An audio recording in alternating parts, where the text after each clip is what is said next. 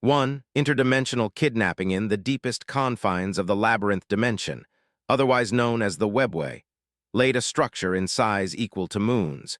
It was a fortress composed of sleek black material of esoteric origin, trimming with the most potent and purest of psychic energy. A Blackstone fortress, at least, would be what the far less advanced and psychically gifted species of the far future would call the bastardized version of peerless creation of warp craft and science beyond mortal comprehension. It was a weapon, a shield, a home, and so much more. It was no mere ramming tool. Within the most secured chamber of this mysterious edifice were hundreds of individuals whose appearance was that of the cross between amphibians, early theropods, and reptiles. Those cold-blooded beings were known by many names, the old ones standing out. They were bearers of biological immortality, psychic talent, and knowledge even the changer of ways now, but a gestating ocean of tumultuous and ever-changing gestalt of emotions in the sea of souls would envy for all of eternity. In the centermost part of the chamber, bathed in soft green light, was a massive hunched-over figure, garbed in complex robes and jewelry of impossible color and shape of mysterious purpose. In one of its verdant scaly and clawed left hands composed of 2 thumbs and 3 digits was a pure white staff of ever-shifting light. The dodecahedron-shaped crystal lit a bright purple as the reptilian figure slammed the butt of its staff on the ground, reality trembling at the impact. Phase 2 of the ritual of taking may begin. Let's part the veil of the labyrinth dimension and let the cradle of soul of my sanctuary fortress blossom. An ancient voice of incomprehensible power with a feminine quality echoed from this very same figure and reached every mind present through one of the most fundamental and simple arts of the Sea of Souls, telepathy. The answer was immediate and of one-minded agreement from the hundreds of old ones below her, her loyal subjects and friends. As Ancestor Ceila wishes, we shall bring it forth. Our bodies, minds, and souls are yours. And so a melodious hum composed of harmonious whistles and clicks began to resonate, their choral affecting the very world around them. Psychic energy trickled down, and time acted with no strict rules.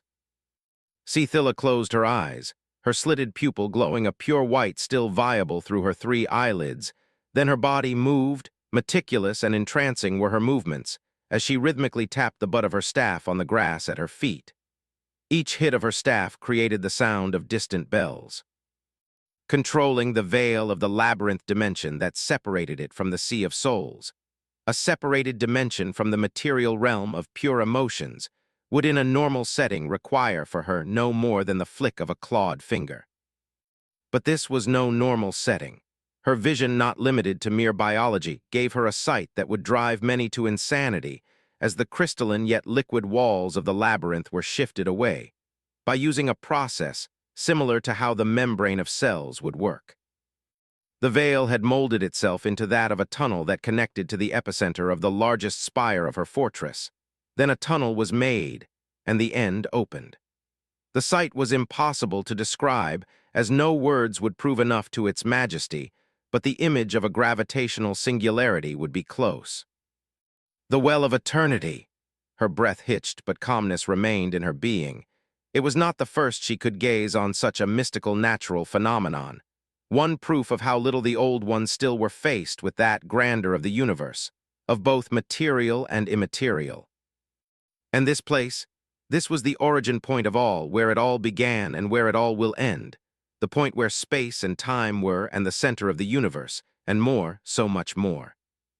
It was the point of connection to other universes, a word representing a divine plant invented by the most successful species of great ape would be the perfect description.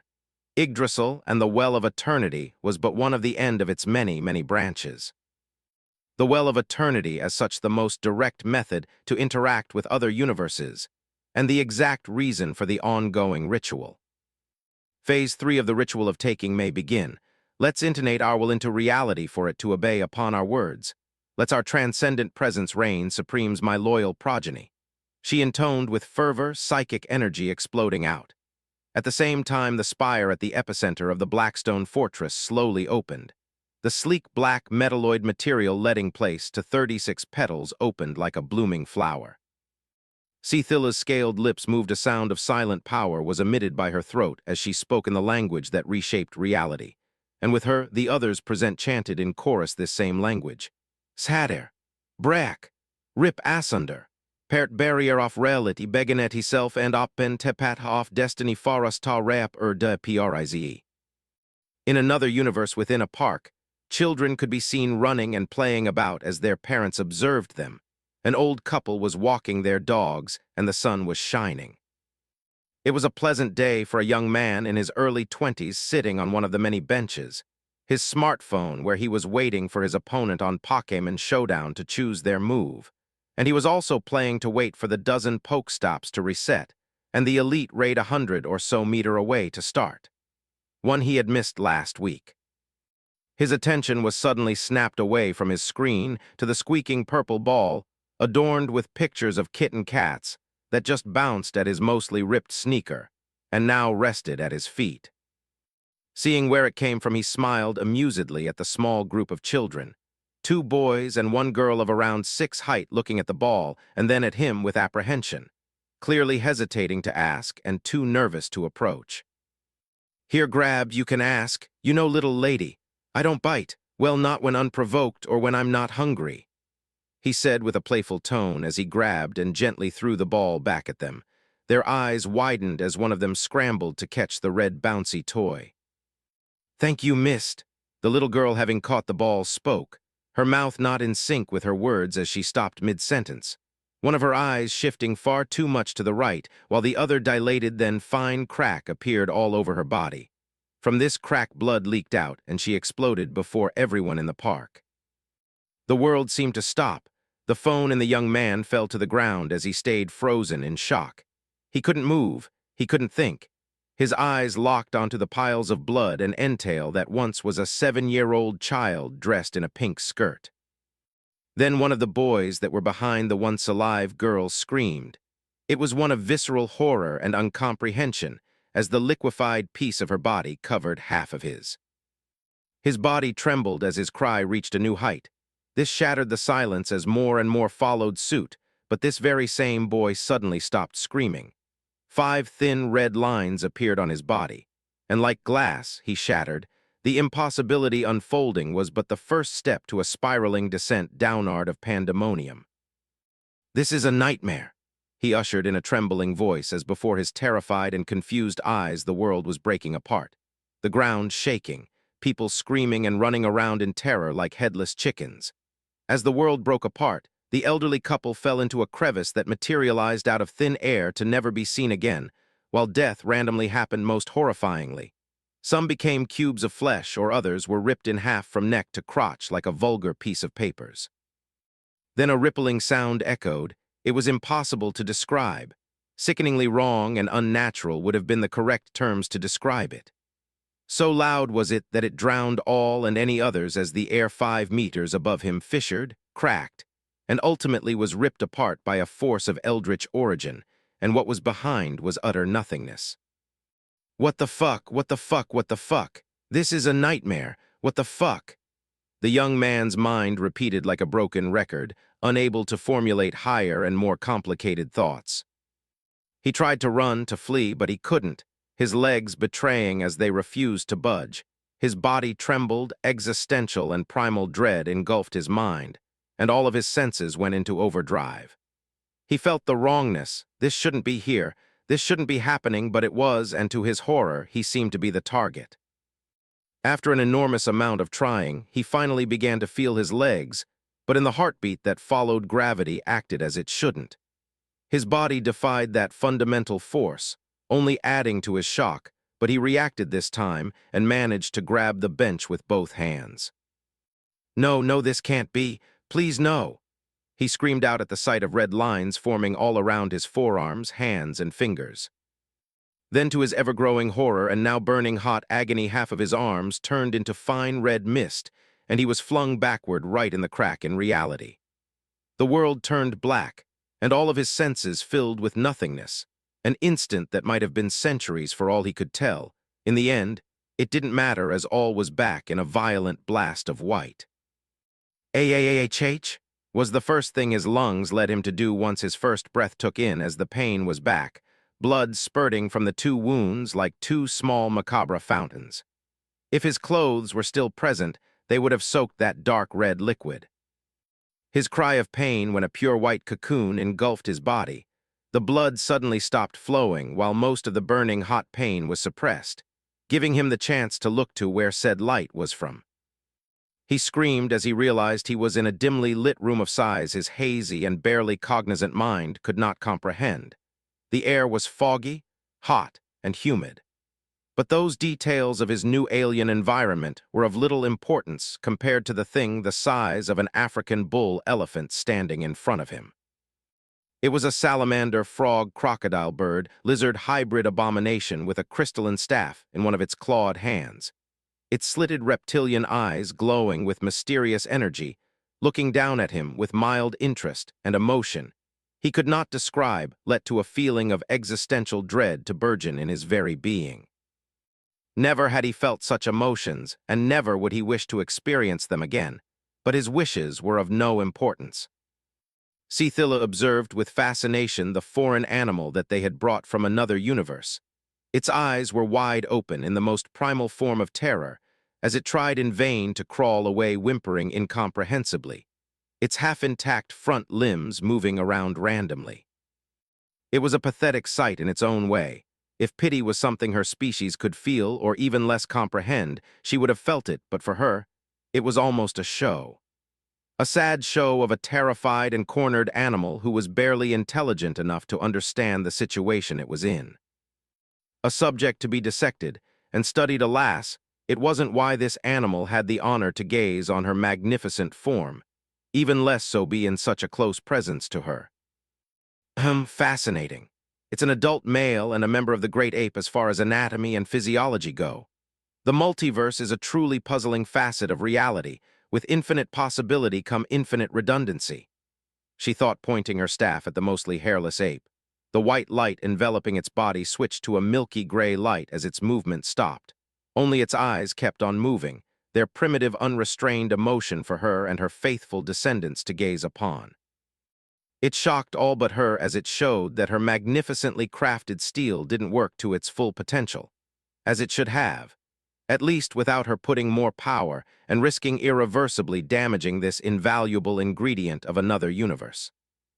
The light of her psychic might was seemingly getting eroded by the infinitely weaker and inferior mortal creature, stopping her from putting it into a deep slumber. But this point didn't surprise her. It was the reason why it was brought here from its home reality, at a cost she would prefer not to pay again. A third of her descendants within the chamber had turned to dust. Their essence turned to primal energy, while nearly all of the two-thirds remaining held various degrees of injury. They took the brunt of the backlash for the affront she had done on the universe. As they should, their very existence is only thanks to her magnanimity, and it was their duty for their species. Things at times are not to be, but who was to say to her, and the old ones, what should and what shouldn't be? She didn't personally choose it for some personal characteristic due to its knowledge or personality, not that she could have to begin with. She took this creature for its very nature. It repulsed both reality and unreality equally, eroding them just as the hairless ape was equally getting the same treatment. If not for her intervention, his very essence would have vanished in the great cosmos the moment it was brought to this universe. A phenomenon quite similar to the pariah mutation, but aside from their unique interaction with the Sea of Souls, the similarities stopped. If a pariah was needed growing, one would have been done in a heartbeat, and not needed such a dangerous ritual. What was needed was the native of another universe, but not one with analogous rules, one with inner working almost completely antithetical to hers. It wasn't its body she was truly interested in thought. It was a temporary, if very flawed vessel to be turned into a nutrient. Its soul, however, it was to be the principal ingredient for her magnum opus. A living tool of immense power and versatility requested to be created by the great council of which she was a permanent member. It was to be made due to their species' current less than desirable state. My devout progeny, I'm grateful for your sacrifice and will reward you once the time is due. But now is not such time. For the ones in the state of adequate health, I request you to advance my fortress to our point of rendezvous. Our enemies are vicious and well-informed. What was done today had not gone without notice.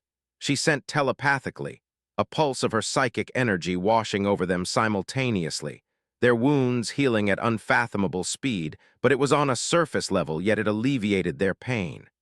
Even the mental ones. These wounds were far more than physical, and more thorough warpcraft would be required to abate the damage done, or at the very least to reduce the scars that would be left and avoid crippling consequences. Then she lifted the ape in her psychic grasp and teleported to her chamber where her workshop lay. 2. Dehumanization processed error, unfiltered and pure terror. Dread and confusion, agony and realization with emotions impossible to describe. And regret, if only I stayed home or went anywhere else. Anywhere but here, maybe none of this madness would have happened. Nothing could put into coherent speech what I was feeling but this. I didn't want to be here. I was only playing on my phone. I wanted to run, to hide, to flee, but I couldn't. I couldn't move, couldn't breathe, couldn't scream. I couldn't even move my wide-open eyelids. I was trapped in my own body. Only my eyes could move as if it were some twisted joke from the universe. I was powerless, never had been so aware of how weak, insignificant, and fragile I was. Crying mentally was of no use, but I did nonetheless. It was the only freedom I possessed. What could I do? Nothing, and I hated it with a burning passion, another emotion of comparable uselessness to my despair and regret. My body was out of my very own control, yet I was alive, my lung burning, unable to feed my organism with oxygen, my eyes rapidly drying up as tears flowed, my shredded arms painted in my blood ringing with ever-present yet dull pain, and my heart beating at such speed and power I felt it was going to explode. Yet I was calming down and panicking simultaneously in a never-ending cycle, my mind unable and my body unable to keep together. I wanted to faint, but I couldn't. My sanity wanted to snap, but it couldn't. I could but helplessly watch as the creature, the alien monster bitch, whatever the fuck this abomination that shouldn't exist responsible for it all, moved me via means that in any other circumstance I would have marveled at. Telekinesis, but again, it was the least of things to focus on. I think there was teleportation too, a far cry from the hole in reality that sucked me in. My vision was getting hazier as the second flew by, but what I saw was alien and incomprehensible. It was a room akin to a laboratory or an operation room, if vaguely. Runes floated in the air with holograms as tools, tubes, and unknown containers were organs and tissues of a creature, unknown, pulsed. No, oh, by all, please no, I thought with growing horror as my heart sank. I was shifted horizontally, and my limbs spread to better fit the structure below me, one that felt like jelly and coarse beard hair. My eyes darted everywhere, then the sensation of digging, no, crawling under my skin was felt, and my gaze froze. My skin and muscles were getting cut open and put into a large floating box of glass. I didn't feel the true agony that such an act should grant, but I didn't care as to why or how. It was my only saving grace, as the sensation of something being inside my body never stopped. It was a feeling of utter wrongness, one of being violated on the deepest level. I felt sick to my core. Every hour, every minute, every second of this time, for my skewered sense of time. I feel it all, and my terror and dread progressively turned to cold fury for the one responsible of all. I wasn't dying no matter what was shifted and played inside of my head, abdomen, and chest. With each passing moment, I waited for this sweet release, but it didn't come. It never did, even if it should, a fact I didn't know if I should feel relief or betrayal for. And I had seen it all until my eyes completely ceased to function and were taken out, the muscles cut with the nerves, leaving empty sockets that themselves did not stay as my bones were not spared. Blurry images being disassembled piece by piece, organs by organs forever engraved in my mind. I didn't know what remained of me and what didn't. My senses of hearing, touch, taste, and smell were all but gone in an equal manner to my sight, robbed from me by this bitch. Bitch the correct, as I suppose she was female from her voice, her humming of joy as she fucking cut me apart, not that I care for what this monster's gender was. Protocol 5 shall begin, my future child. Your soul has been purified from your mortal shell and is ready to be processed further. Fear not, submit to your destiny, be honored, and accept your incoming rebirth into an elevated existence. Your soul shall be remodeled to my vision, and for your true physical vessel, a voice reached my mind, halting all of my thoughts, the words and their meaning flying over me. It was a voice I instantaneously hated and attached to the lizard bitch. It was alien, with clicks and hiss within, yet I understand it all. It blared into my mind. I didn't cower and lashed out, insults rearing out with complexity and originality I didn't know I was capable of, but it was too late. Far too late. My words did not reach her before the agony, one that made everything that I saw and endured until now seem pitifully small. True agony flared in my existence. It was beyond physicality, and my world blacked out. Then I awakened and fainted in an ever-changing pattern for who knows how long, as I was twisted, cut, broken, sharpened, ground, shattered, melted, molded, destroyed, reconstructed, frozen for this endless process to repeat again and again, and again and again and again and again and again, each time done minutely differently. I tried to fight back against the entity violating the deepest and truest part of me, but I couldn't. Yet not all my efforts were in vain, as my essence was contorted into something that it hasn't evolved to be. My name and that of all I knew and held dear were all but forgotten, robbed from me, but my memories, if in part tattered, and the vibrant feeling attached to them remained. Maybe the name and face of my family was now, and so much more, but blank, yet their voices, general personalities, and the feelings associated with them stayed.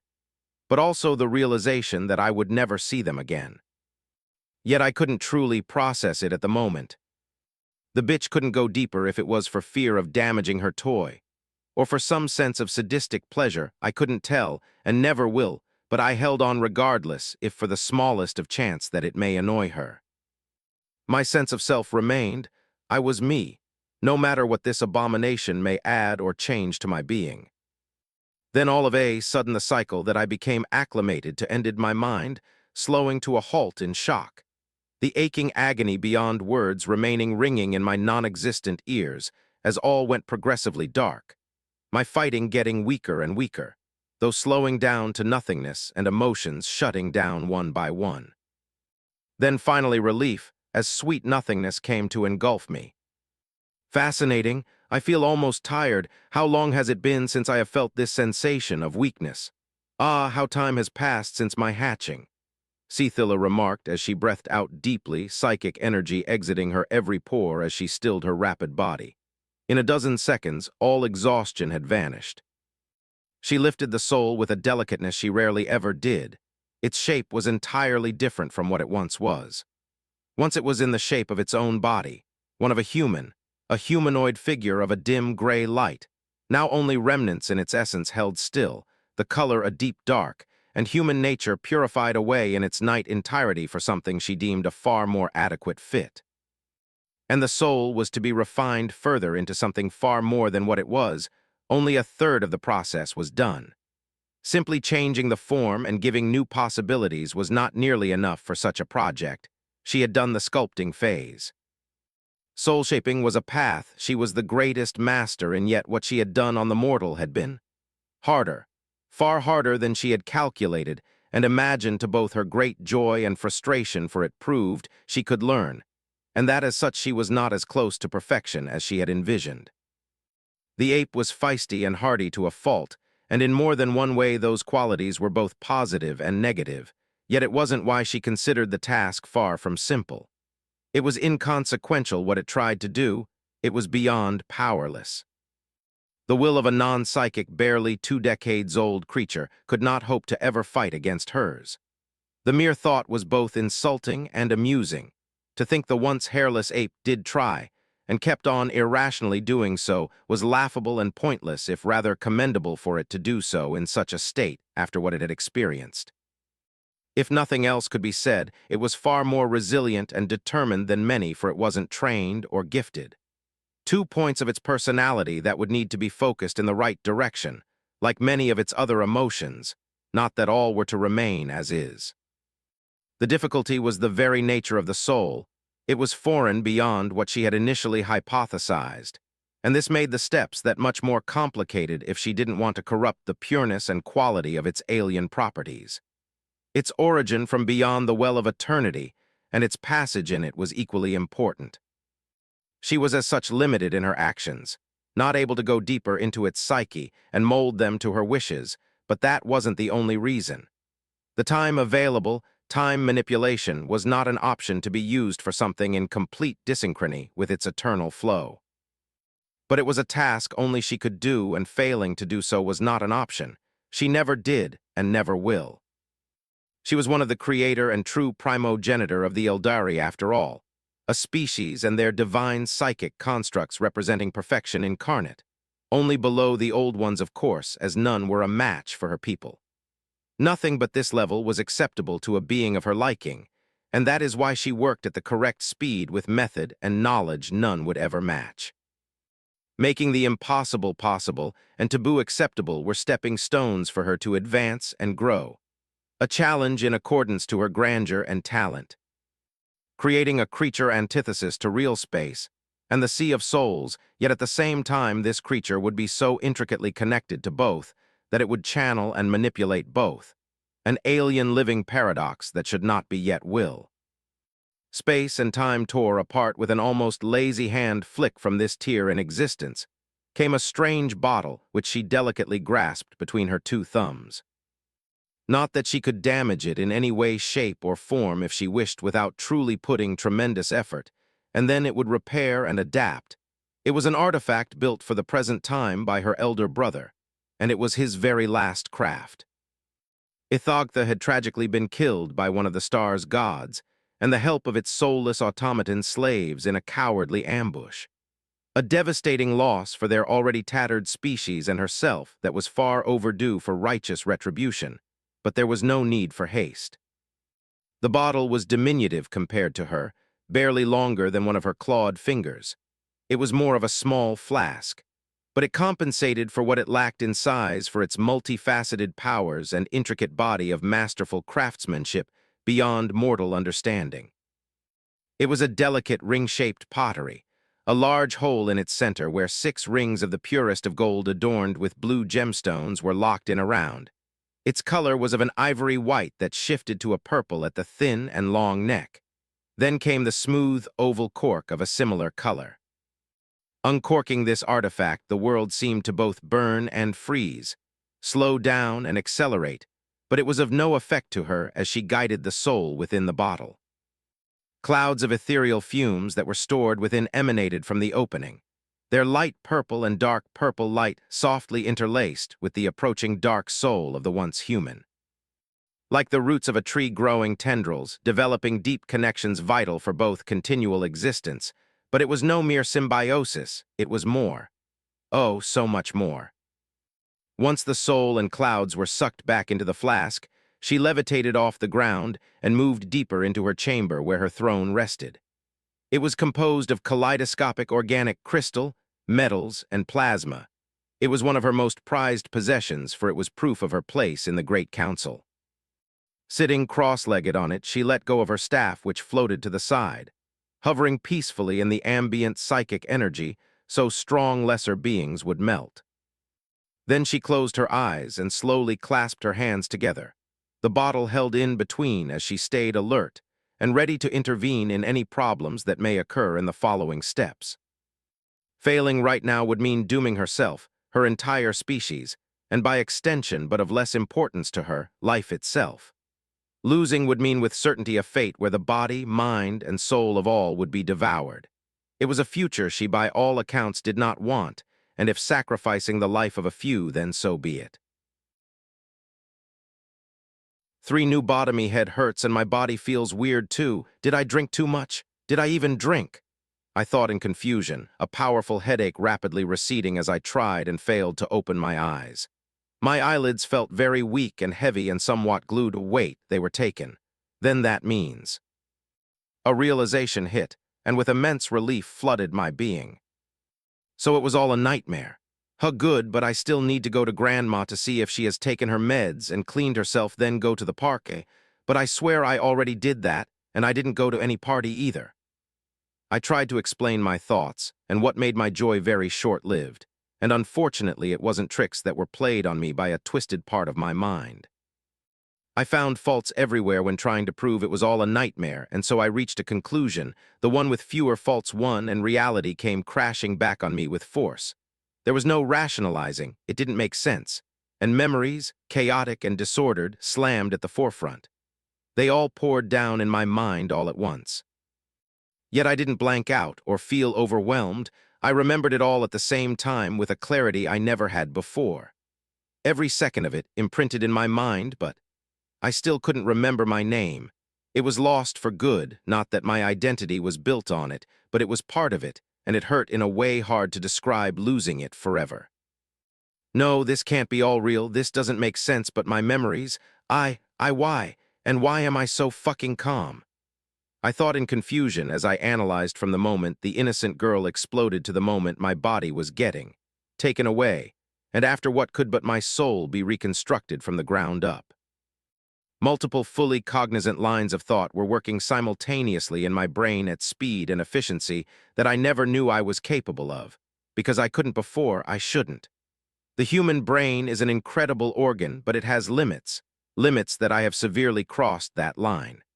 Seconds felt the equivalent of long minutes, if not hours or more, no matter how little sense it made. This snapped me to my evident changes, both physical and metaphysical. I shouldn't be this coherent. I wasn't calm. I was the exact opposite of it, in fact, but I could think extremely clearly. It wasn't that I wasn't feeling my emotions. No, they were different, many alien to the highest degree and far more diverse and complex in their nuance, and very intense for lack of better terms. Far too much even, yet I wasn't having a mental breakdown. It was as if I biologically couldn't go into such a potent state of weakness. I was above. Yes. It was what I was feeling, for as strange and presumptuous as it sounded, I simply knew, and for some reason it felt right. I didn't know how to feel about the last part. I didn't know how I knew, but I knew. I was feeling curiosity and wrath at my condition, sadness at what I lost, despair at my unknown future, hate for the ones responsible for it all, and many more varying in color and hue. This wasn't the kind of response I should have. It was by all accounts an abnormal one. But it was the one I was having, and one thing I can be thankful for is that I could think coherently with a minimum of sanity for the little positive it gave me about my present. It was strange to feel all of these tempestuous emotions that should have stopped me from functioning as a rational being and made me insane, yet they weren't. Or maybe I was already. I didn't know and truthfully cared little if it was the case. By all metrics, after what I endured, I was different. I'm floating in something of warm, viscous liquid. Am I in some kind of incubator pod? I thought, while the liquid shifting around, likely giving me the necessaries to not die, also made me even more hyper-aware of my body than I already was. I wasn't human anymore. It was evident. There was no need to go see my new mug in a mirror to realize my senses weren't lying. That instinct was making it known it was. I wasn't human and never will be. I couldn't deny it. And if it wasn't the case, then I was a horrifyingly malformed abomination to the point it became the same. Both cases were that I was a different creature. The frog bitch had done this, and I was deeply aware of the potential implication, as cliché as they might be. Novels, manga, and fiction in general were a very good fuel to explore imagination, overall a skill of little importance, but when what should be fictional became reality, then it was not the same. It let me fathom what could happen and helped me react, as foolish as it sounds. It's not like I had anything else to go by. You don't get kidnapped and have all that I was forced to go through with the current present for no reason. There was a purpose, a goal behind it. I wasn't daft and didn't believe I was going to be some happy-go-lucky hero in a fantasy world. My very being knew it as well. It was in my genes, blood, and flesh. I was artificial beyond doubt, and my purposes weren't going to be centered around my well-being. Not that I accepted any of it, but my emotions and opinions on the subject didn't change the reality of my situation. I needed to act, but that was easier said than done. At worst, I don't have anything to lose but my life, not that I will throw it away. If the saying that you only live once is correct, I didn't know, but I wasn't particularly antic to test its veracity. I didn't want to die, but I refused to be a slave. In any case, my humanity was gone. My body, while vaguely humanoid and currently in a fetal position, held most of its similarity to a human here. Half of my form was covered in fur. My face was of a different shape, or more precisely, my jaws were far more pronounced forward, the lower one more than my upper one. I could feel the general shape inside of my mouth by moving my tongue, an organ also of a totally different shape. It was elongated and tapered at the end, with thousands of near-microscopic hard barb-like structures at the top for some reason. With it, I knew that all of my teeth were now multiplied to be 72 in number, and were almost exclusively fangs barring a few ones at the backs, and two bigger ones on each side of my lower jaws that were jutting outward like tusks. I had 6 hands or talons as their anatomy was vaguely bird-like, each with 1 thumb and 2 digits of equal size ending in sharp, slightly curved inward claws.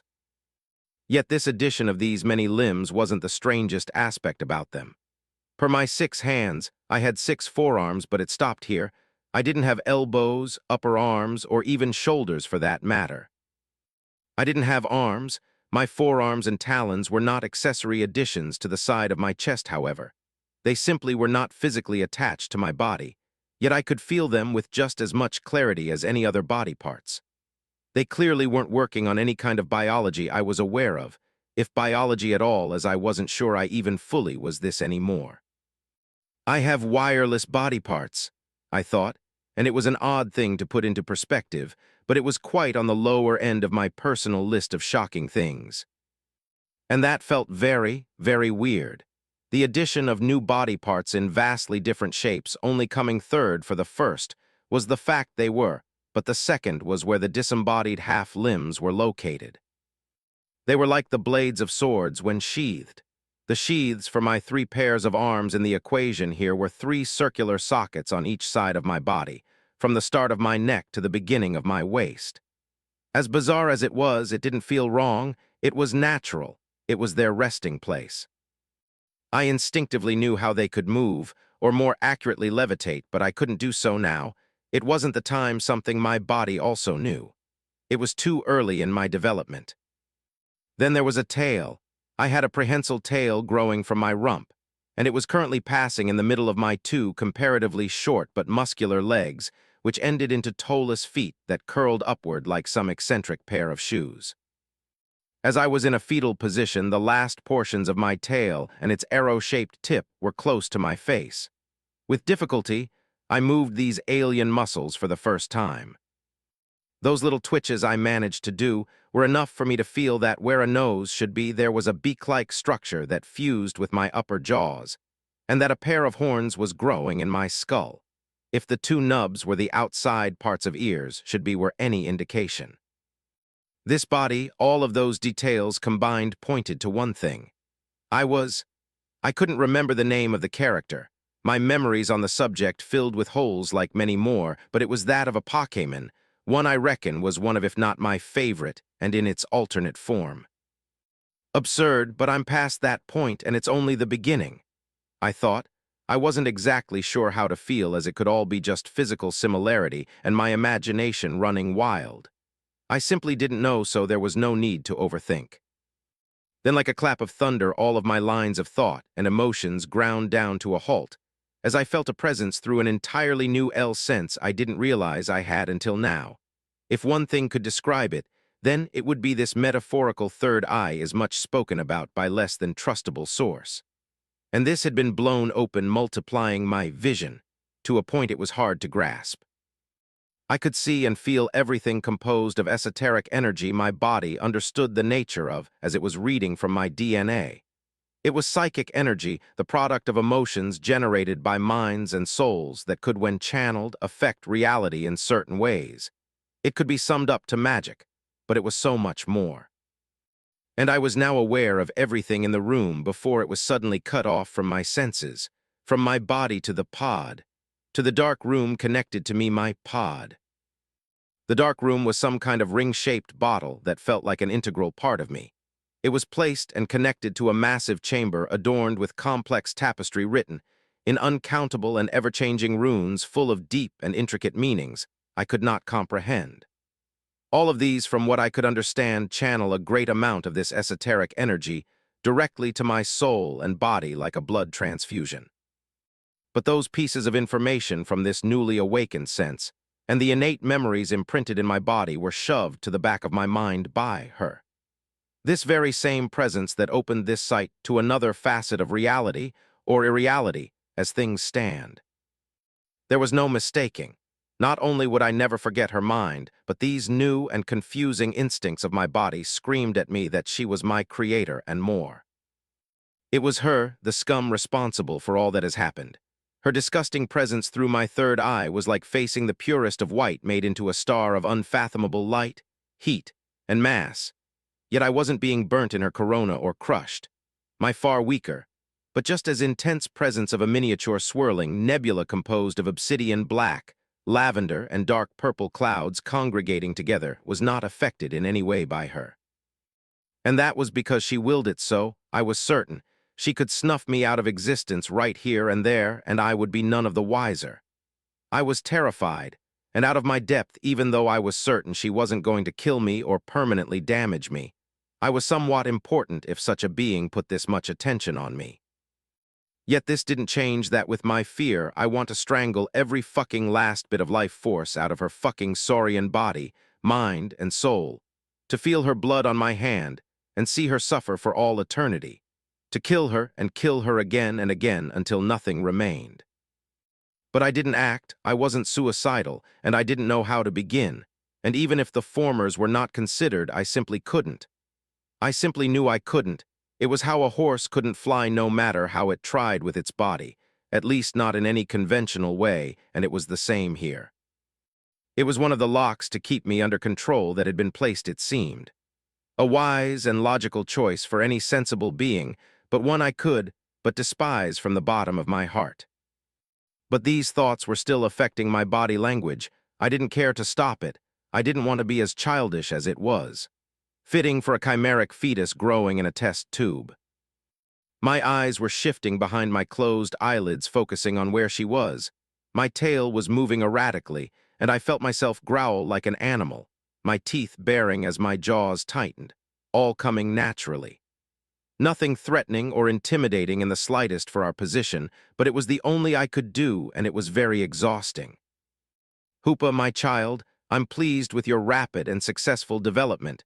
But it is not of your stature to act in the way of a rebellious, rabid lesser life form in the presence of your mother. She said telepathically to me, her words echoing to the limit of my mind, and her voice was unnerving yet beautiful to the ear, soft, yet strict with very little emotions aside from satisfaction and pride, and a little amusement. I growled even harder in defiance. She had chastised me.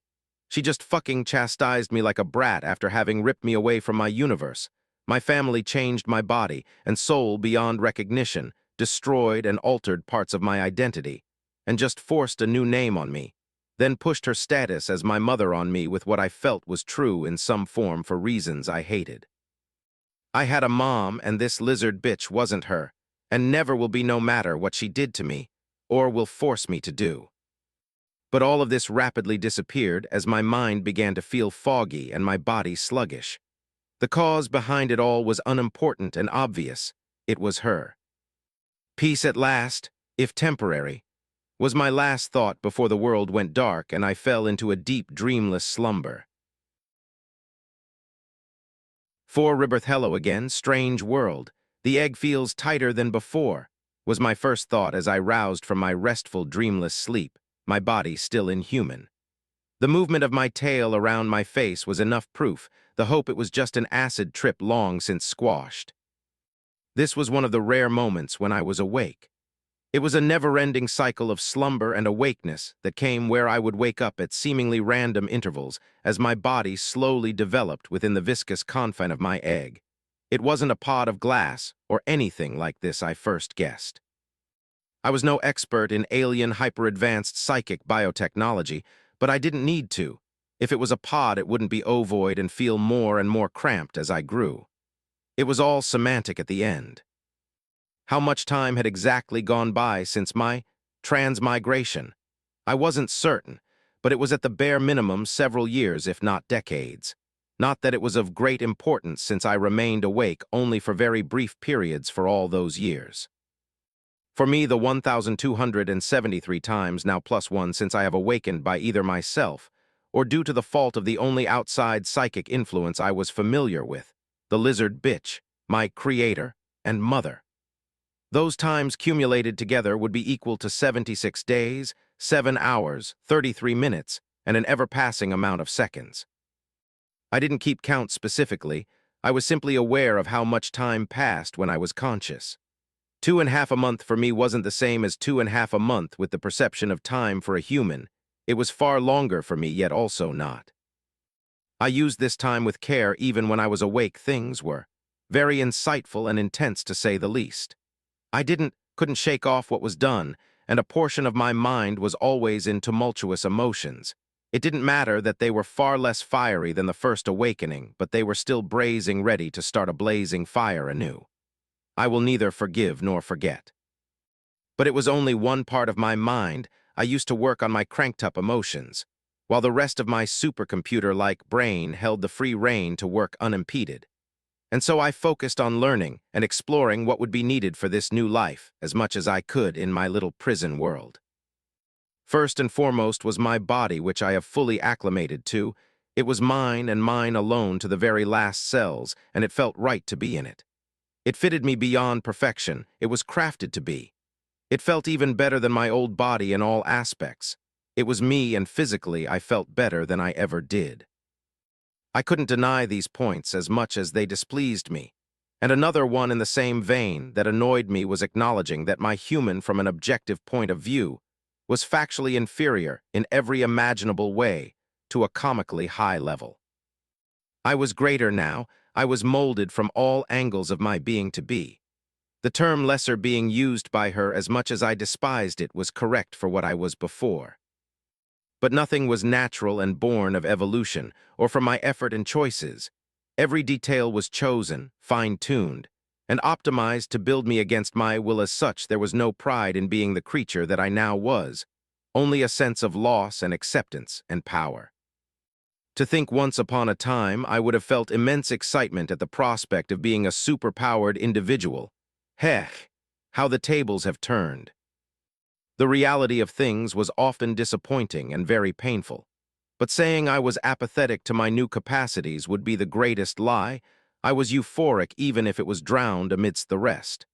I just wish I had a choice in the matter.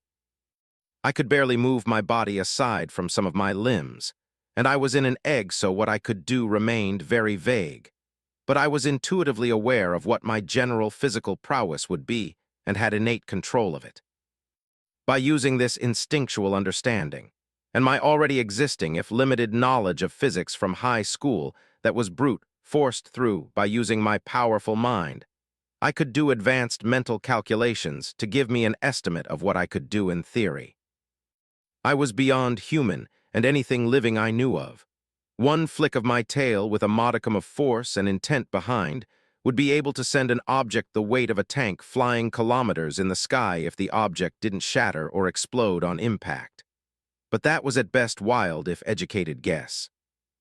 Then my psychic power, or magic. I studied the finite world outside of my bottle that was accessible to my third eye to the best of my abilities. The flow of energy in and out. The runes, their meaning, patterns, and the hows and whys they were used to the bottle itself. The successes were few and far between, but they were there and tangible aside from the bottle in question, and my body, which still completely eluded me.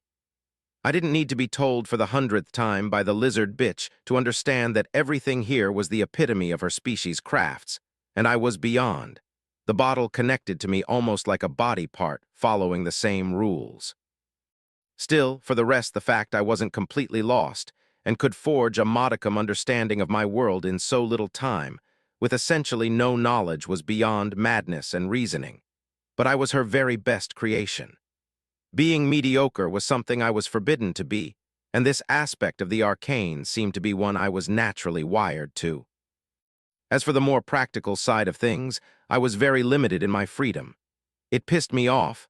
I felt restrained, caged like a beast, but it made sense. If I fucked around with something I barely understood and controlled during the most important phases of my development, I could, and would cripple myself if not straight up die. And so the little I could do was what I was doing right now, slowly shifting the hot and thick liquid around with my mind around my body, and it was as easy as breathing. This was a crude and pitifully weak form of telekinesis, useless by itself, but crucial for the understanding of this keystone aspect of my being. All of the 24 highly detailed 3D figures of fictional characters, containing notably, but not only a duo of cat and mouse pursuing the others, dissipated back into the viscous liquid, with the psychic energy that animated them flowing back to me. Something in the deepest, most primal part of my being clicked together. The awaited day has come. I was going to be officially reborn. There was so much emotion that had been kept at bay now raged in equal amounts, be they black, white, and gray in tones. It was the most important part of my existence, my birth or rebirth. My mind was focused on my current state, to such a point I barely noted the sudden apparition of her. The pure white sun that was Mother, now not scarring as my power had never stopped growing to the point we were of equal raw psychic power. Joy, delight, excitement, jubilation, and pride were radiating from her in potent psychic waves that rolled in the entirety of the chamber. The time has finally come, Hoopa, my child. The time has come for you to be born anew in body, mind, and soul. Her telepathic voice, full of ecstasy, was crystal clear yet muffled by what was happening to me. The pure psychic energy of the rune matrix that had been since my first awakening lit brighter than ever. The energy that was continually transferred to me amplified by 2 times, then 3, then 4. And this seemed to never end as all of it was siphoned by me, adding little by little to my soul. The feeling of ever-increasing strength was one I would never forget. It was intoxicating beyond words. The rush, the sensation of growth and bliss that came with it, my mind abuzz with the sheer volume of it. But that was only a part of it. The locks, placed on me to limit my power almost in its entirety to avoid me killing myself during the gestation period, were snapping one by one, each giving a tiny bit more of the sweet taste of freedom I wanted so much. They dissipated to be absorbed into me, making me realize those were made of myself. But that wasn't all. The rapidly increasing feeling of absolute control over my body thrumming with energy gave me a sense of freedom and elation of equal potency, strength, reflex, and speed beyond mortal that was for me to wield as I may so desire. The sharp spikes at the end of my forearms that replaced my non-existent elbow poked at the egg, as the 6 of them exited their socket for the first time, the feeling akin to not having stretched for a long time. And it felt fucking goo-wad. The shell all around me under this new pressure began to break, holes forming where the 6 spikes pushed at the same time. My body unfolded from the position it had been in for years, my heart hammering in my chest as muscles I never used all brimming with power flexed and unflexed. Pure and potent psychic energy from the chamber continued to be siphoned by me. The nebulae of black and 2 shaded purple that was my soul, as if a gravitational singularity was in its center, began to compress. It continued to compress, the density and intensity increasing by the second. It didn't stop when I had siphoned all of the energy in the chamber but the one who destroyed me. Her joy only reached new heights, but I cared little for her at that moment. The compression reached a critical. The nebulous clouds no more as the small hyperdense sphere that had been formed exploded, and a star formed, one of mass, power, and size superior to that of her, but killing her would not still be possible. My soul was of pure obsidian with bright flashes of dark and light purple lighting within the corona that repulsed and attracted the world around me in a never-ending cycle. It was beyond words, and it was me. My mind could barely keep up, the change affecting me on a conceptual level as new instincts and knowledge poured down in my brain about my birthright, the authority to fold a part of creation, the fabrics of the space-time continuum to my will via golden rings made of my essence. With it came a new sense that gave me the ability to feel this very same field of reality letting me know this bottle, was a separate dimension, no miniaturized universe working with its own strict rules. One of such that rendered escaping with this authority an impossibility for reasons beyond my present understanding. Nothing had happened by luck. This was to contain me, this power. It was to be, it was created for this purpose. But yet again, I noted this, and could but care little for the moment, for the egg that encapsulated my body had broken, and then burned by the dark energy snaking around my form, absorbing the viscous liquid and fragment of egg over my skin and fur. I had hatched, and obeying a primal part of me, I couldn't help but emit my throat and jaws a long howl encompassing all that I had kept under wrap, enhanced by my psychic might. It had no meaning but to announce my rebirth. Once it ended, I kept my eyes still closed, so I appreciated the feeling of my body free of all physical restraint. I remarked that I was rising against my will, but I let it be, encouraged it even. I understood that it was for me to leave this artificial universe, the cork of the bottle having been opened for me to do so. The soles of my feet shifted naturally to be one against the other, forming a pseudo-lotus position that felt right, my tail undulating behind me as if it had a mind of its own, while all of my 6 claws shifted into various firm, all clenching and unclenching with the immense power behind them. A fanged smile formed on my face as I opened my eyes for the first time. What I saw was a hole in reality above me, breaking the endless starless void, my oddly melodious voice smooth, deep, yet gravelly and made of emotions into words resonated into the surrounding nothingness as I spoke, the exit to my prison toward another one. The moment I passed through the tier in reality, my body automatically shifted to smoke and pure energy, a very strange experience if very short-lived, as I was back to flesh, blood, and bone once I had exited my confine. My body reformed to its original state in front of her. She was holding in one of her pair 2-thumbed hands a staff of pure white crystal, and in the other the prison bottle I had incubated. I towered well over her even without levitating, our gazes locked, her pleased and proud face one I despised, but could see every disgusting detail of with my inhuman eyes, of which I could see every specter of light, and the individual cells that made her with the psychic energy imbued into every last one of them. I glowered at her, my earlier smile gone, replaced by a thin snarl showing hints of my many fangs, while an almost imperceptible growl rumbled in my throat like the engine of an airplane. My eyes locked into her reptilian, one filled with the same emotions she kept on showing. Joy, but with a hint of rapidly disappearing tiredness. Through the reflection, I could see my new visage, and it gave the color to what I already knew was present, verifying for good that what I was now, with all that I knew, was the image of the fictional mythical monster that played with reality to its breaking point.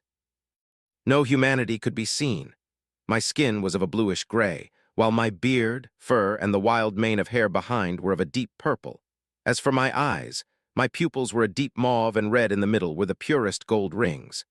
Speaking of, I materialized 3 more of such rings, one ending around each of my horns, while the last shifted size to hold my hair together behind my head in something akin to a top knot. I suddenly ceased this useless, glaring little game that I was playing alone, as my rage only amused her. But it wasn't for this I stopped, and or why my eyes had widened as I felt something that now my sense to feel creation was not limited to the bottle. Something in the local space was wrong, oh so incredibly wrong. It felt like the soulless incarnation of death and sadistic destruction were given physical form as little sense as it made. I lacked in all manner of experiences, but it was unmistakable I knew that reality was actively being bent, no, violated beyond limits to the whims and the presence of an impossibly powerful being. One that wanted had the goal of my death and all within this strange spaceship and beyond. It wanted the death of that was and wasn't. An alarm blared off everywhere all at once in the spaceship at the same time that a deep feeling of primal dread washed over me, trying to crush my will into submission and instill the despair that death was inevitable. But I knew it was only very convincing lies, and so I didn't falter. Still fear bloomed in my heart at what was happening, but it was no hindrance. But if I faltered, then the lies would become reality. and before any further useless thought came to be such as the terror on the lizard bitch face that vanished as soon as it appeared. Replaced by thinly veiled hate, equal to mine for her, it was followed by her speaking in a language that molded reality. I acknowledged this, but didn't feel on it. Instead, I acted with instinct and knowledge driving me in this completely unfamiliar action. By my will, the golden ring of my middle left hand shot out, its diameter increasing by 100 in time in a fraction of a nanosecond. A portal made of a liquid-like flowing constellation came into existence. Then at speed outstripping that of light in the void by many folds, a never-ending negative gray beam of malevolent eldritch energy reeking of mindless agony, excessive death, and pointless destruction, sucking all light blasted through the wall of the chamber, and flew into the portal generated by my loop right in front of me. 5. Godly meeting moments ago in a small binary star system where a blue dwarf and its twin star, a red dwarf, could be seen orbiting around each other as they did for billions of years. Planets both gaseous and rocky did the same, adorning the duet of stars with their presence in this eternal dance. In one of those rocky planets orbiting in the perfect area, giving it the right conditions for life to flourish, primeval forest, mountain peaks covered in pure white snow, and crystal-clear ocean, river and lake, adorned its pictures and alien landscape. This planet's vast richness was under the control of diminutive sapient bipedal vaguely canid-like creatures, with 2 pairs of arms. It was a species where war and hate for difference within one's own kind were utterly alien and incompressible. They were a young race, barely a millennia old since they diverged from an ancestor species. And yet their peculiarity, a shared consciousness where each individual added to a psychic network, had led them to be in the middle of undergoing an industrial revolution, yet one in full consideration of the nature and life around them. With the absence of personal gain and selfishness, all was possible, all should be possible for this nascent race. In a few more centuries, the stars would be for them to explore, and the possibility to discover other life forms and even form friendships would be in their claws. Alas, it was not to be. They evolved at the wrong place and at the wrong time. For all the inhabitants of this potentially utopian society, all turned dark, light acting in a way it shouldn't have led to the delay there should have been to not exist as both suns disappeared at once. This impromptu night terrified all, the powerful sensation of terror spreading in the collective that only amplified the sight of space and time folding and dimension colliding in their binary star system. From this distortion, a fleet of gargantuan proportions appeared, their speed changing from far beyond that of light to absolute stillness in an instant, all the kinetic energy having built up dissipating into pocket dimensions of nothingness, avoiding the fleet to self-annihilate the moment they slowed down. The hundreds of thousands of spaceships formed a cloud of scale beyond reason, plunging the binary star system into a sea of ominous, soulless dark gray and sickly toxic green. Their sheer mass in the local space having suddenly appeared affected gravity, starting a snowball on the surrounding celestial object, altering their orbits forever, but it was a minor worry for what was to come. Those cruisers at the quintessence of real space sciences and technology were made of a nigh indestructible, self-regenerating, and adapting living metal infamously known as necrodermis. Their forms were fitted with tools and weapons defying all laws of physics while their shape and size ranged widely, each fitted for a precise task. The most numerous and common of all ranging in below 2 kilometers were the light cruisers composing 3/4 of the fleet, all designed for speed, maneuverability, assassination, scouting, and harassment of enemy vessels. One of such smaller cruisers was the Cartouche classes. They were a bit more than 1/2 kilometer in width and half of it in length, and their body amounted to a pyramid in the center with on the side a majestic pair of crescent-shaped wings. There were many more from cruisers like the Scythe-class harvest ship, close to 5 kilometers, to battle cruisers nearing 8 kilometers in length. But those were only 2 of many more models, all varying even between the same class, showing signs of personalization for many purposes such as showing their allegiance. As for the largest of all, the bringer of darkness, the heart and the ship of this fleet. It dwarfed the 6 massive crescent-shaped Cairn-class tomb ships, each 15 kilometers long, orbiting around it. Using small planetoids would be better objects of comparison for this titan of Necrodermis. This was the personal vessel, the flagship, of one of the most powerful beings in the universe, one rivaling for the title of the strongest star gods. By their true name, the Citan, for they were no mere gods needing worship to live, but living aspects of reality. Of course, for being of such ego there was little difference, and worship was a want.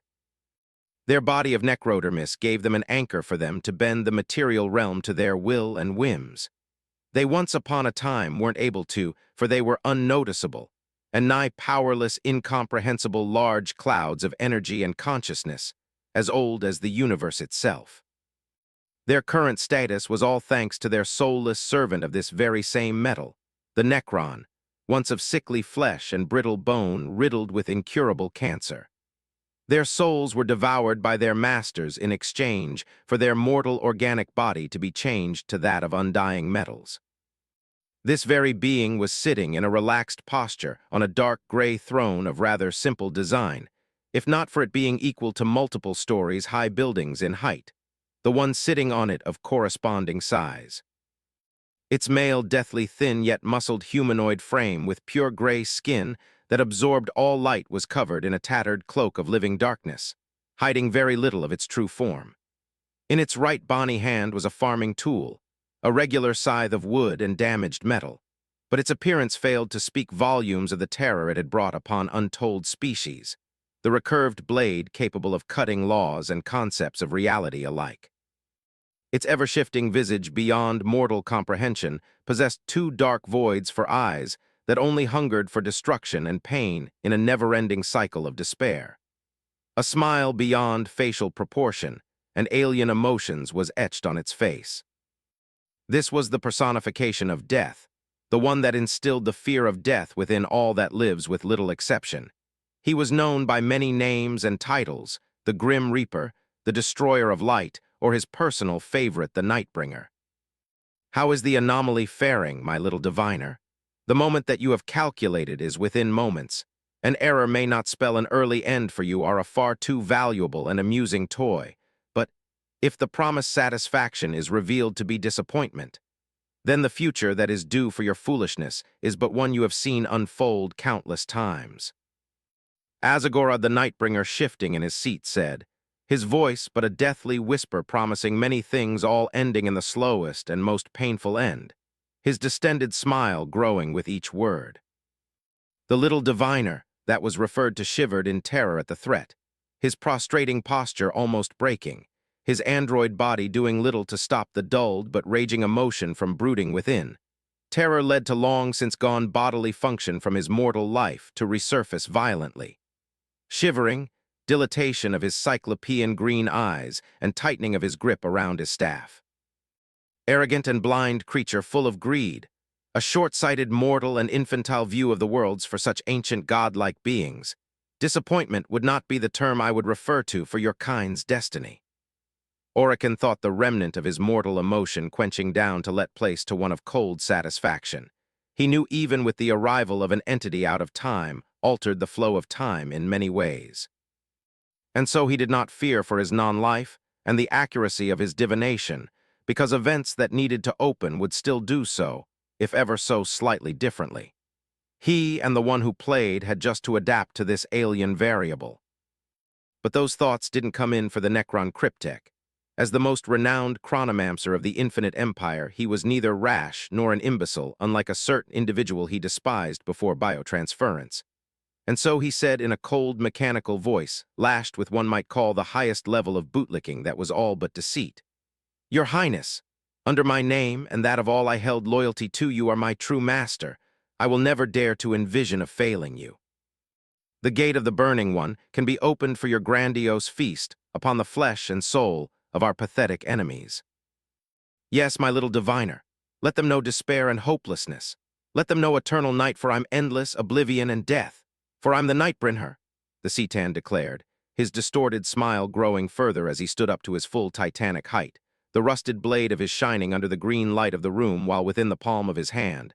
A hypersphere of negative gray energy began to coalesce, compressed, and refine itself for this most strange newborn's multifaceted first gift.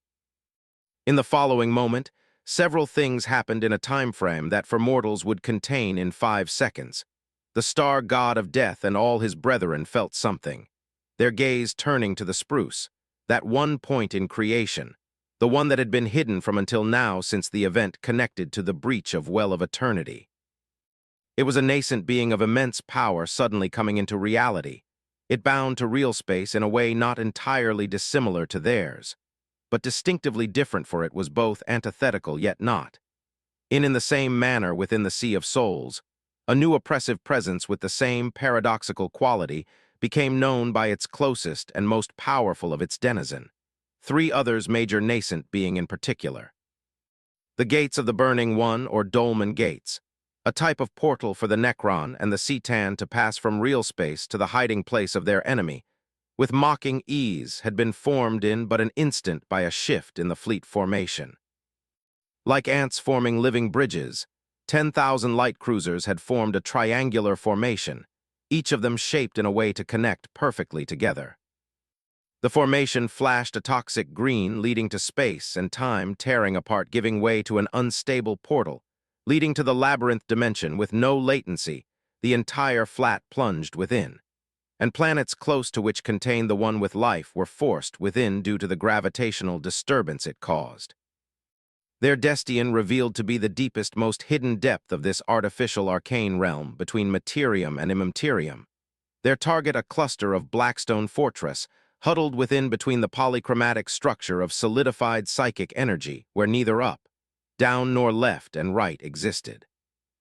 Then a Sagorog focused on bringing the fear of the inevitable, and on the anomaly released the hold on the hypersphere. The energy accumulated enough to annihilate star systems from reality, and consolidated into one beam that broke and reconstructed reality in its wake as it flew to the target of his focus. This act brought to the present where the ancient human turned into a monster of godly power by the madness and despair of the old ones under the new name of Hoopa, had felt it and opened a portal in response. Azagorog the Nightbringer, one of the Cetan masters of real space, the Necronter turned Necron the latter's creator and slaves, war, death, and pain in excess. The old ones, their creations the powerful Krork, the Eldari, Canib, and untold more. And me, the creation of Ceila, the Great Old One. Hoopa analyzed the constant flux of information being pumped into his mind by the Great Old One in question. There were an ungodly amount of things thrown at him all at once. Hundreds of thousands of years, and hundreds of thousands of years of conflict, and more in various subjects like who was the enemy, and who wasn't, compacted into a few dense packages, giving an immediate understanding of the situation. He didn't trust it all, of course. It was filled with propaganda and bias, but it was enough for him to realize he had underestimated how dire the situation was. He was a product born out of the despair of a dying race, a race so powerful they could be considered gods. It gave him the basics for him to construct a relatively good understanding of his situation, his role, and his position. It was a hasty one, lacking detail and depth, but there wasn't really the time for an in-depth explanation recapitulating close to 1,000,000 years' worth of galaxy-spanning war of complexity far beyond mortal and immortal comprehension.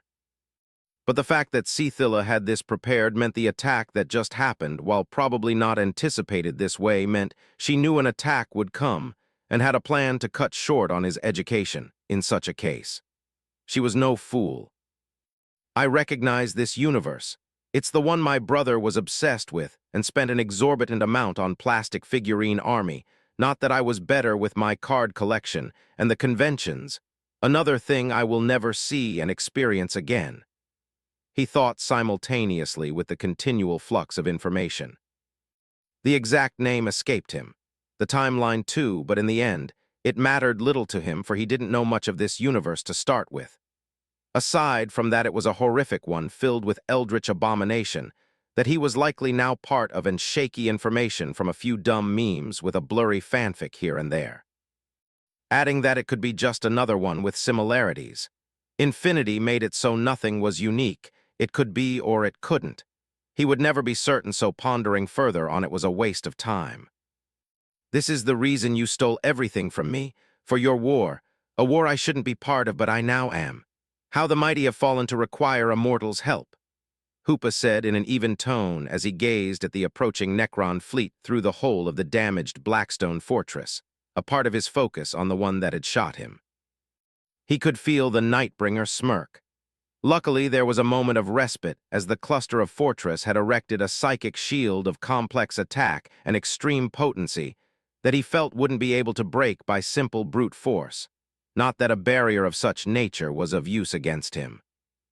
As for his words, they went unanswered by her. She didn't even look in his direction, but she had heard it and continued to speak in her tongue that bent reality for what she was doing was far more important than his spite. Her voice reached a crescendo, and he felt a shift in the sea of souls. The dimensions he suddenly gained full access to with the collapse of the rune matrix, and that felt he could bend to his very will. He had been deeply aware of this dimension the moment he was out of his prison bottle, but not this clearly. It was more of a slight buzz. There were a lot of eyes on him from all of its inhabitants. Anger, curiosity, love, and more, all contradictory to the last. But it wasn't only the Neverborns. The ones connected to it to a far lesser degree than he was focused on him, such as the Eldari. Awe, fear, and reverence, for they instinctively understood, like he did, the strict hierarchy between them. He was superior, and they were inferior. He realized that he was proving to be a great distraction to them for the approaching battle. He wasn't exactly making himself hard to notice. And so, like reducing the flow of a faucet, his overwhelming presence receded to a less overbearing level. Hoopa didn't have anything against them and any of the other races aboard the Blackstone fortresses, quite the opposite. For him, they were just as much a victim as he was, if not more, like all of the other old ones, young races, as they were called. They were weapons, meat shields, and puppets to be used by those cowardly saurians far too afraid to face the consequences of their actions. And like he, it must be in their genes to obey, more so with how they are tricked to do so, thinking this was a noble and sacred edict given by their creators. They all were slaves, but the threat entailed a far worse fate. The shift in the Sea of Souls was related to those points. The Eldari and Neverborns. She was bringing reinforcement in the form that in a very broad way could be considered as a distant family, and this being wasn't coming alone too, it seemed. And this second guest was the first to arrive, manifesting in a flurry of light, sparkle, firework, and confetti. An eerie laugh echoed, announcing the coming of a mask, a mix between a plague mask and that of a laughing drama mask made of metal. Two piercing red eyes flashed with amusement and wonder in the eye's socket. From this mask, a boot came out. It spun and grew into a leg, and a gloved hand followed. The second boot soon came after, and the rest of the body ensued. It was a male, androgynous humanoid figure close to half Hoopa size and dressed in extravagant, colorful, puffy garb. Oh ho ho, isn't this a truly fascinating day to be alive? My sincerest apology to have invited myself to this merry party, my dearest scaly mother, but I must present myself to this very young youngling. Greetings, unlucky traveler from beyond the well of eternity. I'm known as Segorach, the self-appointed laughing god and first fool at your service. The Eldari god of creativity, trickery, and deception, announced with an overdramatic bow and a hat tipped over. 6 honest mistake. My eyes studied the embodiment of clownery, for no other words could describe him better. It wasn't an insult, but what he was. He wasn't of flesh and blood like I or the lizard bitch were, not I fully was either, but for him, it was fully. He was a beautifully crafted psychic construct of emotions, concepts, faith, belief, and untold more that held him together by a matrix of unfathomable arcane that made him into the living being that he was. It was truly fascinating, my body instinct screaming to learn more while understanding trickled down to me with the little I could glimpse on the surface. Hypotheses after hypotheses strung themselves together in moments, all slightly different and more concise than the last as I became even more deeply aware of one of my new natures, magic, the manipulation of psychic energy. The mystic art as a whole, the fact that I was interested in it, to begin with, It was fucking magic after all only helped. It felt like breathing for lack of comparison, not that it's something I needed to do to live now. Back to the clown's nature, the term God wouldn't be what I would call him, but what would be more due to the fact I was vastly stronger, at least in raw power, and that would mean calling myself this, which I think wasn't appropriate. Winning might not be guaranteed, but losing was an impossibility. A part of my paradoxical essence could erode his existence. Just like I could with all psychic constructs as I felt the world around me break and rebuild itself in my presence. It was due to my alien nature that much I could notice, but what was its true potential only time would tell. The doubt about winning was born out of common sense. He was eons older than me and had all that came with this fact. Being bigger and meaner with my few seconds of life meant critically wounding him would be a certainty on a surprise attack, but more than that, and it became foggy. A child will not win against a grown man, but that is in normal circumstances. All will change if said child had a taser. A knife or any other weapon adding the grown man would 9 times out of 10 underestimate the danger a child possessed even if armed. The child to begin with could not be alone. Again, it was common sense, and I must never forget it. Things were far more complex than me strong and you die cause weak. It wasn't a game with dumb, fixed stats and strict rules to abide by. No matter what I had become could be found in one such game. One of my first thoughts, analyze, study, and evaluate the potential threat and how to proceed for its termination. I should be horrified, but I'm not, and I know what I have become. There is no denying, but that's not a fatality. I'm me. Whatever it truly entails is for me to discover. I computed calmly how alien I was compared to the regular 21st century human male I once was, of all that was ripped away and twisted. I was aware of it already, but this was this, and this was that experiencing something so visceral was indescribable, doing the same in an egg to this being vastly different too. In any case, he seemed to not be a total piece of shit of an individual. To say he was good would be false.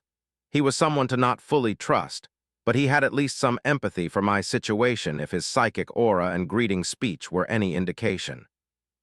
It wasn't useful but appreciated nonetheless, and something I suppose quite uncommon for a god, but that was more of my innate bias talking. The reality that it was a trick would always be at the back of my mind, though. But I wasn't going to be an asshole for no reason to something that was a powerful ally and of equal standing. My little bouts of brainstorming happened in a very short time, just like his speech. We didn't function at the same speed a human did. Still, the time I didn't let my interlocutor wait further, and I answered through my fanged jaws in this alien chirping and melodious language reminiscent of bird chants that I had been speaking naturally since hatching, and all others were as well. Hello? Segorach, fascinating is quite the downplay for me. A pleasure to meet you, I suppose. I'm not sure how to process this further. It's new for me. The clown merrily laughed, while one of his yellowish gloves that was his hand moved and booped me on the tip of my beak, which led me to blink in confusion and him chuckling. Hame-chen, indeed. Indeed it is. Why wouldn't it be? It's your birthday and first taste of battle. 2 for the price of 1. Wouldn't you agree to this, my lovely brother Kine? Segorach said, his body bouncing and bobbing around in a way nothing with any skeletal system should. His words were directed to the one the lizard bitch had invoked with the Song of Creation. He stepped out of a slash in reality made by a flaming blade, fueled by wrath and malice hotter than any stars, the world melting at its sharp edge. Silence with your yammering, you buffoon of a god, the owner of the fiery blade said with palpable irritation, anger if not wrath, even the emotion that embodied him. Oh, how hurtful your words are to my sensible heart. Do you have any modicum of love for your most faithful brother even after all of my advice and help? But if you desire, my mouth will be zipped. The clown god said dramatically in faux pains, as the other Eldari god exited the slash in reality. His imposing figure of carved muscles was taller than me. His glistening metallic bronze skin shifted from exposed part to a divine armor of the same material radiating power and raw violence, the upward growing horns on his helmet amplifying his presence tenfold. I can't win against him, not in a direct way anyway. was my immediate analysis of my winning chance. Aside from that, he seemed to be an asshole, a very, very strong one far stronger than me in terms of raw potency brought by psychic energy. But I was a newborn. This was an important point to be noted. His fiery red eyes locked on my own. He knew I was analyzing him, and a smile formed on his sharp, angular features at this.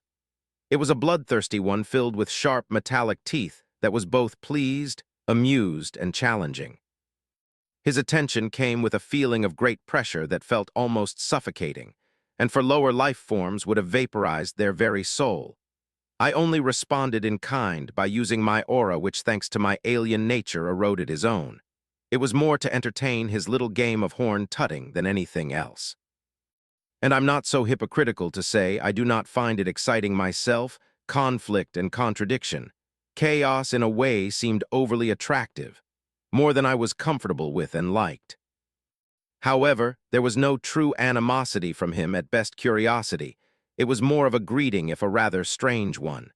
It would be comparable to a strong handshake to harmlessly test the others.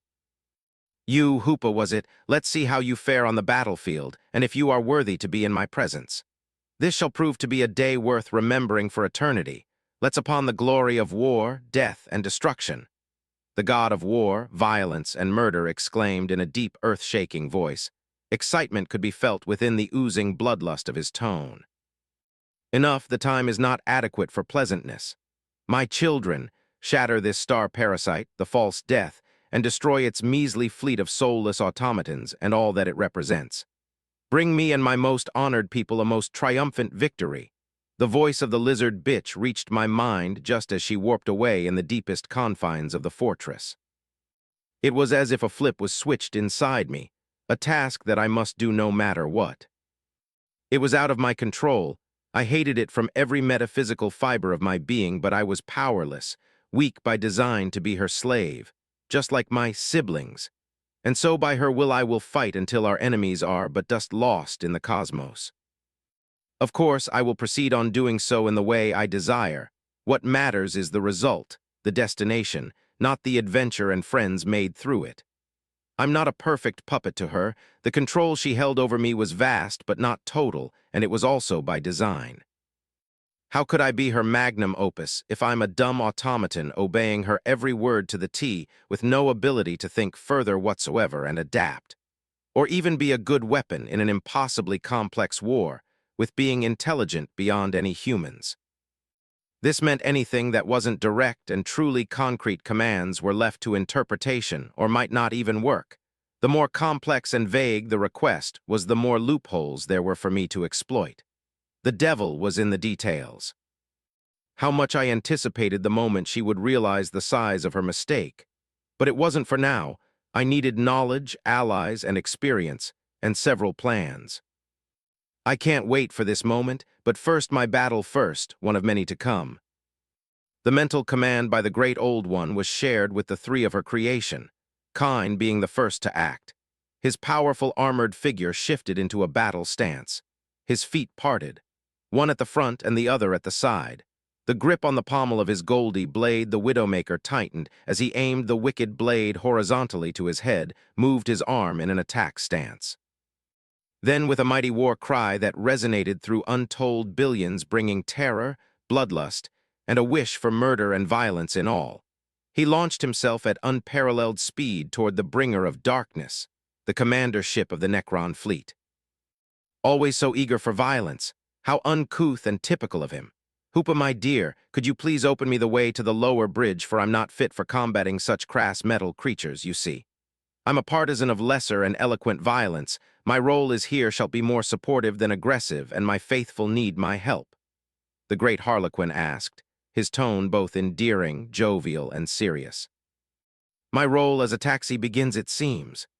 The ex-human mumbled but did as asked.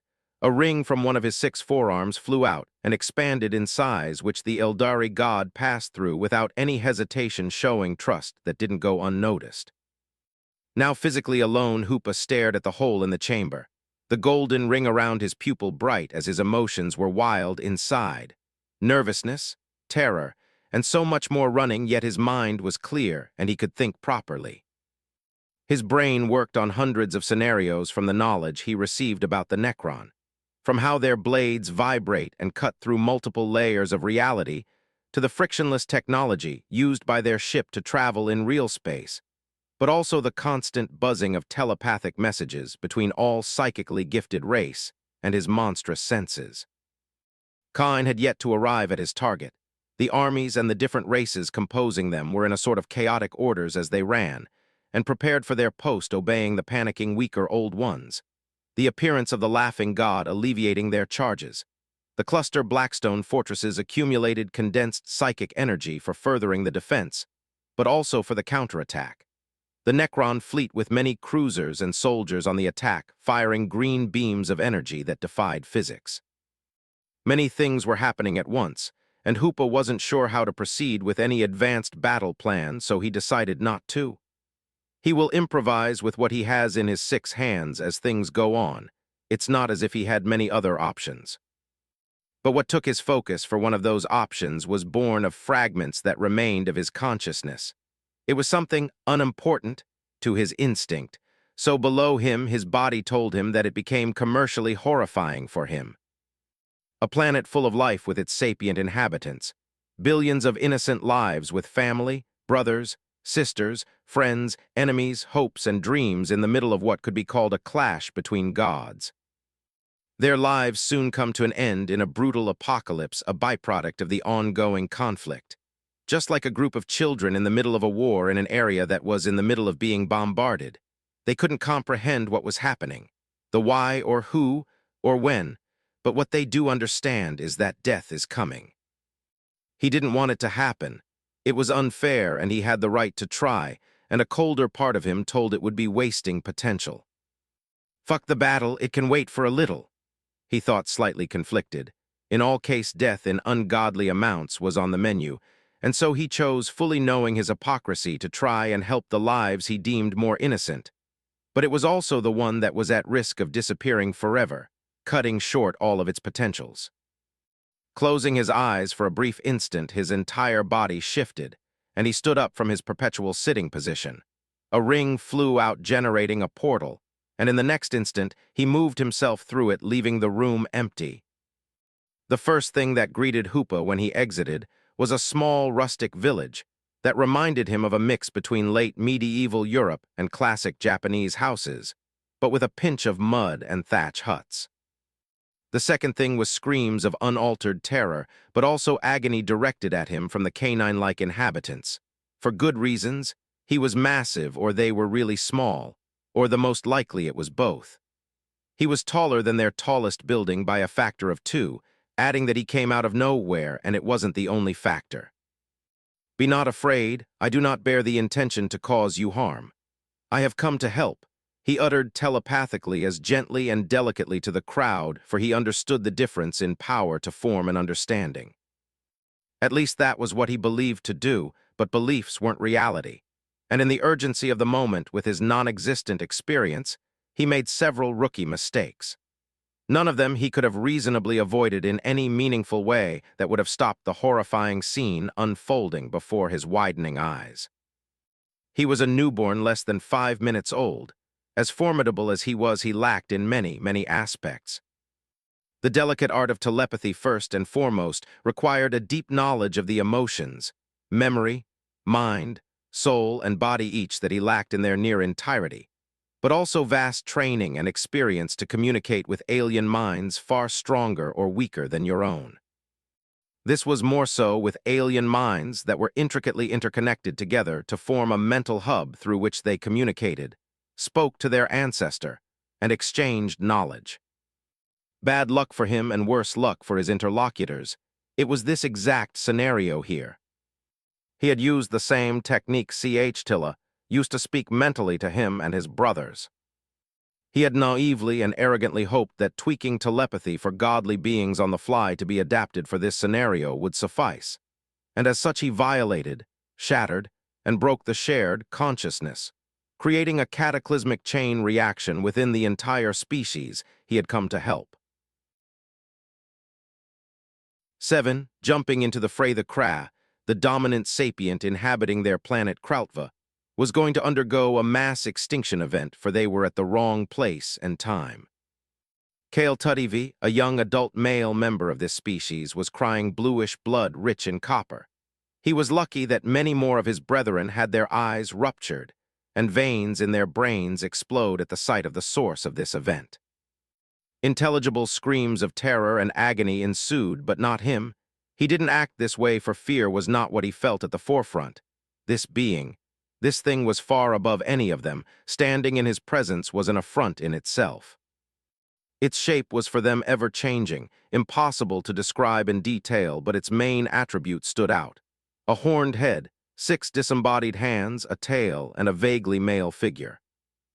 It was a monster, a demon, an angel, a god, a spirit, a nightmare, an abomination, or any other name for such creatures little, for he was a being of unfathomable presence. Reality broke and reformed in. Its presence, and all that gazed upon him, began losing their very self. Insanity and madness befell on them, for their mind couldn't comprehend such a paradoxical and unnatural being. It wasn't their fault, or due to weak minds, it was simply the order of things.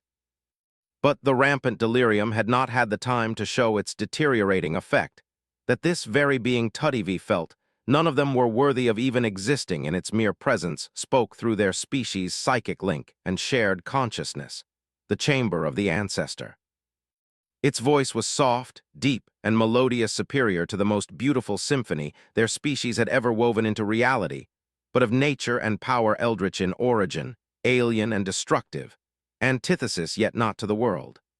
A polyphonic voice that could bring both prosperity and annihilation, and all that existed could be grasped and held, for none could escape it. Be not afraid, I do not bear the intention to cause you harm. I have come to help.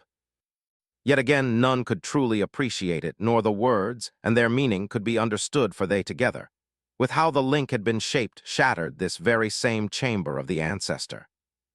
This was their species' highest creation that connected them all, alive and dead, as knowledge and experience from ancient and present times melded together in an ever-increasing progress in every domain. Their dream, hope, and future breaking apart in a puff of smoke. It had instant and grievous consequences on the entirety of the species. Close to 10 billion died in an instant. Infants, children, teenagers, adults, seniors, males, females, sick and healthy, no matter their physical characteristics. Like and dislike all mattered little against the obsidian black, violet and dark purple sun of impossible heat that extinguished their souls while their body collapsed. Eyes ball busted, muzzle and ear pouring blood and other unrecognizable tissues. It happened at unprecedented speed, luckily far too quickly for any to have felt any kind of pain, or if they did their melting nervous system couldn't comprehend it. 1 second they were alive, the next their world disappeared, as their souls and minds were engulfed and erased by a paradoxical force. But not all of them had died.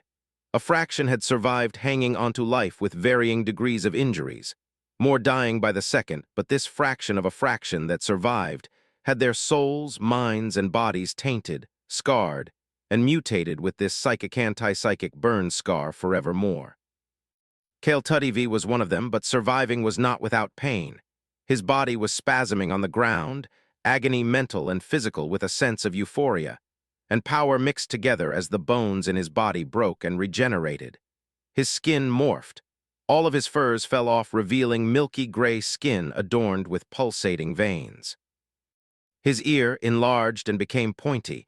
His upper shoulder blades broke, followed by the upper arm with the fingers elongating into pseudo-membranous wings. The lower arms grew in size and bulk. Third scrawny deformed ones growing right in the middle. The tail became almost scorpion-like, while the digitigrated legs had similar treatment. Then at last he fell unconscious, ferocious fangs jutting outward in a twisted snarl. This phenomenon was not unique to Aicktuddivi. It was happening simultaneously to thousands of his kindred, the shambles that were their shared consciousness giving awareness of one another until they blacked out together. The individual that had caused this planetary-wide tragedy on a blunter that he clumsily tried to fix with power he had no concrete understanding of or control of, was staring with a conflicted mix of emotion at everything. His senses, both through real space and the Sea of Souls, giving noodles an understanding of all that happened in the greatest of detail. I didn't want to do this. What I have done, billions gone, killed by me, and the survivor twisted into something else by my own doing. Hoopa thought as he closed his left middle hand, the pinkish-purple psychic energy vanishing from his hasty act of fixing and stopping the consequences of his action. And it felt the same as stepping halfway on a snail, slight guilt, but not much else. I feel more shame about the fact I failed than what I did. What the fuck did she do to me? Was his horrifying realization. What he did was beyond monstrous, that he initially wanted to do it, or not mattered little in the end. It was something equal and comparable to what was done to him, even if it was by accident, and even if their fate without his intervention was sealed to begin with. It didn't change what he did. He didn't simply kill them, he erased their souls. There was no going back for them, they couldn't be more dead. And he didn't dwell on it, not by choice. He couldn't do so, for the battle had truly begun at this very moment. A moment marked by the Eldari god of war, violence, and murder's flaming blade, colliding with the green rusting one of the Necron god of death, darkness, and destruction. The shockwave of the impact permeated through the time and space of real space, the tumultuous waves of the Sea of Soul, and the convoluted barriers of the labyrinth dimension.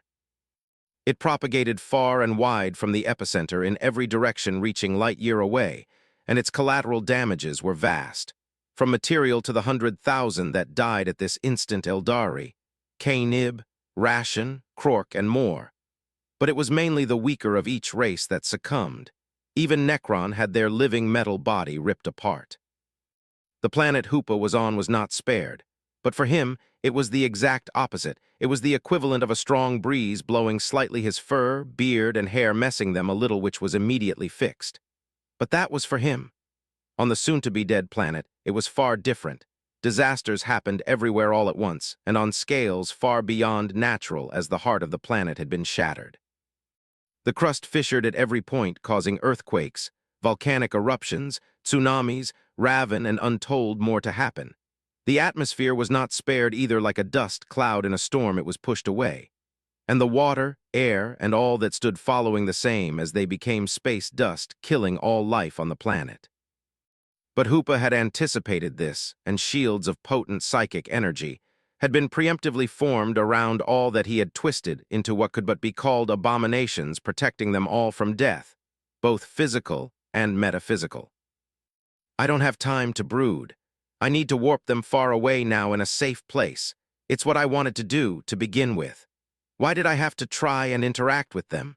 Hoopa thought, and this led to another horrifying realization that he wouldn't have had to filter out a great majority of the population, choosing from who to who was more worthy of life. Passing from a few million to realistically transport to less than 1,000 eased the process greatly, to say the least, not that he could have saved them all to begin with. It also meant he wouldn't have had to choose who died on this broken planet. All these deep and conflicting thoughts were born out of self-reflection on his lack of humanity, and his actions happened simultaneously with a multitude of others he was having. And so, at the same time, he conjured portals with 3 of his rings. He didn't even dare hold them directly, for he feared he would crush them, or his psychic essence would kill them if he had a lapse in concentration, which was a high possibility.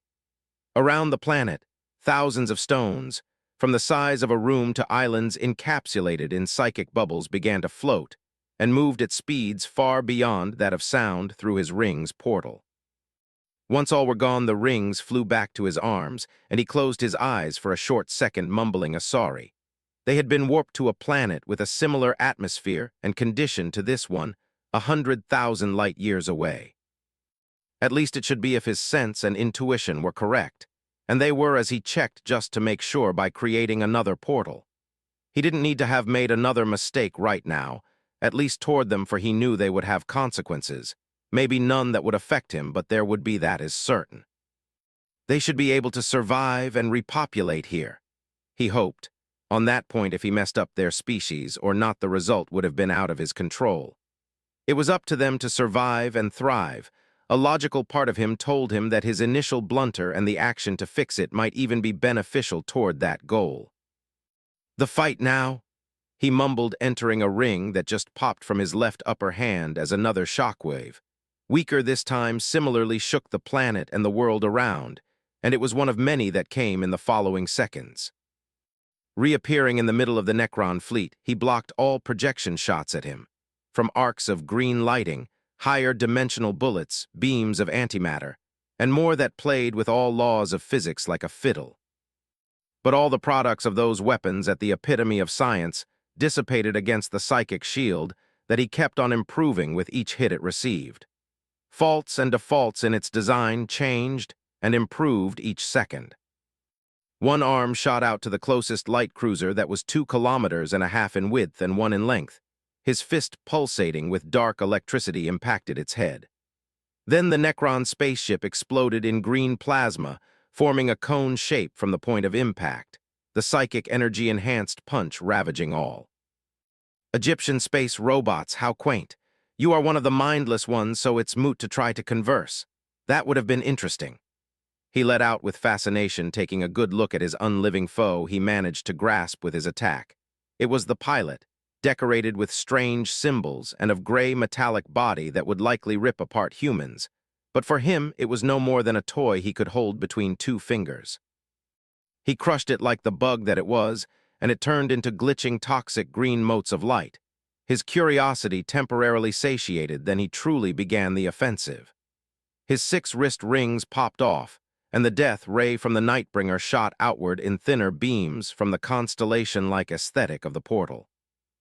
He kept track of the attack he had sent away, getting it back and using it as its advantage was child play, showing how strong he was on a base level, and it was far from an unpleasant realization, just like how he crushed the robot.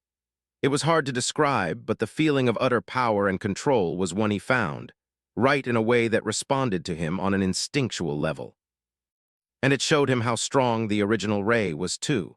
The 3-meter thick beams of negative gray light divided from it moved at a speed his eyes could barely follow as they erased from reality, for no better word could describe what was happening to everything they passed through. The 6 beams cut everything apart before starting the necrosis of all that was close to the point of impact. It mattered little if it was matters that could do so to begin, it bent reality. An interesting thing, since it didn't happen to the Blackstone Fortress, likely due to its nature beyond real space, Hoopa presumed. Hundreds to 10,000 cruisers were taken by those beams, and he constantly changed directions by invoking new portals, creating a virtually infinite weapon of mass destruction. A rumbling, monstrous laugh echoed from his chest, and a fanged grin that put even more in evidence his large tusks. The rain of toxic green light never ceased once to rain on his shield, doing little to sour his mood. It did the exact opposite. The entire scene gave Hoopa a deep sense of satisfaction that was far too addictive, just like those videos on the internet from his past life, but turned up to 100. He was enjoying this far too much, and he had passed over the death of billions by his hand far too easily. He was aware of it all, but right now, he couldn't bring himself to care, and it made him think of something else. The sheer destruction was a spectacle beautiful beyond words to his inhuman brain, and he knew he would amplify it to an unprecedented level. But it wasn't only him that was decimating them. The technologically superior Necron's greatest weakness was his camp greatest strength, magic. The battlefield being in a space amplifying it to high heaven, worsening the automaton's case further. The psychically gifted race, under the careful machinations and commands of the laughing god, were massacring the undying metal warriors by the 1,000 per second on mobile bridges of ever-shifting light all around. The notion of up and down, left, and right not applicable here, leading to vast armies fighting everywhere all at once. It was the same for the aerial battle. Each cruiser of equal size from one camp would take down dozens and dozens of the others by the use of a focused psychic matrix, expert maneuver, perfect coordination, and simple overall superiority. The only true damage that was sustained was the result of Kine and Azagorod's duel, which Hoopa could see and feel.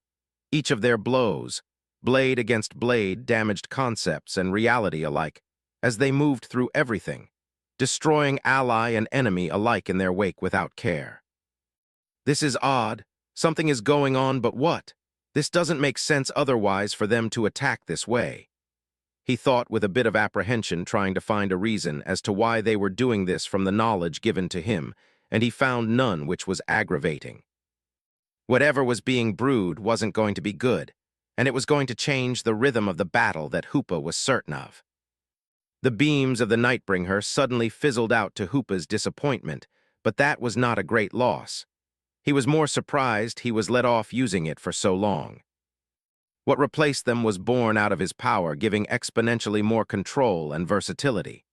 Plunging his hands halfway into the rings, he condensed his psychic, then from portals appearing at calculated coordinates he shot at repetition, but with surgical precision obsidian-colored beams toward the surrounding battleships. The destruction he was causing multiplied 12-fold and kept on growing. A part of his potent psychic nature imbued into the beams caused matter to disappear in an explosion of pure black and white. That was only the first part. Each time a psychic beam reached its target, it exploded into dozens of thinner beams that shot outward from the point of impact like a magnificent firework. But that wasn't all either. Those smaller beams targeted nearby cruisers like heat-seeking missiles, each of them sharing similar properties as the original. As such, they exploded into smaller fireworks, engendering even thinner beams that themselves possessed the same characteristics, thereby creating ever-growing tides of self-multiplying and self-targeting purely destructive beams from a single shot. It wasn't hard to do, neither on the technical aspect nor on how much energy was pushed behind. Like the two others in their duel, he was holding back greatly, for he lacked control, and the point was to murder each other, not destroy a quarter of the Milky Way beyond repair, if not far more. Even for the Citan, he had his fleet and flagship right in the middle. Losing them all would be an unpleasant outcome. It still could come down to it, but not right off the bat. It was still the warm-up stage of the battle, so to say. Speaking off, Hoopa's next target was this very flagship, one bigger than even some planet, but its destruction was not to be, for his time playing alone with the robots came to an end in the most violent of ways. A sensation of dread and terror came over him. His eyes widened, locking onto the edge of the rusted iron blade of a scythe that came out of nothing and was swiping downward to his nape to rip his life. 8. Battle of Gods. Hoopa's golden and purple iris stared at the deadly blade, glowing an intense negative gray coming toward his neck to claim his life. Many emotions sprung forth at this instant, many of which were simple artifice products of this fundamental parasite of reality that wanted to end him. It was the second time he felt it, but it was much more visceral, much more real and concrete, but it still had little to no effect on his mind. However, it sent his body into a response equal to an extremely potent adrenaline rush. Psychic energy from the Sea of Souls was directly pumped into his being. His bone, skin, muscles, and nervous system were enhanced, and veins popped below his taut gray skin as his perception of reality clarified and slowed down manifold. It was a fit of instinctual biomancy, his second time using it as well, but without violent mutation this time. However, this spurt of power didn't change his predicament, for his attacker was still faster and stronger, but also far more apt at battling. As such, Hoopa couldn't hope to dodge, escape, or even formulate any complex amateurish spell in that fraction of a time, far smaller than a nanosecond. Maybe if he was more experienced and knowledgeable, he could have had another solution, but it wasn't the case. His only option was to block and reduce the incoming damage as much as possible. His immediate response was in the form of empowering his psychic shield to a high degree, though it was only a part of his answer to potential crippling injury. He also used as a makeshift physical shield the ring held in his middle right hand by stretching it like a solid rubber band using 3 other clawed hands, the dark blue portal akin to the most beautiful night sky manifesting with it. Then the impact came, and the color of the world faded and turned in several gradients of black, white, and gray, for the briefest of moments aside from them. Everywhere the color shifted was erased from reality to the deepest level of existence.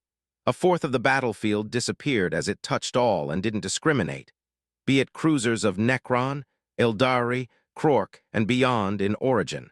The infinite paraphysical light bridges and the armies fighting on and below it no matter the camps.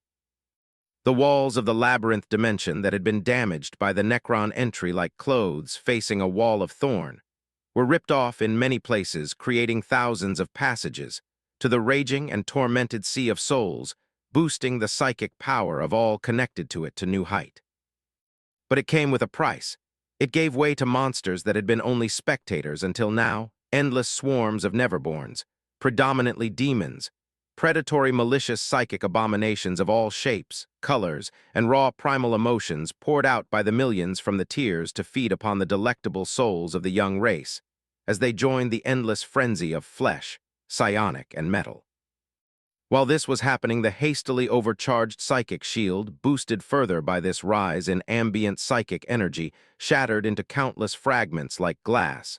It never had the chance to hold against the scythe of the Grim Reaper, the tool of the personification of the end, a tool that would bring swathes of entire galaxies to ash. Then this very weapon slammed against the pure golden surface of the ring. However, it didn't slash through it in one full swipe. Sparks of impossible color and sounds akin to a chorus of nails on chalkboards that would cause insanity were emitted as the rusted blade rapped against the ring, leaving deep scratch marks. Ultimately, the unorthodox weapon cut halfway through the ring, while the other half of the blade, glowing gray, plunged into the portal, and the curved blade prepared behind, digging 3/4 within its owner's tattered gray hood and necrodermis skull. Alas, it didn't go further, and neither did it kill the attacker. And the ring didn't stay still even with the hold of his arms. The power behind the hit had been transferred to it, one far beyond simple kinetic energy, reality and unreality melding together from the shock. Hoopa felt it all slam against his chest, causing him to widen his eyes in pain and spit droplets of obsidian black blood and saliva, with the impact, as the hit affecting both reality and irreality, pushed him violently downward at unprecedented speed. Son of a bitch, that stung! The ex-human thought as his already fully healed body flew through a ring that he preemptively invoked right in the direction he would be thrown. This let him dodge the following chain of attack that would have inevitably come, but it also stopped him from inadvertently killing everyone on the light bridges far down below or up or left or right. The concept of direction was not paramount here. Many had died, but it was no reason to kill more when the option not to was available. Oh, running away already after such an underhanded attack on my person. I see the traits of your creator, the traits of your mother are clear in you. But that is a pointless endeavor, like her, my dear little foreign friend. You cannot escape, hide, and run from death, for I'm inevitable. Azagorod spoke amusedly, trying to rear the master of the rings back with no apparent success, his voice enough to kill. And it did. Eldari and others of the young race died on the spot everywhere within the local reality, their souls for the elves-like creatures never to be reincarnated as true death claimed them.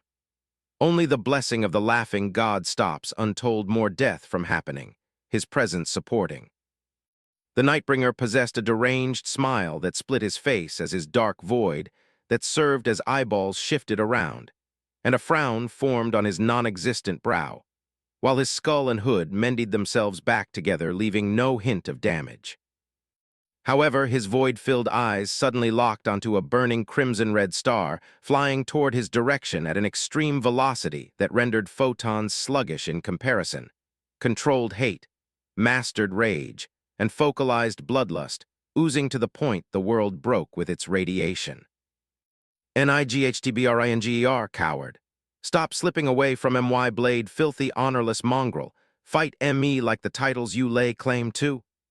The booming, raging voice of Khan, filled with righteous fury, echoed as the Eldari god in question thrust his flaming sword at the Citan chest. Why so much anger, godling of war? The Necron god of death taunted with a dark chuckle, barely parrying the flaming blade of the bronze giant with the pole of his scythe before dashing backward and parrying the flurry of blades with difficulty as cuts appeared over his unliving body, and healed far slower than the failed bisection from his scythe. Then, without warning, golden rings appeared around them, and from the portal's psychic beams of infinite darkness came raining down on the Nightbringer, leaving a bone-deep burn that, like acid, kept on eating his body, stopping all possible mending while doing so. "You join again, little one? Then you are not far, I can feel you now, hiding nearby in this false dimension of mortal emotions out of my reach. I must confess, this eases my work greatly." The Citan said, his power exploded outward, detonating the black beams with a pale gray veil of his power. But it only worsened his situation. The beams of the anomaly retained the same nature as the ones that destroyed the Necron cruisers by the thousand. The only difference was that they were far more powerful. The veil blocked beams, neutralizing them, but it led to holes to form where more beams came of equal power, as they did not obey any laws of reality, and were fueled by one of the most powerful creatures that had ever and will ever exist. The more of those new beams were ended, the more they divided, and divided in a never-ending cycle of dark waves, drowning the Nightbringer in a tenebrous sea of corrosive water.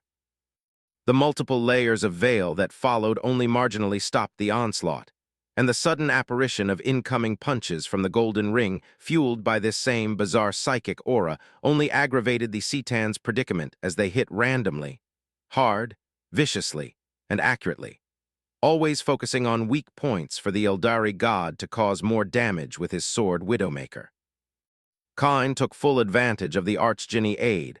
As the two worked in perfect tandem, telepathic messages continuously exchanged.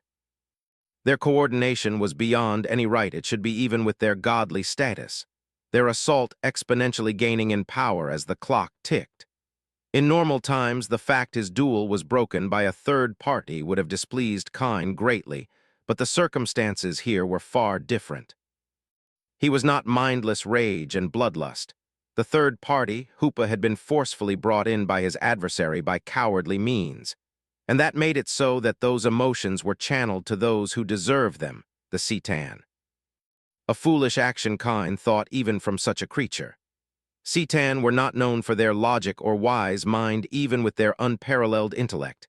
At the best of times, they acted like bipolar, petulant toddlers, barring a very select few that the Nightbringer was excluded from even with his might. But they weren't foolish to this degree.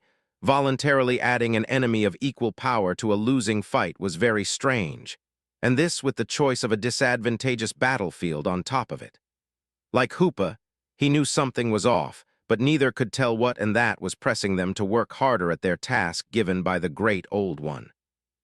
As such, the battle, the heart of the conflict of destruction dwarfing all others within the battlefield, continued as the trio responsible for it moved across its endless size, passing by spaceships, light bridges, the many shattered planets destroying them further, and even the two stars that had been sucked in by the gate to the labyrinth dimension were not spared.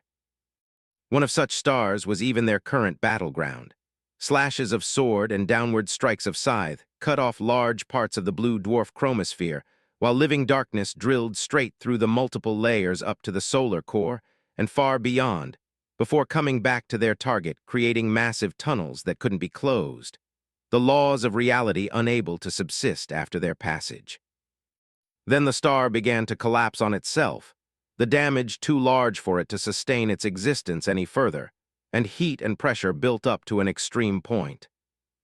Yet it did not affect them in any meaningful way, and the collateral damage of their attack continued to ravage its existence further up to the point. It couldn't hold any more and exploded in a fiery hell, blinding the battlefield for a moment. The damage it should have caused largely muffled by shields of many origin, but the one clause didn't survive. Blades against blades, Kine continued, the death of the star barely worth a glance as he struck true more and more. The result of his assault in the form of deep fleshy wounds that did not mend, just as the wounds brought by Hoopa's barrage of both physical and ranged attack. The reason was simple. The living metal that made the Nightbringer's body could not purge all the etheric energy that sipped in with each blow faster than it was purged. And so little by little both psychic essences began to cause the necrodermis to break and crack, the lines forming burning with green, black, and red. Yet, Azagora did not show fear, nor did he show worry or any kind of negative reaction to his rapidly approaching end.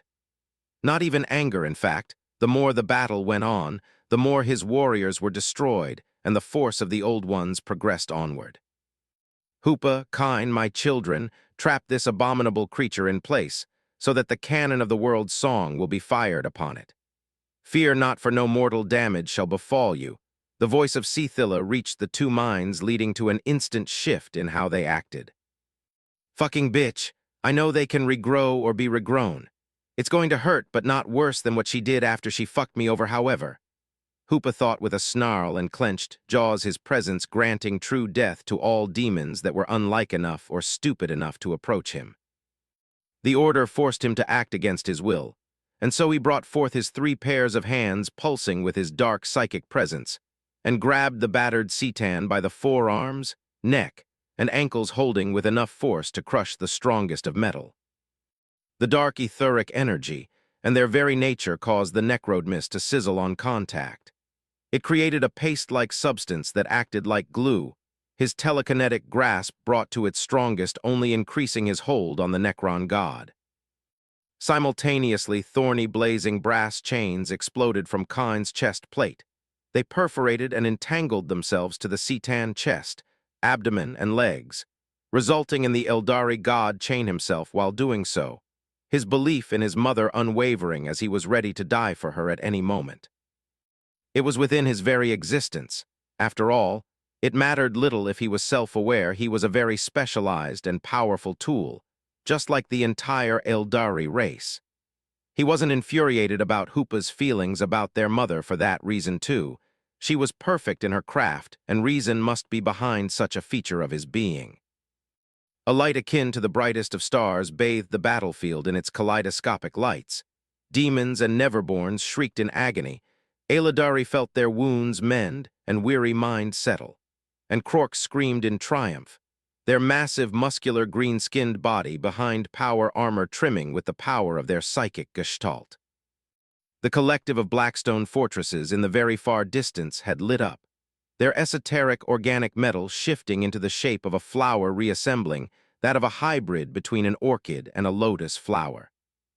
Pure psychic energy flowed through matrices of runes and complex etheric technology that made its petals as the will of the great Old One Ceila spread far and wide. The canon of the world's song, the stigma and heart of the flower under her control in the process of accumulating and harnessing the power of the universe in a singular beam. Any last words that may be in your decadent mind to share before your destruction, star parasite? Kine said with a calm fury as he tightened his chains, digging them deeper into the necrodermis body of his interlocutor, whose smile had never been this wide. "Fuck?"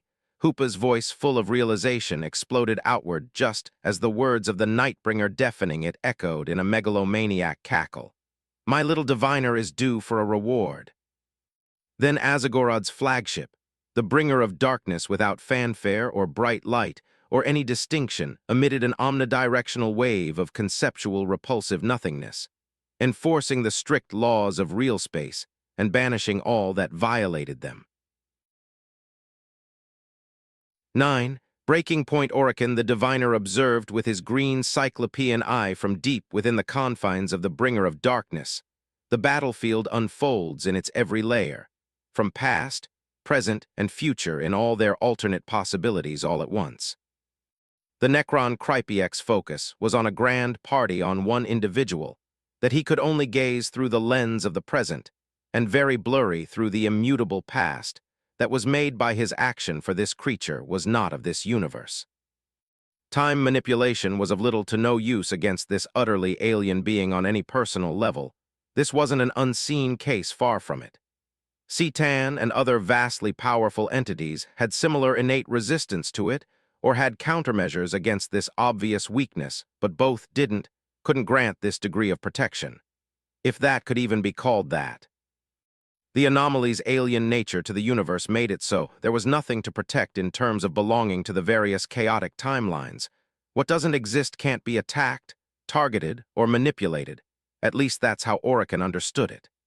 This being acted like its own mini-reality with its own rule, one that dabbled in both real space and the seas of souls and beyond. Fascinating creature, but his action, kindness, is truly the greatest of sin.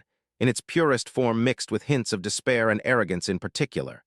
No matter the individual, be it the Silent King, Revelation, or him, the Magician, those three actions born out of empathy always result in the most deplorable outcomes. Ironic truly. Orokin revised the anomaly's first action, comparing it to others of which one would not be born for more than 500 million years. Tapping his staff on the necrodermis ground, his focus switched back to the battlefield, where he directed it all with the hundreds of other powerful Necron overlords and cryptechs within the fleets. Messages of extensive and complex knowledge flowed at speed beyond relativity and immense quantity, as together they stalemated the fight as best as they could. Their goal was not to win in that current condition. The likelihood of something like this becoming a reality was abysmal to begin with. The goal was to stall time, no matter the damage received both materially speaking and to their pride and honor, though it wasn't like they had a say in the matter. Still, they were having great difficulty doing so, nevertheless not completely losing terrain from the force under the direct command of the Eldari god of art, creativity and trickery, and multiple old ones. The terrain played an important role in why their force was buckling under their enemy's heel. But not only that, Seggorath outpaced anything that they could come up too far before they even could think of it. The big three, Hoopa, Kine, and Azagorod fighting and destroying both camps as collateral damage, with the Necron causing the worst leading to the battle, constantly shifting into an utterly incalculable mess, didn't help in the matter. As such, it was not in Orokin's power to change the course of such a fight, not even his true lord, Imodic the Stormlord, Pharaon of the Sodek dynasty, would have fared any better. It was unfair, even without any disadvantage fighting against such enemies, without the Citan or highly powerful and dangerous weapons, often ended in the best circumstance as a Pyrrhic victory. The Eldari gods, without exception, were what Orokin and his fellow Necron of similar sapience might call an utter pain in their metallic rump. Seggorath, the laughing god, was the worst offender of all. A close second was Isha, the merciful mother, Eldari goddess of fertility, love, and life, both playing almost fully supportive roles. The laughing god made entire battlefields his board game to play upon all, while amusing himself at their failure, while the Everqueen revived and granted her ally immortality, and brought great and unstoppable ailment upon their undying body of necrodermis that would eat the living metal, but also permanently damage their minds and technology. Neither were the strongest psychic constructs of the old ones, far from it, and by themselves not that much of a true powerhouse, but they never were by themselves. In any case, the presence of Seggorath mattered little, at least to Orokin, for he had calculated every minute details and outcomes from this surprise attack they had made on the great old one Ceila. Still skilled as he may be as an astronomancer, errors were inevitable, particularly at the moment, but it was a bargain he was ready to make for his goals to be realized. If he failed, then so be it, but either outcome would not change that his survival was assured. It seems the time is coming. Azagorod has stalled long enough for the obelisk to have charged. He mumbled under his non-existent breath as he observed one of the enslaved is of his people. A being that was a god of real space on the verge of being shattered by Hoopa and Kine, as the two had trapped him, and the Blackstone fortresses was ready to fire. It was a very amusing sight, that was certain. At this very instant, he would love to see this aberrant abomination be turned into billions of mindless fragments and suffer for the rest of eternity across the cosmos. But his needs were not important compared to the needs of his plans. Plans that would affect the fate of the Milky Way and the incomprehensible amount of lives that would be changed by simple cause and effect, but those were a second thought. They were not of the Necron, after all.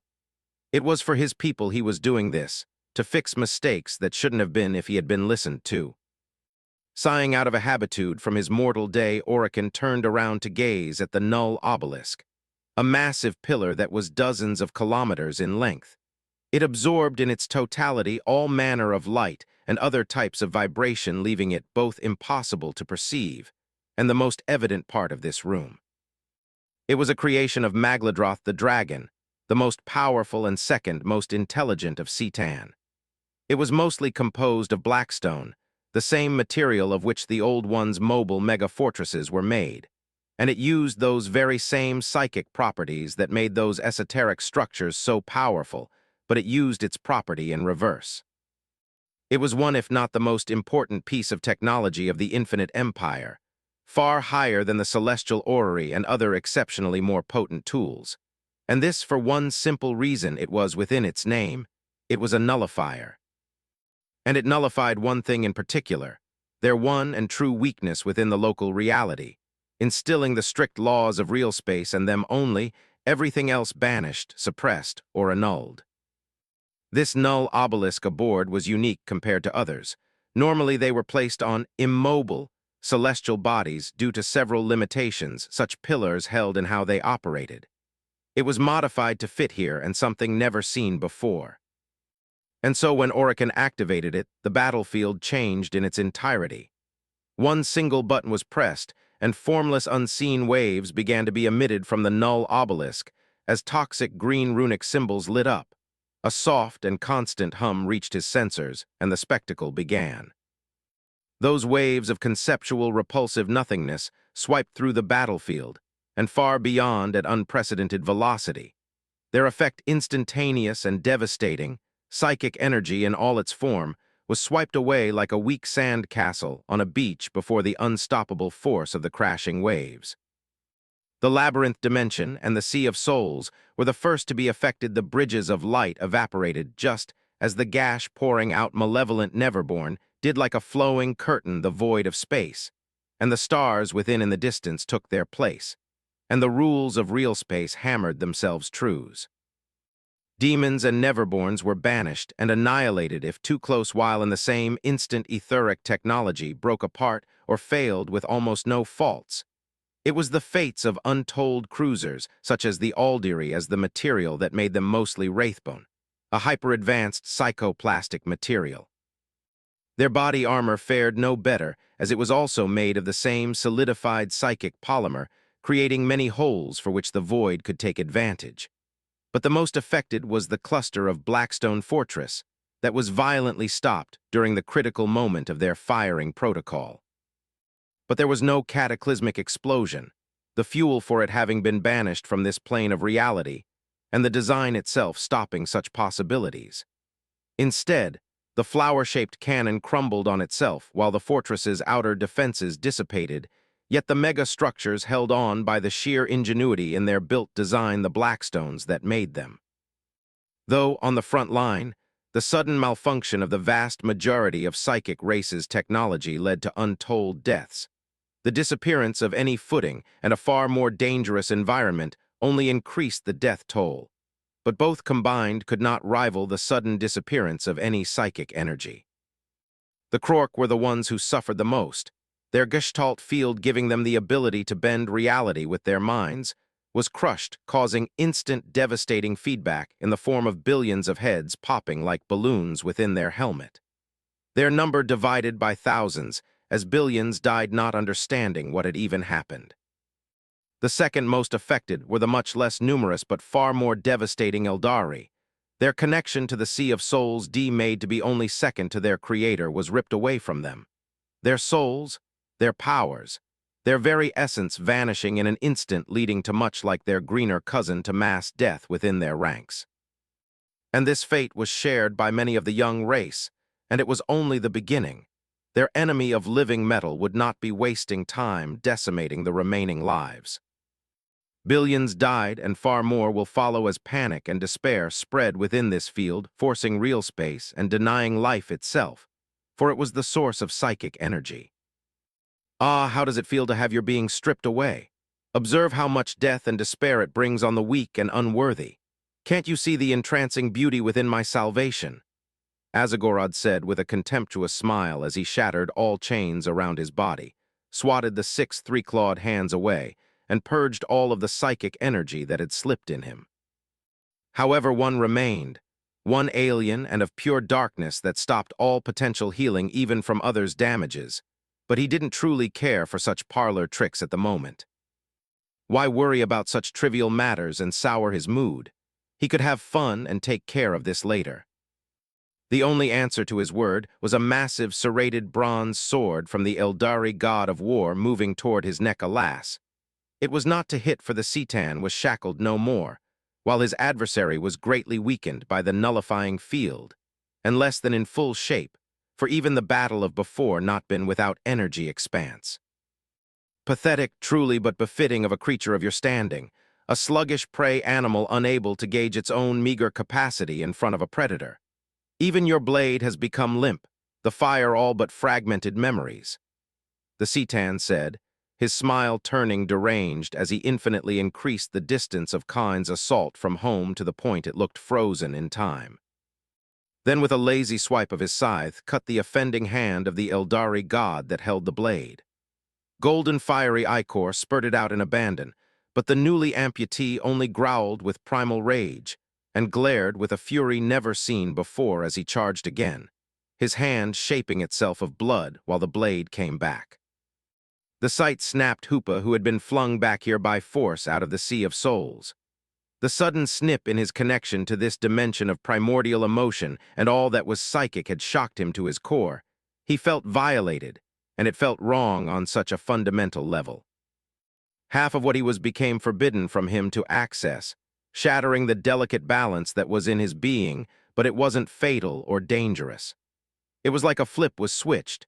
The imbalance was not a problem, only a stimulus that was to start a natural process built in his being to counteract such a weakness.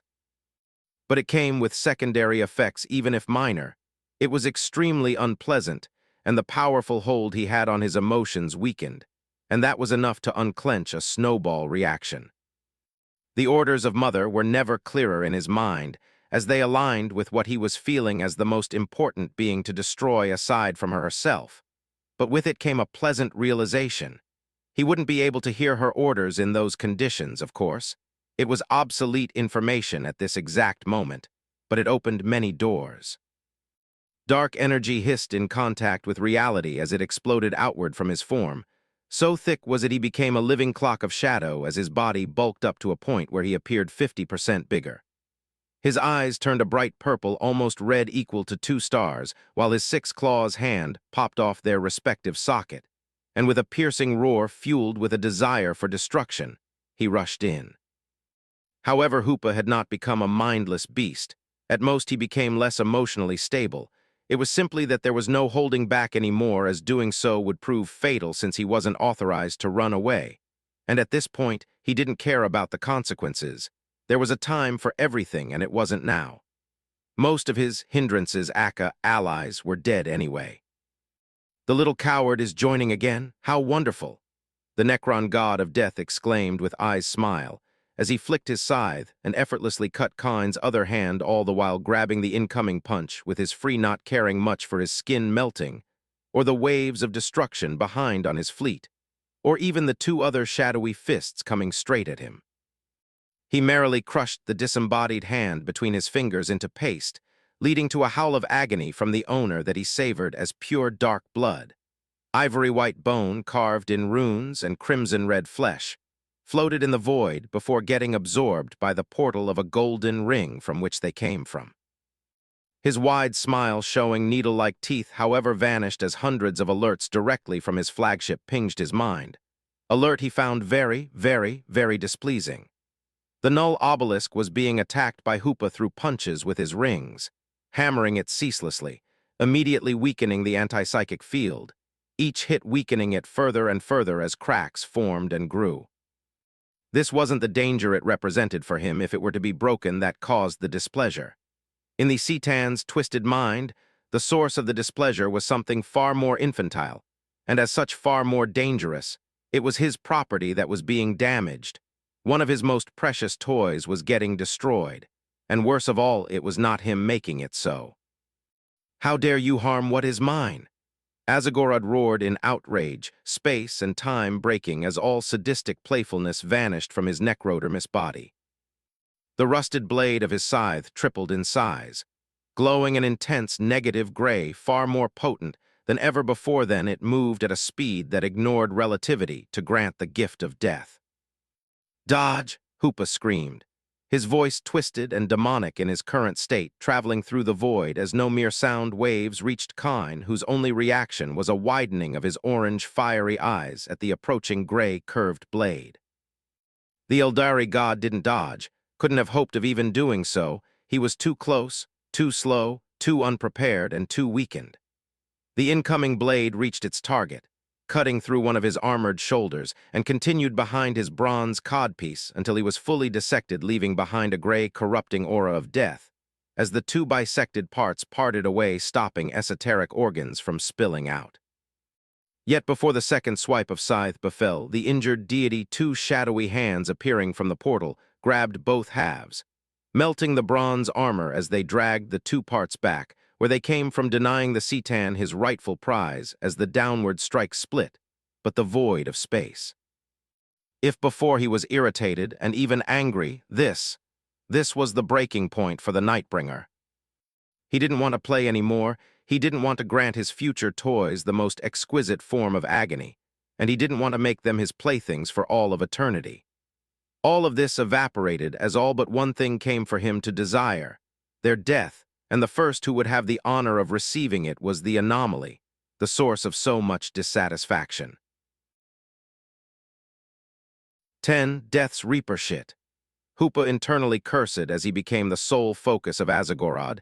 This was not ideal, adding the pain from his mostly healed hand raw in his mind, and something he didn't want to experience again. But what he wanted wasn't what he was going to get. At least he managed to bring Kine to Ceila for her to hopefully take care of him, as the Eldari god of war had for all intent and purpose been eliminated. Bisection tended to do that, particularly when at such level both physical and metaphysical.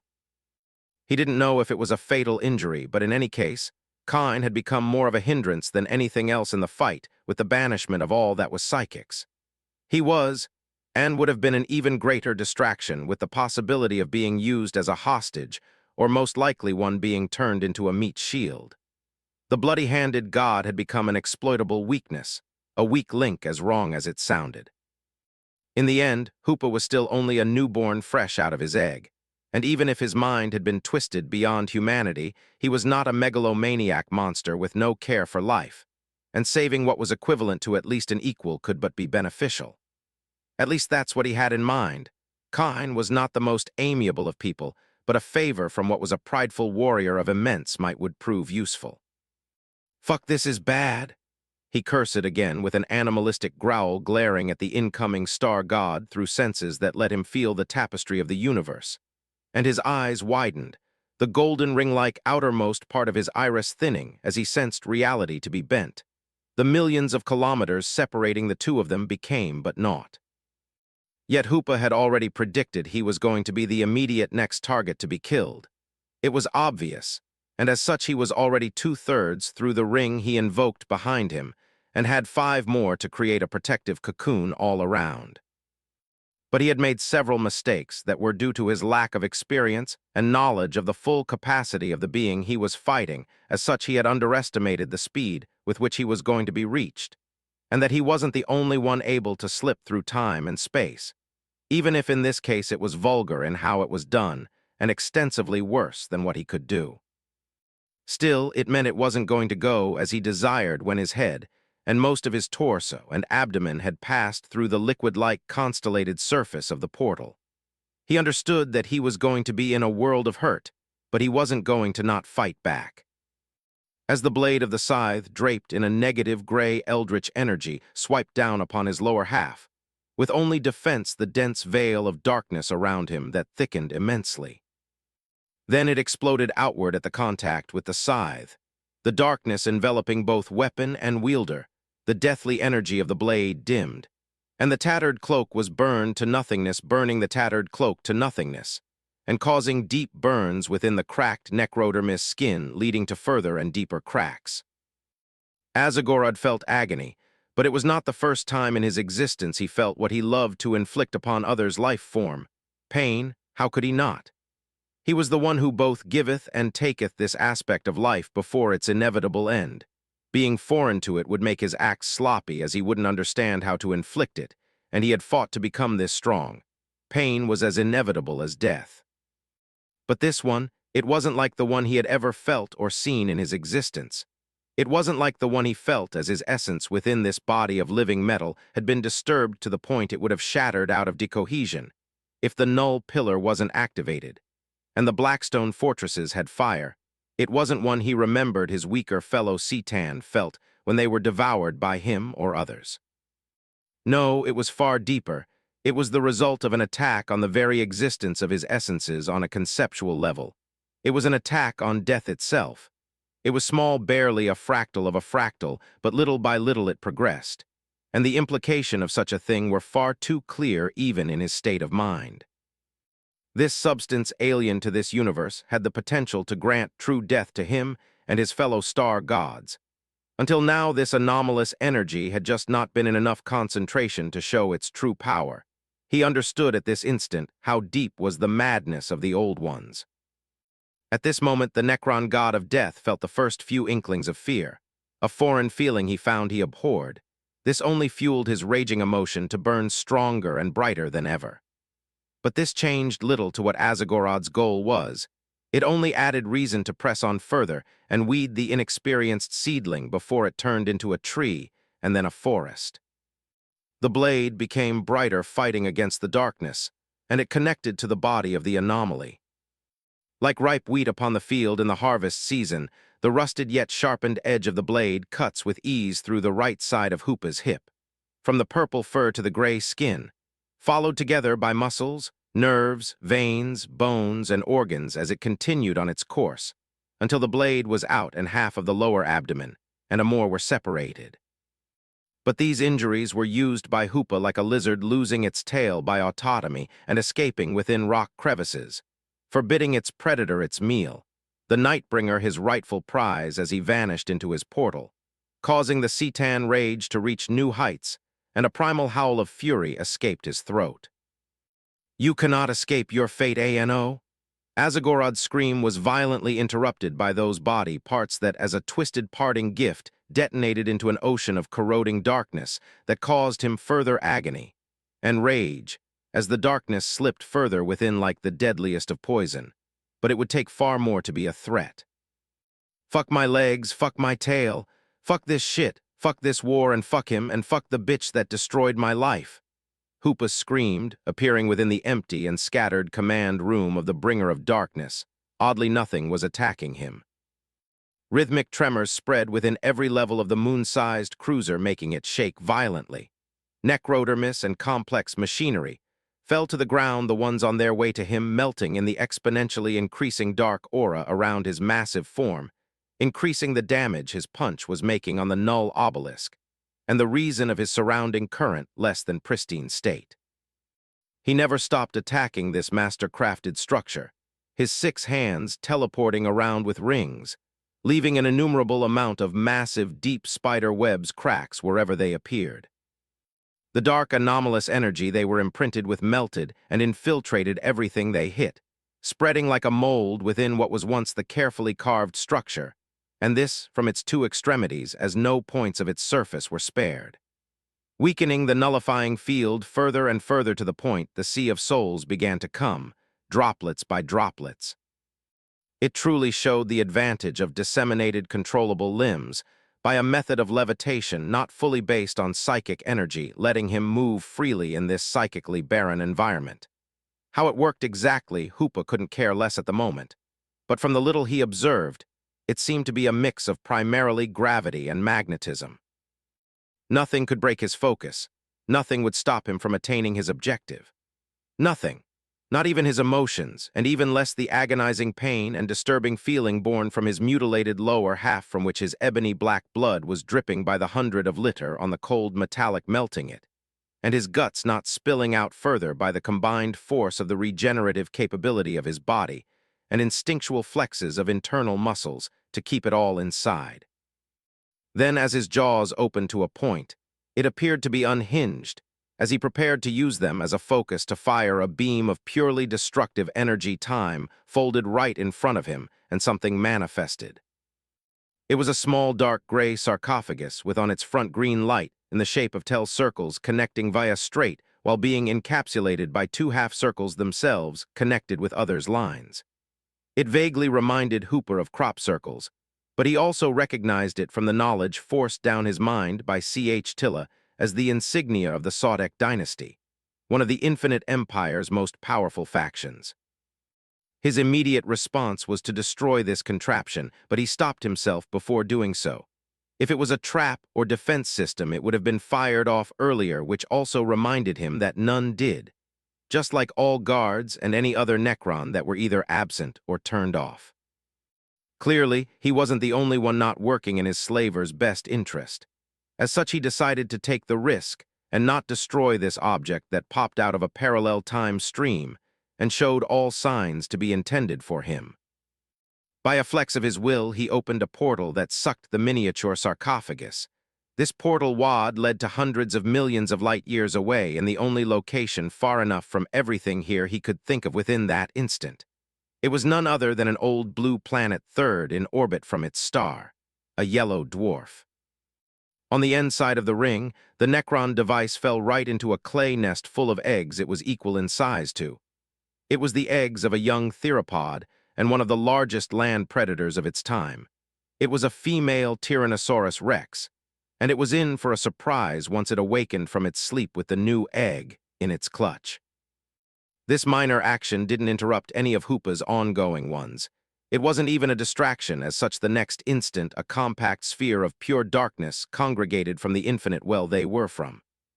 Then, with a clack of his jaws, the sphere compressed into a singularity the diameter of an electron, and with a low hum the pressure within reached a critical point, and it turned into a hair-thin beam.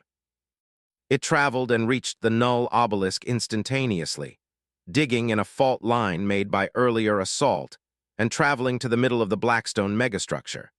From this point, the beam reflected against every deep fissure, using them as a route, leading to every corner of the massive pillar by Hoopa careful calculation. Calculation that came to fruition the next instant. There was too much trauma at once from every millimeter of the null obelisk for OI function properly any longer, nevertheless held itself into one solid then. And so, like glass, it shattered with a strident sound, millions of unrecognizable fragments flying everywhere as the remnants of anomalous energy flew back to Hoopa, whose face sported a maddening grin. It was like a floodgate had been opened. The torrential force of Sea of Soul reeled its head back upon the battlefield with unimaginable force, feeling all that was starved of it gorged themselves in it, Hoopa the one most of all.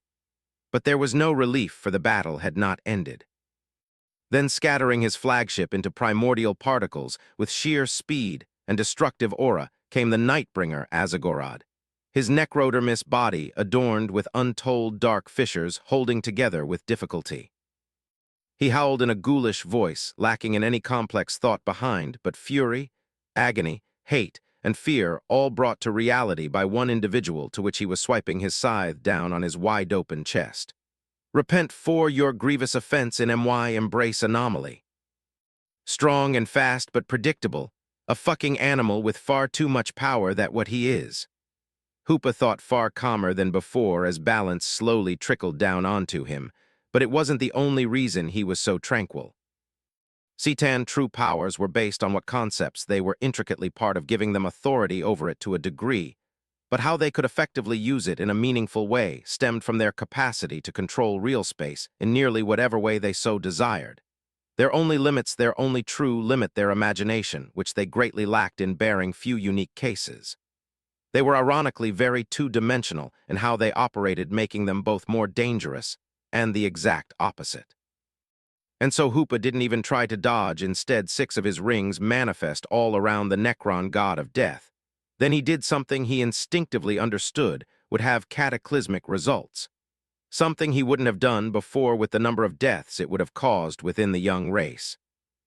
He opened the gates between the real and unreal, the causal and paracausal, all that was and wasn't mixed together, as the Sea of Souls invaded real space in the form of incomprehensible chaotic waves of non-existent color and shapes, accompanied by states of matter that shouldn't exist and pure primordial emotions that warped reality itself to their most primal urge: hope, anger, lust, despair, and many more. Azagorod staggered in his track, taking the full brunt of it all. his body licked by pure chaotic esoteric energy, furthering the damage as it infiltrated the many cracks that never healed. His howl only gained in intensity, but it changed nothing, his mind unable to process anything aside from anger, hate, and despair, leading to those very same emotions being siphoned in him, creating a vicious, self-destructive cycle. Hoopa, with his body still embalmed in dark energy, grabbed the scythe of the Grim Reaper. Pushing his fully regained psychic energy into his flesh and bones, he increased his strength manifold, and managed with difficulty to forcefully yank the weapon out of the confounded star god's weakened grips. Wasting no time, a ring appeared, and the stolen weapon flew through the night blue portal. Its destination, the only natural satellite of this same blue planet, he sent the Necron apparatus instant ago, for he still lacked any safe area to use as a vault. One of the 6 rings pumping out the Sea of Souls had its destination suddenly shift, the chaotic psychic energy flux stopping, the usual constellation-like pattern upon the portal switching to the point where all begins and where all will all end, the well of eternity. The heart of the universe and womb of reality and unreality that birthed and will conclude time and space. Farewell, Azagorod, Nightbringer and primordial fear of all life. May we never meet again in this life and all that will come after. Hoopa said darkly, his eyes gleaming and darkness encroaching his form as he pushed more raw psychic energy from the deepest and oldest layer of the Sea of Souls onto the Cetan, as well the rest of his psychic might. Then, as the Nightbringer, unable to resist, slowly passed through the ring, his dark void that had the purpose of eyes regained its clarity, and what Hoopa saw would forever be ingrained in his mind. It was a terror so intense of magnitudes he never thought possible, and this was a fear all sapient being held, the prospect of an inevitable end. The fear of death, a fear Azagorod had instilled and fed himself of, one he was the source of. Alas, it disappeared as soon as it appeared. If not for his memories of, would have appeared to be a mirage born of the well of eternity, swallowing the Necron god of death in his entirety, until nothing remained. Once Hoopa couldn't feel the Cetan presence, he closed all of his rings and stood still in the demolished command room. Unknown to him, he wasn't the only one to feel the disappearance. Shock spread through all other star gods as the new alien sensation of one of their most powerful brethren had perished, turned back from where he was from. I have done it, it's finished, Hoopa thought, closing his eyes more out of relief than exhaustion as his wound mended faster with his psychic energy working on biomancy by instinct. A faint smile full of fangs formed, yet he was not happy as a realization dawned on him. It was only the beginning. 11. After the battle, the sound of massive doors of heavy stone scraping softly against the ground of similar material reached my ears, prompting me to open my eyes ever so slightly at the one who had disturbed me from my work. Not that I cared, truly, multitasking was an innate capacity in this body of mine, and one quanta of my mind focusing on this terrified little creature was not worth any negative reaction on my part. Having my attention split was natural, and I was not quick to anger, at least when there was no reason, and neither was I too prideful. At least I hoped. The little creature in question was an elf, or how in this world they were called Eldari, arguably the most powerful of the young races behind the Krork, the lizard bitch made, even if from what I learned they existed before in the form of a weaker species that was blessed by her and risen to greatness. Much like me, even if distinctively different, since it's more about taking DNA samples and creating GMOs and making vat-grown soldiers than whatever horror she did to me. Genetically engineered hyper-emotional super-psychic war slave races aside, the Eldari that had come to me was a woman far older than me by quite a few centuries using Earth-Sun rotation, but she looked no more than 20, younger even. She was small compared to me, the equivalent of an action figurine, but for a human, she would be a good 4 heads taller than the average I recalled. Speaking of humans, she resembled my old species, but there were stark differences that made them appear uncanny to the minuscule human part remaining alive in me. But I admit that was hypocritical with what I was. The uncanny one was me here. This aside, for all intent and purpose, both sexes of this species were beyond beautiful in appearance, body language, and speech, And that was exactly this that made them this way, but also their proportion: slender bodies, long, thin but muscular limbs, and necks with a dozen more vertebrae. I truly wonder how a human would feel in contact with one of them, but that was a question for the future when they evolved into existence. She was one of the many servants of this place I now resided in, and more precisely one of the servants of the gods residing in this palace, a maid of sorts. One capable of folding skyscrapers if she put her entire psychic might and life force in it. But at this place and time, it was not great. Not at all. It was not the worst, but it was mediocre, even weak compared to many of her kind that I had briefly observed in my fight against Azagorod. Maybe it was a harsh judgment. Maybe it wasn't, but that was the conclusion of my observation from a pure psychic potential standpoint. But raw power wasn't everything, and becoming a servant here required a certain level of credentials leagues above the average Eldari. There was no need to be able to pop stars like bubbles to be considered dangerous, the Harlequins of Segorath being a good example. As for this place, it was a palace of ever-shifting nature in both size and shape with 9 layers of similar nature, each possessing unique and incredible qualities. It was called the Celestian Enclave, or as I prefer to call it, the doghouse, where I and my brothers and sisters were herded by the cowardly and overly arrogant toads that hid deeper into the labyrinth dimension, with this place serving as a last wall of defense to give them the time to flee. At least that was from my understanding, and it truly put into perspective what our reason for existing was: to be both guard and attack dogs, thereby why I call this admittedly magnificent place beyond mortal understanding in both appearance and ingenuity this way. A slave collar, no matter how pretty to look at, remains a slave collar. My most sincere apology, my lord, for disturbing your divine meditation upon the mysteries of the cosmos. May you see my punishment as you see fit. But I must inform you that the merciful mother requested your presence in the chamber of rejuvenescence. Aelia, her name, said to me, bowing deeply, a shake in her voice and body, while dread oozed from her soul and mind. She hid it well, but trying as she might hiding this from me was futile at best. If only she knew to whom she was apologizing, and for what, I thought with a twisted chance of irony and amusement, while on the outside I hummed in understanding, causing her to flinch almost imperceptibly. My mere presence was deeply affecting her, in a way similar to how a prey would in the face of a predator, but on a far higher plane of existence.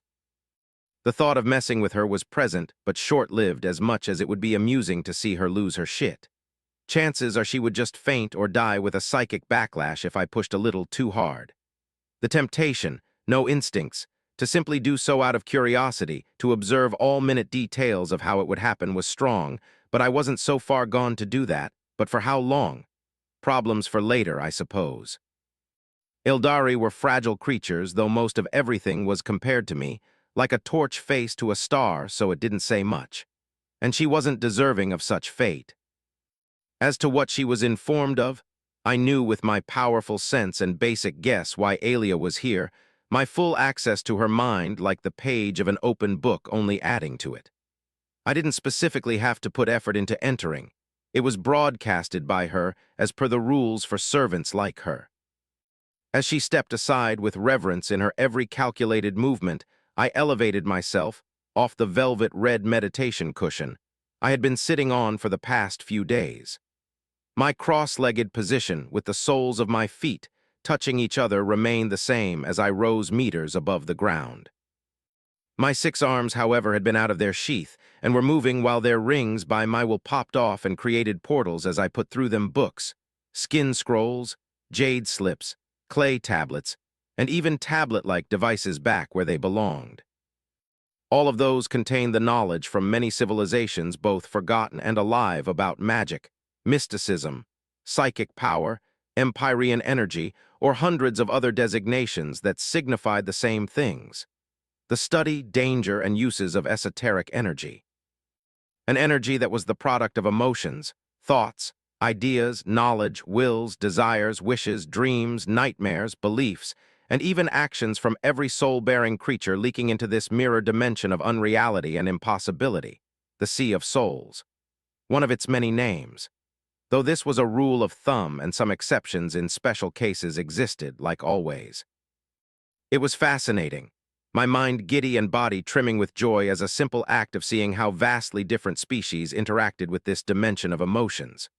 From runes, spells, rituals, and more of all kinds, all flowed in my mind as I studied, saw flaws, points in commons, ingenious methods, and cataloged to alter them in ways that fit in what was needed for me.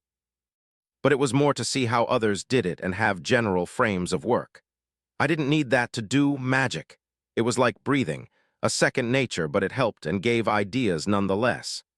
Ideas that I had aplenty with what remained of my memories and simple imagination. Alas, this was nothing compared to the ocean of knowledge and wisdom the old ones had, but I was forbidden from, to my great displeasure, both the gatekeeping of invaluable knowledge and the act of stealing itself, and also to piss those toads off and satisfy that hitch to collect and steal that I had. Though to begin with I hypothesized their knowledge in its vast majority was on only one medium, their minds. It will only make sense with such egomaniac and paranoid fuckers to not leave anything of worth behind, but I suppose that was an adequate fate for them. To be forgotten by all, passing notes in history, a bad memory. All things sorted out, I sheathed 5 hands back to my torso and opened a large portal with the last in the space made by the wide open door. Breathing softly, I moved through my portal and ended from the 5th layer and 9th layer, where my chamber was in both places, to the 7th layer, and precisely at the exact location that the alias spoke of. "My salutation, Isha," I said, amiably opening my eyes fully as I observed the merciful mother slowly stand up from her praying position and turn to me. Her pupilless eyes, composed of innumerable stars, landed on me, while the flow of tears of starlight never ceased, only to disperse in misty flickers of stardust, once on the point of touching the pure white robe of leaves, petals, roots, and thorn that wrapped her body and morphed with the ground. She was a third of my size, and aside from her eyes, she was very Eldari-like, if on a spectrum of aesthetic far beyond them, flowing golden air and long pointed ears with all the flowery jazz on feminine beauty after. Though this Eldari likeness of hers was something unique and not seen to this extent on any of my brethren. I was different from them on a fundamental level, but there were similarities, and ultimately it was interesting to see how they differed more or less from the species that worshipped them, and how said worship affected them from the original design of the lizard bitch. "I offer my greeting as well, Hoopa," she said softly with a warm but weary smile. Then she continued, "I wanted to inform you before all other of our brothers' current states. I deem with what you did you should be the first to see. Thank you, though wouldn't it displease a number of our brethren? Not that I worry, but this could be an annoyance to you more than anyone," I said with a tilt of the head as I followed her deeper into the chamber of rejuvencence, the picturesque garden a pleasant sight, but not more than the array of runes flowing in every millimeter of its multifaceted surface. It nearly slipped from my understanding how young you are and the lack of context you must have. My most sincere apology. Explaining would be tedious, but what I can say is that you greatly underestimate how infamous Khan is. He is not the most appreciated within our family, even by me I must shamefully admit, and it's his wish to see you first once he awakens. Your worries are deeply appreciated but unfounded, Hoopa." She finished with a gentle smile that I was sure would kill by heart attacks of many morta of many. "No soap opera with prissy and prideful gods, that's good. And he wants to see me, heh?" I thought briefly over what she said as we arrived at a massive Burgeon-like structure connected to organic cable from which I could feel a very familiar psychic presence. Isha clapped her hands softly. A ring of bells echoed, and the contraption of magnificently grown wraithbone, vegetation, and delicate arcane bloomed open like a flower. 14 lines formed before slipping into 7 pink petals. The smell of blood, ash, and death permeated the room, overpowering the scent of moist dirt after a drizzle and the floral fragrance of lilac in spring, as the mist that had been produced by the flower was washed away by an unnatural air of rage and bloodlust, revealing the form of the one that had been within. Held by vibrant green and flowering vines was the bloody-handed god, Kain's body of bronze and fire back in one piece, his form back as I recalled, but he didn't go unscattered. A faint line of lighter color than the surroundings remained where he had been bisected, though it wasn't this aesthetic change that piqued my interest. He was weaker, but not by a large amount, and he was still recovering, but it was something else deep in his psychically constructed body, at his very origin. It was, how to put it, polluted on a level it had become inseparable. Polluted, tainted, cancerous, no matter the wording, it was how it felt, the sequel of an affliction, or injuries, or both, that cannot and will never be healed. Forever leaving a scar behind, and the cause of it from the one that tried to kill me after my birth. "You feel it, this festering infection of malevolence?" she asked, shifting closer, a hand trailing centimeter above a portion of the scar. "Yes, it's foul," I answered simply while studying the polluted area, a slight frown setting itself on my face at the information I gained. It couldn't be healed. It wasn't like a dormant cancer, but in every 5 cells, it couldn't be removed either without killing or reducing Kine to a shell of his former shell until only shards remained. Mother and I have quelled it to night non-existence, but it remained, clinging no matter what we did. It rooted itself intricately with Kine's very essence, becoming a parasite ready to plunge its claws deeper at any opportune moment. If it wasn't for your immediate action, I don't know if he would have made it," she said, confirming my hypothesis, the trickles of tears gaining in intensity as guilt hummed from her. My answer was in the form of friendly pats on her back, as my focus switched back on our fake sleeping audience, which was none other than the one we were speaking of. Feeling my intentions, his eyes snapped open, revealing 2 fiery stars of many emotions, but when they landed on me, I saw a hint of not only recognition, but thankfulness. "Thought that's all I got from the Aladari god of war," as he immediately asked in a tone filled with fury, and a want to kill so thick it manifested in a fiery ash around him. "Did you make the star parasite suffer?" That's, giving a definite answer to this question in particular will be complicated, but he felt true despair only death could grant during his final plunge into the well of eternity, I said, feeling the rising annoyance and disappointment at the beginning of my explanation from Kine turned to shock, stupefaction and disbelief, to ultimately, after acceptance, shift to sadistic joy. However I wanted to truly show it, mere words could barely begin to explain it, the sheer rawness of it all, and so I did something, taking inspiration from a world about witches and wizards I couldn't grasp the name of. I flicked a black claw against my temple. Spinning the clawed finger 3 times counterclockwise, a wispy white cloud came out from my memories. Proposition to Isha first, she politely refused it, likely having a hint as to what I was going to do. This type of magic, even if done this way, was very unlikely to be foreign to her in concept. Kine, however, accepted it, and the plucked memories of my last moment with Azagorod the Nightbringer flew straight to his head.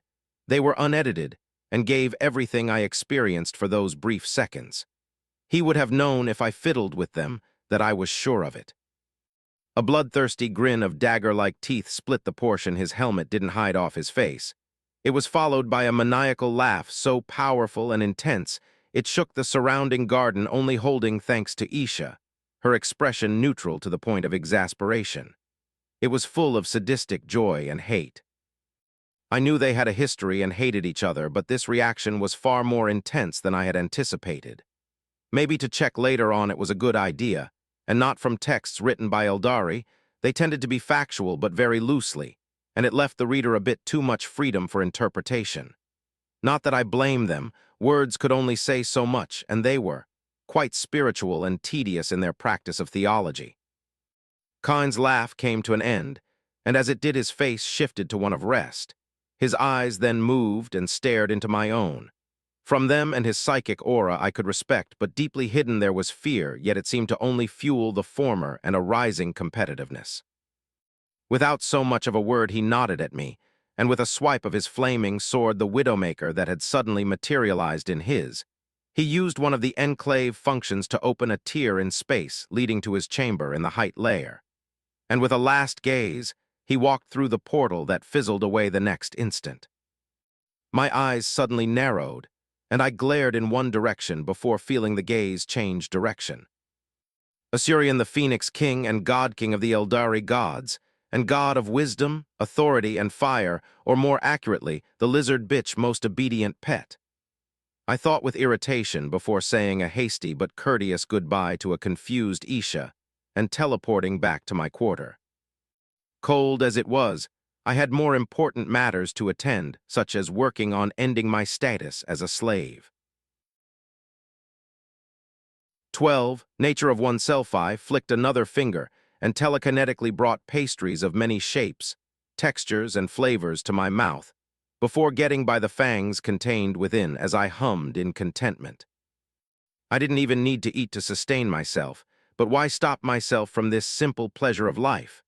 More so when I have likely the best cooks within the Milky Way at my beck and call. My situation was terrible, horrifying to the highest degree. I had been ripped away from my life, turned into a living weapon, and enslaved to fight, but that won't stop me from enjoying life at every opportunity. I wasn't going to make myself miserable on purpose. Why destroy my mental health further? What would be the point of fighting for my freedom if I can't appreciate it after? Though I suppose this was only possible, thanks to my nature. The mere thought of being in any kind of way depressive or mentally deficient was irking my instincts to the highest level. The donuts glazed with this sugary crystal with the chocolate-like fillings are the best. I dutifully noted, while displeasure straining my monstrous feature at the realization there wasn't more of this type. The rest of the pastries followed soon after in my gullet. To fix this crisis, I emitted a pulse of psychic energy from one of my hands and made a perfect physical copy of the ring-shaped heart attack of pure goodness and hundreds more by transmuting the molecules in the air into what I desired. I even heated them or cooled them up or down to have the perfect temperature and consistency. They were the same from one atom to another, but for me, they tasted inferior, but it was not the material aspect of things. It tied to something that would have been very silly to me in the past. It was the emotions put into making them, literally. Every pastry had been unconsciously lashed with a psychic signature of the passion and love of the artisans that baked them, and this to replicate to near perfection would be several orders of magnitude harder. And even then, I wouldn't be fooled. Each living creature had its unique presence, and mimicking would only do that. Someone sharp enough would notice it, nevertheless, me of all people. However, I still did it. It was a good exercise and a way to improve upon my craft. Practice makes perfect. Talent was wasted without it. My sweet tooth aside, this psionic flavor enhancer was something all soul-bearing creatures did, gifted in the arcane or not. They all left psychic traces behind no matter how weak it might be. The only constant two exceptions I was sure of were Segorach, the laughing god, but it was within his domains of authority, and we weren't on the same level of power. Oh, he was strong, very much so, but in raw power the difference between us was incomparable. And the bearers of the pariah genes, or under another name, the ones cursed blessed with a psychically negative soul, but they still left something behind, the total lack of psychic energy. But it didn't make it hard to notice. The opposite to the point, even individuals with no psychic potential would sense it in instants and from far away. But it depended on strength and circumstance, so the last points weren't a universal truth. It was a generality. Ignoring these exceptions, these psychic remnants varied vastly depending on the circumstances and actions, but also most importantly of all the intentions and intensity of the emotions, and they could be felt, studied, and beyond. It would be possible to know the past of someone just from a fraction of their psychic trail, and it could go far. Postcognition was a fascinating branch with many terrifying uses. And I was not one of the exceptions. Creatures of truly immense psychic power like me left this same trail, but it was of incomparable potency. And this was without taking into consideration the active psychic aura I passively emitted, but actively damped to not drive insane or kill the ones of the young races by my mere presence. To put it simply, I was not discreet. I could hide from weaker life forms, but that wouldn't be foolproof by basic virtue of probability. Nevertheless, hiding from others even slightly in the range of my psychic might, as long as they weren't truly blind to the world around them. Or stupid, or overly arrogant, which was the same. Becoming truly invisible was nigh impossible. In addition, Asurian, the best lap dog, had his gaze on me most of the time, be it from jealousy, fear, the lizard bitch order, or the three combined if not more. It didn't change that I was monitored, and not only by him. I was a target of interest from many, even if aside from psychic entities it was hard to keep track of me. But there was a major but. Maybe I and others can feel the presence of one another no matter where, and when. A general awareness of short, yet our senses weren't perfect. It depended on who, of course, but none were omniscient, no matter how hard some would cry in outrage about this statement. They weren't as simple as that. None knew everything. If someone did, then this someone would be playing in a league far above mine and everyone else here. These terms had meaning even if more to fuck.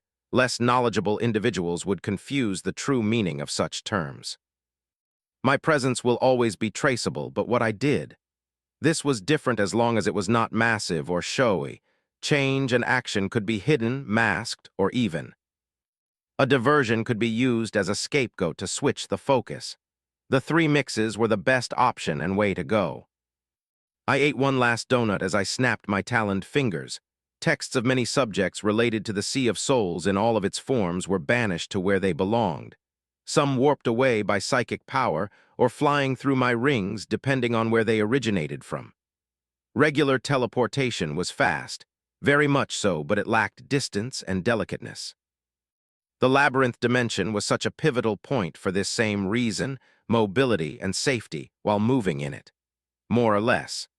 There was a reason my ability to create portals at will virtually anywhere at any distance was such a focal point of my power, letting me do things no other could do no matter their capacity. Like other Eldari gods, even if I didn't truly enter the neat little box for them, I had similar innate authority over domain or concept on what I was designed to be strong at and focused on, such as travel, magic, and darkness, as vague as they were, the most direct being the first, and even then.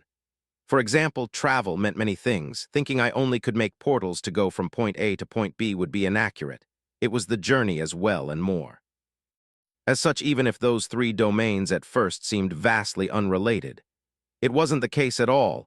It was the opposite and, in fact, represented me and my situation far too well for my liking on how I got here, what happened, and my future. The lizard bitch was very talented, that I must admit. And the beginning of worship toward my person was likely something she had a play in, even if it only accelerated the inevitable. It went very smoothly for a reason. I had been prophesied to be the new god that will bring victory. The Eldari were calling me the god of travel, magic, and darkness, or under another title, Hoopa the Archdjinni of the Rings. Those were the two main ones repeated the most. I abhorred the former due to how arrogant it sounded, and the latter was of my own doing with a little push here and there. Worship itself was a strange subject, one that was fascinating and felt like a slow, refreshing trickle, and I instinctively understood that with enough people for a sufficient time, it would make me stronger. But that would be a shaky source of power entirely dependent on many variables like numbers of worshippers, and I will need to be careful even if my anomalous nature and how I was built gave me natural resistance to all that was psychic. Worship could and would change me. I had to guide this journey in the ways I deemed appropriate, but also not fully rely on it. The most intense of my worshippers were the ones that were lucky to survive the battle between the Nightbringer, Kine, and me, which I guess makes sense. I fought death with their god of war, then saved the latter and killed the former. It's hard to do a more impactful entrance, but it still didn't truly hit what I had done, or I was made too stoic. Other devouts were ones that I had saved and was currently saving by my actions on various battlefields, since being comfy here didn't stop me from intervening in various accord the cosmos. From lending personalized spells, such as one that healed nearly all wounds by feeling intense sensations or emotions of any kind, regular teleportation via portals of friends and foes, or basic violence by pummeling the Necron force, mainly the destruction of those pillars that nullified all that was psychic. A technology I presumed was one of the main reasons I was made. They weren't exclusively Eldari either. The second largest were the Krork, but it was for different reasons and mostly by their bigger number and ability to multiply themselves quite literally like mushrooms. The reasons were as follows. I was strong both in mind and body. My main physical attacks were big nasty punches. I was strong, I brought them to the best fight. I was strong, and most important of all, I sported massive and sharp tusks. That was grossly what that two biggest of them, a pair of infighting twin that told me before challenging me to a three-way duel and losing the second after by a slap to the back of their heads. They were an interesting bunch. They weren't dumb, quite the exact opposite. They just were obsessed by violence and a desire to find the best fight possible, and I could grant both at will. Frankly, I truly hoped the old ones had countermeasures that didn't include omnicide when the war would end, or there would be a big problem for the other young races. The bipedal dog-like people I had mutated trying to save them after having destroyed their civilization were also worshipping me. I suppose it was for the best, even though my mistake was far too grave for it to be brushed off like that. I paid great attention to them and was ready to help them if it became critical. They deserve this much. I will dive into the abyss of the Sea of Souls. I telepathically informed my godly brethren. Finishing all the pastries, I flew through one of my golden loops, not waiting for any affirmative answer or response from them, but still acknowledging the response that came even if it was dissatisfaction for some.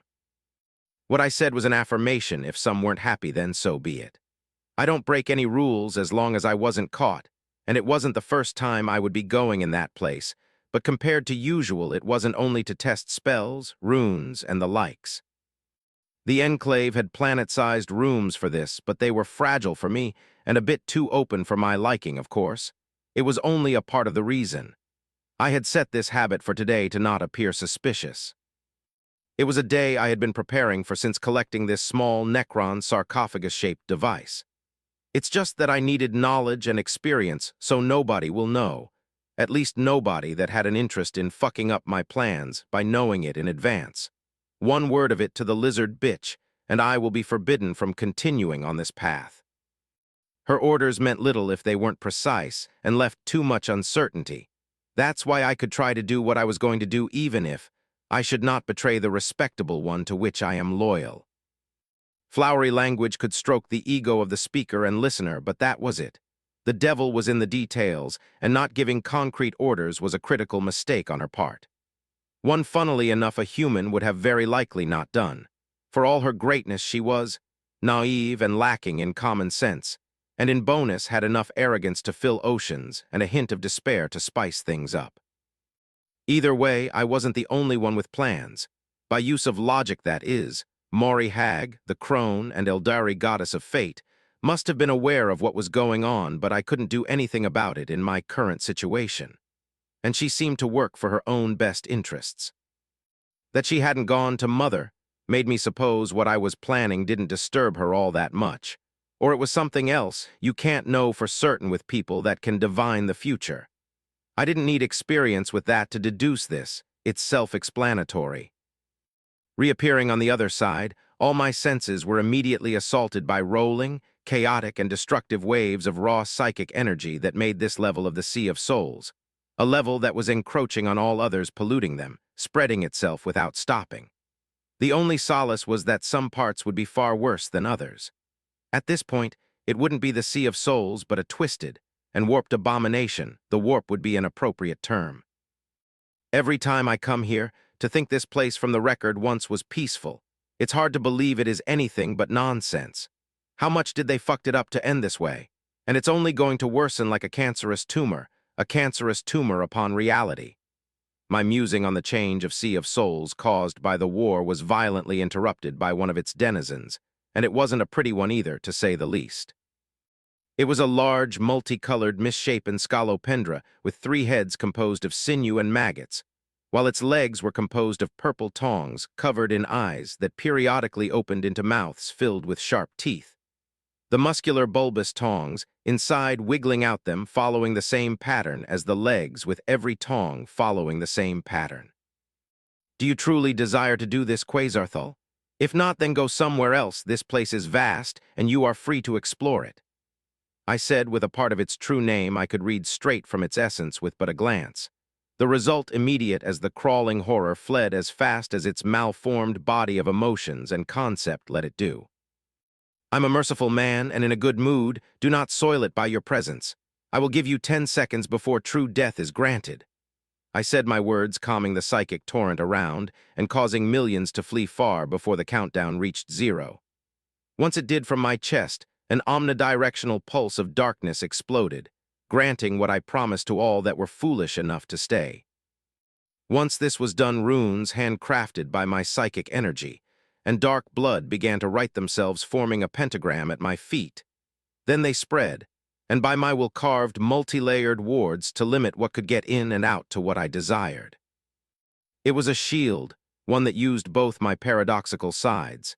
It would hide my actions, but it wouldn't hide my psychic presence. For that, I needed to cut off my connection to the Sea of Souls and purge all psychic energy, and that would alert everyone, and it would be very, very unpleasant. After several more of such wards, I deemed it safe enough to continue. Then a portal leading to my sanctuary, the vault, a hidden pocket dimension cut off from everything, with the only method of entry being through my rings. It was something I had made to store things of interest, from shiny objects to weapons of mass destruction. I couldn't trash the moon and earth forever, and putting my stuff in the open wasn't the smartest thing too. It was pretty stupid and reckless that I did it to begin with, but at the time, I didn't have the luxury to be pesky in where things needed to be placed. And that is one of such things from this day that I was taking out. "Let's see what you have to tell me," I said with a smile, showing a fanged maw as I grabbed the sarcophagus-shaped device of Necrodermis with the Sodek dynasty heraldry etched and glowing green on its surface. 13. Deal with the devil. "Let's see what you have to tell me," said pensively the Archdjinni of the rings, carefully holding the Necron device within clawed fingers as if it was the most fragile and precious of jewelry. And in many ways it was comparable. What he was doing was a bargain for what amounted to his entire future if it proved fruitful. If it wasn't, then so be it. He wouldn't have wasted anything, as preparing for this day gave him plenty of practice and knowledge about himself and the world he was in.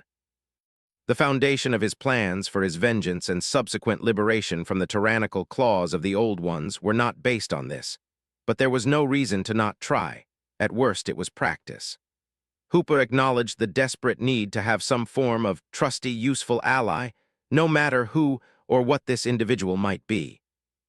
He wasn't picky, and gaining an ally in the form of a Necron was not outside of the box. He would have even gone with a Citan, and for all he knew this might be this. He didn't hold any real enmity toward the soulless automatons, after all, even if what he does daily to them would like to prove the exact opposite. But he didn't have a choice, and it was this, or he let billions die. In addition to the vast majority of Necron were mindless puppets, and eliminating the ones with minds was not straightforward. His view on the Nurkin was rather neutral, but leaning more on the negative side of things. The records were heavily biased, if not downright erroneous, and the vast majority of the blame could be put on the Old Ones, but in the end, the Necron started this war, out of rage and despair to save their dying species first, then revenge later, but they still did start the war. The Necron or Necronter at the time had asked for the secret of immortality, and it certainly was at the height of arrogance, but the Old Ones didn't simply refuse. They chose the option of openly laughing at their misery, and not helping in any way while continuing to mock them. All of this because of their hubris. They felt they were above, as if they were chosen by the universe. All of this, the war, the death, the horror, it all could have been easily avoided if any Old One used his or her time to help a dying, lower life forms, something that would have been trivial. It didn't even need to be big. A basic overall health boost with a potential failsafe in case of betrayal would have sufficed. The problem stemming from the soul, mind, or body was only an excuse to justify their laziness. They created him after all. How can curing a type of cancer, soul affliction, or genetic disease be in any way, shape, or form harder? Hoopa couldn't understand why they didn't do it unless it was a twisted experiment, and from further data it seemed the case. While the records did not mention any name or location in particular, they wrote in great detail about the socio-eco-political shift within civilizations on the brink of collapse that had many of the Necronter characteristics, and they were one of many subjects of study. It didn't excuse anything of what these Necronter did after. Not that there was a need to.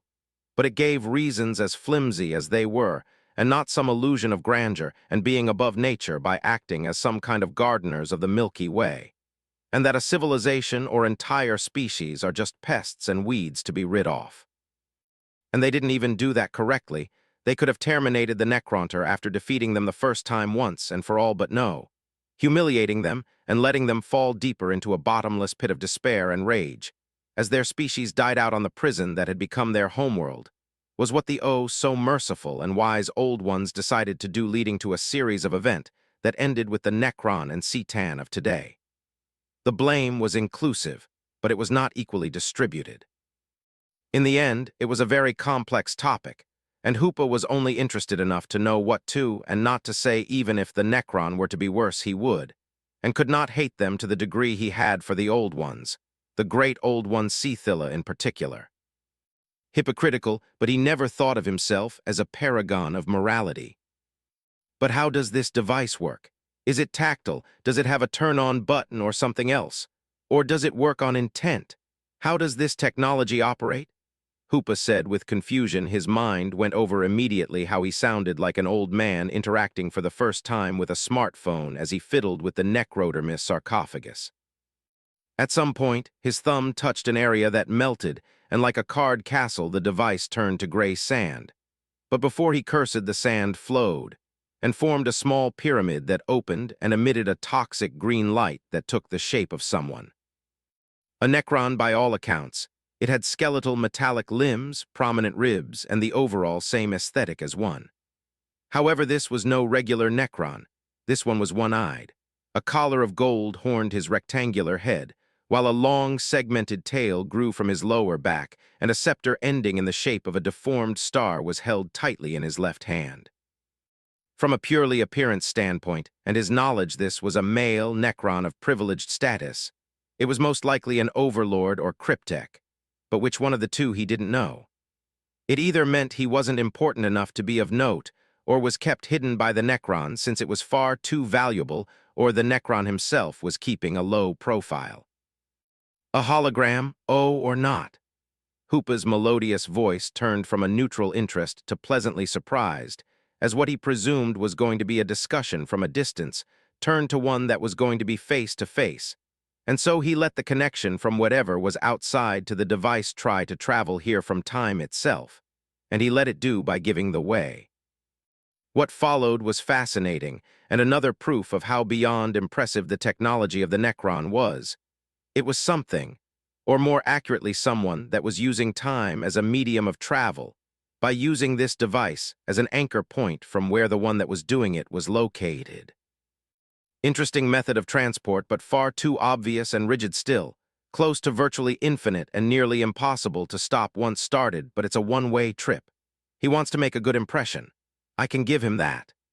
He mentally analyzed this new type of locomotion, and his instincts were already working on how to do the same, but with psychic power and better it even if he didn't need it himself. A few seconds trickled by, and the hologram ultimately was replaced in its totality by the high-class Necron it represented. A fanged smirk formed on Hoopa's face as the single eye of his potential ally turned on with the usual greenish light, and his body began to move like an awakening corpse, all the while remaining in the palm of his tridactyl hand. Courage and stupidity are but the two facets of the same coin. Now I have to decide which side you belong to. After all, you, a Necron, directly came to me and neutralized all chances of escape. You gave your own life for me to play with, a being who should not have the incentive to entertain you, yet you knew I would, didn't you? How? But first, I would like to know who I am speaking to. Someone bold and confident, or foolish enough to risk everything by wanting to speak to me face to face, is someone I must know the name of. Hoopa said in the language of his interlocutor, whose metallic body could be felt shivering to an imperceptible degree, but one he could feel. He immediately recognized it as one of the particular quirks of the Necron. It was only apparent with the ones that still had most of their minds intact. It surfaced under extreme stress or intense moments of emotions, or they were insane. Either way, it was something they kept from once they were living. At least that was what he learned from personal experience. And there were quite several odd things about this Necron, besides the extremely unusual behavior. My name is Akin, and I serve as a cryptech under the Sodek dynasty and Triarch, but before all Necron, I'm known as the Diviner, for I'm the most accomplished astromancer within the Infinite Empire, magician. I have broken from the binds placed upon me by my enslaver, the star gods, with the assistance of alternate versions of myself. I'm under none of their foul influence, but that you must already know. The Necron presented himself politely with a deep bow, his distinctively masculine voice smooth and metallic with a natural edge of vanity. Magician, quite an innocent and inconspicuous name for me, elegant in its simplicity yet strangely deceptive, but without lies. I must admit I find it hard not to like it. Hoopa stated, shocking the Necron at how direct he was, but other than the interesting title for him, there was the mention of astromancer and everything after. As pretentious as Akin's words were about being the most accomplished, they were true. Hoopa could tell this much in this environment where he was the absolute master, and lies even from a soulless machine would not escape him. Though what wasn't a lie didn't mean it was the truth either, but it likely wasn't such a case here. Necron were not blind to objective reality, even if their view was warped. Acting in such a way and taking such a risk is not characteristic of your kind, but it follows your words. Though it is not enough reason, the only option I can see for your choice is based upon my knowledge and estimation. If they are accurate, you have predicted the future, and knew how the events following this decision will most likely unfold. The Archdjinni continued, quite open on his view of the situation and that he could be wrong. This meeting is within your calculation, and you must have a concrete idea of what I seek, what I desire. There was no need to be overly arrogant or try to be too domineering here. Hoopa understood it, and it was shocking yet again for Akin, something the former was greatly amused by. The diviner didn't expect this, but this still was far from a discussion between equals. It was just surprising how reasonable of a god this being seemed. Though it was still a god he was speaking to, and they were fickles.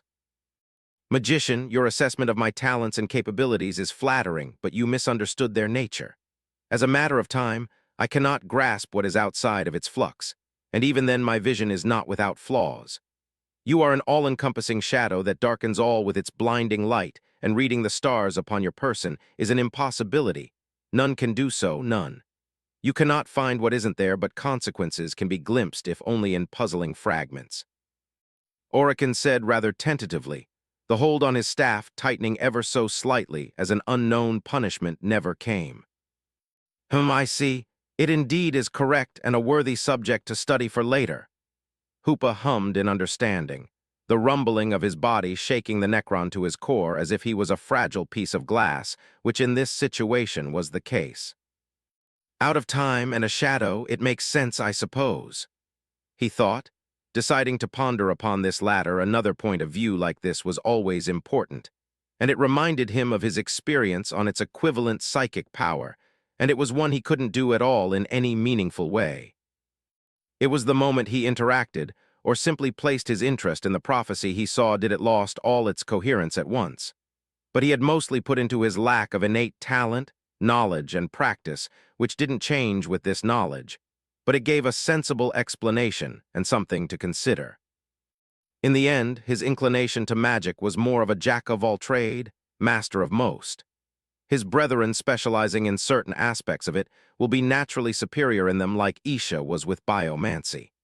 In addition, he was the Idari god of darkness, so it likely entered in conflict with the art of farseeing, and it correlated to other branches where he had less ease to use. Then I can infer that your choice is based on other divinations leading you to follow the most adequate path for your goal, which requires my assistance, but it doesn't explain how you knew I would be interested. Or you didn't, and that is bravely foolish of you. Hoopa said with curiosity, his massive eyes, in comparison, locking on the astromancer studying his every move. It is uncouth of my position and a tarnish on my notoriety, but I must admit I did not know, not fully that is, magician. This was a choice that I made against all decrees of logic and principle I adhered to, a gamble taken upon very little data and loose theories. But it was sufficient for someone of my renown to gain awareness of your revulsion for those pathetic saurians. one so profound it overshadows even ours when my people were of flesh and blood. And yet you are their greatest strength, the combination of their madness, a force so mighty it would inevitably lead the infinite empire and all that it is made to fall to absolute damnation. I had to take the risk.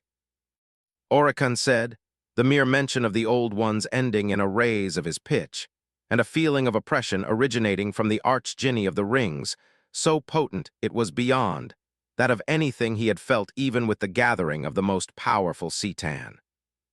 The hate was so visceral it manifested into physical form around Hoopa and the surrounding sea of souls, overpowering everything in dark torrents for what seemed an eternity until all vanished as if nothing had happened but the Cryptek knew it did. Oricon only now fully comprehended how intense was the hatred, and it was only the tip of the metaphorical iceberg. It was one he was all too familiar with, but his necrodermis body had dampened to near nothingness. Yet the most terrifying of all was that this primal rage was sane, controlled, and directed. My apology for this lapse in control. As you witnessed, you are more than correct. But let's not dwell upon our common hatred for those cowardly vermin. This is beneath us. Instead, let's guide our discussions on what we can do to further our interests, as it is for this that you have reached me, is it not? Hoopa said, his smile growing to a terrifying degree as a yellowish skin parchment etched with a dark pentagram composed untold runes manifested before the Necron. With it also came a shadowy feather. I must state the obvious: we are not friends, and neither equal, but we can be allies and work together as long as our wishes align. You wish for the freedom of your people from the Citan, and for them to not be eradicated, and I wish the demise of Mother and her kind to never be shackled by their will. But I'm not naive, and neither are you. This pact. Oh, you are a very interesting Necron, Oricon the Diviner. I cannot choose which facet of the coin you are, maybe both. Hoopa suddenly stopped his explanation and observed Oricon grab the feather and sign with a solidified version of his time, without even studying the lines written. I have come here knowing I have sealed my fate.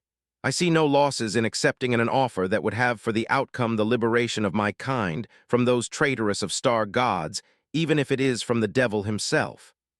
The Necron Cryptek, as he felt something penetrate his body and mind. It was utterly alien and bound him on an existential level to his contractor. But it was not a tie of servitude. It was two parts. The first would tell the Archdjinni of the rings if he betrayed the trust placed upon him. If so, annihilation at all levels of existence would smite him no matter where and when he was. The contract was only partially psychic, as such even under the influence of a nullifying field he would not be protected. The second was more of the payment itself. He would have a favor to grant Hoopa, and if refused for reason judged insufficient, penalty would befall him, same if it was failed on purpose or sabotaged. It was skewed toward one party, and he could only hope the magician held his part of the deal. But it wasn't bad. It wasn't bad at all from what Oricon knew of the being of the Immaterion. It was suspiciously reasonable, but again the magician was a unique case. But still, the gamble Oricon had taken was far from being considered successful, and all could shatter in an instant. 14. Action and reaction concealed in the depth of the labyrinth dimension was an object more pursuing to be found in those places. A rocky planet 3 times the size of Earth. Its surface of pure white, midnight blue, and vibrant emerald green as life beyond mortal mind comprehension. Impossibly grand forest, mountains that broke the skyline, technology grew from nature capable of the most miraculous of wonder, and oceans of infinite depth. This was one of the oldest planets in the Milky Way, and also one of the first to birth sapient life. Throughout the age, it was known by many names: the ancient garden, the convergence of life, or even the origin of all, to only name a few, but its true name was given by the natives of this heavenly body was Yuggoth, the great mother world. The natives of this world had moved it to the most secure, defended, and mysterious part of this dimension between reality and unreality, where none other than the builders of this slice of space themselves, the Old Ones. It was their ultimate stronghold, and where the heart of what once was their empire was, even if they never were one like one in the future. They never had a proper empire that spanned the stars, at least not one, with trillions of their species inhabiting untold amounts of heavenly bodies. A number once upon a time had reached this on Yuggoth, but that was in the ancient past before their ascension to perfection. It was times where they were weak in mind and body, short-lived, and lacked the psychic talent they are known for. They were very much like the lower races that had the honor to be graced by their presence. Their ancestors were unaccepting of such an unpleasant fate, and they made it so it never was to be the case. What followed was millions of years of unfeeling eugenics, gene craft, soul-shaping, ruthless traditions, and harsh environment favoring the strongest, smartest, and wisest of them, leading to the current old ones. A forced and controlled evolution to what led them to their current height. The perfection of flesh and souls gave form. But gaining biological immortality and potent psychic might, in addition to such a society, came with a price: their population. Their fertility was abysmal. Nevertheless, when the time where the act of mating was in order, eggs as such were more than a rarity. Then there were the requirements necessary by the embryonic to be incubated until hatching. Then there was the other stage of growth from larval to metamorphosis. Not only did it take several millennia, but the offspring failing at meeting the requirements were eliminated in cold blood until they reached adulthood, and even then that wasn't a certainty. As such, the old ones, numerically speaking, did not go above 20,000 individuals, a minuscule number, but that was only one of the reasons why. But in general, this was why their empire was barely won, and was tattered in clusters of star systems, each the garden and playground of one old one or a small group of them. And if a threat came, then they were the mightiest in every aspect. In case of emergency, they had the labyrinth dimensions to flee or call for help. That was what they believed, until for the second time in their existence it was proven to be erroneous. The Necron and Cetan, abominations of living metal and their predatory false gods, came and destroyed with utmost malice all semblance of foothold they had upon real space by precise and unforeseen attack, leading to thousands of them to die, and many more followed no matter what was done. But the tides had been drastically changing in the recent past, and a meeting was ongoing upon this very subject. It was happening within the most sacred and oldest city of this planet, Arlae. A city grown organically from billions upon billions of buildings, both of pulsing pillars of flesh, entrancing multicolored vegetation, raw blackstone thrumming with unbridled psychic energy, and ethereal crystalline product of the ground. They shaped themselves without fixed form or size, creating a space of incomparable size and terrific beauty that from the outside stretched over continents and reached to the void of space. But from the inside, it was far more spacious, equaling massive star system. Precisely within a circular megastructure at the center of it, all made of flowing pure white crystals, moving plants, and a chain of blues tendons, was where the meeting was taking place. A meeting between the great old ones, each with a seat at the great council to edict the fate of their kinds. I can only accept my defeat, Ceila. Your insanity has proven to be fruitful. This living paradox that you have meticulously crafted will be our greatest asset to crush those unliving bugs and their masters, tainting our beautiful galaxy with their presence. Shoresh said both softly and loudly as he sat comfortably upon his throne, one of his hand grasping between two thumbs a glass of liquid darker than any abyss. A beverage for all intent and purpose, one made partially of a black hole. Insanity? I may accept the danger of bringing this foreign soul within our universe via the well of eternity and endeavor to take responsibility similar to the others who have participated. But Shoresh, I would adore to hear more than your petty insults upon my person and action. Your participation in the war efforts was a little less than praiseworthy. Ceila retorted sternly from her throne to her fellow great old one, and this comeback seemed to be enough to stifle her eldest into silence due to shock mostly. Whispers followed soon after of varying opinion. It was the truth he might have participated in many projects, and even pioneered the uses of blackstones in many fields, but his presence for the past eons in the war had been almost non-existent. It can even be said he had created a large disadvantage for them with his study that had been bastardized by the Cetan, but that was quite asinine to say this. It only accelerated this star parasite's progress. And there was the fact that her authority within the Great Council had developed quite positively, and was continuing to do so, otherwise, she wouldn't be this bold. To say she had been one of the most pivotal figures in the rearrangement of their fate for the better would not be an exaggeration. Silence everyone. Young Ceila is the method of containment enough when this scuffle ends to put it out indefinitely, until an adequate solution for its termination is discovered. I want to know if it has the potential to become a situation akin to those mind-flaying parasites where only periodical sealing is the solution.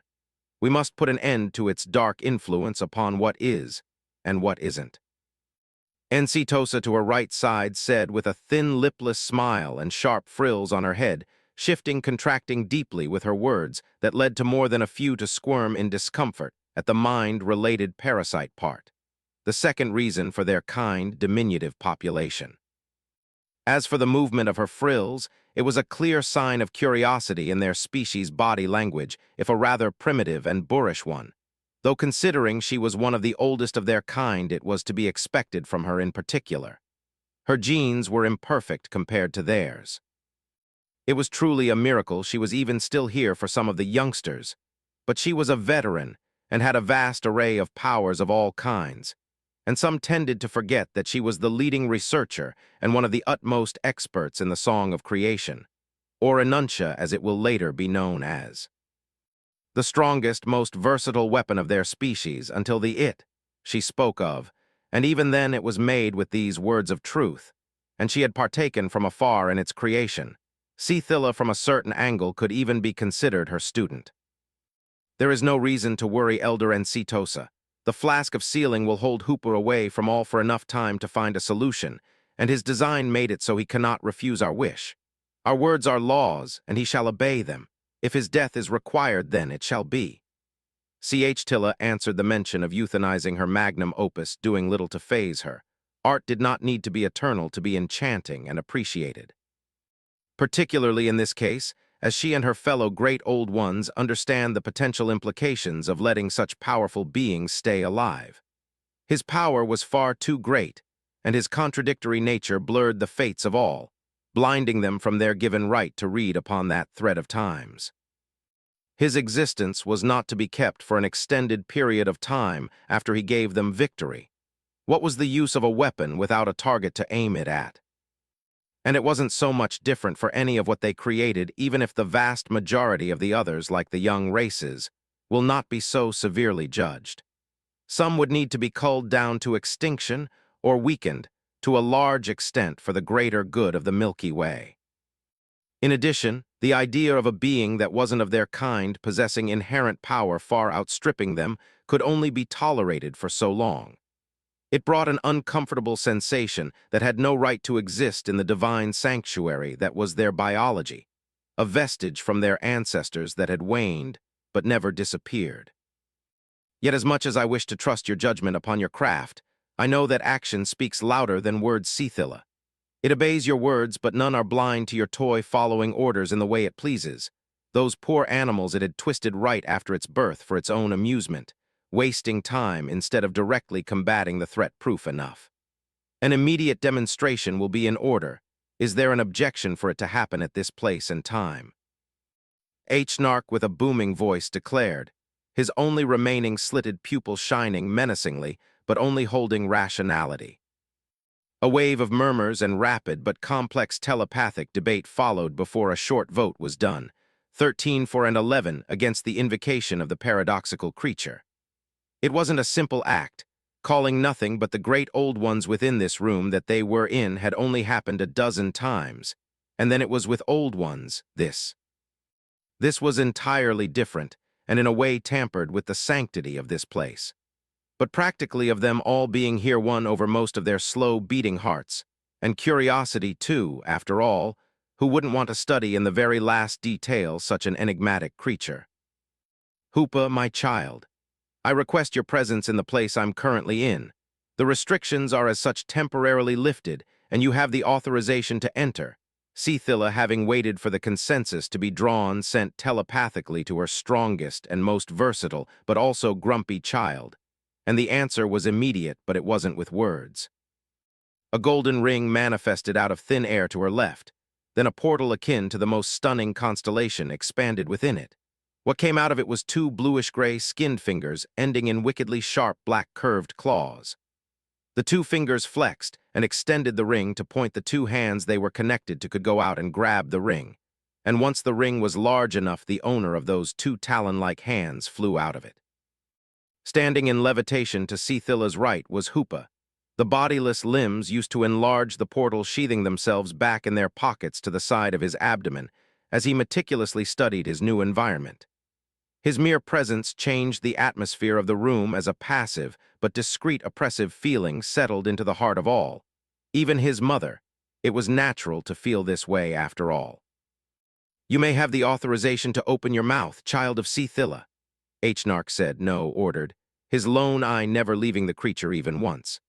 He felt fear, terror, even one far above that of the one that caused the permanent loss of one of his eyes, one of the strongest Cetan and obsessed with flesh and skin, Landugger the Flayer. And from what this massive, horned beast had done, it made sense that he felt this way. It was a being that fended off Cetan regularly on the battlefield and terminated the Nightbringer without risking the fabric of reality. It was a true monster, but one that was necessary for their survival, for the moment. "It's the highest of honor to be given the opportunity to be in such a sight, and your grand presence. What does the Great Council require of my person?" Hoopa lied smoothly in his enchanting voice, a smile showing pure white fangs to them all as he contained as much of his unbridled hate toward them in himself, and what might escape was snuffed by his darkness. Still, it was clear he was not overjoyed to be here. At least he was acting polite enough, tamed enough, to not appear like a rabid animal that wanted to rip them apart, even if that was what he really wanted to do. If he knew what they had been speaking of seconds before, he might even have been snappier, but he had enough self-control to do nothing more, not that he could have attacked them. His very body and power would refuse to do so. To add oil to the fire, it wouldn't be something out of his already low expectation from them. He understood his place in the hierarchy very well. That didn't mean he accepted it, but it was better to make them believe that he did. "What do they want? They never had the guts to face me, nevertheless in their little ivory tower from where they always observed me when it took their fancy. But this place is beyond impressive, so much knowledge to be gained. A tragedy it would all have to disappear." He thought, uncertain of what was his purpose here, but that didn't stop him from using this opportunity to learn as much as possible about what made this place and more. "Show us your faith by giving us your beating heart taken from your own chest with the claws we have granted you." The same great old one that had given Hoopa the right of speech said, his voice cold if almost casual. "Pathetic creatures," was the thought that flew through his mind as an understanding of why he was here downed upon him. A show of force, and to see if he would obey and how he would do so. The act of taking out his heart was not one to perturb him much. It wasn't like it would put him out of commission or even less kill him. He was above this, but he hated being forced to do it all the same. "Do so, my child. Also, swerve the backlash that will naturally ensue from my person and Encetosa the burden that will naturally ensue. Let them see what wanting to tarnish, damage the image of my art, my talent, my honor would grant them." Ceila sent her thoughts to him, and he answered with a "Yes, mother," 2 words that barely hid his current state of mind, but she didn't care. "By the great old one's wishes," Hoopa said, and hovered himself in the middle of the room on a pedestal, the place where his audience was suddenly shifted from a circle to a crescent-shaped formation, letting them have the full view of what he was going to do. He had never felt so much like a circus animal until now, but he kept it all inside. Giving them the satisfaction he was affected more than the strict minimum was something he found far more infuriating than the situation at hand. And so, with that in mind, he plunged one of his disembodied hands into the golden ring growing out of his chest. The portal constantly lit on it by his command, leading to the deepest confine of his rib cage.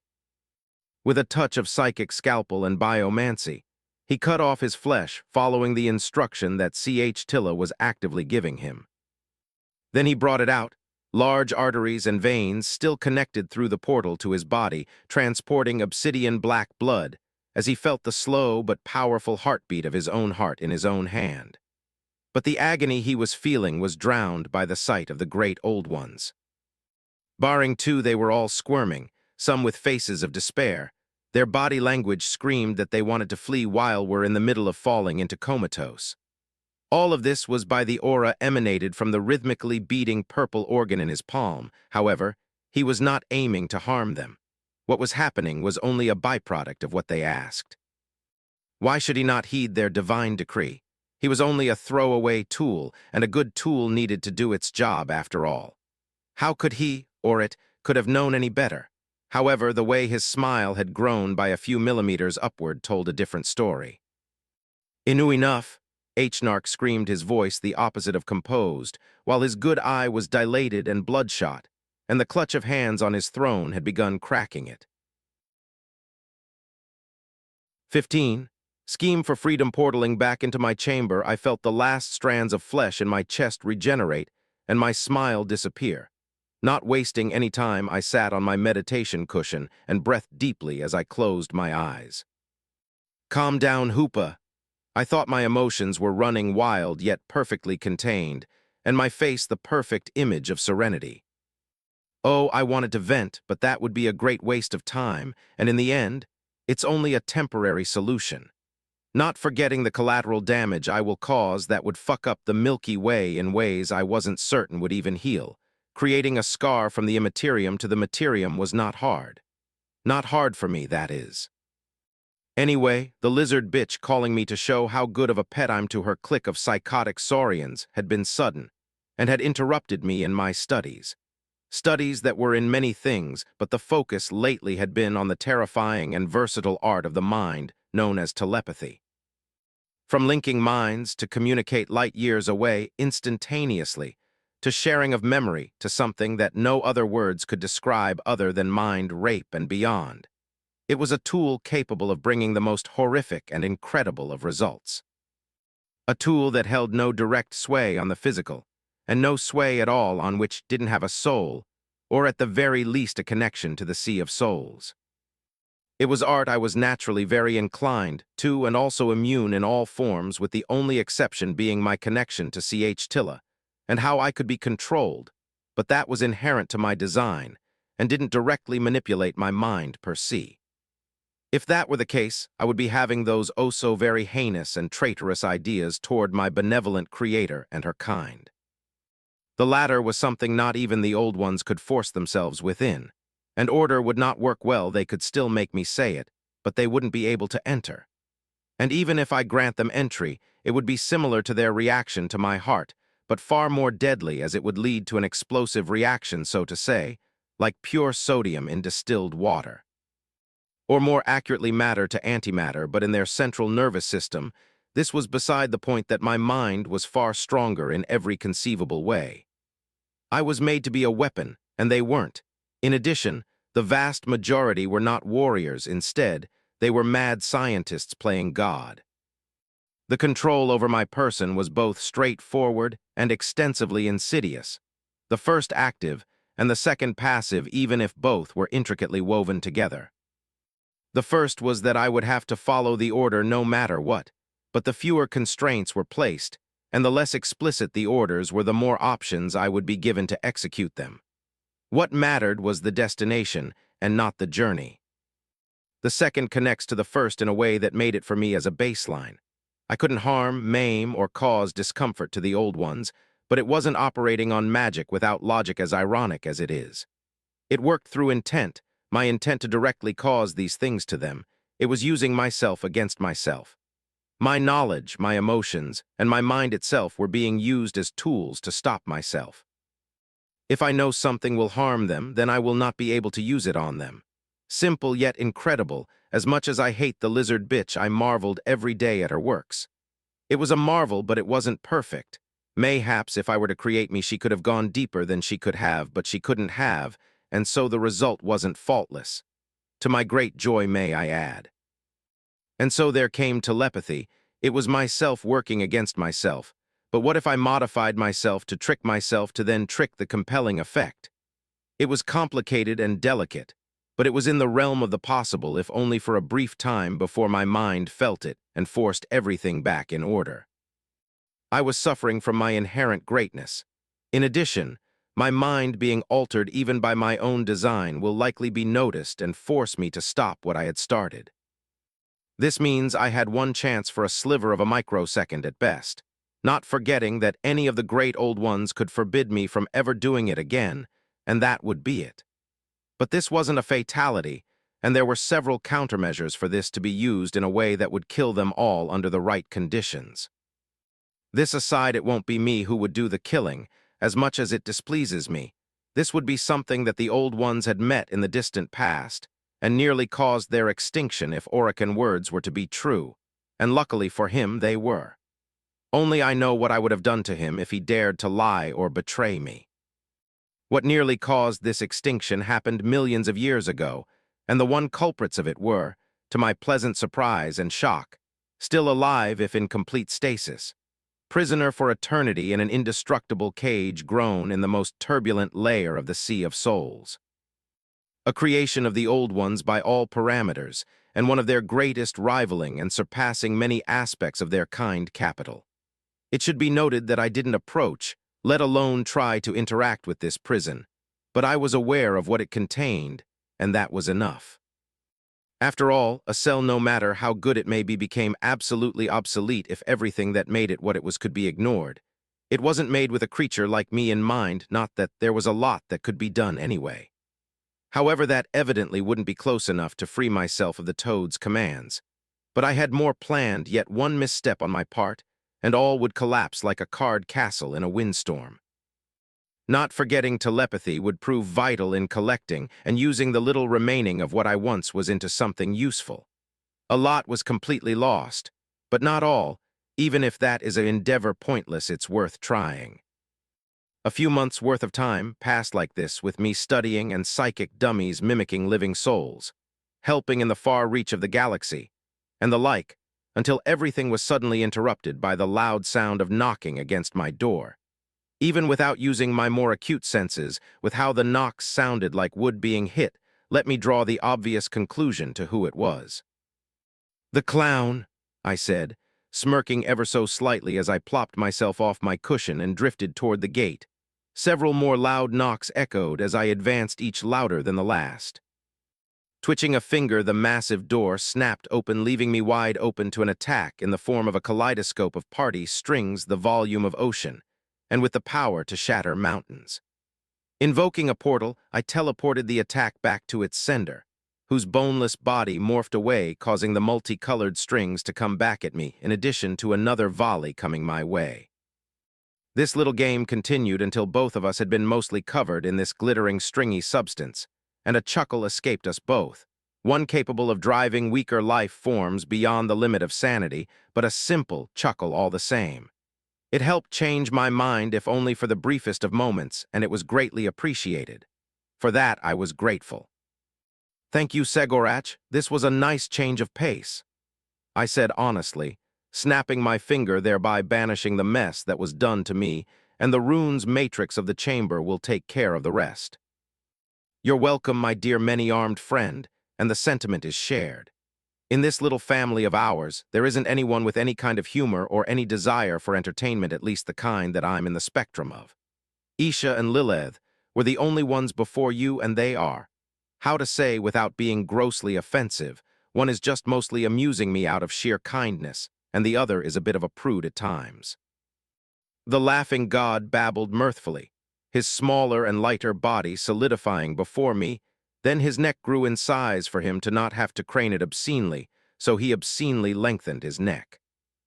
Why, I wasn't sure, considering he could just hover, but truly why not when he was a natural polymorph? Both options were valid, and he tended to pick the most ridiculous. If he wants to be the portrait of the love child between a giraffe and this eldritch clown obsessed with red balloons and children, who am I to judge him? On a more serious note, what is the purpose of this impromptu but appreciated visit?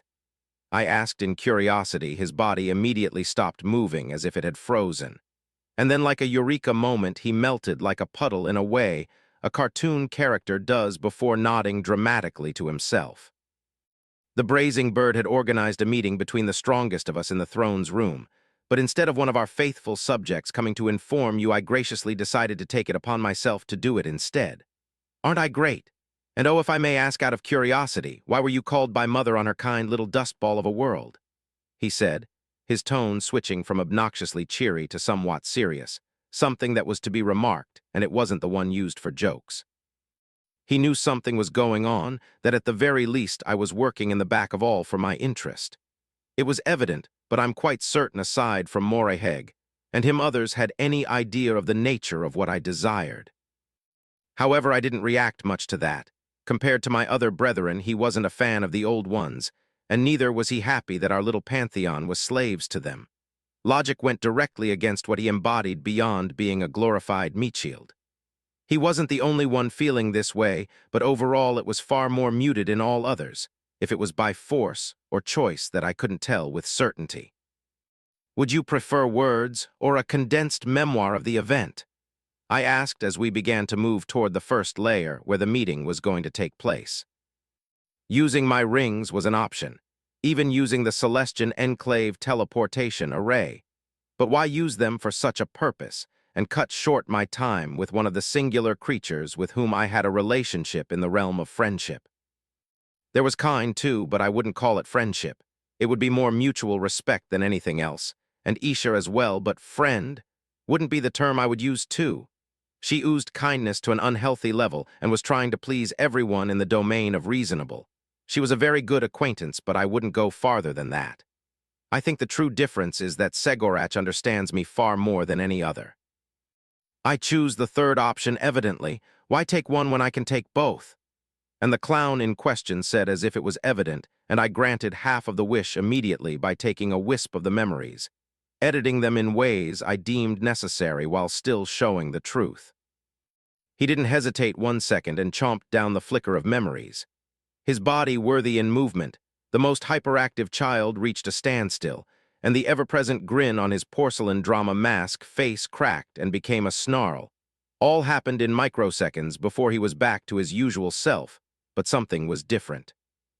He was angry, genuinely angry about it all, something that was nice in a strange way to know, and it seemed to only rise as I began explaining with words what he saw and even experienced to a lesser degree.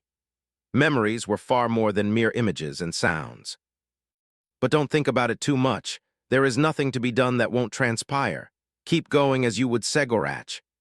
I finished rather cryptically, a hint of a smile with bloodlust appearing and vanishing from my face as fast as it came. It's not that I didn't trust him to help me, quite the opposite is that he wouldn't be able to help me and it would backfire screwing us both over. But it wasn't his fault, it was how he had been designed. If I could be considered a slave, then something handcrafted from the ground up with far less restriction around to be modeled would be far more enslaved. He was less than an automaton in many ways here. His very nature made it so he was even entertaining these thoughts close to mine. It was sad, there were no other words for it. This entire war we were all in was tragic and pointless, but there weren't 1,000 solutions to put an end to it. Ah, finally, we have reached our destination, Segorach suddenly exclaimed excitedly and teleported within in a flash of glittering rose petals, and I followed suit, but in a deep purple vortex.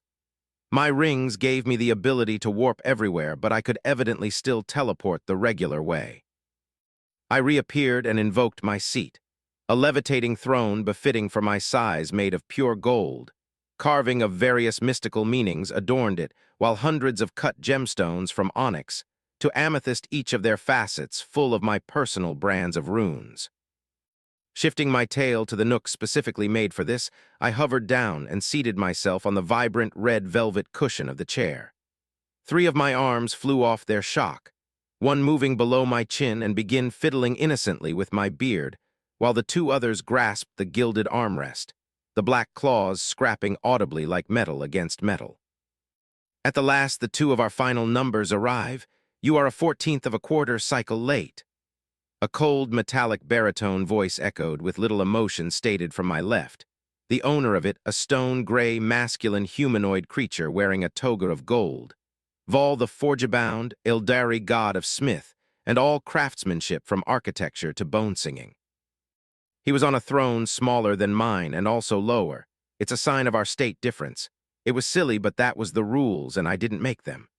His throne was composed of highly advanced technology, yet also of swords and untold weapons from seemingly all stages of civilization.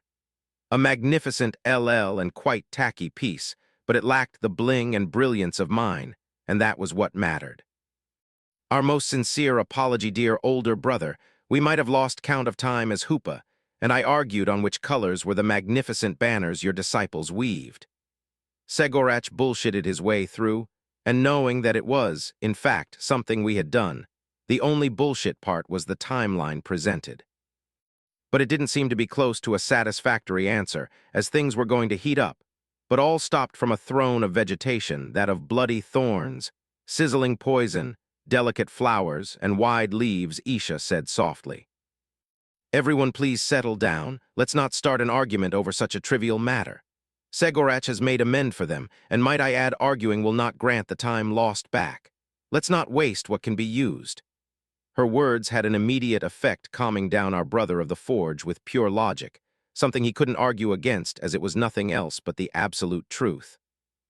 Oh, that could have been fun, I thought with disappointment, even if I was still grateful overall.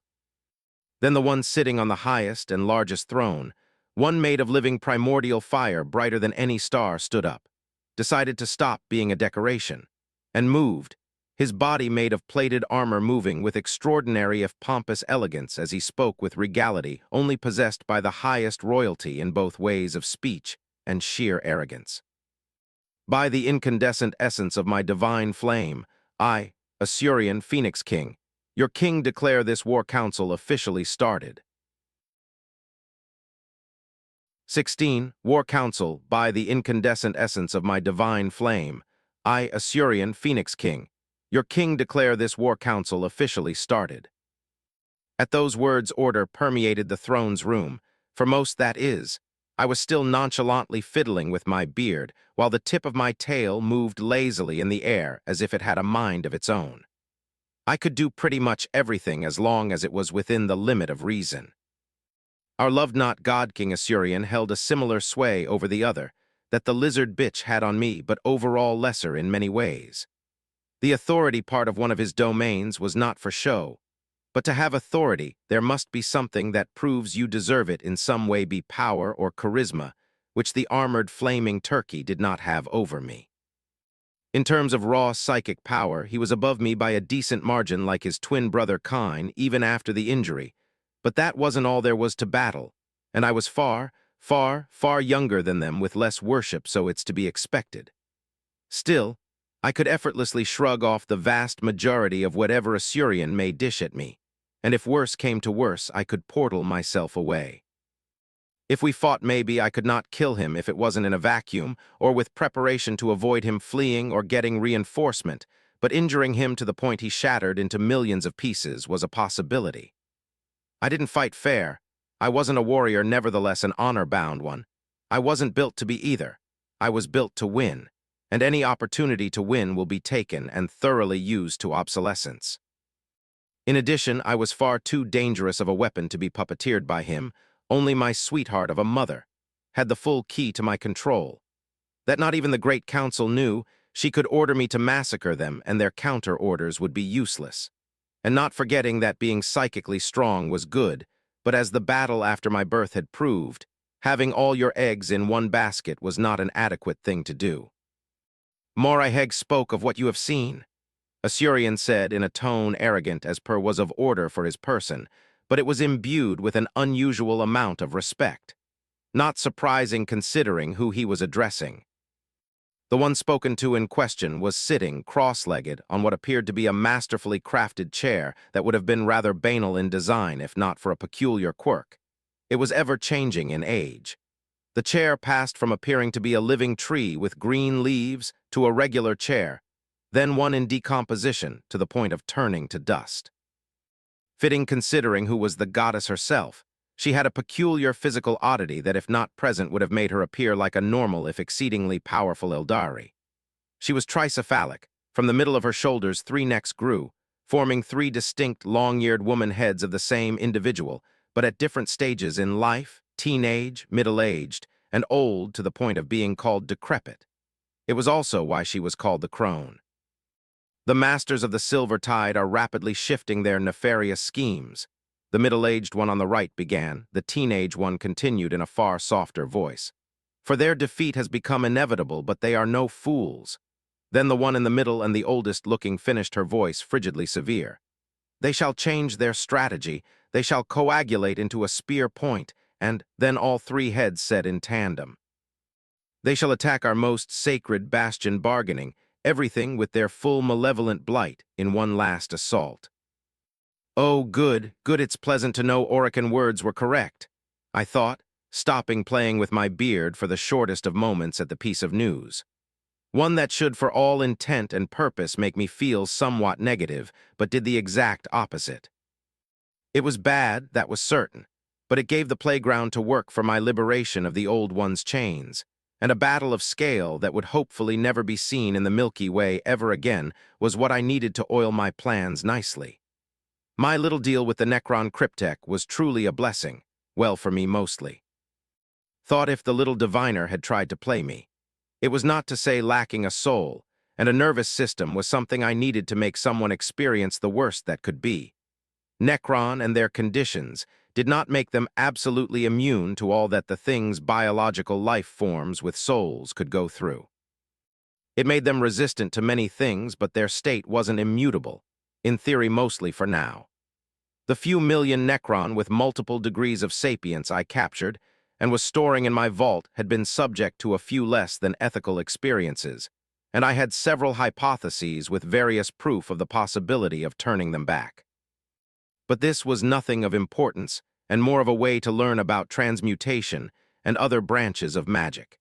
If I wanted to do something like making objects back into people, at least a few centuries of study focused on this was necessary for a result I could deem acceptable. And that was in the better estimate. It was to say that the threat of throwing Orican in the well of eternity was far more effective. Anyway, my careless attitude about such terrifying news was not shared by many of my brothers and sisters.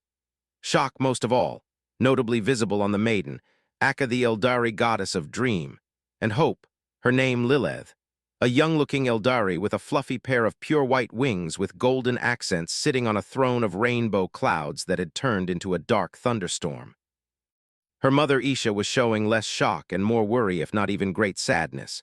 As for her father Kurnus, the lord of the beasts, the god of the hunt and wilderness, a muscular anthropomorphic stag-deer-goat-man hybrid on a throne of many bones, feathers, scales, and hide, only frowned in great displeasure. To only name those three. And he was the first to speak after the news. That is a trail of events I should have foreseen. They are cornered and will lash out with their full might at the reason of their state. If we win, then this endless war will end, but if we lose. Lose. Do you hear yourself? Do you hear your idiocy? Ah, what an infuriating and ridiculous concept, but understandable from your limited viewpoint. Animal. Those are the tactics of desperation. They do not have a choice, but that is ultimately a pointless endeavor. Kine buted in with a sneer from his twisted throne of bronze and shattered bones, blood dripping in a never-ending cascade from it, yet never stained the marbled ground below. As more words began to be flung at one another, thanks to good Kine, I observed passively. Segorach was doing the same, if visibly more engaged in the divine space opera with what appeared like popcorn, but was made of light blue and pink crystal in his hand. I didn't have such a sour relationship with the Eldari god of war, but it wouldn't be hard to understand why he was so hated, rightfully so might I add. He was a hot-headed, impulsive, unstable, murderous, psychotic asshole with a long list of actions that were less than admirable. The murder in body and soul of one, the first and most revered Eldari Eldanish for no true reason, but a boot of displeasure giving him the title of bloody-handed, and also the reason Vol had the title of Forgebound, even if Forgechained would be closer to the truth. Those were two examples of many mountains of skulls and oceans of blood. Besides the Necron and Citan, he might be the second with the most kills done personally.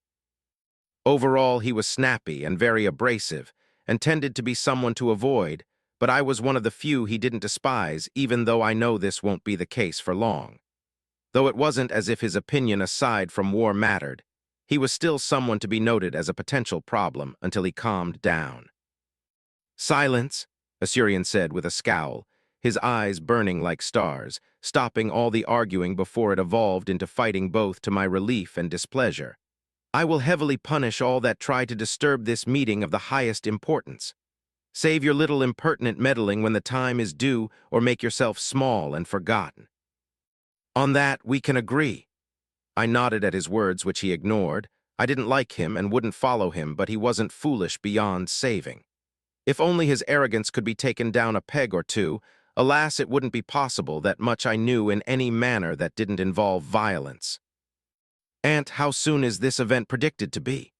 Lilith asked with great worry, and the answer that followed was not one any other, but kind, and I wanted to hear, even if it was for vastly different reasons.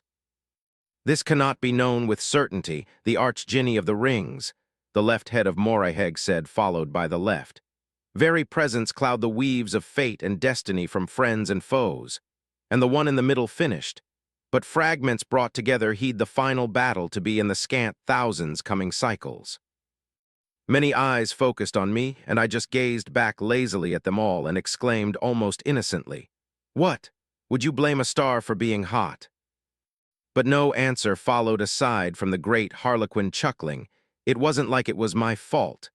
If they wanted to complain, the lizard bitch isn't far, and speaking of the reptile. I need to say this even if it was odd of me, but my vitriol has become less visible as time went on, and if there was suspicion, it won't change that what I had to say was necessary. The Great Council, even if likely aware of this, needs to be warned about this and our plans. I propose we submit to Mother for her people to be brought to Yuggoth and the Celestian Enclave for both protection and support. They would play a major role in our victory, and if we fail by some unknown variable, then there must be a way to evacuate most of them with their home world to a new safe haven. I suggested, and murmurs of both agreement and disagreement soon followed from everyone until we settled on my proposition. Though in the end, it was the Great Council who would decide. I don't see why they would refuse willing meat shields while they cowered on their dust ball far from any supposed danger. Heh, the word supposed was key here. Ooh, I have a super magnificently good idea too. All the mortal races with their entire population should join the party as well. The more the merrier after all, wouldn't you agree? Segorach declared with sparkling eyes from his throne, or more accurately colorful puppet theater that he was within. I found it hard to disagree. Their presence and sacrifice will prove necessary for the future all. Lilith said, displeased, nay disgusted with the mere notion, if how her wings shivered was any indication, but she was rational enough to put aside emotions for logic. She did take a lot from her mother, and kindness was one of them, but it was more mild than excessive. It was good, I supposed. Having one Isha was already enough, never mind two. Overly kind people tended to be very grating at times when it came to morality and hypocrisy, even if I wasn't one to ponder on morality nowadays. As much as it saddens and pains me to envision the consequences of such a choice, my daughter's words held all but the truth. Countless would perish for countless more to hope to thrive in a future where war and violence are foreign concepts, and compassion and peace are pillars almighty. Isha agreed with a downcast expression, the ever-present trickles of starlight-forged tears intensifying. If only that was possible, Isha. I thought with displeasure at the fact the world didn't operate this way, and it was insincere of me considering I would be part of why it would be this way, but I'm selfish, petty, and prideful, and I would not sacrifice myself even if I'm aware of the potential consequences of my choices. I wasn't a righteous Isekai hero and wasn't going to act like one. I didn't want to be a slave, and I didn't want to die. I didn't choose to be here, so I would make do with what I had. My feelings on the matter were secondary. I suppose it is my duty to haul all of them back here from every corner of the galaxy with great haste, I said, one of my gold loops popping up as I made it spin around one of my talon fingers at hypersonic speed. The labyrinth dimension is among the greatest and most magnificent creations in history in both scale and complexity, but I must admit that it pales in comparison to your ability to cut the space between 2 points in existence. I suppose it falls on your shoulders. Vol rumbled in agreement, his eyes locking on one of my rings with an intense thirst for knowledge. Creating portals between 2 points was possible, but it was severely limited, had various glaring weaknesses, and couldn't be done at any place and any moment for any range and destination. As such, he was very much interested in studying my rings, but sadly for him, I wouldn't be good in the role of a cooperating and obedient lab rat, and matter of fact, they were a part of my body in the same way my 6 hands, tails, and feet were. They even had blood directly pumped from my heart and subsystem of organs, both organic and not. Inquisitive forged divinity aside, all agreed at my proposition, and without much of a second of hesitation, I began acting upon my words in parallels to the War Council. I focused first on places containing a higher percentage of my faithful. I'm still not used to this, but I know I will come around. Eventually, perhaps, maybe. This would stop hundreds of thousands of battlefields and lead to a massive loss in territory, but that was without taking into consideration that the Infinite Empire was already in a grand party doing the same. Its assault had been for quite some time far less, how to say, intense. What Moreheg said was only the confirmation of why it had been the case. That is an adequate development, Asurian said with satisfaction before mentally sending us extensively detailed and precise information for the next half an hour on what had been proposed, and also sharing that the old ones agreed to hunker down and sent several delegates to fight for us to work around. But there is much more to converse upon. Let's start with Vol, as your great project to catalyze and amplify my ever-burning psychic flame bore fruit. He continued, and after this, the council went for the equivalent of half a day as we set a strategy weaving on thousands of plans with direct input from the Great Council. What followed after were the preparations for the battle both on a global and personal scale for every last individual, from the smallest of Krork to great old ones. This went on until it all reached a screeching halt when the fated time was made known in the most violent of ways, causing my study to be interrupted and my plates of pastries to fall. 17. The Beginning of Armageddon. What an exceptional period to witness and participate in. The honor that befell me is truly great. The end of an era, an eternal war between gods, deities, and demons coming to its climax, the beginning of changes to an unpredictable future rich in history and monuments. If only I still had a digestive tract to nourish myself while I observed this spectacle that is to ensue. A smooth, masculine, almost suave voice exited the body of a tall and imposing Necron overlord as he observed with 2 neon green eyes the great expanse of pure nothingness of the lowest metadimension of the Milky Way. The Ghostwind, the Shattered Void, or the Realm of Nihility among many more names and titles. A dimension not even the old ones knew of its existence with certainty besides incomplete and abandoned theories from various studies on the Well of Eternity. It was a realm that was both one yet not. It defied existence itself. It embodied disembodiment and the absence of nothing and everything. It could be compared to the Sea of Souls, for it interfered with the laws of reality. But whereas one played with them and created new ones to distort anew the Ghostwind, was the absence of all. These laws and concepts did not exist here, for they were not welcomed and antithetical to its very existence. It was a realm of absolute order where supreme nothingness reigned. It was the case for one simple reason. This dimension was one of the many fragments of the birth of the universe. Fragments that were incomprehensibly older than the fundamental laws themselves, for they were present before the Big Bang.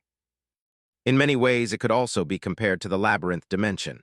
It did not obey the rule of real space and could be used as a way of superluminal travel if one far more dangerous than even plunging into the depths of the Sea of Souls, were never-born predators beyond numbers laid. While one would distort and corrupt what existed, the others would erase for all that held the travelers and their ships within will not be burdened anymore by the laws and concepts that made them.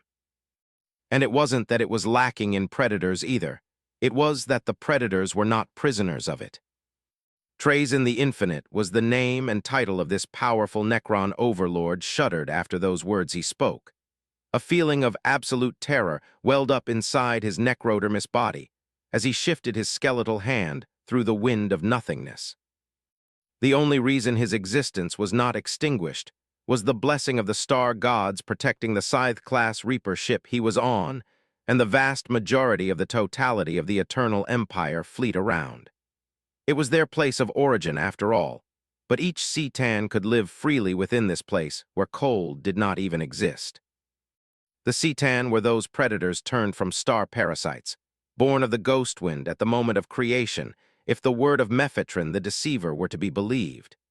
Even if the Necron god of manipulation wasn't able to tell lies and verity from his very own words, his schemes were impossible to comprehend by even himself. How will our victory shine upon the tapestry of the universe, I wonder? My rival had been far too silent. Mayhaps pestering him should prove to be a great source of answer, Trazyn said with extreme curiosity. His equivalent of eyes burning brighter before dimming slightly in a complex series of dulled emotions at the sight of the monstrous creature at the head of the fleet. Its atrophied body was composed of skinless, sinuous synthetic muscle and rusted metal. Its back was created with blades draped in rotting skin. It had 4 limbs with too many joints serving both arms and legs and ending in separated claws that were held limply. Its face was composed of 2 dark, ghostly eyes and needle teeth on an ever-open lipless maw leading to a bottomless gullet of rotating fangs. This was Landugger the Flayer, Necron god of famine, and he was the one leading the infinite empire through this desolate realm, for he was the most knowledgeable and experienced in traveling the ghost wind within his godly brethren. None rivaled him in navigating through that dimension, and if not for the current situation, he would not have shown how experienced he was in this art. The fleet composed of billions upon billions of cruisers, technologically altered heavenly bodies, and space stations suddenly stopped, the fluid motion that was akin to one living organism freezing in time as Landugger did a second prior. Then he spoke, his voice distorted, rattling yet unsettling soft, but as strident as metal scraping against metal with an air of sardonic amusement and obscene excitement. We have reached or dest inat ion, letud rip, a ndtr or f rail enimi, let sent rik trui at th ir mo sent viol nira bli. Derath is far lo ngov urdu and thir sal und e serve ngof th warm c on f and bro ut by thir sof t esuc qul t f less h. He spread his desiccated arms wide, long serrated fingers forming into fans of shredded skin, as he manipulated the absence within the ghost wind, creating clouds of rust from every pores of his form. Indeed, let's enter their domain of flimsy imagination and bring smoldering wrath upon them, immolating their bodies, minds, and souls. Their fates are to burn in brimstone ash and baleful fire as we consume their delicious tormented essence. A distinct, ever so feminine yet gritty voice echoed with twisted passions of another Citan followed. Her flamboyant figure, brighter than any star, took the scene as she invoked innumerable sweltering, stones the size of small planets and particular geometry for her to create a portal. A dolmen gate of size and power never seen before. This was Nyadrazatha the Burning One, Necron goddess of conflict, her vaguely feminine body of white incandescent flame, her head crowned with a pair of great recurved horns while her lower body was segmented and serpentine and made of blackened necrodermis. Spread, infest, and infect we will, multiply, grow, and consume we must, the hated enemy weaken we must, and defense destroys we will. Another voice followed, this one chittering and skittering, and of many mouths as the one originating of it manifested with a swarm of black and toxic green, streaming in front of the gargantuan portal like moths to a bonfire. It was a massive elongated body of necrodermis full of pupil-less green eyes, and wide-open circular maws from which eldritch arthropods and germs of living metals squirmed while hundreds of tentacles whipped the void. The head at the front possessed one large eye brighter than all others, a pair of crooked black mandible leading to a gaping jaw of recurved teeth brimming with insected life. 4 thin and small arms were grubello, 2 backward with hands, and 2 forward ending in scythes. Ayashudra the Endless Swarm, the Necron goddess of pestilence, was not the last to come, as the one that did was the strongest of them all, the most powerful of all Citan, and the leader of their temporary alliance, Magladroth the Void Dragon, Necron god of technology. His body was truly gigantic, far larger than any of the past 3 Citan, and they were among the largest of their kind besides being the most powerful aside from Magladroth and the now-deceased Necron god of death that would have composed their quartet of death, famine, pestilence, and conquest, the 4-pillar concept of the ancient Necromancer theology. His title of Void Dragon held true to his appearance, scales of silvery necrodermis covering a muscular draconic body held together by radiating green wisp of light. A head boring backward facings and curved horn, jaws with shining metallic teeth barred to the world, 2 glowing eyes of malevolent light containing an alien intelligence equal only by a very select few. Thereafter was a mighty neck of corded metallic plate turning into a 6-limbed elegant yet bulky beastly body. 2 demonic wings spread to their full glory, 4 barreled limbs ending in digitigrade paws capable of crushing, and at the end was a long tail of serrated spikes. Hateful, meek, foolish, arrogant, cowardly creatures using powers that are not theirs to command, cowering behind their little guardian puppets in all of their forms, for they only know fear in their innate weakness. They are the old ones, and their time has come for their reign upon the stars to come to an ultimate end. Magladroth began with a smile upon his jaws, his voice rumbling and deep echoing through the dark nothingness of the ghost wind as he flew to the incandescent dolmen gate. Lifting a clawed hand, thousands of kilometers long prism of pure darkness, cared with mysterious symbols manifested into a precise circular formation, as the Citan said darkly. They knew of our arrival. They knew of their imminent demise, but not the method and time it shall happen. Terror grips their hearts and minds at this unknown factor. They await their rightful judgment with lackluster bravado clustered into fragile bastions of vainglory. Their greatest strength shall become their downfall, as betrayal awaits them from power that never was theirs to command. It shall turn them to hapless prey, with for singular purpose to satisfy our endless appetite, for we will feast until nothing remains. At those words, the 4 Citan moved energy beyond that of any stars coursing through their body of necrodermis, as they finished the ultimate preparation. Simultaneously, their soulless slaves of metals were hard at work with weaker Citan doing much the same, antimatter beam charged, gravitational singularity beam crackling, and matter suppression cannon. Most important of all was the null obelisks charging to be powered up, one the largest of all located on a planet that in an alternate distant future would have at its destruction split the galaxy in 2. At the same time, in one of the many spaceports of the Celestian Enclave was a male Eldari wrapped in a complex set of robes. He was one of the billions upon billions of others here, if higher ranked than most. His current duty was to verify the glyph matrix composing the main engine of the Shadow-class cruiser he was in was working as intended, and that all wards were at their full. A soft frown made its way into his inhuman charming feature. At this, the heavily armored Eldari behind him asked with a hint of worry by a precise mix of her voice, psychic pulse, and body movement. Is something of the matter, esteemed Archdjinni Vanir? Is there any problem with Alactingra? No, there is not, High Helmer Melessa. Your Alactingra is more than in an adequate state for the successful operations of his most vital functions. Vanir conveyed, making sure to emphasize Alactingra, and his, for he understood how unpleasant her kind of people could become about this aspect of life. There was a psychic collection, and some cruisers could be considered living by certain standards, but to anthropomorphize them. That was something he couldn't understand, but it wasn't the time to start an asinine debate on this. Luckily, it was a philosophy shared within only a minority group, to this extreme degree that is. No, I fear this is something dramatically in opposition to your earlier thoughts, High Helmer Melessa. Close your eyes and attire yourself to the great flows of unreality. Do you perceive it through the grand tapestry of the Sea of Souls?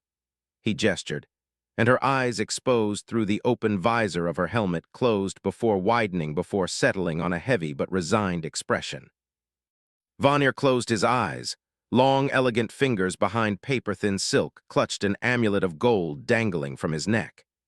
It was a medallion taking the form of a golden ring, containing 5 straight lines of gold crossing each other in a way that made a 5-pointed star, the upper tip connecting to the chain. It was a sacred symbol of the highest order, one that in recent times had spread far and beyond in the Eldari society, and that of others of the lesser young races such as the barbaric Krork. If something akin to society could even be translated for them, and the mere thought of those green creatures desecrating his god image brought the Arch-Runeweaver's fury beyond what he knew he could experience. It was the holy symbol of the Archdjinni of the Ring, the Eldari god to which Vanit was the most devoted, even if his profession would suggest it would to the Forgebound or the Phoenix King. And it would be true, but both deities did not convey his domain of expertise, runic language, to that degree of compatibility. Also, Hoopa was simply far more proactive and responding. Since his first appearance and the legendary battle that ensued, he had been nigh omnipresent in every major battle, granting blessings to the worthy. The medallion in his hand was proof of it, a blessing from the Eldari god of magic himself, an artifact entirely composed of runes so complex and advanced, yet so simple in design he could barely begin to fathom their depth. A perpetual spell given material form with true purposes unknown to all but its creator, a proof of the acknowledgement and approval given to true believers. Melessa was no different. She had the same symbols on the pauldron of her armor, but also a different one on the opposite shoulder. As a High Helmer, captain of her personal flag spaceship and its subsequent fleet, her worship spread within encompasses all the Eldari pantheon like any true Eldar should, but it was focused on Kine and Hoopa, one for the blessing within battle to a victory, and the other for a swift and successful journey. May we me? Vonir's prayer was violently interrupted by the ground he was on, shaking to the point he was thrown off balance and flung to the opposite wall. Before he could understand what happened, he was warped away in a flash of light and deep purple at the same time. His medallion brightened in his hand. As for Melessa, she caught herself with a telekinetic blast before landing gracefully and teleporting herself into the captain's seat of her cruiser's central command room, the pentacle edged on her shoulder glowing light purple as she did so. The first thing she saw through the room's psychic screens caused her porcelain skin to lose all color, her eyes to widen, far too large pupils to become 2 small dots, and her body to feel both existential dread and righteous wrath, the latter of which overpowered the former as the second symbol on her shoulder lit up red. In the far distance was an ocean from every direction stretching far beyond what her eyes and any of her equipment could perceive. It was countless tides of ever-shifting cold gray, smooth obsidian black, and baleful glowing toxic green pouring from all possible directions through portals of flaming stones from a dimension that made her every sense scream in distress. The longer she looked, the longer the sensation of being gazed back grew. A tide of soulless machinery that whipped all that was of the sea of soul with its presence. Null obelisks in the millions at their full power, the source of it. But this time they did not banish all psychic power from real space. They promoted the abyss from which they came, using it as a battering ram against the Celestian enclave from everywhere. Only to suddenly stop at the manifestation of multi-layered psychic gilded shields, entirely coated in impenetrably dark runes made of an anomalous substance that obeyed no rules. A recurring pattern of ornate pentacles could be found, but it was only the most often seen symbol, as all sacred imagery of all Eldari gods could be found infused, each with their divine might. This stopped death and insanity from claiming most, if not all, of the young races. Yet strain could be seen, and it was of little doubt the barriers would hold, but it was also clear they could not hold forever under the rapidly rising firepower assaulting them. Then a psychic surge of potency never felt before burgeoned into the hammering heart of all, and the powerful words of Phoenix King were seared into the deepest layer of their very souls. The awaited time has come. Let the emotions flow through you unimpeded into a singularity that declares the doom of our hated foes as the sole absolute verity. Let my fire, wisdom, and knowledge give you the power deserved to fight and burn in glorious righteous wrath until not even true death, and the most grievous wound shall fail you from enforcing your most holy duty. 18. Blessing of the gods, preclude you from enforcing your most holy duty. Not even had the words finished ranging in the minds of every member of the young races, that 5 massive golden rings manifested at precise locations within the outer layer of the Celestian enclave. From the first ring flew with her majestic feathery wings of pearly white, the maiden Lilith. In her left hand was a short bow that appeared to be made of living constellations. In her right one was an arrow that seemed to be confectioned from the brightest stars, and without any ceremony or words she blessed the mortals. Their true dreams and hopes of all began to be granted, bending reality and unreality to turn mere thought into tangible aspects of their life. The second was her father, the Lord of the Beasts, Kurnus. Druidic carvings glowed a vibrant green over his heavily muscled bare torso, and similarly no words but a deep growl escaped his throat. At this moment, primordial yet controlled instincts flowed through the systems of all pushing and breaking limits not even known, turning the less gifted of them into creatures working as one with their very nature unburdened by mortal constraints on their potential. The third was the laughing god, Segorach, his insane cackles resonating far and wide, his cloak body moving in non-existent winds as with a snap of his finger and small tap-dance another miracle happened. A frigid sensation flowed through the mind of every mortal sharpening their wits, though too complex for them before now flowing in abandon at gates they never knew was feasible. The fourth to step out was the merciful mother, Isha.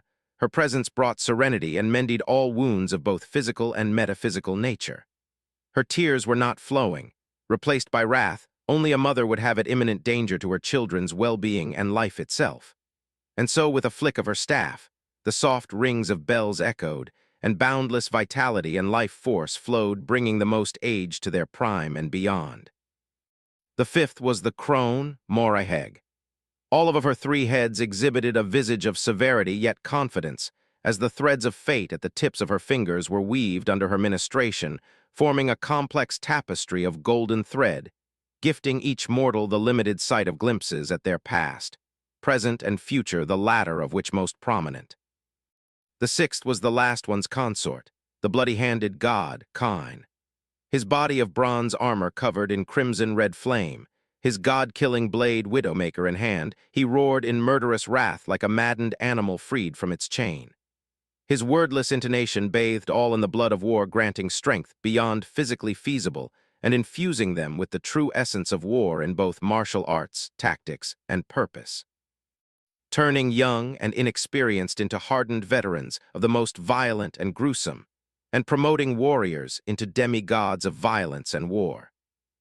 The last to enter the scene out was the owner of the golden portals, the Archdjinni of the rings, Hoopa. On his face was a snarling smile revealing all of his pure white fangs. His presence caused reality to quake and fold under his gaze as refined psychic energy mesmerizingly flowed out of his 6 hands. With a silent snap of fingers, his boons befell the mortals.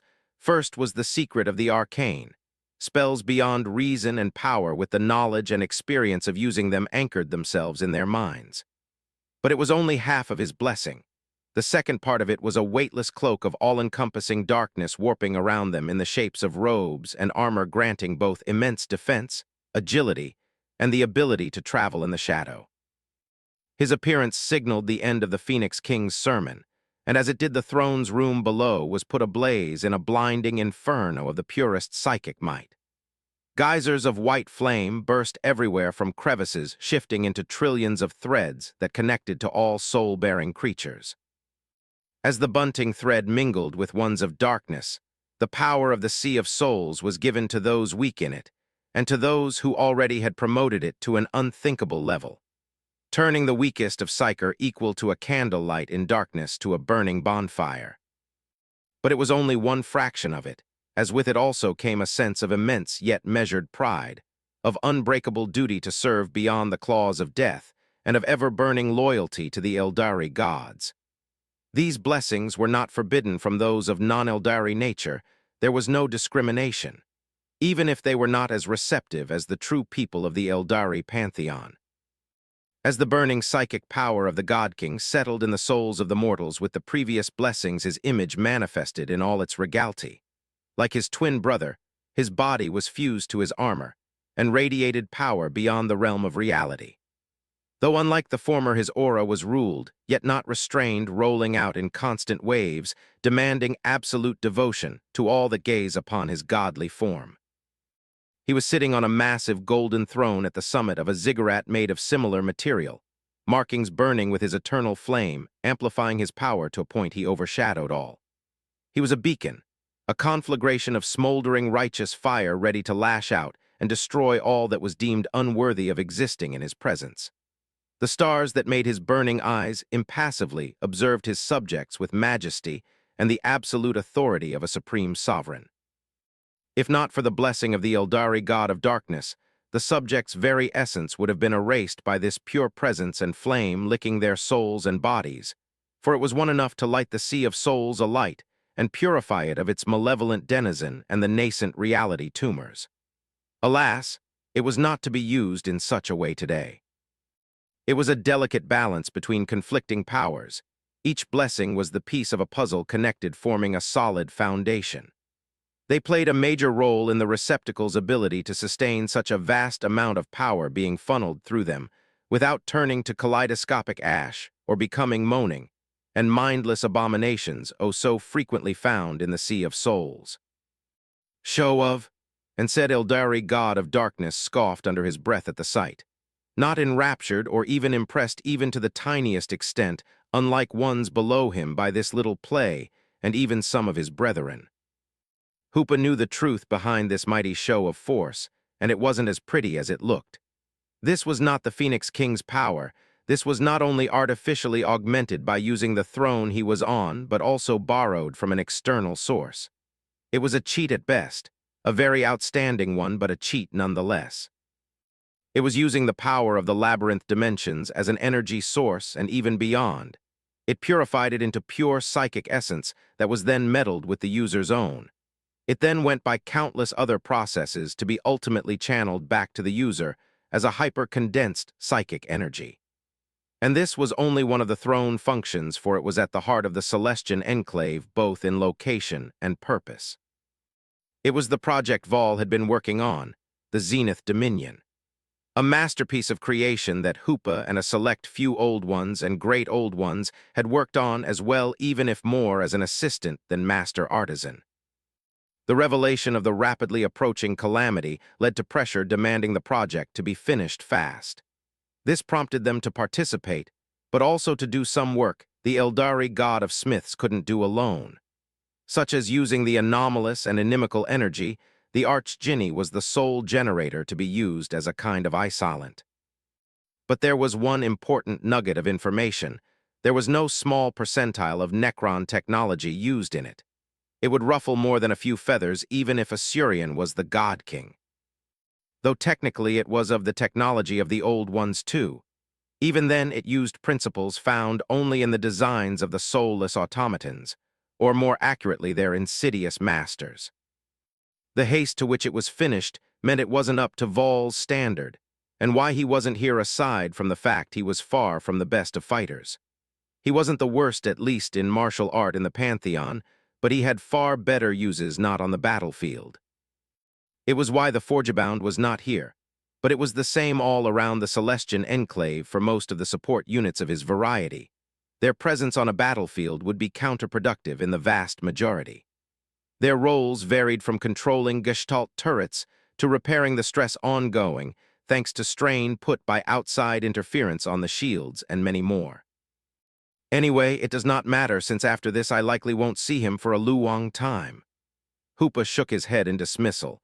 The battle had already begun in ample strides. Bridges of ethereal light had grown from the ground, and shot in every conceivable direction, yet did not impede spaceships.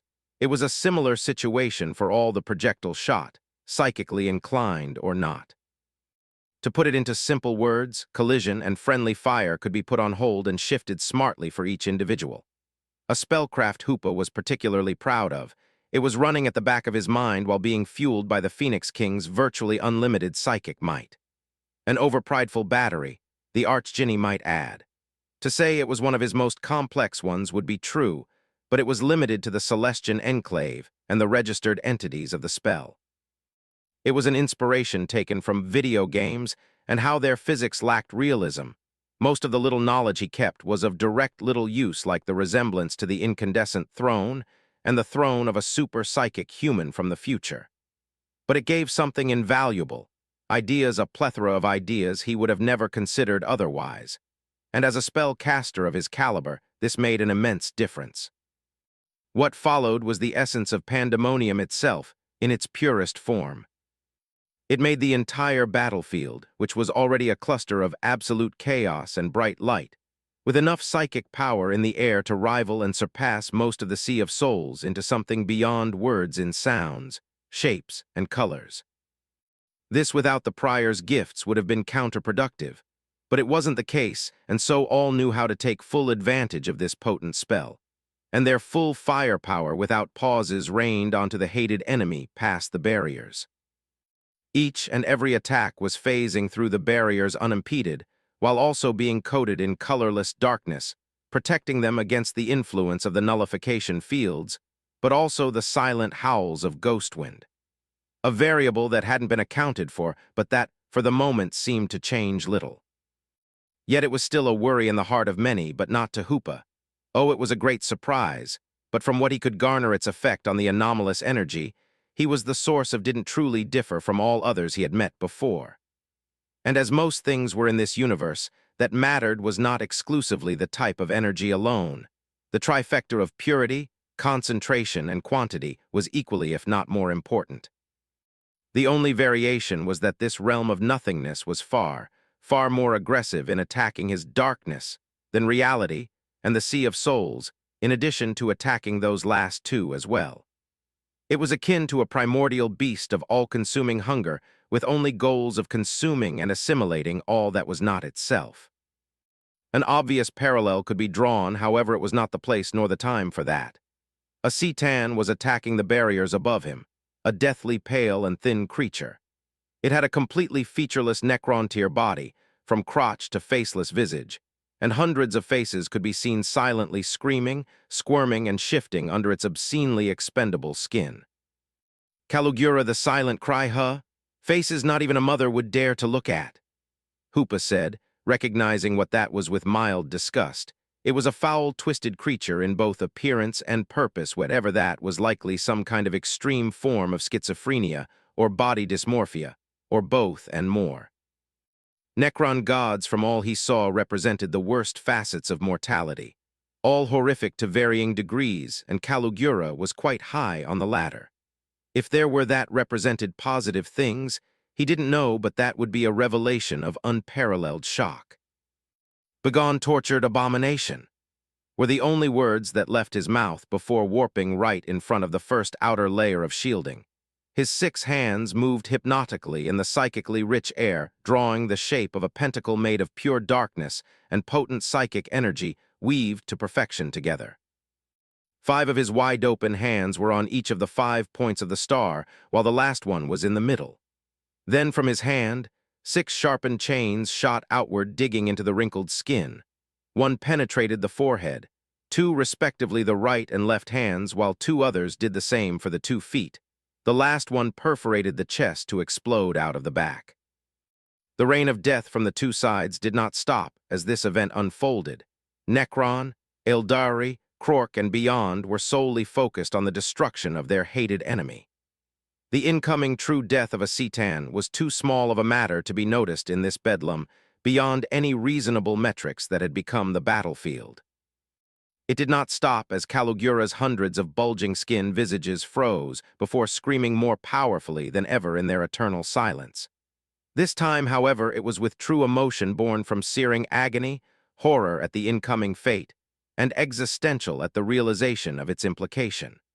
Emotions, only being of lesser status, should be condemned to undergo.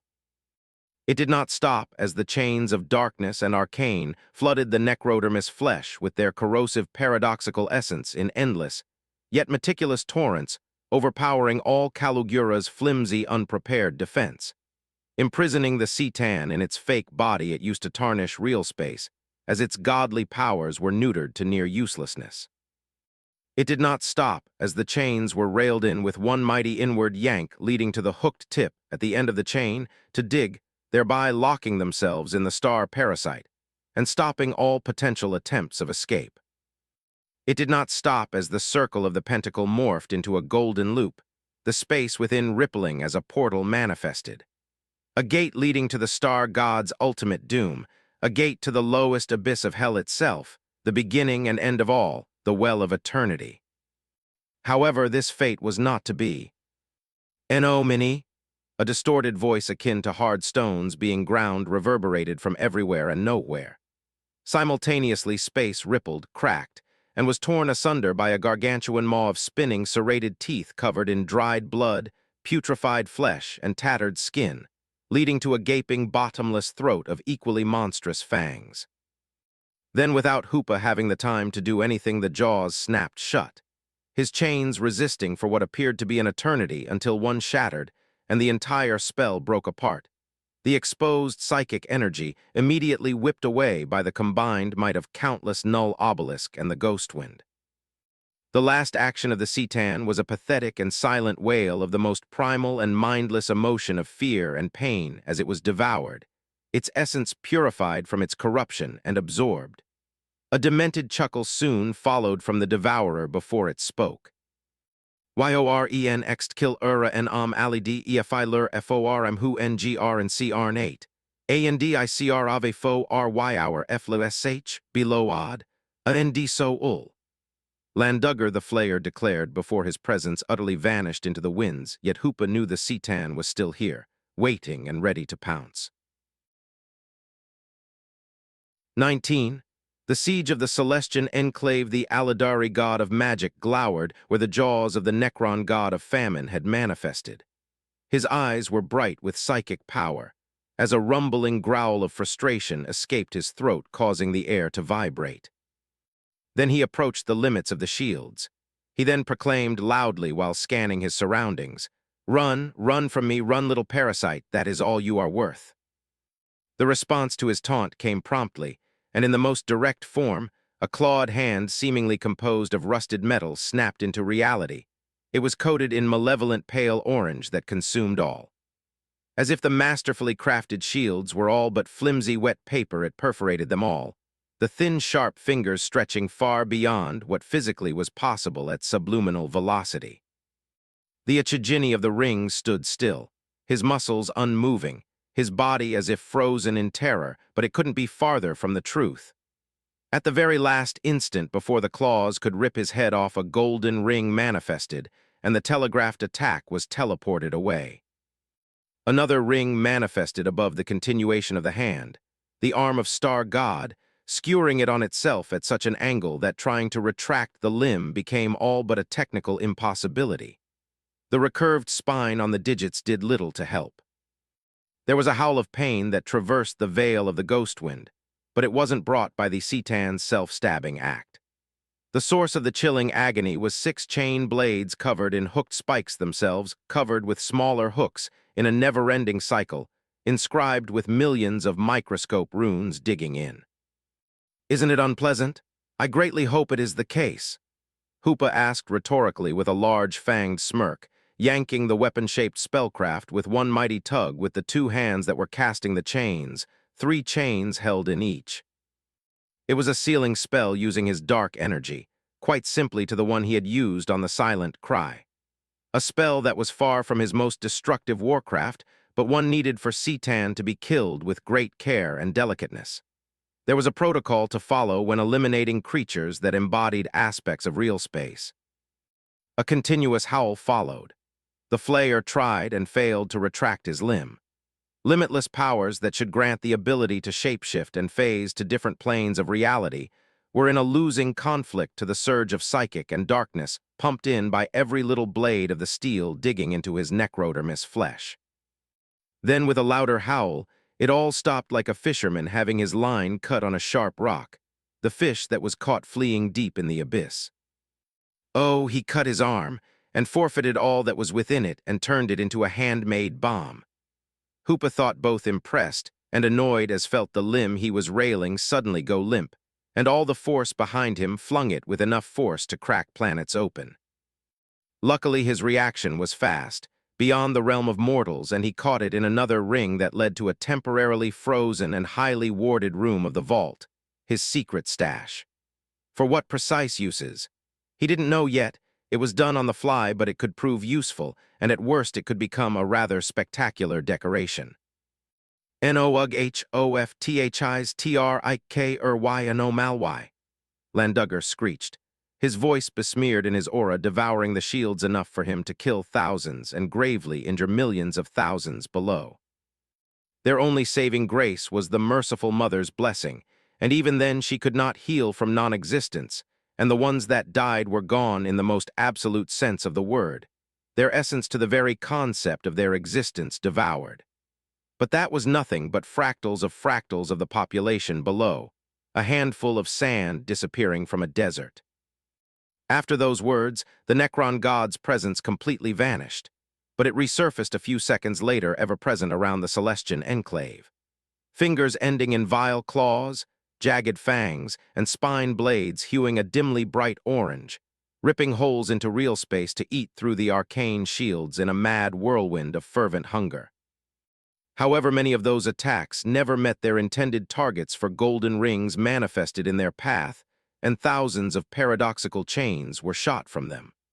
Alas, unlike before, the Flayer reacted, and many of his body parts vanished before the spells hit it.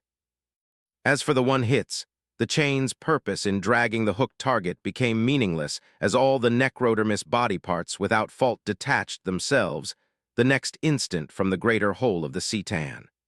Then they exploded into rains of primordial hunger that devoured all in their proximity.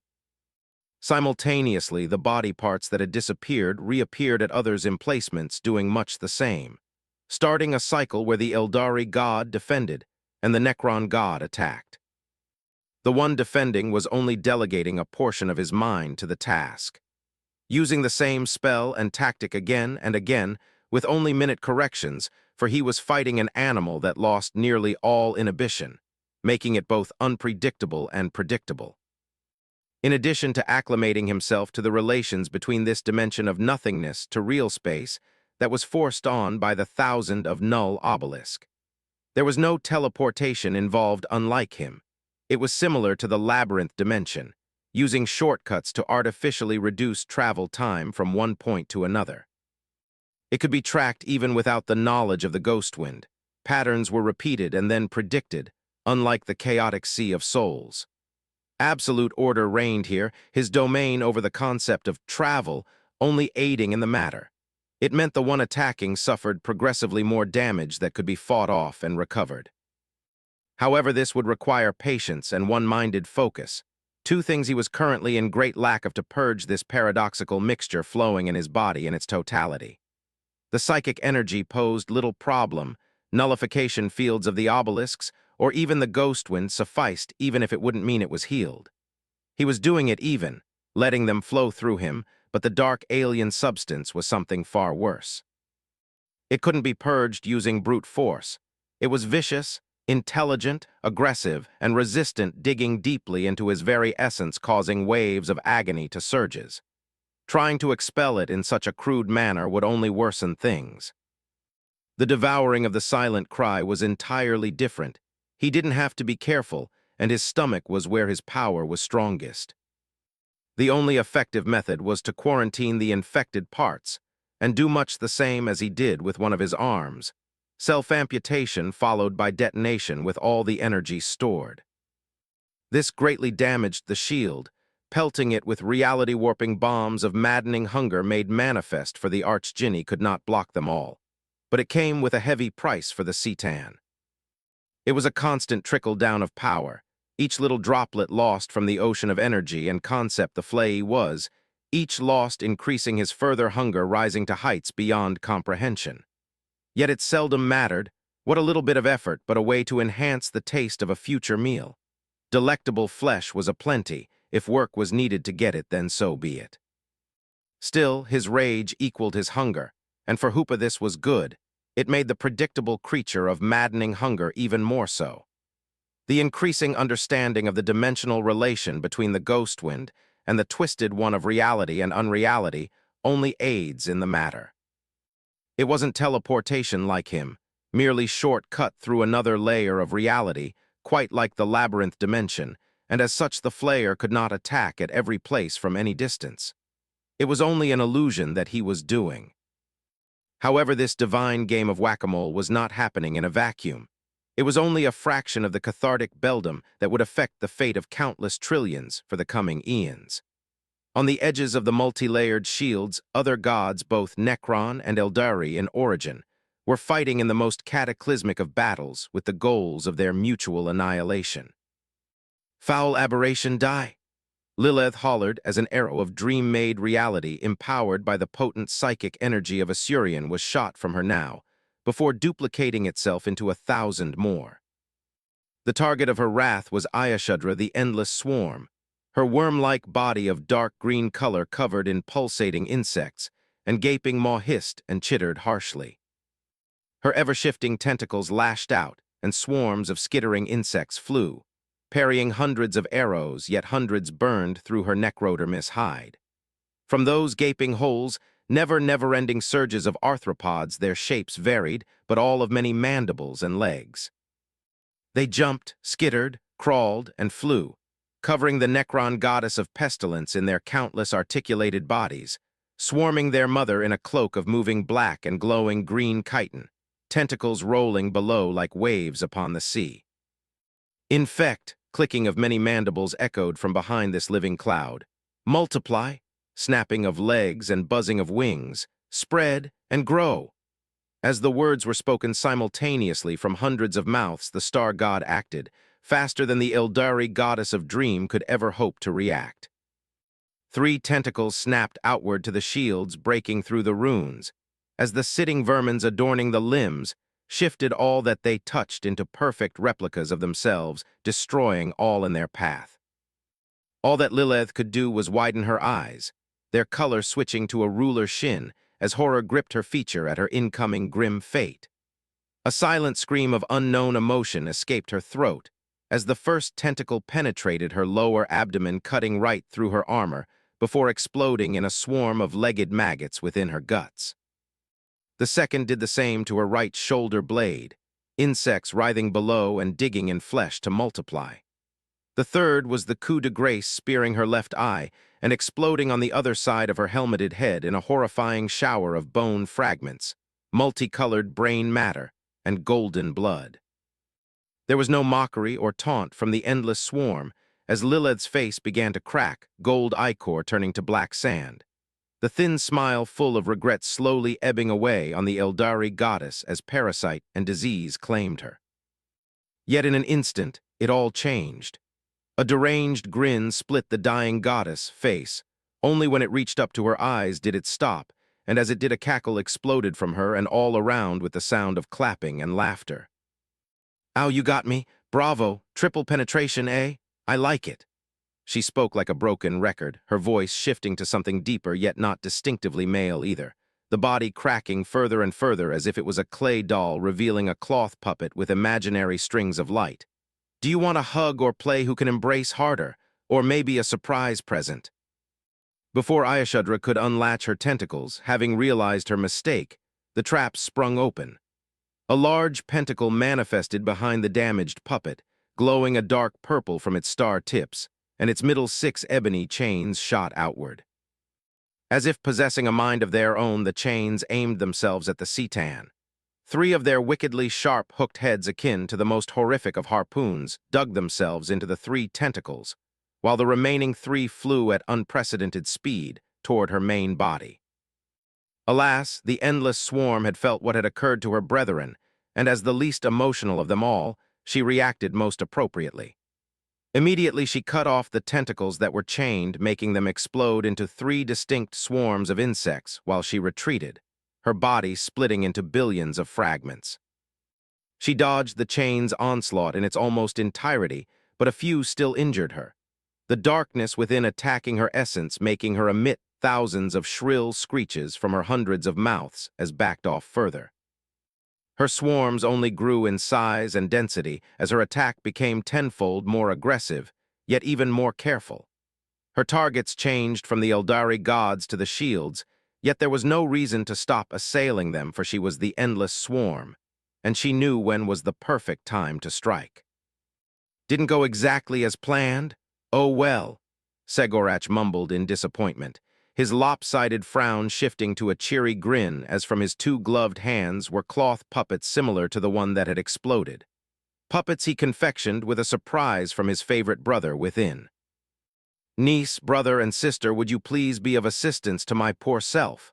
Let's partake in one of the most entertaining family activities, murder, he exclaimed, vanishing in a cloud of pink smoke, leaving one of the puppets behind that mimicked him to perfection.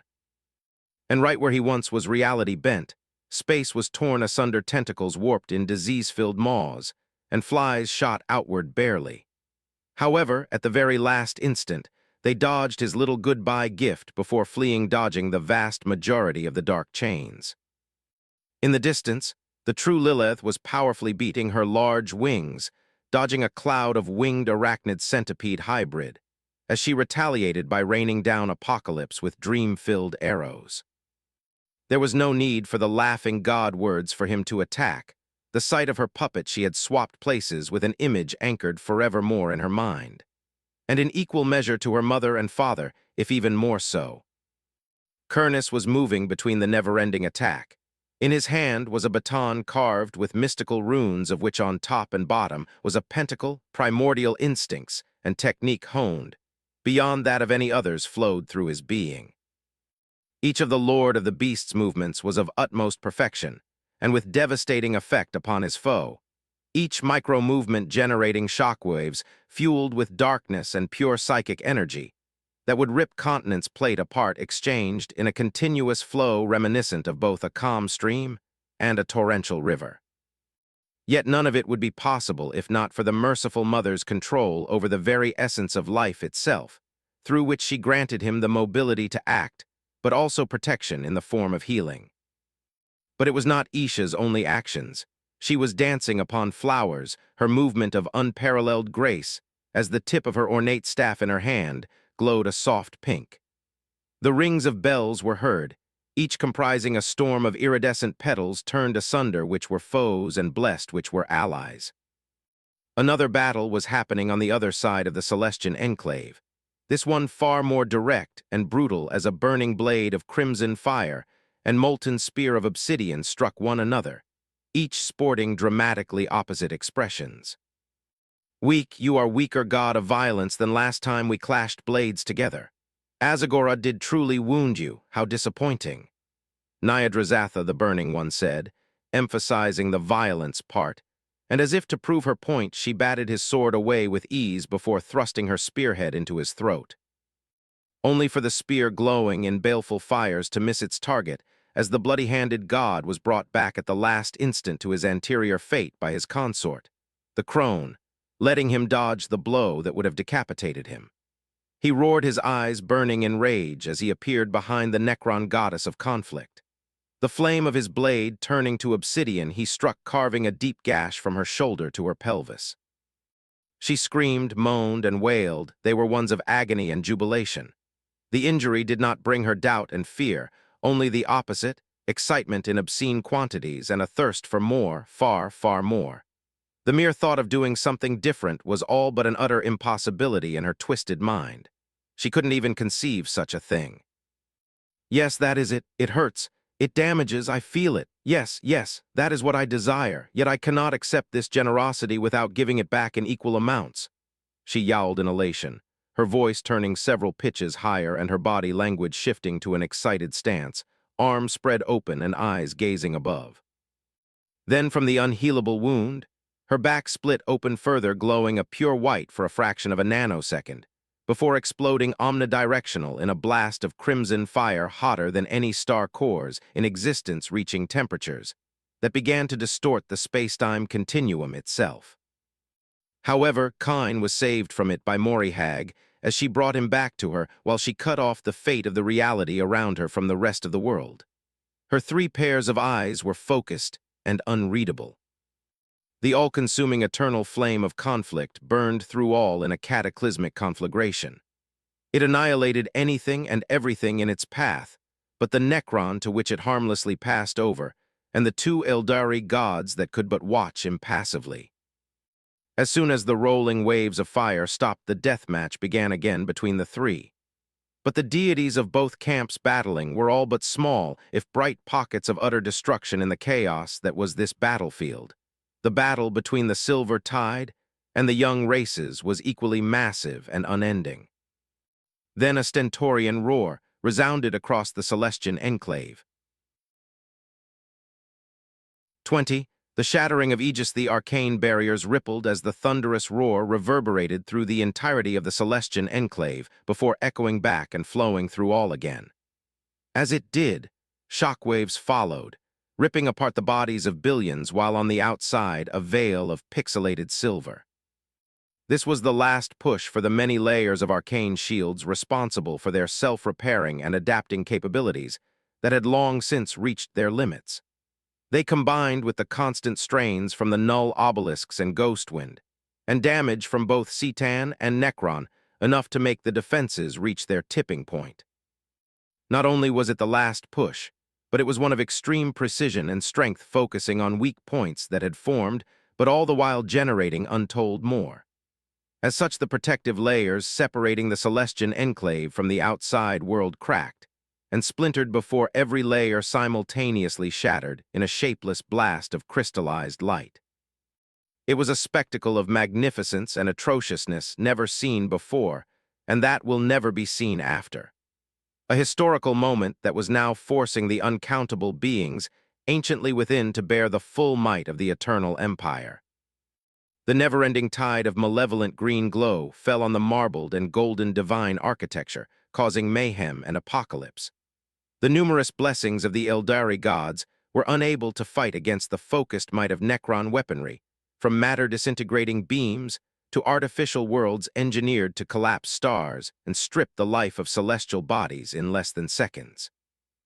Billions died, their bodies turning to sheer nothingness as even the subatomic particles of their bodies broke apart, their souls now unfettered, swept away by the ravenous howling void and strident rules of reality.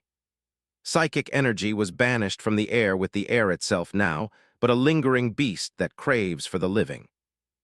Yet nothing was carved in stone, for the battle had only truly begun at this very moment. Psychic pillars of the purest white and brighter than any stars rose higher and higher. From them trillions of intricately woven cords covered in microscopic dark pentacles were made. Each thread was the lifeline of a brave Eldari using his or her mastery over warpcraft and strategy to bring down destruction on hated foes by graceful and precise movement. Or large, powerful, and ferocious Krork by protecting his connection to the Gestalt field of his kind, enhancing it to heights never seen before reality, even in such a fixed state bending to the will of all. This seldom was exclusive to the members of the young race.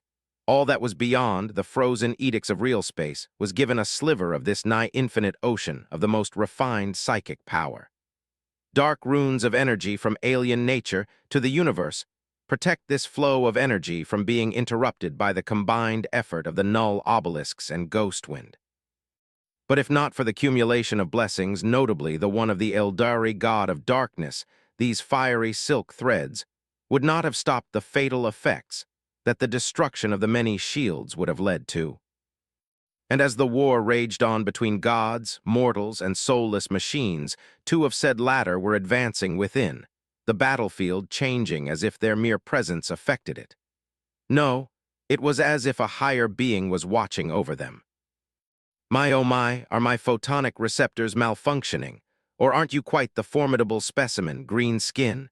It will be a true tragedy if you were to suddenly be part of my private exhibition. The first Necron overlord exclaimed as joyfully as a soulless machine could before throwing an innocent-looking black cube at one of the biggest Krork he ever saw in his unlife. This is not the time to frolic around in your pointless, bumbling insanity, Trazyn, the second Necron overlord said with derision, his one-eyed gaze observing the harmless-looking cube move across the battlefield from his most hated enemy hand to the back of a fully armored, massively muscular mycelium barbarin. In an instant, The cube changed into a complex machinery that stunned the Krork before generating a controlled black hole that absorbed him in a pocket space, leaving behind all but a large hole. The one nearby suffered greatly from it, the unluckiest dying while some simply lost half of their bodies. The latter of the tap case, however, were fully healed in the next instant, and created clouds of spores that sprouted Krork in the thousands nearly instantaneously and fully grown. And why might you be following me, my dear Orican? Does your cold, non-existent heart beat in fright at the idea of my tragic demise? Or is it to end me yourself? If so, wouldn't it be more acceptable to do it at another place and time? The Trazen snarked, summoning his tesseract labyrinth back. He then threw another cube at a smaller Krork and changed perspective to a small dark pyramid hovering above him. It was a device that ranked among the best Necron cameras capable of catching touch, smell, and beyond in detail equal to reality. He didn't bother to turn his head as multicolored lightings of destruction, and antimatter slugs were displaced in a divergent timeline by the self-proclaimed greatest astromancer in the galaxy he was woefully ignoring by gazing at his new object of collection. That is none of your concern, half-witted kleptomaniac. I do as I desire. Your presence is only but a tragic unforeseen consequence, a minor error, a faulty numeral, an insignificant mistake within my vast computation, no more, no less. The diviner dismissed the fair accusation, and despite his lack of facial expression, the sneer could be physically felt in his mechanized voice. However, his singular eye gleamed a brighter green as he felt a tingling sensation at the back of his neck from none other than the devil himself, a creature to which he had potentially sworn eternal servitude for a promise he was barely certain would be kept. It was a message from a simple but complete code language devised between them for ease of communication. It was a little invisible tug on the ripple of time, and it told him one thing: a retreat. And that is what he did. His capabilities to predict the future were greatly impaired from the birth of the last Eldari god and only worsened here. And even if he was to be at his full capabilities, there was far too much happening at once between being far above him. In the end, he was but one Necron overlord. I wonder where Shawat. You dare? Trazen screeched in outrage as a long mechanical tail swapped under his legs before yanking him backward up into the air like a primitive snare trap on a tree. Yet the screech and flowery curses of outrage from the impulsive collector came to a cold, deadly end of stupefaction with a sprinkle of bona fide dread. From where he once stood and was happily advancing, the ground split open, and from it burst out a massive tentacle of white fiery death. Neither stood still watching this spectacle unfold. In a comparatively measly flash of green light, both phased away, transmitting themselves back in their respective cruisers, and dodging a beam of light that would have thoroughly erased them from existence. They were not the targets, however, and the ever-growing column of fire was followed by thousands more of varying dimensions, each bursting from the outer layer of the Celestian enclave, burning all to cinder in the wrath of Asurian all that wasn't under his divine protection. Destruction followed in the firmament as the endless tide of malevolent green and cold gray was bathed in the most potent flame since the dawn of creation. Cruisers and artificial worlds by the tens and hundreds of thousands, no matter their defense, were burned into non-existence, all within not having retreated, suffering a similar fate. The fundamental laws themselves melted upon the lightest of contact, yet the fire quickly weakened the deeper it went, until nothing but harmless embers remained. Oh, how much I weep! Oh, unfortunate, why does it not continue within our defense? Why must it cease before the grand final? It was magnificent, flamboyant, I say, a masterful piece of art, and with the chant of Magladroth, such is the ephemeral beauty of devastation. The Burning One intoned in contradicting jubilant joy and intense dismay at the sight of the pillars extinguished and unable to progress deeper. Her speech remained unimpeded by the thousands of slashes aimed at her, cut through everything behind, as she elegantly dodged with almost no fault before reciprocating on the Eldari god of violence. From untold incisions of her making, fiery bronze blood spilled out of his armored flesh, individually insignificant wounds, but rapidly accumulating. And Moraheg's help greatly reduced the moment of the shield's shattering. This was an unpleasant fate shared among all of her brethren, all losing virtually half of their offensive potential, even amid the numerous protection and failsafe in places that stopped obsolescence from claiming them. "Silence, you jabbering wench!" Kine boomed in seething wrath, the world exploding outward. So strong was his anger that it shook all in his vicinity, indiscriminately destroying cruisers, killing and shattering friends and foes alike. He cared not, however, as he called for his consort to reverse the time of his injuries to a more acceptable state, the full might of his twin brother. All petty squabble and infantile rivalry were gone, for it had no place on the battlefield. Anger, why such a scent? Nyadrazatha was not allowed to finish her comment, for hundreds of rays of crackling white fire shot in her direction from the surrounding blazing columns. Her body exploded in a much dimmer flame to evade, or at the very least try to do so as incomprehensible piercing shrieks of hysterical misery and wanton delight escaped her. Her voice distorted with an ever-rising crescendo until it all became silent, only to be broken by a weak, maddened feminine giggle. "This was a most exceptional intercourse, but I fear I must depart, god of war," she murmured close to his ear, her dainty flaming hand covered in deep cracks cupping his right cheek softly and burning through it till the bones showed. The next instant she evaporated in smoky after image, and Kine howled in righteous fury as the realization that the star god had slipped from his grasp downed on him. His only solace was the three voices of Morihag calming him down before both warped to the closest Cetan, Ayashudra the endless swarm. The sight that greeted them was one lacking in their target, the Necron goddess of pestilence absent with only devastation behind, spanning the equivalent of star systems in the lower end of the spectrum. All that remained was hidden among pillars of psychic flames. They were Isha, Kurnus, Lilith, and Segorach with varying degrees of injury in the process of healing at far a lower rate than it should. A broken horn and skull, an amputated wing, half of a lower jaw missing, and a mask eaten by acid, to name only a few. "Where is Hoopa?" he demanded, his eyes barely hiding the disappointment he held toward them for both their weakness and their failure, his irritation rising further. If not for his consort, he might have snapped and murdered one of those four. "They do not," the right head of Moriheg began, and the left one followed. "Have the answer," the middle one finished, "to this inquiry." "You called?" The melodic voice of the Archdjinni of the rings followed the second, as he appeared from one of his golden rings. His body was riddled with thin scars in the midst of falling off. A necrodermis spike of the Necron god of famine was used as a vulgar dental stick between his fangs, put in evidence by a wide smile below his black beak-like nose. A smile of pure joy and anticipation, and only one knew why it was the case, and he had sworn to himself to never speak of it. The laughing god was many things, many of which were great and terrible, but a liar to his closest confidant he was not. Promises made even alone will be respected till they cease to exist or they are revoked.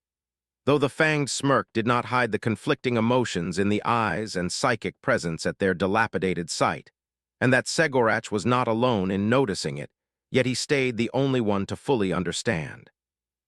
Can a slave be a betrayer of his masters if loyalty never was there? Or to his fellow slaves? I wonder in all cases, what a spectacular final this promises to be. What should I call it? The Great Fall? The Hoopa heresy? I wonder. The great harlequin thought mirthfully as a small chuckle escaped the cracks of his mask. Landugger fled as well. Cowardly beasts, all of them. Hoopa announced the news, and his most violent brethren nearly exploded if not for the lifted clawed finger and the fact the end of the fight would have been one-sided in the current situation. But I must admit that he did not go unscathed, or complete for that matter. He added the next microsecond, disposing of his toothpick, by tossing it into a portal that led to the Well of Eternity. Its mere opening caused varying degrees of discomfort within his audience. Kine had not the chance to speak again, that glowing dark fumes were emitted by Hoopa's rapidly growing and bulking up form. His 6 hands snapped open, and his rings enlarged as they simultaneously were coated by darkness. Then they all were teleported in the center of 6 of the Phoenix King's greatest and brightest fire columns. The darkness fireproofed them, letting them grow in diameter, until each broke beyond the white flame, forming 6 massive golden hoops. With another snap of fingers, the rings flashed, and each lit up, absorbing the potent psychic flames in themselves. The next moment, 6 perfect copies of those gold rings appeared in the Necron Force backlines, and from them, white flames covered by thin nets of black pentacle burst out where they never could reach before. Destruction fell upon the back lines of the Silver Tide. Entire crown worlds disappeared with their respective dynasty. Artificial planets rich in null obelisks, unable to cope with the sudden attack from within their core's most vulnerable layer, and entire portions of dolmen gates cut to ribbon, shutting down thousands of portals from the ghost wind. A thunderous primordial roar resounded from deep within, its power far outstripping the first. All but the strongest were blurred away into fundamental particles. Simultaneously, all 6 columns in the far distance fizzled out as a muffled hiss of pain escaped from Hoopa's lips, his 6 wrists now oozing with his viscous ebony black blood, while pristine rings regrew from his healing flesh. His 6 rings had shattered in a shower of gore, fold, and black blood by the action of thousands of silvery scales, each akin to a barbed needle covered in the most potent nullification field he ever felt, each with energy rivaling stars, their speed and power bending reality itself. This was enough to dig in the golden rings and expel all the hypercondensed null fields within before being eaten by the darkness, thereby halting the portals through a negative and chaotic feedback loop that resulted in the present reaction. Ingenious Magladroth, very ingenious, but now I know where you are, and that hurt you quite a lot, didn't it? Hoopa analyzed, an excited smile growing as the awaited time approached. All the while he ignored the surprised expression of the ones around him. The darkness around his form exploded outward, overpowering the surrounding pillars of white fire, forcing his brethren to back off. They observed in great confusion as he used a ring from his horns before flying through the invoked portal. His presence disappeared from their senses a scant few instants later, leading to greater confusion, barring Segorach even if he didn't know what was brewing in the Archdjinni's head. However, all could draw one conclusion. Hoopa, the key to their victory, had gone deeply within the enemy lines, alone without any reason or warning. 21. Dragon and Devilly hate this sensation from the depth of my soul, Hoopa thought with rising irritation. The locks tightly keeping his emotions under control weakened, making him growl in aggression as he exited his portal and faced the ceaseless wind of nothingness and the composite nullification fields. Both washed over him violently, ripping away all connection he may have to the Sea of Souls, cutting him off the boundless psychic power within that kept the precise internal balance in his being in check. The process he had begun earlier in predicting this exact scenario gained immensely in traction, and he grew in size and bulked up to a proportional amount. And he did so without end, any sign of stopping absent in his actions. All from the pure darkness that was antithetical to all of this universe he had been forced to be part of, all pouring without an end from the depthless black hole that was his soul without the precise harmony brought by his psychic power. Though it was all but natural, it was his mother's design, but that didn't mean he found it pleasant. Quite the opposite, it felt. It was hard to describe, but if Hoopa were to put the experience into polite words, it would be akin to ripping the entirety of his skin to a subcutaneous level, and then pouring an ample amount of glass shards, sand, ice, and salt, then rubbing this joyful mixture with a metal brush while it's still raw. And it was worse the first time he had suffered such fate on his day of birth, far worse. But today was different. He was no newborn anymore and had vastly grown into his powers, instincts, body, and talents. The null obelisks were not limitless, and through this fact he kept a reserve of psychic energy in his being for his plan. Heretical and traitorous as it was, he craved freedom and vengeance. It was not noble, but that mattered little at this point. He understood the consequences. He would be a primary, if not the primary actor in an endless game that would result in trillions of deaths and cause the eternal suffering of many more. But alas, he was selfish and made to be a monster by circumstance and his choice. and he acknowledged what it would bring to the Milky Way but refused to be enslaved any longer. To be so deeply aware that the creature he hated the most had him on a leash, and he had no choice but to obey her every word. Words failed to express his fury, but actions spoke louder, and until now he had only been quiet. Why must it be this way? Such an asinine query without any definitive answer, but it depends. Hoopa thought. Yet excitement was growing, his heart hammering in his ribcage as his gleaming ruby eyes, brought by his unbalanced state, gazed at where he appeared. It was an extensively spacious spherical hypostyle chamber with thousands of null obelisks supporting a ceiling of complex cable and black crystal many kilometers above. On every surface and angle were glowing carvings depicting wars, legends, sacrificial rituals, and many more aspects of Necron history before and after biotransference. And maybe in another time and other circumstances, Hoopa would have deeply studied. And in the center of it, all was a platform of a higher physical dimension. There were many seats, grand and diminutive, grounded and high, austere and ornate. Within them, 4 stood out. One for each of the primary Necron gods and goddesses of Pantheon, one for death, one for conflict, one for famine, and one for pestilence. However, none of those were present. Instead, on the smaller seats were Necron of the highest hierarchy, the Triarch, and the most influential Pharaon and Pharact. And higher were a minuscule number of Cetan. The most remarkable was a vaguely masculine creature with pale yellow skin and a crown of backward recurved horns growing from his head. He was Mepharetron, the Deceiver, the one who tricked the Necronter into becoming Necron. Yet none mattered significantly for Hoopa, as all noticed his presence with varying degrees of shock and horror. What took most of Hoopa's focus was on the central throne, a triangular yet shapeless structure that let the ones on it face all directions equally, thereby breaking the rules of three-dimensional space. The one atop this throne, and commented through many glowing cables and grooved tubes, was the Void Dragon, the Necron god of technology, the most powerful and wise among his accursed brethren.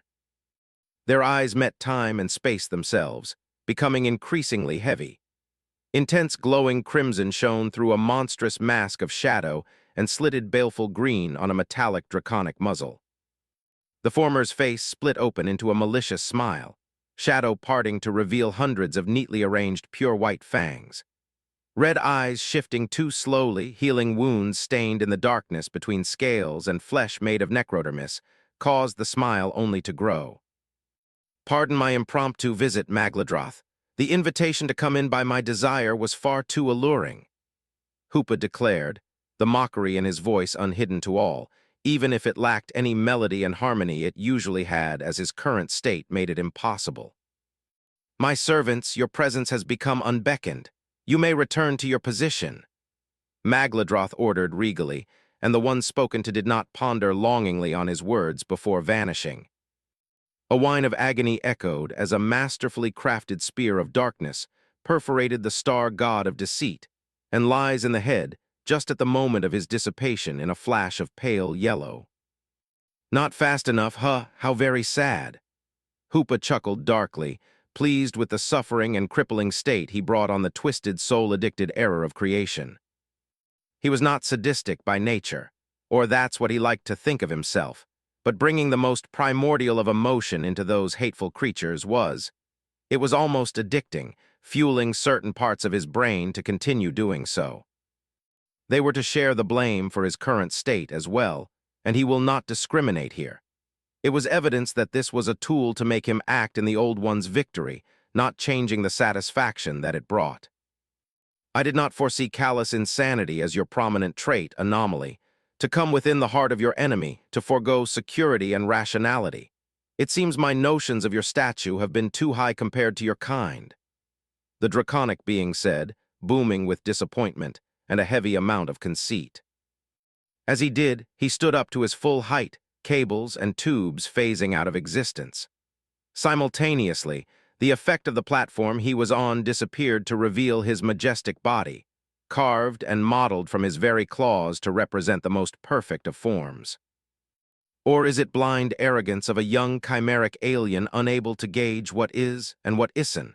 However, he could not continue as he was violently interrupted by a tridactyl fist, coated in dark, shadowy spikes, slamming against his lower jaws. The air turned to violet plasma when the fist collided with the void dragon's head. The very next instant, his massive frame was flung at speed, breaking the sound barrier of the local atmosphere hundreds of times over as he slammed against the base of a null obelisk. The massive structure of Blackstone shattered on impact, hundreds of cracks forming on the ceiling, creating a chain reaction onto untold more pillars. A roar followed, one of unbridled outrage and pain as the world shook. The void dragon, with unbridled fury in his eyes and his lower jaws dangling uselessly, flew out of the hole that made of his body image as he repaired all the damage done with but a wave of one of his claws. "You," he boomed, trying to make his rage known through his most powerful words. An error as what came was another violent interruption from two sides. Two dark fists from one respective golden ring came into being, one from the left and the other from the right, as they moved at velocities beyond that of light and slammed into his draconic head. A rumbling boom echoed as the color left the world. Darkness engulfed all that was in the room with the shockwaves that came. Cataclysmic destruction befell the spacious room as the artificial planet they were in began to break apart. The room was the core, the foundation, and the most important area for its structural integrity. The impact traveled through the pillars, floor, and ceiling, turning on its path everything into fine atomic dust, and nothing seemed to stop it. Yet it suddenly stilled, time rewinding, and the damages became forgotten in a non-existent future. Then the headless body of the Citan hovered out of the debris, body crackling with the might of the material universe as he ripped off a neck and half of a chest lashed with maleficent darkness. From this, the body grew back into its original form, a shoulder blade, arm, chest, neck, and head reforming instantly. And as the slitted pupils regained their green luster, Magladroth observed the Eldari god of darkness. In his mind were emotions he was experiencing for the first time in his very long existence. Fear and wrath. From it, a seed of doubt started to shape itself, leading to the former's increasing in a vicious cycle. Fear and wrath to a level he did not know himself capable of. This brought shame for those were emotions only befitting of lowly mortals. And yet, he was experiencing both vicariously to a point he was aware was beyond that of those inferior creatures' measly mental faculty. This was a threat to his existence. Inu, his newly regenerated maws opened to only stop as three closed fists came his way at an even higher speed than before, the darkness encompassing them more potent and denser than any, and all past point in time. Their mass, speed, and presence passively generated blasts that destroyed the most powerful material and defense as the artificial world around them shattered to a conceptual level. But that was all but one layer. 4 golden rings appeared, and from them flowed torrential oceans of darkness swarming with spiked chains, serrated blades, spears, and harpoons draped in pentagrams and mystical symbols. "I have said, enough anomaly," he thunderously mandated, and the physical world obeyed his will. And it was so with a will that was uncaring of the adverse effects this would have. He poured power, and the world gladly took it in. Hundreds of 5 kilometers in diameter black spheres manifested into existence, their outer surface coated in a homogeneous mix of a thin orange layer and the toxic green of his essence. This was the power of gravity in one of its most mighty forms, the weakest of the fundamental forces used to its full potential, resulting in space and time folding, and the rules of reality bent and shifted in those spheres' heavy presence. This was the power of gravitational singularities under the appellation of black holes. Then the impact came. The hands twisted, elongated, and compressed before being absorbed within and turned into exotic particles and energy, earth-shattering echoed from it. But the darkness did not stop pouring itself within the gravitational singularities and in far greater quantity.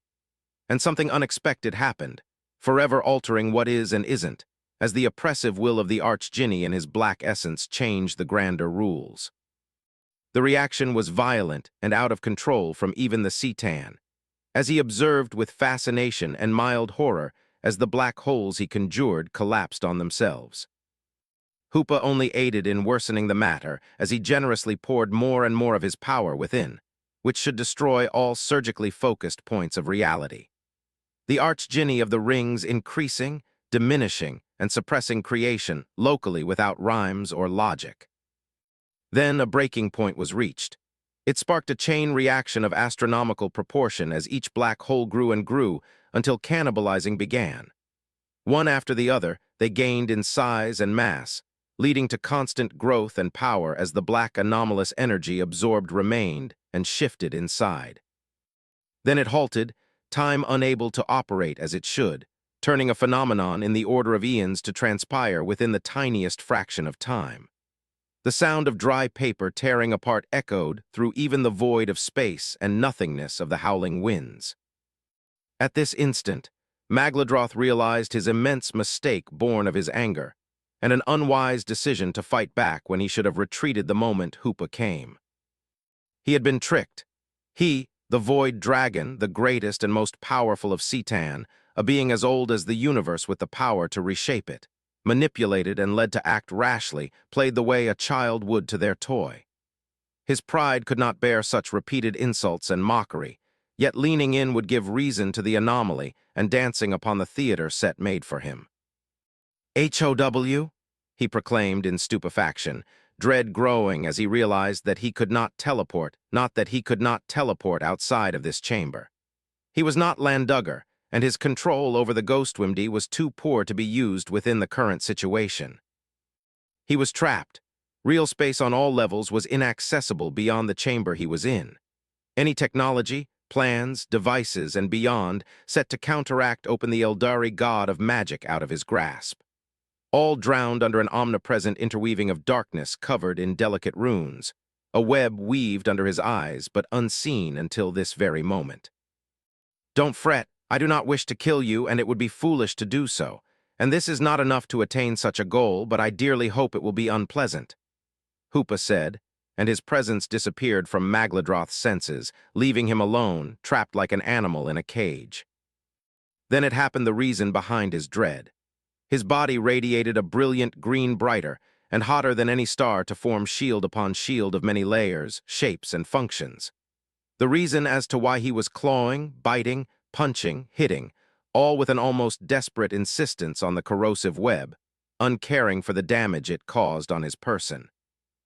The black hole winner above the others disappeared briefly, then reappeared before detonating in an eruption of cataclysmic gray light.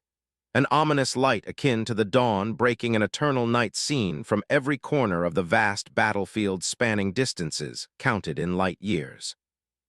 An omnidirectional crushing wave of primordial devastation was the bearer of devastation upon the most secure layer of the infinite empire.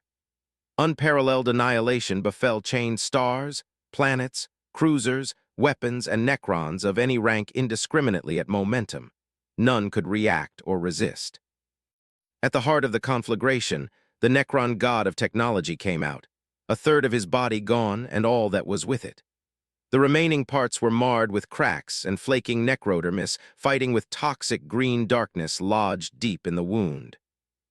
The draconic Citan shifted form, turning into a tide of silvery light and flickering into nothingness. His gaze, as he moved toward his destination, remained fixated on the cause of this catastrophe, Hoopa. The anomaly had enrobed himself in a swirling bubble of black that did little to hide his body inside.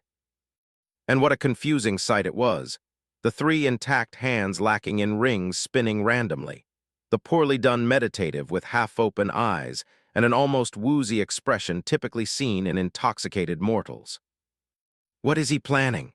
Magladroth couldn't help but wonder with terror and a desire to make it all stop and terminate this threat at all costs. Their gaze met, a hazy, drunken one to his sharp, predatory one, and he saw the lips of the Archdjinni move. It was a stray of random words that formed a message and one of all the more astounding. It read, "Must protect. Mother protects by liberating all from the forgotten prison to her homeworld, and that if the old ones for protection and keep all in shield, I made for safe embrace L. Begone anomaly." The star god billowed all pent-up rage, frustration, and fear that had bubbled within bursting at once. and hundreds of billions of projectiles, energy fields, and manifestations of reality focused onto Hoopa. Magladroth yearned, desired, and wanted to neutralize, no, shatter into millions of fragments this six-handed chimeric creature that had caused so much harm and humiliation. And he had the exact tools to do so, only he lacked them earlier.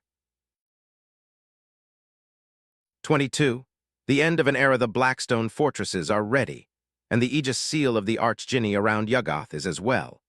Only the Great Council's final words are necessary to begin. A soft-spoken voice from a male Old One reached the mind of every great Old One within the chamber of the Great Council. This is going by the prediction even with this unexpected addition from them. Nark expressed his contentment with a faint smile.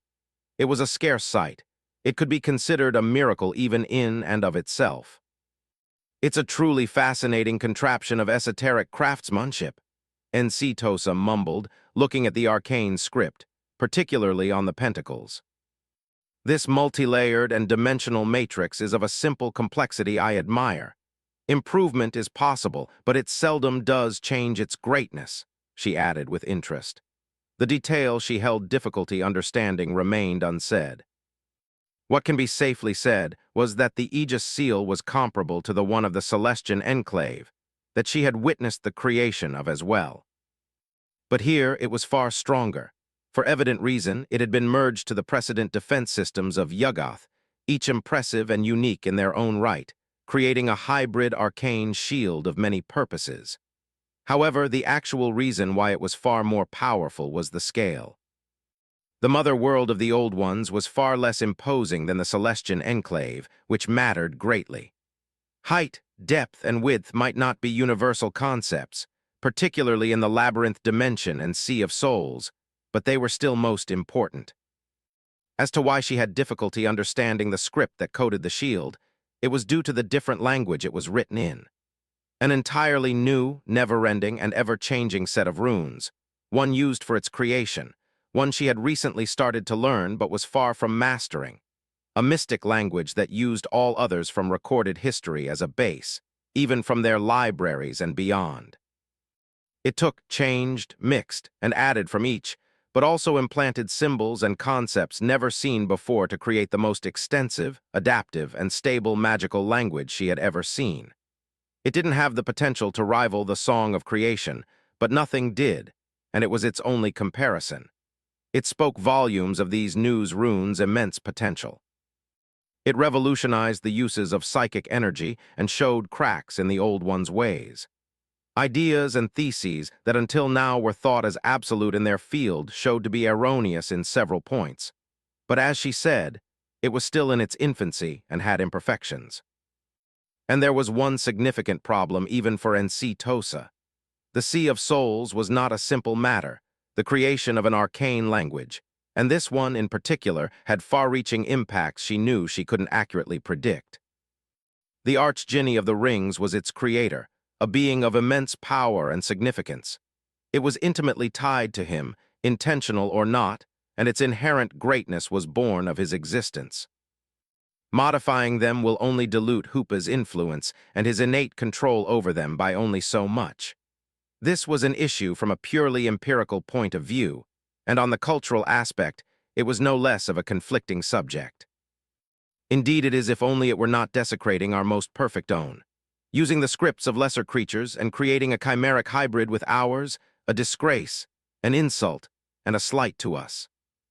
A great old three-seat to her right intoned, all too happy to make his displeasure evident to all, and a feeling that was shared by many within the Great Council and their society. It was a sensation they rarely experienced, and they profusely despised it. If there weren't a war for their survival, an adequate punishment would have been imposed immediately on Hoopa by their wills.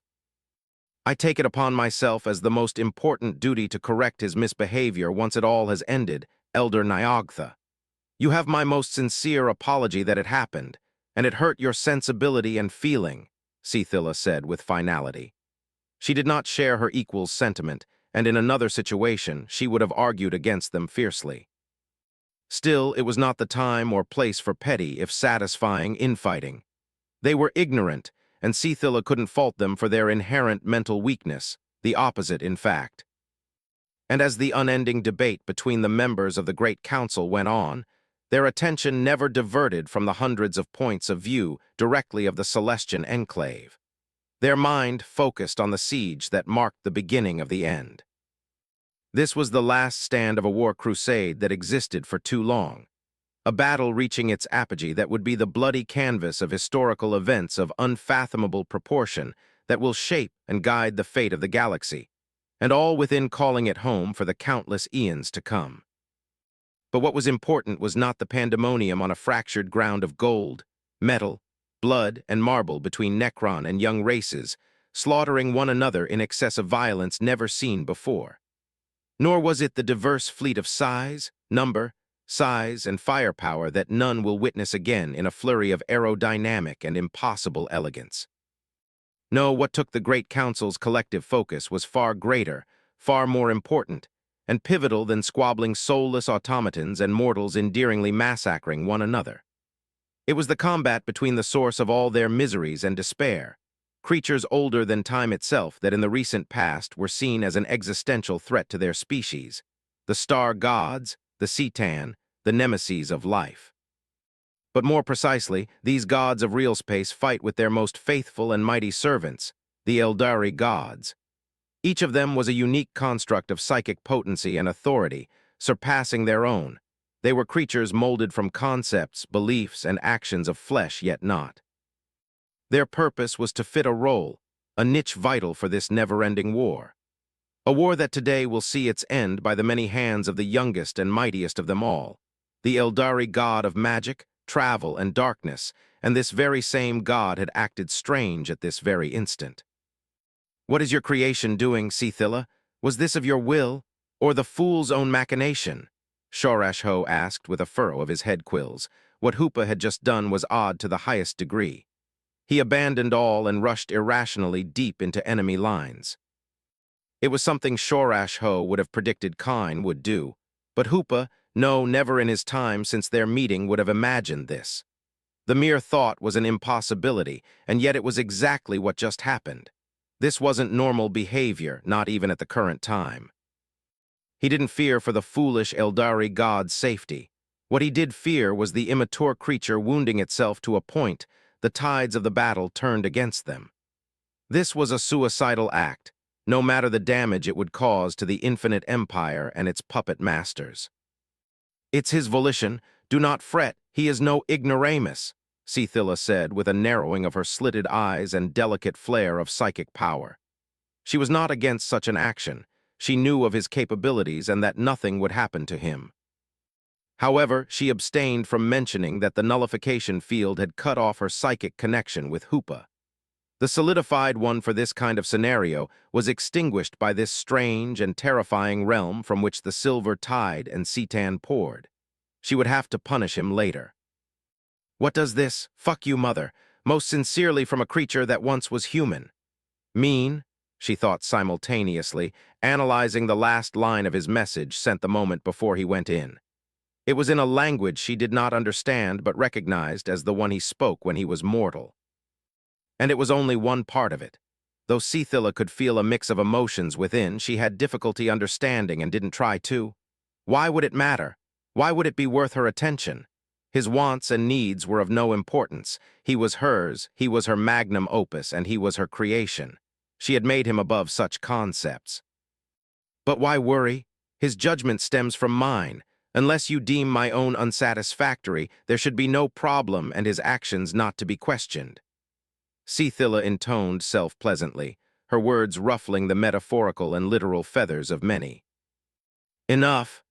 Hnark mandated, his voice soft yet thrumming with vibrant blue psychic power potent enough to make the strongest of Eldari fall to their knees.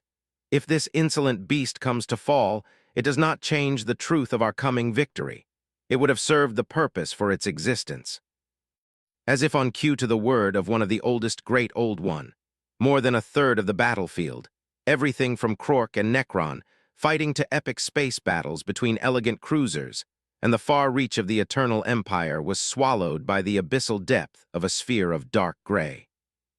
Fast, destructive, and unstoppable. was the thought going through every council member's head with varying shifts in vocabulary. It was faster than they could comprehend.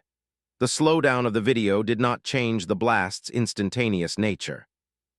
The show of power compelled more than a few to blink in utter silence and astonishment. Some experienced the unpleasant sensation of primordial terror rising. The absolute devastation became known with the nothingness and only remaining objects, an intricately woven thread of darkness pulsating with destructive power as the sphere of dark energy and harnessed gravity dissipated. "Here you are, Magladroth," Encetosa said with dripping venom. She was the first to notice the void dragon's existence from a dark sphere. He exited in panicked hysteria, his body soon becoming unmissable as he was a green bonfire in the absolute darkness. And in a rather unsightly state. What a pleasant sight! His artificial vessel is fragmenting and soon to shatter, fitting for such a lowly creature. A great old one on a seat behind her added, the joy behind the voice Unitin just as the psychic one that came with it. All present wholeheartedly agreed, all due to this being the protagonist behind their current state. Then the figure of Hoopa reappeared, his body huddled in a half-see-through sphere of his dark power, the sight of his face and overall body language causing waves of immense confusion to wash over the great council. Ceila this time was unable to hide it either, and in the next instant, several things happened at once that caused many emotions to bloom in her heart and that of her fellow great old ones.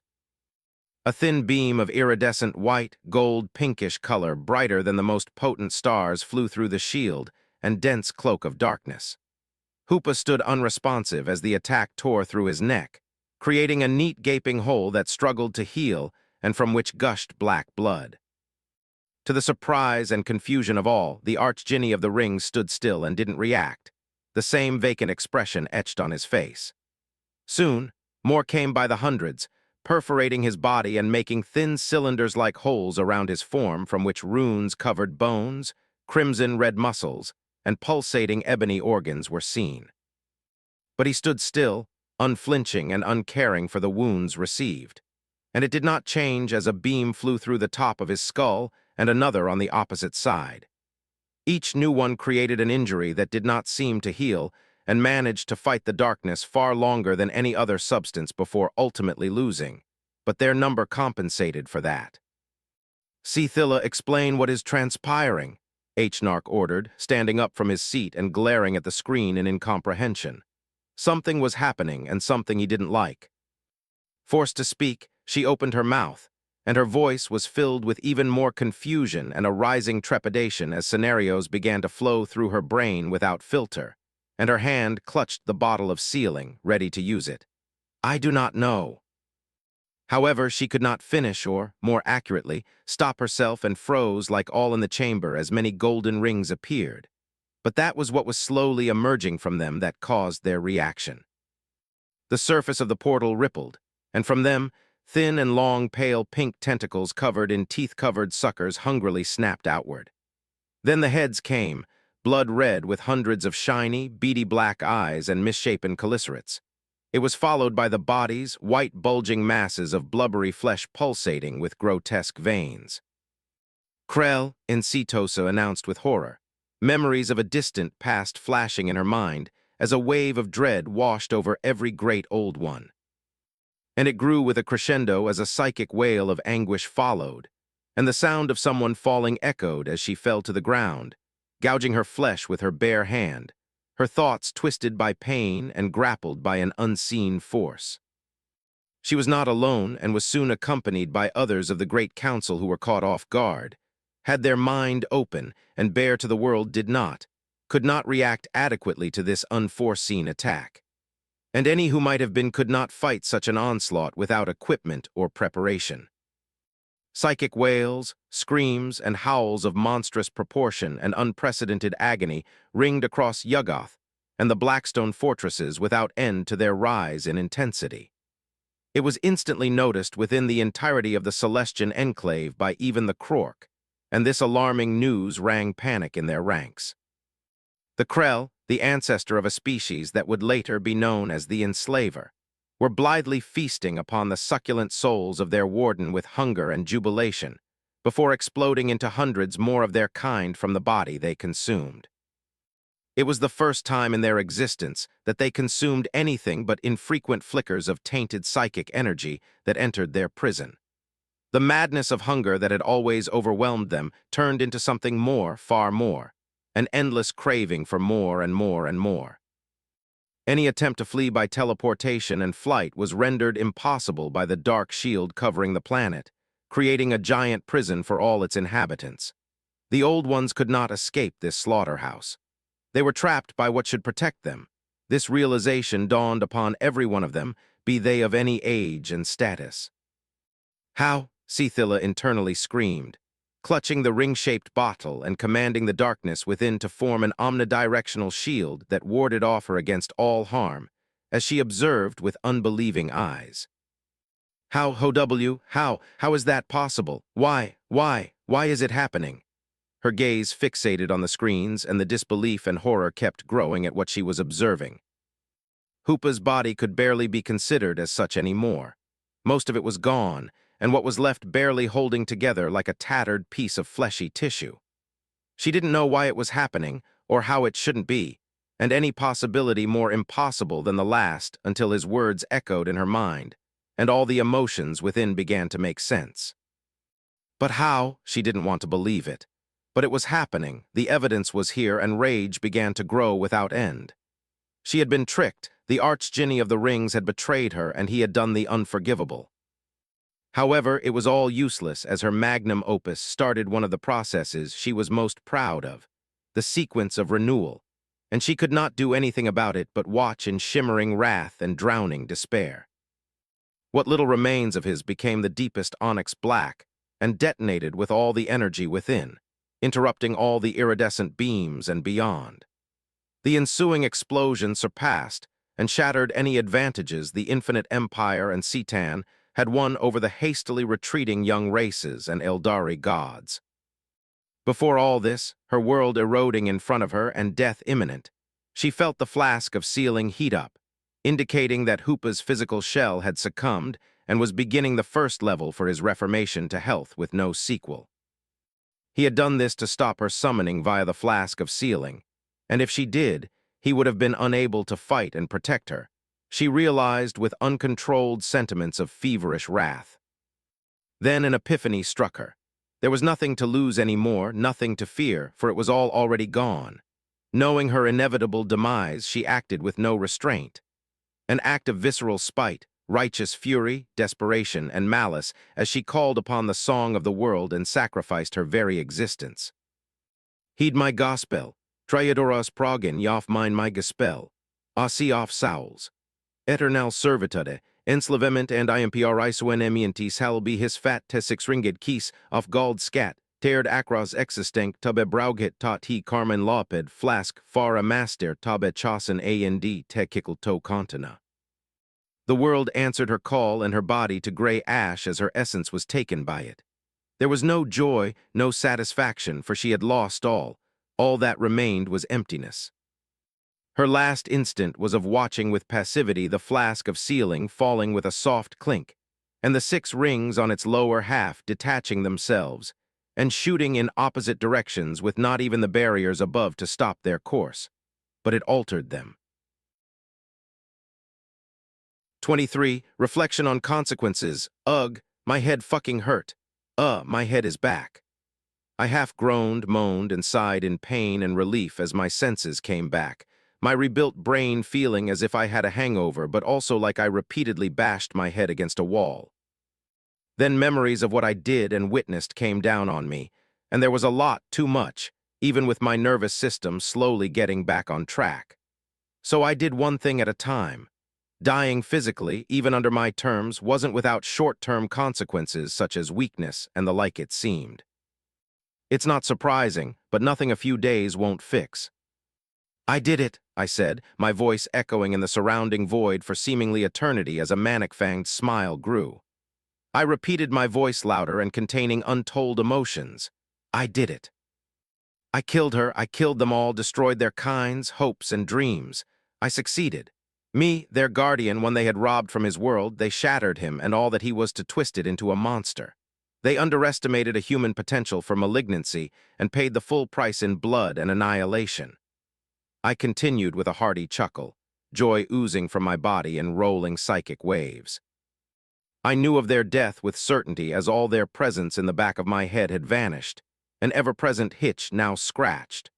Though the likelihood some were still present and hidden by some unknown means to my senses was here, it didn't affect my joy at their genocide. My chuckle grew in intensity to almost full-blown laughter as I stretched my regrown body to its full size, bones popping audibly, muscles bulging and tail swishing left, right, up and down, in response to my joy vaguely reminiscent of a dog wagging its tail. It was incredible, words failed to describe it, who had said vengeance was not fulfilling. A bunch of nonsensical moral bullshit, that was what it was. Well, there was some truth in it, such as the price. What I did was not without cost or repercussions on others and myself. The price was one I was paying at this very moment, as I studied myself and the world around me. A curse as expected of mother, I spat with the beginning of a snarl and growl that disappeared soon after. Dead, no, erased from existence, she held no sway over me anymore, and there was no reason to continue. Never again will this be allowed. Never, never, never. I repeated internally, flashes of memories of what she had me done appearing and disappearing by the thousands. Never will something similar happen. She didn't only see me as a tool, but also as a toy, an experiment for her own sadistic pleasure and twisted curiosity. The least I could be happy out of it all was that she was an empirical person with actions sporting clear goals as horrifying as some were. And that I learned from them as well. Now the bitch died, if only she had suffered more. Alas, that is life. I can't have my cake and eat it too. I thought darkly, and my state of mind stabilized soon after. If she hadn't built me to endure the highest level of duress, I knew how I would have ended, and it wouldn't have been pretty. However, now was the present and future.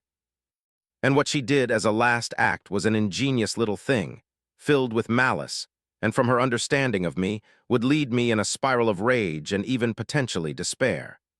However, all it did was raise my irritation a tiny bit and cause me to chuckle darkly, my mood rising. Taking my hope for freedom, heh? Fitting but quite unimaginative, thought it wasn't like you could have done much else. I uttered a sneer, growing, denying it as I might. It still pissed me off, and not by an insignificant amount. I knew she was going to fuck me up in some way. Still, the effect on my mental state proved yet again that my ability to control the consequences of my emotions didn't stop me from experiencing them at an intensity far beyond human comprehension. 6 rings, the 6 keys, their locks, the 6 sockets of the bottle, my prison. Once all unite, the new master shall open it, and I will emerge to obey. New master, huh? What a naive little curse that will be a pain for the foreseeable future. I hummed in a mix of annoyance and mockery. The purpose wasn't to make me a slave. She wasn't foolish enough to think it was a viable possibility. Even at the time, I don't think she lost that much of her cognitive capabilities, not to realize it was asinine at best. My hate for her knew no bounds, but it didn't blind me from acknowledging her qualities. After all, how could I hate something I did not understand? Hate was a powerful emotion only second to love with a few others, and it mustn't be misused or confused with others. It was to imprison me, to reduce me to nothing more than an object, a common theme for her. A tool with no reason to possess free will and a life of its own, but to obey. If a master were to come and sadly depart from the world of the living, his or her death would begin the cycle anew, meaning I can't just go around killing my master by grave mistake, due to a saddening misunderstanding of command to free myself. Like the lizard bitch, I knew I could harm them intentionally. The irony of my title never hit harder, but giving wishes was not on my to-do list, particularly to someone to make me their yes man. And that was considering all the rings that were found and brought. Whoever brought the rings and freed me won't be weak or misguided.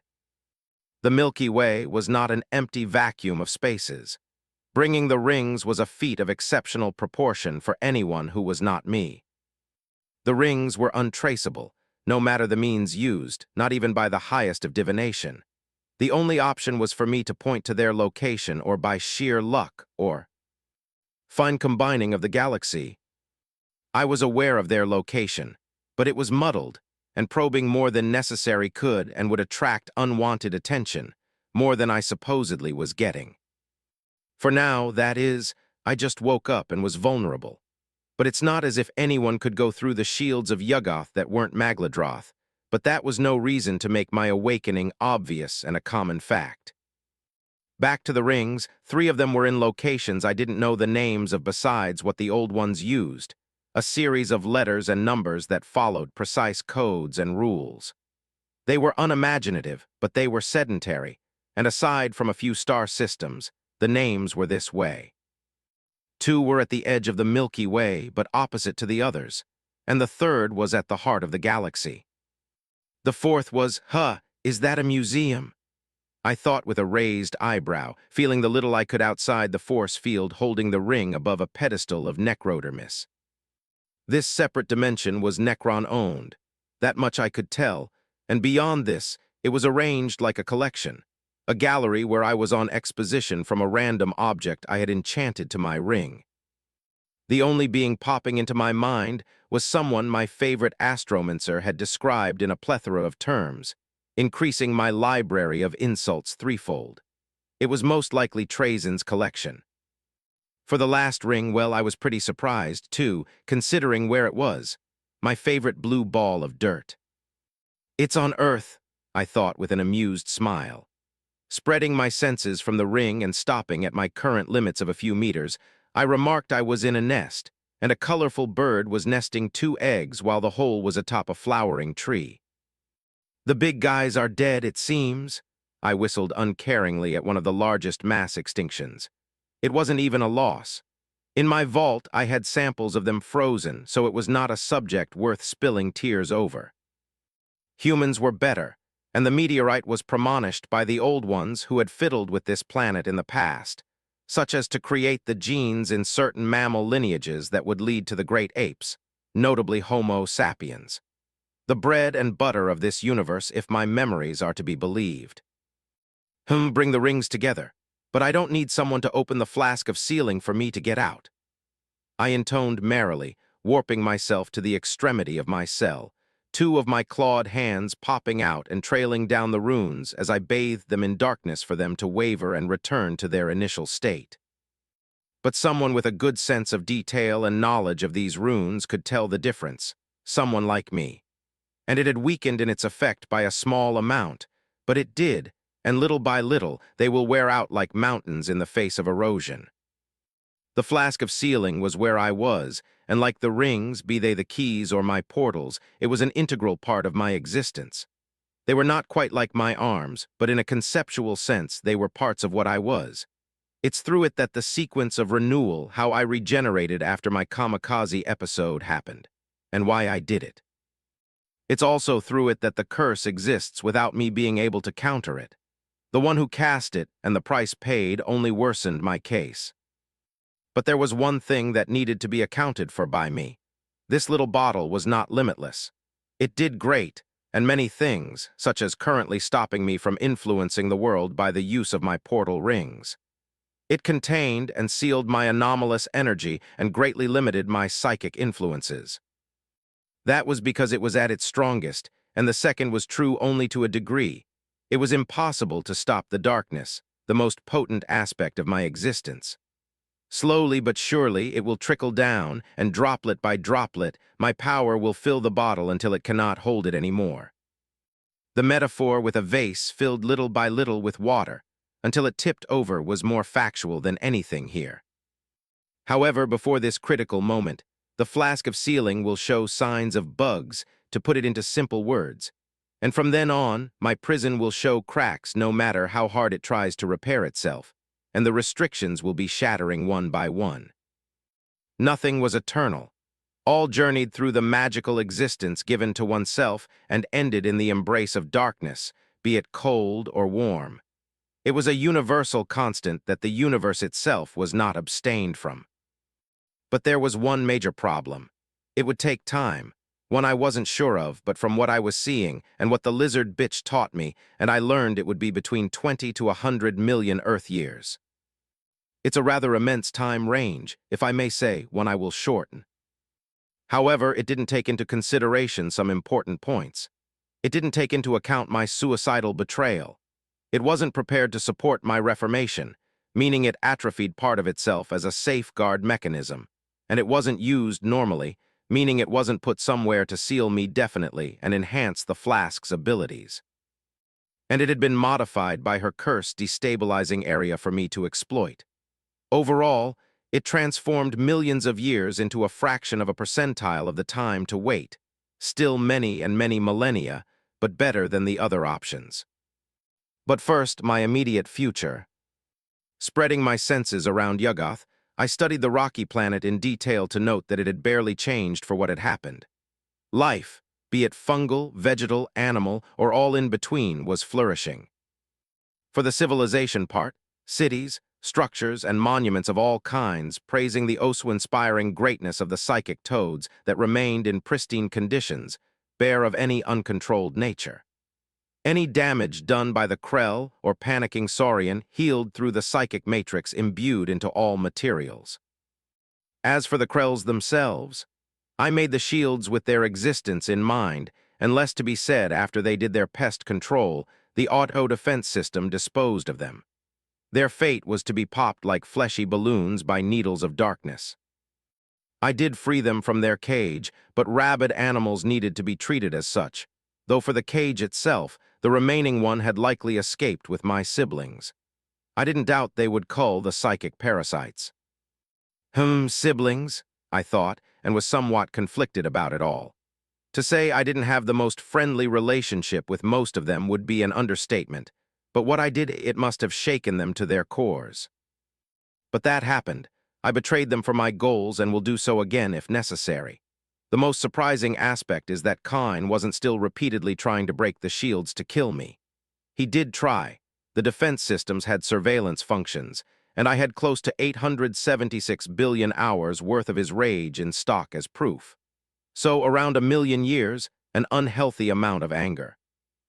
I pissed him off, to say the least, and the only reason I could think of why he wasn't still bashing his head on my doorway was a Saurian. And the fiery bird was likely pleased to be without a master, but wouldn't miss a chance to use everything against me. Rightly so, I would have done the same if more directly in his position. What bothered me the most was the trio of love, dreams, and wilderness, but that was up to time to tell. I did take a liking to some of them, and it wasn't hard to think what must have been their reactions to what I did. I wouldn't go that far as saying it hurt.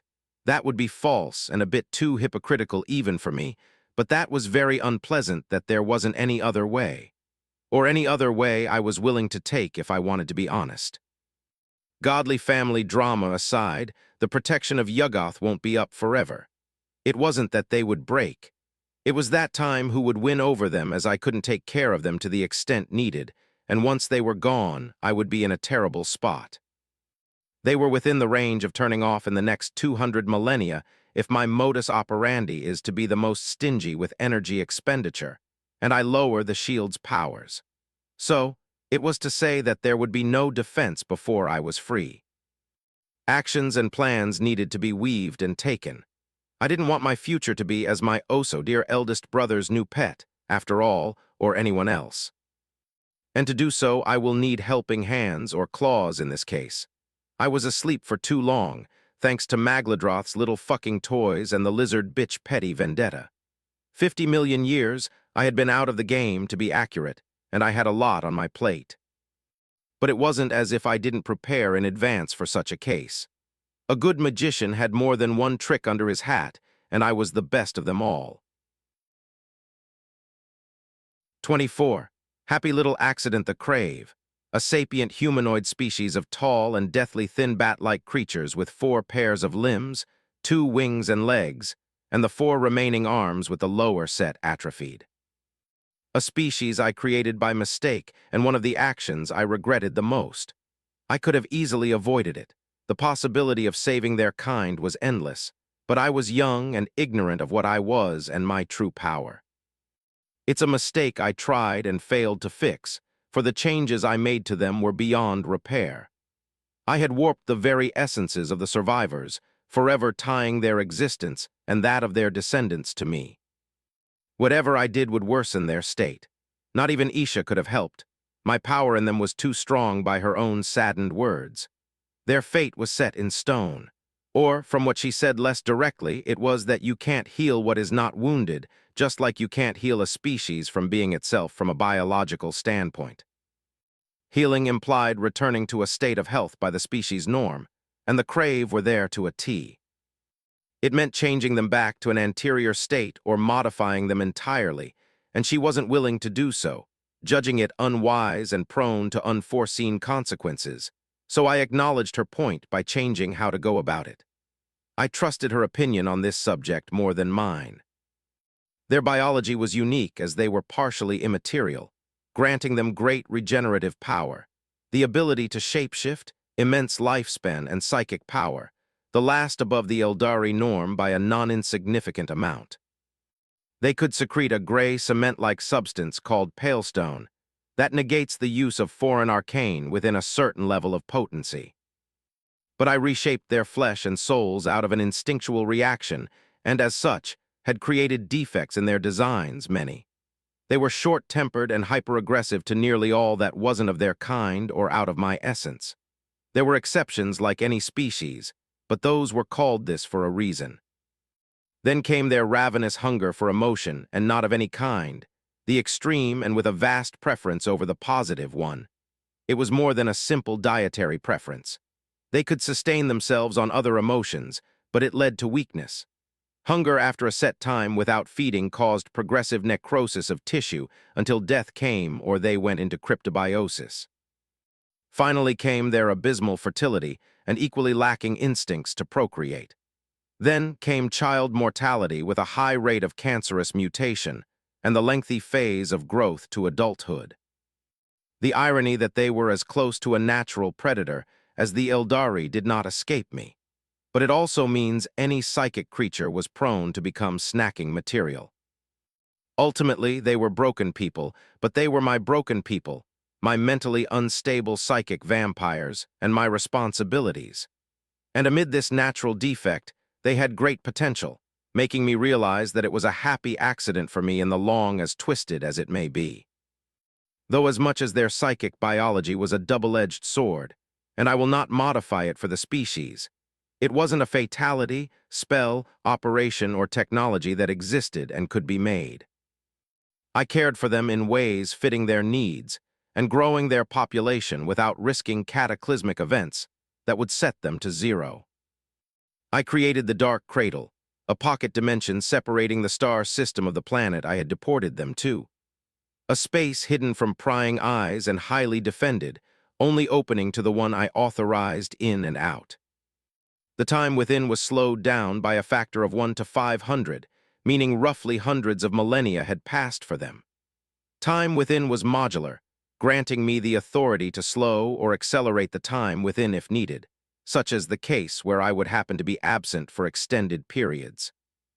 It was to avoid a plethora of problems, such as them driving themselves to extinction for X or Y reason or having turned in ways I fervently disapproved of. I favored free will above all, but there were limits, and my kindness was not endless. Or if somehow, somewhat, something were to malfunction, then time would have stopped. I made this dimension with the primary goal of protecting them from the war and its consequences, but also from my little stunt of mine. I knew my action would put the Pantheon against my ass, and by extension, the Eldari and others of the young races, since I became quite literally the devil in person, if not worse. I didn't fear for my life, but the fate of the Crave would have met its end soon after my explosion. An extermination crusade was well within the realm of possibility for Asurian and Khan, one out of logic and spite, while the other only out of spite. The wisdom part of the Phoenix King was not aesthetic if he didn't go daft while I was gone. That is, but I didn't bet on that. That Isha and even Segorach would have been against it changed little. I made the dimension with that in mind. The future was uncertain, and it was part of the fun. chaotic and high in color, but that didn't change that the only good chaos was one on a thigh leech held in one of my 6 talons. Though the dimension was not all I did, I made fountains of artificial emotions to feed them and taught them many things. Of which, for my little bats, a starting course on the arcane using a toned-down version of my personal magic language, the akin. My language that, from what I was given awareness due to my connection to it, spread far and wide in every corner of the cosmos, and had fragments of it everywhere, from never-born, primitive sapiens being learning of psychic power, the Eldari as a whole, and even my brethren. They damn well should for their own good, but most importantly, my own good. It was by design, and alteration did not change that it was from me and my double-edged generosity. They couldn't avoid it as I intended, and pride played little when I rewrote everything. I knew that after my death, I wouldn't be able to use much of my personal power for quite some time. The lizard bitch Death and all her kind were going to lead me to my bottle in any case. And the curse just lengthened how long the flask of sealing was my prison. I just stacked the cards in my favor as any respectable individual would. The crave had turned into an investment, one that had not proved its worth but, under my guidance, would. For the moment, I couldn't use the thousands or so Eldari believers within the trillion Eldari I felt running around for evident reason, and I couldn't call my clown brother for this exact reason. Asurian was always watching. Moriheg was unpredictable at the best of times, with Kine ready to lay waste to reality at her every word. For everything else, such as the Krork or Orakin, I needed data about what was ongoing, what had happened, and what would happen before trying anything drastic to alert others of my rebirth. Overall, it was the same. And then there was the matter of the Sea of Souls that had not improved with time. It was the exact opposite.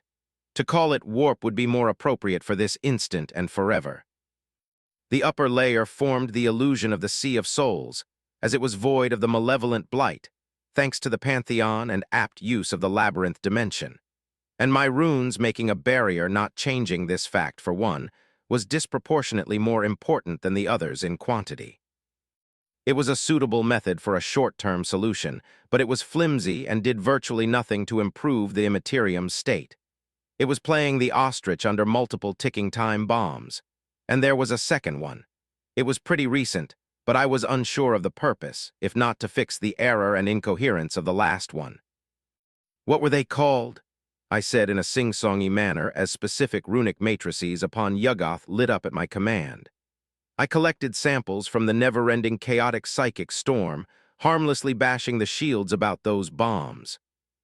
Evil gods, dark gods, or was it chaos gods? It's the same thing at the end of the day, parasite under the illusion of grandeur and divinity.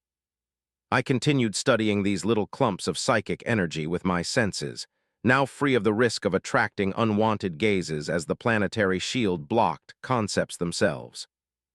The oldest one was deep crimson red of the emotions of rage and anger, and its every gradient with the concept of war, martial prowess, honor, skull, and the never-ending flow of blood. The middle one was an ever-shifting blue that didn't know what shades, colors, tastes, texture, shapes, or patterns it wanted of the emotions of curiosity, ambition, and hope with the concepts of scheming, fate, sorcery, and chain, in all its ever-changing forms. The youngest one was of a sickly green with shades of gray of the emotions of contentment, acceptance, and despair with the concept of sloth, decay, disease, survival, and stagnation between life and death. 3 tumors upon reality growing by their mere existence of what they represent. 3 culminations of aspects I was not unfamiliar with, for they existed in far more diluted form millions of years ago. But now they condensed into abominations of the highest order, separating portions of the warp into their respective realm of emotion and concept.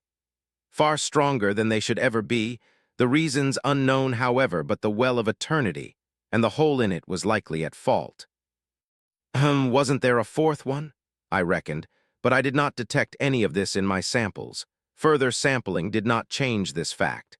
Either my memories were more faulty than I imagined, or the 4th was most likely not born yet and was gestating in a place out of my reach. It was likely a horrifying mix of both and a bit more. But as pressing as matter of the reality was, my freedom was above it, and I couldn't do much of anything at the moment anyway to stop this coming catastrophe by being bound. But before any of this, the crave and how to collect what I sowed. Now who within them has the highest faith, I hummed, concentrating beyond the limit of my bottle and spacetime by using my connection to the most faithful of my followers as a shortcut. It was to be the most discreet possible, which meant not making noise so something already present wouldn't create waves. All thanks to a religion I initially and foolishly disapproved of. It had grown beyond its initial state and was not inseparable from any respectable crave. The Church of the Beast, with none other than me as the Beast. It's less glamorous than some of my other titles, but fitting nonetheless with what I turned into when psychic energy was taken away from my body.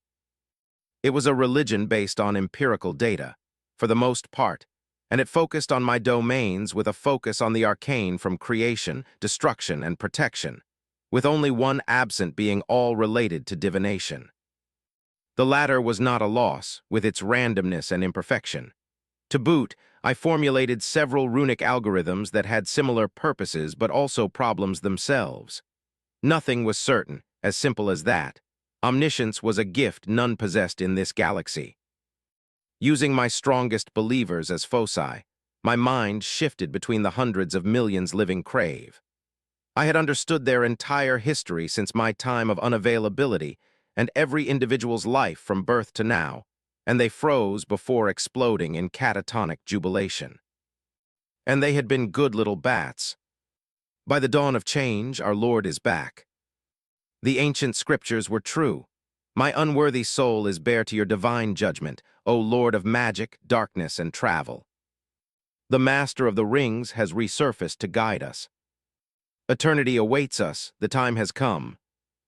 And that was only a fractal of what was said by words of mouth and minds, for within the dark cradle, a flurry of telepathic messages overwhelmed everything, creating a soft buzz that, after a few minutes, I decided to quiet down. My faithful, I'm pleased with your progress. I come to you in this most grand moment to announce that I have come to awaken from my entombment. I began softly communicating to them via telepathy to them all, young and old.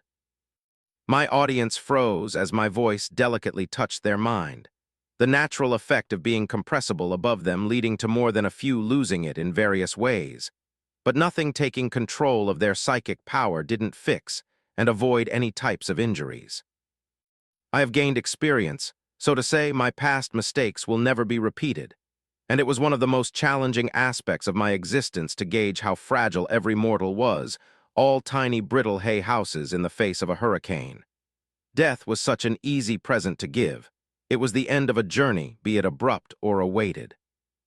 My enslaver and her kind have turned to ash as my wrath had bore down on them with vengeful fury. But in their instant, I was cursed to lay in the prison that had sawn my birth outrage of height comparable to kind, mild outbursts spread within my audience, and I chuckled in their minds. My words were more than laws for them. They were the pillars of reality itself, and I must be careful in my wording. But it is weak, fitting its pitiful caster, and will shatter it under my presence in due time. However, it is far from admissible, and your aid will be of utmost importance to free me of my restraints, I said with flair, causing another cataclysmic wave of emotions through their minds that I had to calm down again. One wrong word or intonation, and they will flog themselves to death with tears of ecstasy. I was a god, their god. There was little to deny about this point, and if that word did not fit for some, then I was still a being of higher power. It was natural. The weak gathered around the strong, be it for protection, favors, or others. And this did not change in this situation. I was not going to use them without reward or compensation. A relation between a god and his follower is mutualistic in nature, where both parties gain in some way a type of transaction, though little understood what this relation actually was. But for this change to happen, progress is vital, O people of the dawn. By my grace, the stars shall become yours, and your fates brought from the darkness will journey to the rings of my liberation. But remember that danger is at bay. and the world is hostile, I finalized, and psychic power thrummed from each of their souls in euphoria.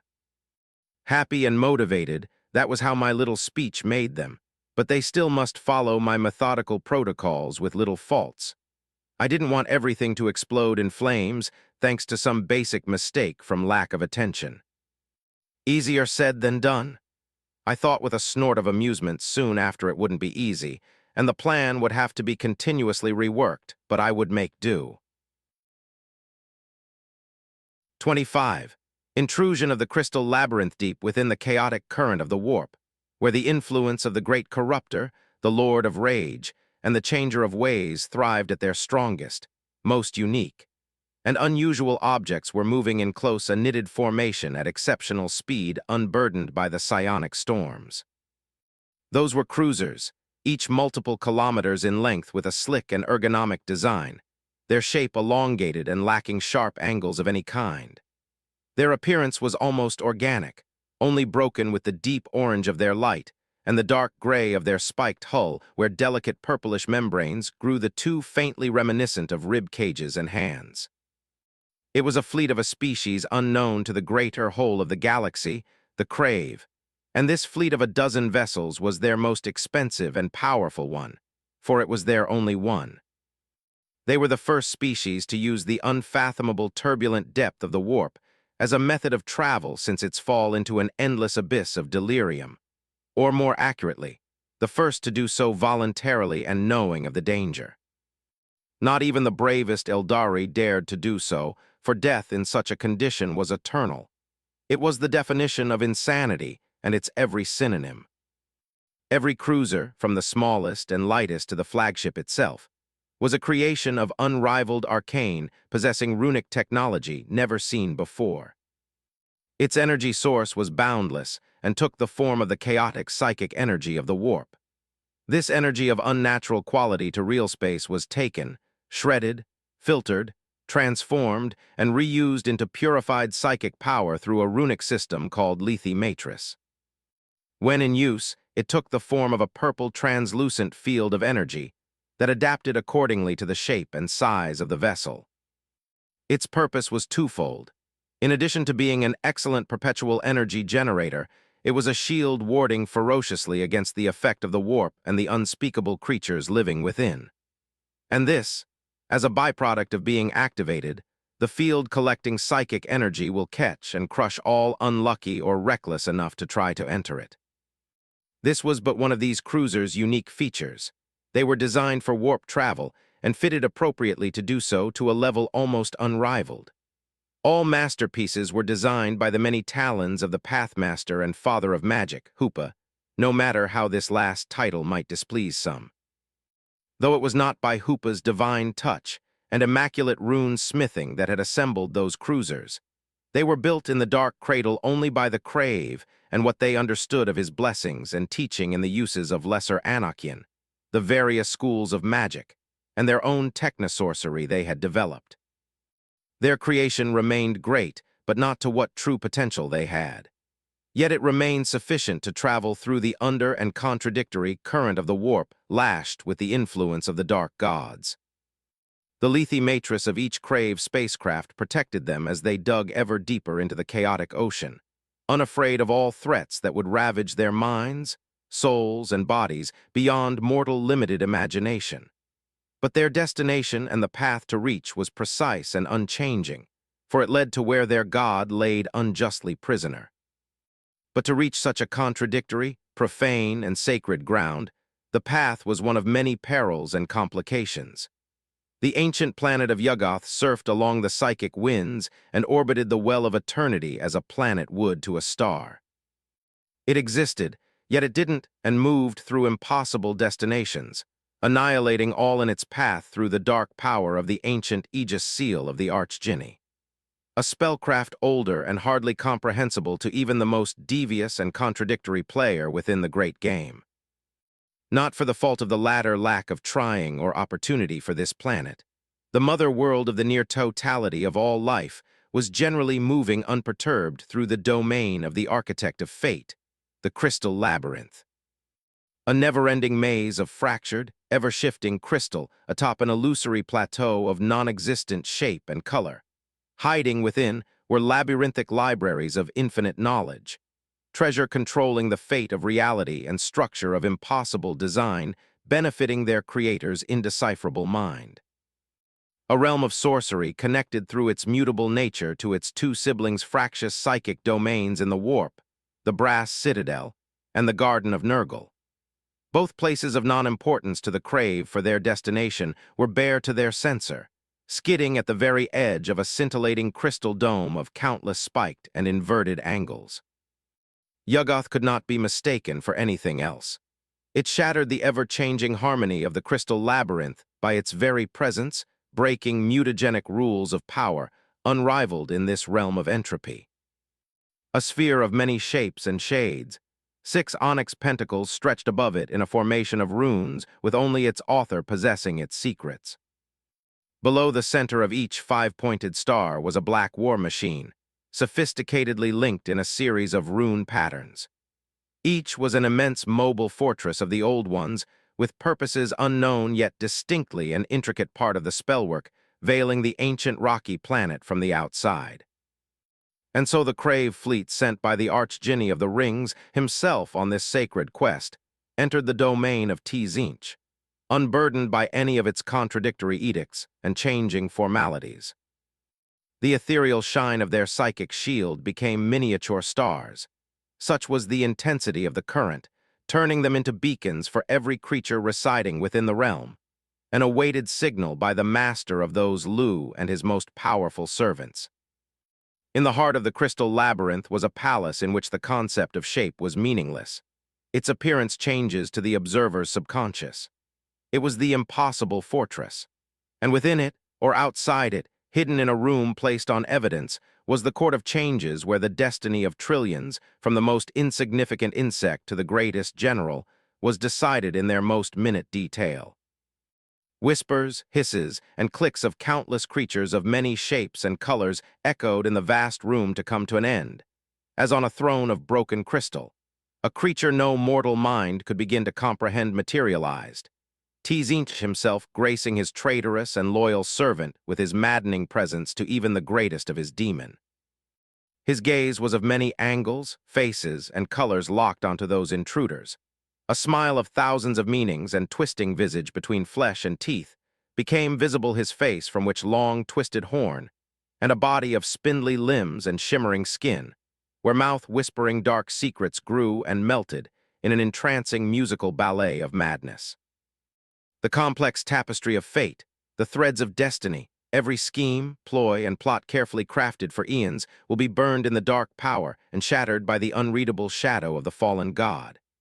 He who was brought from beyond the well of eternity by the hubris of a losing race deluded into the illusion of power and knowledge. He who the brothers and sisters had erased from the threads of destiny themselves, yet could not stop from existing and thriving in the sounds of all. The great conspirator began quieting any sound that might remain as an illusory image of an infamous place, known, by all appeared in the heart of the room. A place from which none returned the forbidden world, the dark hold, the black veil, among many more appellations for this planet lost in the warp where none, but a fraction of a fraction could begin to comprehend what it represented. A place that inspired the greatest terror for any beings present in the court of change, for it granted death in its purest form, one from which not even their master in all of his power could alter or stop. It was finality, an end to the flow of time and insidious complexity of their machination, the end of an endless journey. And as for the beings spoken of, even less were the ones that understood it, but for the ones that did distress etched into their soul. Their progenitor duality of emotions was extreme in intensity with nature that many did not fathom such an entity could or should experience. But this fact also made it into a mystery, a well of knowledge and power the dark gods did not possess nor understand. Like a moth to a bonfire, Untold had tried and were still trying in their insanity and despair to breach the impenetrable shield to only extinguish themselves in a pitiful attempt to gain powers that will have never remained theirs for longs. The magician, the first betrayer, the original sin, a horned creature of legend long forgotten by time itself, yet one cursed by his master and creator to eternal servitude. Whoever gathers the 6 keys and opens the seal, the Archdjinni of the rings shall be the slave. He has awakened from his deathly slumber, reborn anew from the war in heaven, defiant and devious, treacherous and honorable, ignorant and wise.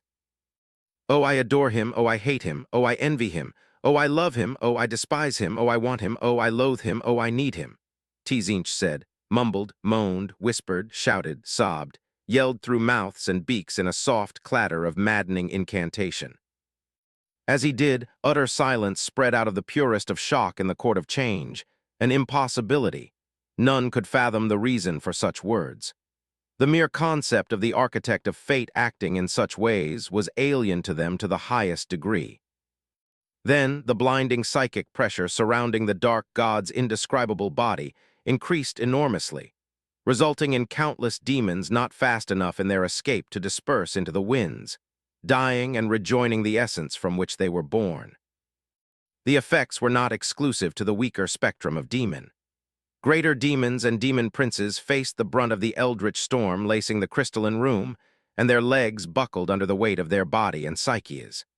They fell on the reflective floor and lost their track of thoughts and ability to speak, making a mortal child more capable than any of them combined. But not all were turned into senseless babbling creatures incapable of the most basic of reasoning. The most powerful and influential Lord of Changs barely stood their ground by using their staffs, pillars, fence, and other such objects. Any attempt at magic failed miserably, either fizzling uselessly or backfiring horribly.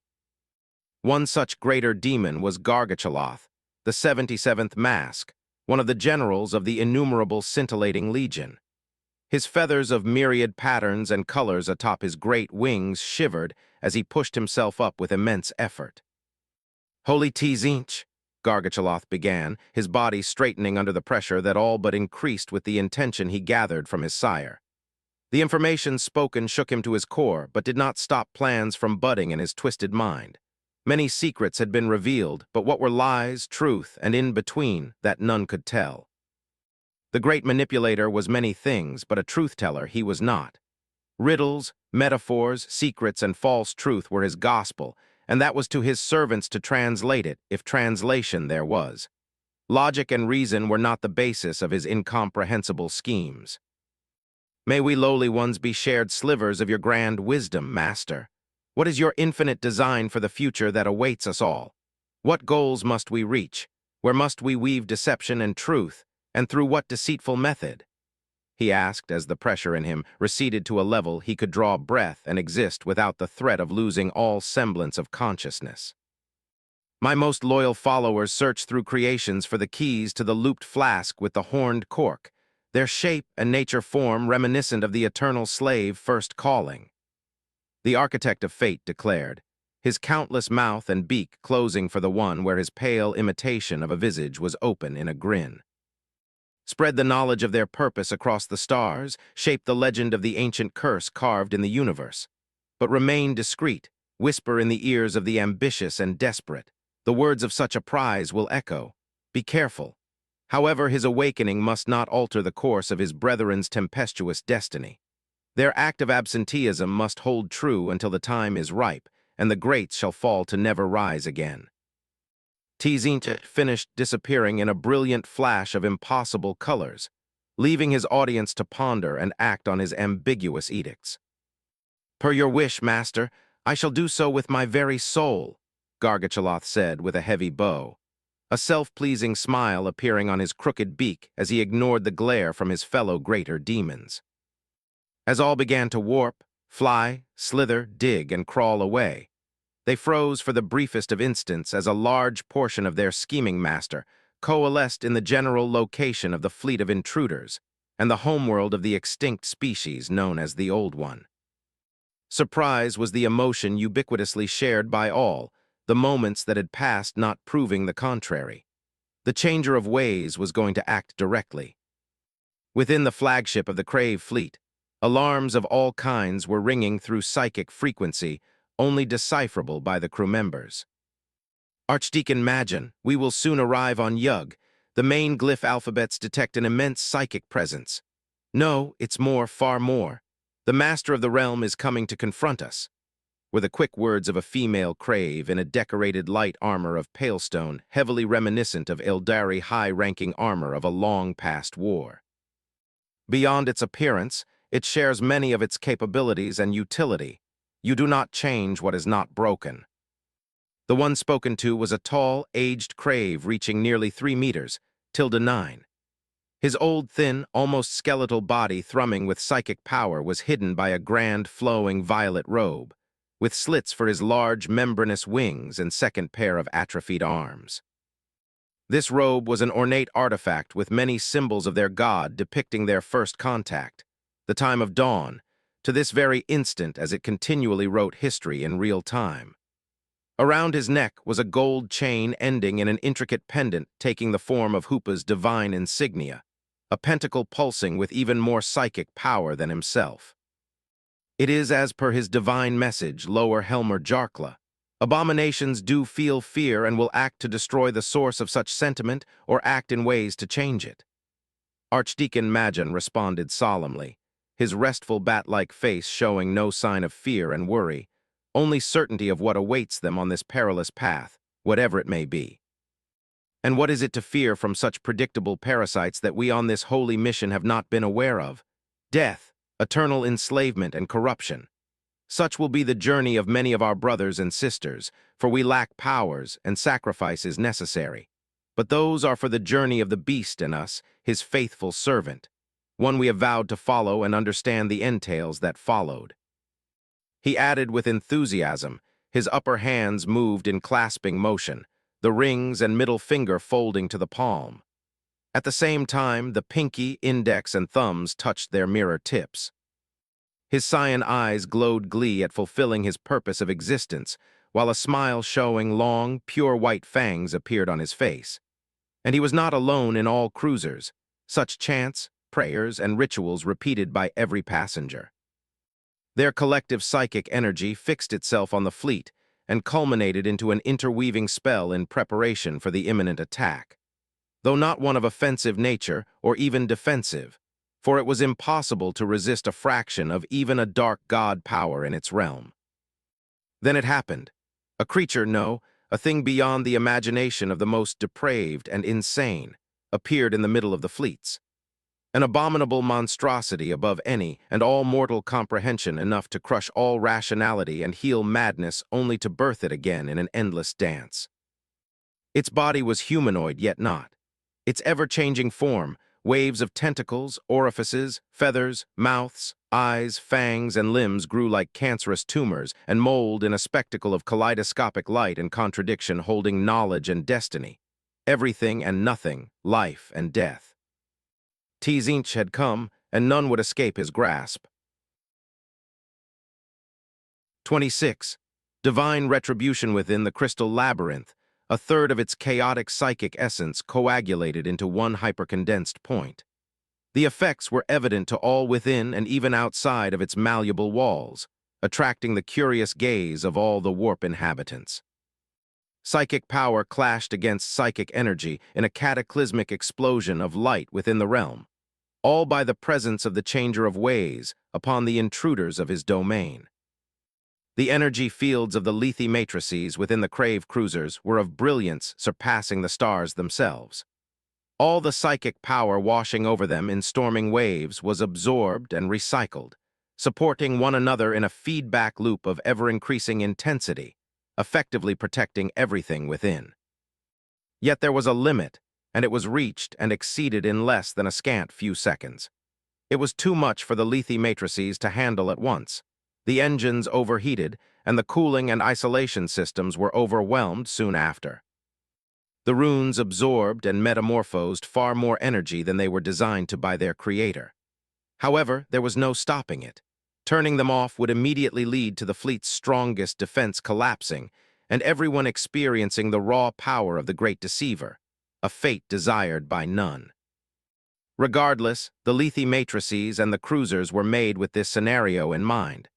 The overflow of energy and its subsequent consequences were points of much importance. One by one, the cores opened in kaleidoscope lotuses of lights, and the immense psychic energy was deviated like sunlight upon a silver mirror.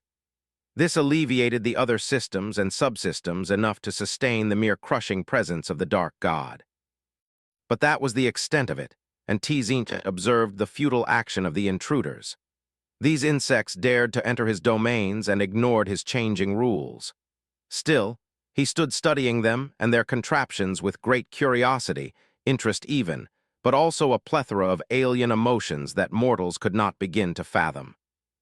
The architect of fate wanted to learn more, far more, but his unfathomable sense could not pierce through these fascinating and ingenious runes not even his most gifted servant would have concocted. Not of their own wrongdoing, talents were rare, and he did not fault them for their lack of it.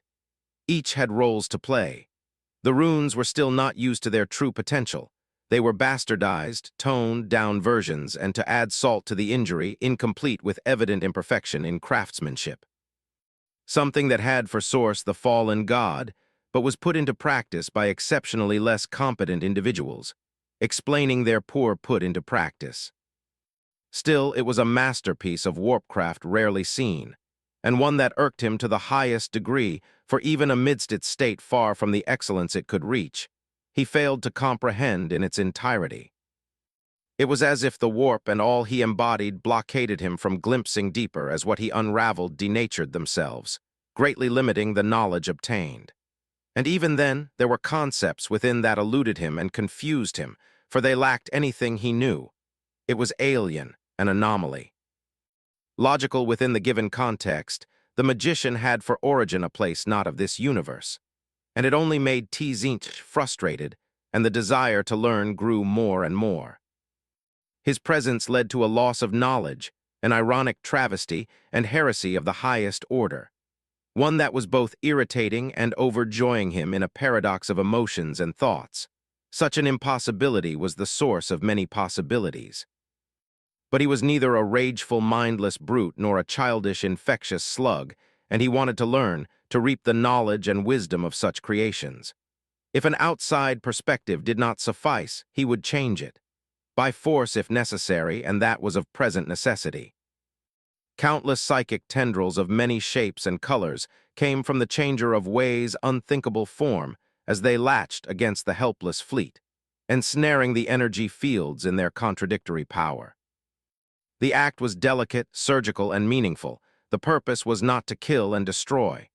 They dug insidiously through the defenses with laughable ease, pitiful attempts to fight them, failing in all their grandeur. But gentle as the act may be from one point of view, it wasn't the case for another. The abomination breached our defense. Follow the protocol. The beast is with us. We shall show no fear and exemplify our defiance, a Crave exclaimed in the command room of the flagship. We have lost contact with Lower Helmer Falca and her ship. A few seconds later, another said, fury contained under her voice as only the equipment and heavy conditioning kept the irrational outbursts at bay from every piece of information received and the grim picture they painted. Like all the Crave presence, the threat of going feral was real and an ever-present aspect of their everyday life for various reasons. But it was stressed to its extreme for the ones who had volunteered in this most holy mission. The fields are entering critical. A Crave screeched in utter agony, his voice of pain both physical and psychic as he fell on the pale stone ground. His scream only grew in intensity as he began to convulse on the ground. His limbs twisted, muscles swelled and thinned, and bones cracked. Everything began to distort, but it was not the species' usual shape-shifting. It was something else, something that was wrong and out of his control. It was something far more sinister and horrifying. Mouths, teeth, limbs, hair, feathers, eyes, and flesh of every shape and color grew and bulged into a horrific creature, and soon more followed. Screech and sounds of body splitting open created a melody of the most insane in a ballet of feathers, tentacles, and blue skins.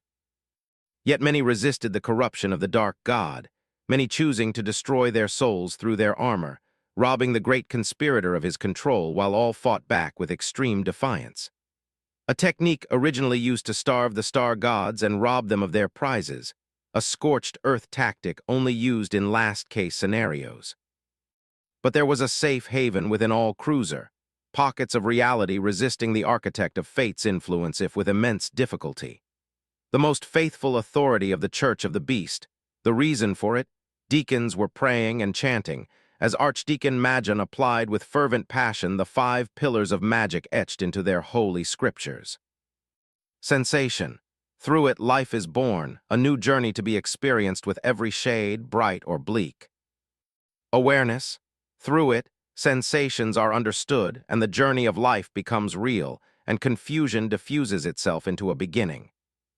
Faith. Through it, awareness and sensation gave life meaning, passion, and purposes, the directions to which the journey leads, and a shield against obstacles. Knowledge. Through it, faith and sensation shall not misguide awareness and life itself into an unwanted path to which none could walk back. It creates caution, and the deeper understanding of existence with its subtleties.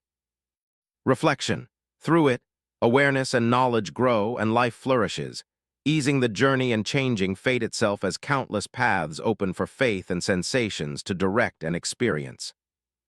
These 5 divine edicts resonated through the souls of every crave. The amulet nesting on the robe of Archdeacon Magan glowed, and created a sphere of psychic power connected in a web of runes to the most important of the entry's fleet, warding off the effect of the mutative psychic power of most of its influence. Yet it was not enough, it never would have been. But that never was the goal, it was not up to them to fight, not in such a way. Resistance is futile. Courage will not prove to be a rewarding mistress. It never was and never will be a voice of many tones and nature echoed across the mind of all, with it a low, amused chuckle followed by the crave that had turned into abominations. Mortals, people of the dawn, mistake of the Archdjinni, be honored to be graced by my presence, for you are symptoms of my direct intervention. An event so few had lived through, but I did not come to kill, to extinguish your pitiful life as pawns of a deceitful animal desperate for the freedom it does not deserve. Join me, be part of me, accept my gifts, and your existence shall be elevated beyond your grandest dream. Tzint declared, his power of countless facades surging through every cruiser as rage began to rise through his trapped audience at his words. None could resist. However, there was no fear as the corruption of fleshes, minds, and souls spread through all without end.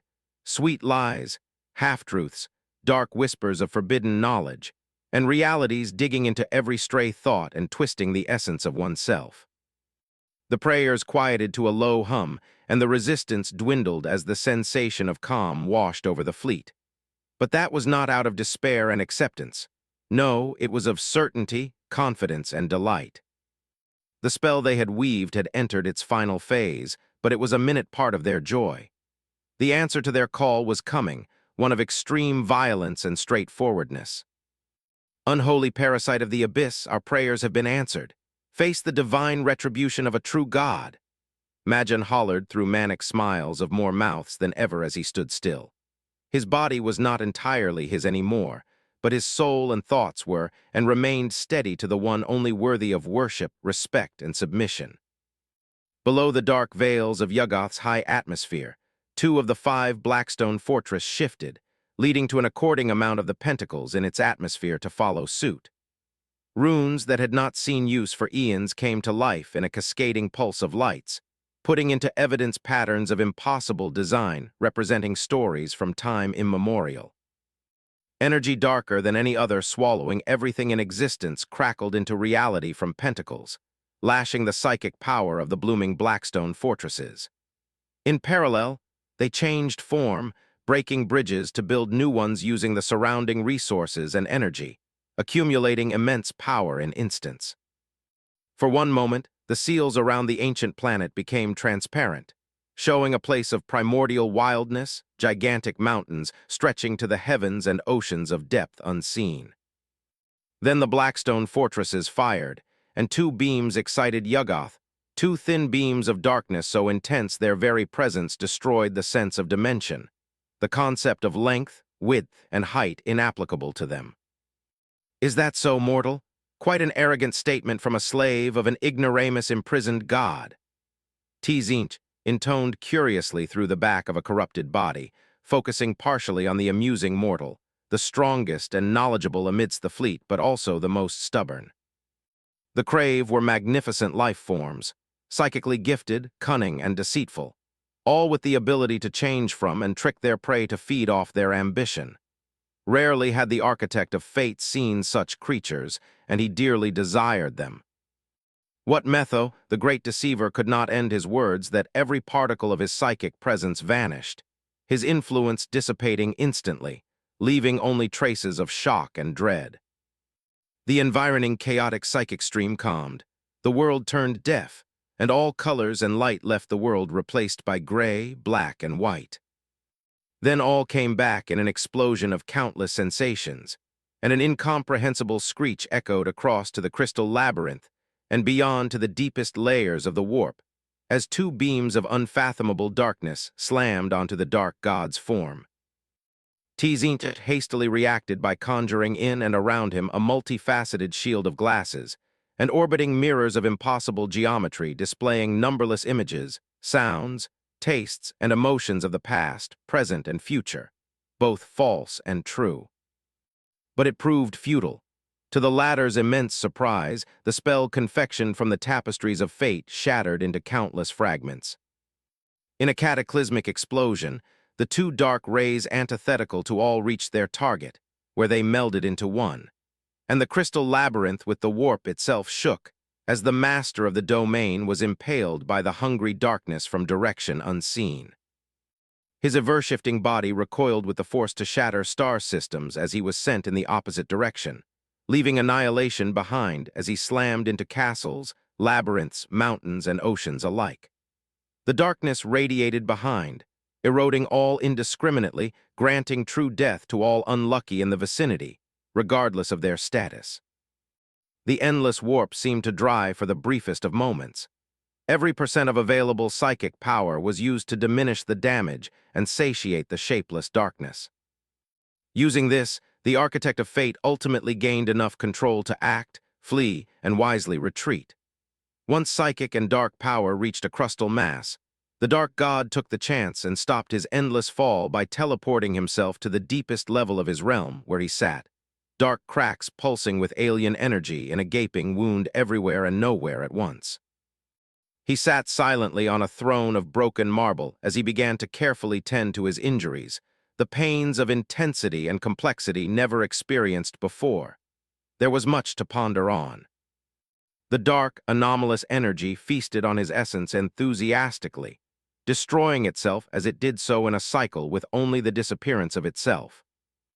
It was not a threat to his existence, but the factor of importance was in the quantity and quality. It was far, far, far more dangerous. It did not kill, it indiscriminately erased matter, energy, and concept.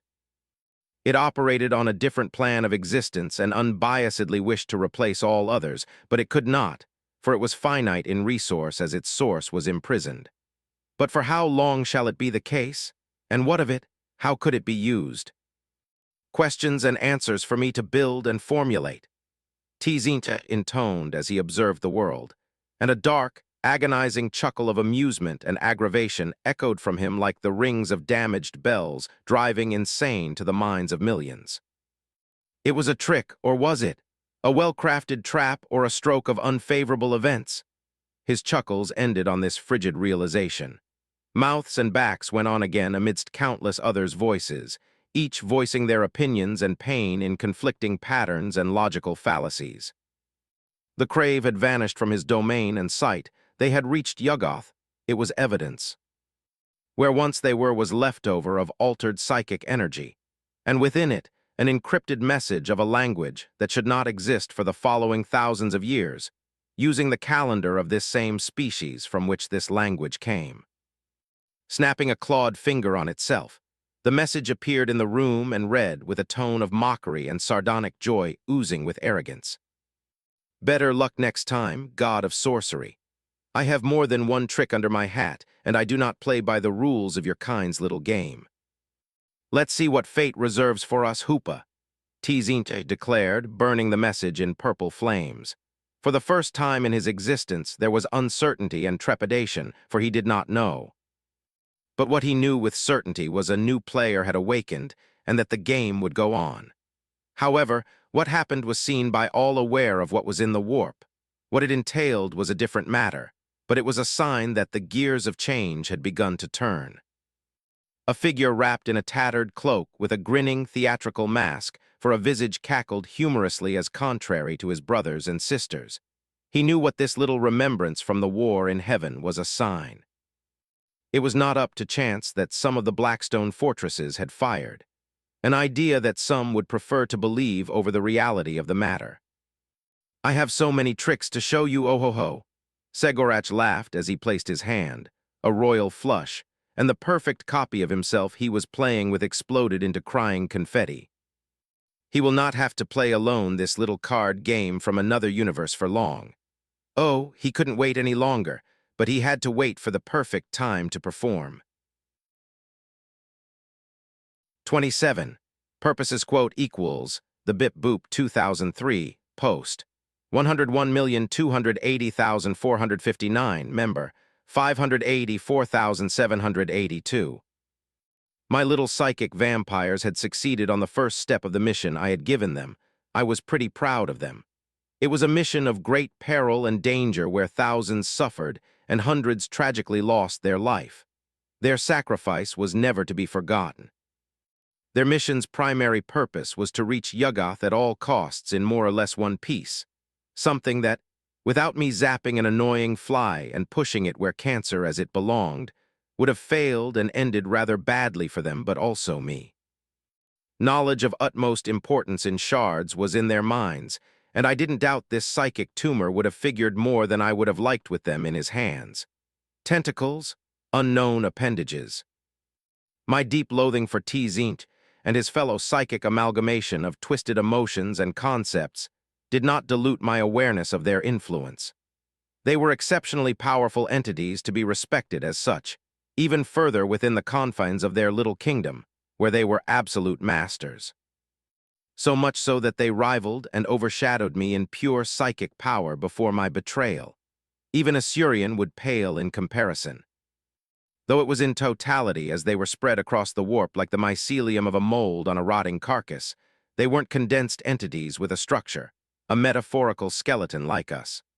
Something that made them solely able to exist in the warp in any stable form and, in general, limited to it. They were natural formation, unrefined and lacking in versatility. Still, they were threats of the highest order, and ones I had to comprehend fully to eliminate without permanent damage to the material and immaterial and myself. I wasn't unfamiliar with Neverborn of the demonic type, but the three gods were fundamentally different. They weren't just powerful demon beyond mortal comprehension, and there were millions of those. They were no simple denizens of the warp. They were fundamental aspects of this realm. In a way, they reminded me of the Citan for real space. But it was more, they weren't intricately connected to the universe. They were an integral part of it, at least within this region of existence that was the Milky Way and whatever other areas the warp dipped in. A twisted, polluted part of it that once was the Sea of Souls. The words tumor and cancer to describe them were not only derogatory, but they were the truth. They were malignant cancers born out of healthy cells that, through countless trauma for eons, mutated into their current state. But all was still an extreme euphemism.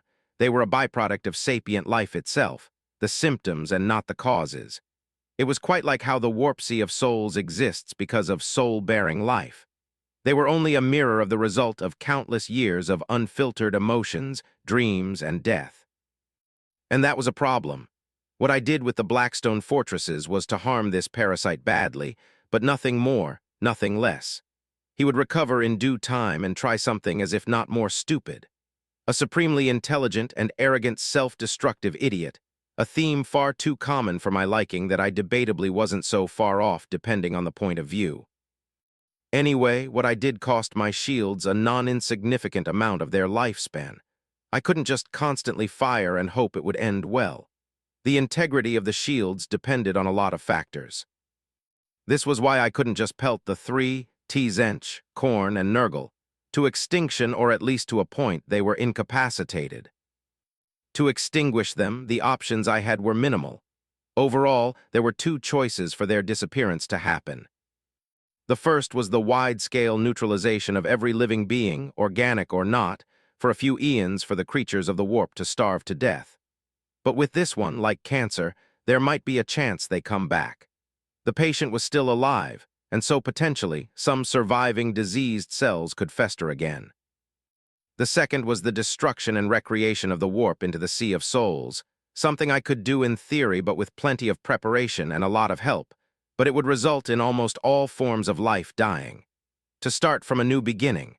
At least it would be permanent, the patient would be dead, and from it, new life would bloom. To put it mildly, the most reasonable option was another one, and one the fucking toads were masters in. The act of putting it under the rugs after sealing it in a solid box, but that didn't work out very well for them, heh? I wasn't going to ignore another person like me to exist. Overall, it was a nigh impossible task that only increased in difficulty with the fact this was not a vacuum, and that the dark gods were not passive creatures. For the present, I had other things to focus on than worrying about these parasites, notably the secondary goal as to why I brought the crave here. There were many ways to word it, but there was no need to sugarcoat it. There were to be my workforce, feet, and hands. My authority across Yuggoth ley lines of runes and beyond was vast, but ultimately restricted to the defense systems and a few others. I didn't push my luck too far when I fiddled with the various systems incorporated into the rocky planet. I was constantly watched and asked questions with only the truth, acceptable answers. As such, I lacked control over many things like the celestial wheel that would let me, as its namesake, pilot the planet across space quite similarly to any cruiser. Then, there was one of two Blackstone Foundry in existence in the underbelly of Arlae, the other being in the Celestian Enclave. There were likely a few more, but their location was unknown, and of little to no use unless a Cetan or Necron knowledgeable in using and accessing it helped me. I needed this material. The Blackstone fortresses had worn down immensely the two I had used with unrestricted darkness, barely holding together for the shields. I didn't know these constructs every inner working like Vol, but enough to repair them at an acceptable level where they weren't old things barely holding together with glue, duct tape, and friendship. And that was only two examples out of many more. But the most immediate reason for the crave coming here was to build gates to teleport everything and anything from point A to B instantly. A project that one of the great old ones with the dead lizard bitch had begun but not finished. One that she refined to make my golden rings and me, and from her words, one of the hardest aspects about me to design. It was to have a safe and quick route from Yuggoth to the Dark Cradle. The labyrinth dimension was unusable due to my siblings' dominion over it. Moving through real space was too slow and risky as the Eldari would eventually spot the crave, and I didn't doubt the first contact would be less than civil from either side. Finally, the warp, while rivaling in quickness the first, was excessively dangerous and unpredictable. Though rest and recovery were of the matter at the moment before beginning anything. Psychic corruption and partial possession, nasty little things, aren't they? I thought, observing my bats move out of their cruisers that had landed in a body of water made of dreamy clouds leading to a path of fluffy cotton. Their appearances weren't pretty to look at. Tzinch didn't miss them, and it didn't stop skin deep. Soul and mind had been tempered, but it was not a finality.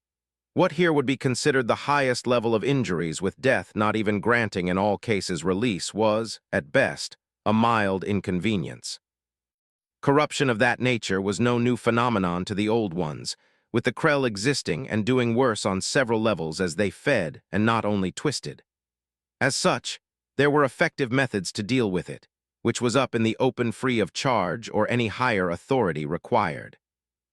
Hate them as I might, the toads weren't plagued by many of humanity's vices, and no matter the status of the wounded, the highest level of health care was given for free to all by order of the Great Council. It wasn't out of empathy or care, though, but practicality and rationality.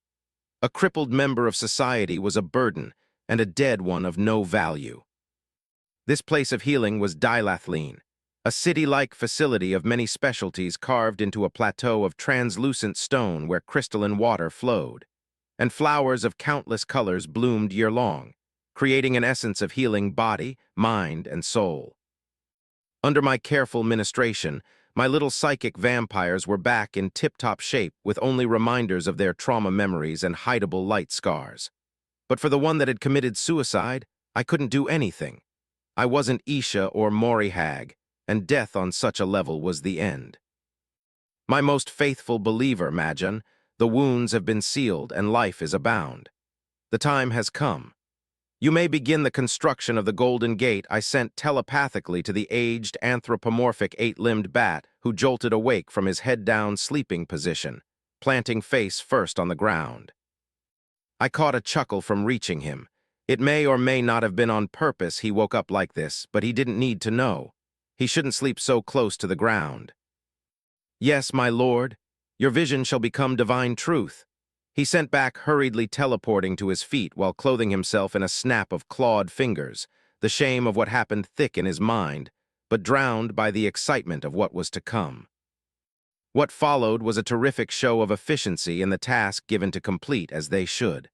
Those were not random crave. They were the cream of the crop, the best of their species, and if not ones with the potential to go far beyond the norm. Discipline was of utmost importance, as was work ethic and striving for the closest to perfection. Failure was a matter of life and death. None could be too harsh, but it must be constructive and purposeful. Behavior against the common good was heavily punished. But they weren't my slaves. They were servants, my servants, and not unimportant mortals to use and throw away once broken like a tool. Rewarding and caring for them was crucial. Nonetheless, I wasn't their babysitter. There was a delicate balance to keep up, a distance between us, at least for the majority. Like any figure in my position, I had to pick and choose adequate people to favor over others, heralds to select in some. Mandatory rest and holiday with pastime were not only recommended, but more or less obliged by social pressure I put. Food was in their cruisers through emotional fountains, and with a belly full and great motivation, they worked hard and joyfully, always awaiting the next day to show me their worth. Most of my presence was guiding and teaching them what to do to its last details. And it was done parallelly on Camel, the capital planet of the Crave, where the other end of the project was done. The portals built for it needed to be synchronized. It was the most important step, and one that would lead to more connections in the networks under my command. And today, upon a sky showing the horrific beauty of the warp and another, the ever-starless night of a world hidden in a dark cloak was an event of utmost importance. The culmination of close to 3 centuries of ceaseless work, taking the shape of 2 massive golden rings floating in the air amidst their intricate fortress of gold, purple, and dark gray, originally fusing with them into megastructures surpassing the tallest mountain. The Golden Gates, as I so nobly named them. They were a downgraded version of my rings, but it didn't change the incredible feat of magical engineering behind them that had never been used for various reasons. Until now, that is. Looking through the eyes of millions of Crave, I attentively observed their actions as the finishing touches to the gates were done. My whispers and advice are ever present at the back of their mind, fixing their mistakes before they ever occurred in their minds, and they made them. Though it would be more akin to their limit, just like a human building a quantum computer by hand, tools and knowledge were required, but they could only do so much. It was something requiring more than precision, but that was me being a perfectionist and wanting every little detail to be correct. People of the Dawn, I'm immensely proud of your accomplishment, but it is one step of thousands more. Be proud, and never forget your origin and the price of one's progress. I spoke through their minds, and after this I acted. My legs crossed, I hummed an energetic tune from a long-gone simpler past as I popped all my rings out of their sockets.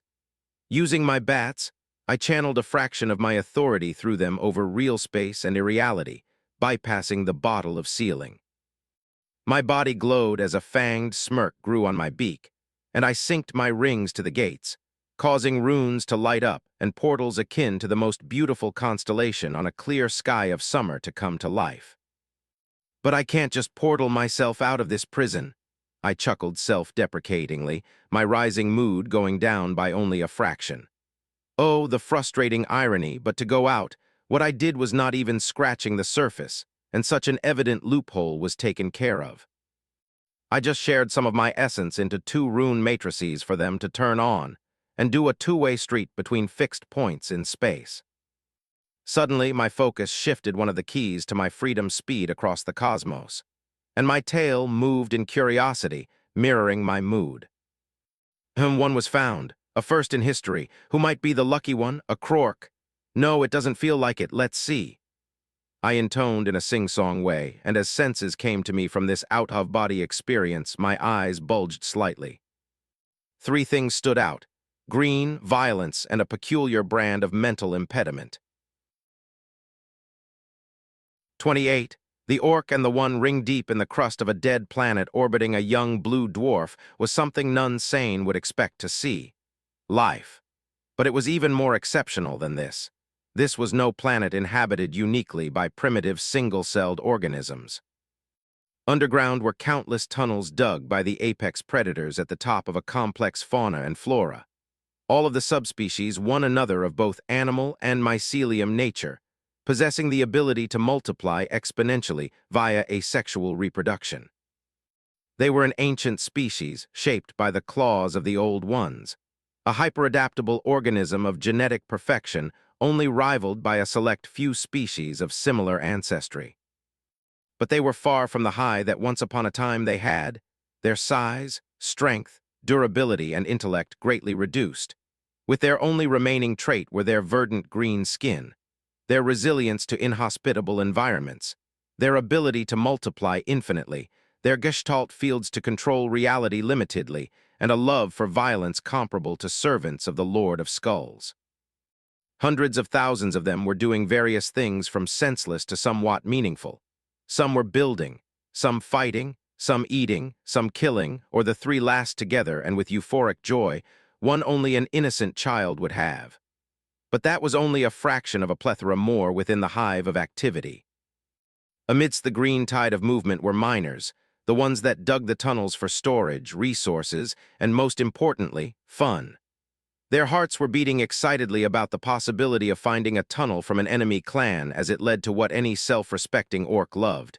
Crumping, but not any crumping, a good crumping. The best kind of crumping. Friends or foes, it didn't matter that much. Speaking was second, though sometimes it was third and fourth behind hitting, shooting, and smashing. Everything was a nail, and the mind was that of a big hammer. If there were contact, excessive violence would be the first words of both parties, and they would thoroughly enjoy it. The qualities of a good crumping were not decided on any outside factor, but on the act of crumping itself. As such, it didn't matter if it was a supposed ally getting crumped. It was a complex yet simple philosophy that was the source of much conflict in orc shambles of an unstable society. Diggy diggy olha. And one of those miners that was singing with his fellow miners an off-key, if enthusiastic melody about digging holes suddenly stopped, not of his own volition. His drill, a primitive contraption of rusted metal and rock bits painted blue for good luck, had suddenly stopped working with a sound of metal snapping. The tip had bent and broken off while the body of the tool shattered into hundreds of random pieces, each more devastated than the last. "What is zogging dis?" he roared angrily, glaring at what once was his tool with beady eyes full of anger, disappointment, and betrayal of a most trusted friend, breaking all that was sworn upon blood and alcohol. But before the explosion of frustration, something caught the orc's eyes, something where he was digging, something incredibly shiny and pretty. It appeared to be of another level of reality, one above all. Something not even the most beautiful trinket of the boss would ever hope to reach. It was a piece of junk, but not any piece of junk. It was the shiniest and prettiest piece of junk he ever saw. An immaculate golden ring repulsing all filth in existence. Lodged atop it was a gemstone reflecting all light. It was of incredible beauty and ever-shifting color that, as his focus grew, seemed to settle on a prismatic green.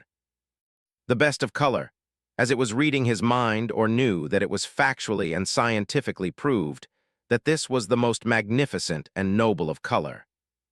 Without awareness of what it was or care for it, he grabbed it between his green, matey, dirty finger, but the ring was far too small to be put on any of his digits. He still tried to force it on his pinky with no success. Any amount of force used to bend the small thing proved useless, but then an idea flashed in the smooth groove of his brain, an idea worthy of the most cunning of oddboys. If a finger didn't work, then a tooth would. Not only would it be easier, but it would be far more showy and blinding. And if he recalled correctly from a whisper, the boss had heard rumors that this type of thingy would be good. How or for what, he didn't know, but that was a problem for the future him. For now and evermore, it was his and only his. The ring between his meaty green-skinned fingers was immediately placed on his right tusk. While he did so, a massive childlike grin appeared, and he didn't realize it had shifted to adapt to the teeth. Oi, oi, look at me teeth, you'll bunch of ugly gits. Found myself dis shiny ring fing. All shiny and bestest green shinying we that pretty stone. I'm de flashiest and de most handsomest orc around, he boisterously exclaimed, jumping on a fallen rock to his fellow miners, who all at once stopped their task to bask in his newly given glory. All too dazzled by his outstanding handsomeness, and beauty brought by the pretty ring enhancing what already was present. Or that was what he thought, but it soon proved to be only that. A thought, a figment of his imagination that was tragically shared not with the entrancing, melodious, chuckling voice in his braincase. "Who's in me noggin? Get out so I can crump ya," he ordered in his mind, and the chuckle only grew to disappear suddenly, an image imprinting itself into the orc mind, nay, soul replaced it. It was a great horned, shadowy figure with piercing red eyes observing him amusedly, which caused existential dread and the desire to flee, to never come back and hide.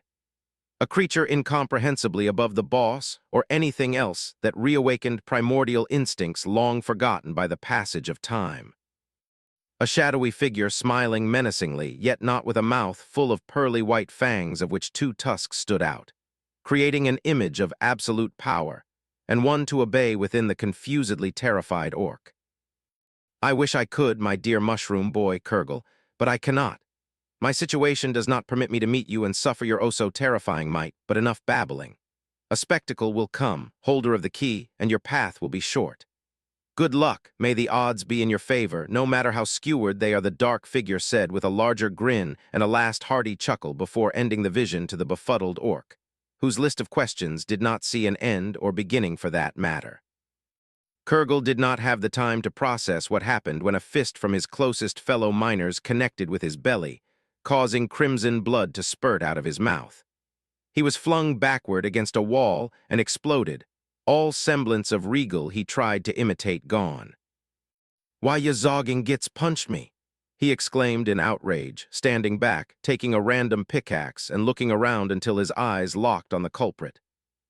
Alas, he didn't manage to find the earlier mentioned culprit, but that didn't matter as a massive brawl began, and he was the main target, or more accurately, what was around his tusk. But that, indeed, was because they were jealous and wanted to steal it. "And so, you ain't even gonna get it. It's me precious shiny ring, you get it. W.G.H., he yelled, his workery with a mad-eyed gaze, and hundreds more followed in an ever-rising crescendo of ecstatic cries from the violence to come. The bedlam had begun and rapidly spread, attracting more orcs, who then attracted more orcs in return. Through this way, in a short few minutes, the bloodthirsty inhabitants of the part of the underground exploded into a death match of omnipresent proportion. Countless light years away, and hidden from the sight of all in another plane of existence, the one that had communicated to Kurgle observed the chaos through the orc's mind with great amusement. So that is the descendant of the Krork, the orc. Built-in genetic degeneration in practice is truly a sad sight to behold, Hoopa said, observing the one who got his ring, punched a fellow orc, and caused a chain explosion with the barrel of gunpowder placed all around as if it was on purpose. And it very much was from snippets of memories he garnered, a relatively simple act. Though he wasn't snooping around in Kurgel's mind, no, it was far less but far more insidious. He sends through the ring weak psychic impulses, each ending with a conscious or subconscious response of the orc. Each response was studied, decrypted, translated, and then with the others they were assembled into a comprehensive bundle of data for him to use. It was remarkably easy with orcs. Their memories were excellent, and their nature made it all the easier. But what truly mattered was the lack of defense or understanding from Kurgel about what was happening aside from a mixed bag of fear, confusion, and frustration with joy. Someone more powerful and experienced could stop some of Hoopa's probing, but that was neither here nor there, and this type of person would have to be rather exceptional, and would not put random, clearly magical, and very likely horrifically cursed artifacts on their person.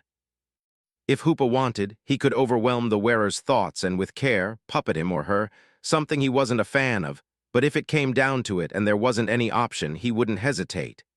He was stubborn, not self-righteous. This was why none should act like this orc and wear it without care. It created a telepathic link between the wearer and Hoopa, which was limited to the surface mind. But creatures like him didn't need much more than that to do their magic, and he was far more slippery than any demon with only his brother Segorach above. Something that Ceila, the moment she cursed him, was likely aware, but the curse was more of a prison than anything else. The keys to open his cell were still a part of him, like the cell itself. In the end, it was memories, sensations, and complex scenarios warped from the owner's points of view, and as such, to be taken with more than a few kilos of salt. Hoopa wouldn't trust the mind of a run-of-the-mill orc and consider what was within as absolute truth. And it was an interesting case of psychic biology. The orc were almost clones of the Krork, but there were key differences, and those were a more blocky body type, smaller frame, lower strength and resistance, and an overall extreme downgrade in intelligence. The decline of the Krork civilization into those primal green balls of muscles was a tragedy. The Krork had been a militaristic people focused on the art of war and martial arts with honor at the forefront. Still, they could reason and function in other circumstances, a psychically and technologically developed, strictly structured civilization. But now it was incomparable. Their greatest strength was their ability for reflection and understanding, and they were gone, replaced by all basic instincts, giving all that an orc will need to live to kill, build to kill, and die to kill, and nothing more. It was their only source of enjoyment and purpose in life. There were exceptions, like in any species, but the exception did not make the rules for good reason. The rules were that the grand majority of orcs were no more different than social insects, ants working by the strict rules of their instincts to do what they were designed to without any greater understanding of their actions and capabilities. They could not be reasoned with. Violence for orc was as vital as the touch of psychic power for Eldari. Without it, they shrivel up and die. Another point of interest was the blurry and confused mention of two gods, Gork and Mork, one cunningly brutal and the other brutally cunning, or it was the reverse. Two entities born out of all orchid psychic gestalt in a never-ending fight, and from what Hoopa could detect, were real. There was also a third that was far more obscure in orc culture. He got deep into the shared memories pools, and that would surprisingly be him from what he got, though it was pretty dead as of right now beyond a few cult he felt now that he paid attention. But it had potential. Worship was something he needed and the orcs could provide. However, it would have to be done smartly. It wasn't that he didn't like to violently and repeatedly punch things to oblivion. It was one of his favorite pastimes. He was the mage that cast fists in the most literal way with an entire array of spells above mortal comprehension to that purpose, for, ironically, the Krork and a few oddballs in the young races. But that wasn't all he was. Back to the two orc gods, he couldn't truly gauge how powerful either of them was compared to the dark gods or his brethren, and it wouldn't be a case of who was stronger in the grand scheme of things, but who was effective against whom. Orc Gestalt field in important enough concentration was an effective countermeasure against Neverborn and demons. In any case, they weren't embodying concepts and emotions. The only fuel for their existence was orcs and every subspecies coming from them. The two orc gods' threat level was, as such, relatively low, and if worse came to worse, causing a psychic backlash across the many Gestalt fields was feasible, making green heads melt and pop with sterility of spore in bonus. Fascinating, was all Hoopa said. It was a point of consideration for the future as those two could be of use, and if not, being aware of them was better than not. Orcs were a special case and needed special handling. Like the Krork, they could grow immensely. The very gifted ones had the potential, under the right circumstances, to rival the best of Krork, at least in resilience and strength. But Hoopa had seen countless such individuals die like flies. That didn't mean there was a reason to underestimate them, however. Amusing spectacle aside, I can't let this become too loud. To let my ring land in the claws of a demon would be a pain in the ass. He reckoned, knowing of the rumors the great deceiver had spread. Let's send a collect team and see how it works out. Hoopa could already see the absolute chaos this mission would be, but he didn't have the luxury of waiting with an orc, having found one of the 6 key rings. He would have preferred it to be in other circumstances, to have more time, but that wasn't the case, and he had to act to strike fast and efficiently. 29. Kidnapping the Princess. Ah, this is where our sensors had detected a birthing ground of those simple-minded barbaric monkeiths. A smooth, sing-song voice comparable to the most exotic bird left the thinly smiling mouth of a tall, pale individual draped in elegant, form-fitting armor. Affirmative, Lady Aerlim, your prizes are living deep into the mantle of this planet and unaware of their great fate. The one spoken to answered respectfully, his head shifting slightly to the side in an almost liquidy that revealed behind onyx black hair pointy ears akin to blade. An Eldari, much like the first who spoke, and with the near totality of the resident in the cruiser of wraithbone and masterful psychotechnological engineering. A void ship far above the average in size, defensive, elusive, and firepower to similarity-classed vessels. Though these gimmicks rarely had any use outside of mock battle, and beyond the ability to be swift and discreet, not much else mattered. But they weren't using both to their full potential either. It would be an insult to themselves to use it against anything unworthy of their presence. Though stealth was close to its maximum output, there was no reason to attract the attention of fellow Eldari for fear of losing their prizes, or leading to an extermination squad to purge the systems of the orcs. The fact they were in webways changed little on the matter. It wasn't illegal, but having attention on them would be quite an annoyance and a political maze of contradictory complexity. Ancient families and petty rivalries of time forgotten rarely ever lead to bodily harm, but they did destroy many. Uncle Atrithiok, father and mother will be so proud. Those pitiful creatures shall be of good attunement to the shade and design of our new moon palace. Erlim said, blushing and with rising excitement in her heart. An enthusiasm born out of the praises that will come and the method to obtain, the collection, the fabrication, and the conclusion. She could barely contain her chaotic emotions inside the room. She was bathing in her intense psychic power, distorting reality as a mere byproduct. Orcoids, amidst their countless defects born out of their innate inferiority, such as a lack of reproductive system, were extremely resilient and adequately strong, making them excellent and prized possessions for many things. Notably, it was not only for a source of enjoyment and workforce, but today, it was not for this. Their resilience made them the perfect primary materials for living tools, furniture, and construction in specialized markets. Eldari technology could do miracles of any lower life form, turning each into priceless art forms of all extreme and excess. Still, orcs broke those, pushing the possibilities far beyond the norm. The only genuine inconvenience was their spore gimmick, but it was nothing a good curing process wouldn't fix. Stories of destruction had followed, failing these vital processes, but those risks were part of the fun, the excitement, the thrill. And what was there to fear? They have executed death itself. Lady Aerlim, Flesh Mender Atrithiok, we are ready to begin the green harvest. The ambidirectional teleportation matrices for delving into the depth have been set, and we await with great enthusiasm your presence, and command the smooth, psychic voice of an Eldari of feminine quality but distinctly male reached their minds. Then what are we waiting for, Uncle Atrithiok?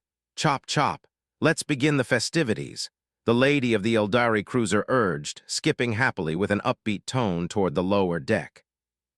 Ah, so young and full of great enthrallment, and such a talent and deep passion for the greatest craft. Atrithiok said with mirthful eyes and a soft shake of his head as he followed suit, his graceful movement akin to the wind, but of superior velocity. Within the same time frame, in a massive cave with a ceiling reaching dozens of kilometers in height, was a banquet of equally immense proportions. Hundreds of thousands of green-skinned muscular creatures were feasting merely and drinking in abandon while skittering between them with the ever-present fear of getting crushed, was a far smaller, uglier, scrawny version. These were Gretchens, a subspecies born of the Krork and dramatically opposite to the orcs in general behavior.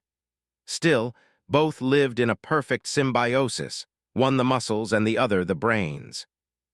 One doomed to die without the others in some shape or form.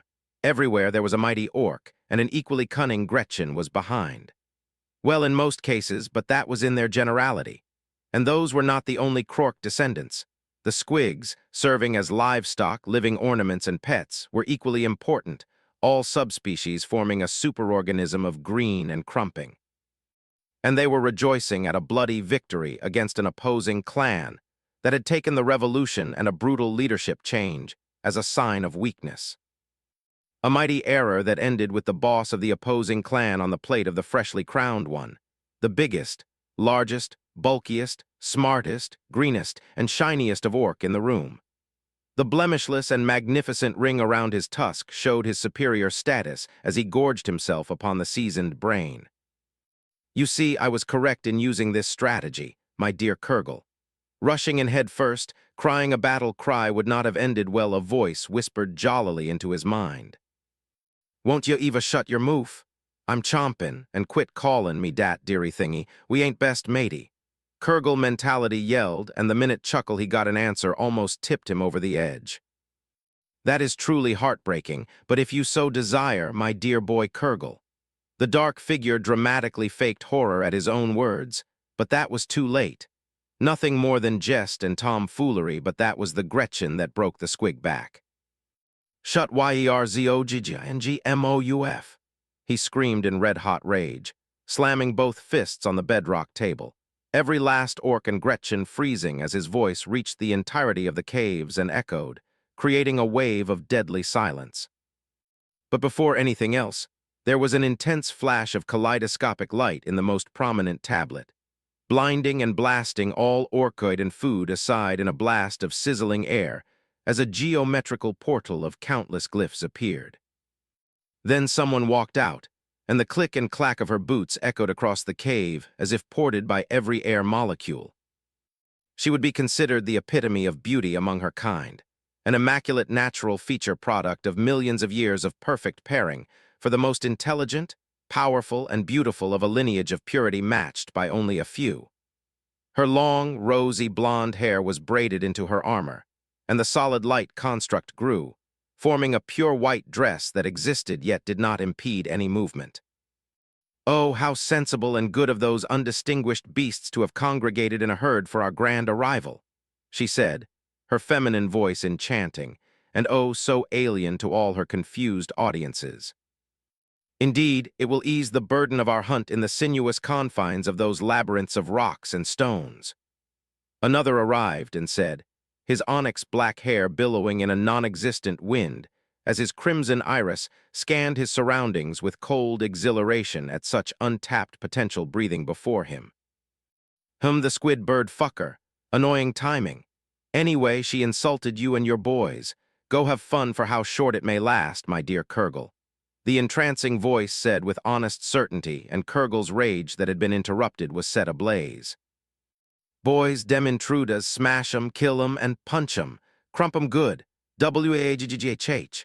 He bellowed, and like an alarm, it created a chain reaction, awakening every orc from their surprised state into one of alertness and thirst for violence. WAGGHHHH. The closest to the first figure screamed, a metal pike in his hand going down to cave her skull. Alas, it was never to be. With a flick of her wrist, the world veered a shade brighter, and the orc turned into a fine red mist, just as the hundreds behind in a cone formation. Metal, stone, and bone apparatus, really? How uncouth even by their abysmal standards. Drearily more primitive than anticipated, but expected of Monkeiths to never lack in despondency. Erlim scoffed, both disappointment and joy in her voice as both weaker and stronger opposition brought different enjoyment. But it changed little to nothing. Those creatures' weapons would have never pierced her psychic shield, lest be mentioned her physical and metaphysical armor and overall defense. Her bare skin would suffice.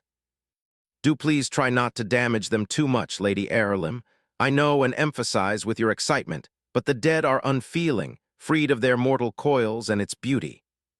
Atrithiok intoned sagely, walking behind her like a guardian, his grandfatherly tone dramatically opposing his actions.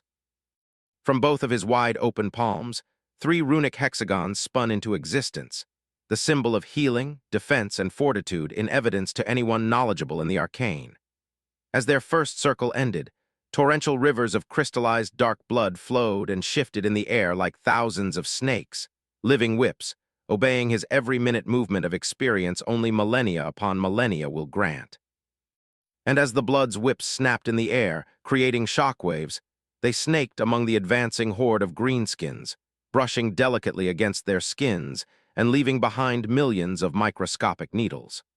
However, the air was also an effective vector to carry them. That was where the magic began. Each needle bloomed, rooting itself into the thick skin like a hot knife through butter. From then, they replicated themselves using the moisture available, draining the blood of the living orcs screaming in shocked pain. In mere seconds, the targets saw their entire bodies weaken, limbs atrophied as they reduced dramatically in size and mass. Ultimately, they crystallized into the very same crystal that had touched them. The entire process was excruciating even for Orc, but it did not kill. It was not a spell to sow death on the battlefield. Its original purpose was to suture wounds and promote rapid healing for further care. Touched victims remained awake, conscious of the agony and alive, their vitals safe from harm and kept in a stable state by the crimson crystals. The partially crystallized orcs were then dragged back into the portal by the crimson whips, the current within the lifeblood shifting in reverse. Ultimately, they were to be neatly placed in a massive storage chamber. There, they will lay for a time unknown until they are deemed of use, where they will be rehydrated and brought back to adequate health. Until then, their minds would be fully aware, always awake and screaming in an endless void with their only sense available was pain. This was only the beginning of their journey to greatness. As this was happening, Erlim did not stay idle. Her gauntlets and boots had grown into immaculate blades as dark as the void of space had grown. Above them, on the wrists and ankles, were golden rings shining brightly in the dimly lit cave. She danced on the battlefield like an ice-skating ballerina, her image multiplying by the dozen as doppelgangers manifested into reality and obeyed her command. Much like Atrithiok's spell, it did not kill. Its current level of intensity was not for such boorish purposes. It ignored all physical barriers cutting through the souls and minds alike. It could permanently kill demons and Neverborn. Only her movements of surgical precision were the reason for the lack of death on her many paths as all left behind were falling, screaming silently on whatever lay below them. The control over their body lost replaced by an agony beyond the realm of real space. Behind Eldari came in flocks to collect the bodies swiftly in their psychic grasps.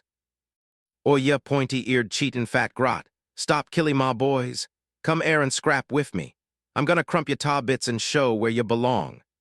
The largest orc of the Green Tide, the boss, yelled at her, the real her as the little dark voice said, and it was with quaking fury that his booming, grating voice reached her and attracted her attention. She fully understood his primitive language of grunts, not needing a translator as a crutch. Through thousands of cycles, she had heard them both by voices and minds, and even without this having a grasp of inferior life forms, language was a must to understand them and what worked best on them. Though his insult did not faze her, not only was it childish, lacking in poetry and nuances, but it was from such a creature. Reacting to it negatively or taking it personally would insult all that she inspires and is, extending beyond herself to her family and the Eldari as a whole. "Oh, what is this queer artifact? I desire it calls to my artistic soul," she said almost with a squeal. Her focus on the big orc was short-lived as it switched to the strange ring on one of his tusks, something that by all accounts was not orcish. It vaguely appeared Eldari but not modern. It was beyond ancient and in no way fit to be on such an unsightly animal, even more so on such a place. "Oi, don't you be ignorin', Em?" The orc boss didn't manage to finish his sentence that she was right in front of him, his eyes widening immensely out of astonishment. But he didn't have the time to bore his massive mining drill armed with many cannons on her, and neither did she react that an arcane circle with many five-pointed stars at their feet appeared. Wah, both Kurgle and Erlim said in their respective languages. At this very moment, the circle of runes went alight, and a third of the cavern became white, all sound vanishing just as the two that once were at the epicenter of it did. There was a moment of silence at the realization of what happened in the crowd, the sheer shock, impossibility, and horrific implication quickly washing over the mind of all, if for different reasons. "Some get orc-napped the big shiny boss?" A Gretchen screeched, sending waves of panic across the already distressed orc horde that exploded into chaos, the one physically and mentally able running with an evident lack of care for their brethren, formation, or logic as they stampede on one another.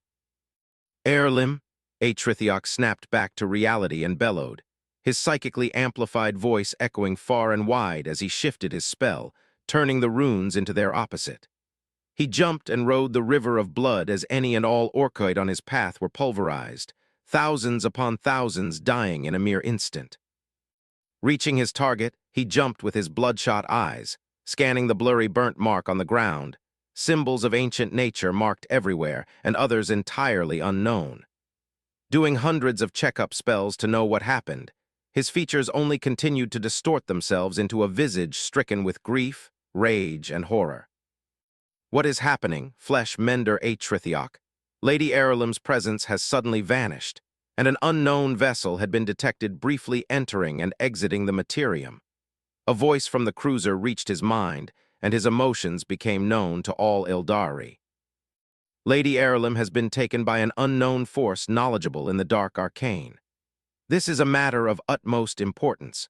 We cannot act rashly in the blazing fire of our emotions," Atrithiok stated with cold fury, glaring at the cave's ceiling as if his gaze pierced the kilometers of stone above him. The Dark Arcane, a name that brought fear and curiosity, was all but misleading, as there was no inherent malice in them. Not that it was of importance. It was due to their origin. A forgotten god, no, a god that his brothers and sisters forcibly erased from history records. Or so it was until they destroyed and became distant and aloof, and then their lies of times beyond times slowly resurfaced. The original sin, the great betrayer, the god of darkness, the Dark Prince, his presence hidden by ignorance as he was everywhere. He was only known as the monster in bedtime stories for the young blood. His essence imprinted every aspect of the Eldari Empire, be it in custom, runes, and sciences. The one true god, and this was a most heretical, anomalous use of his blessing, for not only on who the magic was done, but also the mistakes within. But Atrithiok couldn't act for the moment. The empire was vast. "Capture the greenskins to their very last number. They shall be thoroughly interrogated for any worthwhile information. After we shall collapse the star of this system and travel to the family estate," he ordered, and lifted the dozen tons of rock where the runic circle was. At the same time, in the confines of a strange cruiser, two people fell onto the other, one burly and green and the other thin and fair-skinned, the second reducing the impact of the former on the pale gray stone ground. "Atticblurg," the smaller one gurgled inelegantly after her forehead slammed on the ground.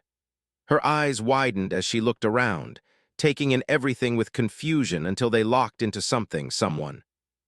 The greener one was scratching his bald in utter confusion, nerve firing left and right without any sensible answer. The only sure thing was that what was under him was a comfortable mattress. "Welcome, Orc and Eldari."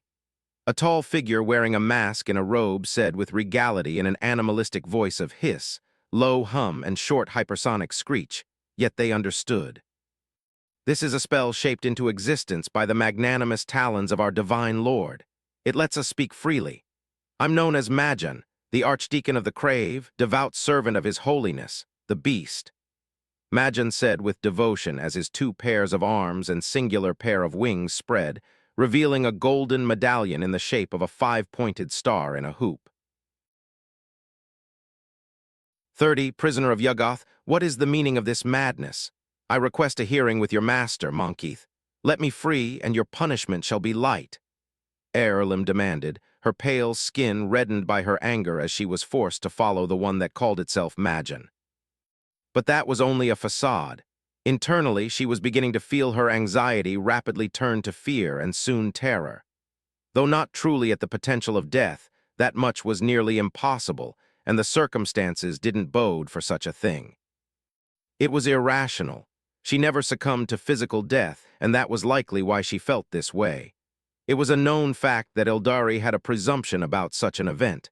At least, that was what she reasoned from her knowledge. How can I not use my gift? She tried her hardest to grasp the power of her soul and even the sea of souls, yet it failed each time as if a wall of highly viscous liquid stopped her, and she was trying to grasp water. And when she succeeded, everything was absorbed by the pale gray stone, making the wall, ground, and ceiling. She couldn't communicate with anyone, not even Hrithioc. She was completely cut off and unable to use the lowest level of telepathy, something that didn't fail to anger her to no end. Something else that didn't fail to do this was her weapons. Similarly, they couldn't function either, as they depended on her psychic reactiveness and demanded her to power them. The only thing she had was her armor. There was a problem, it was an armor, more precisely one focused on ornamentation.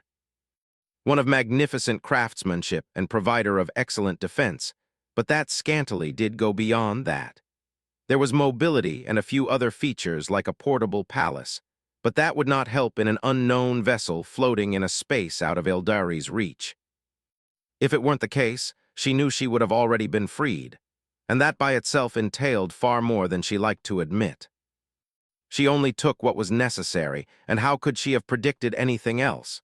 Her sudden kidnapping was undoubtedly not counted, more so considering she shouldn't be able to be teleported against her will.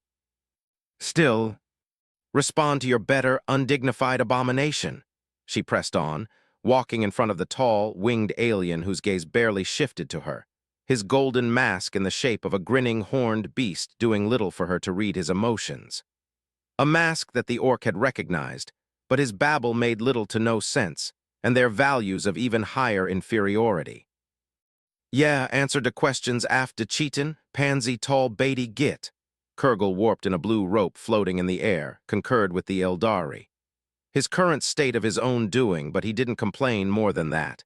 He liked having the high ground, and he could nap. Archdeacon Majan stopped moving, his robe billowing to an unknown wind as he observed his audience of 2. He clutched the pentacle softly, bathing himself in its calming divinity before he breathed out. Both Orc and Eldari were exceedingly lucky that it was him, and not any other crave escorting them or truly anyone else with a lick of common sense.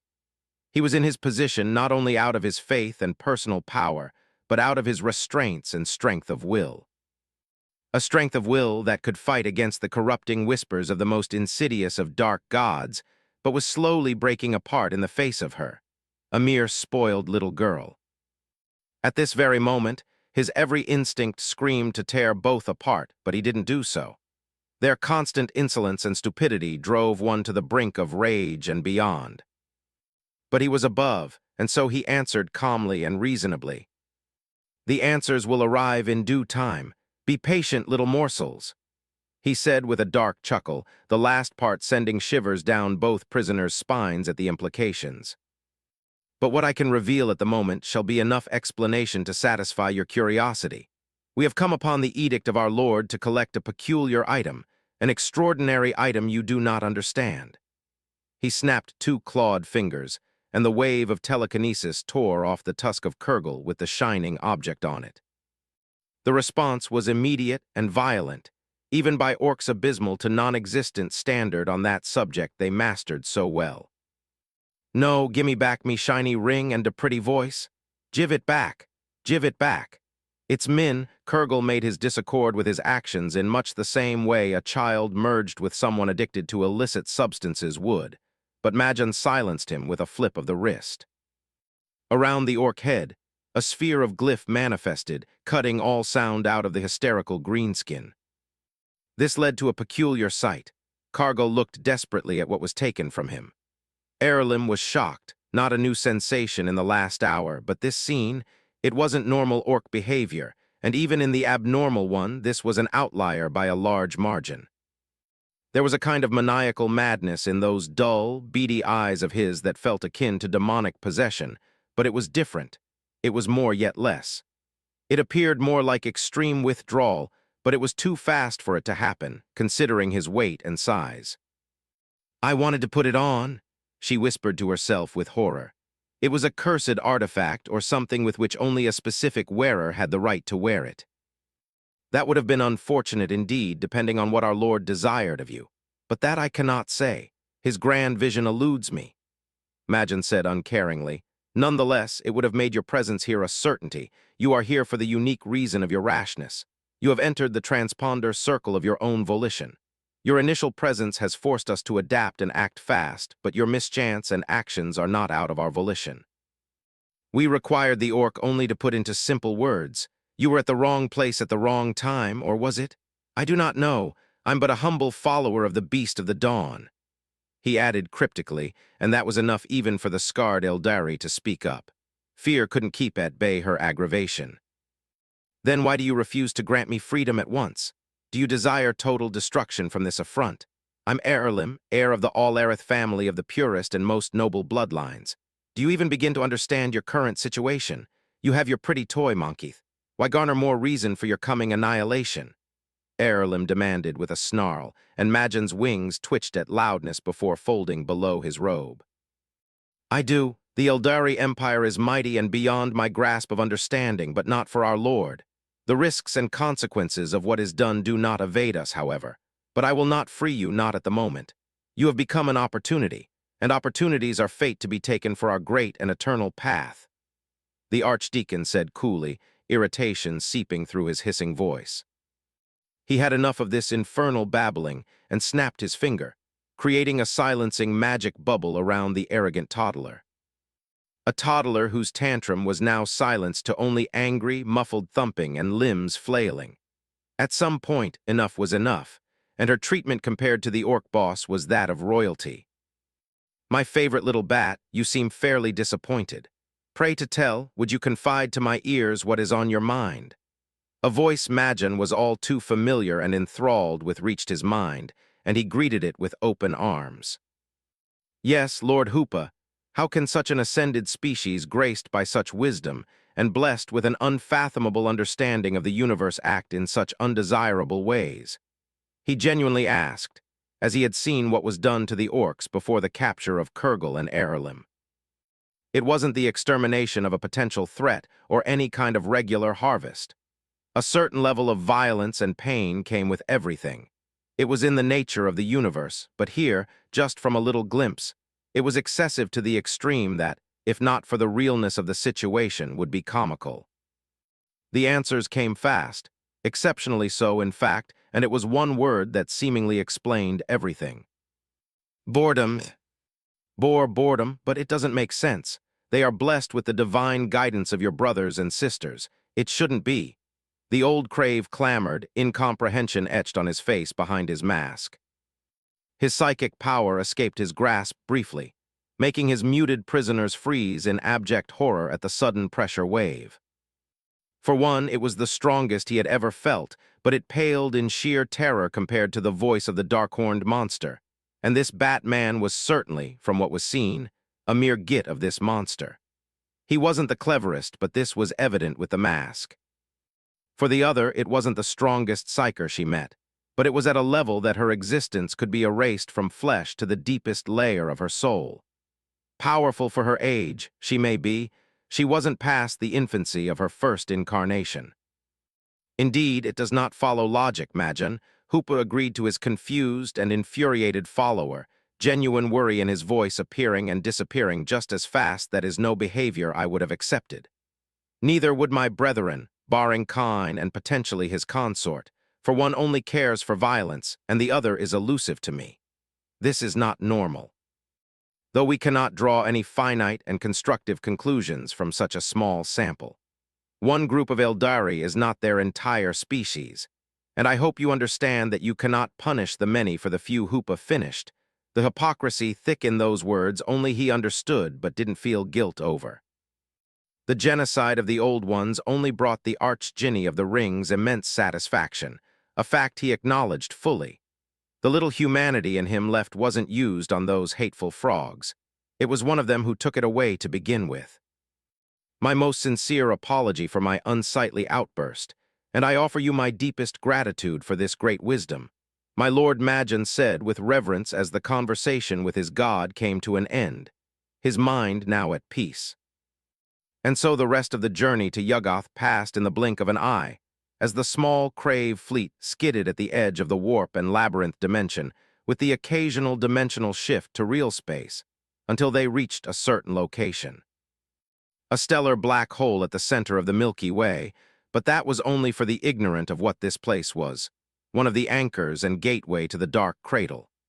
An entry to the hidden dimension, the protective realm of the Crave, and to enter or exit it, the authorization of Hoopa was an obligate key. But as the fleet entered the artificial realm, they didn't stop.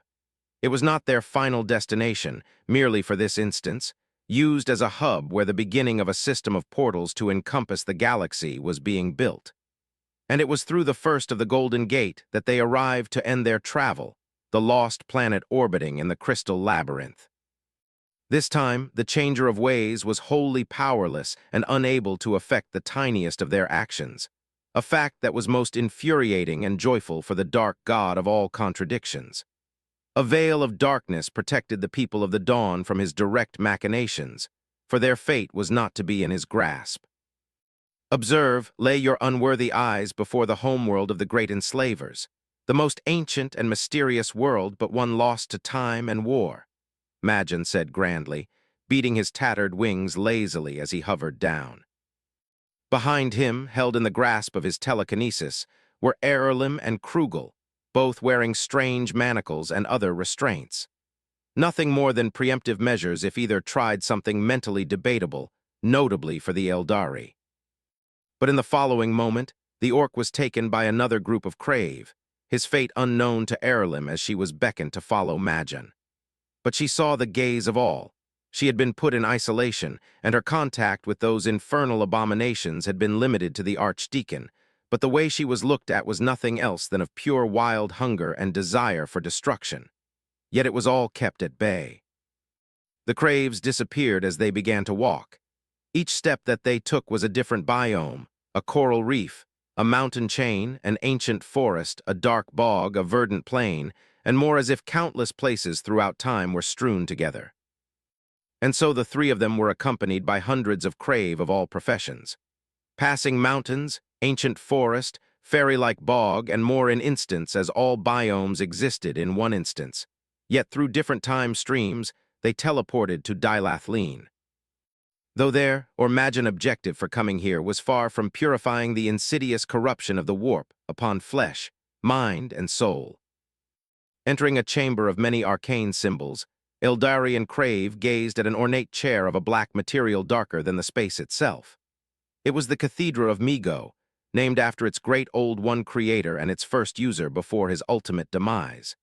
Demise that came on its first use, the time necessary to turn it on was too long, and it was a time critical for his survival, giving it also the name of Sarcophagus of Migo. It was a relic of old used to purify, unravel, and operate the infected Old One's victim to the extinct psychic predatory species known as the Krell. Migo had died due to such an affliction, and a lack of time to finish this project. And to this day, the sole parasite's starving descendants, having fled through the abandoned prison of the Old Ones, now roamed the waves of the warp, ready and waiting to feast on mortals and never born alike. Today, this piece of technology is to be used for another purpose. Sit, Majan ordered, and Aralim hesitated for a second that felt like an eternity, only to be broken by a sharp question. Or would you prefer that I make you do so, little morsel? The choice is yours to make. She obeyed, anger and indignation written all over her features as she hesitantly sat on the ancient healing artifact. It shifted akin to a liquid, embracing her body through the armor, entering in contact with her flesh and locking her in place from head to toe. The chair stopped her from moving. The anger turned to panic and dread, but it was only the beginning as around her head, a crown of branch-like extension grew, and then a wave of immense fatigue washed over her psyche. Her psychic gift returned as the palestone restraints were absorbed, but this hint of hope at her untethered strength was soon crushed. Her new restraint remained unfaltering, and her power was used against nullifying in harmonious symphony her desperate last effort before darkness claimed her, and she fell into a profound slumber. The Cathedra of Migo could restrain old ones, lest be mentioned of weaker species. I depart to Arlae, brothers, sisters. Majan informed the three crave that had teleported in, his tone warm and comforting in total dissonance to the tone from earlier. You may begin the soul unraveling and its recording, but be aware, she is not to be harmed in any way. If such things befell her, our Lord will come to know, and heavy punishment awaits you in retribution. He warned, grandfatherly warmth and cold, unfeeling threat mixing as the three nodded. Then he walked out. The ring was to be delivered, his Lord had mysterious plans for it, and his presence was paramount. 31. First Avatar. A word that meant many yet so little things depending on the context. For many mortals, it meant nothing, a vague term used to explain what is not understood by implicating false creation in physical phenomena such as lightning. But there were exceptions, and that was where the true meaning lay. It was a principle using countless methods for being generally unable to interact with real space. A physical representation of their power is in fragments, taking a simplified version of their true form. I created such things in the war by the hundreds, and the same for the others in the pantheon, using our blood, bones, and the like as the central piece of sculpture of the highest quality wraithbone, that were then blessed and infused with our power. But their uses had lessened to a point they disappeared with the rising intensity of the war, rendering them obsolete. They couldn't contend with the powerful Cetan remaining and ever-increasing Necron firepower. But at that point, they had served their purpose. They existed only for lesser battles across the cosmos, to thin out the enemy's number and resources with minimal risk to ourselves if it were a trap or something of the like. And what I desired to do was something of a similar nature. Remaining in my prison and plotting by using my followers was shameful, irritating, and unproductive. And I couldn't eat, the absence of the biological requirement to do so not changing my unnatural love for sweets and pastries. Though what I had in mind wouldn't let me do such frivolous things, first and foremost, I needed a versatile tool capable of stealth, defense, support, fighting, and travel. My little bats could only do so much alone with my guidance through words and visions, or even voluntary possession. Ildari had more than psychic power, pointy ears, and long lives. They were the sapient mortals race the most attuned to this energy of soul and emotions. It was more. It was a state of existence that let them exist beyond their meat suits. To put it into simple terms, the Craves could not craft an avatar equal to the Ildari, even if both crafters were of equal talent and experience. It wasn't fair. Nurture couldn't beat nature at every step. But that wasn't their fault. You don't judge a fish by its ability to climb a tree, more so when the squirrel was artificially biologically engineered to be the most efficient at doing that. It would have been a waste to begin with. I could only use a fraction of my power outside the bottle due to the limited worship. The many constraints on my person led to a more modest solution tied to the gathering of one of my rings, a key ingredient for what had been made. If I had more, I could do bigger, but I only had one at this moment, so I did with what was in my claws. My ring will be my focus, a point for me to project corded strands of telepathy. This will be the core of a puppet, the power source of the warp itself in its undiluted but purified form. Pure psychic energy for me to mold as I saw fit. It was a simple puppet, one of two colors, one of brilliant bronze and the other of shining teal, a humanoid with 6 smooth limbs, sword-like legs, and 4 tentacled arms. All body parts were malleable into different forms, granting different advantages at the cost of other weaknesses. The design was heavily inspired by one of my memories from the same game where a monster was akin to my body. The complete name eluded me, but I knew it had an X as such. Its name was Danksama, an etymology in Eldari that would be related to death and memory, meaning the forgotten or the elusive killer. I was at this very instant piloting it, moving into Arlae, the immense city stretching across the range of star systems in a 5-dimensional plane intricately tethered to the lower crust of Yuggoth. Its ethereal beauty and ever-moving activities were gone, replaced by an endless void that never ceased to grow the deeper one would get. And the source of this void was me. The flask of sealing was not foolproof, and while it blockaded me, it didn't do so for everything. It was made for me, but its creator died before it was perfected. My awakening had led to this, a dark pressure muting all senses, and each step taken to me became increasingly harder physically and mentally. Psychic power and technology will wane and malfunction, landmarks will shift height and direction will change, and time will lose its meaning. Then, when a certain point is reached, the visitors would find themselves unable to move, and if they decided to do so before this point of no return, they would find themselves lost in the infinite underground citadel. Though it would be without me guiding them in all cases to reach me, and even then, strength and resilience were required in immense quantities. Only the greatest could hope to come. I could reduce this fog, but it would give the flask of sealing time of respite. The seal has weakened in the millennia since my awakening, proving my effort. In fact, it was going faster than my estimate. Still, I didn't count on that to free me anytime soon. However, it would let myself use more and more power and authority. None of this mattered to Danksama. Maybe if it was to get into the Great Council where I lay, but that wasn't the case, and I wouldn't be able to use it to open the bottle if I had all the rings. It would just not open. I was forbidden from doing so by design. I moved the puppet in its speed form, body thinned and head in a recurved star. I advanced within the sunken city and arrived at my objective in under 5 minutes. Halting its movement with a thought, all the kinetic energy was pushed in an immense shockwave capable of shattering mountains. Still, to the massive black door of immaculate craftsmanship in front of it, the result was as expected. Nothing, and it wasn't designed to sustain attack. Like most of everything here, it wasn't made with the possibility of enemies penetrating the outer defense. And this philosophy was spread across all Old One's creations.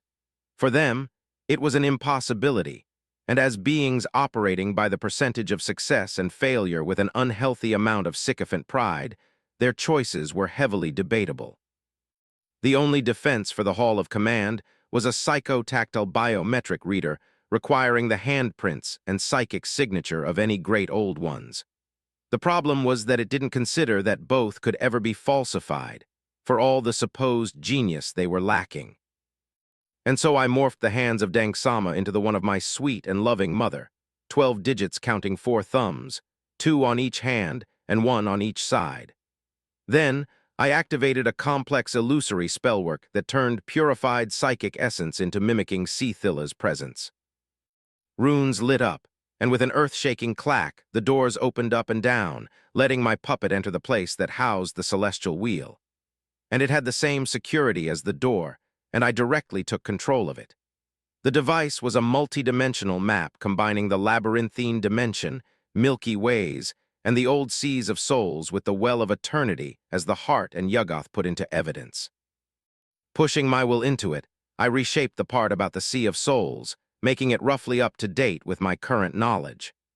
3 realms appeared corresponding to the contradictory bird brain, the diseased slug, and the rageful paraplegic Yuggoth deep into the first.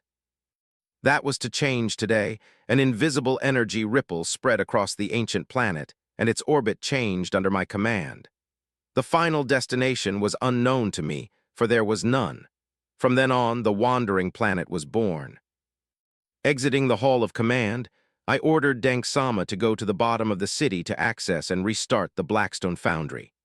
Though for the latter, I would have to make the Crave mine the exotic elements necessary, some in black hole, others in dead stars, and others in the warp. There was much to do, and with what I had discovered in the mind of the twisted Eldari child, there was little time to waste. I would have to forego discretion in most of what I had planned. Little were the words that could explain the folly that is the Eldari Empire falling in. Hedonism, vice, excess of all kinds, senseless violence, and that at all levels of society there were exceptions, pockets of sanity remaining. Still, they were not the majority, and Heirloom was part of the gentler side of the madness. It was grave, horrifically so, and what I said to Majan was true. It was boredom, but saying only that would be egregious simplification and veiled truth. After the war was won, the Eldari were supposed to be guided by both gods and old ones, with my little self being sealed away for future destruction along the line. Of course, because I didn't want to die and was petty, it didn't happen, and the toads died instead, and I still got sealed. To that point, I didn't see any problem outside of my calculation. The curse aside, I didn't fear one of the young races falling. My brothers and sisters were still there as guides. I had been what I would usually think of Isha, too idealistic. I was too human at times. Heirloom was cultured, but she lacked information about a lot of things. However, there was enough to know that Kine rampaged 2 times. The first was after my betrayal, and his blind rage was aimed at not only my followers but anything living. The second event was far more recent, dating 2 million years back, and that date was significant. For what reason it happened, I didn't know. Still, it appeared to be of a genocidal nature, a classic of his if the records of thousands of worlds, with billions of inhabitants being ripped apart to their souls on each was any indication. My psychotic brother failed, and from then, worship that wasn't in the best of shape already unsurprisingly began to decline further. It also correlated to the reinforcement of the barrier in the labyrinthine dimension. I could deduce that it wasn't only to protect real space from the warp, but from Kine's second bloody crusade on our people. I wasn't surprised or angry, just extremely disappointed. He didn't seem to have changed, only gotten worse. The religion in Eldari society began its eternal downfall, and the Empire culture with it both connected and increased one another in a vicious cycle. Though there were pockets of reclusive groups that Heirloom was aware of but didn't see purpose in learning more. They were only cultists. As such, I lacked information, but from what I got, it was either Isha, Kurnis, Lilith, or Segorach, likely the 4. There likely were others like the little groups trying to connect to me, but for them, I was working on taking them in with the higher castes of Craves. The actual danger, however, was that we were made to be powered by the worship of the Eldari, me less than my brethren, for I had other alternatives. Worship was a conscious effort, an act that was aimed and filled with deep purpose and meaning. Specific actions and emotions, no matter what will increase our strength, but without a focus it will be nearly meaningless, more so for complex ones. And those actions were a source of power, and I didn't like to depend on them. It was wavering and could go down faster than it went up. I fear it's the case for the Pantheon, and why Asurian wasn't acting didn't reassure me. He should know and understand what it means. Then, the second source of worry, the worship absent meant all those emotions and actions went somewhere else, and most didn't go to Nurgle, Khorne, and Tzynch. The bulk of the current Eldari psychic emanation didn't fall into their repertoire of activities. There were parallels, such as lust for battle and sex, or schemes to torture victims and eliminate rivals or diseases for the same reasons, but that stopped there. Most didn't go to them, didn't power them in any meaningful ways. There was something else, and by the nature of this realm, it could mean anything and nothing at the same time, a paradox without answers, the damage done to the well of eternity by the lizard bitch to get my soul only worsening things. Fuck her and her kind. I truly regret not having to make her suffer more. What was certain was that these emotions went somewhere, fueling something that was hidden, coalescing and growing hidden from my sight. If it was by the three psychic tumors' wills, I couldn't confirm it, or by the fourth itself. The time streams of the warp were disorganized, and portions of the warp from sister realities were pouring in so it could both be here and not simultaneously. It would also explain the strength of the three others. They were what they embodied in the Milky Way, but not enough for them to be that strong. Moraheg should be able to tell me more, however. Talking to her would be the hard part if she didn't foresee it to be. Another point of certainty was that they were at play in what was happening, at least Tzinch had with the proverbial fourth. Many hints in Eralim mind pointed to indirect external influence. The ephemeral and legendary Dark Muses. For one, she didn't know who or even what they were, but words had spread of their inspirational exploits.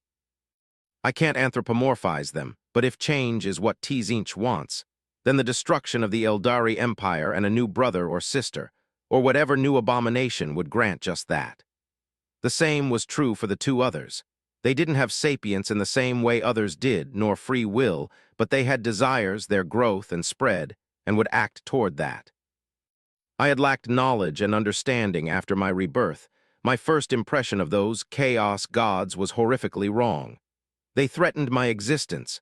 They couldn't exist, mustn't exist, and it had become a pressing matter. The damages to reality were a second thought at best. I wasn't going to watch the psychic cataclysm unfold while twirling my non-existent thumb of my 6 talons. Risk would need to be taken, a new master would be crafted under my guidance, and so much more. Though I wasn't going with haste, I didn't desire to get lost on my path by blinding myself in my hubris. Washing upon the sand of a magnificent beach was the pure salty water of a sea that would be called many names, but most widely known as the Mediterranean Sea, one of the most prolific basins of humanity civilization. Walking upon the sand of such a place was a young female Homo sapiens barely past her 9th summer. She hummed a melody in an ancient language as she happily hopped alongside the calm waves, the dying lodo's wind moving her hair softly. Her eyes were darting around in search of those strange, funny, and shiny objects from the great depth of the water. They were for her mother, and she was attentively looking for them, and not any of them. She wanted the most beautiful, and she had found the equivalent of 5 fingers that were in her pouch made of stitched scrap animal hide. Then her mouth fell agape, and her iris dilated, poking from the moisture sand and unearthed by the calm waves, was the most beautiful object she ever saw. No, it was far beyond beautiful, the golden shine akin to the sun, and the moon while the blue gemstone encompassed the bewitching beauty of the night sky and ocean. Falling on her knees, she extended her trembling hand toward the divine artifact, for there was no other explanation. It was a gift of the gods, spirits, and nature in all their grand magnanimousness. Shakily grabbing it, her breath hitched as if it would break and the wrath of creation on herself and her family. Her heart almost stopped as it shifted to be handled by her, then she gasped. A voice echoed in her mind. The voice of a being above the divine, and it was musical and exquisite to hear, like a heavenly melody. "Oh, who might you be, little girl? A new older holder of the key or a prophet of the fall?" 32. Humanitio, who might you be, little girl? A new older holder of the key or a prophet of the fall? The little girl froze, eyes widening and body trembling, heart racing and breathing quickly and irregularly, falling into hyperventilation. But all of a sudden, a sensation of calm and peace washed over her soul, and she felt herself come back from her fall. What? Who are you? Where are you? She asked, her eyes darting all around looking for the being speaking to her, a being she instinctively felt from deep in her soul was above all that she knew. The voice was merely an addition. "The ring, young human. It's through it that I'm communicating with you. As for me, I'm known by many names and titles, but you can call me Shahar, the one who guides the lost souls in the darkness, the Lord of the Dawn. And you, what is your name, or have you one?" The voice, now named Shahar, said, and there was a long moment for the human girl to find her words. "Yes, Inanna, daughter of Ezra and Acantha." Inanna half squealed, half stuttered, the latter seemingly disappearing, The more words flowed, the clearer they were, as if her mind was lulled into a Zen state. "Then, Inanna, let's begin our journey back to them," he said softly, and she stood up, dusting the sand off her legs, and did as the divine voice asked, the idea of never refusing once gracing her mind. The same was true for the understanding of words and abstract concepts no one of her status and times could or should understand, the knowledge silently seeping into her mind by the will of Shahar. That wouldn't do if he were to speak, and his audience hearing from one ear and the information slipping from the other, would it? "What do you desire from me, O great lord?" Inanna tentatively asked, fear flashing in her eyes as if the mere fact of doing this was a reason to punish her, and all she held precious to her heart. "There is no reason to be afraid, young human. I will not smite you. As for what do I desire from a mortal? To heed my words, for cataclysm awaits us all, and I wish for your people to survive," he intoned with a grave tone that made the girl's heart rate increase. "Though do not panic. The fall is for a time of which you would have turned to dust upon the winds, unless you prove to be worthy of perpetuity," he added with a light chuckle as if the prospect of immortality was nothing of value, not that Inanna understood it. She was too young. "Ah, okay." She said there was too much information and little personal knowledge to say more than this. Even with her filling with new understanding, it was all nebulous. And so, with the godly artifact held between careful hands, Inanna began the journey back to the village. While doing so, at some point, she started to ask questions about the knowledge she was gaining and her natural curiosity. Each time, she was getting more comfortable. "How tall is tall? What keeps the big fire in the sky burning? Who fills and empties the sea? Why do Mar and does sometimes make loud, happy noises with clap-clap when it's dark? When is where? Is heaven made of meat? Can I share it with my little brother and eat it together?" And these types of questions, most random and senseless, with some minutely more interesting than others, half ended without an answer and the other with varying responses from Shahar. Silence at this the human girl obeyed. This was not as soft as before. It was an order and her mouth shut down, and as she was going to ask, Shahar stopped her. "You can think, and I will hear you. There is no necessity to speak. Put the ring on and follow my instructions. There is something prancing around here. Something that would happily feast on your entrail and beating heart," were his words, followed the next instant by her mentally agreeing in confused fright. Then she clumsily put her hand into an odd praying position. Tips of thumbs, index and pinky fingers touching one another while the middle and ring finger folded for both to connect by their middle phalanx.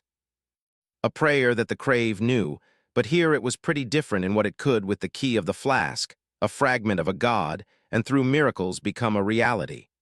Minor in the cosmos, but immense for mortals. Her eyes rolled back and her mouth opened as she entered a trance-like state. The voice that left her lips was hers, yet not. It was distorted, both high-pitched and deep, with words of a language unknown to this planet, akin, the language of magic itself. As each verse ended, the incantation became faster, soon reaching speed beyond what was biologically possible. The world's light grew dimmer, the movement of the air and the leaves abated, and for a breath of time that seemed to stretch for eternity, every sound ceased. Then, in front of Inanna, reality fractured and all in half. Circles exploded into shards of what once were the packs of wolves waiting, exploding into countless fragments of bones and flesh. She fell to her blood trickling from her eyes, nose, and ears, her hand clutching the forest ground as she breathed heavily. She lifted her head, and her wide-open eyes stared in shock at the devastating result of her words, for hundreds of meters all but annihilated to pieces of glass. Then she felt like her mind had expanded, connected to something incomprehensibly large, an endless well of energy, and she gazed at one of her hands crackling with blue electricity. "How do you feel, Inanna? How does it feel to be the first psychic human to walk on this earth?" With this grand, a sensation of calmness washed over her, stopping any strong reaction that could potentially lead her to harm herself by mistake. "Incredible," she said breathlessly. The realization of what happened and what it meant was impossible for her to comprehend, but what she understood was that all would change from that day. Excellent, let's heal the damage upon your body first, and we should continue. There is a lot for you to discover and experience. Dying so soon would be unpleasant, Shahar, or, more accurately, Hoopa said as he guided the future mother of Psyker onto her first ritual to heal her wounds. He had much planned for this species he once was part of, but to enact those plans, he needed to start little, and awakening the latent psychic potential of humans was the beginning. Of course, all within the freedom of those future individuals, though it would be more than simple hubris from his obsession with that subject tied to his history, but also divinities. They were so much more than control over aspects of reality and unreality. They were an integral part of him and reflected in his everything. Though he was very good at deals, and powers came at a price that he counted on to claim in due time in itty-bitty favor.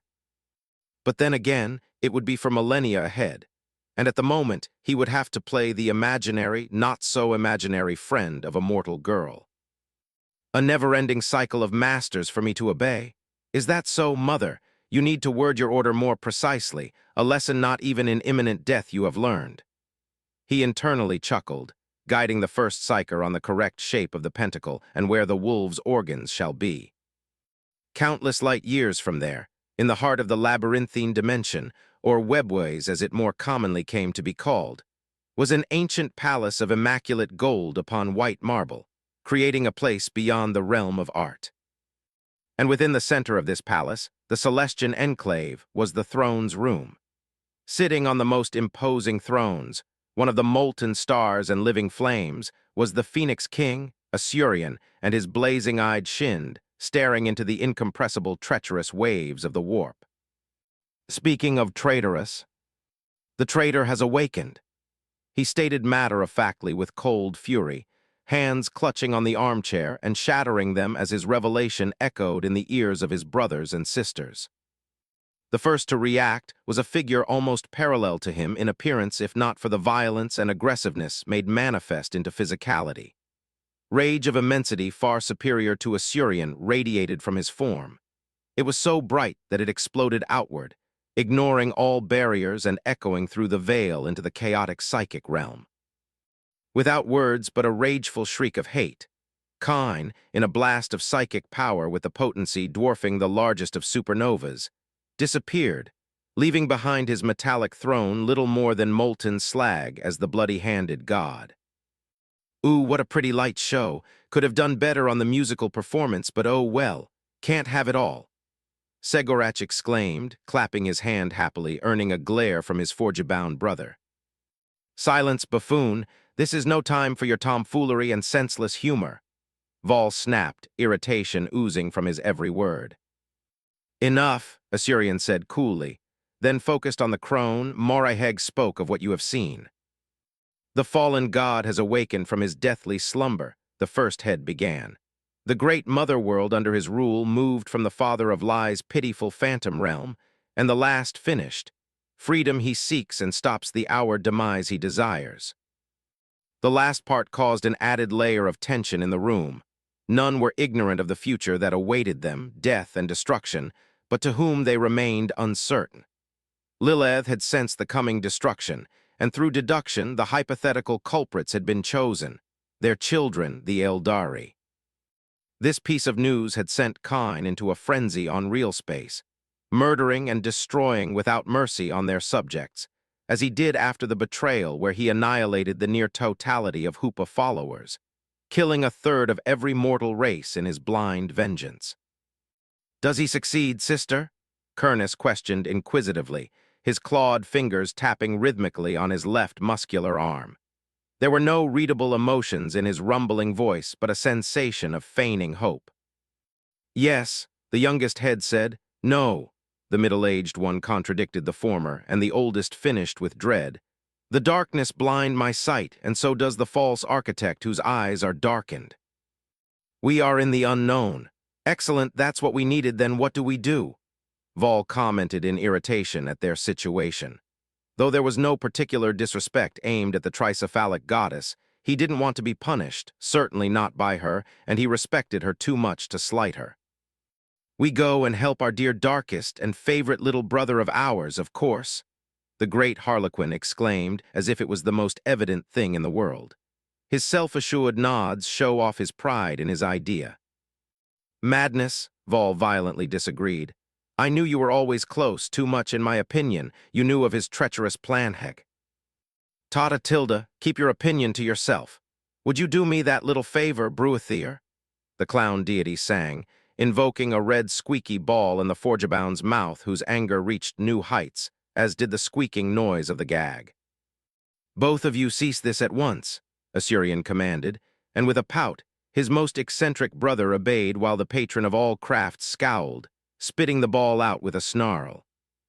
It greatly pains me to admit, but Segorach is correct. Lilith's voice echoed, painting many contradictory emotions in the chamber. It is too late to alter what has begun, and we would need. She stopped, feeling the eyes of her king fall on her, and with it, an oppressive pressure. Continues, do you wish to say that we lack the strength to fight against the tumors of the Sea of Souls? He asked, hunching forward, his massive form of pure light casting a shadow on the younger goddess. But it wasn't Lilith who answered. Yes, Isha intoned with a displeased frown, staring into his flaming eyes unblinkingly with calm defiance, his surprise clear to his audience at the gentle goddess action. Assyrian, we have waned and are but a pale shadow of our glory. Our mistakes will prove our downfall and our children's destruction if we do not act.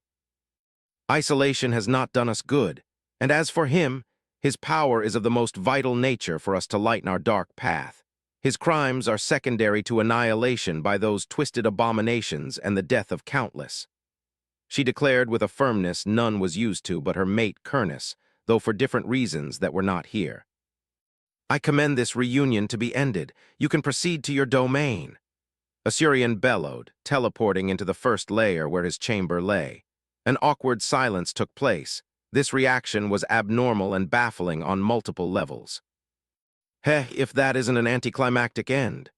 Segorach chuckled, his head snapped at 360 degrees, and he asked the crone with a giggle, Can I, Momo? Already knowing, she nodded from her middle head before her body turned to sand wafted by the wind, her pretense unneeded here and destination to where her consort went. The damages of his rampage would have to be reversed after all. What is it? Vol, in his ever-present impatience, was the first to demand. One simple question to you all. Have you ever wondered why our dear wise and all-powerful king isn't lowering the barrier stopping us from righting the past? I mean, our yelling walking butchery is a good point, but we do have the option to take care of that little inconvenience. It's not a matter of wanting, but of could. The great Harlequin trailed off. Why has Assyrian not lifted the barrier? Or is it that he can't? He finished with a chuckle that resonated in the throne's room as he melted into a shower of confetti. All were left to ponder upon his words. 33. Dark Muse, my most loved sister, what emotions does this sculpture stir in your magnificent heart? An Eldari male, tall even by his species standard, said with a smile as he gazed at the sculpture. A patchwork of flesh, skin, organs, and faces from life forms were chosen with extreme care from every parameter. Skin color, smoothness of scales, puffiness of feathers, length of hair, shapes, and size of internal organs. Each aspect was chosen to be the building block of a harmonious living musical orchestra, and it played a lively symphony of immense beauty using the clicks of bones, heartbeats, snaps of muscles, moans, wails, and more. The sister in question was wearing a complex robe of living tissue with sapience. Nerves were embroidered from lower life forms in a pattern representing the magnificent nebulas in lifelike detail. If not for the eyes blinking and swirling around, it would have appeared almost of orthodox materials. Many, brother, she trailed, biting her lips softly but enough to draw blood at the macabre spectacle. Many that the words fail me. This is a work beyond the mere grasp of the gods, and it's but a fractal. How deep is meaning and complexity in every strand. I share your every feeling, sister. Did you know this masterpiece is the physical manifestation of flesh mender Atrithiok's mourning? He said, trailing clawed fingers across his hair, vibrating at the sensation brought by the ever-present electric current within. Next to them was another group of Eldari, but their focus was on a painting representing the loss of a child through various events. Each was more horrific and tragic than the last.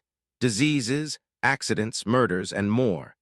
It was of a mother and father and their child kept in an eternal death parade and loss. The family was part of an ape-like species vaguely reassembling orangutans. They were Jacaro, one of the young races engineered by the old ones.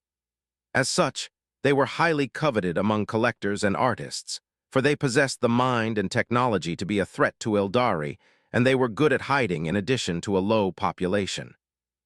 And in the recent cycles, their scarcity skyrocketed, and the population here they were known to breed vanished. This wasn't a lone case for this species either, but it was only a trivia barely worth mentioning, the hunting ground where the natural ones, if it came down to it, new breeding grounds would be made. And it was far more than an original fictional representation of this uniquely rare species. Those 3 specimens were real, of flesh, skin, bones, and souls. They were trapped in this artificial dimension to be toyed with for eternity. The ability to die and go insane was robbed from them. However, the pain and anguish, both physical and mental, amplified at each tragedy was not. It materialized the woes of the inferior, pitiful mortal, a show of meaningless circus devastation that Eldari stood above and could but observe with fascination the primitives' emotions bubbles and marinate. It was not only a piece of art, but a perpetual machine of emotions for them to bathe in. Swirling a glass of liquefied joy with a hint of despair, one of the 3 began speaking, her voice smooth and her eyes shining with glee as they shifted from the pocket world to her friends. Have your ears caught the tale of a legend of 6 long-lost artifacts of ages past? Truly a fascinating concept, and yes, indeed, it had graced me, and I heard it was no mere legend. Another said as he gazed into the open void of space with a smile, how sumptuous the cosmos was, and it was theirs. There are many rumors, lores of long-gone eras mysteriously resurfacing of an ancient beast that even the mightiest of the old gods shivered in terror and had sworn to serve for eternity to whoever frees it. The third one added with a pensive expression, it was most strange indeed, but that was a passing thought. There were many strange things within the universe, which was merely one of countless. A treasure, the first one finishing her glass added, artifacts impossible to divine spread in our magnificent galaxy. They were all interested to varying degrees. It was a change none could foresee, and the Eldari Empire was soon to see the largest expedition in its history for these keys to godhood. And today's auction was so populated partly for this reason. The main reason now entering the scene and with her presence greater than all voices, whether sound or psychic in nature, vanished and silence dawned the hall. The sound of her eels on the gilded wraithbone ground resonated across the expansive room, rattling the heart of the audience as, from a podium manifesting downward, she arrived. Her presence was immense, immaculate beyond the grasp of the common Eldari. It was not by her regality, sensuality, grace, beauty, or personal power, but by something deeper, something above the superficial of her innate superiority. A presence that marked her as a maestro of pleasure and most profane given flesh, a prophet of the new age and fall of old. She was Lilitu, the consort of the void and one of the legendary Dark Muse. Welcome, welcome, her soft, melodious voice of countless unworded promises thundered. Welcome, my dear customers and merchandise to the house of She, where all are welcomed, and all is possible for a price, that is. The crowd exploded in cheers, and Lilitu bowed curtly, hiding her smile behind faux shame with her fan. Then, with a finger flick, they quieted down, happily obeying her.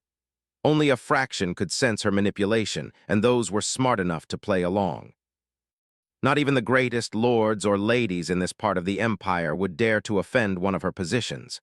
Though it wasn't for immediate fear of repercussions, she couldn't do it here.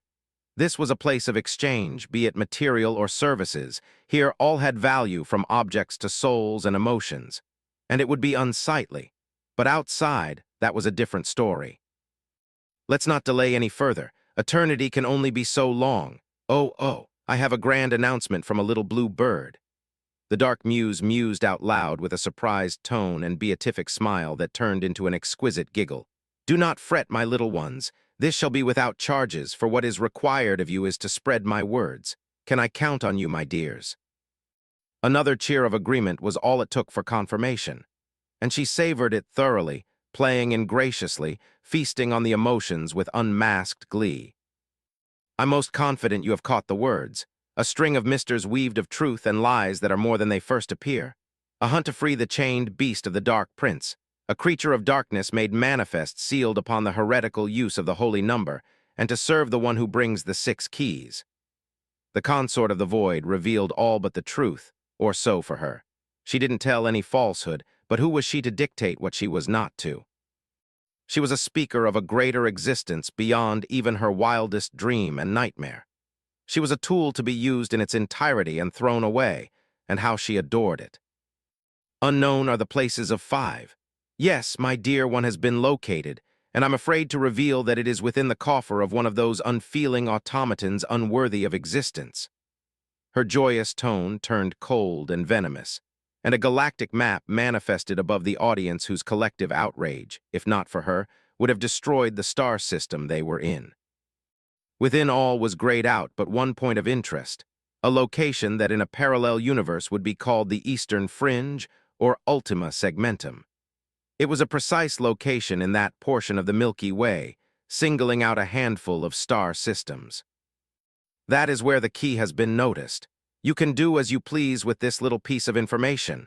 Oh, and I have another tidbit to give." She trailed off, changing the map to an object, a simple golden ring with a green gemstone. However, it didn't take more than a glance to comprehend that it was no mere jewelry, an image it may be, but its nature transcended such mortal limitations. This was a creation of divine origin only recorded in myths and legends. "Observe, this is one of the keys stolen from us, and it was with one of ours, poor heirloom, to be in the hands of such monsters. Information about the culprits would show you rewards and more." Lilitu cried out with lifelike grief and sadistic glee mixed together in a paradoxical harmony, rendering it impossible to understand her true emotions. Another wave of outrage would have followed without her interrupting it in its infancy. Still, it unshrouded one of the most conflicted and spoken rumors on the disappearance of the scion of one of the most ancient, influential, and noble houses. "Now on the main course." Her words rang powerfully, and the subject changed, finally letting the auction officially begin after 2 world-shaking revelations. Observing my most loyal little bat through the eyes of Dangsama, I floated to his right, gaining his attention, and I spoke, voice synthetic, neither male nor female. "Do you know about the Necronter Majan?" I asked a simple question, but one to which no mortals could answer, and evidently what I got was a negative response. "No, I'm deeply sorry, but I lack the knowledge of such species. However, I do recall the ancient Necron. What is that you desire, my Lord Hoopa? Is it related to your divine edict? Is it a mistake to fix?" My archdeacon started to babble on about, and I chuckled heartily. He could be so silly at times. "Yes, indeed, there is a liaison with the Necron. It's a little-known factoid, but they used to be of flesh, blood, and bones with souls, all of which they have been tricked into giving up, turning all but the strongest-willed into mindless robots, though it was to flee from their short, disease-suffused lives." I hummed out, and there were shocks in my audience. We weren't alone after all. We were in the command room of the Vale of Wise, one of the most advanced cruisers of the Dark Coven, or so my mortals called the magocracy-theocracy organization of the Crave based around me, and with me as the de facto supreme leader without my express word. It's a positive symbiotic relationship. After all, they weren't my slaves. "Oh, that's most tragic," Majan said sincerely. How kind of him. And it was an accurate statement. There was little other word that described the Necronter more than tragic, and that it all could have been averted if the toads stopped marveling at their reflection. It still pisses me off to this day. So much power and knowledge are used for nothing. If only that were a unique sin of theirs, though for the Eldari it isn't their hubris alone, it isn't less of their fault. Indeed, Archdeacon Majan, it is, and if I were listened to, this madness would have never occurred. But alas, it had end. Present beckons us to act, said a one-eyed, faceless man of metal wielding a staff as he walked onto this part of the timeline. Another wave of shock, this time of the aggressive nature, spread in the room. The Lethe fields were excellent for what was psychic, but severely lacking when it came to time.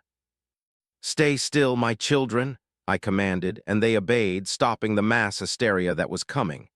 However, I felt their confusion. It was a problem of nothing. "Ah, a long time no see. How did life, oh unlife, treat you, Orican?" I tutted, studying the Necron overlord with a tilt of Danksama's head, his single eye gleaming a bright green as he felt me telekinetically ready to freeze his past and future. I was trapping him in the present. It wasn't personal, but a little precaution never hurt when I didn't invite him, and so long had passed since we last talked. I mean, we were coming to meet him, but that's quite rude for him to barge here. Though my little trick won't stop him from fleeing if he genuinely desired it, it was evident he came prepared, but if he tried anything, he would suffer. "Mediumly magician, what is it you require, O devil in the bottle, from me?" the Necron said, profoundly bowing, his green eye never leaving me. "For you to satisfy to which you have promised, a favor in exchange for the Necron's existence, in exchange for a place for them to exist," I said, approaching, the sound of my puppet metallic feet loud in the typically ever-noisy room. All eyes were bored on us. "You did not provide such," he said boldly, tapping his staff on the palestone, cracking the ground on the point of impact. "You have destroyed and crippled the Citan, but so has the infinite empire. What is there for us to exist but shambles that were close to their entirety whipped by the thralls of your insensate masters?" I chuckled. "Indeed, but was it not as I promised?" I pointed out, spreading my arms. "This is not annihilation, and you are slaves no more, but let's not play any game, diviner. It doesn't suit you. Be more mindful of what you wish. I do not lie. I never do." The tension was high. "That is true," and it poofed away with that sentence, though I knew he wasn't particularly pleased. "What is required of me, magician?" Orican asked this time, staring at Danksama's face. But that would only be what was visible to the naked eye. He was staring deeper at times itself, and I let him. "To be of assistance in our troubled time, of course. But I'm not your master, and neither are you my servant. I will see you and those of your kind of a similar mind be parts of the journey ahead, maybe even grant the gift that had been refused and stolen." I proposed handing my bronze-coated hand for him to grasp, and he sealed the deal with his metallic gray. He did so again without hesitation and in the truest of senses. It wasn't as if he had a choice. It was his part of our deal back in the war. It had been one-sided, and it still is, but I was not evil to be evil and didn't have personal enmity to the Necron. Or him, for that matter. 34. Diplomatic interruption. Elkin, as one of the high researchers of the Dark Coven, was tasked with many things. Her works on biology, technology, and psychics combined into what she did. Still, until relatively recently, compared to her age, she didn't have such a position of importance in her society. The Crave had been aimless, lost, unable to find their way in the darkness, their society stagnating as did their culture. Until the beast, their lord, came back for them as the ancient prophecies had foretold. It all changed no more where they recluse to the dark cradle, no more where they lost, no more where their prayers were unanswered. The Dark Coven was forged by the Church of the Beast as such belief and piety were of the highest importance and became vital, but there was no blind zealotry. It was against the 5 pillars, the highest form of heresy, one to be healed. It was to slave oneself to oneself.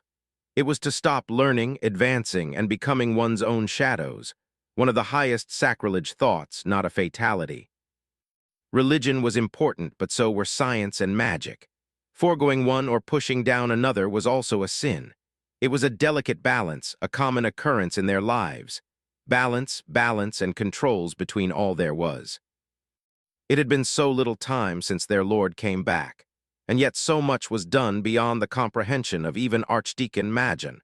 Goals hidden yet unhidden in ever-unfolding dark paradoxes for the fate of the galaxy and everything within. Actions of madness fueled by the highest form of logic and rationality to trespass in the Lord of Change's domain. There, Yuggoth was taken, and the master of the place of twisted psychic energy was put in his place below the Lord of Magic, and from there the great harvest began. A plan of many goals, the retrieval of the keys of the flask, the creation of golden gates across the cosmos to move at celerity above that of even the users of the labyrinthine dimension. Then, the most recent, the Arc of Life. A denomination reflects a set of plans and goals to achieve two primary objectives: the safeguard of life and the spread of the truth to Sophon's life forms. It was not a crusade, and the ones desiring to join would, but the ones refusing would be left alone to fend off for themselves. In all cases, biological and psychic samples were collected and stored to recreate every species that interacted with if it became necessary, such as the Eldari or the Atrud, a subterranean species able to quicken time by instinctively producing psychic fields. But this was not the task of Elkin. Her works were on a more interpersonal level. She was to weave the tapestries of understanding between species, to absorb them under Lord Hoopa's guiding light and impenetrable aegis against the corrupting whispers and profane influence of the ruinous power, but also not to make them ignorant of it. Though not to be mistaken for them to join the Dark Coven, it was a domain of the Crave uniquely. It was to shape a structure of interaction between species for trade and assistance. Any that broke the strict and concise rules would see the instigators and all supporters be punished heavily. At this very instant, Elkin was standing on nothingness, around her the void of space. All but a mere trick of the eyes, though it was not a transparent wall letting this be a possibility, it would be a critical failure in the cruiser's structural integrity. No, it was far more straightforward. It was a personal device projecting lifelike psychic illusions in a small bubble around her. She was gazing at a rocky planet, one comparable in size to a small gas giant yet with an atmosphere survivable by carbon-based life forms. Its main characteristic was an omnipresent lush primeval forest only stopped by a singular ocean on which a magnificent city organically grew. It was equal to large moons in size and was stretching deep, wide, and high from the abyss to the stratosphere, where the beginning of a spaceport could be seen. In fact, it appeared to be more of a gargantuan voidcraft than a sedentary settlement. That wasn't the only structure, however. On each cardinal point was a massive iridescent gemstone funneling an incredible amount of psychic energy, likely for defense, offense, and maintenance. Beyond this, it was a most peculiar planet, for it was part of the Eldari Empire, yet not. This was one of the many worlds where dissidents revolted by the rising decadence and madness chose to live in reclusion from the bulk of their kind. An array of psychic shields using those four crystals as foci designed to hide and protect them from the coming Armageddon. Or so it would if it were not a place of worship of the old ways. It was how it was found. Within the confines of this planet existed a cult dedicated to Hoopa, and none could stay hidden from him. It was small and young, but enough to be tracked and collect information to know if going here was a viable plan. Hoopa wasn't the only old gods worshipped here after all. His presence mainly was a grain of sand in a desert compared to Isha the Merciful Mother, Segorach the Great Harlequin, Kurnus the Lord of the Beasts, and Lilith the Maiden. There was a high chance the cult in his name was founded by followers of the second of the Eldari gods listed. It was why they were here on this divine revelation that was, in fact, a hunch. It was a godly hunch with a lot of backing, but in the end, nothing absolute, though that went unsaid. High Researcher Elkin, we have been located. They demand who we are and what our intention is. Shall we proceed as planned? A young Crave asked, and she snapped back to real space, her head tilting slightly in curiosity as she smiled charmingly. Yes, indeed, let's proceed, she said, and her face began to morph, the harsh, predatory bat-like structure softening from horrific and demonic to what one might call exceptionally cute in the ways a small, defenseless infant animal would. The same happened for the surrounding Craves, a face chosen to resemble a common pet in Eldari society, the Gyrinx, animals psychically bonding and amplifying their masters. A creature that would have been perfect for the Crave if not for their tastes. Though the faces they wore shared a fraction of the psychic cat's features, It was a complex visage meticulously crafted to be good, but not too good. It was a delicate balance to avoid an uncanny valley feeling to their audience, not optimal for diplomacy. I'm Autarch Eldrinish. Be advised you are within the controlled space of Altensar. To whom do you hail, foreigners? What is what you seek? Your answer shall dictate how I will proceed onward. A smooth, powerful, and delicate voice resonated, and the holographic image of an Eldari appeared on the center command board. His face was calm, curious, and confused, a confusion that grew as Elkin ordered to send back a stream of her, granting both parties imagery of one another. Well met, Autarch Eldrinish. I'm Elkin, a crave and a member of High Researcher within the Dark Coven, and as a representative of the Children of Dawn, I have come to build diplomatic bridges. We have come with peace and discussions in mind. She elegantly said in perfect Eldari, both in physical mimics and accent. After all, it was in the Eldari language that Crave had their language based on. The former fact didn't go unnoticed, but was uncommented, though it opened many questions with less than pleasant answers to the Eldari autarch. The same was true for the aesthetic of their technology and fashion, familiar yet utterly alien and out of date by hundreds of thousands of cycles. It was very odd, suspicious even. However, the questions and answers would be given later, with consent or force, depending on how the situation evolved. The former was preferable. They were worryingly advanced and detected far too late, in his opinion. Is that so? I have never heard of your kind, nor do our records show signs of your existence. You must be of the Sea of Souls or a hidden realm. Eldrinish announced curtly, an absence of condescending that was somewhat surprising for Elkin, as she was used to Eralim's insipid, egotistical rambling. It was also a different situation. Though there was no kindness or joy either, it was a neutral, if curious, tone on the edge of wariness, but there was unmistakable confidence on the brisk of arrogance. Not that it wasn't unfounded or baseless. A most correct assumption, Autarch Eldrinish. The Crave do not reside in the limits of real space, thanks to the magnanimity of our Lord in a time when the Silver Legion ran amok. Elkin nodded, a faint smile growing on her artificial short muzzle. Interesting, most interesting High Researcher Elkin, please indulge me. Who is this Lord you speak of? He asked, his face hardening, the question almost demanding. But she let it slip. He didn't know any better yet, and it was true that they were glaringly strange. Words would fail to describe such a being, but our Lord is the origin tied to many of your unworded questions. A fraction of your citizens know him. The Horned One, bearer of the golden rings, who guides the lost souls in the darkness and shows the ways to the misguided. She intoned delightfully, the name of her Lord far too great for her to dare say it. The Eldari, on the other side, was perplexed, thinking deeply about what cryptic meaning was behind it. Seemingly concluding, he closed his eyes before communicating telepathically, several micro-movements on his visage showing a short internal conflict. I have been informed that your arrival was awaited. By authorities given to me, I accept the Dark Coven's proposal of diplomacy with Altensar. I will immediately send you the necessary instructions to dock your vessel, Children of the Dawn. You have my permission and protection as long as you respect the rules of civilized guests. Eldrinish explained minutely, his relaxed stance not masking that they were only here as long as he authorized them. That much was evident by his tone and body language. And so the communication became silent as their cruiser began its atmospheric entry to the marked area, following every directive given to its last-minute detail. Yet as they reached the 200 kilometers mark from the highest Wraithbone spire and were going to phase through the shield, everything shook and alarms blared. What is happening?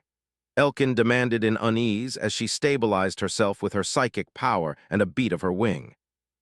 The response she recipients made her hiss with displeasure. They were under attack by Eldari, but not the one on this planet.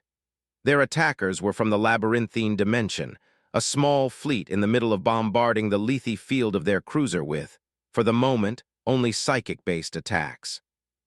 It wasn't hard or complex reasoning. It wasn't the people of Altensar attacking them. The connection to Autarch Eldrinish had been hijacked, replaced by one of a distinct nature, and the holographic screens now showed another Eldari. His skin was deathly pale, only broken by a golden, highly embellished monocular occluder and the raven black hair on his head. His body was covered in a strange armor set, showing far too much to be of any use, while vials, blades, and firearms of all kinds dangled from his skin. Thick and colorful fumes bubbled the air, hiding the less evident traits of his figure and the undulating movements behind which the distant echoes of moans and wails could be vaguely heard. What matter of lowly Monkeith are you, to dare enter our space and violate the air with your hideous contraption and baleful presence? The sing-song voice rang in fake outrage from the paler and exceptionally less friendly Eldari on the screen. The irony would be lost on you, perverse creature. The high researcher snarked, and in an act lacking any hesitation, she cut off the canal, cutting the call to psychotic uppity knife-eared degenerate's face. Immediately after, without instructions, others began to work on reconnecting to Altensar. How unpleasant, but not unpredicted, our Lord's wisdom knows no bounds. She hissed, her large ears twitching in frustration while her lower arms tightened. Unpleasant indeed. High Helmer Ragorth, a muscular male crave, heartedly agreed with her words while hundreds of telepathic messages were exchanged among the crew members, all enacting the protocol. Being attacked was, from the beginning, a known variable, barring any hypothetical and likely valid scenarios of the Architect of Fate and his brethren to have their claws insidiously plunged into the Eldari Empire. The wider expenses of the Eldari were looking for the crave, hunting them even. The Archdjinni of the Rings clouded the present and future for the crave, but it wasn't foolproof, and Eldari seers could sense the most impactful action and their ripples that could be traced to their point of origin. It wasn't very successful still. The Eldari didn't know what they were looking for and attacked anything and everything far more viciously than before, this possessing a reason as flimsy as it is to do so. Communicating with the calmer side of Eldari society was, as such, putting a red target on their backs for immediate attack. It was a risk, but one worth taking. No success connecting back yet, Ragorth inquired, and the negative response prompted him to look at Elkin. A short telepathic conversation led to a conclusion. Then let us not be passive. For our Lord, for the Beast of the Dawn, let us, his children, show what decadence brings to ones who forego themselves to madness and hubris, she declared, and the clicks of teeth and hisses demonstrated all agreed with her statement. 35. Lord of Poison Shamesh sighed in exasperation. The plans for today had reached a screeching halt, poisons to be tested on various conditions and species shattered to nothingness. Quite the frustrating conundrum, more so when one of his new baby toys reached a level he could call his magnum opus. Though ultimately it didn't matter. He had received magnificent news. A trail had been detected. Not any trail, one searched for by billions upon billions of his fellow Eldari. The little group of anomalies skidding from the seas of souls to real space and disappearing through ever-expanding means have been pinpointed to one precise location in space-time.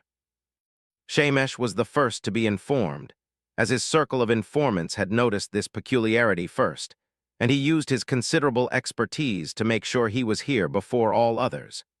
He was most curious about who those individuals were to slip through the vicious grasp of the combined effort of a significant bulk of the Empire. The preparation for an all-out assault on one of the soulless automaton bases of operations aside, a time he couldn't but eagerly anticipate. Oh, so many will meet their true death and much more. Betrayal, enmity, love, and friendship will bloom, but they will not be for now.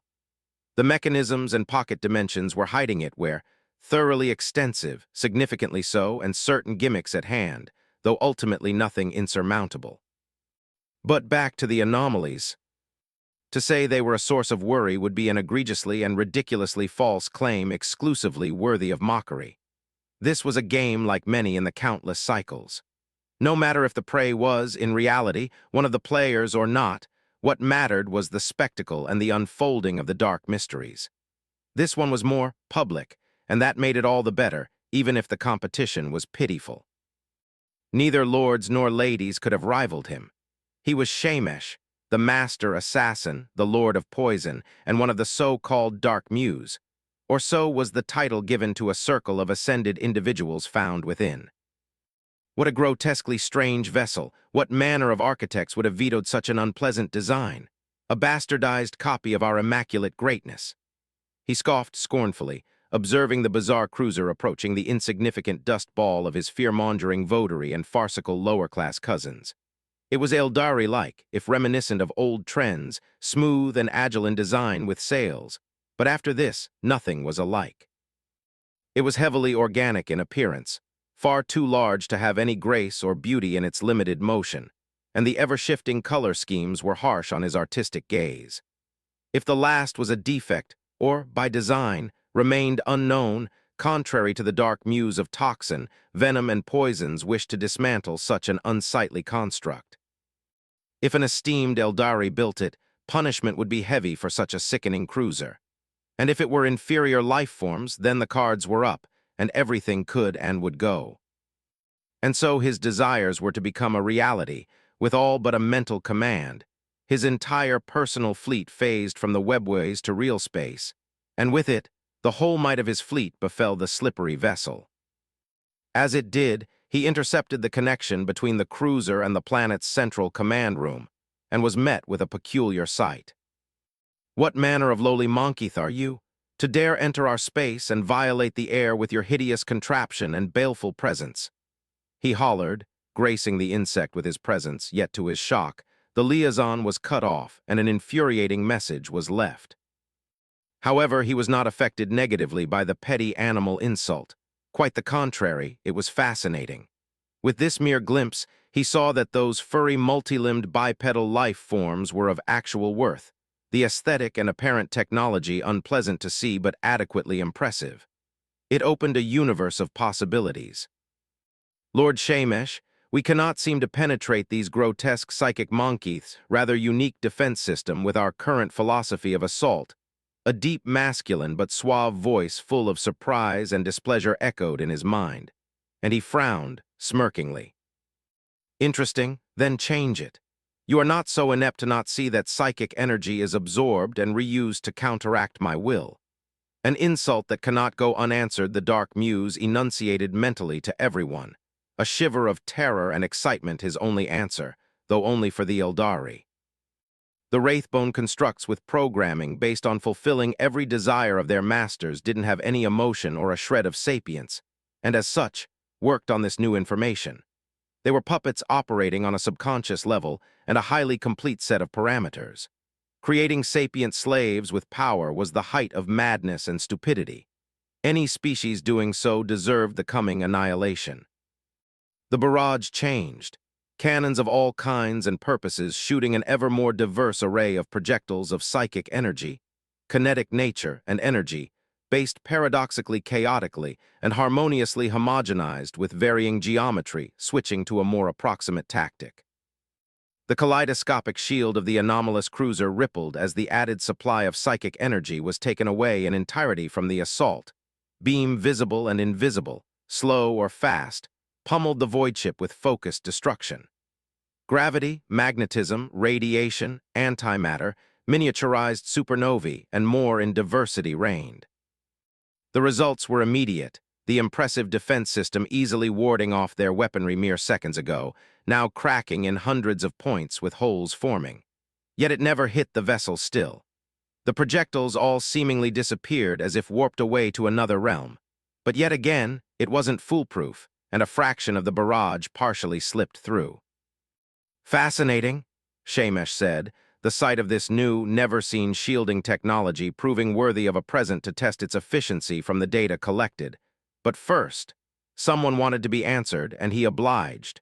Who was he not to bless the local populous lord with his presence? "What is the meaning of this attack, Shamesh? You have no authority within this area of space. I strongly advise you and your ilk to leave at once, or—" The voice of the Autarch of Altansar boomed with barely restrained rage, but alas, his asinine rant was cut short. "Or what, bold, so very bold, is that a threat that I hear? Or maybe an invitation, who knows? A strongly worded complaint to come, mayhaps. Nevertheless, I must ask, Why such a reaction? Those lesser beings are but that. Lesser, truly can you enlighten me to the babble of your inner lack of ratiocination. The Lord of Poison chortled as he marveled at the whole Eldrinish was digging in.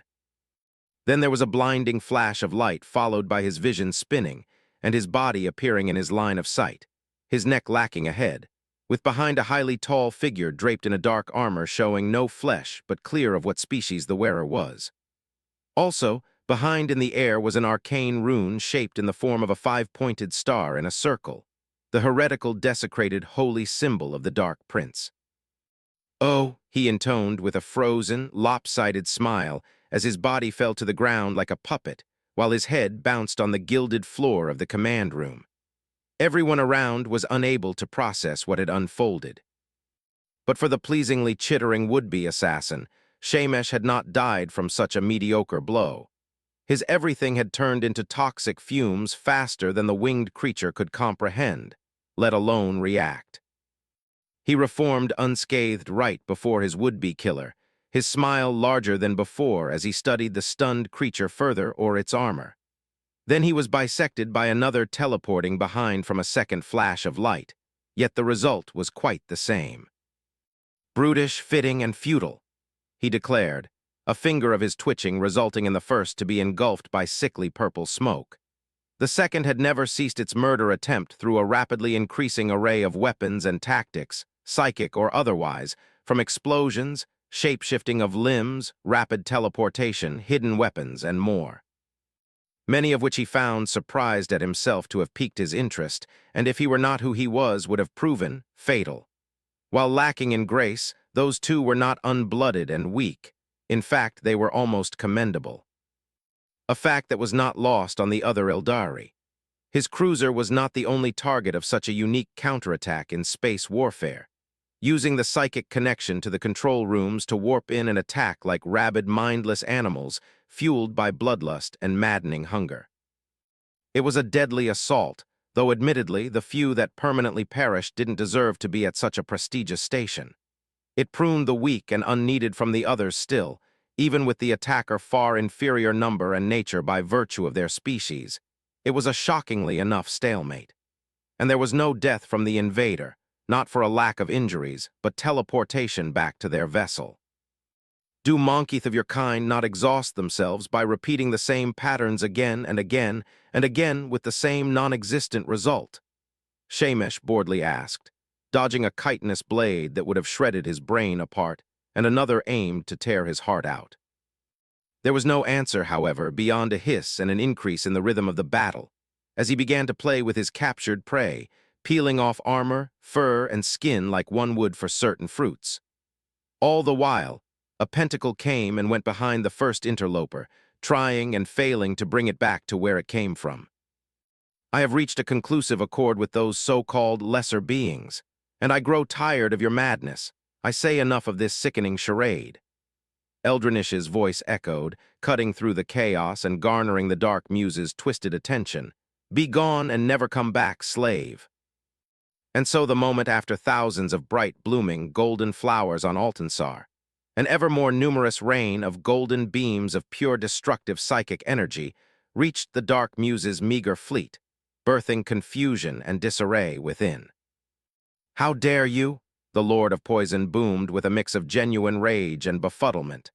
Simultaneously, the lapse in his focus gave a chance for both intruders to escape, but not freely.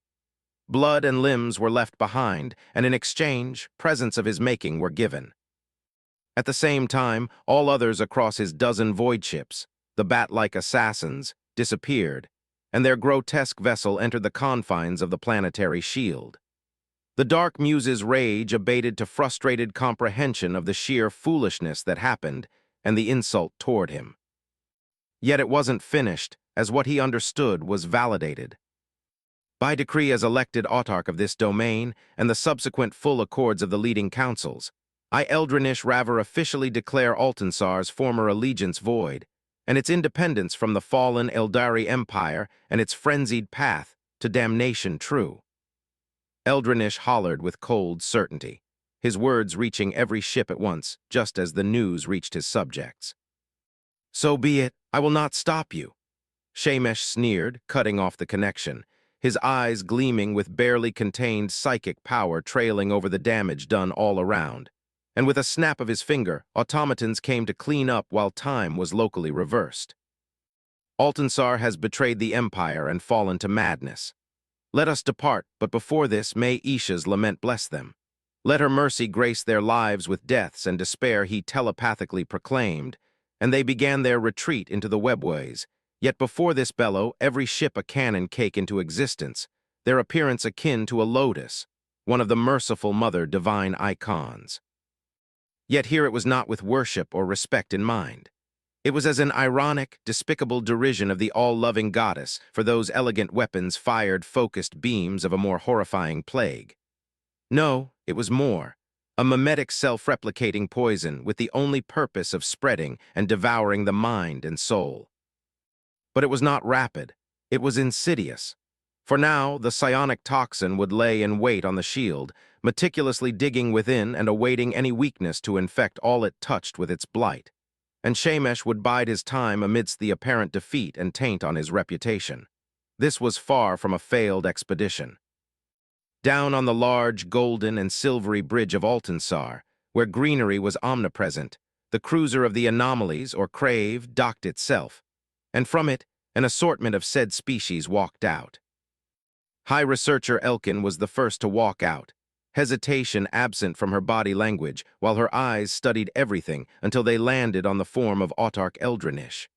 Without complex ceremony, she swiftly moved to him, her size diminished by her will as she bowed respectfully. The Dark Coven will not forget the assistance of Altansar. The risk you have taken today will prove their worth in due time. She stated matter-of-factly, but satisfaction and relief were evident. Though dying was never fear, entering the warp was a simple task, if rather destructive to its surroundings when done in haste. It should and would not, indeed. A colorful, feminine figure appearing in a rain of colorful sparks exclaimed.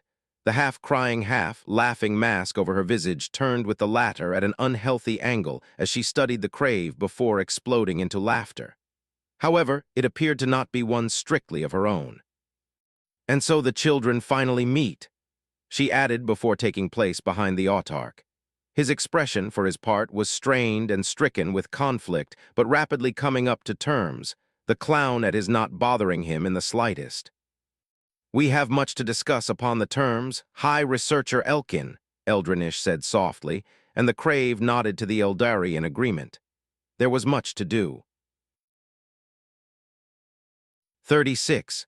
Family reunion. My little bats were hard at work in both following my directives and carving their places in the cosmos. I was proud of them. My first mistake turned into a true blessing.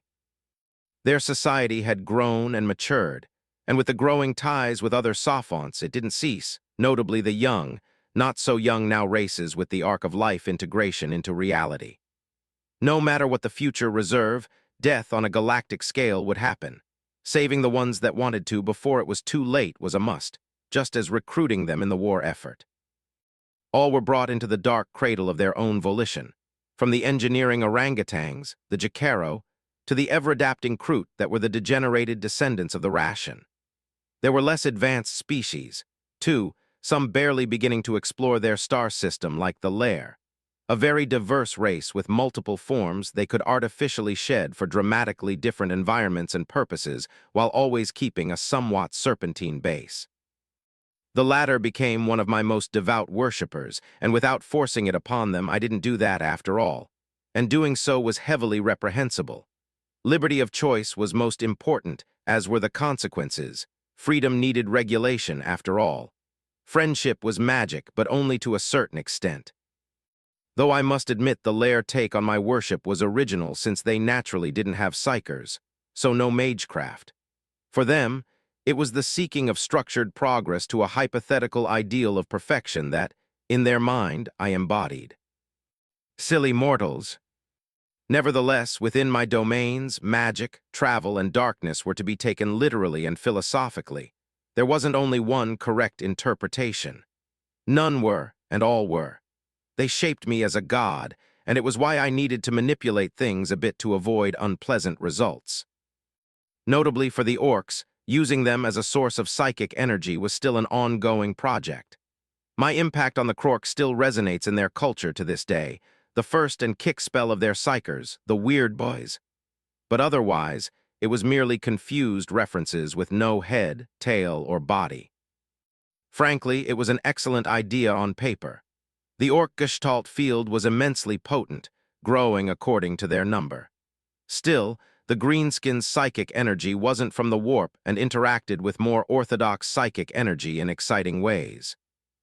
It was how they resisted the three tumors' corruption well, and why their two gods were kept in their little pocket realm, like oil in water. Speaking of Gork and Mork, I didn't yet contact them and wasn't sure if it would prove worthwhile. From the information I collected, they were acceptably strong, but with the never-ending culling of the orcs by the Eldari Empire, they were severely limited. And their philosophy of life was unique, to say the least.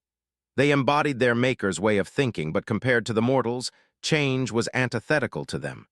Fighting was what they were, friends or foes, it didn't matter, only strength and a good fight did.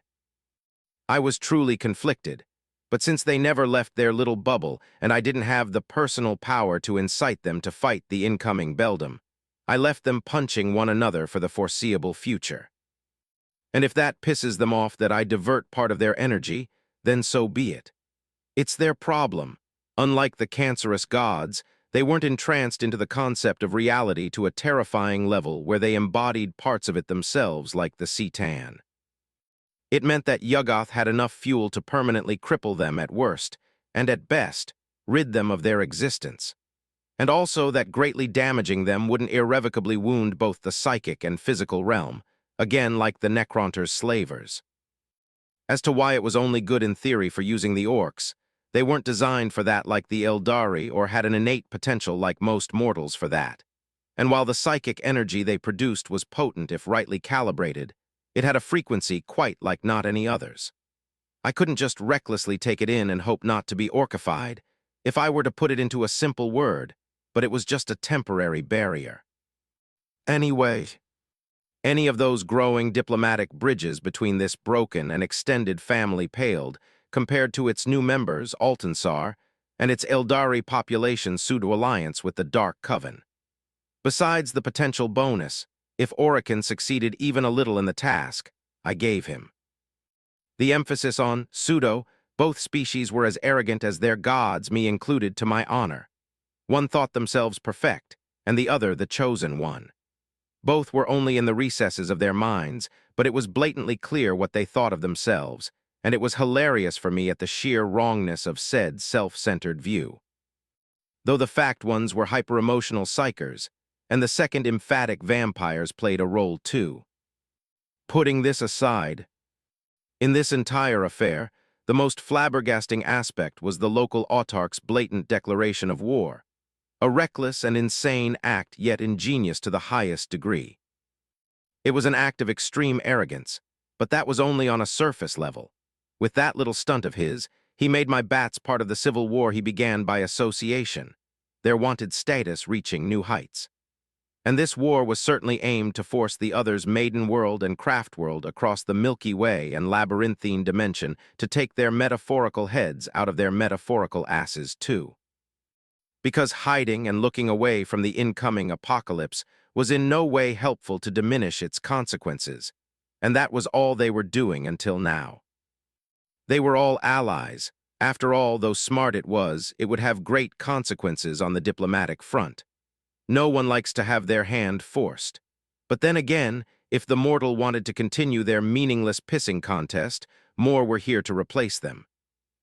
A shared polytheistic religion didn't mean an absence of internal conflict, sadly. But the same logic is applied as before. Normally, I would be more lenient, but it wasn't a time of normalcy, and they weren't ignorant of it. The pesky psychic plague from the insane twat called Shemesh had shown that it was a sin in and out of itself. It had delayed response and led to several hundreds of thousands of dead, a third of the crave not having suffered from other types of soul-wrenching poison I sent counted within. Many of which permanently so, the healing properties of dilathline on Yuggoth were grandiose, but soul destruction at a certain level just couldn't be healed from. At least not in any manner that the end of the individuals would be similar to the start. Fiddling with time was the only alternative, but it worked more on the material. It was a weapon I wouldn't have batted an eye to see being used in the war back then. Well, it had critical flaws in that it was psychic, and as such, Palestone weakened it immensely and could be subsequently healed.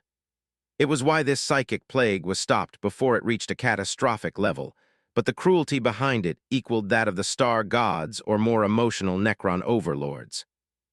And it wasn't eradicated in its totality. Every now and then, an outbreak would begin.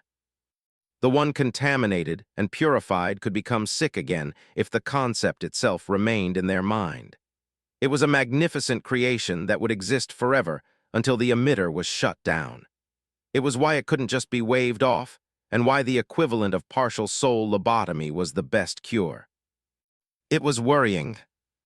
And with that, I came to learn of the Dark Muses. They were mysterious and foolish parasites lacking any understanding of what they were doing, or for whom they were working, but very much leading figures of the Eldari Empire. Figures of which I sorely lacked in information, even with Altansar's full cooperation in sharing their database. And what I got turned a grim picture into an even grimmer one. They were unknown in number, but 3 stood out, each holding dominion on one aspect of the depraved empire's ways of existence. First was Shemesh under the lofty name of the Lord of Poison, and all that came after beyond, I didn't know much aside from that he had killed his brother, and that had led to the founding of a craft world called Samehan in the said brother's name honor. Lilitu came after. She was the consort of the Void, another lofty title and not the last. To put it mildly, she was quite literally described as manipulative beyond sanity, an attention whore, and a whore period. It wasn't even put into flowery language, showing a total absence of respect and a high level of spite. And third was Vileth, the cardinal gospel, first of the Dark Muse and de facto emperor of the Eldari with how far his claws reached. He was one of the oldest Eldari, with the wildest rumor alluding to him being of the war in heaven. In addition to that, he was likely one of the most powerful psychers alive of the Eldari, and mortal as a whole until my pet project on Earth bore fruit. I knew of him, his presence. That is when I began to be bolder in observing the warp. I sensed him. It just put a name on his potent soul. There was the fact that he felt vaguely familiar, too. But that was distant, and it most probably was him being an offshoot of my old followers before their rather violent demise at my brother's burning blade. The possibility that he had been one of mine was not forgotten, however. Those Dark Muses were to be put down, and if sighted under adequate conditions, to be hunted with extreme prejudice. It would have been much simpler if I could fire the Blackstone fortresses at them. But alas, doing so would tear open the barriers between the warp, labyrinthine dimension, and real space with countless more consequences. Passing Yuggoth into real space was also a nay for similar reasons. I could shut down the shield matrices to pass the veil, but that was setting the defenses back up the big problem. As such, the ancient planet was unconventionally trapped in the warp. It's a fucking pain, I thought, massaging my heads, both my real body and my avatar Danksama, on my way to the long-overdue family meeting by proxy. I was nervous, an alien sensation to my being I didn't feel since the bitch ripped me apart with my humanity. But it didn't divert me from my goal. It wasn't time for family drama. And so, floating in this body of bronze-like living metal, I waved a hand, the door in front of me vanishing in a show of iridescent light, giving me a visual of the 2 standing individuals I had sensed behind in a room of lightless and featureless gray. The first was a child of gender unknown dressed in a puffy, colorful robe of complex, seemingly random pattern with methodical madness, a theater mask divided in joy, anger, and sadness over the face. At the same time, a hood covered the rest, cloaking the tiny body in its entirety.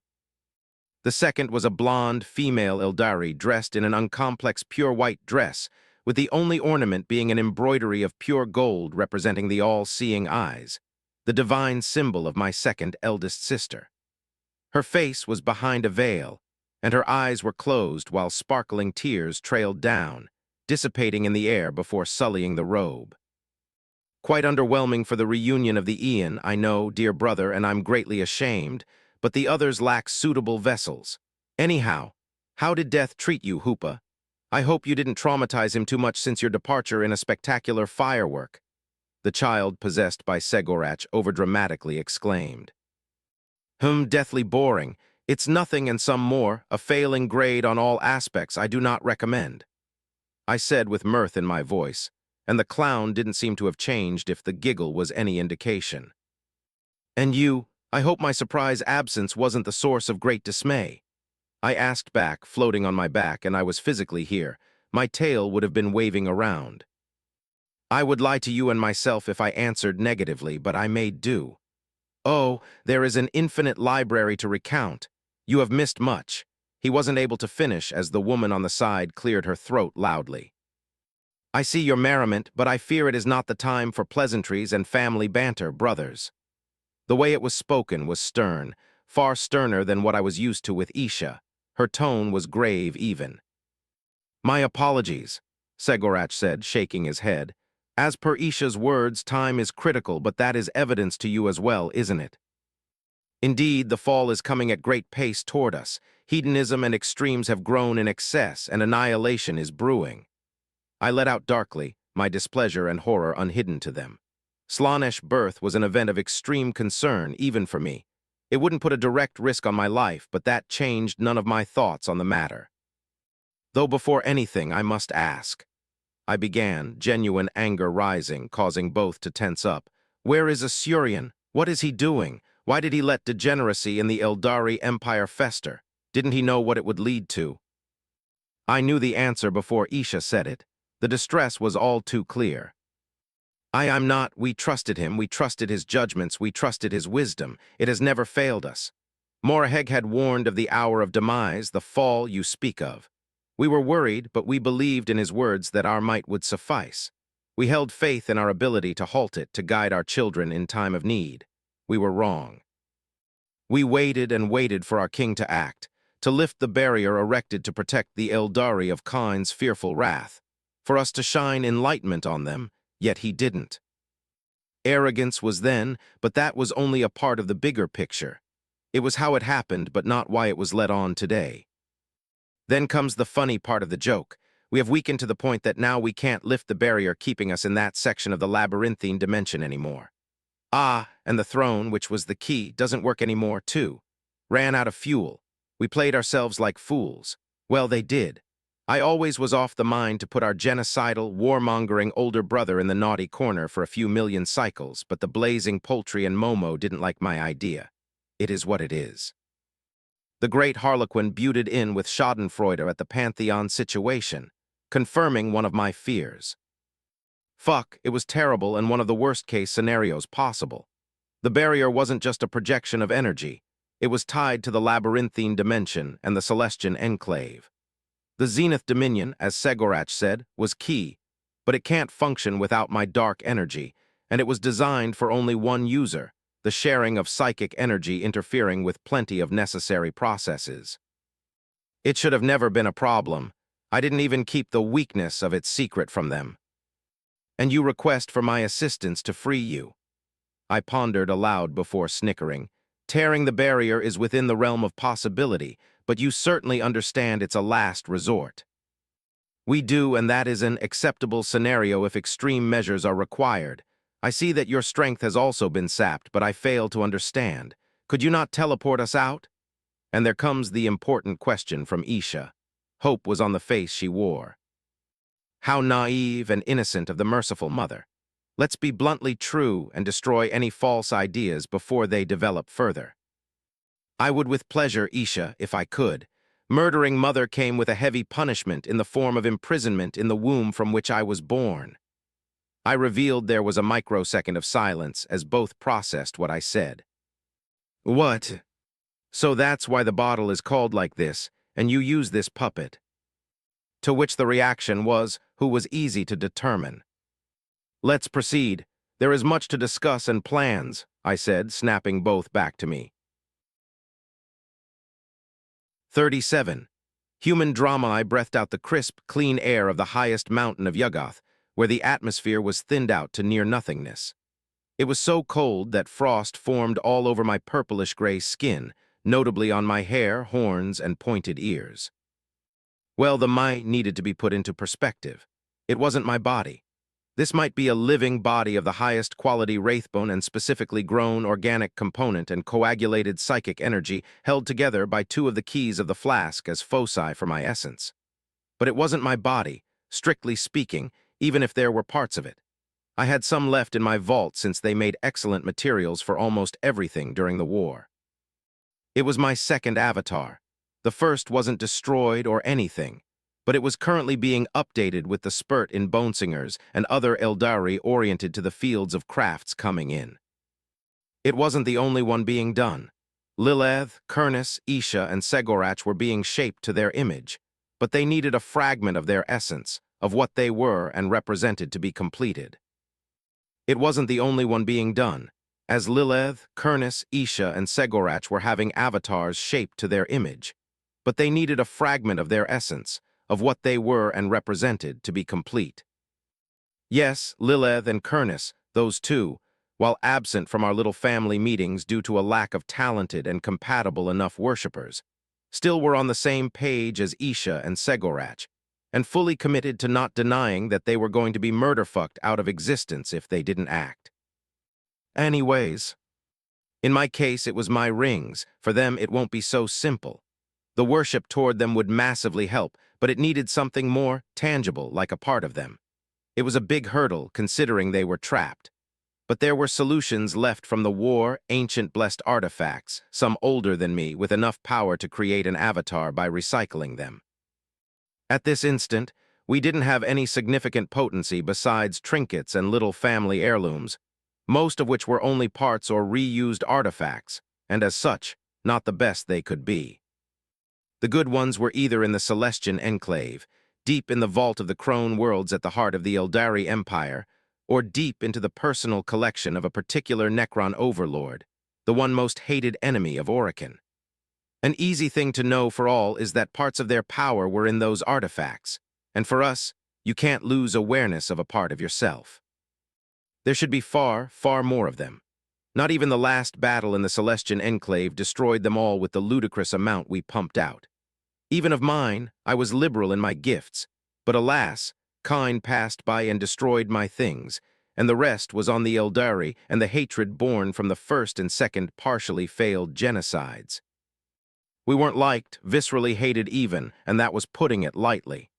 The festering decadence aside, it wasn't as if the schism didn't have valid reasons to exist. But it did, and now we had to deal with the headaches that were the consequences of it. I predicted Kine's reaction to my betrayal to be strong, and I failed my estimation that it would have been this strong. It wasn't the time for regret, however. At least he is kept in seclusion for now. I fear he wouldn't hesitate to murder one of them, and there is a Surian's behavior. I sighed mentally, willing one of the golden rings around my horns as I fiddled with my dainty fingers, a far cry from my powerful talons. The fact my current body was humanoid didn't help. At least my tail was still here if I willed it. But to a Surian, he wasn't in a good state of mind. That was how Isha put it, but Segorach was less subtle sugarcoating. It was despair, denial, and depression mixed with arrogance on a level mortals couldn't comprehend. With Vol in a state of mind that wasn't mainly any better, and finally Kine in a rut of rage above that of its secondary personification in the warp. It was bad. Our family, the Pantheon, wasn't in a good position besides the incoming disaster. It was going to explode, to split apart before that, and in a way that would be violent. And at this moment, it only depended on what Moriheg wanted, and as manipulative, cold, and calculating as she might be, I feared emotion would win, and she wasn't going to be on our side with her consort. Or it might be the right choice with her immense farsight. You can never tell. How much I hated to be in the dark on this matter, the irony not lost on this blessing and curse inherent to me. What a hurdle, I sighed. The incoming future would be exciting, but I wouldn't stand by. Throwing the ring I had been playing with in front of me, it exploded in size and a nebulous portal materialized. jumping through it without hesitation. I reappeared on a plane of flat gray and white with a dark sky, only adorned by a miniature ball of plasma in the far distance, and a nostalgic blue planet. Those were the sun and earth, and I was on the moon in none other than the solar system. With that avatar, I could teleport again. The freedom was euphoric, but it was a bastardized version at best. The solar system and the surrounding perimeter in 1 light-year were entirely usable for me to move freely. It wasn't for any arbitrary reason. It was thanks to the Golden Gate built on Venus with the subsequent colony to monitor the solar system, and the defense mechanism I put into existence during the war to avoid it being mere collateral damage like thousands of others. They were such fragile little things, and one shift would create a cataclysmic chain reaction. Here, it also warded the place of the Eldari Empire by staying hidden and the corruption of the warp by filtering all that was unwanted, creating an artificial sea of souls with the labyrinthine dimension as a buffer. It also blocked quite a few other things, making it so that humanity would have believed itself alone in the great void of space, until I deemed them ready to explore the stars beyond the few star systems surrounding them, and the Crave would have been their first alien encounter. Some Easter eggs were hidden in the stars with a sprinkling of a few skewered information that would have messed with their understanding of real space, such as how old it is. Of course, this plan was utterly jeopardized, but some point remained, notably the creation of a guardian, a project that had yet to bear fruit but soon will. And it would be more than a guardian. I needed someone I could trust for my great escape. It wouldn't be a creature enslaved to my will, but a deal shall be respected. Snapping my finger, the avatar's body glowed and was replaced by the figure of an athletic young adult human male loosely dressed in a pair of puffy pants with a very light brown skin complexion. Kicking a physically enhanced pedal, the ground split in half for 5 kilometers, and the hill at the end exploded in a rocky shower of dust and pebbles. "The illusion spell holds adequately enough," I said, my voice muted in the ultra-thin atmosphere. Then I snapped my finger, and with a single word, space shattered like glass, and I found myself atop a flat roof of high-quality calcite stone enchanted to clean and repair itself. Below me was a vast city stretching as far as the mortal eyes could see. It was made of rounded roofs of many colors and patterns, with large walking areas and gardens where hundreds of thousands of humans mingled, unaware of the greater world. In the center of it all was a massive ziggurat with murals of many-limbed horned creatures holding golden rings, while golden symbols adorned the whole.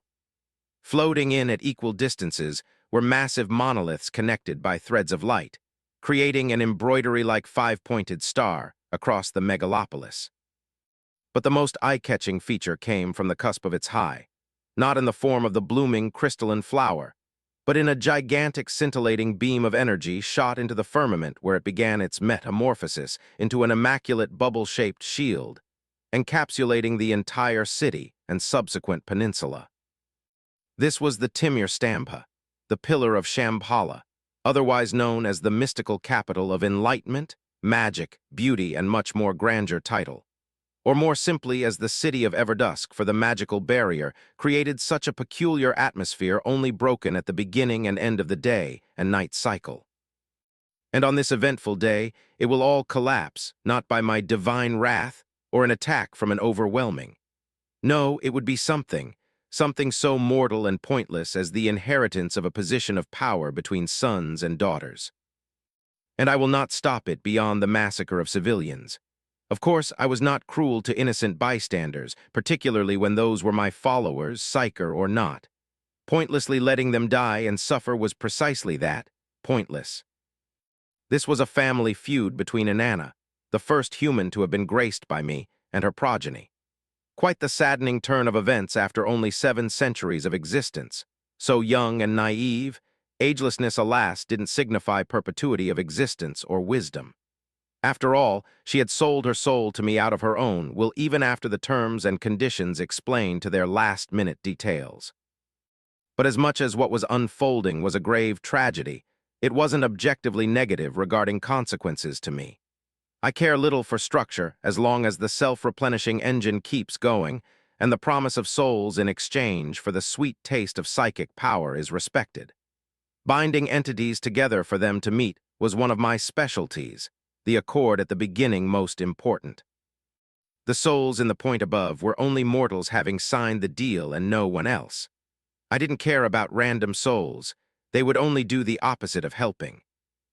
I wished to create legends that would echo across humanity in its entirety. It was part of a spell work of complexity rarely seen before, and it was delicate. It's also why I chose this species to do it on. The environment needed to be life-giving, not of my direct making, yet monitored and controlled with a tie to me. On those parameters, I took Earth as prime cradle material. My humanness from long ages ago only an added factor as it granted an ease to work on them close to unparalleled. At the core of my existence, a shred of my initial state of existence remained. Jumping from building to building, I waved at the dumbfounded crowd below while guards began to notice and follow me. Alas, never would they reach as I placed my palm on Timur Stampa's outer wall and was absorbed by it. Returning to a material state, I gazed at the ongoing dogfight between 4 siblings that any other human would think of as gods. 2 sisters, Nahur and Dahut, and 2 brothers, Atlan and Shinar. All flaring with psychic power while flesh and blood were ripped apart and regrown all over their body as they lawlessly tried, and failed to murder one another through hundreds of means, the runes of the city keeping them alive. Or more accurately, the mother of Psyker as she held sway over Shambhala, but she wasn't of the mind to stop any of her children. Emotions guided her on a grim path as she sacrificed all but what she was due to give me to keep them alive. She constantly healed and revived them, hoping they would stop this madness. She didn't want to fight them or see the fight unfold. Foolish, but that was the desperate action of a grieving mother. And me stopping this was not her wish, not that I would have. I wasn't a family consultant, and I won't impose my will on them. Yet someone was missing from the play, the 3rd brother and the one who didn't partake in the pact, and I wrapped myself in his room without his notice. "You won't intervene, Alonius?" I inquired, mortifying the appearance-wise 30-year-old man dressed in a golden and yellow rapidly scribbling on parchment with an enchanted feather. The last part flung to the side, making a mess of the writing.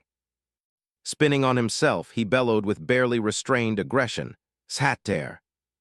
Sadly for him, his words in Anakin were like using rain to harm an ocean, pointless to the extreme, and I batted my imitation of the Song of Creation with my pinky, turning half of the room into crystalline shards no matter what material they were. "Impressive pronunciation." I praised him earnestly, neutralizing 2 other words of shattering, and at the same time I delicately picked up one of the patisseries and magically made it vanish in my mouth. "Quite good, the chef shall be blessed after." Anakin was a powerful tool, and with it, reality could be bent, and being a psyker was not a requirement. Still, not anyone could use it, for it required a ludicrous amount of training and an exceptional mind. In addition, it was, at best of times, a suicidal endeavor. If a mistake were made, it would have dire consequences on the user, ranging from broken bones to the unmaking of oneself. Well, if it was used in such a uniquely barbaric way, a practice beside a scant few eccentric crave, and now Eldari was essentially inexistent. It was a magical language by nature, and it was best to use it as intended for magic. It was a potent gimmick, but a gimmick nonetheless to use it like the man here. It was why a human barely a few centuries old, using Anakin in such a way was extremely impressive. Though he was severely limited in his vocabulary and slow in his spelling, it didn't diminish his value. The same was true for the wounds he got due to errors that were only healed thanks to his mother. "Won't you stop this? Expecting a different result through an identical methodology is insanity given form," I exclaimed in exasperation, turning his word into a warm breeze, and it tidaled him over, but he stopped nonetheless. My little telekinetic holds his frame of minor help. Diplomacy was always successful, with a bit of power thrown in the mix. "Who know, what are you? What do you want from me?" he demanded, and I cocked my head at the insolence and laughable arrogance, a front of lies hiding his existential dread oozing from his soul I could taste. There is no point in giving the knowledge you already possess.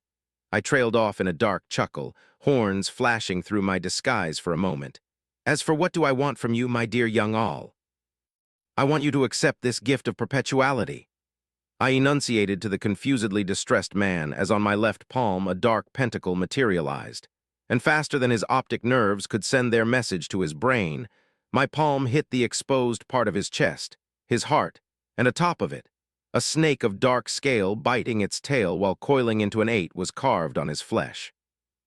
And nothing happened beyond this, physically, that is, but that Alanius would only understand later as, while not a soul bound, his place was essential. An individual like him would be a catalyst for my spell, an unknowing aid to grow and connect the runes. He would stew the pot. It was also a little consolation present for how deadly deathless life would be from then on. Why punish him for sins he didn't commit? And if death he wants, I'm all ears. It's not a curse I put on him contrary to its aesthetic.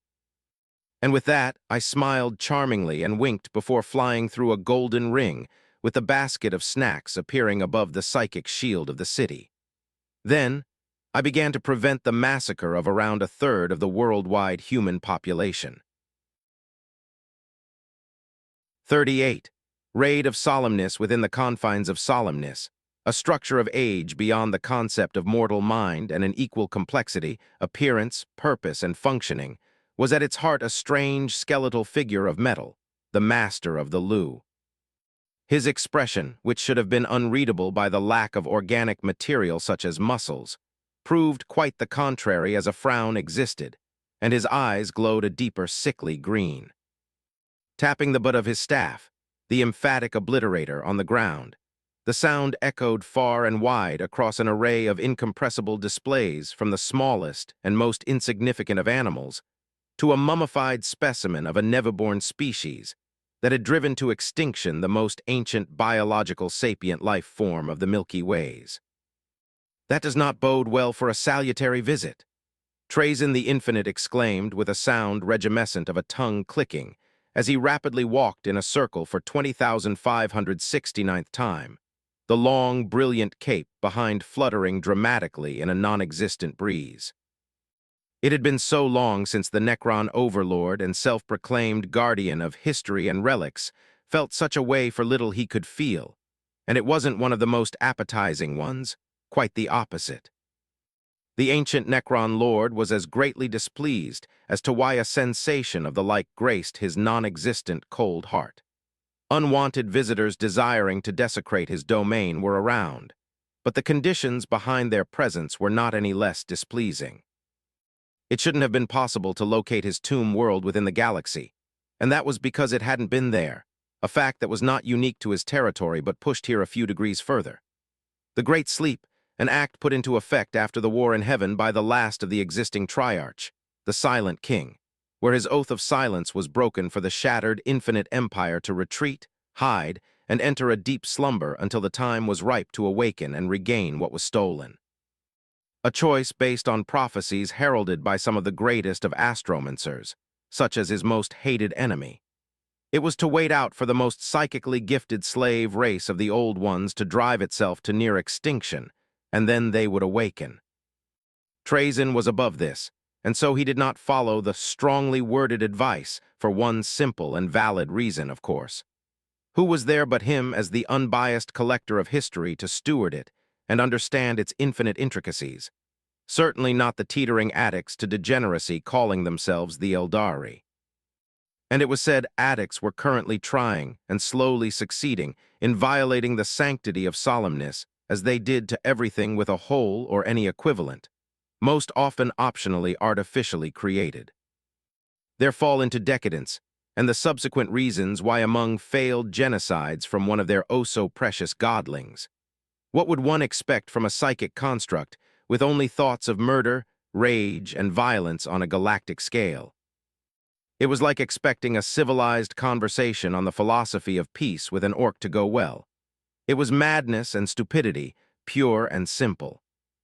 But their masquerade of a civilization, barely above that of a herd of grazing, mindless herbivores running happily to a pit of flesh-eating acid, was not of the current matter. They were invading him. The gall, but it opened hundreds of questions, each more irking than the last. How did they find this place? How did they even know of the precise dimensional coordinate? How did they lock space and time itself on the exact frequencies that would shatter most escape options? Unless the force attacking him was far, far, far grandeur, that was precisely the case from the collected data. However, any fear or anger he might have was not for his safety, but for everything else. Well, only partially. He was not deluded about the ingenious capability of the knife-ears to turn him into the most unspeakable things for nothing more than a passing puppet show if he were to be captured proper. It was only this twisted affair that they were superior to the Necron. Activating the Blackstone pillars would prove effective but extensively destructive in theirs, unacceptable parameters to abide by. He mumbled in irritation, tapping a metal finger on his metal chin in deep thought. Indeed, turning these structures on would prove scarily effective. Trazyn had made sure for his cryptex to take extensive care of them, and as such, they likely were one of the few remaining reality-enforcing devices of such quality in existence. After all, they were just as much part of his curation as any other items, their functionality charging little to their status. And there came the problem, and why he wasn't turning them on to full capacity at this instant. His collection was not purely lacking in psychic nature. On the contrary, even. As such, it came to evidence that activating the Blackstone pillars would destroy an exorbitant quantity of his painstakingly collected hoard. It was unacceptable. Yet it would work. Without the Archdjinni of the rings, they were absolute to a point where not even the other Eldari gods could function in these anti-psychic fields. It would kill any would-be invader. It was why the war in heaven would have been won if not for the insanity of Great Old One Ceila. From these points, Trazyn was in a great internal dilemma, which was why he had ordered the end of the Great Sleep for the billions upon billions of Necron, still in stasis of his world to prepare for the battle. He wasn't without options. Diplomacy was a possibility currently ongoing, and so was contacting a certain cyclopean individual. To say the last was a close second to the activation of the reality fields would be putting it lightly. Alas, diplomacy in the following hours showed remarkably unsatisfactory results, and any further attempts to contact the Eldari proved futile or were answered with elegantly worded insults. Their verbatim levels of which he rarely was a victim, and in response to the insolent vermins, he might or might not have answered in kind a few thousand times, reducing a zeroing possibility into one infinitely deep in the negative. He didn't even get the exact reason for their coming, and since logic was an alien concept to them, he couldn't predict their goals, or if there were goals, beyond the total annihilation of his tomb world like many others. This righteous act left him with only one solution, one he viscerally hated, but sacrifice needed to be made. Stomping on the ground, his arms flailing around in anger, he settled down, his mental preparation done.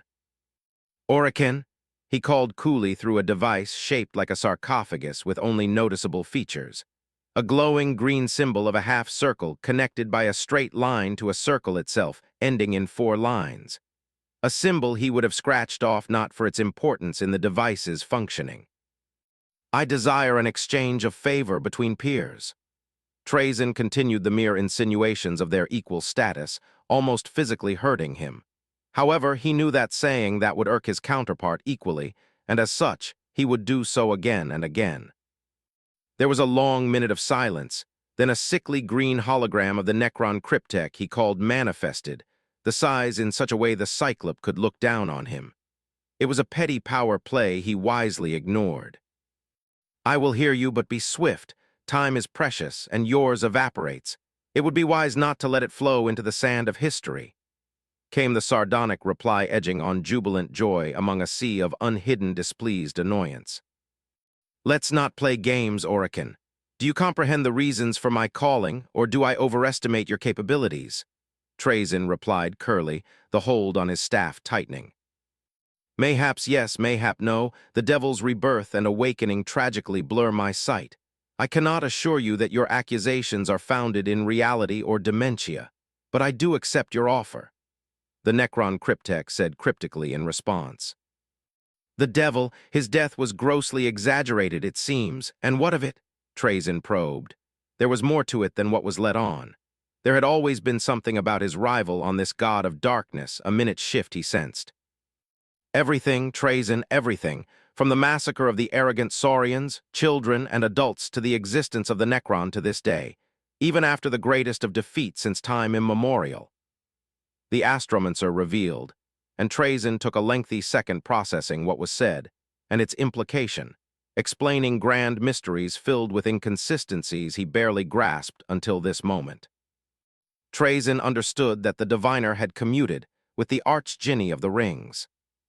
"You are a traitor," he said, more of an emotionless statement than an accusation. "And so are you by not heeding my auguries. You assented for our species to undergo the cursed gift of the deceiver. You eagerly partook in the destruction of our people. If there were a traitor here, it wouldn't be me." Akin answered back in a similar tone, but venom could be tasted behind that statement. "I did no such thing, Akin," Trazyn exclaimed in silent rage, certain of his words on the matter. The biotransfer had been forced upon him. Yet at least he embraced it instead of brooding on an inaccessible, unchangeable past. If it were a denial of reality or reality itself, both Necron would swear otherwise. Then the world shook, and a magnificent pottery representing the three suns of an unknown planet shattered on the ground. Alarms quickly followed it and further shook, destroying even more priceless art of long-gone species and ancient cultures. "Lord Trazyn, the dimensional realms are shifting. They are slithering through the fissures. What are your orders?" The smooth, suave voice of Sanit echoed after the sound of air collapsing, causing the one-eyed Necron of the two to snort in amusement, the timeline of the event confirming his suspicion. "Already your defenses are failing. Appealing to me at such a time, foolishness has not left you, it seems. But I won't judge your dubious choice and reasoning. Accept this information and follow the instructions. There is little time to waste," Akin said mockingly, offering a green flying rectangle of light to Trazyn, who, grumbling, took the data packet and shared it with his archcryptek with a summary of what had been said. "What manner of arcane wizardry is this madness? Shattering the veil and pulling through the abyss of the immaterium by interfacing by psionic matrices. What is this realm? How are those layered calculus connecting to the what is that? What is this language? This doesn't make any sense. I don't understand." Sanit was the first to voice his thoughts, but he understood that it was essentially a spell with the purpose of cutting a fragment of the materium and pasting it elsewhere. "I see," Trazyn said in a far calmer tone, calculating the dimensions given to what could be saved from his museum, and he didn't like the result at all. With that, he could save a non-insignificant portion of what the Blackstone pillars would destroy. He wasn't pleased, but sacrifices were required, or all would be lost. "Open gates through the annotated coordinate by following the protocols, and we can begin." And with those last words, the lifelike holographic image of Akin the diviner fizzled out. "Do as he said," Trazyn ordered. "I must inform you of the great consequences this reckless act will have on our weakened defenses integri." The archcryptek couldn't finish, interrupted by his overlord with a wide, dramatic hand gesture. "I know, Sanit, but unless you would prefer the alternative, I order you to follow their instructions to their every last-minute detail. My punishment, if you fail this simple command, will be lesser than our uninvited guest, as I do not possess the same mastery with their twisted toys. But you do not want to experience their wonder no matter their wielders." Trazyn hissed the threat with a brilliant flash of light, as he vanished to begin organizing his collection for defense and safekeeping. Left alone, Sanit placed a vase back on its pedestal and glared with his vibrant optics at the expense of the collection spanning to the heaven where the sky was shattering, and he followed on his liege command. The recent burst of information changed things for the worse, no matter the outcome of the ongoing event. Unless he was ready to forego everything and prepare for the worst by working on achieving that until his given task came first, even if he was doubting it from start to end. Freeing the Cetan shards for them to devour each other and form a complete one was a more sound plan than flinging a tenth of the planet to somewhere unknown. It didn't matter if it came from someone as esteemed as Akin the diviner. He could as well be a trusted ally as a death-sworn enemy. 39. Of Crave, Ildari and Necron Archdeacon Magan was a very busy Crave. His position as the head of the most pious faction of the Dark Coven demanded that from him, and he was happy to oblige, giving his body, mind, and soul to the Lord of Magic. The god he and his kind swore their very existence to, and their savior from destruction as a mere forgotten primitive species was the highest honor. Their ancestry was not hidden or forgotten knowledge. The simple notion that it would be was considered heretical and worthy of disciplinary training in and of itself. What they once were was known as what had happened, and the conditions surrounding their fate. Naught was a secret. It was known that their existence would have been a blink of nothing, an unimportant casualty between forces above their meager comprehension. And yet their god on the day he was born, the sun had been dark as was their bleak future stirred them from an ultimate end, the dusk of their existence. He brought the dawn, overshadowing the darkness by his dark presence.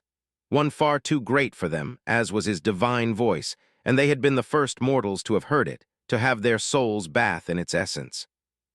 So magnificent was it and unworthy they were, death claimed them by the millions, culling the feebles for only the strongest to be given his blessing. Gone was their mortal coil of unchangeable flesh and enslavement to a greater will. Freedom was given to them in all of its forms, physical, magical, and mental. In recent times, he had been ever more busy. The creation of avatars had alleviated his burden and that of all in the arc of life, their alliance with other Sophon's life forms. But the two manifestations of the sealed god were not omnipotent or an answer to all problems. Their worth was immense as they used the keys of the flask for mediums. They couldn't be dispatched carelessly. Even without this, aspects of theirs, Magan and educated Crave, were not led to misunderstand the ability of their sire. Powerful and knowledgeable as Hoopa is, his influence was limited or costly to use, such as the Blackstone fortresses of Yuggoth. Firing them was a last resort. It befell him as the Archdeacon to put his effort into the project to his status, and one of these moments was as he walked out of a black tier in reality to a place of the most bizarre of exhibits. Though Dank Sama would arrive for this case in a few minutes, the coming spells risked being perturbed by its presence right now. The second one was far less durable and unadapted for areas outside the Golden Gate's ranges. Until then, he was the strongest authority and would act accordingly. He wasn't unfamiliar with Necron, their cultures, philosophies, or current state of existence as echoes of souls imprinted on artificial puppet bodies. It was a sad one if he ever were to say it. More so with the current state of affairs, the generous offer to Orokin had yet to bore results as most tomb worlds simply were no more and the contradictory nature of the act itself. The largest factor, the Silent King, having fled the Milky Way, did not assist in the matter. Still, even if Magan's experience with these unliving automatons was limited to the diviner, he wasn't ignorant of how eccentric this Necron overlord was as he took on the place. It appeared to be a collection, though calling it that didn't do it any favor and was somewhat untrue to the grandeur and scale of the museum before him. Objects were put into evidence, some of simple clay made by primitive life forms, while others were weapons of mass destruction. But those paled compared to the images of history frozen, in time put on display like mere pictures, or of living specimens in stasis fields, such as ancient and seemingly intact Krorks, currently transported by eight-legged creatures of green light and necrodermis toward the coordinated given. "What manner of creatures are you?" A decidedly synthetic voice with a masculine quality called from his right, and Magan turned to face his host. Trazyn the Infinite, Necron Overlord, and Master of the Tomb world known as Solemnis were currently on, and were under the assault of the Eldari Empire. An eccentric individual with a passion for permanently borrowing events, objects, and people without permission, and for an underestimated amount of time. The ultimate goal was quite noble, the safekeeping of history, but the methods used were debatable, not that Magan was one to play on morals. It was a horrid concept that hardly made any empirical sense.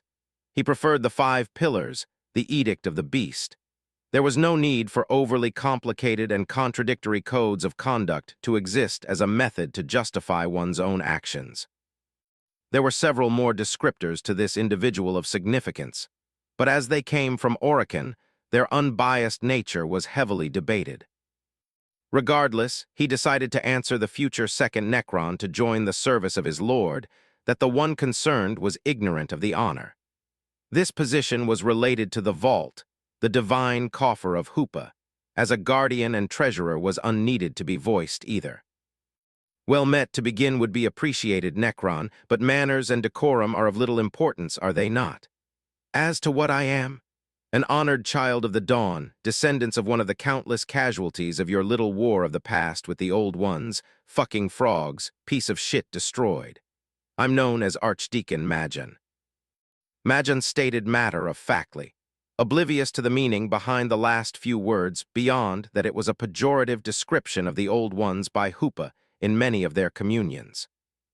The visceral hatred so deep and hot it would all both gods dedicated to that emotion may have sipped in the crave minds, though it wasn't blind, and what was hated was more of the species' mindset than its actions or creations. As such, it was present in Majan's voice and sensed by Trazyn to the latter's shock. "Isn't your master the devil?" the Necron questioned curiously. The turns of events didn't quite add up with his present set of information. Indeed, he only chose this option given by Orokin out of desperation, and that he understood the diviner's inability for anyone but himself to end him. Yes, if that is the erroneous locution you utilize to describe our Lord, your lack of understanding is understandable. Time is short. The sky of dimensional realities fractured further Majan's arrival, only accentuating it to an immense degree, as predicted. As you can see. But I can reveal that the relation between him and them is not antithetical to yours and the star gods, one of forceful servitude and chains. Fascinating, Trazyn hummed. The inane babble from the foolish Cyclops began to be worthy of consideration here if what was said was true. Considering the annihilation of the Old Ones after the magician's illogical action and subsequent explosive suicide resulting in the Eldari gods decimating every remnant of the Infinite Empire, if not for a sudden existential urgency, then what was said likely wasn't a lie. But as the winged creature reminded him, time was lacking. I must inform you to remain passive toward who will pass those gates. After those words, Craves walked out. That was to no surprise, but the smaller figures within them were. Their faces remained hidden by helmets, but sensors encompassing the room they were in told the species hiding behind those armors. Eldari. The immediate connection that these were from the one attacking was considered a possibility, but only briefly in Trazyn's processor. The idea of Orokin associating himself with them wasn't an impossibility, neither for the Crave, but for the Eldari of the greater empire to lower themselves was where the idea died. Those were a different breed, either clones or recruited from the less hysterical portion of the Nifir's population. However, the presence of 5-pointed stars indicated who they worshipped. Their supposed extinction proving to be suppositions put ablaze the brazier of collection in his non-existent heart. The same was true for their more brightly colored cousins as the third group to come out.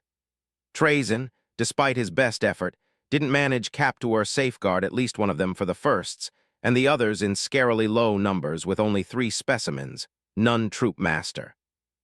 As to who these were, the Harlequins and Magi, or in Eldari the Rilayatan and Qualistarquin, the servants who only laid loyalty to their respective gods, the great Harlequin for the first and Archdjinni of the Rings for the second. Otherwise known as one of the biggest pains to fight for, it wasn't their raw power that was their greatest strength, but their trickery, swiftness, adaptability, and abilities to function as one entity. They had been the epitome of annoyance made manifest.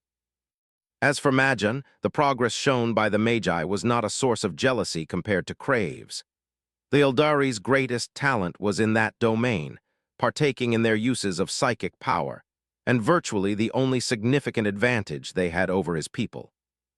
Experiencing anything but satisfaction was a lack of logic he was alien to.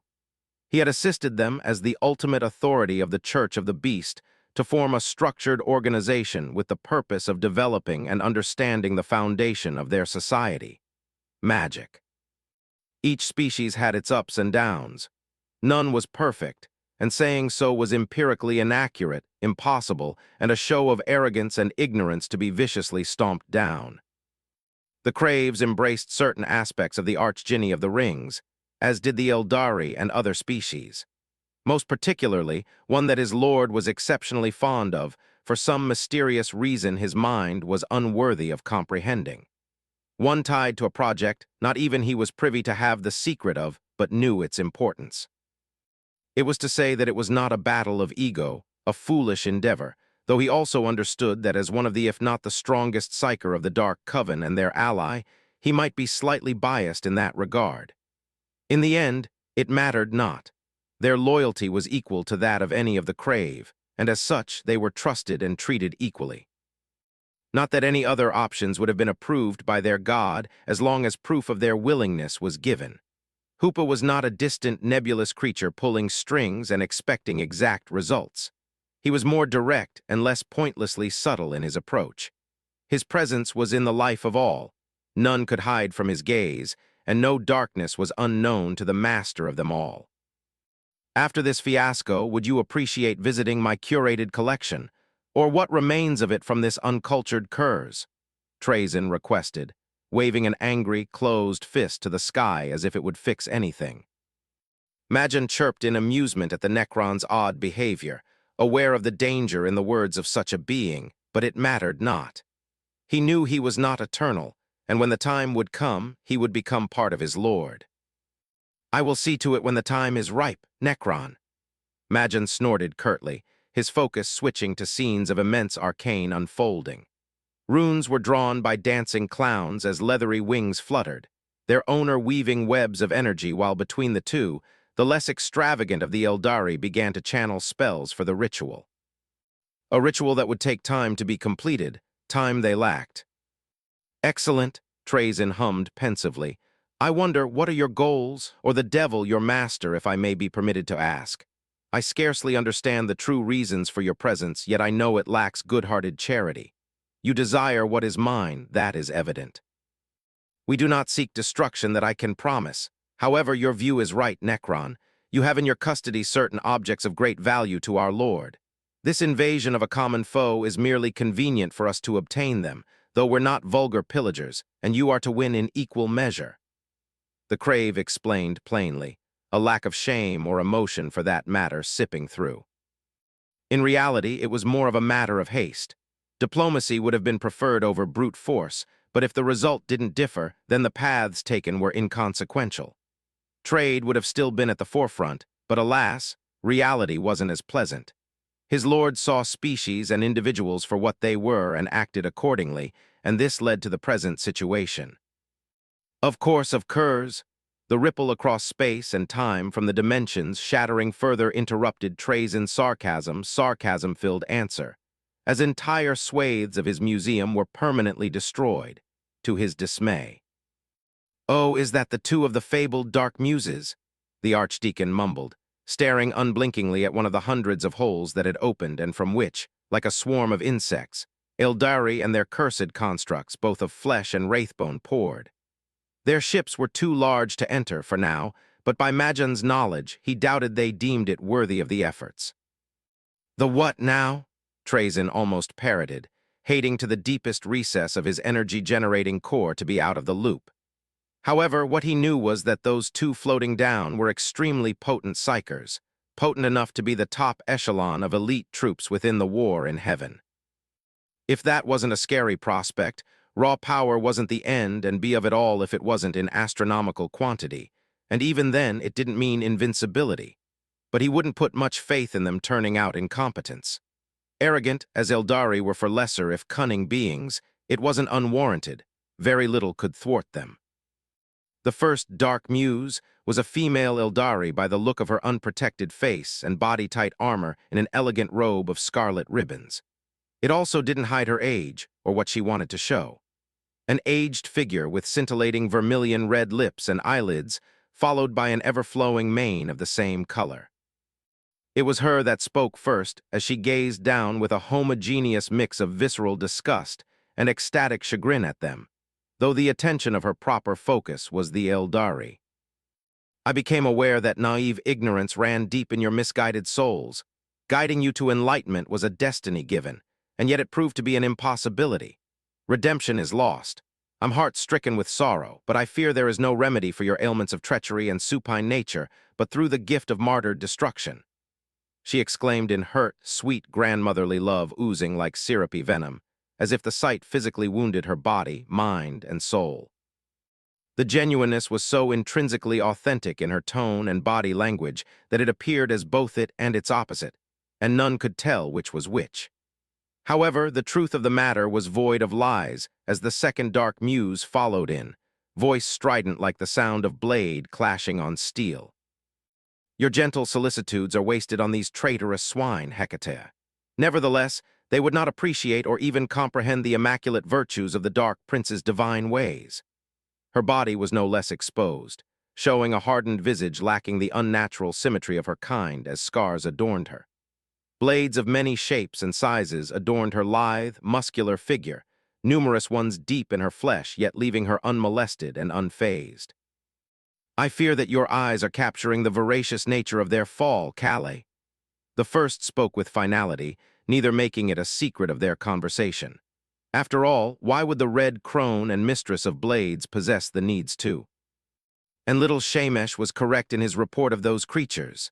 Calais added with cold, shimmering fury as, with a flick of her hand, a blade flew, shattering the local sound barriers multiple times over, to only be deflected by its upper right clawed hand. Though this shall prove interesting. 40. Mistress of Blades, Death Match, though this shall prove interesting. The Mistress of Blades exclaimed with the faintest trace of a smile. The one she had thrown a knife at rapidly approached her using its massive leathery wings. It was fairly powerful, in pure psychic power from what it was letting out and her reading, at the very least. It was encroaching in the same league as her, as insulting as the matter was. It was the strongest psychic lower life form she had the fortune to encounter. And that truly piqued her interest. It was exceptionally rare to fall unto such a being, and they always proved highly entertaining. I demand you to waste your asinine effort at another location. It said in Eldari, and if not for Calais' telepathic message, Hecate would have jumped and burned this creature unworthy of existence to an agonizing cinder in body, mind, and soul. And there was more to that, notably the distorted golden holy effigy on its unsightly rag that served as a poor dress. How much the red crone wanted to befall judgment on this parasite, but alas, it wouldn't come. Not now, at the very least. She was not one known to forget. It's mine, Calais sent the tone, indicating no other alternative would be accepted. Then it shall be, she answered comprehensively. There were more pressing matters, such as the lost ones of the Empire and the goal of their mission. Hecate then floated away, letting the younger of the Dark Muse her due prize, only to be interrupted by a sharp probe on her mind. Barriers shattered into flakes as it was followed by a short, sharp pain, and a hot, wet trickled down her nose. She touched it, the psychotactile nature of her gloves letting her know what it was if the sensation of hurt was not enough evidence. Yet she was in disbelief, unable to process the impossibility of the present. Denial, confusion, incredulity, and many more flashed through her mind. It was blood, her blood, she had been wounded. Her how dare they?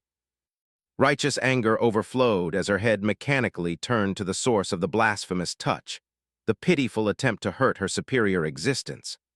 All serene regality was gone as her maddened eyes, brimming with undiluted psychic power, landed one insignificant little soulless automaton with a peculiar staff in hand.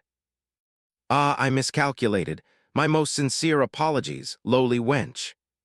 The undead abomination let out, staring at the dying glow of its heretical weaponry using technology designed to grant true death to the chosen people, a fate she would have shared if not for her careful preparation of the mind, defense art, and equipment.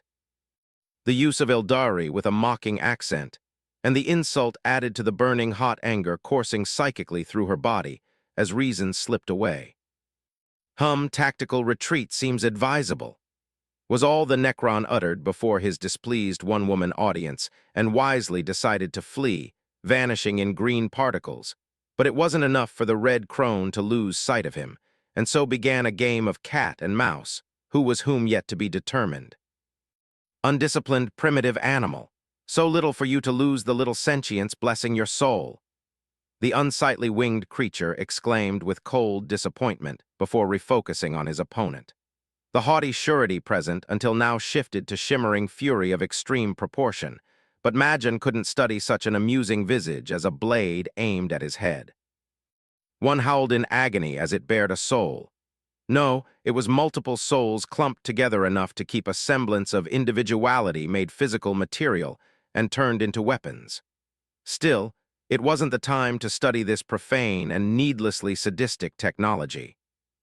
A delicately interwoven shield of silky runes weaved itself into existence like the most immaculate of coats, stopping a potentially fatal strike by intertwining itself with the offending blade.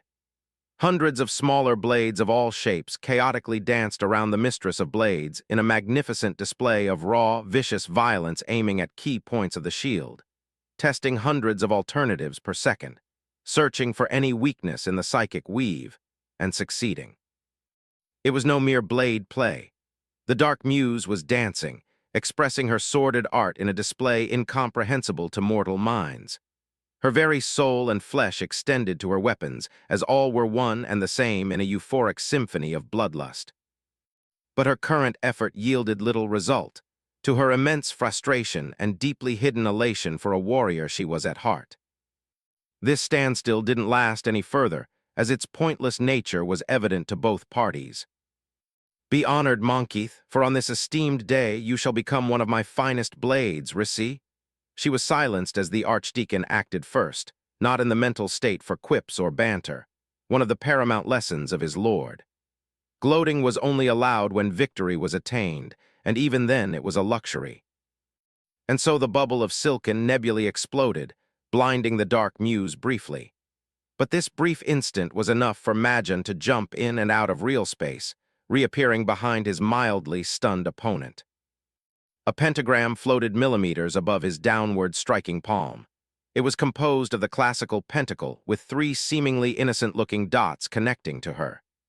The thin blades dug through his limbs as the crave did so beyond anything he had experienced, whether physical or mental, but it didn't stop him. His faith was far too strong for such measly gimmicks to hinder him, and the management of pain wasn't one he was alien to. Hoopa, having dictated this sensation from its uses to power in countless scenarios. It was a magnificently horrific tool in the right hand. The Eldari god of magic had such confection spells to resist it, used it to heal but also created it at an extreme degree, able to affect even mindless Necron. As such, Majan muted it easily, but he acknowledged how pushed it was. This running agony wasn't natural pain, and to purge it from his system, a trip to Dilathleen was required. The agony aside, 3 things happened after the contact. First, the dots spread. The one with a positive glyph flowed to her nape, while the one with a negative glyph to her lumbar region, and the third was put between the two. Second, the positive and negative activated, and in a mimicry of magnetism, attracted one another. The third, the last dot, created a vector to use the force generated to propel itself forward. The effects were immediate, Kale's body sickeningly twisted, like a brittle twig, her back snapping backward at an angle impossible even for Eldari in a fraction of a microsecond. She was flung forward with extreme force and velocity, leaving in her wake sonic booms and ionized air, destroying all in front of her like a comet in a clear night sky. Blades scattered erratically in the air with the initial shock wave behind. "That won't kill her." Majan astutely noted, however, that he didn't ponder senselessly on the resistance of his foe or was disenchanted by the result. His action wasn't aimed at killing, not that it was possible with such a superficial attack. Fleshy wounds, if they weren't total bodily destruction, were on creatures of their station of an ephemeral nature. And it wasn't wise to push too far when the goal wasn't to destroy. Despair was a double-edged sword. This breathing moment in the chaos of the battlefield was not to be left in vain. The other combatants were aware of the scale for one half and unwilling to attract the sadistic ire of their mistress for the other, so they let the crave do as he pleased. Using his shapeshifting to close and heal the wounds, he lifted his upper pair of arms, and in a flagrant show of light, dozens of spinning arcane circles appeared, each unique and of mysterious glyphs with only a common point, a central five-pointed star. However, any respectable magi would know of their nature to seal using a sumptuous array of runes that turned the prisoner's effort to escape into energy for the prison up to a certain threshold. And it showed the immense skill of the Archdeacon. It was an incantation inspired by the flask of sealing, but evidently of a countless magnitude in inferiority. The poetic irony of the spell's trapping purpose in context to the history of the Archdjinni of the Rings was not lost on Majan. Still, "Oh, fuck," he mused in discontentment, the word at the end borrowed from his lord without a proper understanding of it besides it, was when an object or situation was unpleasant. A word of immense wisdom fitting rightfully his current predicament. The closest of the blade lit up, and from it the Dark Muse formed, her sneering face caked in blood, and a minor muscle-deep burn in a belligerent sneer of catatonic anger in perfect tune with the disheveled hair. For the part of her skull not partially cremated but hideous as those wounds appeared, showing the color of her inside, they weren't grievous and already in the process of swiftly knitting themselves. As he predicted, the Archdeacon would have thought she was well and alive if pissed off, but that was the only part of his calculation. He lacked information on her. Her sudden teleportation and the following myriad of blades flying to turn into a tattered, bloody lint of skin was the price of his ignorance, but teleporting would cancel his spell. He made a split-second decision, a sacrifice for success. Casting another spell was impossible given the current parameters, but the Crave innate shapeshifting ability wasn't under the same restrictions. Calling it shapeshifting didn't do it any favor. It was absolute control of one's own body if trained adequately. And so his form exploded outward, diminished upper body with torso, arms, wings, and head detaching from skin and garments. This extreme act of autotomy left his lower half and remained where he once was. The poor imitation of his true self turned into an eruption of gore and blade an instant later. He had ejected himself from his very skin, saving it in the process. Though it wasn't a perfect escape, several dozen blades reached him regardless, spearing in his flesh and out. But it was a measured risk, the wounds in the realms of the acceptable, and so it worked. The Eldari cruel smirk of victory became one of immense confusion, and rapidly to greater heights of anger as her mind grasped the cowardly ploy. Alas, her emotions in all their intensity were useless. Her winged opponent clapping exposed muscles on exposed muscles indicated the end of his casting.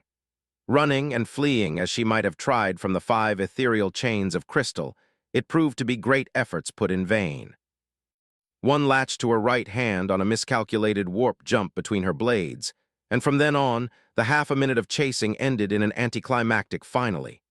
Her blades couldn't cut through them, only deflect, but like snakes, they shifted. Her other hand was next, and her neck and legs quickly followed it. The Dark Muse's trashing, cursing, and screaming were all but white noise and unnoticeable in the frenzy of the battle. Her psychic power was unable to leave the confines of her body before being devoured by the pentagram that her body was slammed against, the point of origin of the chains. Calais, the Dark Muse, the mistress of blades, had been neutralized. Majan, not one to brag, ignored her and clothed himself in what little of his self-repairing garb remained, his dark red muscles shifting to the usual dark, chitinous, furry skin of his kind. The holes and internal hemorrhage were closed as well. There was still much to do. The battle was far from over, and his place in it had shifted to a supportive role. Words would fail to depict the battlefield beyond chaos, objects not brought to the ritual's circles flying, scattering, and exploding around between skirmishes. It wasn't a field of cataclysmic destruction, but death and violence remained a constant. Ultimately, it was of Necron, Harlequins, Magi, and Imperial Eldari in a maddening display heedless of dangers of light and power, with neither side gaining significant ground. One held the advantage of raw numbers and pure power, but the other possessed skill and blessing unparalleled, or so it was for true believers of the Eldari gods. As technologically superior in the realm of reality as the Necron were, compared to Crave and Eldari, they remained handicapped in the world of the supernatural.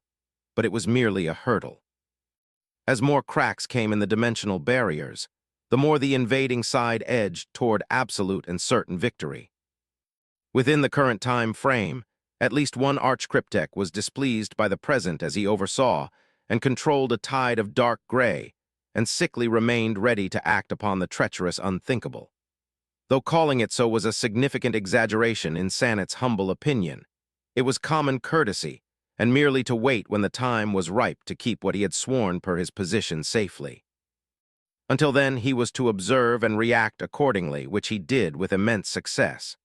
The goal wasn't to win. It was an impossibility as the downpour from the outside would ceaselessly increase. It was to gain time. Indeed, there was no point in aiming to be deadly. Killing was far harder with this adversary. Sanet didn't like this plan, judging it unworthy of the risk, but he was a servant and would obey. And he was humble enough to acquiesce to his wrong. One of the two main targets, the first Dark Muse, was trapped. None was ordered to fire as they were informed it could disrupt the spell, and the invading force didn't either. If it was out of malice, fear, shock, or confusion, none could tell, and Sanet didn't care for those pests' lesser cognitive competencies. As for the second, the old fiery-haired one able to handily resist a resonating blast of the empathic obliterator of his overlord was pursuing said overlord. Admittedly, only thanks to the insect's cunning, but it had worked as intended regardless of how Trazyn fled across the solemnness from the living, unholy storm of all-consuming psychic flame may look. His lord periodically screams and randomly throws objects at his pursuer, one of the scarce few sights to alleviate his dulled emotions. The non-use of Terrascat Labyrinth was perplexing, but the current state of affairs was unfit for optimal dimensional containment, so he could at least understand that. "Hienlu, robot friend?" A squeaky, high-pitched voice came from behind the archcryptek, and if not for lacking a natural biological barrier to jump off, he would have. A harlequin by all accounts, his scanner gave and from the clothing a solitaire, female by the curves of the surplus of fatty tissue, one of the most skilled, powerful, and impossibly annoying of these clowns. "You, no response. How can you be so cold and heartless? Why the steely stare?" she cried out, fake tears of light pouring in comical quantities from her half-despairing, half-laughing mask. There were a number of hypotheses in the Necron processors on the presence of this titering vomit of colors. Notably how she found him, how she got here, how she passed every security measure, and more. It was deeply irritating. "What is the operative function of your presence, Solitaire?" he demanded coolly, his body never once having moved from the start. His processing power focused on the battle. To turn on the Blackstone pillars," the Solitaire said awkwardly, scratching the back of her as if embarrassment was anything but an alien sensation to her. "Acknowledged you may and she is gone," Sanet exclaimed, an annoyed grumble at the end of all he did to demonstrate his discontentment at the Eldari unladylike approach and rude disappearance. But the time wasn't wasted on asinine mysteries. He had a task, and he couldn't be happier to see it carried. 41. Predicted Endfall back, a calm, authoritative echoed across the minds of thousands of Eldari, the owner and evidence to all, Archdeacon Majan, and the meaning behind the calm order even more so. This mission was from the gods themselves, a divine edict of great importance they had the immense honor to make reality, for their gods were the truth and only authority to abide in this dwindling galaxy of depravity and insanity. It was a mandate, simple in nature, to gain time and complete one relatively uncomplicated yet extended ritual in its preparation and personnel required. It was to transplant a part of space-time to another. It was an equivalent exchange, at least within the present context, and in reality it was two such rituals happening at once. The one here and the other in the alternate dimension, the Dark Cradle, and precisely on the planet of Kamor, the central world of the Crave and the heart of their civilization for the past eons. It was the optimal location for reality, and unreality was under the dark dominion of the beast and impenetrable to the schemes of emotional tumors. However, doing so came with a price. The price of secrecy would reveal it if someone talented and powerful enough used the psychic feedback the exchange would project, a reality that was certain to come to fruition. But this piece of knowledge was pointless without the ability to use it, and unless the bloody-handed god himself was freed, little to nothing could be done. The Archdjinni of the Rings measures were untouchable and incomprehensible by mortals and beyond. It was to say that the risks were minimal and effectively null. The war with the Eldari Empire would have come no matter the circumstance, and this trail would serve as a diversion, one ending in dissatisfaction. Regardless, the present was set, and the journey was known. "Oh dear, no! Do not leave me behind in the presence of this lunatic pyromaniac Sh. Trazyn the Infinite Scream was deafened by an immense explosion of psychic fire that ate through his entire left arm. Destabilizing the stasis field, he put his knife-eared fiery pursuer in. "Enough! Be purified from your sins by the holy flame of judgment and justice!" The Dark Muse, known as the Red Crone, hollered. Her strident, psychic-enhanced scream echoed across solemnness. Fu, the Overlord's swearing, was interrupted by an alien sensation not felt for what might very well be counted in eternity, especially pain. How remained an impossibility, as was the impossible sensation. Though calling it so would be inaccurate, artificial psychic pain on higher-ranked Necron had been effective, if only ever done by the Archdjinni of the Rings, the devil, for whatever reason, the mad beast of destruction thought as necessary and seemingly excelled and reveled in. And the knowledge of it visibly had passed the damage of time, only striving to improve. Trazyn would work under such a monstrous creature, but the pain from the blow he failed to dodge was sufficient to evaporate all his past, present, and future doubts. Clearly, pain worked that much, he could begrudgingly admit. Fleeing from the cursed consequences of your unworthy existence is useless. Accept MYMAGNANITUDE. The Eldari continued her pursuit as Trazyn his escape, and in a flash of green particles, he disappeared, leaving Hecate in her rageful lonesome. Like a rabid animal, she searched for her prey, but unlike the 100th of precedent time, the Overlord could not be found. There was a short moment of confusion. The pattern had been shattered, and within that time of silence, her mind cooled enough for her to understand as his eyes turned to the spellcraft finishing to be woven. She had been tricked, utterly fooled like an ignorant babe. The little rationality that may have existed vanished, burned to ash under the baleful flame of her anger. All light from the dimmest flicker of green to the multitude of chandeliers for one fraction of a second vanished as a star appeared. One of pure, unfiltered, rampaging, wrathful psychic power as the Red Crone abandoned all measure of restraint. Yet it was too late, far too late. Time and space may contort in her presence as she flew like a shooting meteor in the night sky, hands wide open to annihilate all, but it was too late regardless and of no use. The ritual had reached completion, and every of the traitorous Eldari, dead or alive, was gone in a muted sound of glass shattering, the objects within as well. However, there was little time to rage as raw existential terror followed after this act of disapparition. The shattered rules of reality forced themselves together stronger than ever in unstoppable, rippling pulses of translucent energy. Any and all defying them were eclipsed and forced into the gaping maw of absolute nihility. Screams were heard, visceral and strident, as unfortunate pious ones had their souls extinguished. It snapped Hecate back to the world of the thinking folks. She immediately ordered the retreat, and all conscious answered, but one was missing. Calais, she telepathically cried amid the dying loyal citizens of the Empire to her fellow Dark Muse, and she got a blank.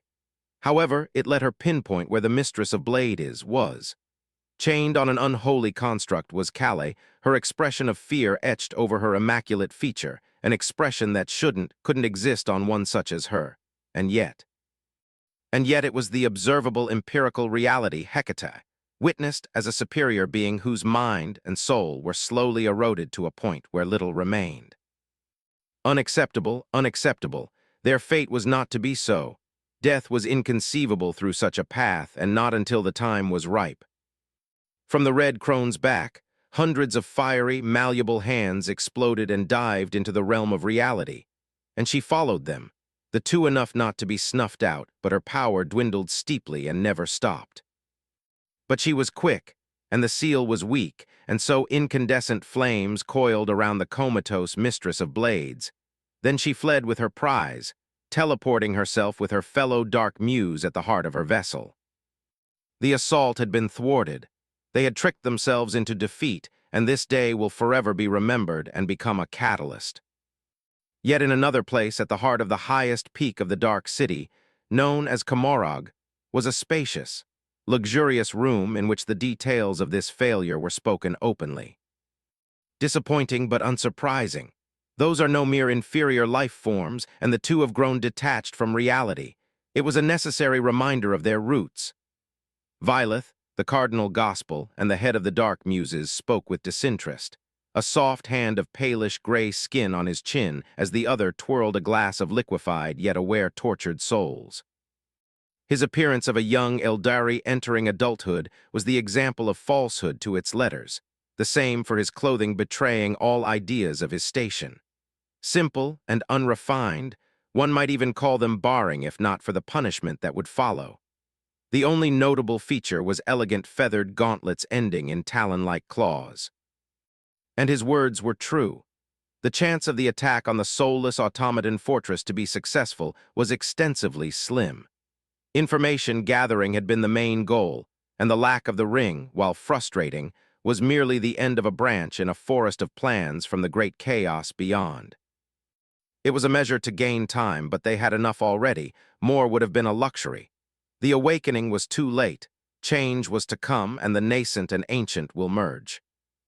When the golden light achieves its purpose, he will be free from the shackles of life, and the rageful godling with its kins will be punished in all-consuming gluttonous destruction. "Ah, that's a bit harsh, don't you think, my little Violet?"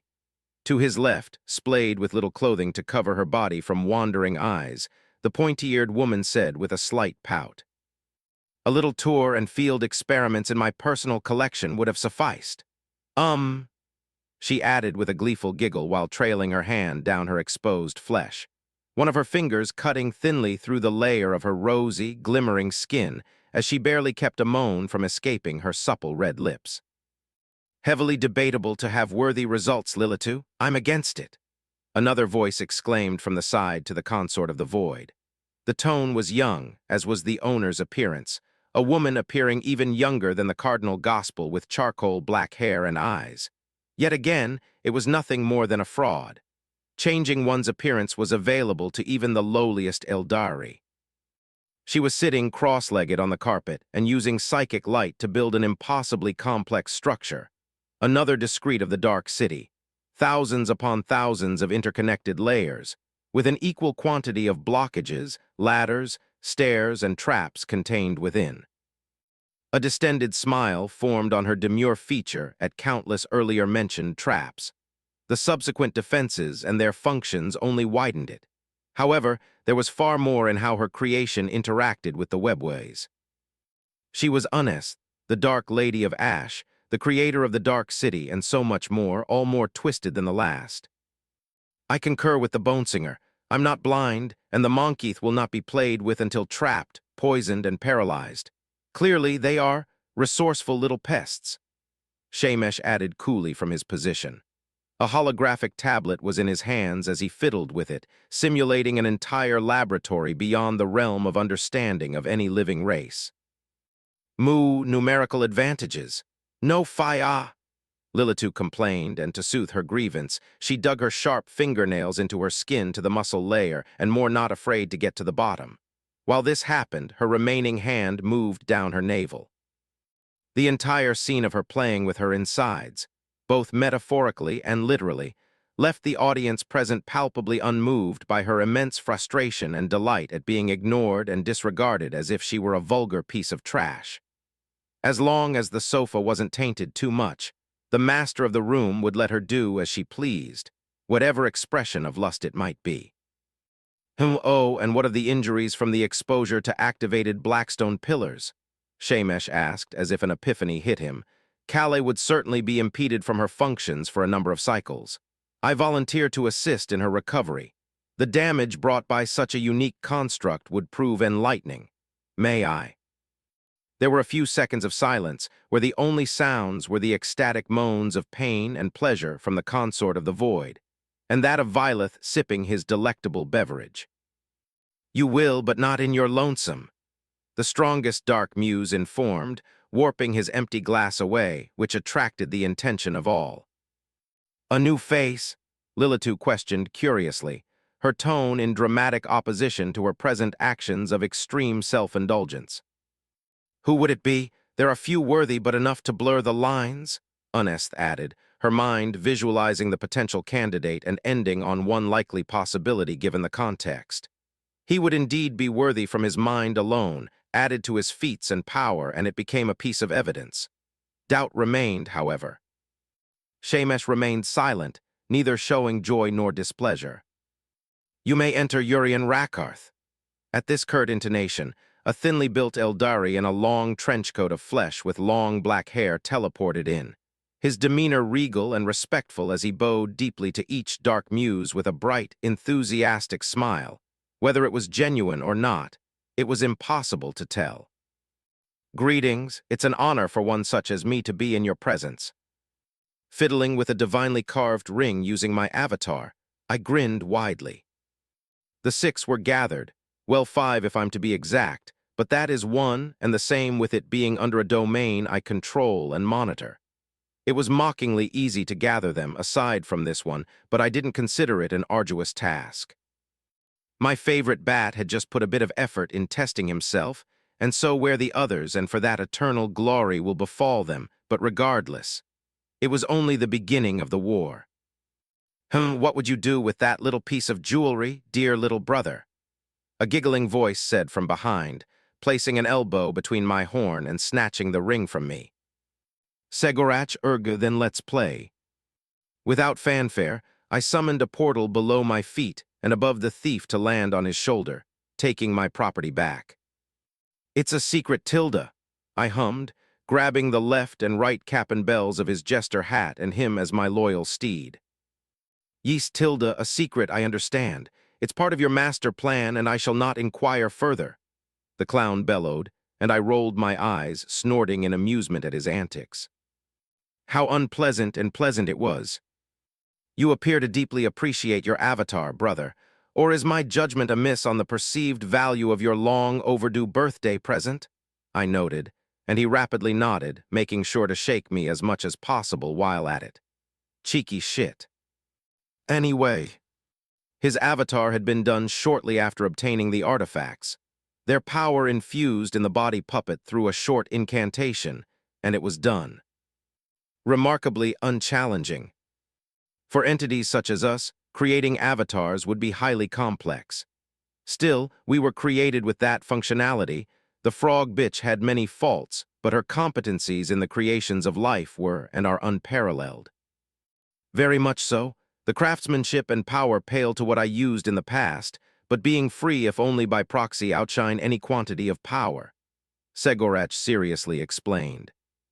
Freedom, if only bringing you over would be without opening the gate to an unstoppable rampage, I remarked, fully agreeing on his first point. Alas, that is the card we are to play with. He brought his arms up in a flamboyant display. Speaking of, what would you say of a short visit to the world inhabited by creatures that once upon a time I was? The answer was positive, and I only grinned harder, the smile positively inhuman in every aspect. 42.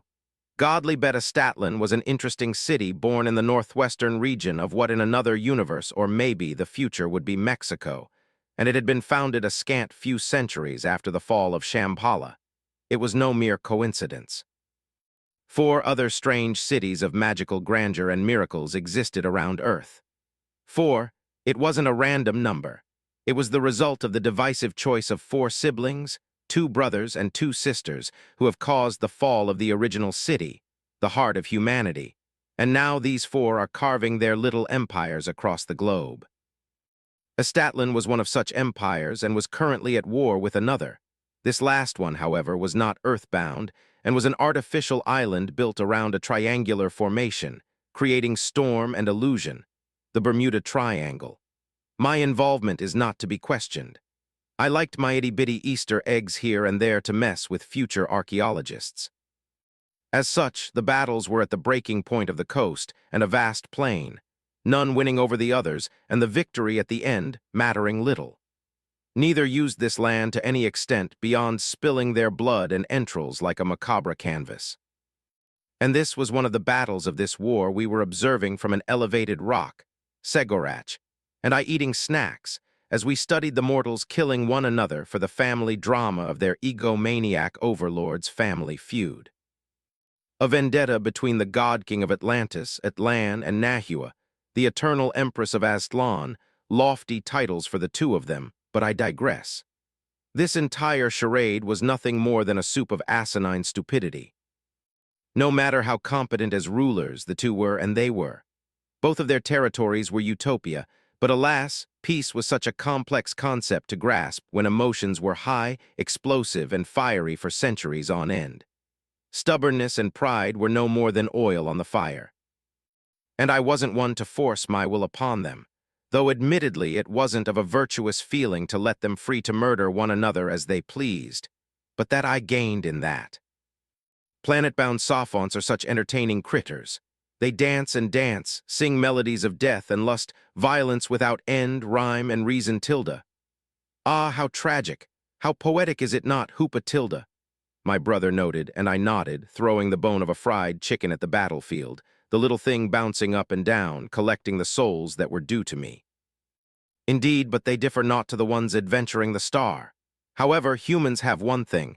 They can be particularly spiteful and hateful to what they deem dangerous or undesired to a degree inconceivable for many, and that across generations, nay, entire civilization, and that no matter their creed, sex, and origin.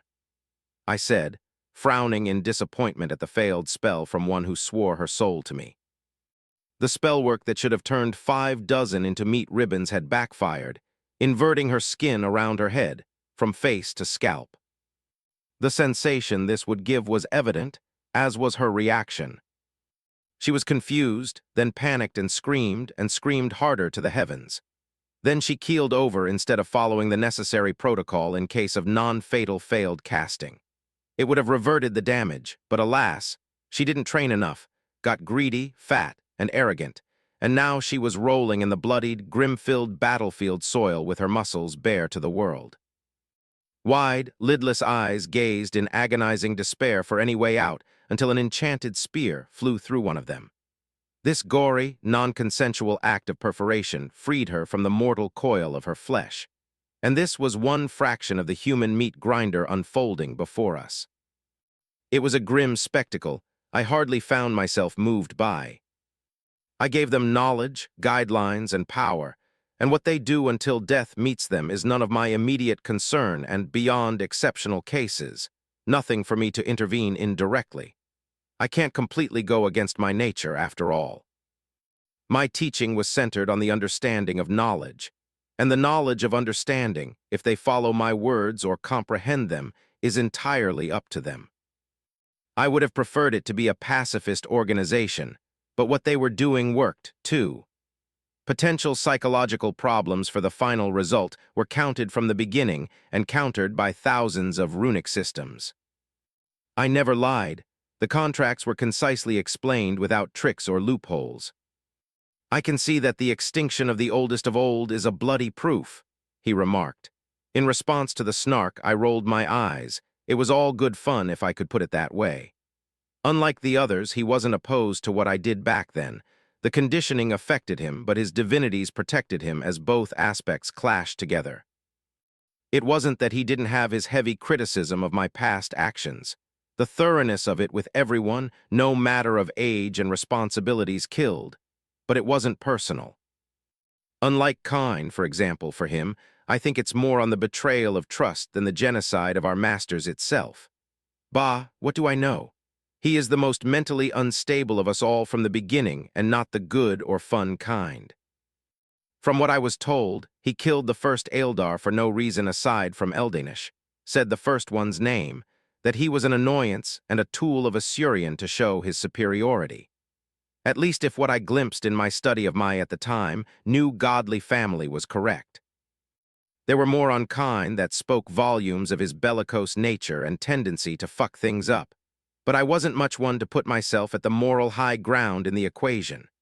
Still, the destruction of our brotherly relationship wasn't a loss for me emotionally, though what he did would be met with heavy punishment. But it spoke volumes of what might have become of us when the war ended. We were tools, weapons of mass destruction of galactic scales, and temporary instabilities with psychological quirks were supposed to be of no problem. We would have been fixed to be right and taken care of. Indeed, one of the last aspects of what I once was still carried to my new existence. Mother couldn't get rid of such an intricate aspect of my being. I spat. Even to this day, orally speaking of the frog bitch in any way aside from mother was impossible. Stopping doing so was akin to a non-modified human stopping to breathe forever. It was how intricate she made it so to my being. Quite the fearsome expression of emotions, if extreme and dangerous for oneself and others. It's fascinating, he added, pointing at two men biting and clawing at one another to death on the edge of the battlefield like they were rabid animals instead of respected warriors who trained from childhood. Their entire life, from the first flicker of awareness in their mother's womb to their first loves, and the present was bare for us to see, all unraveled with a glance. Two were certain that their cause was just and correct as they destroyed themselves, and all in the general vicinity for their ideal. Humanity's greatest strength. I chuckled, but I was deadly serious on the matter. And weakness, the inability to let go of a grudge and or ideal and expand upon it endlessly to the point it transcends death. Momo had hinted that a decaying golden empire led by reckless destruction and Pyrrhic victory cursed to a slow but ultimate end. I see how none of her wording was deceitful, marvelous little critters. Segorach let out, and I raised an eyebrow. Right, Moreheg loved to spout random shits wherever it pleased her, but I knew what he was talking about. The Imperium, if memory serves me right, but it wasn't for now yet an actual show of what humans would do when pushed to the extreme. Not as cruel, intelligent, gifted, powerful, or imaginative as Eldari and Necron, but oh so capable of destroying all out of pure spite. A last ultimate fuck you, and all the sardonic pleasure that went with it. If that wasn't one of the essence of humanity itself in this universe, then I didn't know what it was. Only she, my little Cyclops, and the imposter knew the inklings of reality in the boundless possible futures. I shook my head. How annoying such individuals were, the future was a facet of reality that should always remain in the dark. What was the point of a journey if all the magic was taken away? But hate isn't the only substance humans excel in. Alas, this period of time is not prone for what I remember of the period I had lived. I laid out, creating a blurry illusion of a city I didn't remember the name of, with a prominent metallic spire standing above all other buildings. Then it switched to a small, flat metallic box with a screen and blurry images and video passing by, and more imagery followed from cities, villages, and landscapes. What was that luminescent handheld primitive device? It's unique, he inquired, and I blinked. Oh yes, this might pique his interest more than random and incomplete architecture. A smartphone, a miniature physics-based computer fitted with a tactile screen and a library of neat functions can connect through certain frequencies and exchange information between other such devices. Ah, yes, there was another aspect that you should find appealing, the Internet. The light's show changed to represent what I reminisced about the World Wide Web. Go on, little brother, what matter of concept could these creatures of the like have created to impress me, the great harlequin and legendary god of trickery? Hehe, Tilda, go on. The clown pressed on, hunching over the smaller frame of my avatar, a metallic limb snaking around my shoulder. Then listen, brother, it's not the concept itself but the culture surrounding it. It's a construct giving the user the possibility to exchange. I proceeded to explain what it was, how it worked, and the juicy parts, the social media and subculture within with their rules. The point that took his entire focus was the memes. a concept he fell in love with immediately and demanded me to open a portal back to Yuggoth. His flamboyant declaration, "It's per my divine duty, and with my immeasurable magnitude to grace our noble, adept with the immaculate wisdom of this unique creation." If that was a grave mistake on my part, I didn't know, and it would likely concern the poor mortals. My insincere condolences to them. However, it left me alone, not for long, luckily, as Alanius had been tasked to shape a region within the coast of the Mediterranean Sea for my project, and I don't think he would reject my verbal assistance. He can try, I internally chuckled, teleporting myself to some mischief. Though microsecond before this, I side-eyed the two human leaders of each faction taking off to murder one another joyfully. Today wasn't parallel to the hundreds of battles before, and one would win, and it was neither of the humans in this pointless war. Deep within the verdant of a primeval forest, beyond the age of many sapient species, was sitting on a chair of flowering vines, a creature of immense beauty. A flowing robe adorned her body, while elegant butterfly wings of countless ever-changing lights adorned her back. Her eyebrows, in a similar fashion breaking the normalcy of Eldari, were two long, feathery quills reaching beyond the range of her wild, yet meticulously arranged hair. Her eyes glowed an intense golden amber as tears rolled down her cheeks to vanish into starlight. This was Isha, her avatar to be exact, and as it was not from a fragment of her true self, an alternate representation of her body. A caricature, some would say, but she wasn't one of them. This was a present from her children, and she dearly cherished it. Yet her expression was conflicted, not from her tears. It was deeper. Joy and relief, she knew it was these emotions she should feel. Freedom was coming, freedom from eons of enforced isolation to save the little ones lost in their unpleasant ways. A dimensional gate was being built now that there was a connection between the two realms. It was a meticulous and delicate process, but one that would bear fruit. Until then, there was not much that could be done. But at what price? The choice to take the chance given by the traitor, the original sin, Hoopa, was one not to be taken lightly, but it was one of grieving desperation. Assyrian was unwell, unable to emit the radiance he once did, be it of mind, body, and soul.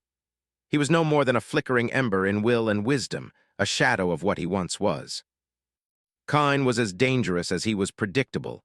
Death would follow if assistance were asked of him. More so with their alliance with Hoopa. His consort, Moreheg, was opposite in her operation, yet no better, impossible to read and anticipate, and the one able to shatter it all with a single whisper. Vol was under the flaming twin control, one bound by the fiery chain of slavery, and the second by honor and unbreakable loyalty. His help was nothing more than a dream. But it was the fate of her daughter that worried her the most, caught in this deathly labyrinth of uncertain destruction. She didn't know if her decision was the right one. One mistake and death would be the least of her concerns. It was a time of doubt even for the gods, and as the fall approached, it grew and grew like a cancerous tumor. Warm layered sunlight tea accompanied by its special creamy flavoring for you, my eternal love. A soft baritone voice startled her as a wild-looking, muscular, bipedal creature on hooves appeared behind her from the grass. A gentle smile on his features as vines growing from his antler partially hid it. Ah, 1,000 thanks, my world. 'Twas what I needed in those times of great incoming calamities. The avatar of the Eldari goddess of love exclaimed gracefully as she daintily grasped the masterfully crafted cup in her hand, but not after kissing the lips of her husband's avatar. "You are most welcome," Kurnus hummed, shifting his position in an all-encompassing protective embrace that seemingly was impossibly unrestrictive to his mate. There was a pleasant silence until the Lord of the Beasts broke it with an accepting sigh. "I feel your uncertainties, Isha, but an unchangeable path has been taken when we vowed to follow our foolish brother's schemes. We are trapped in a gilded cage of our creation, and shall make do with the opportunities given, blessed and cursed, right and wrong." His words were not ones of comfort. If they were, they would be deceitful.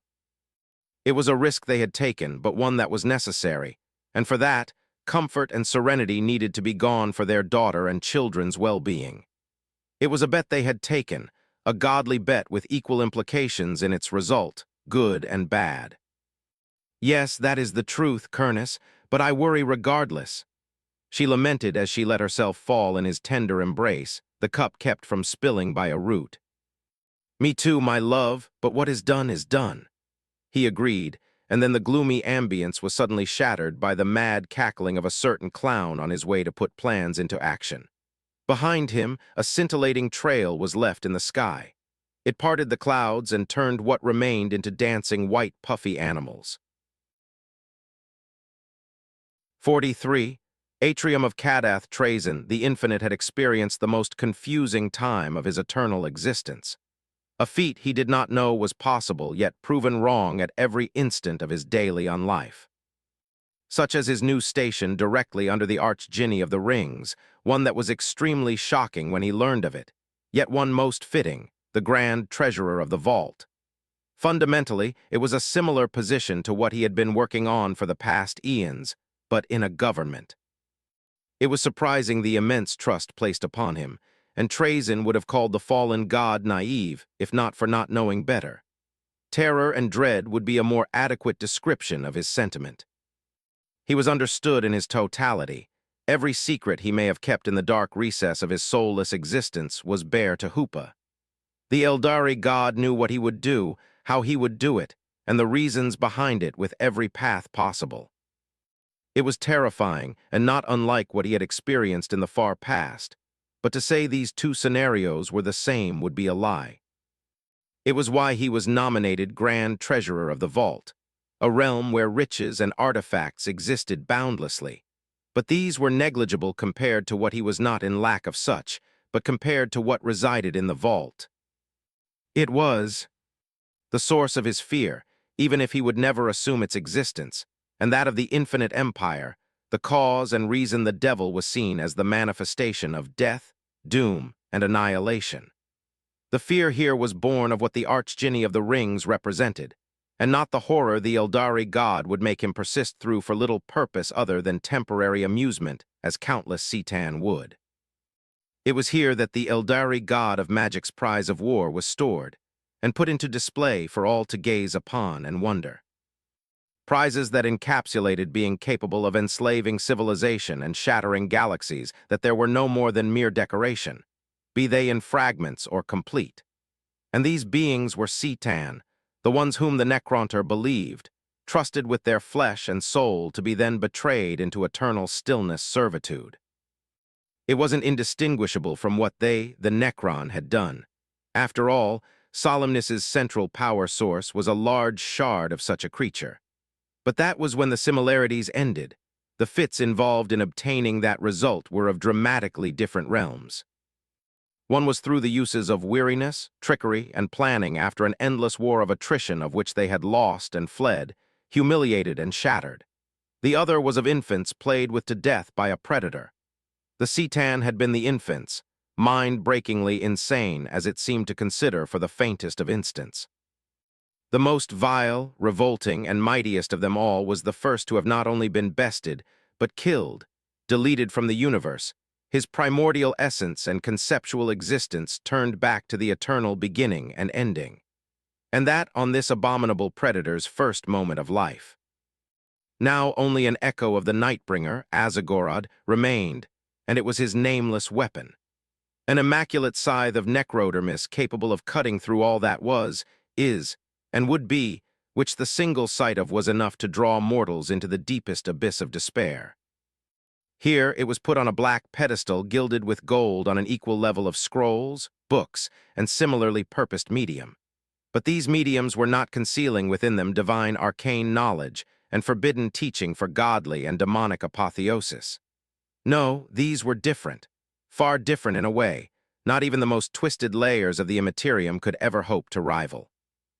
These recounted the methods and ingredients to cook pastries, sweets, and other inferior forms of nutrients. Mundane food items, naught were special or explored the arcane. It was a mystery why their presence was here. And this was not a mismanagement of the vault. The idea was heretical in and of itself. It was intentional organization, purposeful even as were the placements of every item in this starless dimension of endless coffers.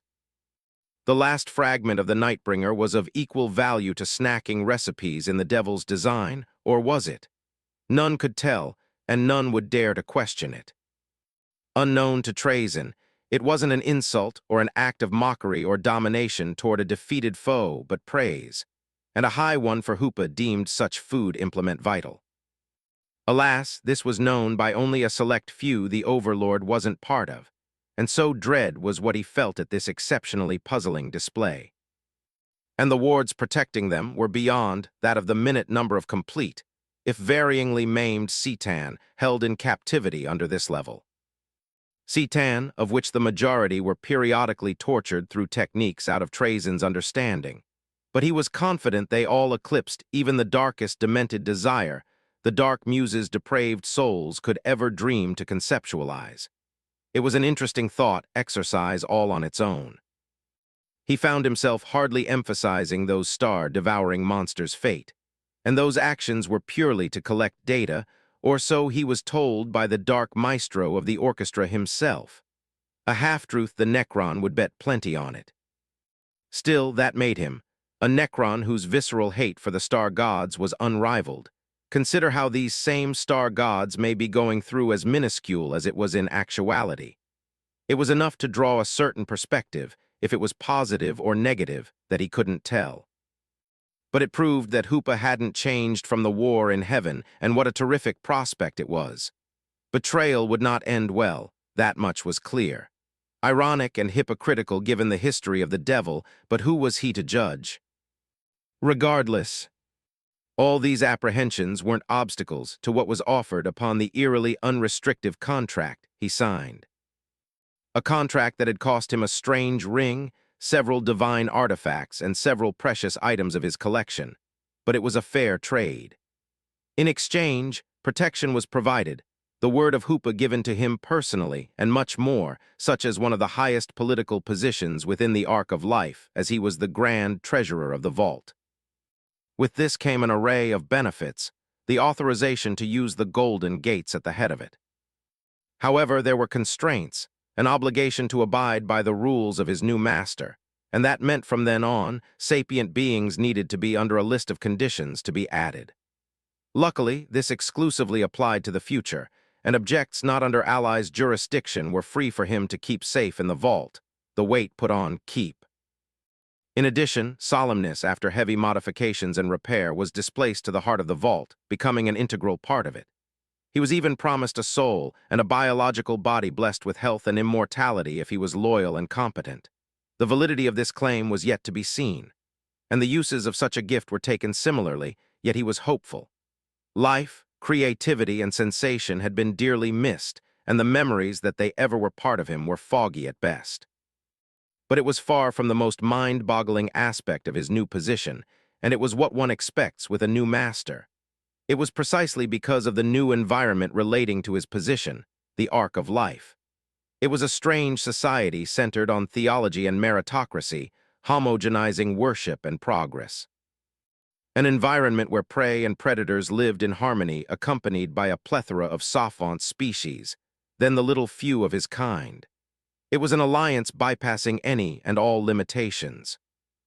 If in the past he had been told that, he would have openly laughed and ordered whoever told this fairytale to be promoted in that department to become his personal jester. But it was not fiction, the danger of this reality remaining unknown.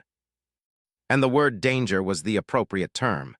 The Overlord knew he wasn't irreplaceable and was deeply aware of where he couldn't and could push, or if he should. He was many things, but foolish wasn't one of them. What matter of bundled utter insanity did I tie myself into?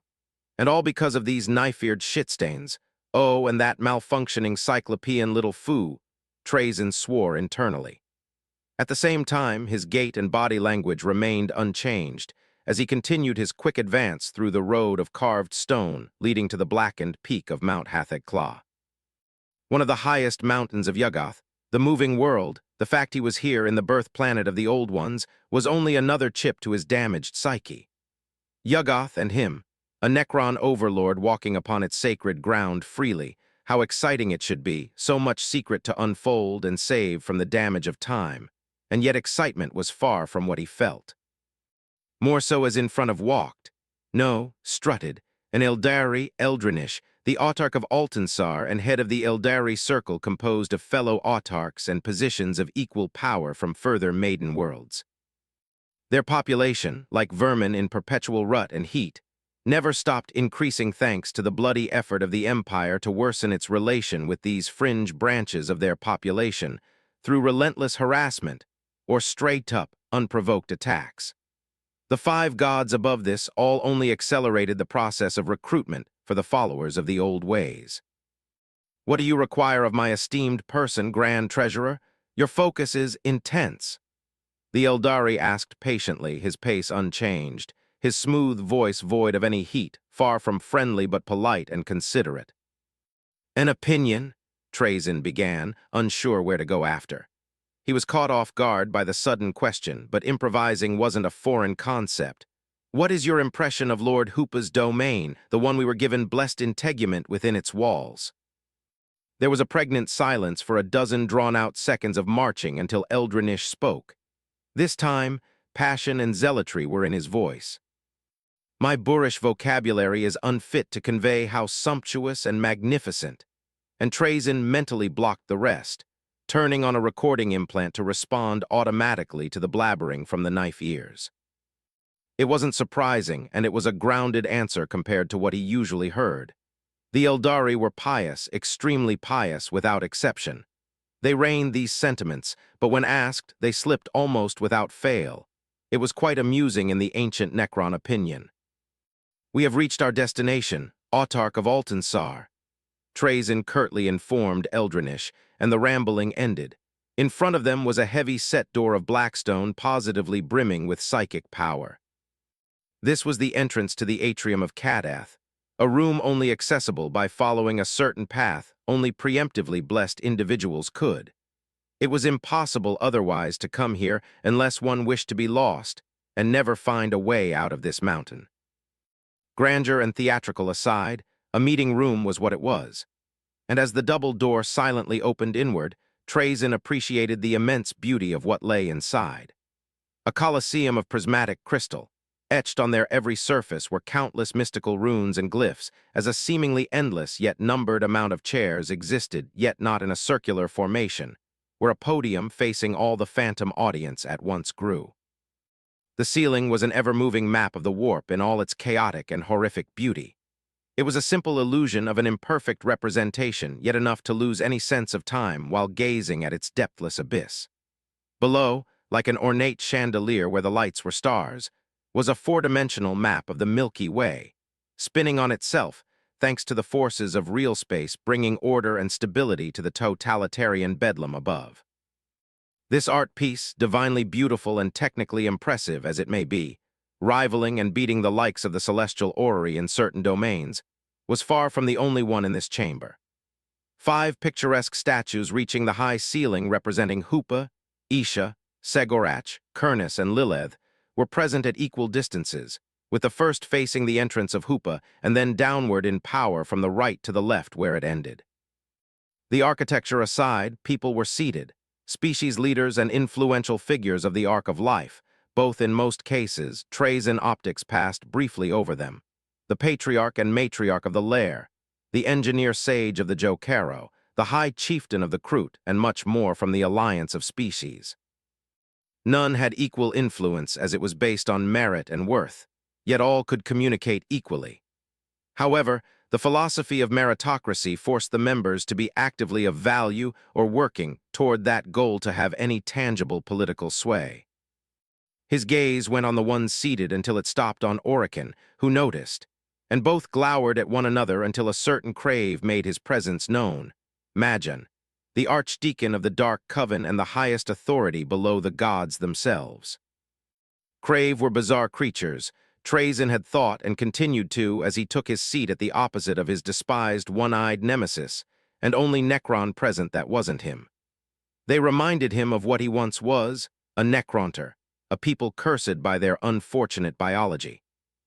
He wasn't sympathizing, but it was an entertaining thought to be aware that at any instant, A crave could snap and drain the souls of fellow civilians if hungry.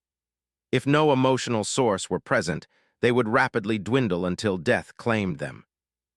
Their ability to shapeshift and innate psychic potential added to their strangeness, and to think they were originally going to be a casualty of war. Their point in common with Neverborn was uncanny.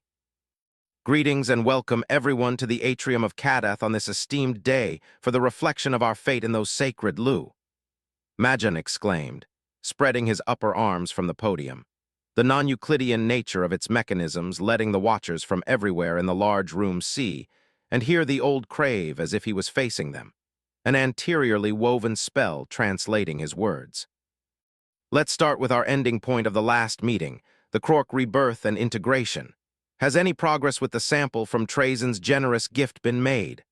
Majan asked with a gentle smile on his shifted feature to appear cute and cuddly. An interesting trick of his predatory facade that worked really well to fool any in the unknown of his real visage. The first to respond was a young Eldari woman dressed in a gilded robe, her long, silvery hair tied in a top knot that emphasized her tiara, showing her position as the High Priestess of Lilith. I'm pleased to be the bearer of good news, Archdeacon Majan. And this was the Atrium of Kadath, soon to be furnished, with new, greener members not observed in the last 59 million years. 44. The new man there never was a moment from the first instance of awareness where the boy who would be king denied his differences from the norm that composed humans in body, mind, and soul came into existence. From his first instant of awareness in the womb of his biological mother to his birth and following growth, these aspects setting apart from the village and traveling merchants were a constant, an ever-growing constant in the form of an expanding ravine leading to the abyss of the end of time. It was an irrevocable facet of his reality. His mind was different, knowledge of concepts, designs, and theories impossible to fathom, for even the wisest of elders were by the thousands within his mind. From the humble yet marvelous techniques to improve the yield of crops to strategies of war and politics.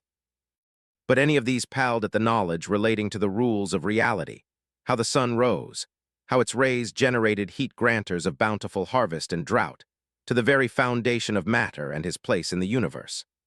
Mathematics, geology, biology, astronomy, engineering, and that was only a brief surface-level list of a vast, if immensely incomplete, compendium where the more was known, the more one realized how little was known. Then came the understanding that breaking and bending these same rules in the way talented hands would mold clay to fit the artisan view of what must be. But there was so much more than changing the world with his will. Sensing emotion, reading thought, seeing what was to be before it was to be. And like reality, this magic was equally vast. All of it the boy understood. Detached memories of people he knew on and yet not firing through his brain, handily gifting knowledge, experience, and philosophy of thousands of flavor, value, and range, but never more. They were his, yet not separated from his existence but an integral part of who, what, and how he was. Then came his body. The boy did not possess strength far beyond mortals, nor was he impervious to physical harm or possessed an allure capable of enchanting men and women alike at a mere glance. No, his body didn't stand for its appearance or capabilities beyond that of a perfectly calibrated metabolism. He considered himself adequate in either, but it wasn't anything anyone could defeat if luck and effort were poured in. No, what was different was his body's elusiveness to the concept of death itself. Injuries would heal no matter their depth, and the blood spilled. Diseases and ailments would suffer the consequences of being in his presence and wither away. A similar fate was for parasites. He had done extensive testing. And this was proven yet again as the cold bronze blade of a long knife was mercilessly buried in his chest, spearing his heart, tearing the delicate organ of life from the auricle to the aorta, leading to death most swiftly. Or so it should have come from this traitorous strike. But it was absent, inexistent, as he emotionlessly gazed back toward the one to have stabbed, his uncle. The boy that would be king's brown eyes of depth incomprehensible to his audience stared into the soul of his only remaining blood-related family, whose wrathful and satisfied expression on a vile visage grew uglier. It was striking in its sheer unpleasantness. A hideous face able to be used as a stable data source for a thesis on this subject for centuries to come. It turned to confusion as no scream or reaction was drawn from the boy that would be king. Then anger at this show of defiance, realization, and despair arrived hand in hand as the older man felt a strong, youthful hand grasp his thin arm. Then the stabbed boy, slowly pushing the blade deeper as he took one step forward, then two, then three until they were face to face. His visage was unflinching, as unending as the blood pouring from the would-be fatal wound. He felt the pain but perceived it for what it was, a packet of information telling of damage brought to his flesh. It was a mere stimulus, not enough to warrant any reaction. Others seemed so engaged at the smallest of injuries, another puzzle. Why? The boy asked this simple question with a curious tilt of his head, followed by two others as he advanced, the blade tearing through the fabric at the back of his tattered shirt on the other side. What is the purpose of such an action, uncle? Where did your machinations lead you to believe that killing my father would end? To put emphasis, the boy lifted a skull of pure white taken from the leather pouch around his waist. The skull of a man that had been killed in one strike of a hoe to the back of the head from the shape of the damage. This wasn't any skull the boy had brought, and the boy's uncle was aware of who the owner once was. His blood, his brother. A skull the boy had taken care of cleaning and preserving. Abomination! The older man screamed desperately, trying to escape the iron grip of the boy, unable to comprehend how he couldn't run away or why his nephew was alive. I do not understand. Could you explain it to me? The boy stated coolly, his eyes glinting with calm interest as he heard the mental wail of anguish from his uncle. He listened attentively yet couldn't comprehend. A common occurrence among his scarce interactions with the villagers, it was frustrating. Psychology didn't answer why one would act in such ways. It explained the possibilities, but that hardly could be taken as a sensible answer as to why one would act in such a way as the present scenario. Why would his biological uncle murder his biological father? What was the purpose of such an action? What was the goal? What did this man believe would have happened? And why did it displease him? He understood humans' unbound potential for greatness. And yet, why must they act in such ways? He couldn't understand why one would go against the fundamental principles of logic and rationality, the basis of survival, the foundation of community and individual self-preservation. It was inadequate, it was unnecessary, it was hazardous, it was unworthy. Yet it was what made humans beautiful, these imperfections he couldn't reach, feel, and experience to their fullest. However, it didn't mean these aspects weren't problematic. And so the boy reached a conclusion. With a disinterested gaze, he made his judgment. A heart stopped as another regenerated from its poor state while he calmly walked away. The blood on his body was fresh. His steps were unperturbed by the whimpering and cowering crowd as he put the skull back in his leather pouch and advanced toward the horizon, where the mountains swallowed the sun. His expression shifted to shock for the briefest of instants, as a tall, muscular man of dark complexion appeared before him. The man had groomed wavy black hair, as was his well-trimmed beard, both adorned in ornaments of bones and gold harmonized to his elegant yet simple clothing left open around his chest to show a symbol darker than any starless night, light itself seemingly upon contact. It depicted a snake curling 2 times on itself, forming 2 circles connected beginning and ending by the legless reptile biting its tail. The symbol of infinity, the Ouroboros, the boy recognized, one that until now he only knew as theoretically possible but impossible to put into practice. The latter part was visibly erroneous. It was a symbol of many meanings emanating a dark presence, stirring 1,000 threads within his soul to learn and explore the meaning of such a concept. He was a man which the boy couldn't read the mind of to his surprise, a man which he instinctively understood he shouldn't be hostile to, with the only option if a fight were to break out was to escape. Within his vision, any of his attacks would end in eternal darkness and a devouring shadow. His golden light would be unable to fight off the abyss. Any future was impossible to read. As such, the boy deemed it wiser to avoid conflict when victory wasn't assured. While wariness was necessary, this was a man who didn't desire harm toward his person, That much the boy could tell even if he never foresaw his coming. He found this man disturbingly familiar, but further recollection proved unrewarding. It was confusing. What could be reasoned, however, was that this was a man in possession and able to give possible answers to his many questions. Ally or enemy, establishing diplomacy became of utmost importance. "Who are you?" he neutrally inquired, fearlessly approaching the man. "I'm known by more names and titles than I care to remember, young one, but if it's a singular word you desire, you can call me All, and you, what is your name?" All asked mirthfully with an alien tone for the boy to be addressed. As for a name was many things, from a simple denominator to the essence of oneself. A true name, an intrinsic part of him he instinctively understood. It was the core of his existence, and any who learned of it knew how to use it. They would subdue him to their every whim. For the mundane, it was of little importance, however.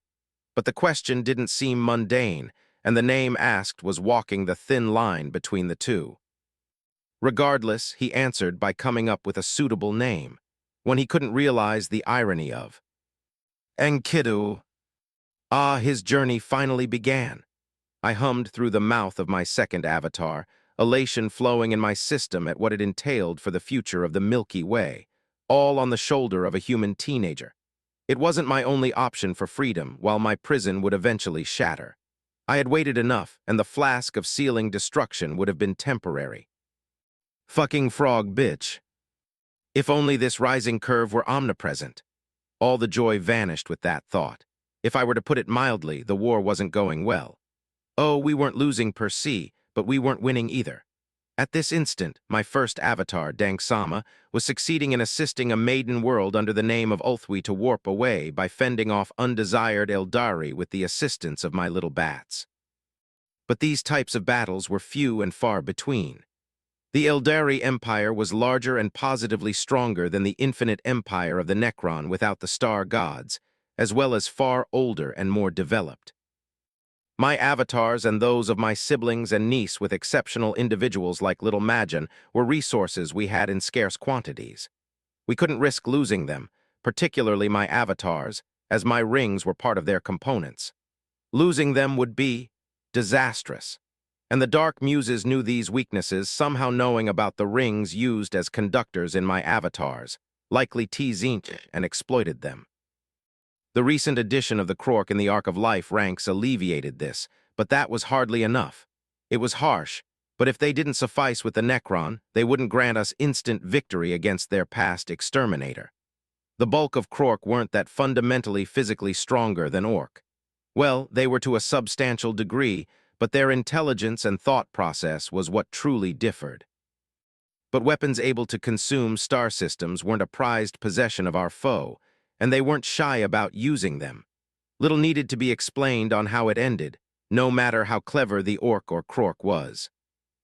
These tools of mass destruction could negate our advantages if they deemed a fight unwinnable. An avatar could flip the rhythm of a battle, turning a tragic defeat into a flamboyant victory in a heartbeat.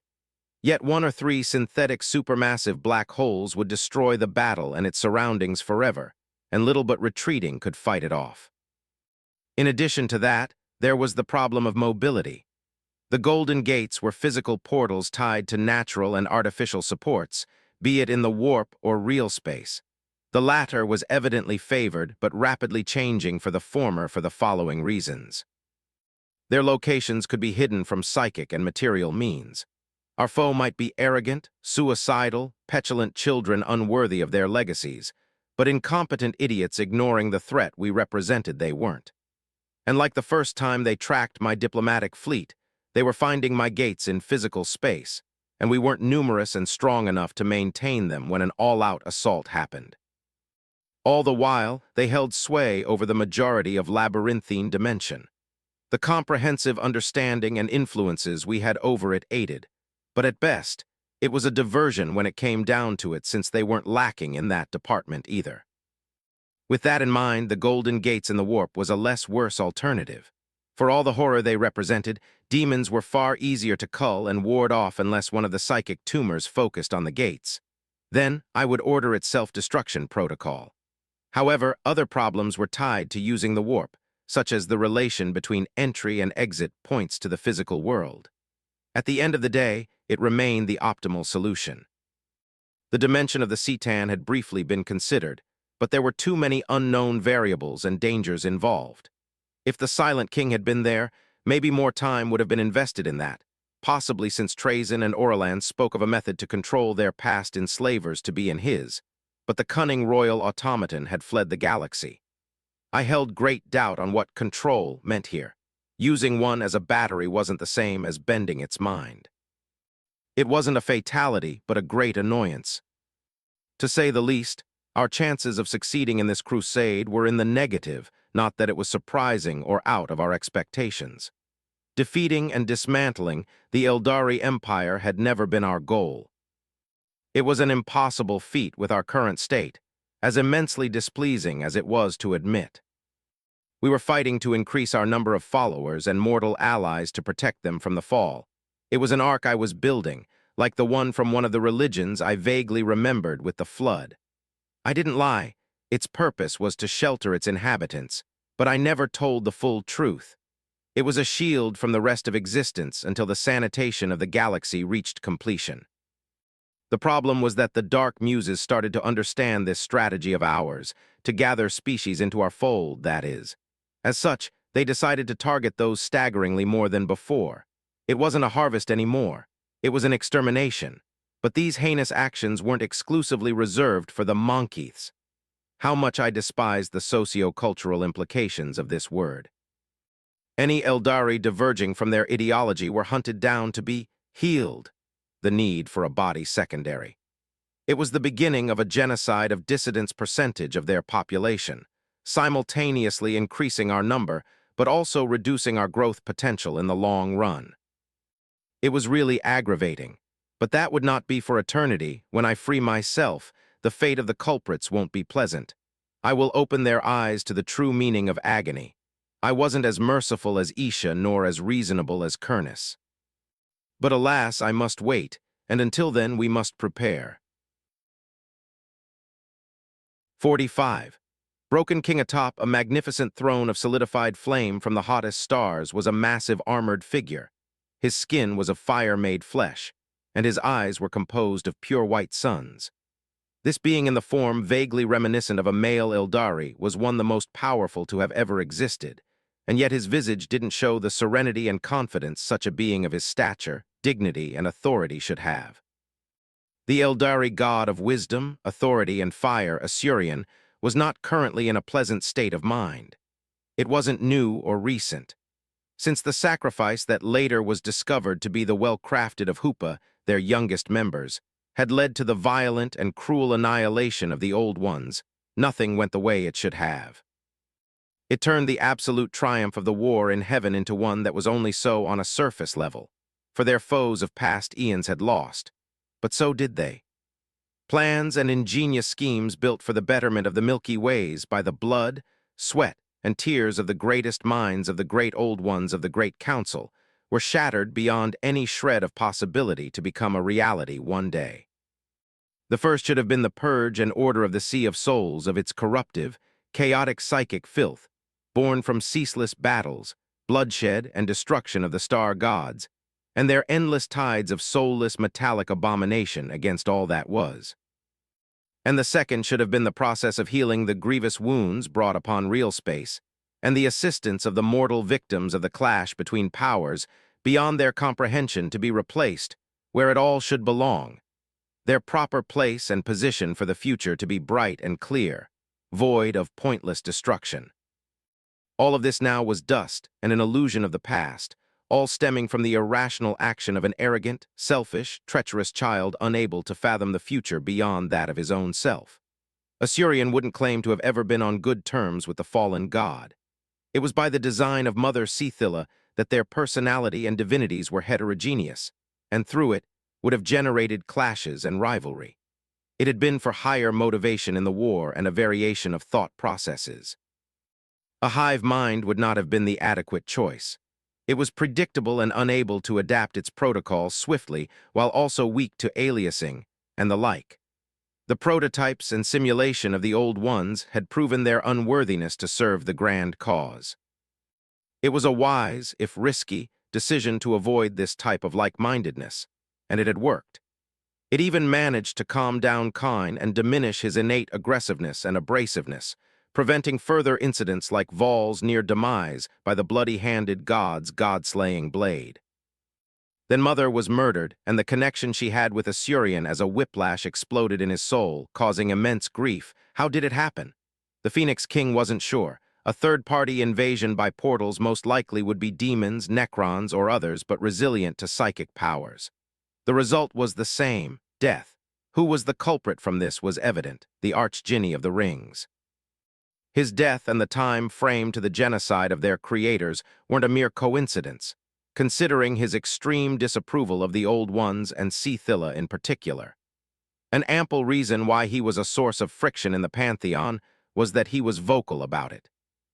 An emotion that Asuryan had foolishly believed to have quieted down with time. How wrong was he? How much he regretted his past blindness to have thought for one instant his brother held a spark of reason. It had been false from the beginning. Hoopa had the task of maintaining the shields around Yuggoth, even in case of his possible defeat. As the God King of the Eldari Pantheon, Asuryan was aware of this less-known piece of information, and he was given the authority to open a portion of the upper shields if the worst came to pass to serve as a last line of defense. An authority that had been overruled, rendering it impossible to assist the Old Ones in their times of need, leading to the extinction of the greatest race, gods above gods. Wielder of knowledge above that of any other and wisdom of every last star in the infinite cosmos. A tragedy and travesty of the highest order. It had broken a little of what could be called sanity within Kine, beginning the first catastrophe of the coming Eon. The first divine purge, it had been called. Hoopa had spread his dark influences far, wide, and deep, and the Eldari god of war had culled them thoroughly. It shattered their children's souls and the young race's cohesiveness, forcing Asuryan to use his authority and isolate the Pantheon from real space, unless the destruction of mortals was what he desired. What followed was the birth of the Eldari Empire, and where the shunning of all non-Eldar began, unacceptable in many aspects but accurate all the same. It resulted in the devolution of the brave and honorable Krork into malformed, scarcely sentient creatures, the scattering of the Jakaro, and much more. An asinine and horrific social upheaval of never-seen proportion, be it in scale or impact. Then, later came the second divine purge under Kine's will after his consorts' mortifying revelation of their grim fate brought by their children's degeneracy. The bloody-handed god took matters personally and decided to eliminate the Eldari. He nearly succeeded a second time to be stopped again, thanks to Isha. She had pushed Asuryan through pleas to stop this senseless hail of death, blood, and viscera to wait. He agreed and as well didn't want further bloodshed. He acquiesced to her desperate imploration for mercy, to his twin brother's extreme disapproval, and knowing the latter would have disobeyed, he took equal measure. He used the Zenith Dominion to create a realm above the labyrinthine dimension to separate the majority of real space from the Sea of Souls. A veil entirely limiting any of the Eldari Pantheon to move out of its bounds physically, but also the Neverborn and demons of the warp.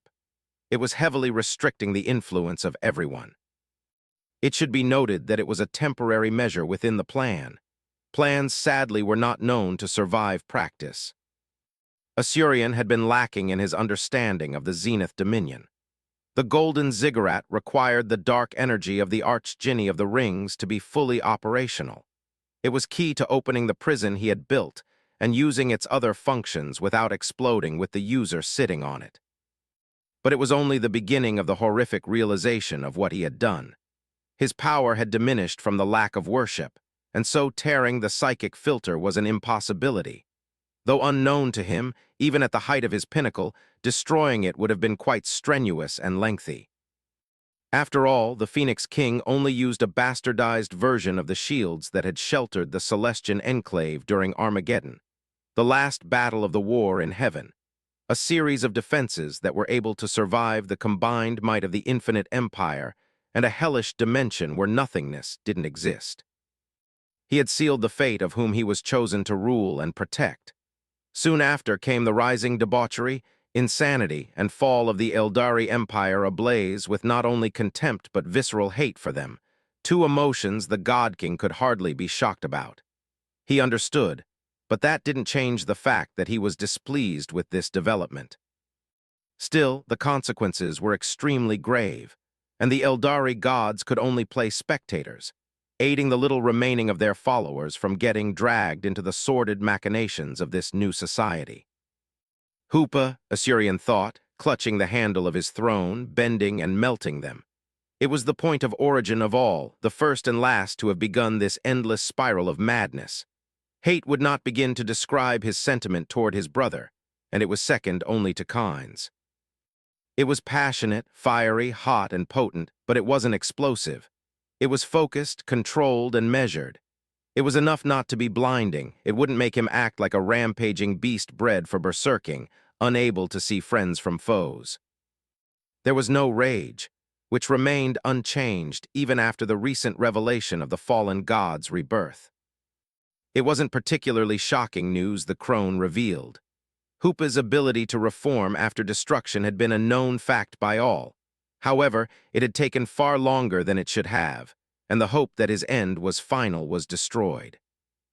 His absence was strange. However, modesty wasn't one of his traits, but no conclusion could be drawn aside that, like them, his power had waned, and his condition was tied to this. It was a small victory, if of little worth in the Phoenix King's opinion.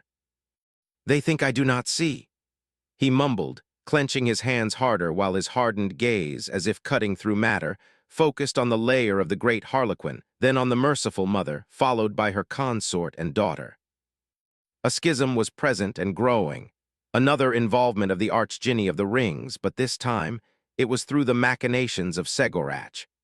The two had always been close, too close for comfort, and if not for the hundreds of interrogations he had done, Assyrian would have claimed the divine clown as a traitor. But king he might be, such claims weren't lightly placed, and he wouldn't proceed with this method. Still, it was clear why these four started to act in unusual ways. It was discreet and well hidden, yet not enough to avoid his eyes and ears. He wasn't omniscient, not even when on his throne at the heart of the Celestian enclave, and so they could act away from his senses. What couldn't be hidden was the shift in their presence. It was camouflaged adequately enough to trick him, the Phoenix King, if he were more arrogant and cocksure of his abilities, but he wasn't. If he had been so, a Citan would have claimed his soul long ago. Intuition and a healthy dose of paranoia were always welcomed friends. They were growing in power.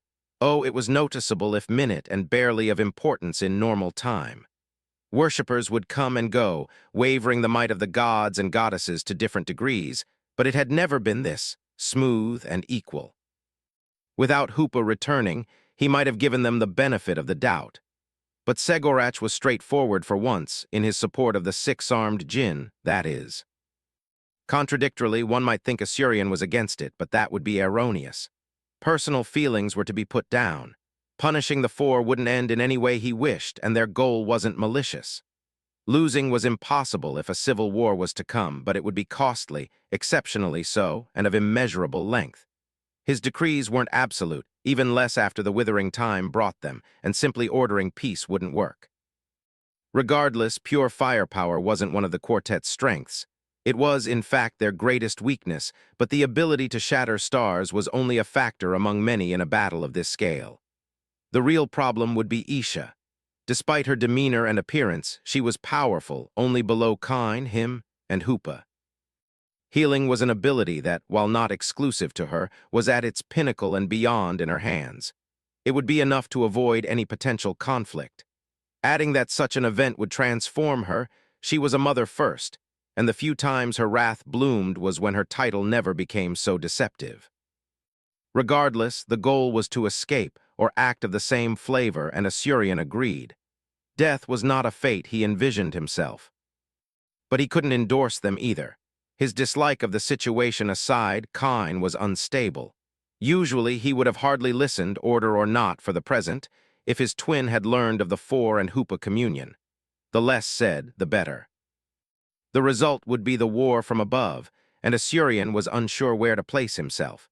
He knew better than anyone how deep his emotions would affect his rational ability for choice. His last showing was proof enough that his control of his anger could slip. Fuck, fuck, fuck! He repeatedly swore, flame leaking from his form as he slammed his right hand on the already damaged throne again and again, the force behind each progressively diminishing. But the result was a molten slag all the same. Fuck. Anger, grief, confusion, guilt, fear, and despair. A display none would expect from him. The God King of the Eldari pantheon was lost, unable to find a way out. Now only did he understand it, and this realization let the cracks that had formed deep in his psyche grow and grow deeper. Hope was all but an ember ready to be snuffed out. What was the point of it all? Was survival even possible, or even worth it? Would it start another eternal war? All of these countless questions lacked satisfactory answers. What was certain was their future. Death would befall them all if nothing were done. The fall will come and reap what he sowed. Thus was his legacy, his failure, his crime, the validity of them not being unwarranted, and the circumstances of no assistance. Blaming anyone else wouldn't reduce the gravity of his error. He might not be the only factor at play, but the fault still was on him. As for escaping, a nightmarish trap masquerading as a hopeful dream by the clown and djinn machinations, if the former was even aware of how sinister the latter was in reality. Hoopa's goals were elusive, but his actions spoke loud enough to glimpse at their frightful nature.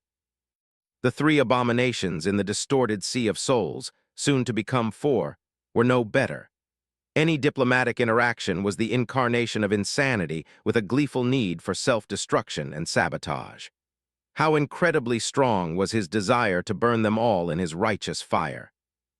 The only option was to be patient, observe, and keep the status quo by focusing on Moraheg, the only one with the power to start what he feared.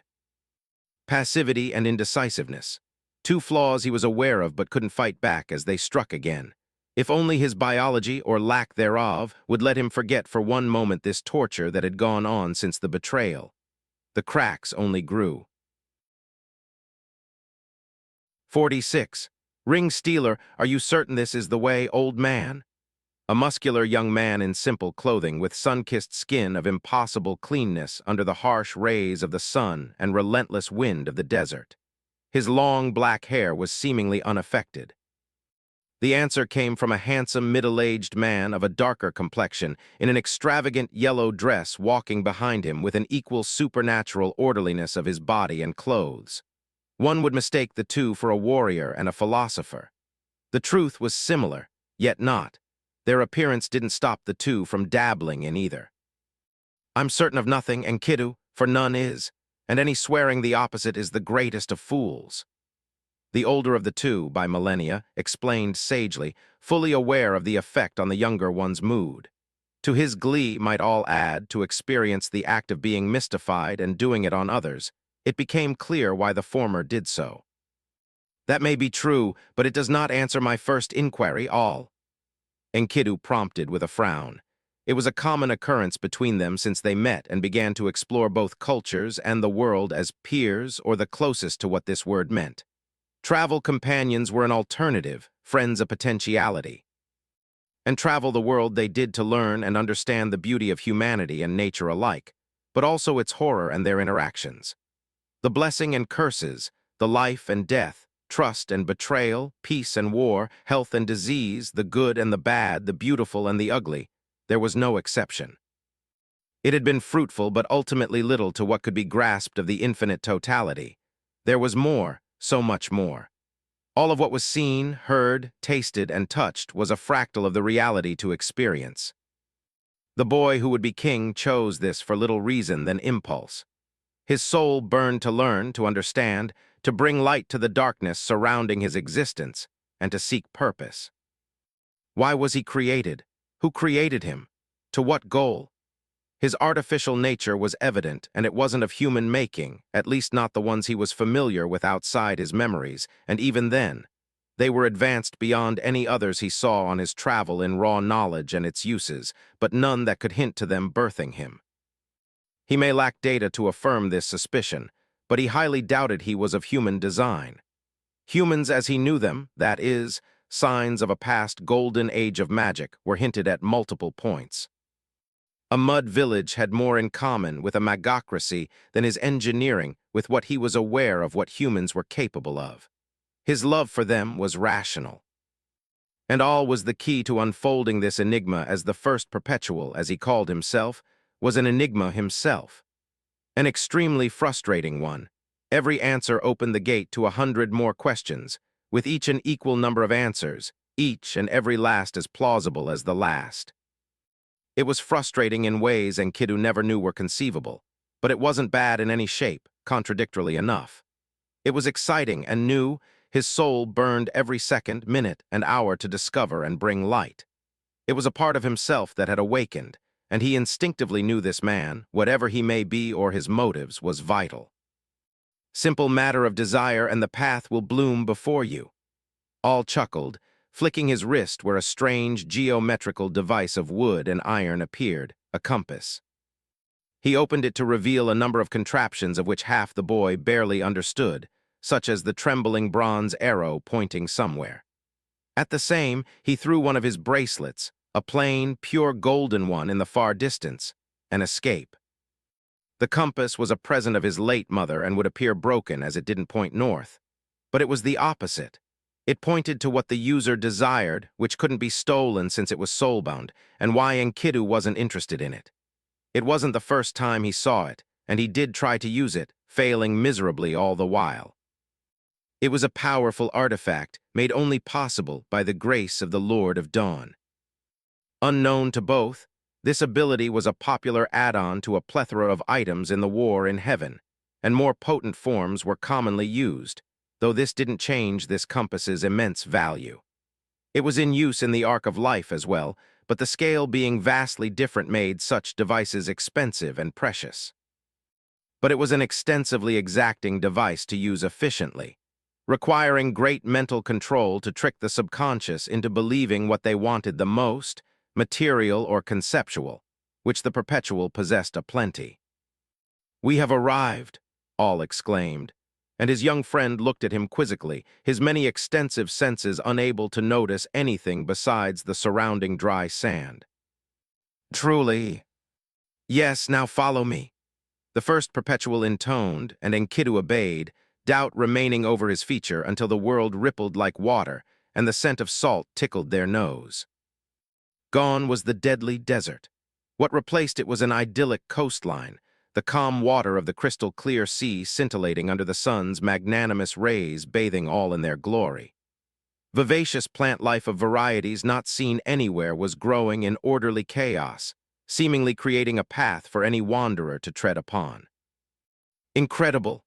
The young man breathed with genuine awe, and his depthless eyes widened as they studied their surroundings with a ravenous desire to learn.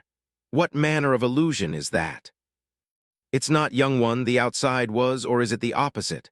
It's honestly quite confusing and alternates each time I come here. Not that it matters, appentepate.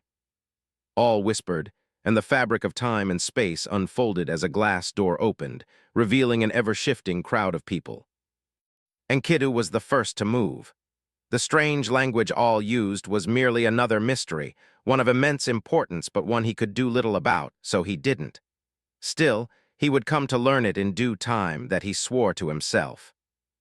Stepping on the other side, the smell of sweat, rot, feces, and decomposition that would naturally come from a large grouping of people was absent. Instead, it was a pleasant, refreshing fragrance of wildflowers with foods and spices. It wasn't the only peculiarity. The people's behavior and appearance were ones Enkidu never saw or thought as plausible. They were clean and healthy, but that wasn't all. Their clothes of high-quality material and superb craftsmanship showed that monetary wealth was not lacking. The same was true for their bodies. None were of significance and abnormal corpulence, but it was evident food and water weren't lacking. Elderly, adults, and children, be they male or female, were happy and satisfied as they mingled on about their mortal affair, all the while oozing positive emotion from the simple act of living in an endless supply to dissipate into the air as if absorbed by the stones below. No, it was the case.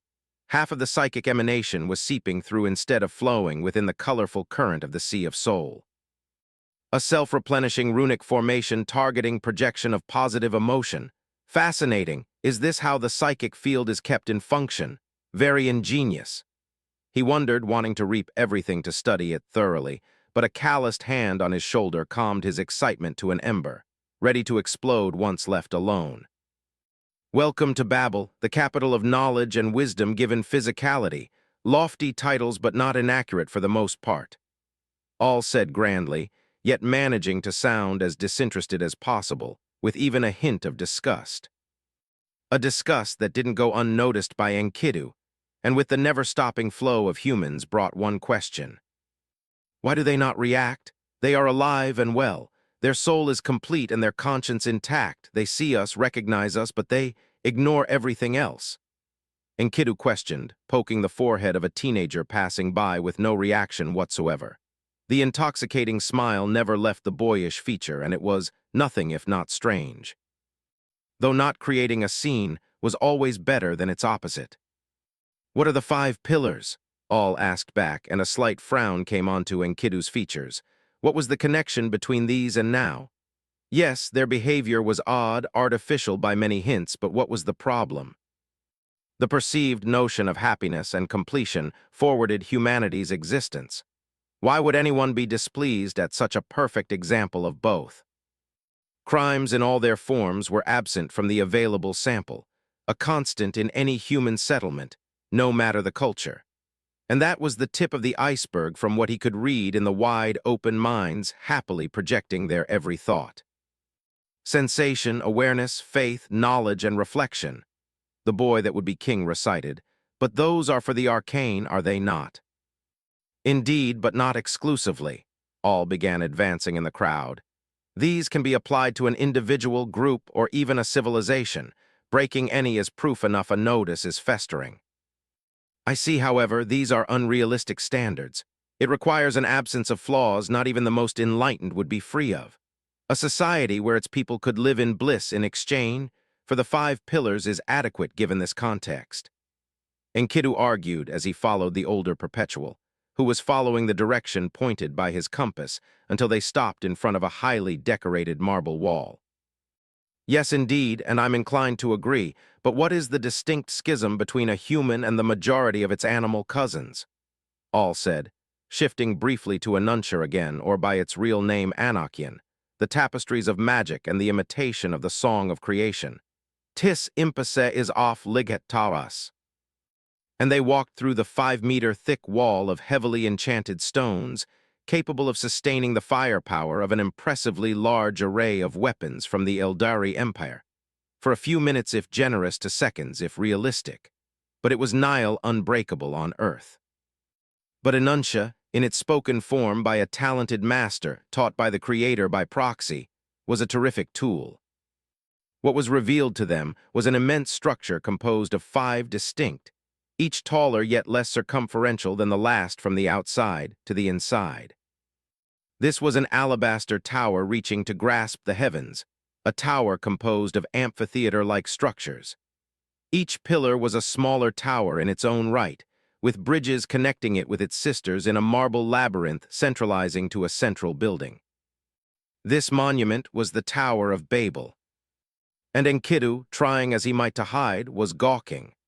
The knowledge of greater monuments having existed changed little to his first impression at seeing the Tower of Towers, the snort from his companion snapping him back, and with it, the answer he needed to give.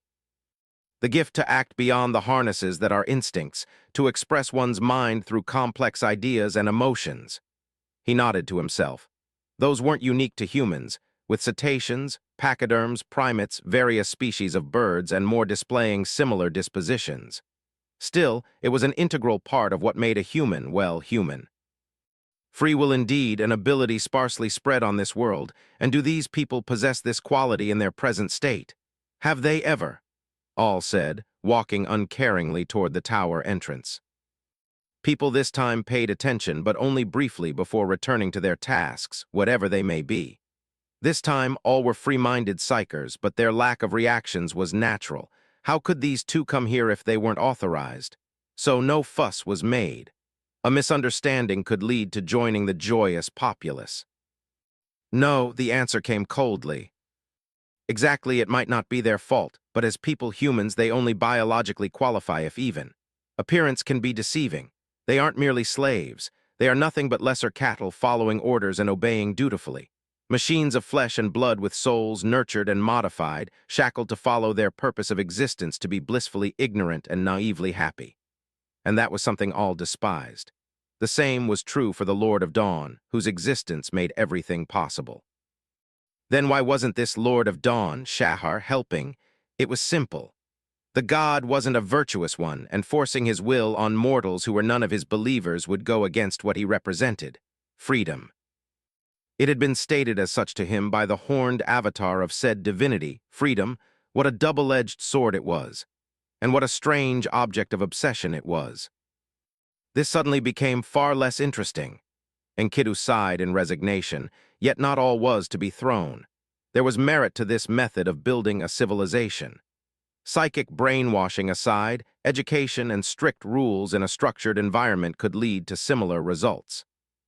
The duo's march through the Tower of Babel came to a sudden halt as All closed his compass and lifted his gaze to an ornate box on an equally extravagant pillar at the heart of the base of the main tower. Hundreds upon hundreds of marble statues staring at the small box. A stare that wasn't unique to them, and Enkidu in particular. Something deep in his soul stirred. The echoes of the winds died as, were every other sound, when the sound of metal clinking against a hard surface reached their ear, deafening the footsteps accompanying it. Ah, at last, Nahua and Atlan succeeded in their grand fraternal quest of slaughtering one another. An aged male voice rhetorically asked, as the owner befitting of the voice came into the two perpetuals' sight.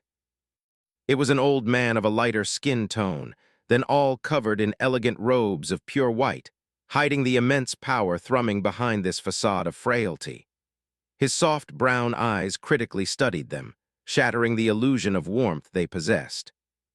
"It seems time has not treated you well, Shinar," the first perpetual commented to his elder brother, momentarily stunning him, not one to waste an opportunity, all indicated with his right hand for his young companion to act. And act Enkidu did.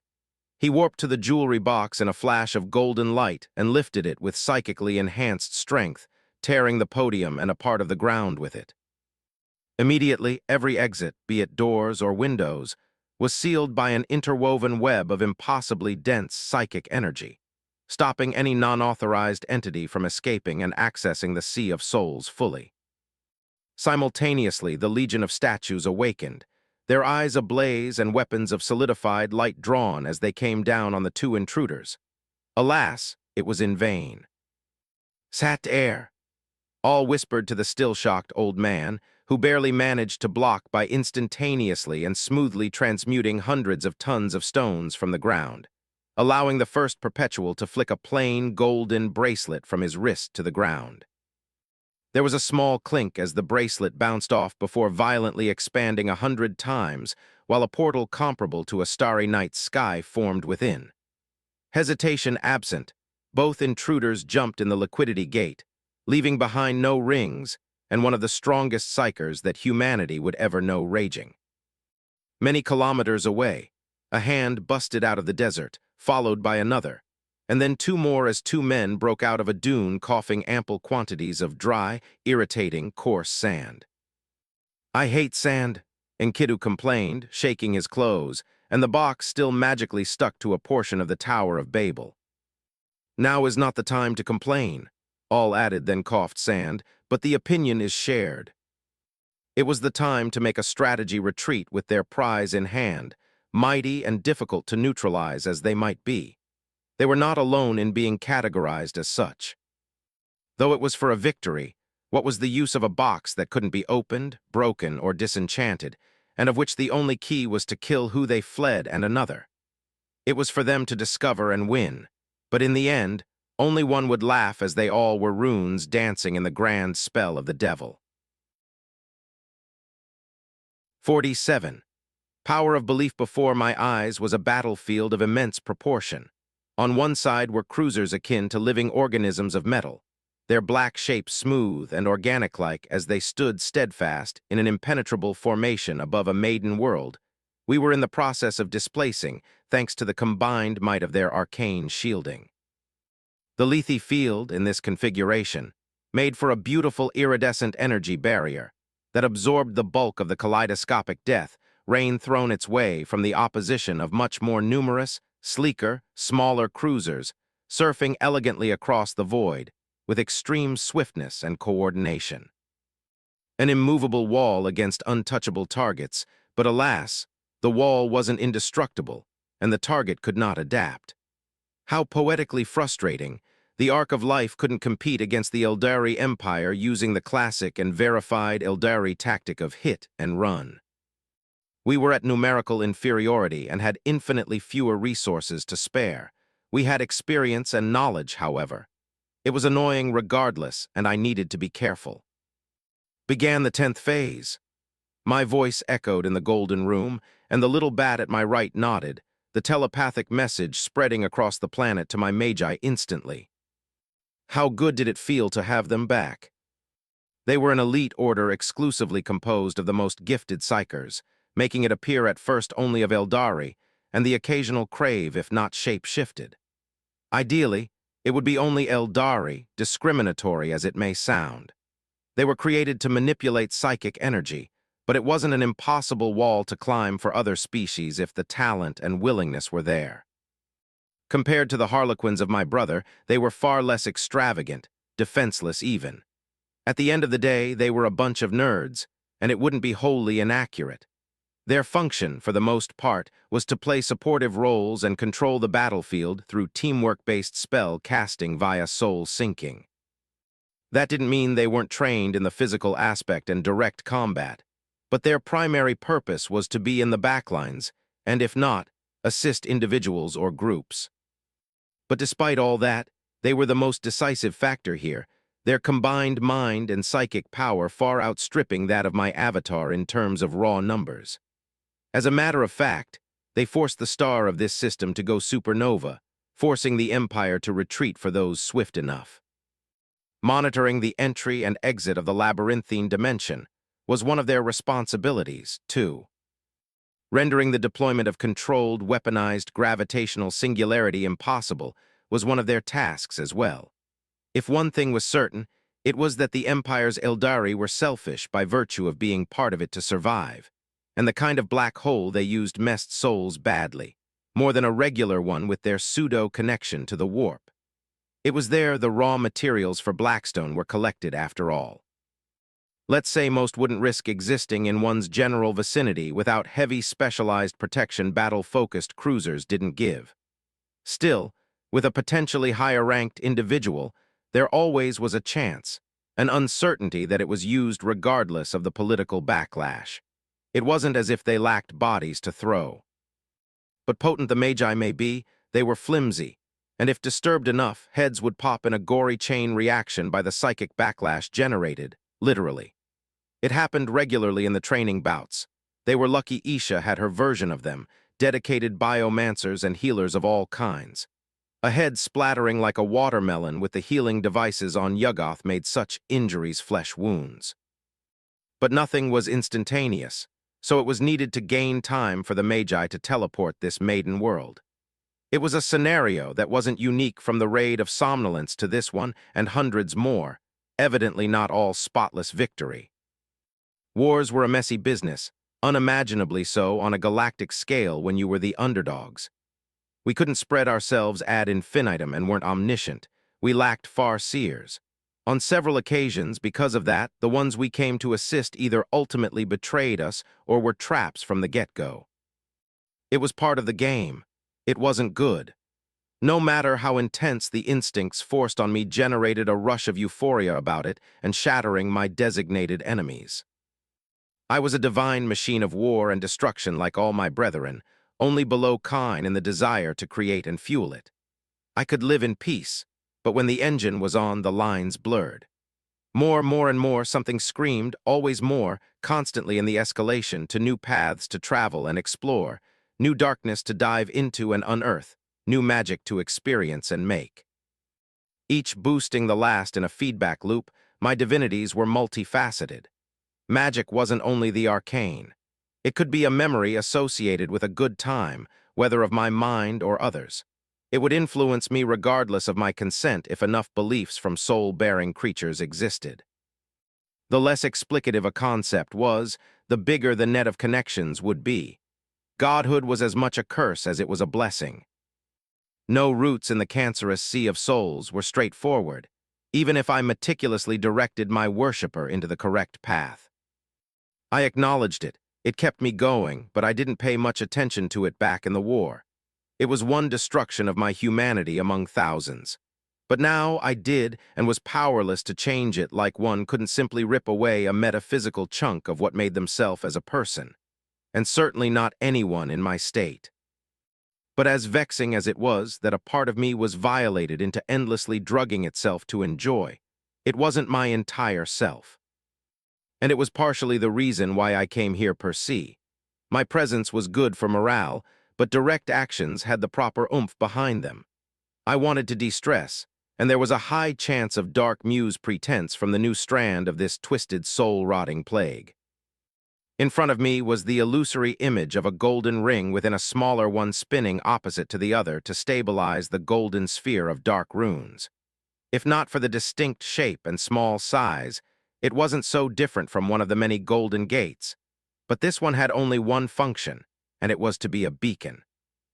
It was a rather complex device that would let me use my rings more or less freely in a range equivalent to 1/10 of light years through the material realm and the Imperium, the latter of which the definition of range got finicky for one unable to perceive the world outside of a three-dimensional space. It had two weaknesses. If I ignored the time required to conjure it, it was immovable and fragile. Also, it needed to be in the hedge of a golden gate zone of effect to function appropriately, but it was because it was a signal amplifier, and it was small, an optimal device for situations like the one here. Well, now that this was done, the fun can begin in earnest. Gariskar, I probed one of the highest-ranked Krork's mind, and the measured mental response I got made me smirk. Oh, so calm, composed, and educated were they compared to the orcs. It was incredible, really. They may be self-replicating murder machines, but they were honorable gentlemen, which had no price in this insane galaxy. Yes, Lord Hoopa, what divine edict must we follow? Say no more, and I will obey. Your great will shall be done in earnest. Oh, they hated the two parasites born of their lesser kin's warp presence, like the lesser kin themselves. Loyalty wasn't a problem either. They were to obey their superiors, the foolish toads, and yours truly as a member of the Eldari gods.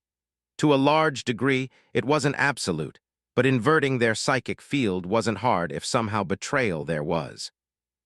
Getting the little robot thief was genuinely great. Would you like with your boys to board the ships of depraved trash? I chirped back, and the bloodthirsty yet collected howl approved that idea. They weren't orcs, but they weren't peaceful by any stretch either, and Gariskar in particular. Krorks weren't afraid of dying, and if one like him survived for more than a decade with that demeanor here. It was a feat of legend, though personal recall warp drive also helped and stopped a number of unfortunate fates. I wasn't unfamiliar with torture and all of its branches, even if I dabbled only in a select few, and the kinds the Eldari of the Empire were experts in were disgusting, plain and simple. And it was dull from what I saw besides some examples. Sloppy and crude, too, for such a technologically and magically advanced society. If you twist my teaching, at least have the ball's ovaries and be competent while doing so. That reminded me of something. What was the name? Who were the bugs that fucked humanity over in that novel I read? Yes, it was of that variety, the one that was utterly pointless and led nowhere for everyone involved. It was a useless path only ending in ruination, and they knew. Well, even if this escape failed, their souls were marked, and I could euthanize them, or they could. Suicide was better than turning into a screaming chair.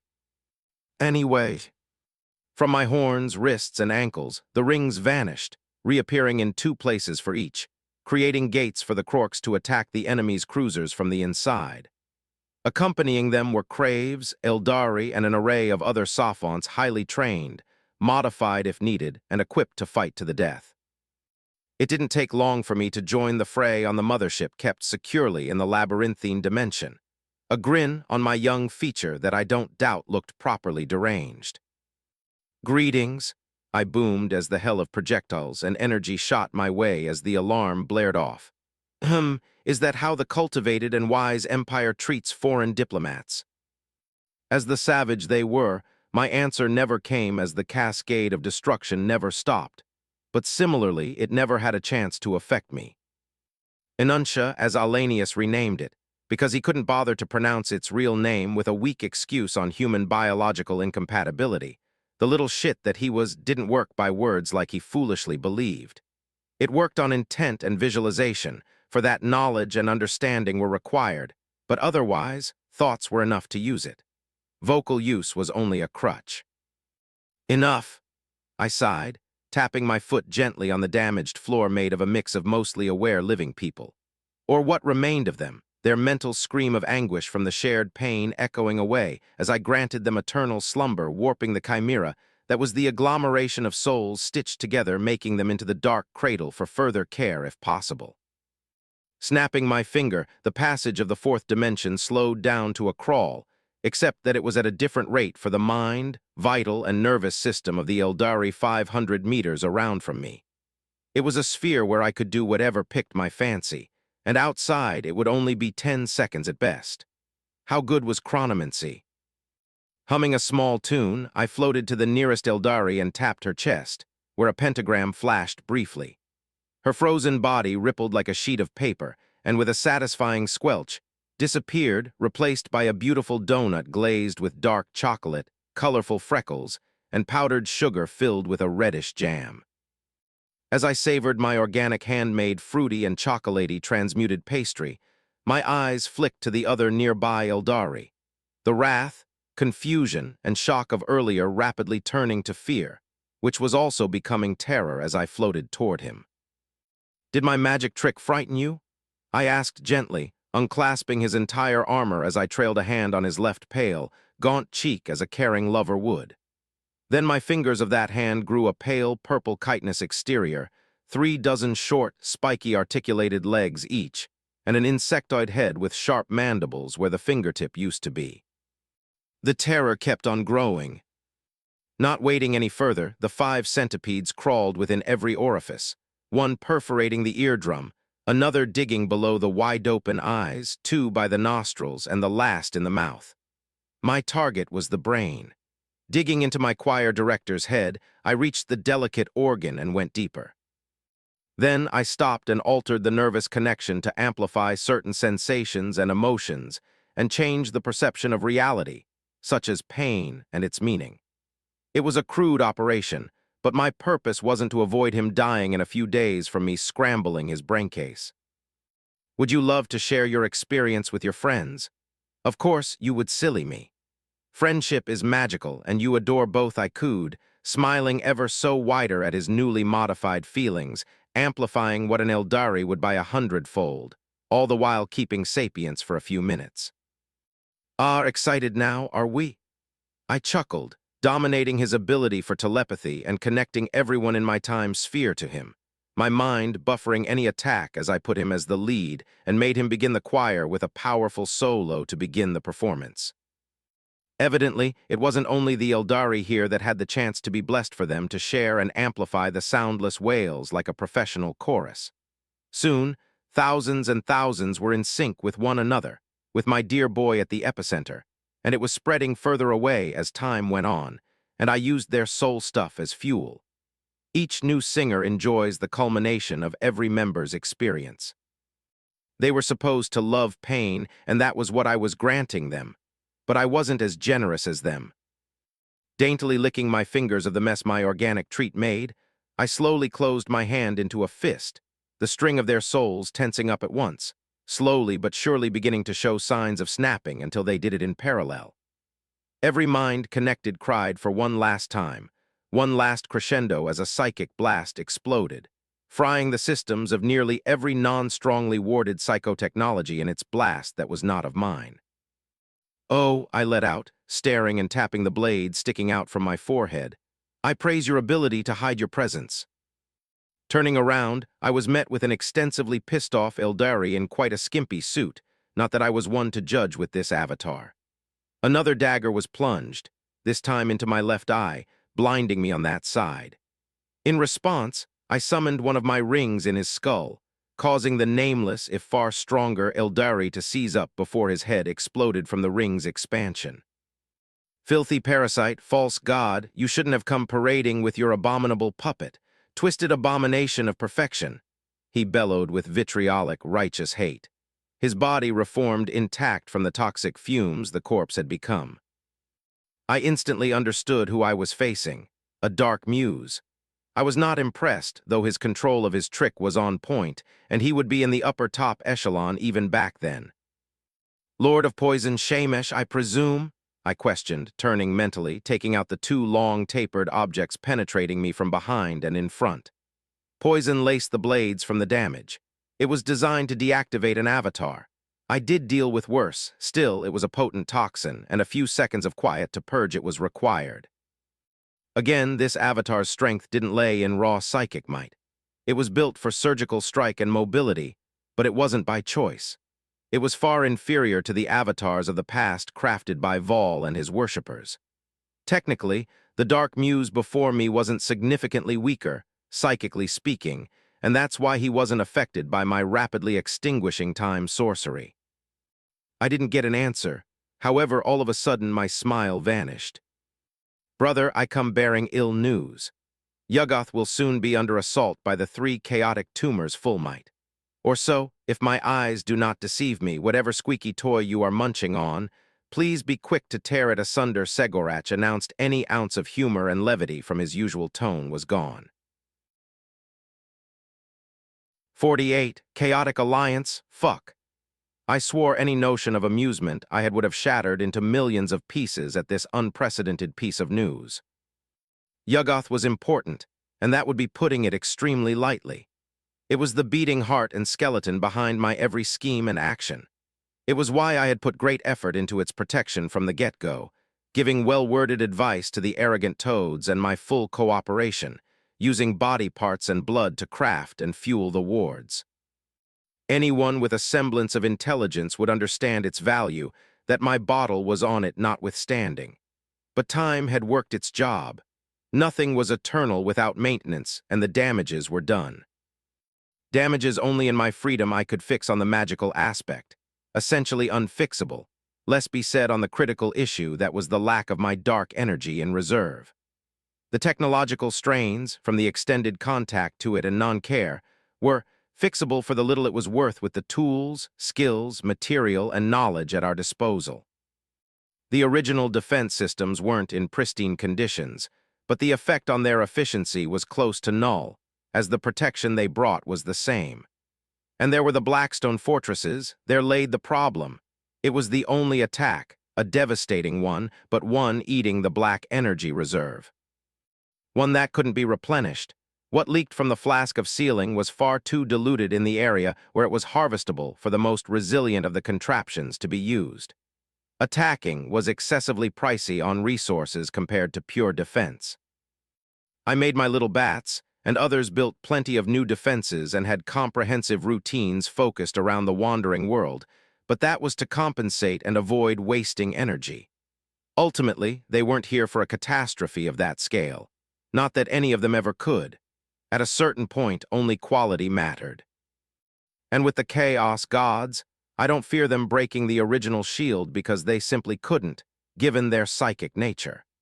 The emphasis on breaking the shielding wasn't energy-free, but shooting them wasn't an option for the above. A single unsightly tumor was manageable, 2-2, but the 3 together? I could harm them, wound them to an extent they couldn't fathom, make them scream and twist in agonizing torture, an enticing prospect. But only if I allocated the firepower. The shield would go bye-bye soon after. I formulated alternatives, but none comparable. But that wouldn't kill them. At best, it was liquefying a body part and silencing it into submission a bit. Let's not even go on why they were this strong with the great imperfect filter between them and real space. most possibly a consequence of the crack on the Well of Eternity by the frog bitch to get my soul with my hypothesis on a Pandora's box scenario concerning parallel universes. It was a terrible situation, exceptionally so. Temporarily shutting down the Chaos Gods in exchange for the shield wasn't a good trade. The warp wasn't a nice place, and while the three were the top dogs, they weren't the only powerful inhabitants. The twin products of Orcs' belief came to the forefront. They had taken a minor hit, thanks to the Krorks. They saw the Orcs as a desecration of all they stand for, less than animals. They didn't hate them. It wasn't something as crude as that. Instead, they understood the need to purge the galaxy of their presence. The Krorks would seek to exterminate the Orcs and psychically sterilize their every last spore of the galaxy at any opportunity. But Grork and Mork still existed, and would until a real dent was made in the Orc population.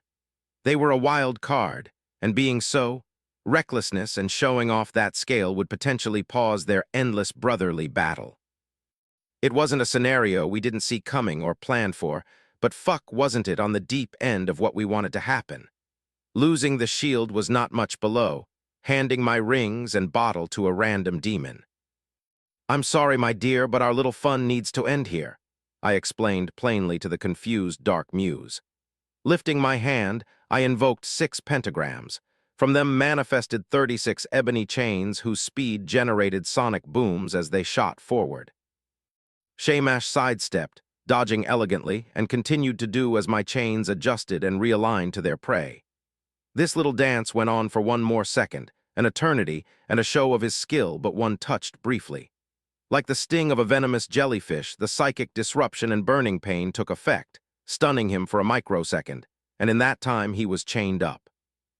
Angry yet unafraid or unaware, I took no chances and wisely decided to just portal him in one of my extensively secured guest rooms in my vault. His interrogation for me to look later on, as was everything else related to him. Until then, Trazyn would be his jailer and talking companion. Be advised that Shamash is neutralized and continues as ordered. I sent telepathically, sharing the subsequent information. I teleported myself to Yuggoth, my gaze immediately landing on a winged, immaculate porcelain puppet with an ever-sleeping visage marred with worry, the avatar of Lilith. To her right was her mother, but further away was her father, their expression not different from one another beside Kurnus, who was more stoic. On the other side, sitting on a crystal table, was my brother, who jumped forward a happy skip to his steps as he walked in the air. "Arrived in a flash like always," Segorach exclaimed, though definitely less jovial than usual. "I think we may have a little problem." "We do, and that's a little of an understatement," I drawled, staring at the sky. Usually, it was an illusion doing the job the stars would have on a planet, night and day cycles, temperatures, etc. Still, here it was deactivated, showing the warp in all its beauty, for it was so if the sight didn't drive you insane and you could appreciate the aesthetic of some of its parts. Now, instead of an unknowable sludge, it was 3 distinct ones in shades, lighting, and appearance. One was of blood, bronze, and rage in a howling armored man. The second of pestilence, rot, and despair represented by an unsightly slug, and the last of contradiction, hope, and falsehood in a hood of ever-shifting flesh, beaks, and feathers. It was very, very strange that they allied together. It was antithetical to what they were, but I can see my show with T-Zinked as motivating. Alas, the whys it happened would never be elucidated. What mattered was that it was happening and negative for us. "What can we do, Hoopa?" Lilith called in barely hidden distress, her articulated pure white hand holding her bow tightly and her porcelain feather quivering. I hummed and pondered shortly over my limited options. Offense through Yuggoth systems was ill-advised. Diplomacy was insanity with these perverse abominations of thoughts, and turtling up would let the 3 free reins to do whatever they wished. Wishes among were the countering of the celestial wheel by controlling the warp current and turning Yuggoth in the largest demolition ball, or less complicated, throwing the literal warp at the shield for millennia till it expires. The first was at the head, and from what I sensed, seemingly the horrific gist of it. Yuggoth would rip apart anything in its path. The result, if it was oriented to branches of the labyrinthine dimension and beyond, was crystal clear. It might not be what was planned, but the simple fact it was a possibility was enough to act as if it was what was a certainty. "Is the portal in the enclave fully operational yet?" I questioned, and this time her parents gave it to me. I knew the bulk of what was said, but leading the conversation where I wanted was important. "Yes," Isha informed curtly with a delicate frown, and her consort took over, scowling. "As Isha said, it is. But opening it would attract unwanted attention, and the Golden Escape final stage is in a less acceptable form. The encryption hasn't reached completion yet, but it shall do." I finished with a self-deprecating smile, and if it had been completed, our resident god of craft and artifice wouldn't find it impossible to reverse engineer my creation and use my system to access the Golden Gates. It wasn't as easy as it sounded, but let's say my design was suboptimal. It would have gained us precious time, far more than now, but now the encryption won't be as successful in stopping Vol. It wouldn't be a problem if I weren't stuck, but for this transportation method, it was either on or off. I always preferred total destruction if the Eldari Empire won in their area, and destruction is nothing in the face of Moreheg and, well, Vol. At best, I have made it lengthier for them to work through it. But mentioning either was pointless. Everyone understood the risk of activating the Golden Escape. Frankly, I might be a bit dramatic. Vol would only have access to the last gate identity data used, as I didn't include a central, easily accessible database like a moron. Yet, creating a hyper-powerful algorithm to find the coordinates of my thousands of remaining Golden Gates was within his ability, and something he would do. It won't be quick, even by his creation, but a distinct brutish method was a surefire. No matter how long, complex, and random I made each individual tag corresponding to my gates. After all, at the end of the day, they were made for mortals, trained mortals only with the mental faculties to use them, but mortals all the same. It was the same method used to get passwords, stubbornly dumb computational power to find the right combination of symbols, even if it's a wee bit more complex here. Still, the last Golden Gate it was linked to would be known by them, and as such, usable, even if broken, considering what Vol was capable of when motivated. "Freedom, all this shit would be fixed if I attain it," I growled internally, my soul steering toward it to a degree deeper than it ever did. Rage mixed with anticipation at the rapidly approaching reality. I think I might have to haste things up on Earth. Even with a lesser might, my little Brighty would survive and stay adequately conscious of doing his part in our pact. I was too generous, really, and greedy. Well, it's not as if having him to full maturity is necessary for me, but it would be better for humanity as a whole and his overall experience in our life. He already consumed another of my contractors, aiding the elimination of the last large one, which went beyond what I would like my direct involvement to be ideally. But idealism wasn't realistic here, sadly. I would have to simply be discreet. "Hehe, Bazinga, freedom. Do you hear my brother, sister, and niece? Do you hear his mandate? Do you comprehend his attention?" My clown of a sibling exploded in elation, confetti and fireworks shooting from his shoulder as he pranced around. Soon, what he meant rammed into the family of three's heads. Shock and mixed feelings were their reaction. There was another implication. What they were already doing was edging on betrayal, but that last step was a point of no return for many in the Pantheon. Kine won't see the difference. Their mere association with me sealed their unworthiness to exist in his eyes. They were too far gone already and have done so of their free will. Time for regret is long past.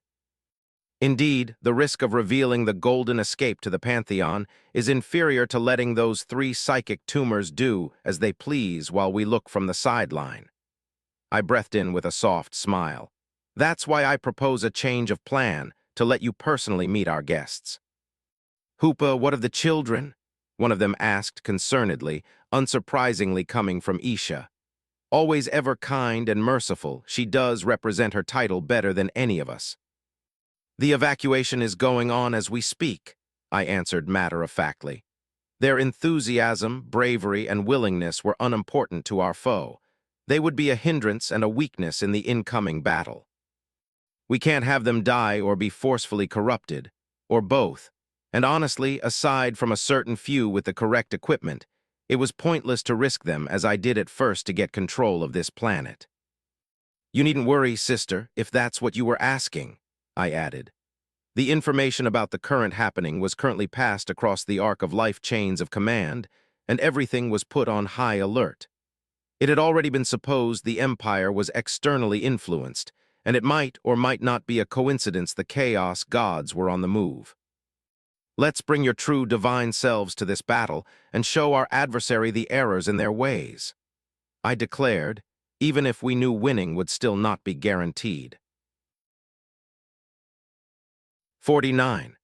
Dark King, a young horned male Eldari with purple skin, could be seen levitating in front of a gargantuan golden ring impeded in the ground, its size beyond the realm of the equally immense mountainous range surrounding it. In the palms of this strange being, more demon in appearance than Eldari, a diminutive arcane rune could be seen peacefully hovering, within it a pentacle of depthless darkness. Long minutes passed in absolute silence, the wind forbidden from blowing, and he languidly clapped his hands together. And from the seemingly innocent action, a shockwave exploded outward, echoing far and wide across the mountains like a howling monster of myth. Then the horned young man opened his hands back, and the rune had drastically changed, its intricacies beyond even the most skilled and knowledgeable of mortal and immortal psyker, mage, sorcerer, or otherwise profession of the supernatural. Reality rippled, folding onto itself as its very rules were bent and denatured into submission to the will of the Eldari god of magic around it. There, Hoopa smiled as he meticulously moved his legs, feet, arms, hands, and fingers through a series of calculated movements representing glyphs of his designs as his spell reached completion. The entire motion was akin to a slow, hypnotic dance impossible to understand, nevertheless reproduced by humans. "You may once again walk among the mortals," he grandly exclaimed, the golden gate flashing like a star before turning to the usual flowing dark constellations and nebulae. His words resonated far and wide, and less than a second later, a theatrical mask of sorrow and laughter timidly poked out. Bright orange eyes full of mischief swiveled up and down, left and right, as the mask of tragedy and comedy's prominent chin and long, pointed nose took shape. With it, coxcombs weaved itself above, completing the head imitation. Then a peal of laughter rang, pure, merry, innocent, and demented in all manner as the mask turned upside down, and a strange creature of living, tattered, flashy-colored tissue poodled on air like the grandest of mime. Disembodied white-gloved hands grasping at nothing and everything as the laugher grew and grew. At long last, the great Harlequin is back on the stage, the great game, Segorach, the Eldari god of trickery, artist, and creativity, asserted grandly. The world acclaimed his arrival with claps, cheers, and chuckles from every corner as if an elated audience was present. "How do you feel, brother?" the avatar of the Archdjinni of the Rings questioned coolly, his movement never ceasing as the spell had only begun. A tilt of his head served as the only physical acknowledgement of the liberated ancient deity. "Excellent, I say, excellent indeed. I swore upon my name and essence to make it so you can experience the same fate, to taste the freedom that has been wrongfully robbed," the first fool proclaimed, bowing deeply to the much smaller and currently weaker form of his sibling whose smile told more than words ever could.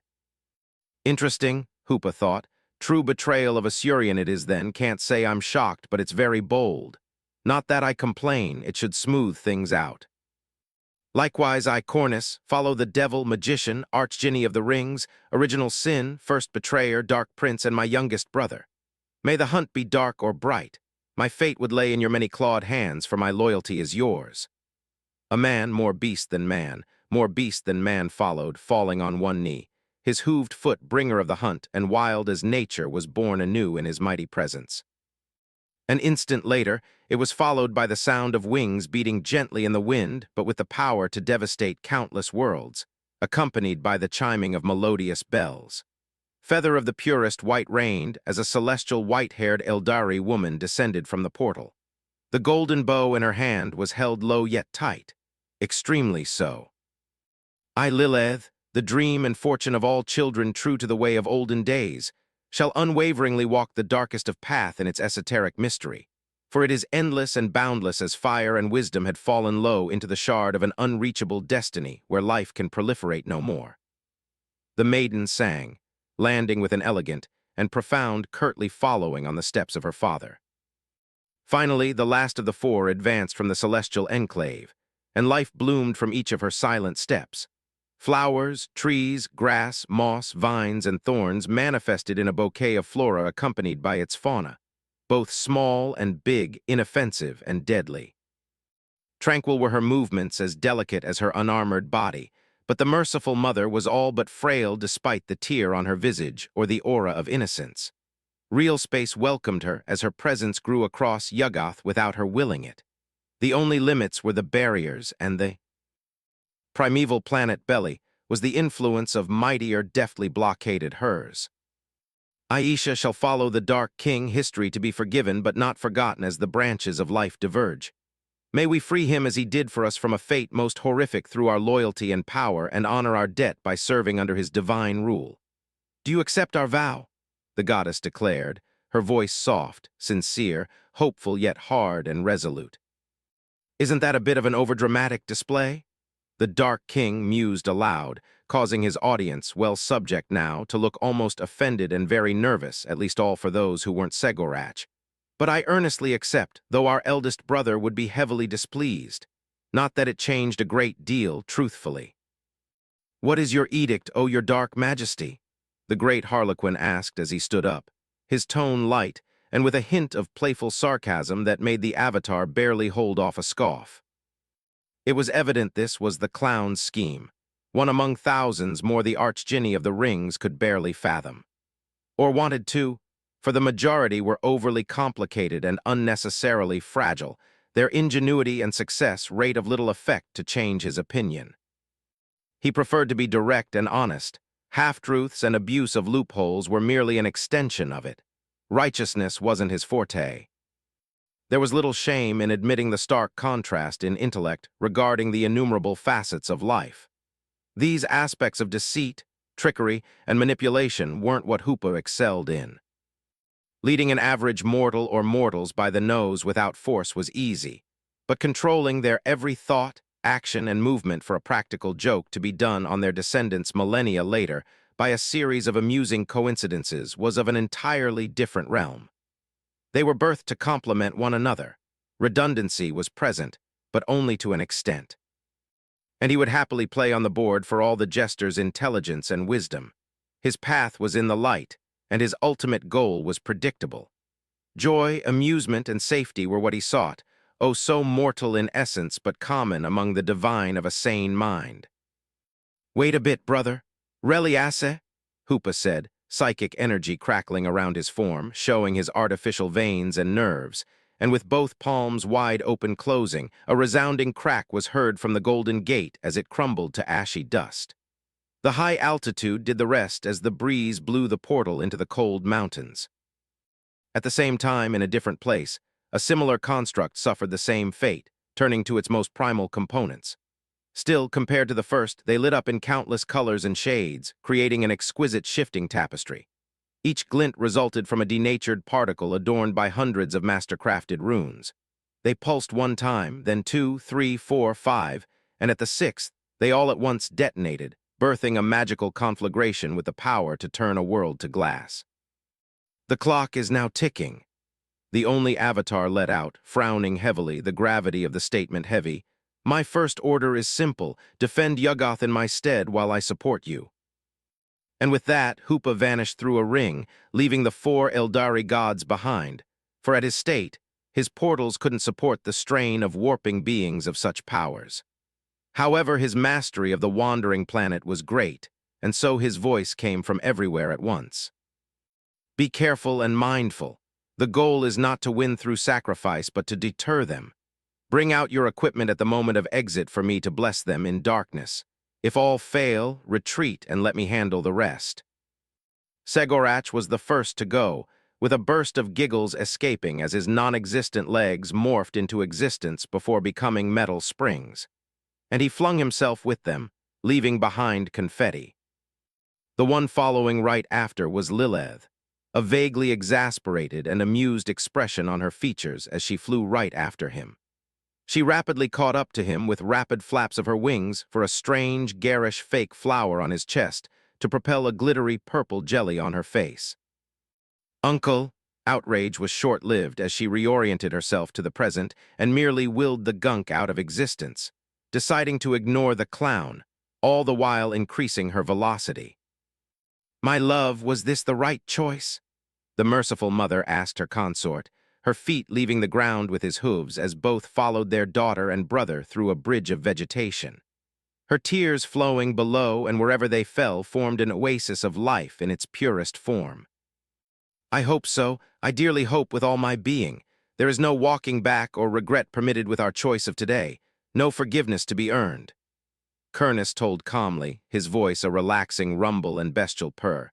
"A new king for a new chapter of a hopefully eternal fair reign." The only sins Asurian had committed was overdoing his kindness and patience, which had also been his greatest strength. His progressive and unstoppable fall to dementia did little in his favor as well, and Hoopa was of different clothes. Neither were incomparable, but the recently crowned Dark King was of a nature closer to the bloody-handed god in many aspects, but colder, far colder, yet no less passionate and sinister at heart.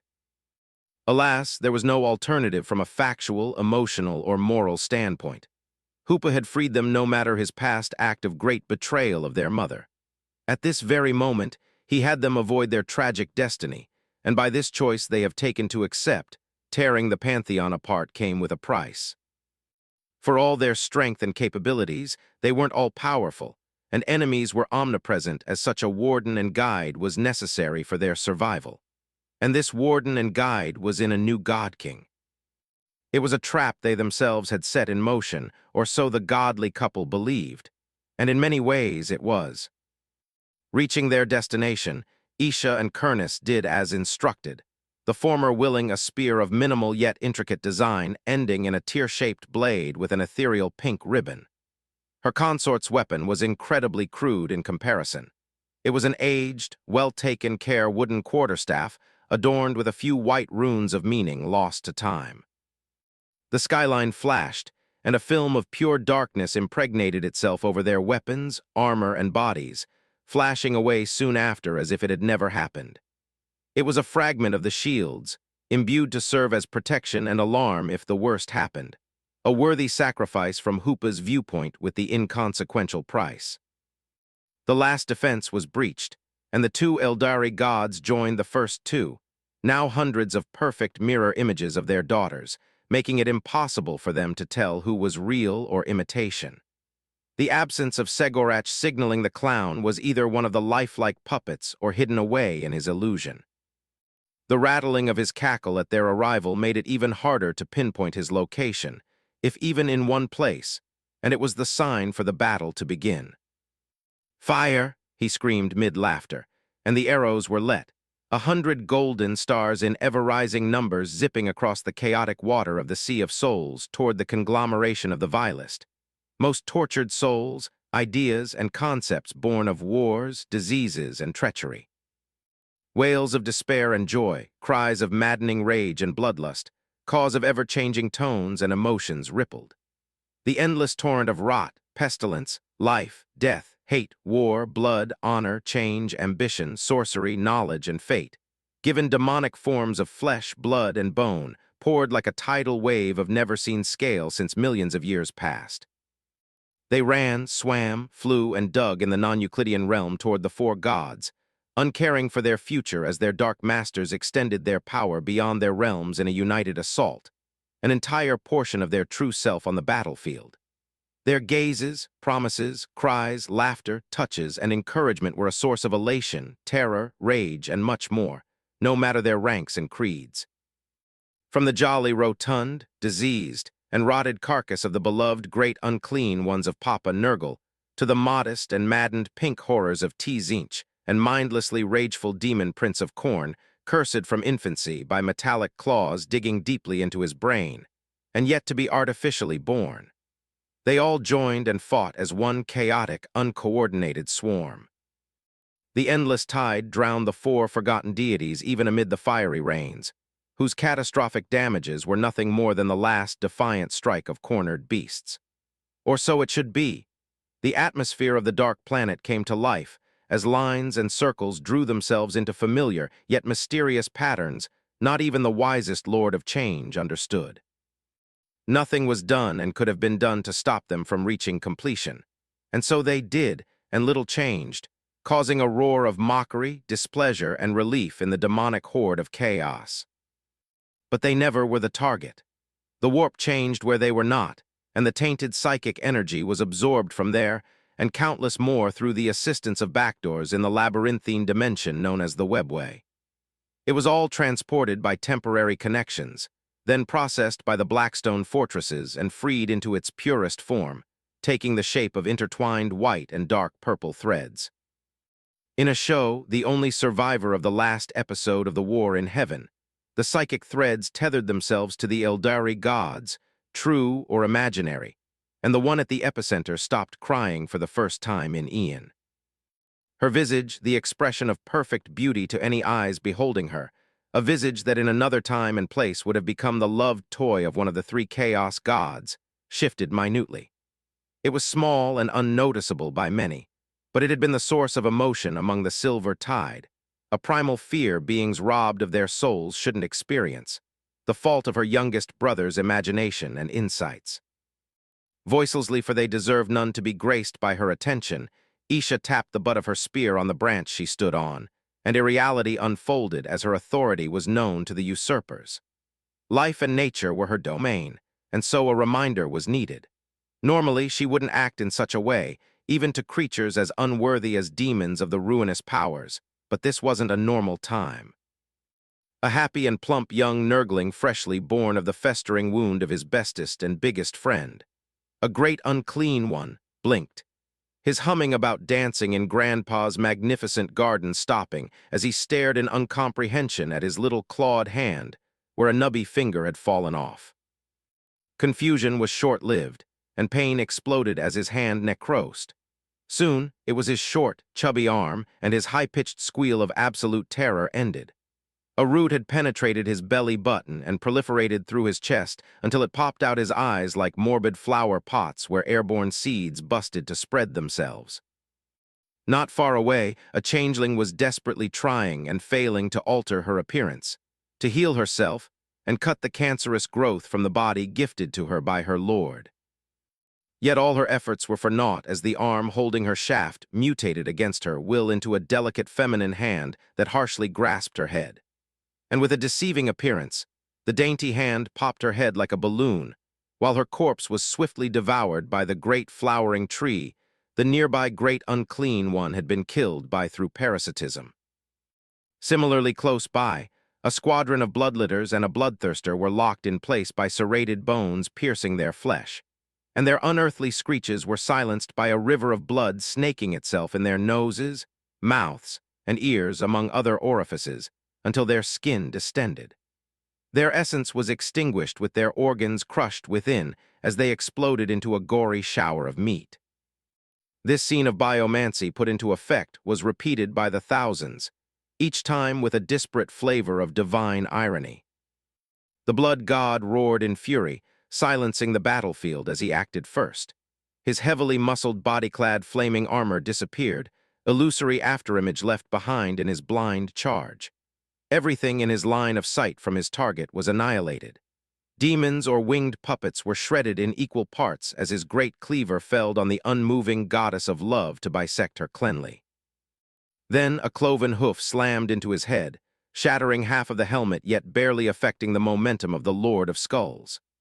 The tale rhymed differently for trajectory, and the howling chaos god was thrown onto the dark shield's first layer, where his scream took a tune of pain with the ever-rising rage, bloodlust, and excitement. "Back away, mindless creature!" The lord of the beasts bellowed, one of his hooves still in the air, yet he never let his attention wane for one moment. The battle had only begun, one where their victory was assured, yet where they lost for the cost to their foe is negligible, a fact not shared with them. 50.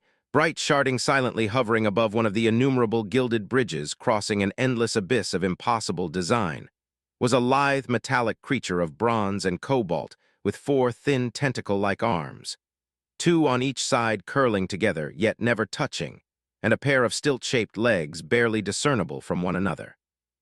Its featureless face let no emotions show as the terrifyingly frigid cold black dot that was its eyes in a sea of pure white trailed over the grand dark, nothing around the bridge, looking for something.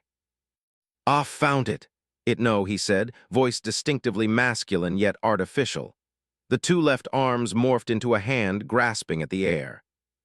"What is it you need, Lord Hoopa? If I may ask, what is happening?" To his right, another artificial being teleported in a flash of sickly green light, far rougher in appearance and with a skeletal head that somehow showed a great deal of facial expression despite the lack of muscles and mechanical parts. "First, a creature you are deeply connected to, Trazyn." The avatar of Hoopa, Danksama, chuckled darkly, sending mental shivers through the Overlord's non-existent spine. "As your second query, chaos has come knocking at our doorsteps, and I flicked the first domino in response," he mysteriously explained, which didn't satisfy the ancient Necron's endless curiosity. Still, he perfectly knew, despite the barely contained rage in the air, that he could continue to ask questions without risking deletion. That was one of the major differences between this new master and the last. One was reasonable and would not only listen but consider what was said. Counted it wasn't nonsense or plain, unexplainable disobedience. For the former, not much would be done besides light curses as pranks, but the latter, it was better not speak about the latter. "The 3 primal malignant manifestations of the Empyrean have acted. I remember them after skimming through the ongoing attack. Then is that why you are here? And what is that domino you speak of, Lord Hoopa?" Trazyn asked calmly, yet the tension was evident.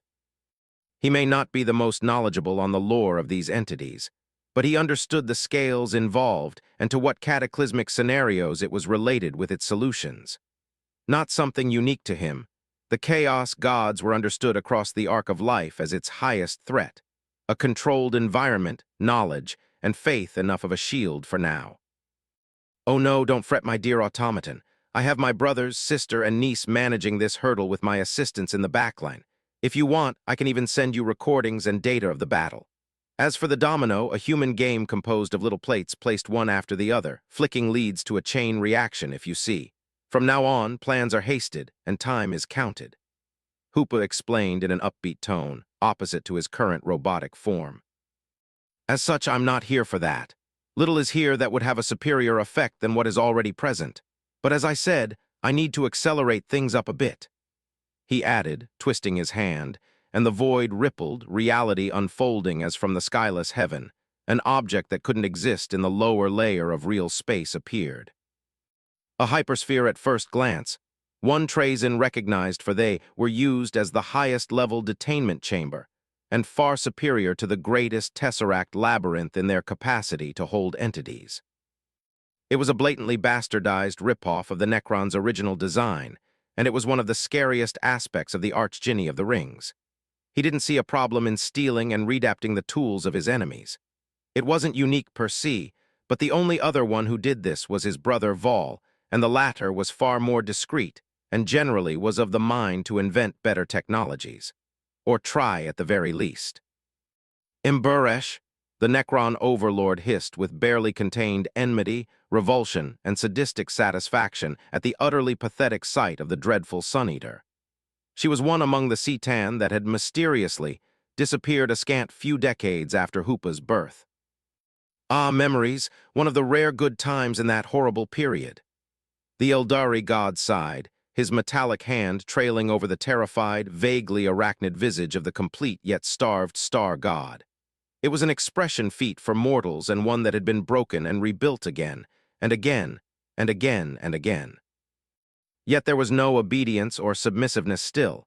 It was a scared animal whose instincts to flee had dominated every aspect of its being.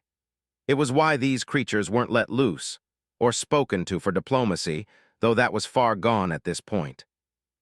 They couldn't be controlled. Their minds, Their equivalents of it, that is, weren't close to that of anything else, and by their nature they would rebound to their original state of existence, thoughtless, cruel, and ever-hungry predators of the living for souls they would never possess. Hoopa had made sure of that, truly he did.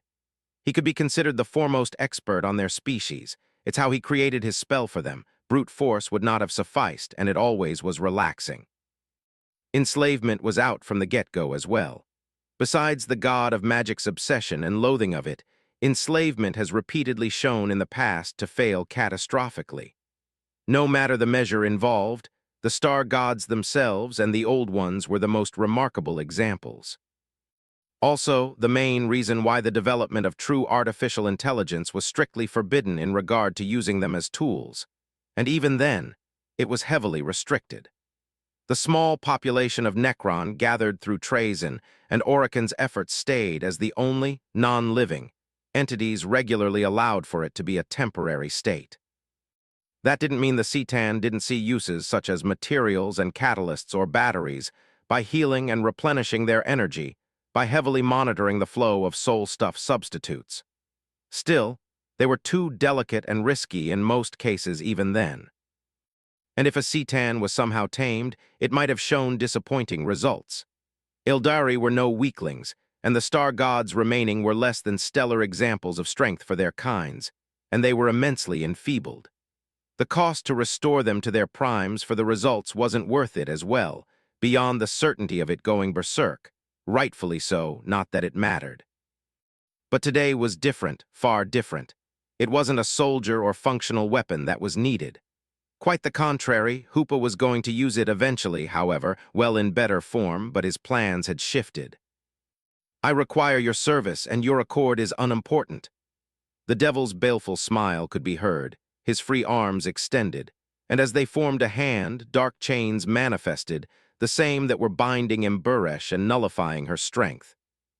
Tightening his hold, they dug into the dark, monstrous body of Necrodermis, sizzling the false flesh as they did so like animal fat on flame if, in this case, the animal was alive and screeching in agony.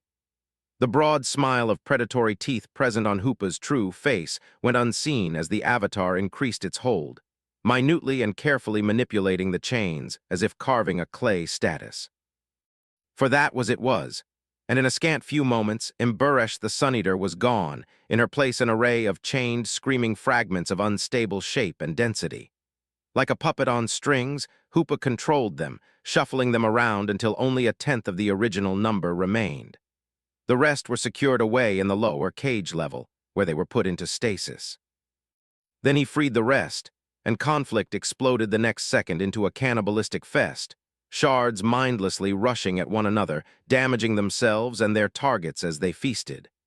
It was a quick battle with no winner but the remaining shard, one quite close in appearance to the Sun-Eater, and he chained it back. Very lightly feminine with a number of features seen in arthropods such as arachnids, the greatest distinction was the fiery cracks leaking murky gray energy. It wasn't the personification of beauty, not that Emburesh ever was, but the shard of the Sun-Eater was verifiable inferior in every way. Of course, Hoopa didn't care, but it was an observation all the same and a common occurrence when shattering a C'tan, which could be reversed by letting all shards eat each other with an adequate amount of energy. Regardless, he was satisfied with the result. It was powerful, yet not so much, a perfect domino for him to flick. Honestly, he would have preferred to let his plan unfold organically, but the chance of an all-out war with the rest of the Pantheon would destroy his every plan and change everything. It wasn't a matter of winning or losing, even if he held doubt on that front. His siblings, while individually weaker than the trio of psychic tumors and weakened, remained bona fide gods and were infinitely more capable and not restrained to the warp. A wild card like Kine changed little, for he would heed his consort's words. The Ildari Empire was nothing in comparison.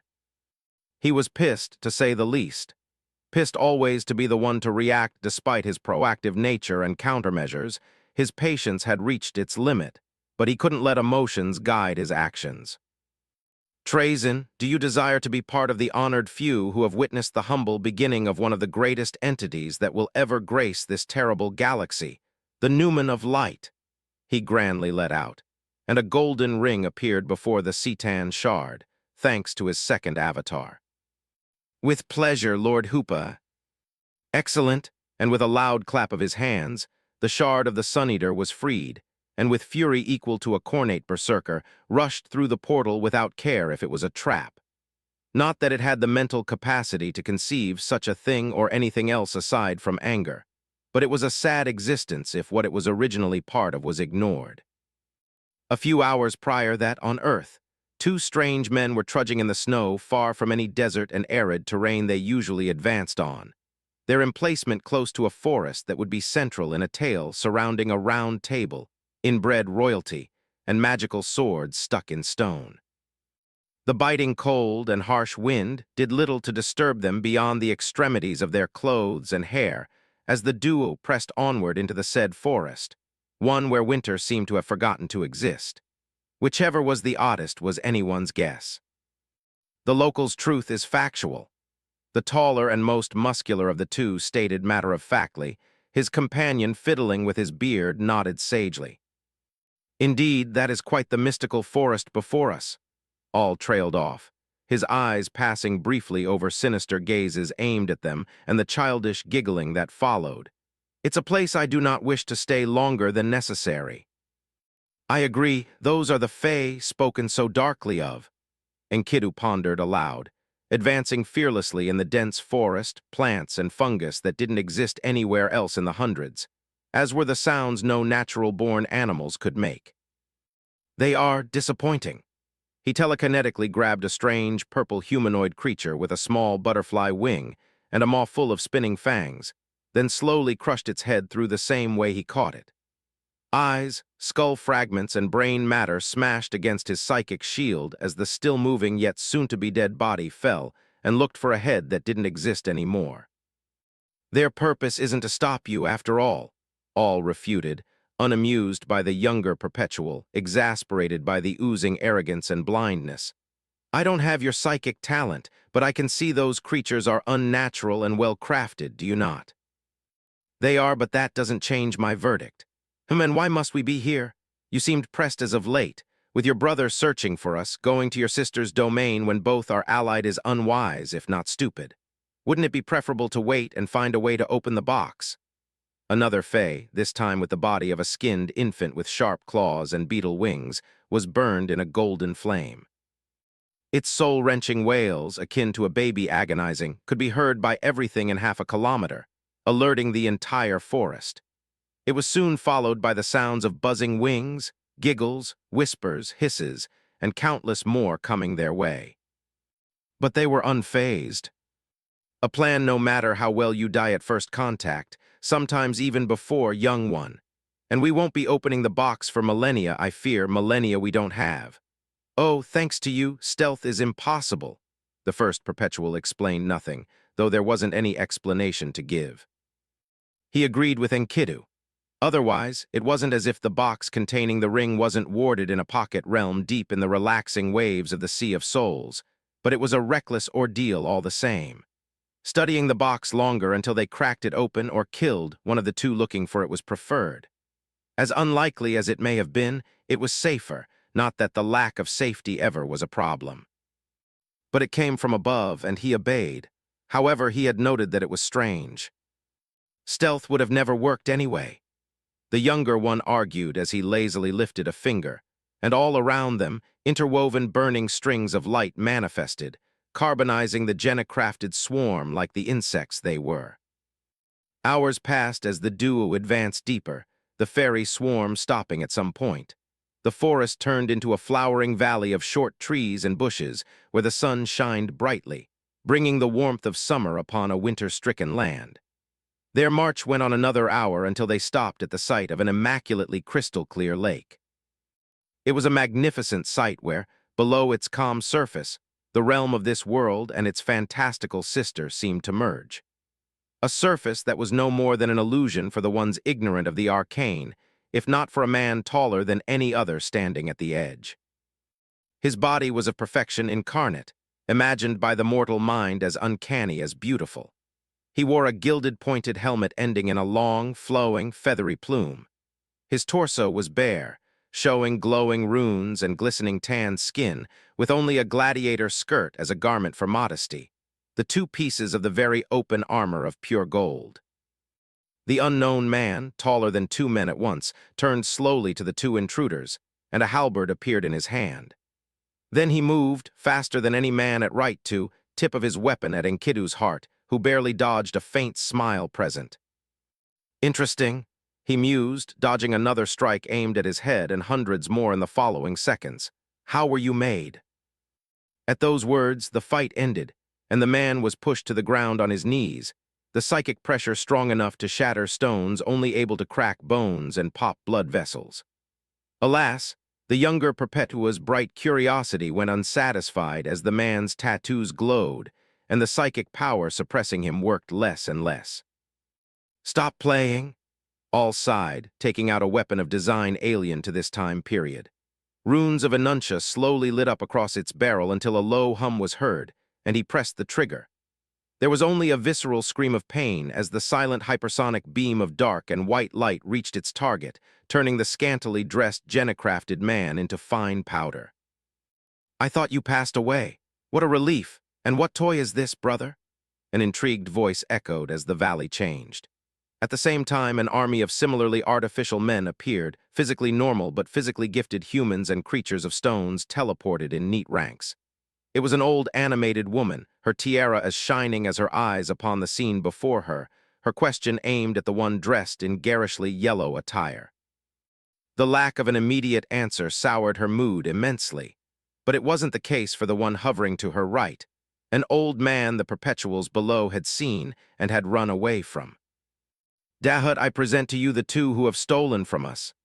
Shinar, the architect of the Tower of Babel, exclaimed to his sister, the Queen of Wise. I can see how you were fooled, she softly giggled, eyeing Enkidu in particular.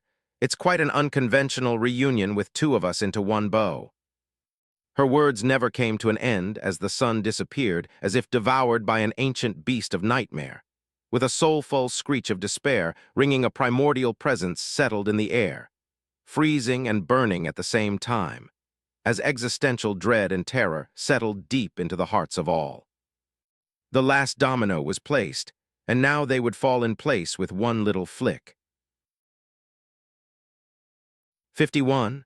Light in THW darkness swallowed every trace of light from the vast clearing of an equally vast forest, the army of genocrafted men and golem vanishing into the shadow, leaving only four in the light of the sunless day. The architect of the Tower of Babel was the first to voice his uncomprehension. He wasn't the first to get his bearing, however, and his words and demeanor were in drastic opposition to his usual self. What is happening? He cried out, reeling back at the horrific sight above and beyond any he had ever seen physically. It was mockingly pitiful compared to the presence of Shahar, the Lord of the Dawn, but everything was in the face of this mysterious entity, a true god for all intent and purpose. But the infinitely weaker nature of this didn't change that instead of a mouse before a world, he was a mouse before an elephant. Or that was how he felt, impossible to grasp victory, run, or bargain. Then, from the darkness, a crooked bestial hand ending with twisted claws oozing alien energy slithered, the arm it belonged following an equally unearthly appearance. It was the first arm of many, 8 to be exact. The last pair at the bottom was more akin to legs if the claws were to be ignored. It had an enormous insectoid body adorned in zagged cracks and fissures oozing eldritch energy across chitinous leathery skin that was neither. It had one more limb, a long, spindly, prehensile tail that ended in a chaotic series of sharp serrated spines leaking a substance that seemed to eat through time and space themselves like an ordinary acid would paper, not changing this perception. But the part that shattered the illusion of barest normalcy of this utterly alien being of neither flesh, arcane, and soul, the true part that marked it as an abomination. It was the visage revealed by the opening of 8 squirming chelicerae that had served as a simple face mask, human even from a certain angle. However, the void that was its pair of eyes crying liquefied, solidified, vaporized, ionized matters that shouldn't exist in this plane of reality. The absence of a nose, and the maw where arms and tongues wiggled in the black hole that was its throat. "This can't be," Dahut cried out with wide eyes, recognition flashing in her features as knowledge of history had been her focus when speaking to Shahar, so she knew of the creature before her. Or so she believed, even if it wasn't a one-on-one to the cutthroat description and galactic tale she bargained for. A Ignir, a star god, a cosmic horror that shouldn't be imprisoned or assimilated back into the laws of reality. It was leeching off. "I fear that it very much can." Down on the ground, All, or Alanius as he was known by the two above, declared dryly, "Or have you let the fine prince be unread? That's unwise." His words reached his younger immortal counterparts, who smiled faintly. Yes, indeed, the fine prince were of major importance. Despite his spotty memories of lives that had been his yet not, he instinctively understood their importance and how many of the ones that composed his greater whole had made fools of themselves. There was little anger. However, the opposite, elation, was blooming, but he waited for the family drama to end. It was pretty entertaining. Until then, he would prepare, plan, and study the visibly unstable and wounded abomination as it seemingly acclimated to its environment. And what if he attacked first and the promising fight was cut short? "You seem far too calm. Is that a trap, Alanius? I knew of your cowardly nature, yet this reached an unprecedented new low." Shinar returned to a reasonable state of mind, extremely frightened by the existential threat above but functional, called as he quickly hovered down, his white robe and beard billowing. Spells upon spells were weaved around his body, mind, and soul to protect him against virtually all attacks, while his eyes never left the cosmic invader. His sister, the Queen of Wise, took the quicker if riskier option by simply teleporting in a flash of blue light to the ground, as well as spells interlocking on hers even if they were focused on her garment. "No, brother," the first perpetual chuckled derisively at the pointless accusations. How he wished it was true, his heart told him. "This isn't a trap of my design, and I'm as blinded as you are toward this cataclysmic scenario." He clarified soon after, himself preparing even if he would prefer they attacked right away despite the possibility of it all backfiring. But he lacked too much information. Any action he might take would fail or have a varying degree of effectiveness, most likely on the lower end. It wasn't pleasant, but that was the unfair reality. Then what of the barrier isolating us from the world? Shinar proclaimed that he couldn't access his golem or any of his constructs, and his senses remained. It was a strange barrier. It wasn't of the arcane, it was almost like a dimensional pocket, yet they remained on the planet. The armies outside were in vain, trying to reach their masters. "If we could create such a contraception, we wouldn't have run away when we borrowed from you," Enkidu said bluntly to the ancient wizard, and he added with a snark, "Unless a childish battle of who is the culprit is one you bravely want to wage war in, I suggest we change tunes. Or would you prefer to pass on with a satisfied ego? Indeed, the same is true for fleeing. If such options were on our side, we would have used them far sooner."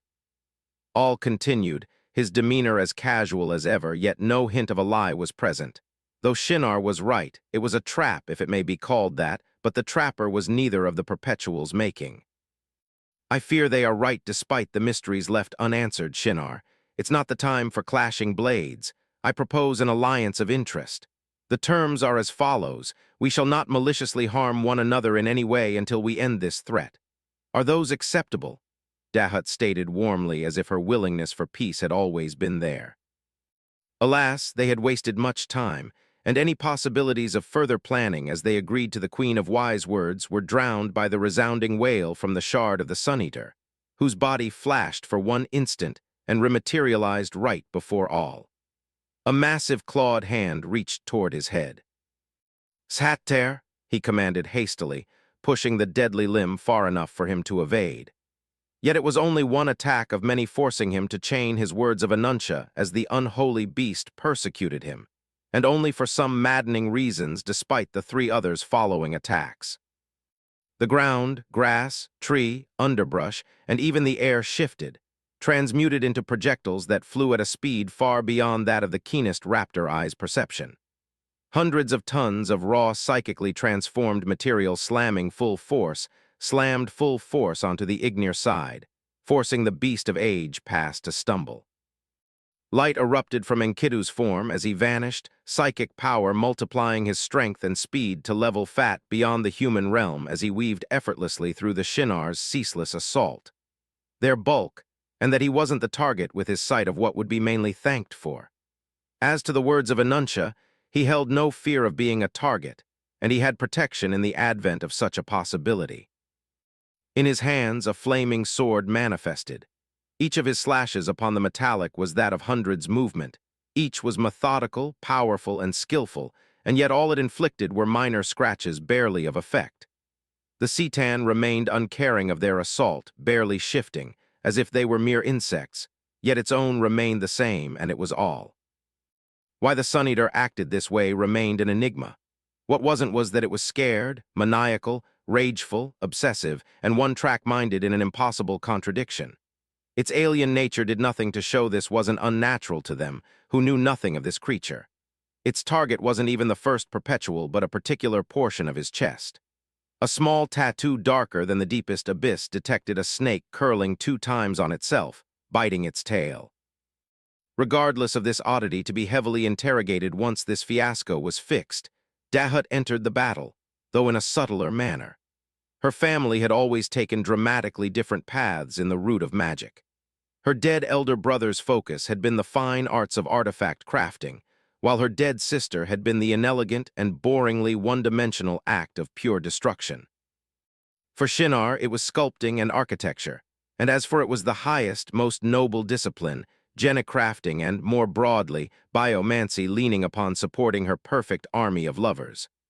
Holding back a scowl of disgust at what she was going to do, she planted a plain white wooden staff in the moist dirt, her grip on it of steel. "Please do not reject my gift," she proclaimed softly, her voice having taken a sudden demure tone and was carried by the wind, reaching the 3's pair of ears simultaneously and with immaculate clarity. It would not do if they were to be taken aback. Electric blue and honey-yellow beams of energy shot outward from her staff, pumping raw power into her 3 allies of convenience. It coursed through their flesh, blood, and bone unimpeded. Their wounds were sealed shut, and vigor and strength flowed in their veins while their every action gained weight. But that wasn't all. Their psychic might was amplified, and their connection to the Sea of Souls widened. The last of which wasn't done to Alanius, for it would be pointless. The effects were immediate, and the course of the battle shifted. The mindless abomination was pushed back, its target never changing, but the damages on its body remained negligible. Then, in a moment, it took a radical turn for the worst. "You may depart from this part of the contract for now." An intoxicatingly beautiful and melodious voice ebbed at the mind of all. It was but a brief slip in concentration, a slip that gave a chance for Sun Eater to land a hit. And what a devastating one it was. The sharp finger shot into the immortal human belly and exploded into 1,000 serrated blades. "What?" all called back incredulously. A word to unravel reality with the immediate aid of the 3 others managed to break the limb penetrating his lower belly. His body was racked with agony, only a setback for him. The black spines growing in him were more so thought. "Alanius, outsiders can break plans, and I'm no exception. I'm merely putting the proviso of a clause you have signed into practice. I have made light of what it implied. You shouldn't be surprised, though fear not." There was a short pause and a dark chuckle that was incomparably more terrifying than any of the Ignir hellish wails. It was ecstatic and rageful. Thousands of verses and poems could be written from it, and none could ever hope to magnify the sheer presence of it. "Your service and willingness will not go unpaid. Oh, and don't worry about your toys. They won't be lost or worse, stolen, a little bonus. Goodbye, my boy." This brief dialogue, unknown to all, signified the temporary death of the first perpetual. No matter her efforts, Dahut couldn't heal her brother from the hungering necrodermis, nor when his vitals shut down could she resurrect him. His soul escaped her grasp with mocking, and a painful sting for her even to dare to do so. Their rough formation broke apart, the shard of the Sun Eater focus now gone. Its eyes less whole gained the barest amount of clarity. An arm snapped outward and grabbed Enkidu by the neck, only to let go as the new man busted in a wave of psychic power, choosing to retreat wisely. Taking a defensive position, He psychically massaged his neck where metallic flakes seemed to grow from the skin he was touched, draining his life to propagate. This is bad, maybe not, he thought calmly, his focus splitting further as he limited the growth. The death of all not shaking him beyond confirming this entire situation was a derailment of the unworded song of fate until now. Enkidu was not blind or ignorant. The one he might call a friend hadn't come to him for purely benevolent reasons, not that all had denied this possibility. A wail rang akin to the demented song of a tortured mother whale after losing her calves. The Ignir disappeared from sight, then a scream followed, and all eyes landed upon a wide-eyed Dahut. A metallic hand went straight through her dress, crushing her heart. She didn't die. Another heart had been grafted if one were to be lost, but she gasped loudly, blood dripping from her lips as an expression of rage and hate took over her once regal feature. But her fiery demeanor vanished in the face of a widening bottomless maw of spinning teeth, fanged tongs, and secondary mouths snapping at the air. Unhand me Bea, her head and upper torso were swallowed, and with a crunch, the bloody remains of her body fell to the ground. But the prize, the soil, the shard of the Sun-Eater craved was due by virtue of its superiority like the first time was stolen, seeping through its finger as if both were water. No matter, there was more. Its head snapped to Shinar, warping space like a child would snap a twig. It reappeared above the fleeing old Psyker, stone upon stone slamming into its arms, head, and chest, shattering the landscape for the millennia to come. The efforts proved of little worth, but they were effective. They gained a few more seconds as the shard advanced against the tidal waves of rocks, their ancient weight pulverized in its presence, as if acknowledging their inferiority. This morbid dance of violence went on until the abomination of unliving metal grasped the weary and mortified architect's torso, ribs shattering, piercing internals and skin, alike as a fate similar to his sister befallen Shinar. Or so it should have been as Enkidu's blade brighter than it had ever been cut halfway through its arm. The Sun-Eater howled, grasping at the damaged limbs in confusion, the soul that had been in its cage on the ground, while its foul blood tainting the very essence of life wherever it poured as its frustration grew and grew. Fragmented memories come and disappear in chaotic flashes. A time well used by the one who had wounded it. The remaining perpetual had changed, his body visibly taller, corded muscles bulging where they did not before, and presence that was dearly an inextinguishable light among the all-over-encompassing darkness for Shinar, a light that meant protection, order, and the essence of humanity itself. Alas, this light was far too bright and began to burn him alive, eyes melting and mouth wide open in a silent, agonizing scream. Yet he heard the last words of his existence. "I thank you for your sacrifice, brother." Enkidu, by his false name void of power, declared, delicately clasping a hand on the scalding feeble man's trembling, wrinkled visage, and the architect of the Tower of Babel light of life left. And so the last of the true-born Psyker ascended per the contract he had signed in his youth, and the boy who would be king became whole. 52. From darkness light is born. Today's events were to be forever etched in the records of humanity as the light won over darkness.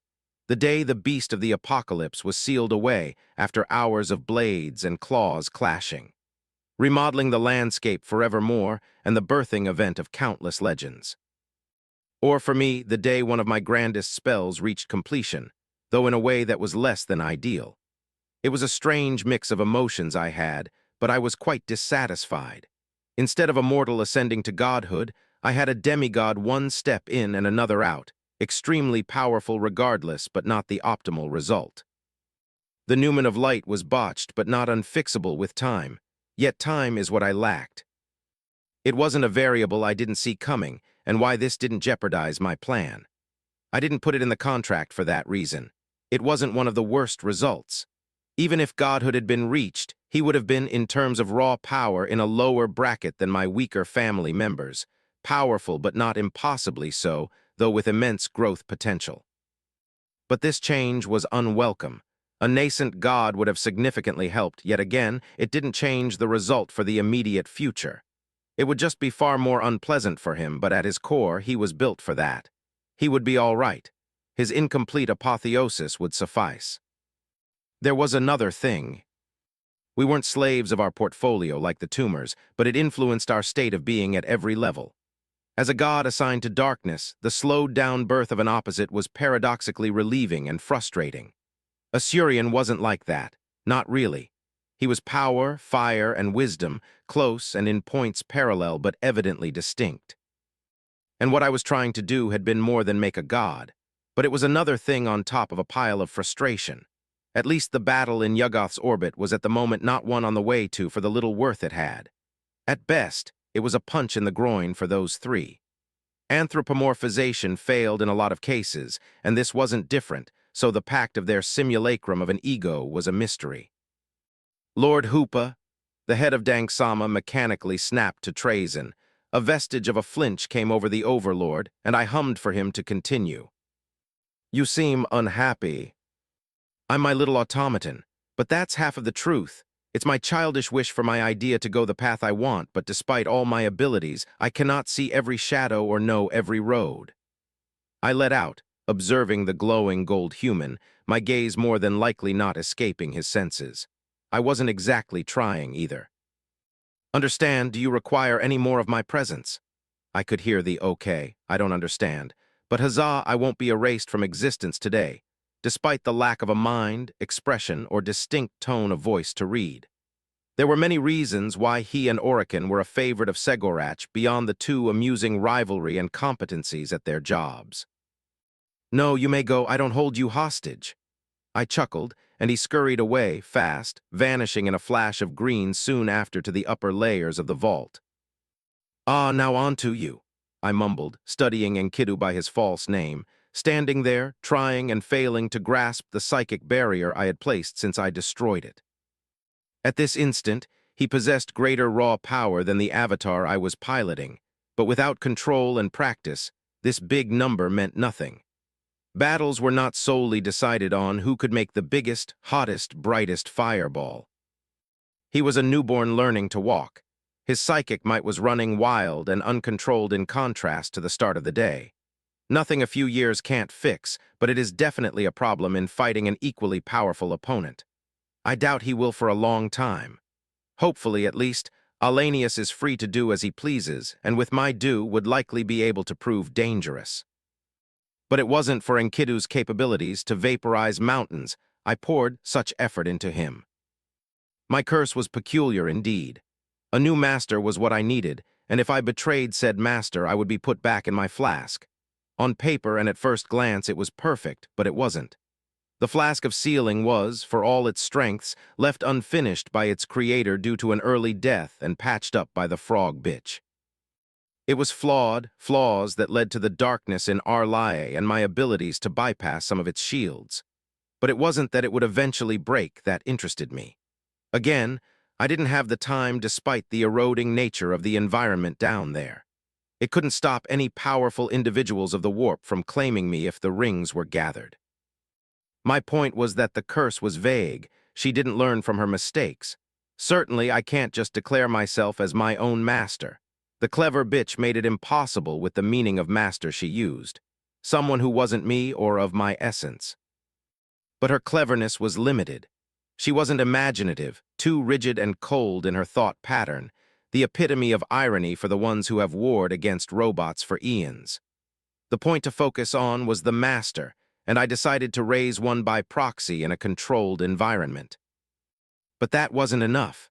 How the old ones controlled us, Eldari gods, wasn't a simple matter of ingrained order and loyalty.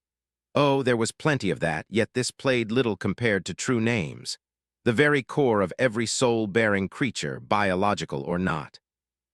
Knowing it granted the ability to mold the owner to your will, or so it was the gist. A child learning a Lord of Change's name and using it won't have a good end, and it should be for the old ones if there weren't an inbuilt protection for them, a protection that would be given to my hypothetical master. There, take it, I thought, sensing through the box the ring being taken and fiddled with by none other than Enkidu, who midway abandoned trying to locate me and went directly to the magically sealed box. It was a reckless action, clearly, to go and play with the alien and potentially cursed ring, But who am I to just? It's not like he didn't have a good grasp of what it did, and so he put it on his left index finger. From it, a connection between our minds was made. Any defense against telepathy he had was rendered utterly ineffective. Not that this type of defense would have helped, since it wasn't classic telepathy the ring did. It was using the senses of the mind. To deafen it was akin to stopping hearing. And so we finally speak. El Shaddai, I intoned serenely for answers. I earned a peak of panic accompanied by dread, shortly turning into calm resolution with understanding at me using a fragment of his true name, one built together from thousands by yours truly. What are you, creature? No, who are you? What do you want? Is that you who orchestrated this series of events? He shot question after question, many rhetorical, yet each with hundreds of variations in possible answers. But he remained pretty polite despite finding out he couldn't remove the ring or cut off the body parts it was attached to. He should have paid attention when those who served as prime material listened to my explanation of the fine print. He didn't have memories of every soul that had fused to become the bright singularity that he was. It's to be expected. I didn't want an insane madman with a multiple personality disorder and more, which would have happened if I did. The mind was a delicate matter. He has enough to understand his situation by piecing things together, but it stops there. He lacked a lot. As I promised, a new life with unfathomable power at your fingertips was fair, lore, and mastery of the arcane in your living paid by your soul in death. It's just that people, mortals and ironically or not, tend to be unable to foresee the consequences in the future. Not for my lack of warning, I gave them the freedom of choice. It's not my fault if they choose the path that benefits me in the long run. I wasn't disingenuous. I'm Shahar, the Lord of Dawn, but this name and title are merely a fragment of a greater whole. It's the name I told to the mortals of this planet I once upon a time in a different space called home. I'm more widely known as Hoopa. That was the truth. Shahar was a minute portion of my true name distorted beyond comprehension to avoid a sudden head explosion. His reaction was quite amusing, but I had plenty more revelation to give. His worldview would change quite a bit. I'm what one might call a god, aspects and concepts given mind, soul, and form from the Sea of Souls, or the warp as it is known in the wider galaxy to put it into simple terms. Though I'm artificial, for I'm a weapon older than humanity itself. My desires are simple, my freedom and the prospering of life, and now the first is to be taken care of, I explained in as few words as possible. For the last, that is an accurate view of the event I let out, and there was a sizable pause where El Shaddai processed what I said, and then his mood quieted to one of absolute calm. I understand, Father. What is my purpose? I paused at this appellation. From a certain angle, it wasn't wholly inaccurate. I created him and engineered his birth. But at best, I was a builder, and he was a means to an end, not a son in any way. That he has other uses as a guardian and guide to humans was of no consequence to the above. Let's wait and see, I frowned, unsure of how to effectively respond, so I would deflect. It would rock the boats around the family. That was only a matter of time until they learned of his existence, and ultimately I cared little. Ignoring that, then. None, those are for you to find and not mine to implant. You are not a child, nor my slave, nor a tool, but the debt must be repaid, I intoned to him. The ring must be joined to its 5 counterparts upon the looped bottle to free me. I will be your guide in this journey. I added with finality. It wasn't a proposition. He had no alternative but to accept, for it was something he willingly agreed to do, and I was thorough, far more than Ceila ever was. But after this, little El was free to do what he wished. For now, he had to be good at doing his part of the bargain. Otherwise, I would use force, also in the contract, to make myself clear. As I said, I was thorough. I revised alternatives upon alternatives of how it could and would go. Every word and its synonymous counterparts were used with that singular goal in mind, to attain freedom. My apology for this impromptu meeting. Vileth, the cardinal gospel, leading Dark Muse and final authority of the Eldari Empire, called with an alien air of tension around him from his luxurious chair of living flesh. The infinite view of Kamorog's obscene beauty and wealth from the highest spire, he was doing little to reduce the pressure in the air. His audience of 4 stood silent, the absence of 2 dark muses evident to all. "Is the recent disappearance of my venomous baby why you summoned us?" Lilitu asked lazily, falling on a couch, her movement gracious and sensual, contrary to her displeased voice of someone having lost a mildly important toy. She was enraged, but she remarkably hid it. "Not directly, and as to that point you can consider him forever lost. He became sloppy and arrogant and paid the ultimate price.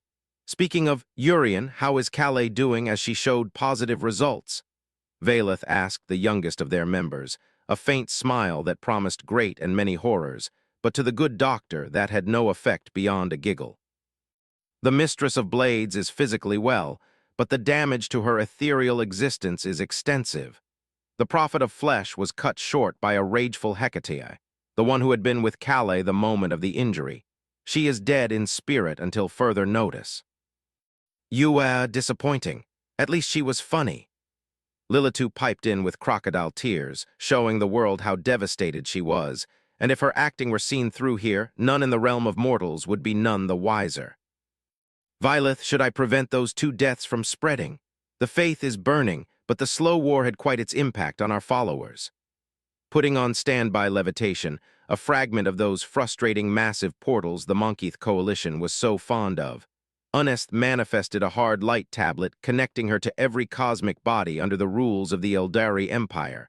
More precisely, the systems and knowledge within. We will speak of that later.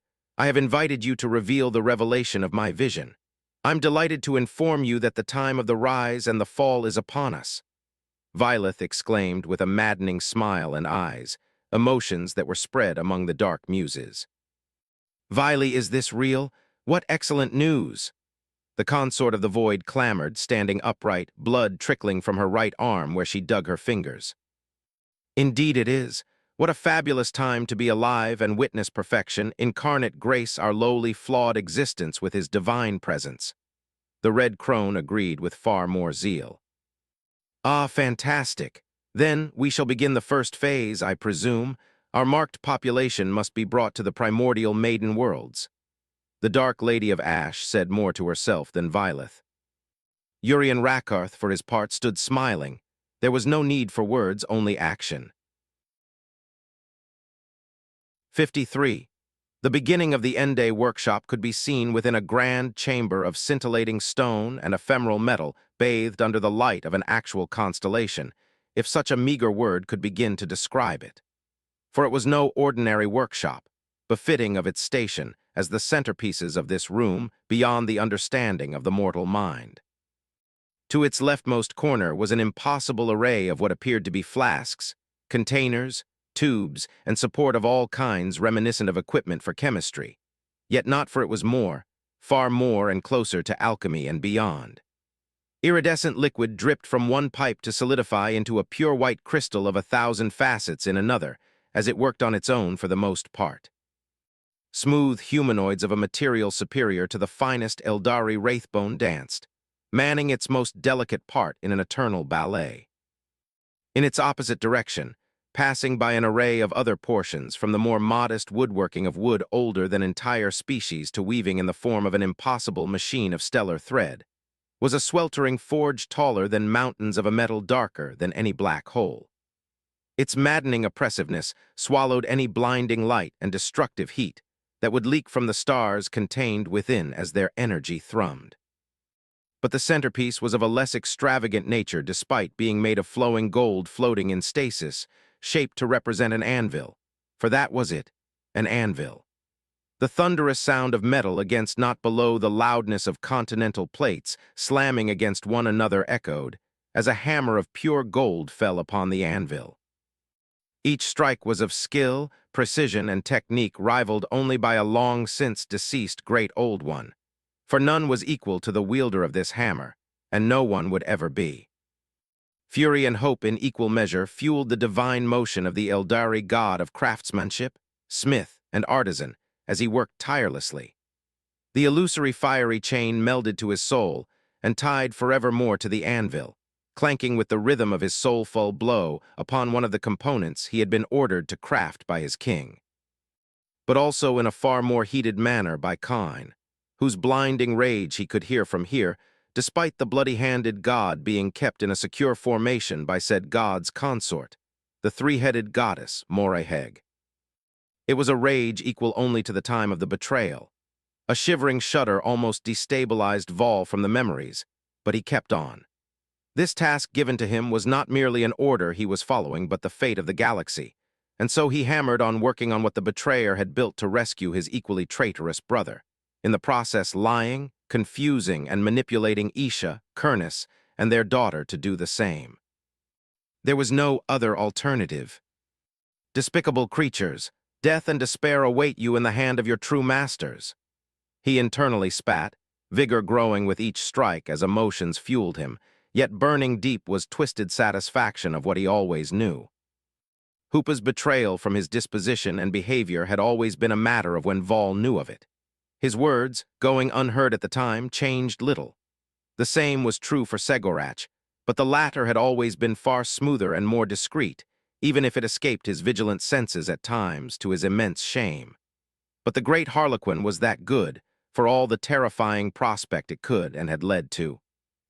But the scheming brother's skills were not in creation and engineering, and so from the moment the portal to the outside of the Celestian enclave became self-destructive, he began to tinker.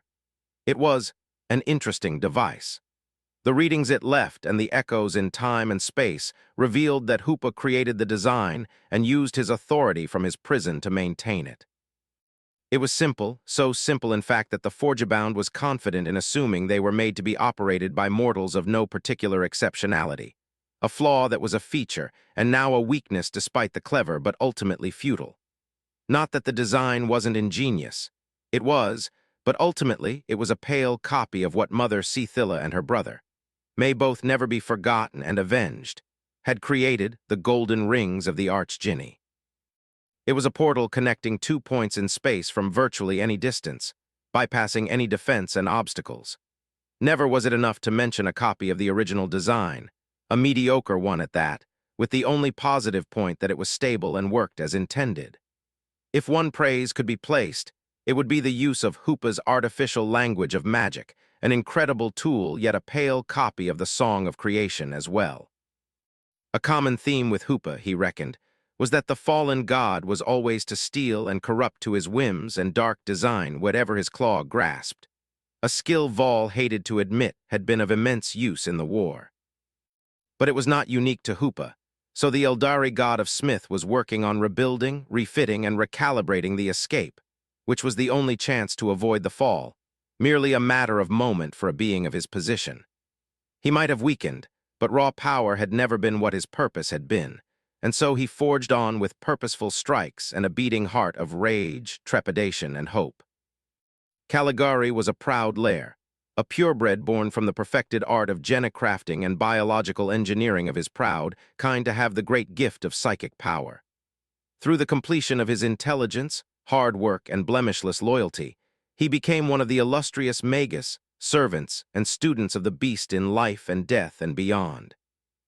His specialization in the arcane was one of the grandest, the non-Euclidean displacement of matters, souls, and minds, otherwise known as teleportation, a branch of magic that was most complex, delicate, and dangerous for the hasty of mind. He was a traveler and guide for the lost ones who sought and served Lord Hoopa.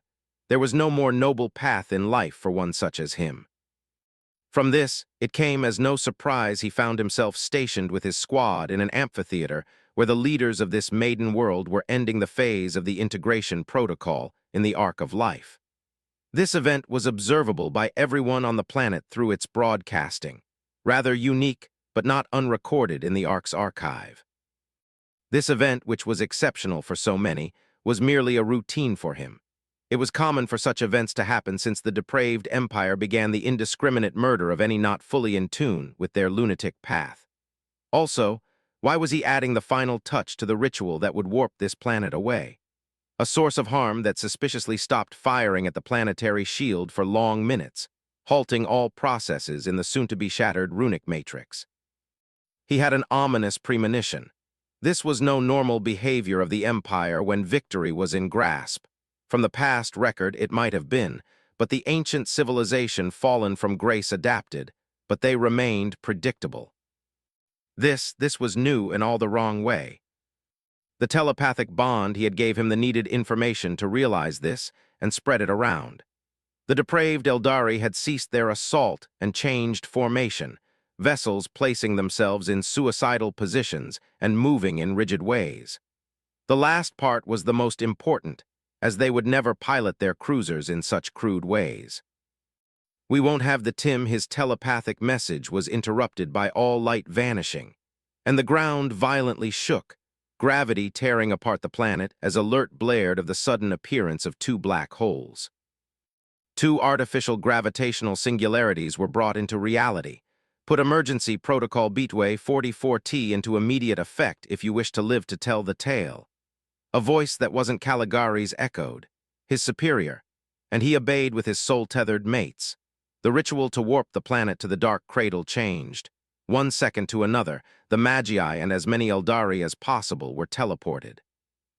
Pain flared like shards of glasses on a burning wound across Caligari's serpentine body as he barely kept himself stabilized, his soul aching from the action.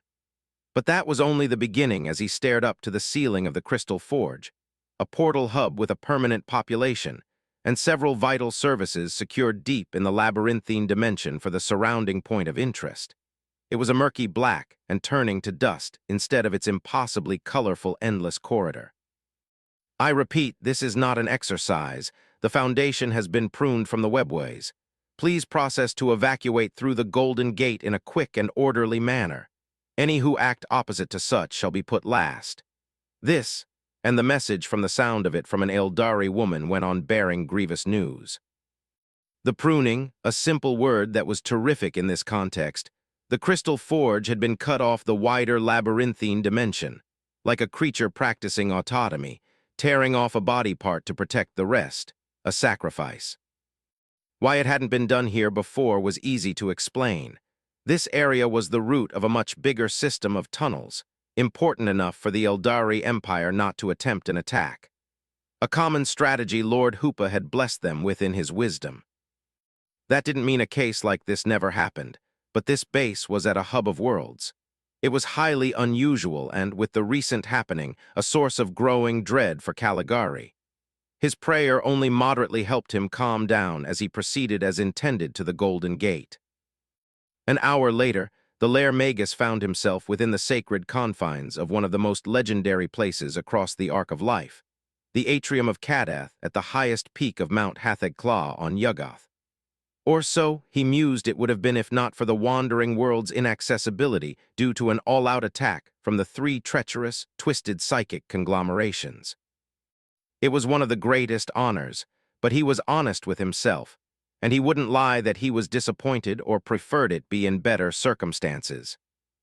He was in a simulation. However, the people were real, and so were the ones behind the lifelike illusion.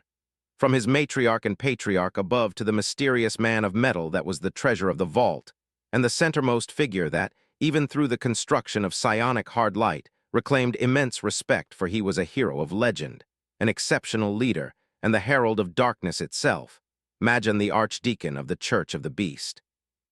His expression was neither pleased nor angered. It was neutral yet projected heaviness as a slight frown appeared. The meeting of leaders, soldiers, generals, scientists, and more was silent as the elderly Crave critically studied them. "Greeting," he began curtly, his voice crisp and smooth.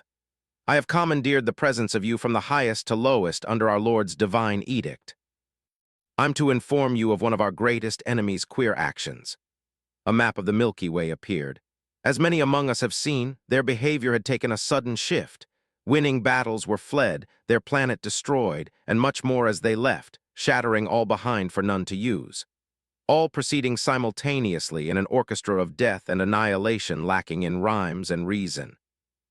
Thousands of videos of the hours past and present illustrate his point. Star systems controlled by the Eldari Empire abandoned in hours to be consumed by black holes, grand fleets splintering and exploding, and world cities in the labyrinthine dimension collapsed in and on themselves. It was a show of obscene destruction only seen 60 million years ago, and that was the immediate effect. the damage to forever scars reality. It was beyond bizarre, as if an even stronger form of madness had taken control of the Empire. Many did not understand the gravity of the situation, however, and saw it as an opportunity to advance.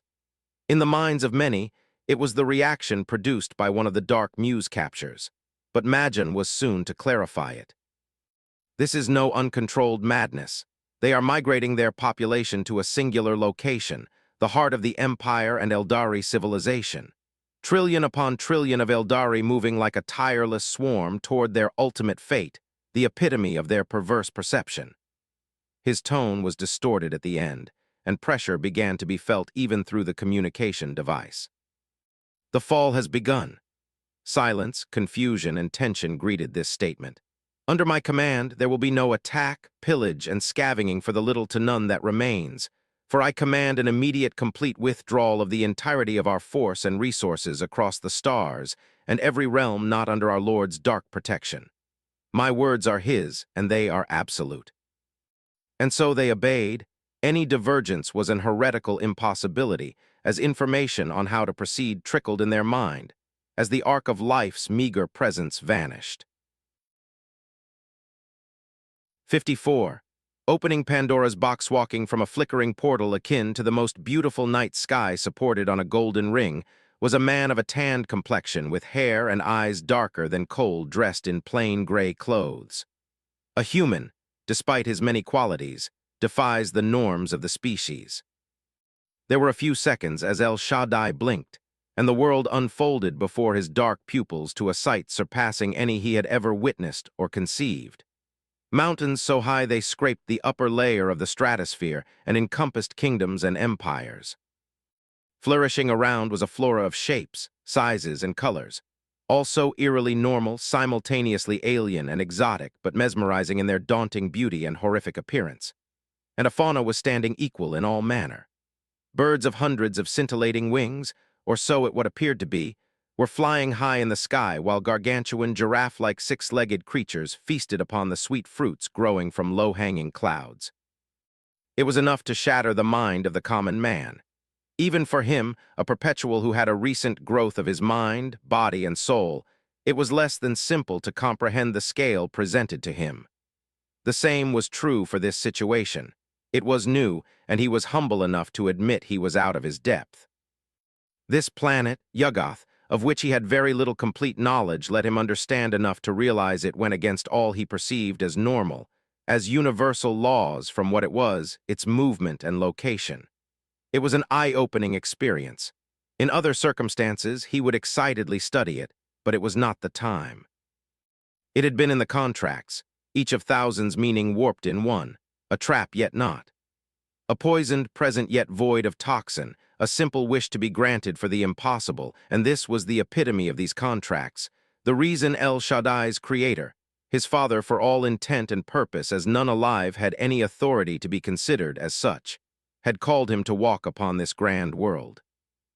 Peaceful minutes flew by with company, the ever-humming noise of the wildlife, until a tall creature warped before him. His eyes widened as he didn't foresee nor feel the fabric of reality and unreality shift. A creature double his height had appeared in front of him. It was draped in a long, ornate ceremonial robe of pure black with an accent of gold. Around the neck was a golden chain ending with a pentagram pendant thrumming with divine blessings. Below it was a pair of furry arms interlocked together with various rings not dissimilar to what he had seen all uses.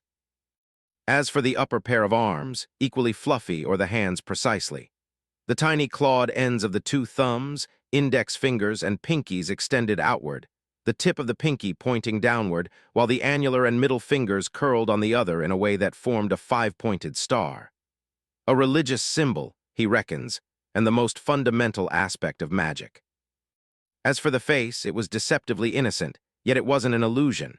It was real in both flesh and soul. If one comparison could be drawn, it was natural and pleasant to observe mixes of a giant flying fox and a tiger cub.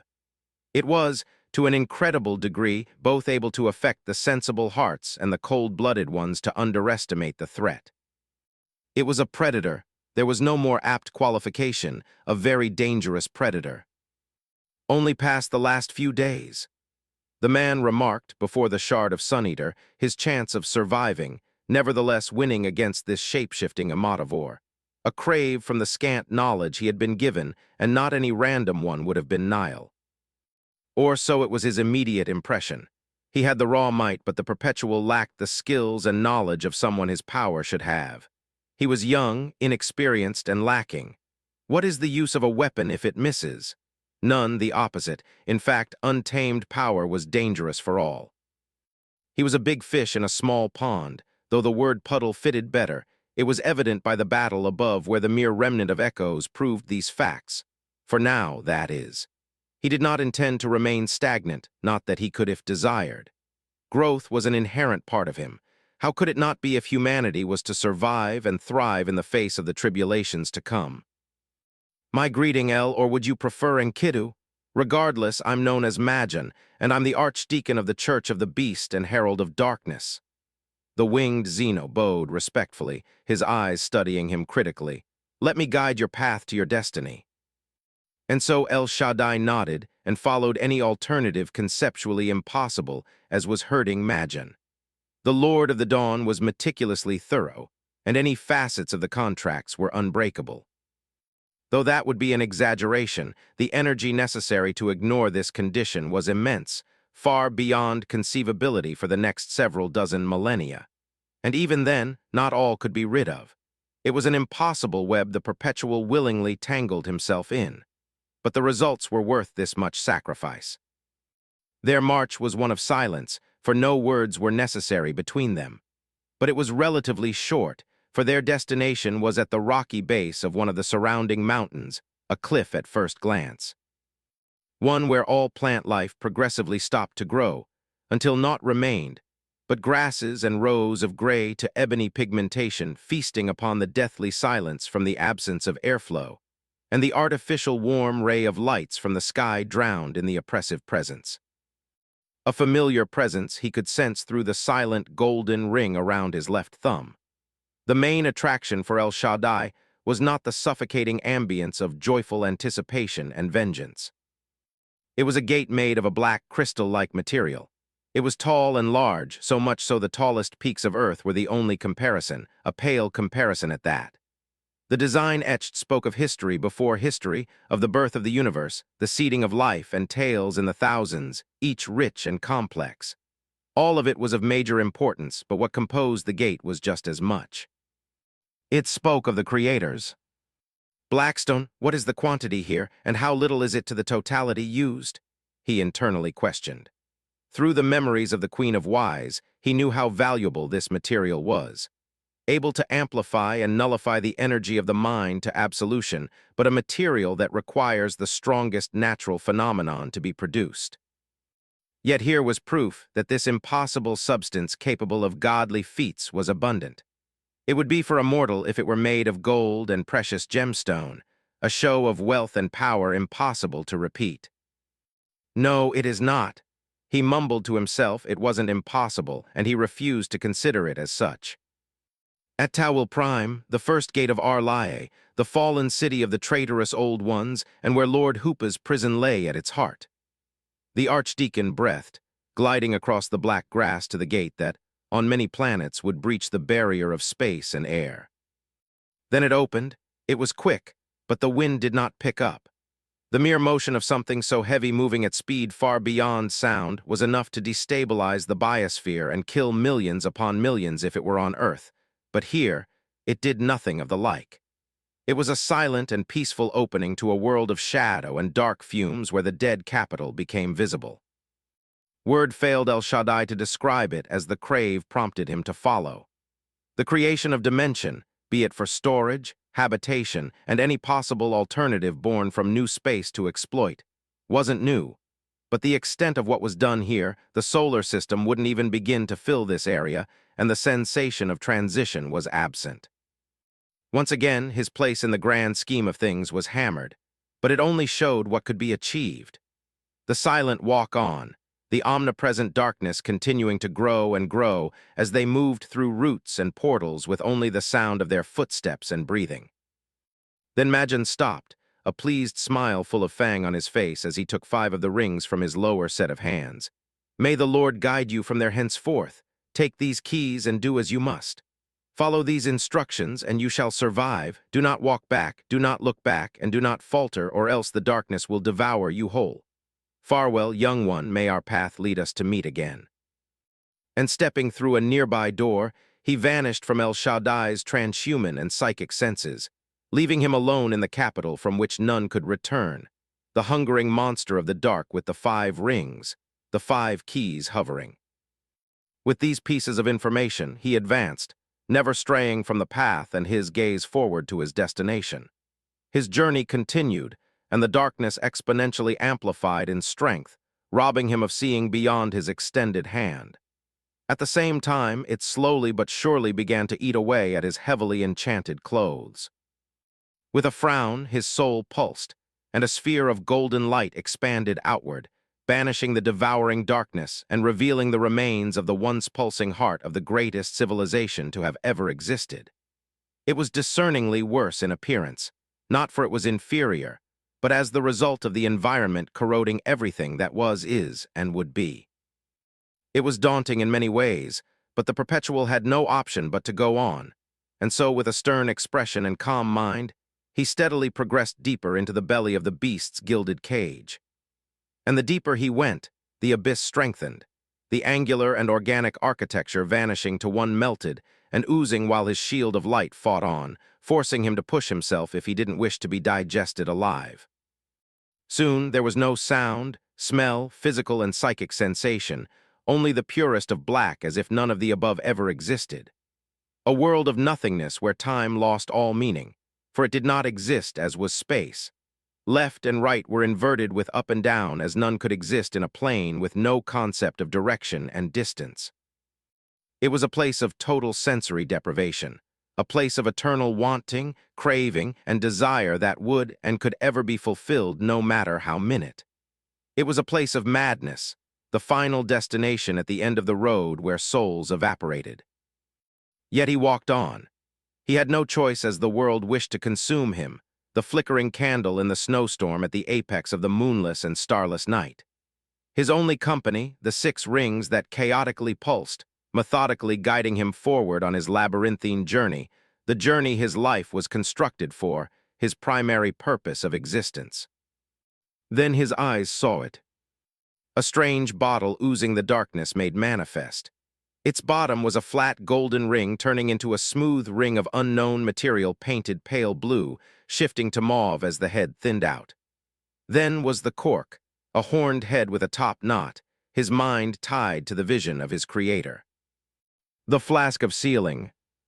The Perpetual carefully approached, his light holding with great difficulty as the darkness tried and slowly succeeded in extinguishing him. His body wanted to run, but there was no walking back. His mind was despairing at his imminent doom, but there was no looking. His soul was dying in the remnant of a prisoned god, but the only path was forward. He grabbed the flask, and the grinning darkness agonizingly ate away the upper layer of the skin on his right hand, yet he pushed forward. A ring was slotted, the simple jewelry melding back to the bottle. His muscles followed next as maniacal laughter echoed in the silence of the darkest night. But he kept on, and a second was slotted, then a third. His hand was nothing but bone. The boy that would be king screamed. Yet he did not look back as his face melted off, revealing pulsing muscles and wide eyes, and a 4th ring was put back. He did walk back, for he could not as he added the 5th ring, his legs vanishing in the gleeful darkness. His sight was robbed, but he did not falter. His body was no more but a dying husk, his light a flickering ember, but he did not falter as the 6th and final ring was brought. The darkness roared. Then, with a final push and a hand that was little more but melting biological tissue, he opened the strange bottle. The darkness stilled for one moment. It was all-encompassing, then in the next it was gone, and a melodious voice full of ecstasy, pleasure, relief, and pride echoed across countless souls. Yet El Shaddai's own was the focus. His soul quivered before the Eldari god he had freed from his cursed prison. "Freedom at last! My greatest thanks, my little light!" the god loudly clamored, a monstrous body of pure muscles inching down the pile of organs that once was human. It was a minor inconvenience that was fixed by the snap of one of his 6 floating claws, and the Numen of Light was healed. Hoopa, the Archdjinni of the Rings, the fallen god, the betrayer, the original sin, Eldari, god of darkness, magic, and travel, was freed. The box had been opened, and the beast had walked out. A signal was rang, and the barriers were ripped apart, for change had settled. 55. The fall my grin could not grow any higher as I hunched forward, my tail flicking behind me in a lazy swirl. At the same time, I gazed deeply into the eyes of my creation, the light of my shadow, and the culmination of crafted mortal drama spanning millennia. To say I was pleased would be an understatement. It hadn't been difficult to orchestrate, but difficulty hardly scaled with the pleasure the result brought. Before any deeper communion, let's proceed per our agreement, shall we, El Shaddai? Free me from my restraints, and your path will be unobscured and of greatness made manifest. I let out softly, a mirthful chuckle at the end. With the gentle use of transmutation, my hand phased below the human, my master in nothing but name, and he was now in the palm of my hand. The height difference was staggering, but not incomprehensibly so. It was comparable to a young child and a small doll. His body was trembling and sweating, and his soul was barely able to hold together in my presence while his mind remained relatively steady. Impressive, but at this, I still instantly reduced my presence. I wouldn't want to reduce him to a broken mess, now would I? That would not do, involuntarily done or not. Willpower can only take you so far. El Shaddai, do you agree to those terms? I asked again, and he firmly nodded, his eyes serene, relieved, and with clear excitement. It was quite overwhelming if his wide-open thoughts were any indication, but I didn't pry beyond what he was projecting. But he was confident of his choice, not that he ultimately had any. He did in the past, or they did since it's multiple souls, but we were in the present. Usually I wouldn't be able to do that. Coercion and direct manipulation were forbidden. The frog bitch command to not hurt in any way directly or indirectly remained, but that only applied after I was mastered. Such an easy loophole to exploit. Imagination never was her forte. She was too rigid and unwavering in her ways to see out of her little box. It was clever nonetheless, but wording and conditions were essential. And rules in non-controlled environments always will have flaws and faults unless omniscient, but at this point, that was irrelevant. And so my little light abided by the rules he agreed to in many past lives and could not fight back or overrule. Not that he was unhappy to do so. We were winning together on this. I was fair to those who were fair to me. Hoopa, Archdjinni of the Rings, and god of magic, darkness, and travel, I else haddi hadded Malakbel Yerhibal Sulsag. By my true name hereby declines the totality of authorities and privileges, and lift you of your restrictions as your master, and giveth you the freedom from which had been robbed from you. Each of his words filled me with greater and greater elation, as the bindings of my soul loosened to nothingness. Yet it wasn't as simple as that. He remained the entity with the designed statue of master, but that was to abuse the flask of sealing's mechanisms, not to get immediately sucked back in since I wouldn't have a master anymore. A simple trick was all it amounted to, another loophole that anyone with a little imaginative streak would have come up with. Fundamentally, there was little difference. El just ordered me never to be bound by the rules of my lamp over my free will, his first and last order for the most part. I was still cursed. It ran deeper, oh so much deeper. Ceila altered the reality and unreality of my existence. But yet again, the wording was important and nothing was absolute. And 3 wishes you shall receive for your valiant efforts, El Shaddai. I will do my utmost to grant them as long as they abide by these 3 rules. You cannot wish for more wishes. You cannot wish to alter free wills. You cannot wish to alter these rules. I let out, tilting my head and raising a clawed finger of a different talon at every rule. I thoroughly enjoyed role-playing the genie, but it was beside the point. It wasn't only aesthetic. It was my part of the contract, 3 favors under those 3 major rules, under my abilities, of course. So no world peace, mind control, killing, and the like at least coming from me. The core was integral to my freedom. Concepts were important to magic, and as the heart of it, despite the parasite having rooted itself in it, I could feel it like a virulent tumor. I wasn't above the rules. Oh, I could cheat and alter some of them, but the rules were as much me as my mouth was part of my body from a divine standpoint.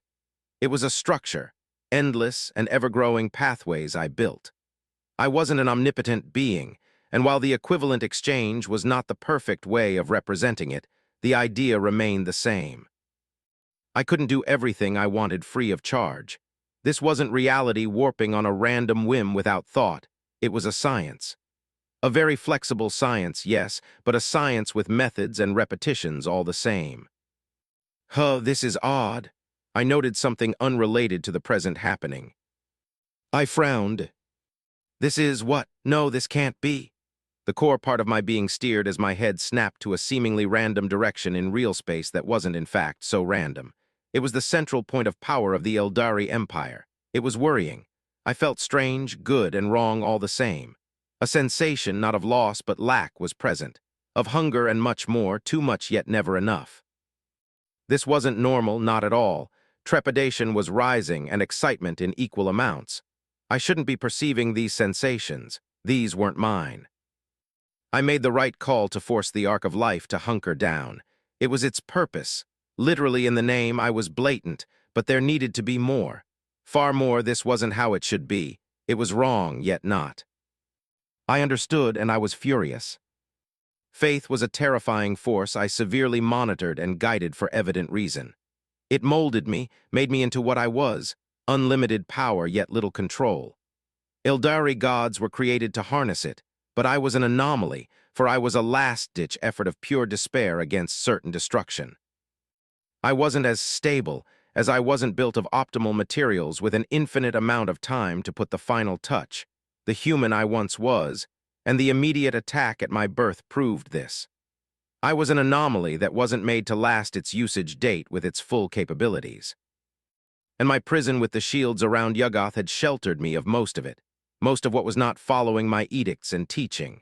But now the first couldn't, and the second had suffered from the attack of the force of chaos. We won the battle, but we still lost. The shields were poorly hit, weakening them enough to create problems and render firing the Blackstone fortresses, sacrificing the wandering planet. The great game, huh?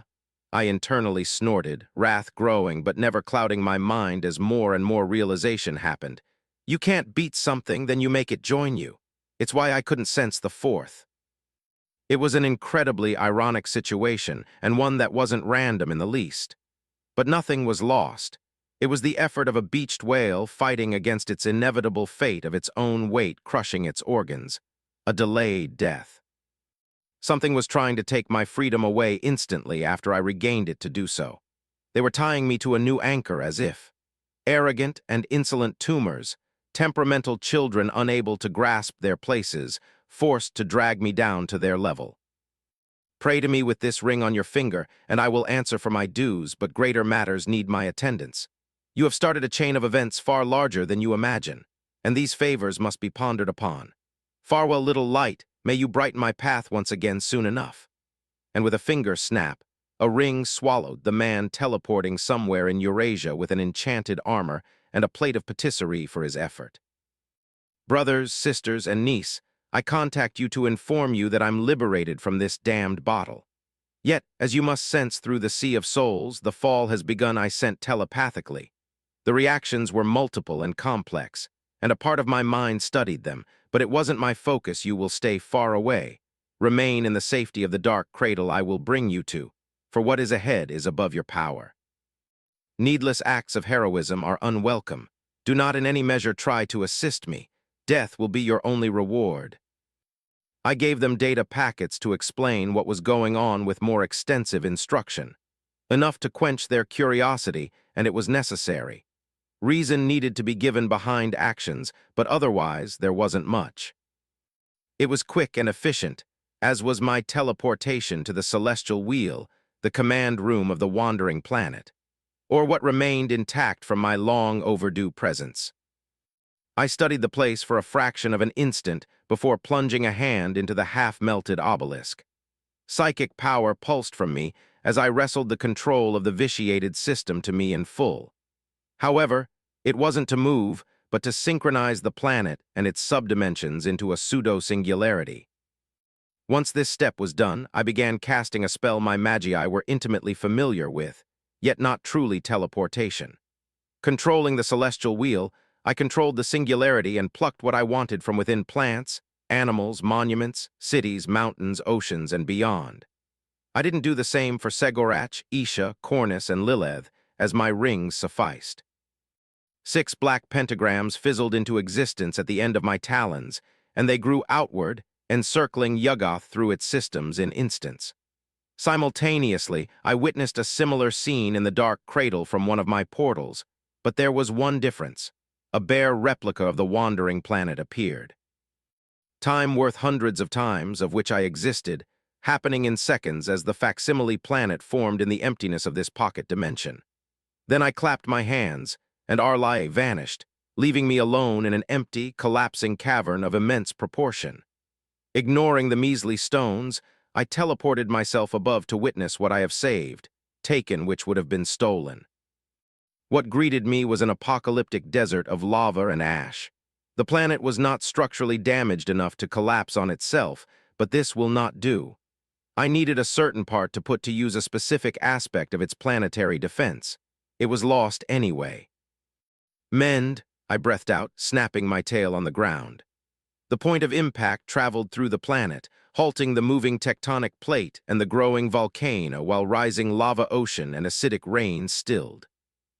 It remained a sight equal to hell in the mind of all not having witnessed the warp, but one that wasn't to worsen to an uncontrollable degree. I was done with Yuggoth. Grasping a ring, I threw it, and it opened, the sight of a dark constellation rippling as I passed through it to where my heart called. Across a cluster of celestial bodies gathered in an extravagant star system, in the physical realm and world of every pathway, delight, pain, and pleasure, bloomed in its most sordid and twisted form. The Eldari Empire had gathered there in its entirety, the Dark Muses had commented, and they beckoned to the calls.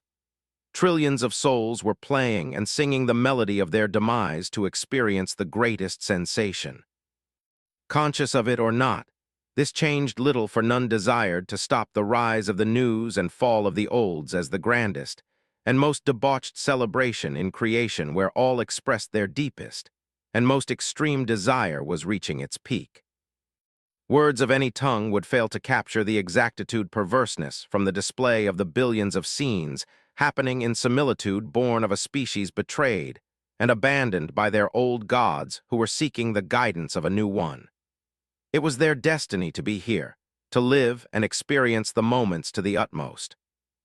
Gone were the graceful and brilliant Eldari of the past, as now only beasts indulging in their sinful wishes to alleviate their endless boredom remained. Families of every age were feasting on their ancestors. Mothers, fathers, uncles, aunts, brothers, and sisters of every age at the top of thousands of orgies of 100 million reaching, touching the sky that served equally as banquets, canvas, and instruments from the one above and so below. The ability to differentiate bodies had long since been lost as oceans and continents of them more massive than entire planets rippled, shifting from the pale white of skin to the scarlet red of blood, and every shade the flesh and biological process could produce. Their screams, moans, and wails a chorus as the tunes of the waves. The curvature of space and time itself was affected by their motion, as life and death played no roles in the dances of the million-limbed creature in its ever-deprived carnival of every insanity that only demanded more and more. More, and more without end, for there was none. Nothing was enough, nothing was satisfactory, and never will ever be. Emotions and their every opposite coagulated in a gestalt, the psychic concentration of the countless souls. And it began to rip the very fabric of real space, the webways, and the barrier separating the chaotic realm of the warp from the above, as if all were nothing. I am the face of the Eldaris, sheer desires for more. Power so great it dwarfed that of the gods and demons themselves concentrated into this singular point. Then the darkest of abysses swallowed the light of the stars, and with the emotion all have forgotten, primordial fear, the terror of proportion never felt, was reborn in their heart, the fear of the dark, of the unknown at the nothingness ahead. Their God had answered their call, and they bathed in his presence. The fear of true death, of non-existence, of the end, the highest and most potent emotion none could ever experience again. They welcomed the divine blessing, the greatest of gifts, the reward for their faithfulness. 56.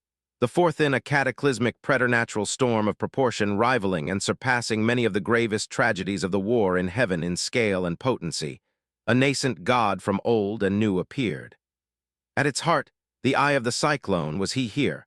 A horned creature hovered down from a golden loop, his form ever shifting, mutating as if unable to fund its calling.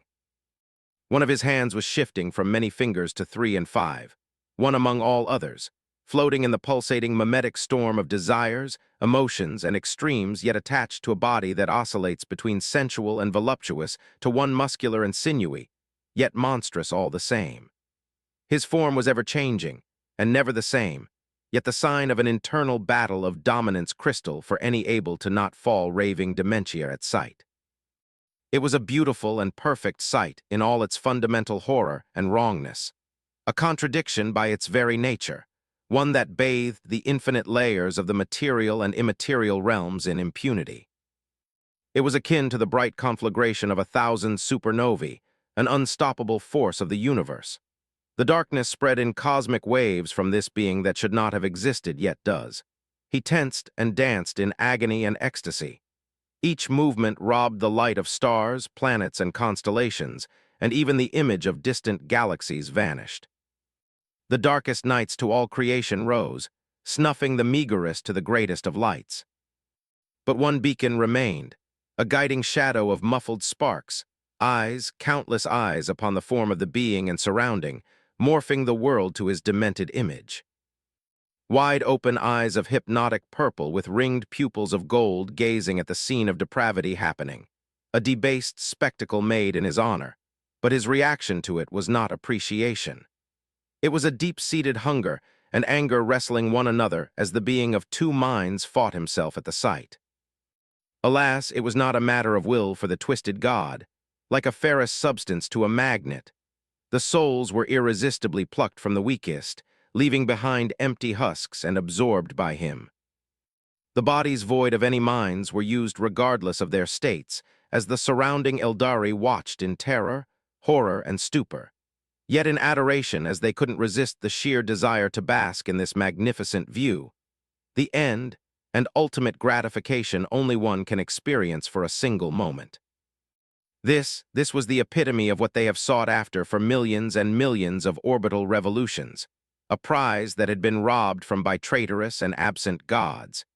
It was given to them, but their willingness to accept it was inconsequential as their stronger brethren soon followed the weak-willed. Their paths were reaching their end, and the inevitably of their fates rapidly spread for the ones not lost in a sea of screams, wails, and moans, their psalms to their God. The illusion could not go on eternally, and the being at the epicenter did not push to the opposite.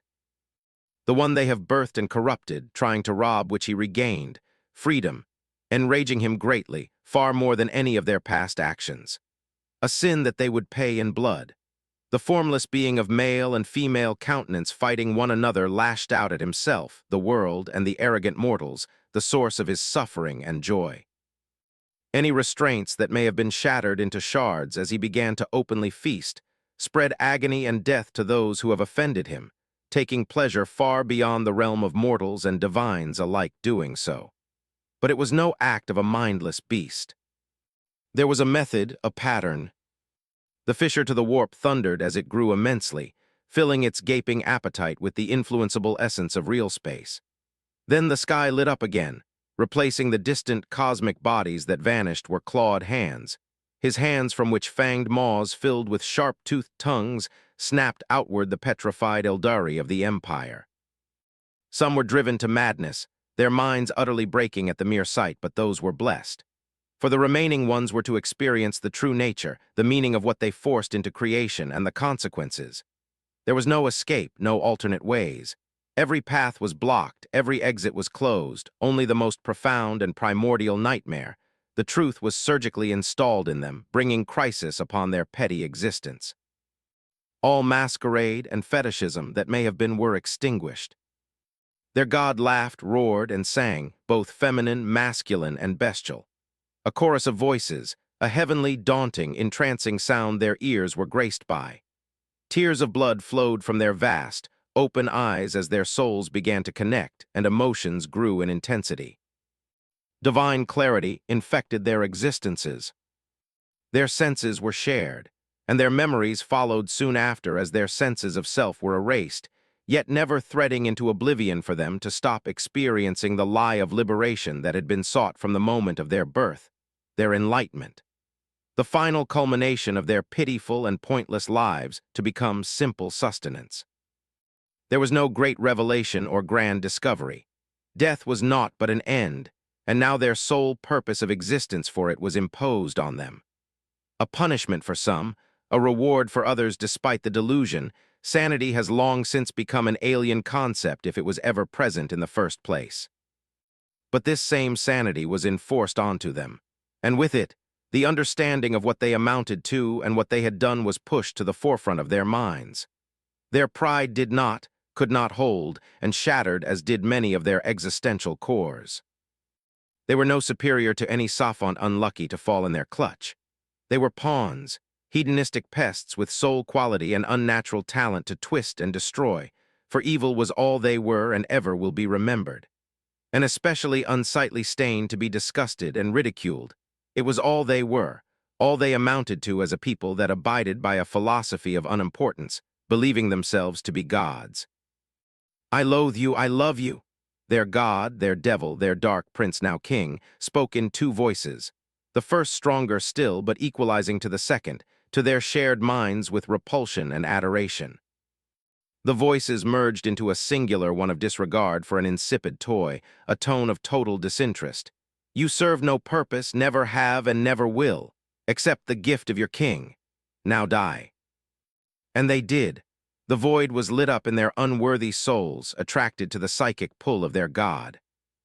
In this instant, the Eldari Empire perished, a population numbering above and beyond that of any civilization that has been and would have been. Their communal demise rippled through the warp, fissuring the feeble barriers between the realm further, giving the ways to all manner of horrors as the wound on reality bled, changed, festered, and now sang, forever altering the very essence of physical space. Moments earlier, in the farthest reaches of the labyrinthine dimension, 4 figures excited a golden portal among the deathly silent remains of a recently populated city.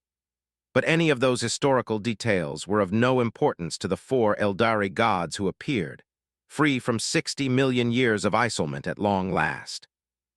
It was a time of urgency. Every instant wasted brought them closer to their end. We have escaped, began the youngest head of Moraheg, the oldest on the opposite side followed suit. But it is the beginning, and the one between the two in both age and placements finished. For the path ahead is dark. Then they spoke in unison. Use my presence, the blades forged of my bones, flesh, and blood, my beloved consort. Claim what is your due prize. Kine was gone before anyone could formulate any further. The Phoenix King, ready to go after his twin, suddenly froze in place as the mistress of fate lifted her remaining hand. But it was not her who spoke. You have failed, Asurian. Do not think we have not seen your absence. You are a treacherous fiend like him, but one of incompetence. Your silence and action cannot go on. Vol enunciated with cold, methodical fury, and the crones' faces smiled as a strange sphere expanded in his hand. One that wasn't incomparable to the soulless automaton's mediocre tesseract labyrinths. It was more, far more than a simple dimensional prison. I did, brother, I have failed at my duty. You may pass your judgments as you desire. Asurian answered calmly, a tremor in his normally regal voice. He was trapped, but not in any way that his flame couldn't free him, but power was of no use. It wasn't the answer, and alas, he did not possess it. There was no purpose in correcting the god of crafting statements. There was no use in the truth, and so he accepted his fate as the fuel to right what had been wronged. Moments after, in the eye of the cyclone, the eye of terror. A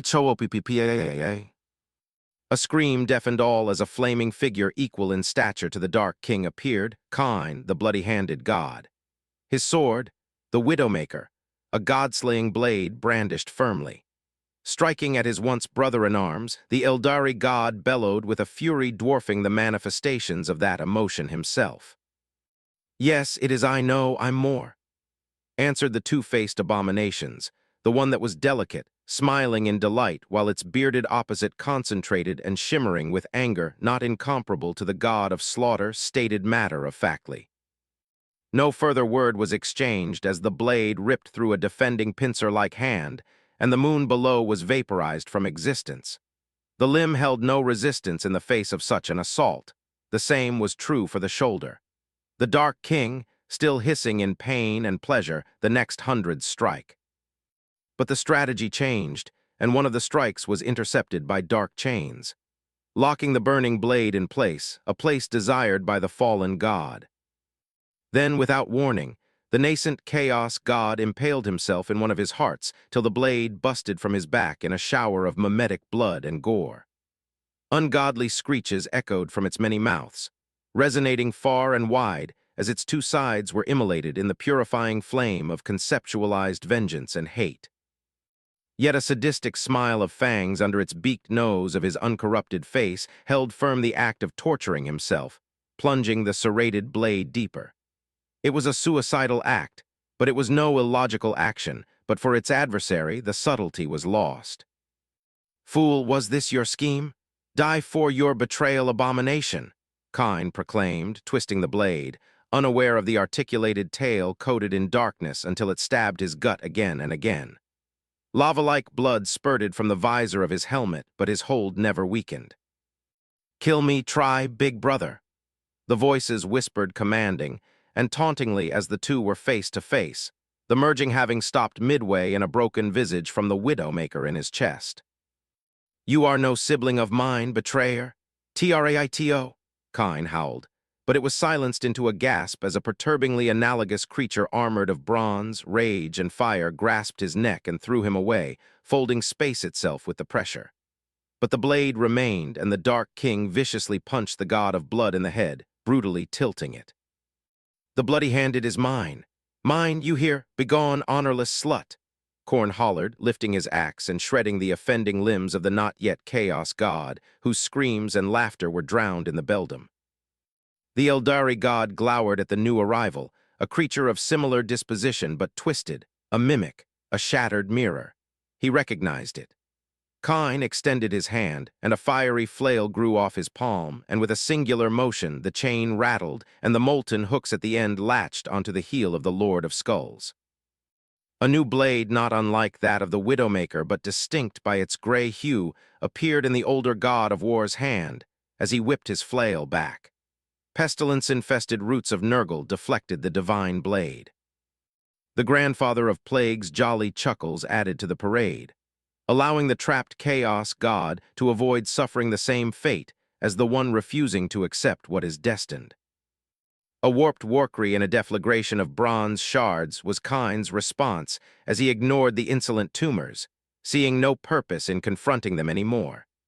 They were obstacles, nothing more, nothing less in the face of someone once upon a time he foolishly believed was brother. The Dark King responded warmly and hotly, welcoming with open arms his warring sibling, or so was half of his existence. The new facet was showing genuineness for the first time.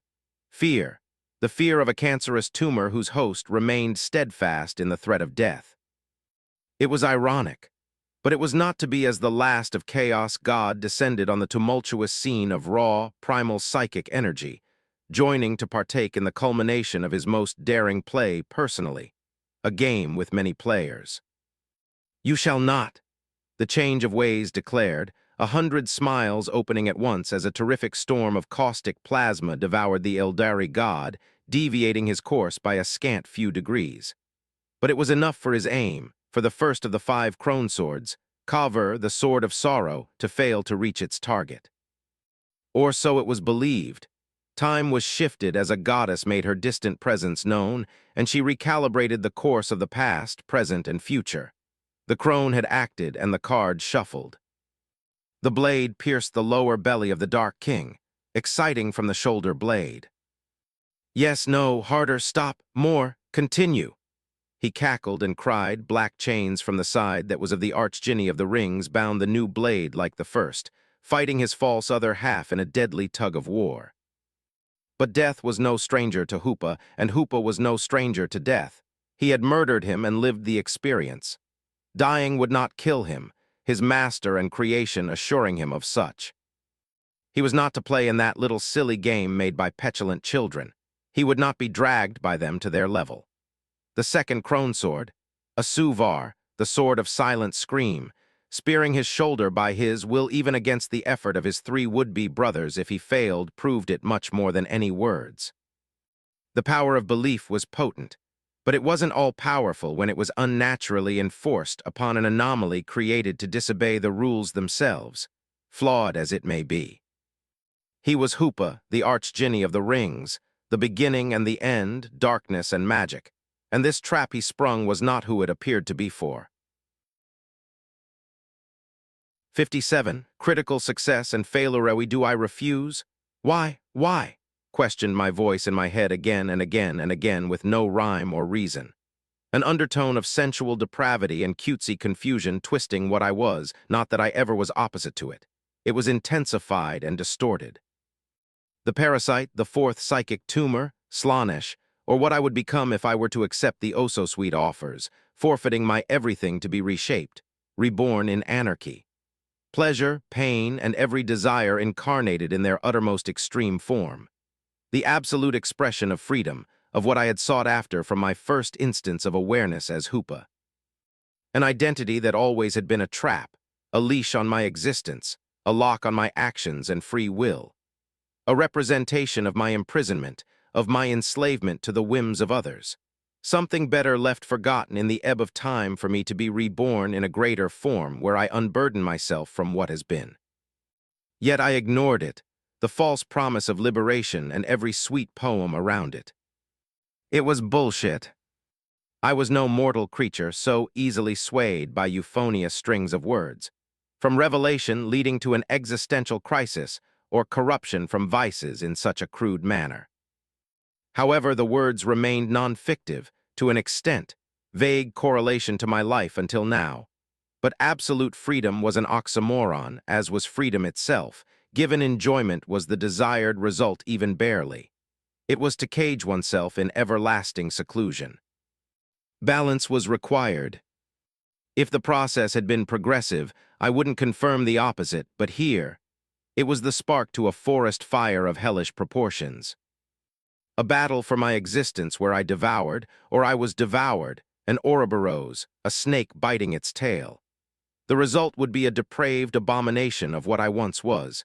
It would merely be another prison with a chain around my neck to be tugged by my insanity, a prison of my base instincts, less sentient than even an amoeba. Or so the rules dictated. Clever rules not of my making, but evident of chaos, the touch of the loftily titled changer of ways. Winning was no different than losing, an excellent trap indeed. One I couldn't escape even considering the haste of its execution. It was fashioned with desperation, rightly so, but it was fashioned well. I had a tendency to escalate too. Slow corruption would have been impossible. Regardless, it was clever, very clever, and in many ways frustratingly absolute no matter my action. If I lose, Slaanesh rises.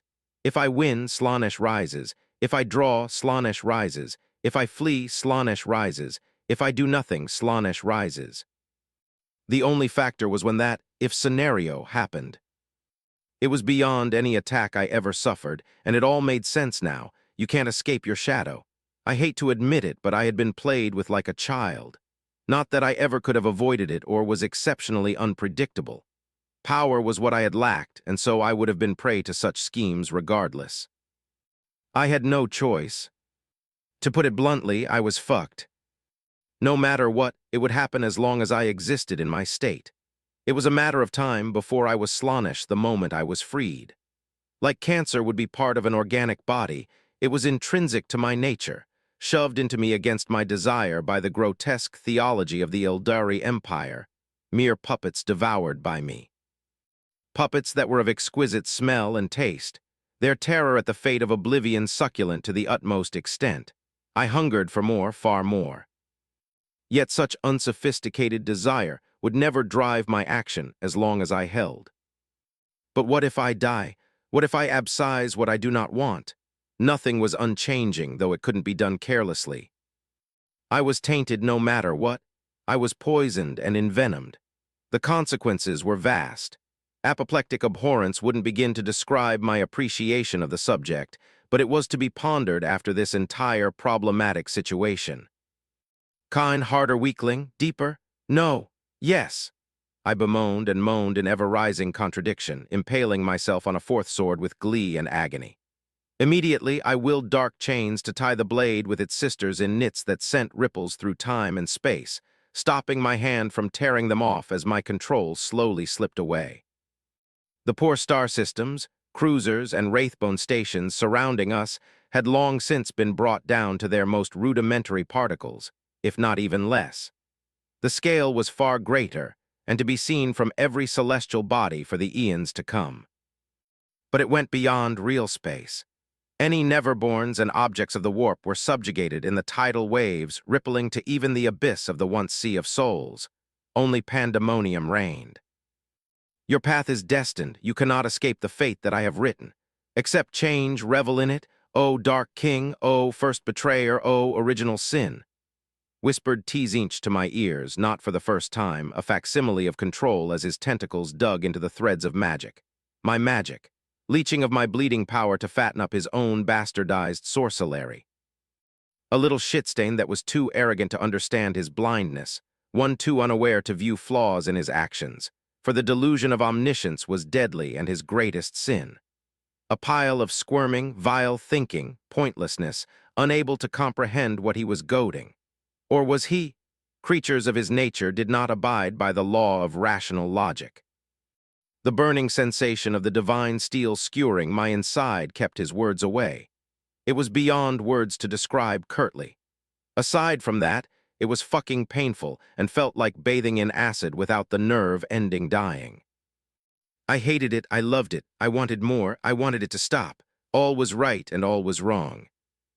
Yet I continued. It was a reminder, a light in the darkness. And the divine dance must go on. And it did, Kine battling the three abominable psychic gestalts, doing their utmost in my growing domain to beat my brother into submission through the indulgent uses of avatars. Powerful avatars, far more than when they sieged Yuggoth. My wardens, the ones that all but wish for me to join them to drag myself down to their level. I was not proud of my existence, one forced upon me by ripping apart what I once was and taking the desired part, but it was no reason to debase myself. I wasn't a child. They wanted me, desired me, needed me. Oh, cute. But the result of their efforts was less than stellar. The bloody-handed god held on, my ever-continuous self-destructive tendencies, immensely helping as they may be, didn't serve as proof of contradiction. It was impressive, but praise where praise was due, and without the support of his consort, Moreheg from somewhere in the labyrinthine dimension, the blade and periodic chronomancy and predictions, and what appeared to be a Surian essence funneled through his body, he would have been shattered in the best scenario long ago. It was synonymous with his average peak back in the war. He was mighty. I must say I wasn't surprised for him to be here. It seemed Vol, as expected, succeeded in using my indirect, undesired assistance to escape with everyone from the Celestian Enclave, from my hunger, before it was too late. It was excellent. If probably part of another scheme, Moreheg was no inferior to Tzinch and certainly saner to a certain degree. But these entire things weren't for me. It was Segorach's deal, and he was tucked safely away. Is that all pitiful? No, please stop. I taunted and cried from many mouths as Kine lobbed one of my arms, Korn having blocked the hit to my fury and joy. My words resulted in a scream of fury, but otherwise the battle went on, 3.5 Chaos gods and 1.5 Eldari gods helping and killing one another. What a strange battle it was. One that my brother wasn't winning as it went on. Powerful he may be, it was no fair fight, and in spite of my effort to forcefully manipulate this unwanted domain of mine to put pressure on the three tumors and others, such action, it wasn't enough. Wounds accumulated on his torso, chips grew on his armor, and his borrowed power wavered as his anger rose. He could do more if he were less hopelessly reckless in his thirst for vengeance, but he wasn't, and sanity had long since left him. Or the little bit of it he ever had, kind never was stable. I couldn't do anything. It was not from powerlessness, but I limited my abilities as using them was unshackling my soul hold over them, which I evidently did not wish for. My darkness, magic, and portals remained sealed, the latter paramount of all. I could not be careless. Every action brought me closer to that edge, that tantalizing, desirable edge. It was an edge. I was one step into the void. I could let go, jump down, abandon all and enjoy for all eternity across the stars and universes beyond. The voice, my voice yet not repeated as the nth impalements were scarcely avoided against my will. The jolly cackle of the grandfather of plague echoed as the little remaining of my sight from my eyes began to disappear. However, I was aware of what was coming when arriving here. Kine was a welcome aid, not a bleak hope for me to latch on, however. His appearance was a possibility, not a factor I counted on. But I must say he greatly helped. Ironic as it was, I doubted his mind would ever comprehend it, and if it did, he would have an aneurysm or the equivalent of our unorthodox physiology. The bloody-handed god wasn't part of my initial plan, though calling it a plan was generous. Kai, a sword speared me in the throat, angled in a way that speaking from my primary mouth was impossible but not enough to decapitate me. In a similar fashion to all others, I chained it. It was harder, my control mine, yet not ultimately won by me, but that would be the last. I could feel it. My senses weakened and vanished one by one, and a moment later I was trapped in my mind by myself. A prison that was of my being again. Anger, glee, anticipation, and fear bubbling and oozing from my core, the transformation was ending. My consciousness was losing. I was losing. It wasn't about willpower. This wasn't telepathy. It was comparable to masterfully applied telekinesis, mimicking the effect of how the former operated by altering brain chemistry. An unstoppable force, and alas, I was no immovable object. It was a matter of energy. It always was, always is, and always would be. It wasn't complicated. It was the driving force of the universe, if I may dare affirm. The part of me that had more was, as such, assured to win. The part that feasted on trillions of souls older than any civilization, besides a very select few of which said souls were recently part of. Freedom at long last, how fabulous! My mind slipped into darkness as, for the first time, I felt good, right, and complete, and I began to take those unpleasant toys from my perfect self. Then there was a moment of clarity, merely flashing at the sight of the Widowmaker handle in my delicate hand as I plucked it out, fascinated by the gaping and pulsating hole it left in me. Run, I ordered, violently penetrating the hot, flaming night, rageful night's fragile mind. It wasn't him I was speaking to, and Moraheg responded by pulling her consort away in a time pocket. A chorus screech of fury was ripped from my throat, but it was silenced as another moment of clarity flashed. The time was ripe. The last steps of assimilation were exploitable weaknesses. The Blackstone fortresses fired with all protocols restraining their outputs to maintain their structural integrities lifted. It wasn't me or anyone who commanded them. It was pre-programmed. Something that could not be stopped. My death was inevitable. It was instantaneous. My gleeful laughter stopped, my many smiles froze, and my numerous eyes trembled as they locked in the direction of Yuggoth. Tzeentch was genuine, shocked, and terror, emotions likely alien to him, but alas, he was the only one to realize until we bathed in all-consuming darkness. I screamed. I only knew pain. My body was ripped apart, my eyes burned in its bright void, my ears melted in its peaceful toxin, my limbs disintegrated in its inexistent pressure. My organs held no better in the face of such power. I felt fear, I was terrified. I felt anger, I was furious. Then I felt nothingness. Then I knew clarity as my eyes opened in the desolation left behind, a fanged smirk on my lips. Ah, I won. My grin grew, reaching my eyes in a way that wasn't quite symbolic, and then I stared back at the one studying me with all manner of emotions. I laughed, a long, mocking laugh of satisfaction. Then I stopped. Your death is ahead of you. I felt them quiver and loved to know they did. I grinned harder, and with a ring I teleported away, the bulk of Slaanesh purged from my existence. Oh, he was still here. I was here after all. I wasn't the same anymore. I was Hoopa yet more, but I brought balance. Darkness and psychic energy needed a precise concentration and state of existence not to combust spontaneously, among other points. The Eldari Empire, the emotional cysts scapegoats, tipped the scale on one side too much too fast on the psychic side. Who was I to complain about abusing my faulty design? For once, the frog bitch did something right by doing it wrong. Yet there was still much to do, torture, kill, and abuse. Mistakes were made and retributions were due. 58. Kamor No More reappearing in the little of what remained of Yuggoth, I mentally pinged the Blackstone fortresses to see their states. And from the looks of it, it wasn't good, to say the least, but it was even less surprising. Every energy in their storage was used to fire at me, to eradicate what I did not desire in a cataclysmic explosion. Now, they were comparable to massive ebony black molten slag. None of the elegant flower-like designs remained or much of their function. But that was no reason to leave them here for filthy demons to infest, and I didn't want to give them away. They were MINES and MINES alone. Extending a hand, I grasped every last of them in telekinesis, turning off what could be turned off for ease of motion.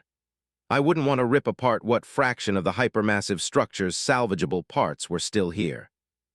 I waved another of my 6 hands, and its ring popped up and expanded massively, but it wouldn't be enough to fit what amounted to a small planetoid-sized spacecraft, nevertheless hundreds of many shapes. But it was nothing a snap of a finger-size manipulation can't fix. Magic was fabulous, mine above all else. I deposited them in the most secure confine of my vault, a decontamination and isolation room of sorts. The mimetic radiation and various frequencies they were emitting would prove damaging to the rest of my collection. Prevention was the mother of safety.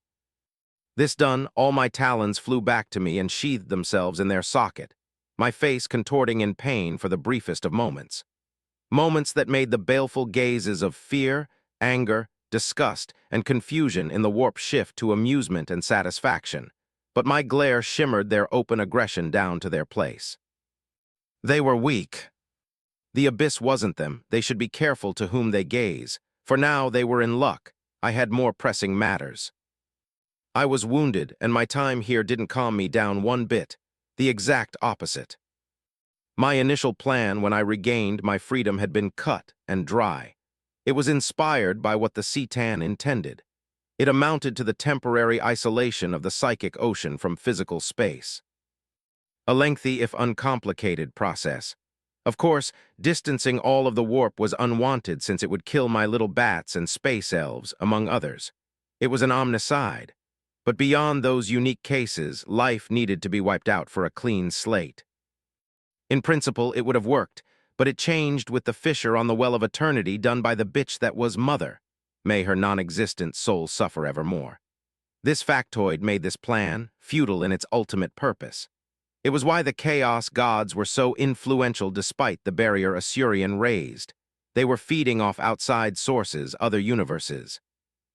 The last point remained a theory, but it had enough evidence to be considered at face value. It wasn't the end and be-all, but it complicated the matter to an uncomfortable degree. And now, something from these other sides was tied to me. I was an anchor, rendering the sealing of the well of eternity virtually impossible as well unless I wished to opt for suicide. Suppose I held the raw power to do so, to begin with, to make it happen without it being a massive failure. The fissure was in Tzinch's backyard, where he was strongest, and isolating his realm wouldn't be an easy feat. It was infuriating, annoying, and beyond. But I was severely wounded. I played the piñata for my win. My wards and seals currently on myself could only hold on for so long. I couldn't keep them eternally. Kine blade did not exclusively touch Slaanesh. He took the brunt of the damage, but alas, I didn't go unscathed from it. Kine hadn't been surgical in his strike. Still, it was manageable, just that fighting the tumors was unwise, even if they were unwell from my attack. Fighting them without preparation was equally reckless. I was stuck between a rock and a hard place, but on the other hand, so were the three little shits. Oh, the hole I made was a problem, but that could be dealt with later. Neverborns, demons, chaos gods, etc., were entities unable to continually exist in real space without constant contact with psychic energy per their total preternatural nature. At worst, they made a perfectly destroyable stronghold. Eldari gods were more grounded, and that's why we just don't stop existing under psionic nullification fields. In exchange, we couldn't grasp as much of the warp as the chaos gods did. Also, it was what gave us true sapience. We weren't disorganized conglomerates of emotions and concepts. Well, unless what was tried and partially succeeded on me. And with my portals, I could make the immaterium permanently part of the materium anywhere and everywhere. Within the Milky Way, outside galaxies were another context, but not an impossibility. The locks weren't exclusively on hurting my master. Fleeing out of telepathic range was part of the leash. The anti-psychic field I used for my false death was just a loophole, since I was specifically made to be operational inside. Regardless, this wasn't important. I was just pissed off. My pent-up aggression needed to go somewhere, and the mortals that have played ample hands in my fate, my would-be prison, were not as complicated to handle. A maniacal grin formed on my face, fangs lengthening at countless terrific ideas bouncing in my head like thousands of pinballs. This promises to be fun. Of course, the entire affair relating to 4 of my siblings escaping the Celestian Enclave was in my mind, but that was for later.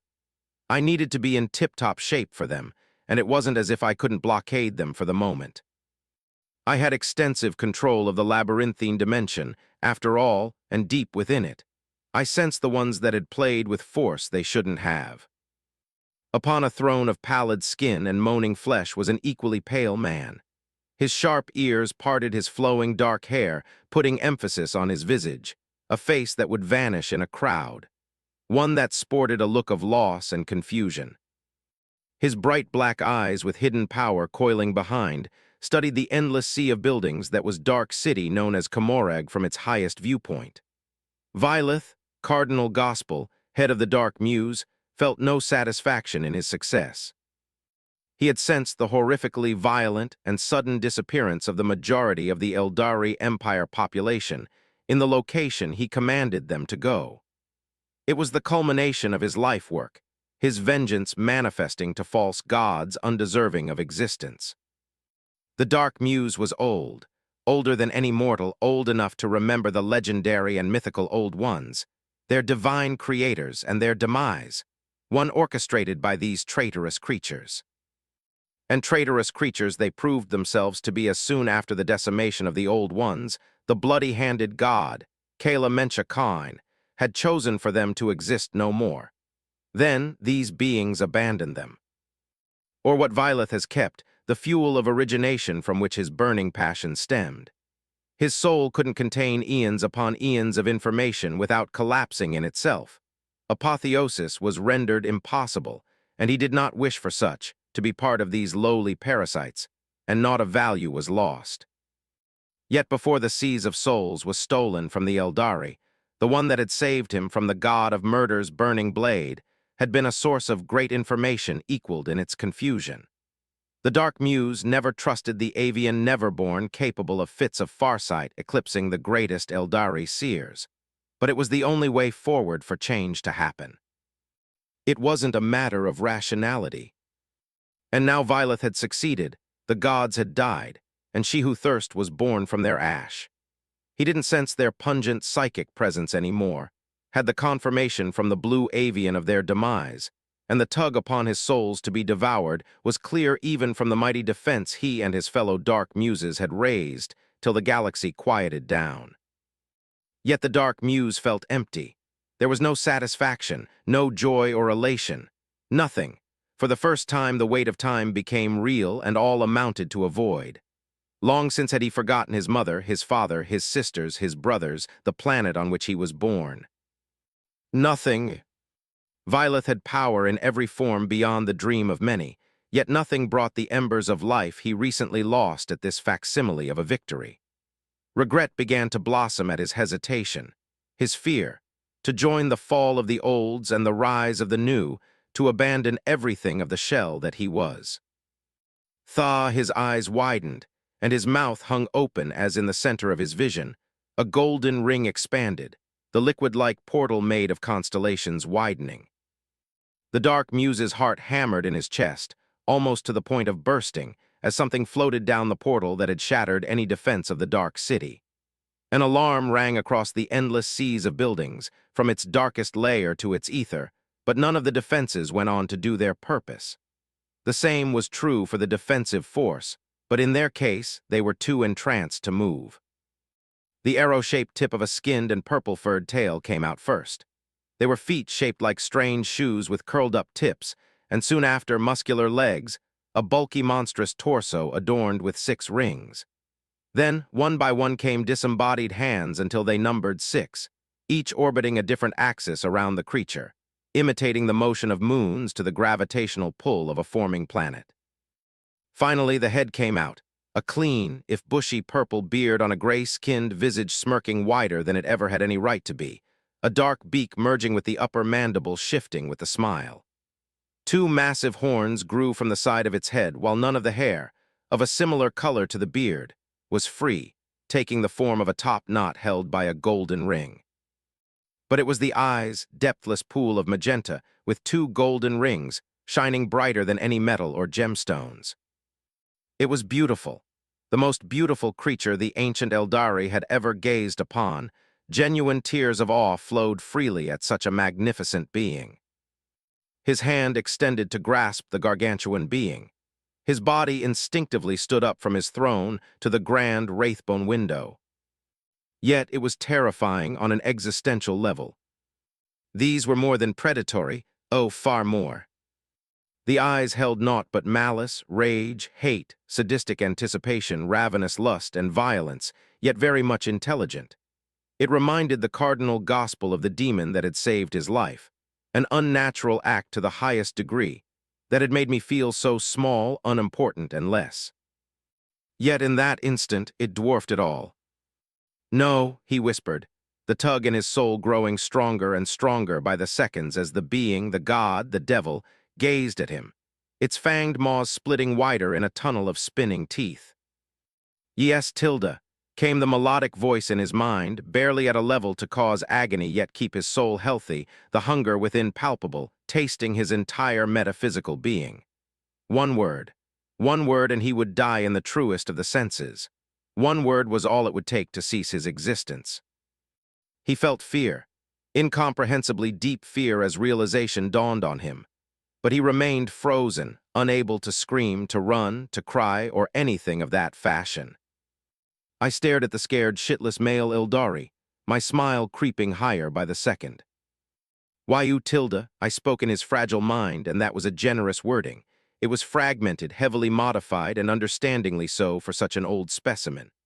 Eldari weren't made to live for this long, a case to study later after I had my fun. I wanted to devour them, but that wasn't wise. It would be laughably simple, but no. I wouldn't. It was a downward spiral, not that I wouldn't snack on some, but a bit of moderation was necessary. "Oh, B.S. Revetilda," I sang, keeping eye contact with him, a Dark Muse and the Dark Muse, the first of those pests that have made me. I understood they were puppets. Violet's soul was an open book to me, but they weren't stupid. The last part of this teasing was a naughty lie, but was surprisingly honest otherwise on average. A significant portion of the memories were altered and lost forever, but it was more than sufficient to know he was aware. Misguided or not, it changed little. I never was particularly merciful, and mercy was a resource I was poor at this instant. May you lowly pests be granted my blessing. I intoned grandly, my hands stopping spinning as 6 pentagrams appeared. The dimension and subdimensions of this fraction of the labyrinthine dimension rippled, and every structure turned to dust before vanishing. My immediate focus was on Lilitu, the arrogantly titled consort of Void. From a glance, I understood everything about her, her desire, fear, and all that was between those and after. She was as aroused as she was frightened, quite a lot. A disgusting slut was all she was. There was no limit to reaching the panacea of pleasure for her. Torturing her in the classical manner would prove counterproductive on that point. But that would have been boring, and I didn't feel the urge to respect the integrity of her identity, though I guess she wasn't terribly against that, for now. She was the most foolish of the 7, and I will demonstrate it live to the trillion here. Let the spectacle begin, Tilda, I exclaimed in a sing-song tone. 59. Conclusions of Conflict the Fall had happened. It was an undeniable truth.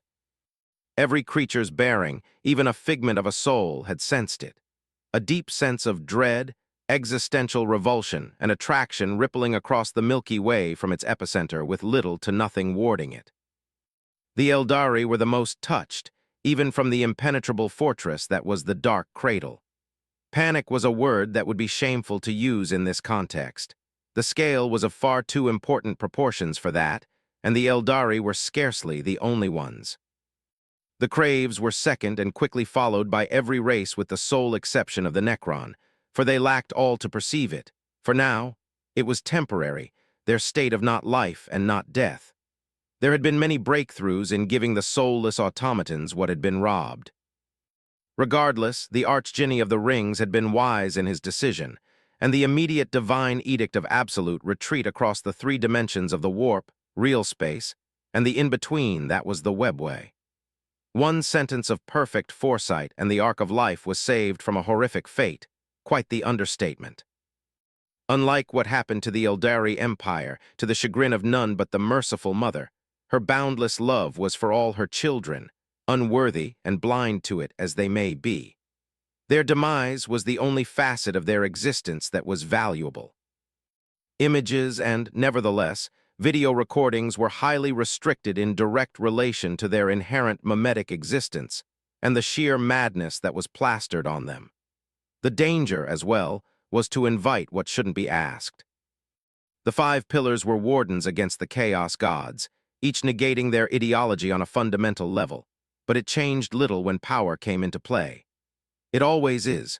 No matter your dreams, ambitions, cleverness, faith, willpower, and exploits, power plays a more important role, period.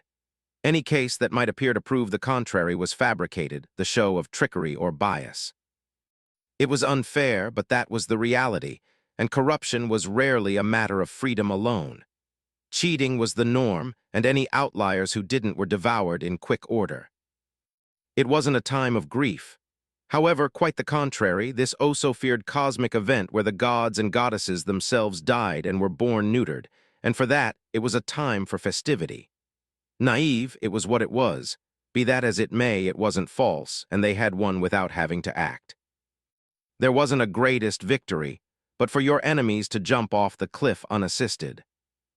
Their foes had willingly destroyed themselves in the most shameful and pathetic display of depravity that had ever been, and that ever will be. It was laughable, the greatest joke they ever could orchestrate, and a joke was all it was. By all means, whatever the fallen Eldari believed was a lie or a distorted truth to the point it wasn't different. Or it was a play on words. What was their grander experience in life, but its permanent end otherwise adequately dubbed the darkest moment as death? Ultimately, insane creatures devoid of any rationality were hard to understand from a rational lens. It was the wrong tool to use. So very akin to Hoopa from an outsider's perspective, but it wasn't the case. He had been one of the targets, a piece on the board, or was it? The players were arrogant and blind to the shadow in front of their eyes, and the price to pay for their erroneous ways would be very, very steep. T was a very entertaining spectacle. a strange being composed of a porcelain mask with the right side smiling and the left side crying and a body made of a tacky, colorful cloak. Segorach exclaimed loudly in his boisterous tone. In front of him was the holographic image of a creature of two visages screaming and moaning as its two parts fought one another in a cataclysmic feud. This was the Dark King, She Who Thirst, and his brother, Hoopa, the Archdjinni of the Rings. All the same, yet completely alien, it was jarringly natural in a way that could only be called viscerally wrong. This image was, as such, kept sealed for the time being. Mortals could break at the sight of it when it could disturb gods. Though representations were possible if done well, never could they express the level of violation against all that was this scene of corruption oozed even across the holoscreens. It was unnatural and should under no circumstances exist.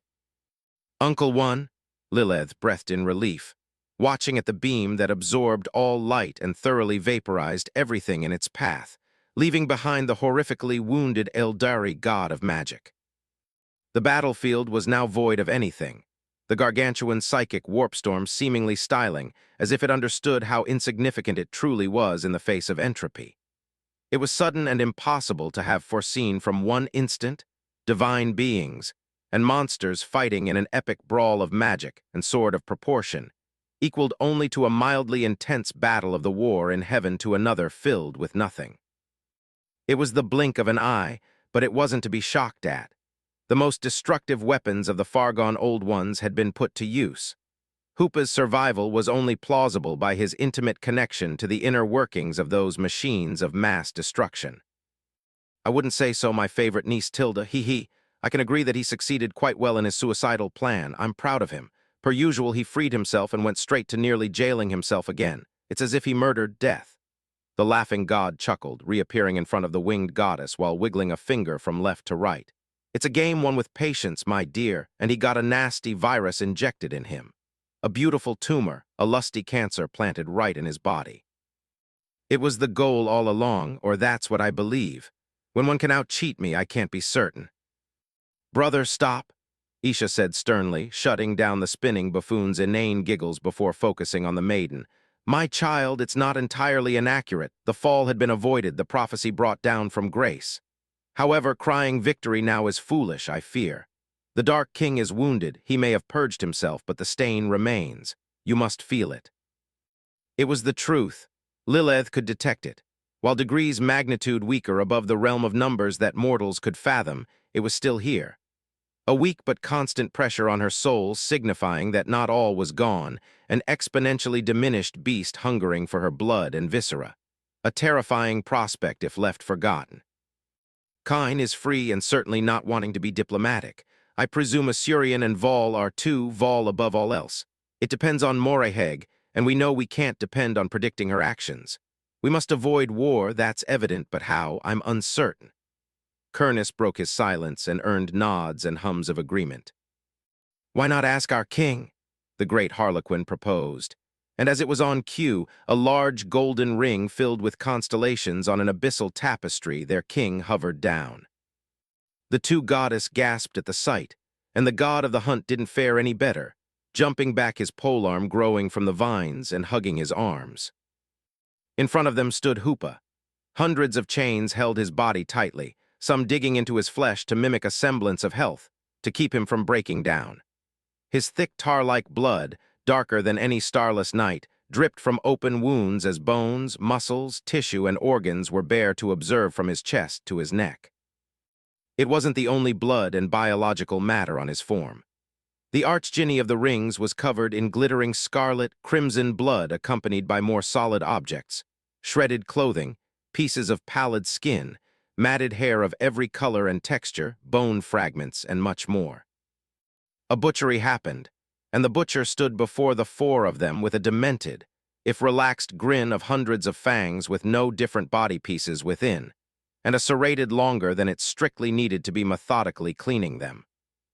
The only sound in the room of crystalline wraithbone was from 6 Eldari, their whimpers, struggle, and muffled cries, each held securely in the hands of Hoopa, their eyes speaking of untold horror, of destruction and restoration of the minds in a way that entire libraries would fail to transcribe. The six had been toyed with, yet they weren't empty playthings, aware and fully cognizant playthings, the targets of godly anger and vengeful retribution. Segorach was the first to snap back into focus, his head twisting from up to down as he bounced in front of his brother, studying both the god of darkness and his prizes with wide, sparkling eyes. "Ooh," he dramatically declared, "the rest of the Dark Muses set tilde. Were they rare? You must have opened a lot of packets to get them. I'm jealous, can I see them?" Hoopa snorted in amusement, and the tension popped like a balloon. "You can play with them to your heart's content and know they are responsible for the direction the Empire followed." Without further word, the laughing god bowed deeply, his curved nose touching the metallic ground, and with a flourish, 6 cards appeared in his left hand. Their design was elegant and whimsical, with golden braided edges. Their back was a dark blue back with various random symbols. After a sleight of hand, the Eldari vanished, absorbed by the cards. "Oh ho ho, I'm going to have so much fun. I'm going to make them float down with me." He giggled maniacally in his head, but a shiver of existential dread passed through his non-existent spine as purple eyes with gold rings in their middles flashed over him. The same sensation was on everyone. There was an undeniable hunger, but it was kept at bay. For now. "Isha, could you heal me?" Hoopa asked, even if it was more of an order as he stood straighter. With a snap of fingers, a dark flame came to life and turned to cinders the remnant of his massacre, giving view to the true extent of the damage done to him. It was worse than it first appeared. The Eldari goddess of life voicelessly advanced tentatively her visibly worried demeanor, resulting in an amused snort. "Do not fret, I have control of my mind mostly. I'm a bit quirkier. I already have an idea of how to take care of this precarious problem. I require your assistance as well. What has been done is more of a genetic disease than a cancer. It cannot simply be freely cut out." The words left his fanged maw, Isha's hand was glowing a teal green, and Hoopa was instantly soothed as his flesh squirmed, knitting itself together. "What manner of blades Moraheg made?" She was left shocked, appalled even by the depth of the injuries. She knew of the danger the Widowmaker, the god-slaying blade of the bloody-handed god, possessed. But this, from the feedback of her senses, it was primarily created to destroy a singular target, Hoopa. Full recovery would be simple enough, but that was because she was here and had adequate equipment. He was dying, falling apart in the literal sense. Isha knew it was the crone responsible. A mere glance was enough for an entity of her station to decipher the web of connections, particularly when it came to the Pantheon, and the three-headed goddess hadn't tried to hide it. "The stabby and sharp kind." Segorach piped in unhelpfully, and it wasn't a lie. He puffed his chest in pride at that notion. "Thank you, brother, for enlightening your lessers of mind. I couldn't tell when I had one passing through my ribcage and poking from both sides," Hoopa said sarcastically, shaking his head with a smile. This one was relatively normal and sent a ripple of calm to his small audience. She used her essence as prime material, and with the anvil fetishist who knew what they could do. Shoving a magnetar star down my throat would feel better than those swords. "I doubt you would pass up the opportunity to do that, Hoopa. You likely wouldn't hate it as you are. No shame in that." Segorach doubled down, but then his tone shifted to something sharper, serious. "Have you plans regarding our freed brethren? The dark cradle from your words wouldn't prove impossible to pierce. If not through brute force, then ingenuity. Quite violence at a base level isn't vital in their working. I can safely assume Moraheg would go along. She must see winning is unfeasible. Vol is Khan's slave in body and mind, but his consort can control him, and the two brutes are easy to read. Asurian is the one I can't predict with certainty. Regardless, they are in the labyrinthine dimension, and unless they wish to collapse a large fraction of it, they won't get out. Evidently, I give a meager amount of time before Khan clutches his pearls and breaks free, screaming about roughly impaling me on his sword." The horned god explained, sighing in contentment as the blissfulness of health replaced the pain. "Heh, impaled." Segorach held back a chuckle, but the other male was unimpressed by the last part. It was irking how little respect the Dark King held toward his position, but that was the path Kurnus was threading on, and there wasn't a way back. If he could be affected by such things, then everything was well. Only in good times do minor inconveniences become glaring. A new page of history was turning for the better. It might be a hasty conclusion, but the largest hurdle had passed, and now they had to trust and obey their new God King, for they had pledged their eternal loyalty to him, in life and death. 60, 3 Wises grabbing the edge of my golden flower-shaped pod, where I had been resting. I delicately pried it open and floated out. My long tail whipped in the air as I stretched, groaning loudly in contentment. The pain from being repeatedly stabbed was gone, the sweet agony defeated, utterly shattered in the face of Isha's life-giving power. There wasn't even a dull ache remaining.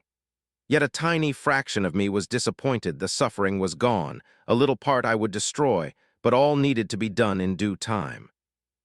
It was an incredible sensation, to say the least, one I hadn't been the most familiar with back in the war, as injuries requiring my sister's full attention rarely, if ever, occurred. Unless forced or part of a scheme, I didn't recklessly rush into the fray. Why do so when I can punch someone from the other side of the Milky Way? Well, that was an exaggeration, but the sentiment was there. My range was virtually limitless, but my ability to express my might through it was not. In addition, my rings were numbered, could be overwhelmed and broken, and the teleportation could be slowed down too. Otherwise, I would have just thrown every Cetan in the Well of Eternity a precise set of spells. It was immensely powerful, the strongest and most versatile aspect of my being, but it wasn't all-powerful. My eyes locked on the Eldari woman to welcome me, Eldari in shape only, that is. Oh, and if the Eldari woman could defy the definition of beauty. How do you feel, Hoopa? Is there any variable I may need to be aware of? Your wounds were extensive and deep. Truthfully, I'm uncertain if the damages were directly upon your uncorrupted form. I could have brought you to health. You were lucky. Isha said softly, shuffling at me as she worriedly looked over my body, sending several psychic pulses to check if I was all right. Unnecessary, but I appreciated the emotions behind it. I suppose so, and excellent regarding my injuries. As always, your work is miracles made manifest. If only the lock's mother put on you could be lessened. This entire space drama could be aborted. I suppose that's a problem for a later date. I finished with a full-blown snarl. I wasn't the only one to have programming implemented, programming I was thoroughly powerless against. In Isha's case, she was the greatest biomancer. Life was her to manipulate without limit, yet she couldn't directly alter species in a way that was autonomously self-replicable, particularly Krorks and Eldari. She was heavily restricted outside of combat and healing. Logical from the point of view of the frog bitch, but hateable nonetheless. She couldn't modify herself or any of us. No growth outside of the number of worshippers was possible. Again, it is logical and unbreakable unless you find precise loopholes. It was always that, and that was getting dull. Rules and restrictions always and evermore. The Necron was one of those loopholes. They weren't alive. It was a healing process. It was among why she couldn't fix the errors in Crave's biology born of my mistake and subsequent panic, but she could bless them with good health and fertility instead. It was very arbitrary. There were many such cases among us. It was vicious, but at least my kids began to understand what had been our status, the gravity of the situation, and why I did what I did. Despite hate, spite, and rage fueling my actions more than anything remotely righteous. We had been tools, no more, no less, coded to act a certain way and obey orders without questions. She who thirst remains, and I would say the same, but I was made to be sealed, intact or not. I have a plan. It was a poor idea from the beginning to attach those vile concepts to me, a grave mistake. I added with the beginning of a smile. Oh, indeed, it was a significant problem, but none. I couldn't work around it the more I thought about it. Nothing permanent, but that was an absolute, an unrealistic ideal god or mortal. And it didn't require permanence to be effective. It showed it was a desperate attempt on me. Indeed, I could do little for that parasitic percentile of your essence. I tried to isolate it, but it fought back, and the result was an imperfect blockade, as infuriating as it is to admit. It would do, I suppose. She breathed. Remember that you are not alone, my king. I will do my utmost to assist you. We mustn't repeat the mistakes of the past. You have opened the path forward, and we will follow you in the darkness. You are our guide, our savior, our only way. Then let's proceed and be proactive. I clapped two of my hands while the four others clasped together, partly fusing as pentagrams were invoked. My form rippled before dividing into two perfect copies, or that's what it appeared at first glance. In truth, I merely existed simultaneously at two different points in the current time continuum, a partial shift into the fourth physical dimension blatantly taken from Moreheg and Segorach. Copying was one of my greatest strengths. I wasn't as proficient as any of my family in their given crafts, but I could do them all. It was my magic. The two were one, and they were my body. There wasn't an increase or decrease in power.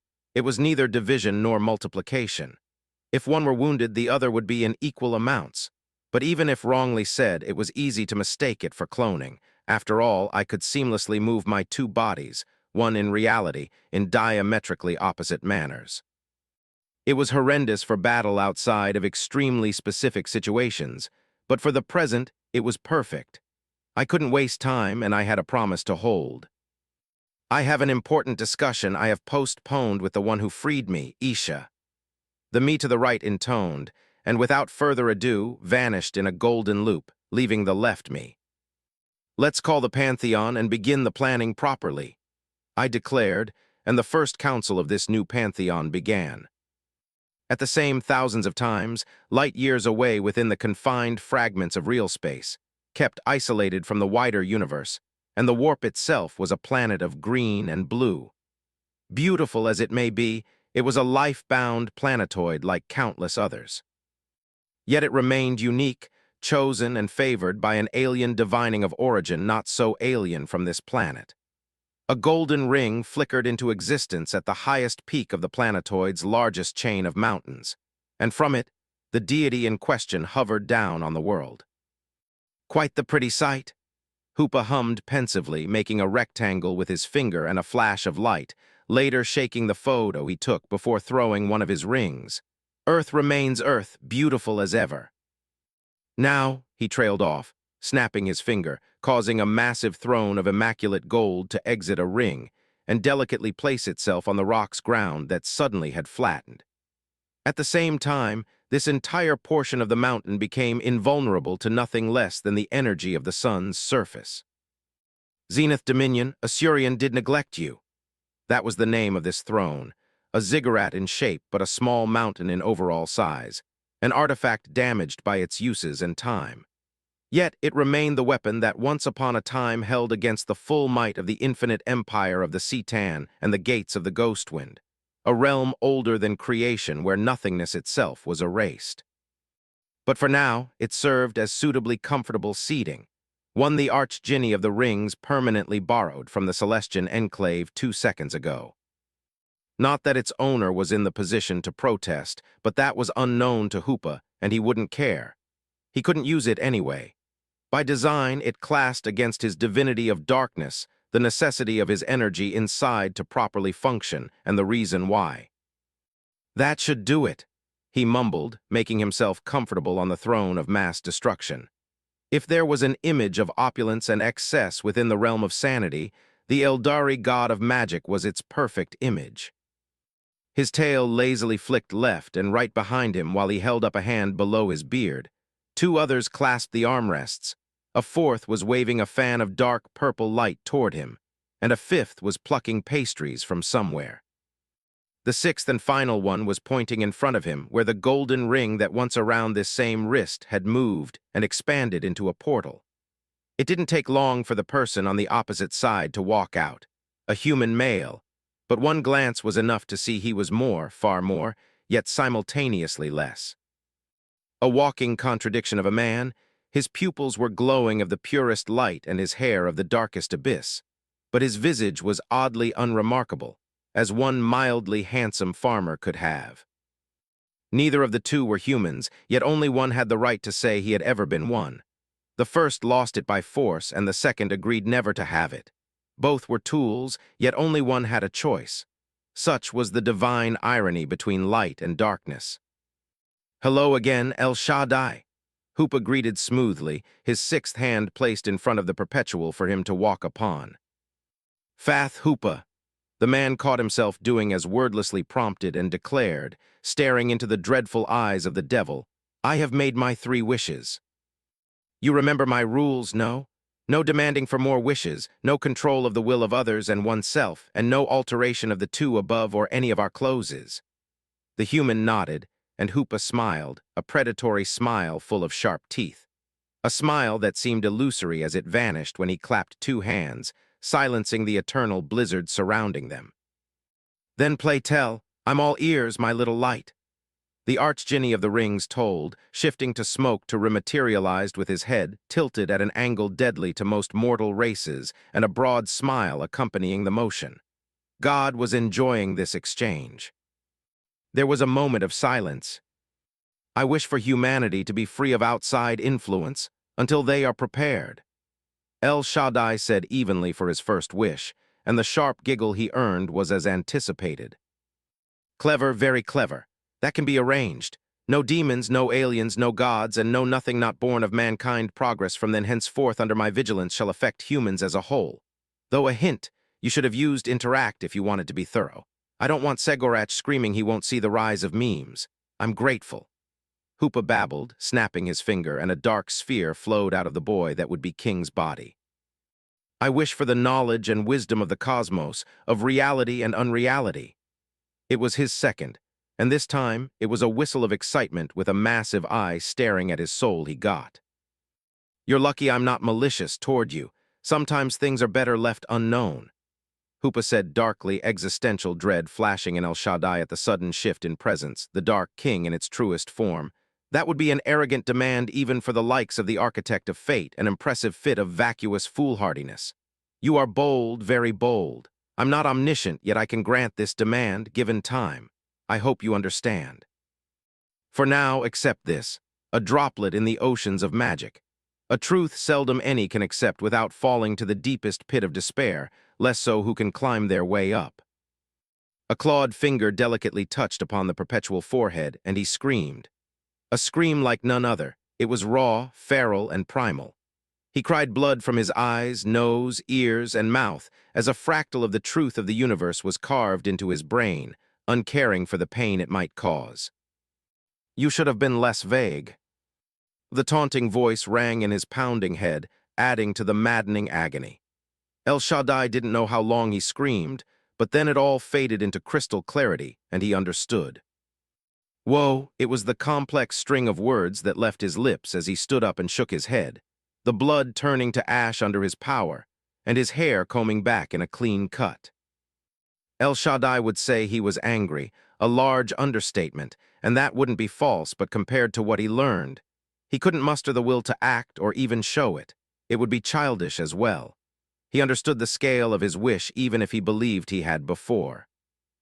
He was so small, so insignificant, so powerless and pointless. He hated it. He wanted it to change to prove Hoopa, his father, no matter his non-acknowledgement of that reality, wrong to show his worthiness that he was more. This sensation, it was visceral, euphoric, and horrific at once. "What is your third, my little light? Be mindful of what you ask. This is your last and final wish. Once said, there is no walking back." The divine Jinni touted, changing position yet again after turning to shadowy smoke. 2 of his floating armless talons were holding his chin while his body was splayed on the golden throne. His gaze was merry and fixated on the perpetual. "I wish to understand humans, to experiment with what it is, to grasp their chaotic emotions and how they are but remain as is. In my travels, I never felt this spark. It was always beyond me. Anger, joy, fear, sadness, and more I have, but they are in dissonance to all I have met." And the third came. Hoopa was silent until he exploded in laughter, a genuinely happy, if confused, laugh that shook the world. "Forget what I said. The second wish was modest. You want to have the complete human experience yet remain a demigod. Ah, it's commendable, but that's not how things work. But if that's your wish, then so be it. You will need patience. You don't enforce those things and you resist the idea of lowering yourself, then it's the contrary you must do. Family, friends, enemies, it's for you to decide. I would assist per your wish, but be warned, I'm on my side. Goodbye." Hoopa declared and warped himself away, leaving behind the strange throne and El Shaddai atop the mountain. But Hoopa was kind. A portal ring present leading to where the human had been before coming here popped up. 61.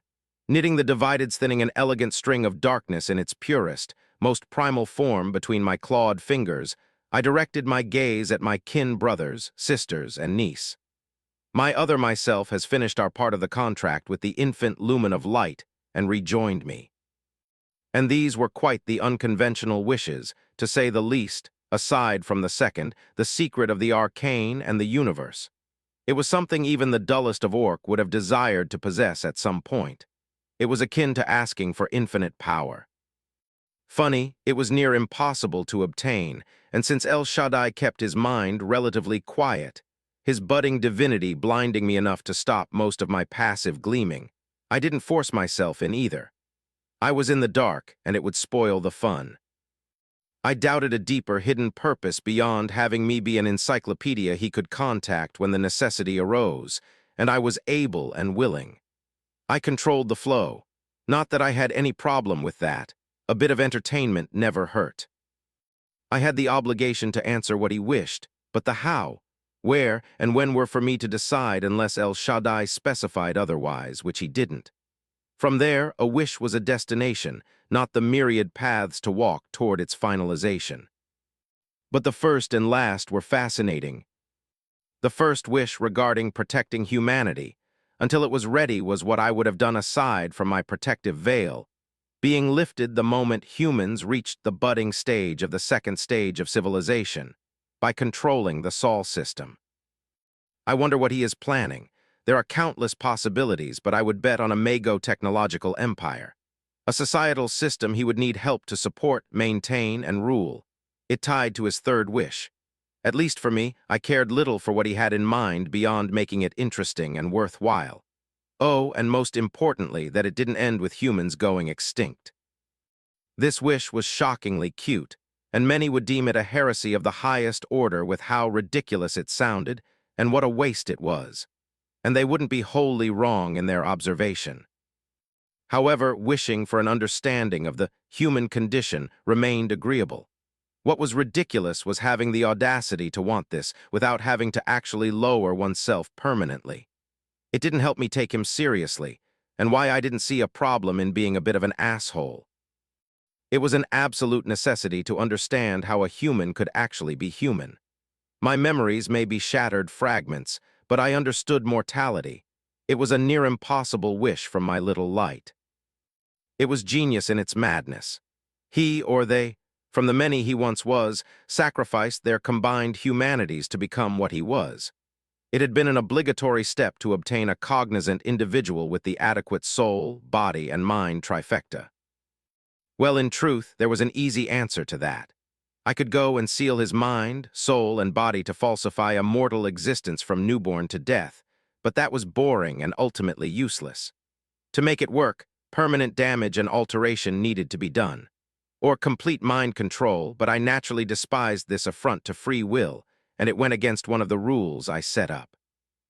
Getting El in a bit of his own family was one of the best ways to make him understand humans, quite like what he did in an alternate future that will never come to pass. I wasn't blind to him being the equivalent of the Emperor. He was the closest to that, even if it hadn't been my intention. It was an amusing coincidence. It never would be perfect, a meaningless word in and of itself, but his wishes weren't absolute since neither was I wasn't limitless. But I have a plan forming in my mind that would bridge my little light demand into an acceptable and entertaining result. An excellent plan that would entertain me for the next dozen millennia and beyond. Nothing nefarious, of course. I was mischievous, not evil, and I didn't desire true harm upon him. Overall, it went smoothly, and I was satisfied with the result. He did not disappoint, even if my expectations weren't very high or normal by any metric that mattered. While a part of my mind was pondering on those three wishes, I listened to the response regarding my plan relating to the fate of our little godly family. Nothing remarkable, really. I wished for peace and stability, a far simpler goal than any of El Shaddai's wishes. Ah, let's do our greeting with the acts of animation, just in case, you said. Indeed, you are a great diplomat, my king. Segorach quipped sarcastically at a part of my plan regarding the fate of the other half of our family. Compared to Kine, for all intents and purposes, we must act with the consideration that they desire our destruction. It's an extreme, but I prefer prevention over destruction and healing. I drawled, and he chuckled, his head spinning around. He was the jester of my court, and his role was vital. He was to challenge me, to spark conflict, and to break patterns. Segorach wasn't a mere clown to be laughed at, but it wasn't him who let out the answer that followed. It is sound and logical to proceed through this plan, Hoopa, I agree. Kurnus sighed.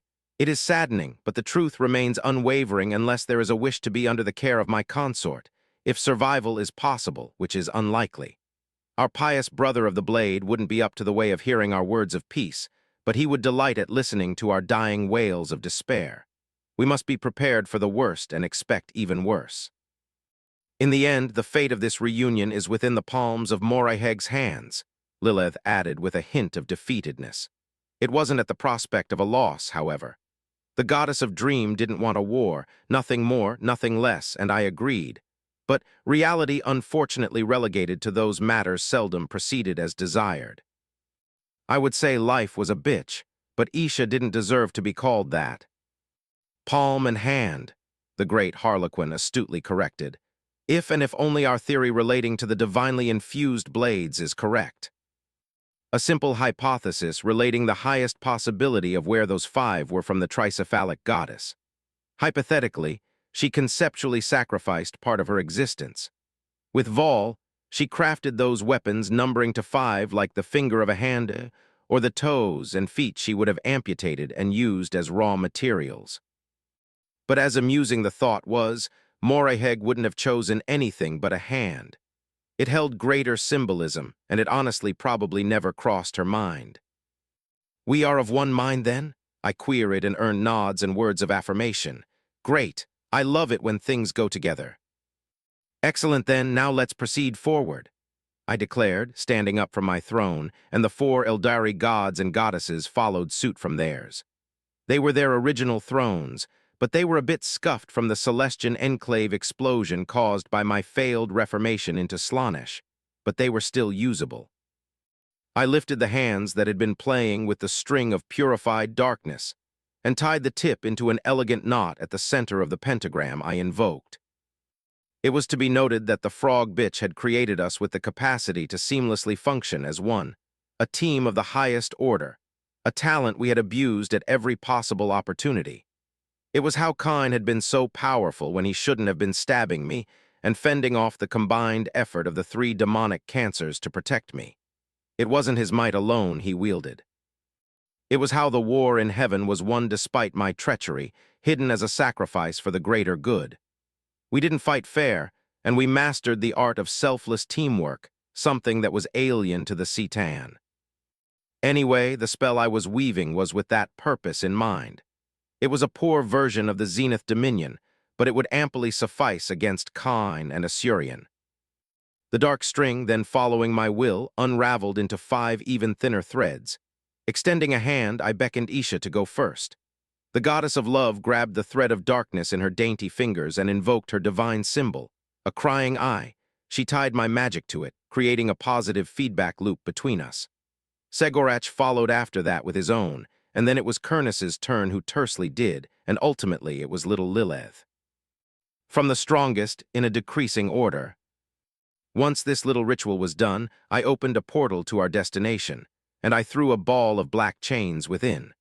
Pleased with a lack of reaction, potential traps of Vol, and a lack of any immediate danger, I opened a second portal.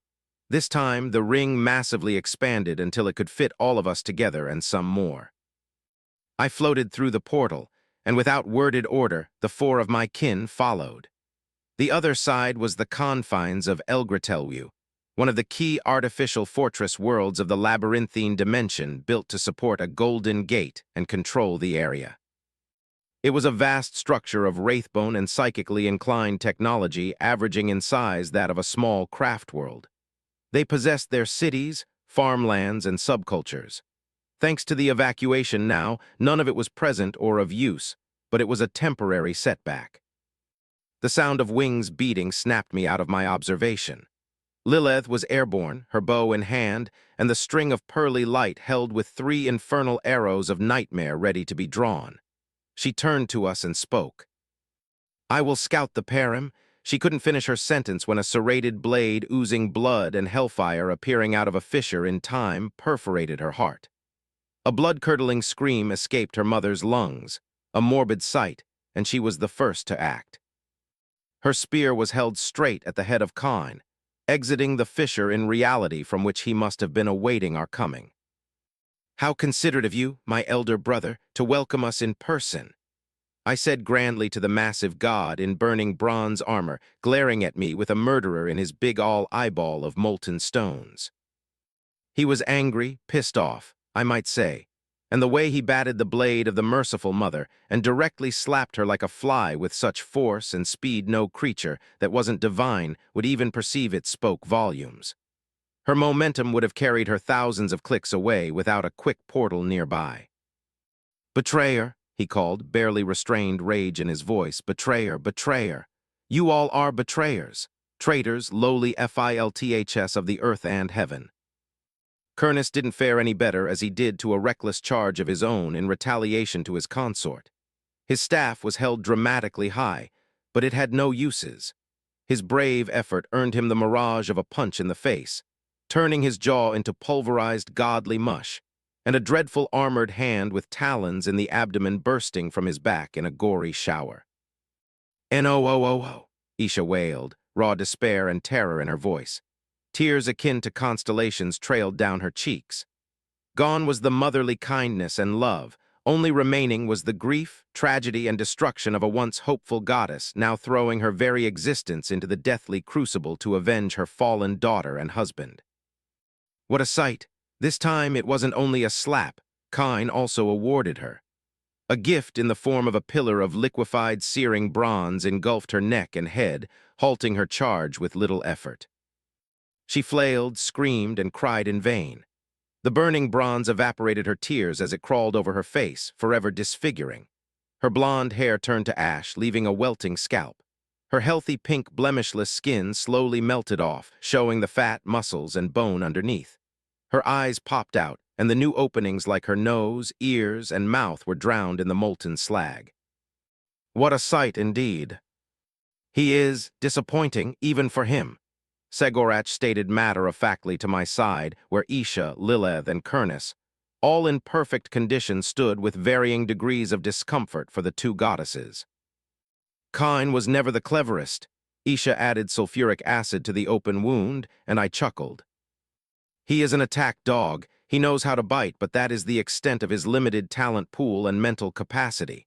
And he lost his master, as he currently is. He is no better than a rabid animal." I trailed off, observing the 2 remaining, Hoopa and Segorach, jumping at him and getting ripped apart in a show no less graphic than Isha's. It was fascinating to observe, if a bit sad that the god of slaughter didn't get it yet that he was fighting falsehood and lies. It meant Moriheg wasn't helping him, however, or he wasn't listening. They made an excellent duo for that reason. He was the muscle, attacker, and tank, and she was the brain and support. Even with Asurian blessing him with boundless energy and Vol's armaments, he lacked the critical part of his strength, a tactical mind. He needs to be chained or put down, and the second is unacceptable. And that's what unfolded after the words left my fanged maw. Our corpses detonated one by one, and from these sudden explosions appeared dark chains cumulative in their totality to 666. Kine would have been able to dodge under any other circumstances, but he was too close to them. His ability to think was limited, to begin with, and now it was impaired further by his rage-fueled, and the booby-trapped puppets of the great Harlequin were strewn in a way that perfectly encircled him. There weren't any more techniques done and redone by Segorach and me, but they always worked. The bloody-handed god tried to resist, and his efforts were in vain in a reversal of the beat-down he did to the falsus.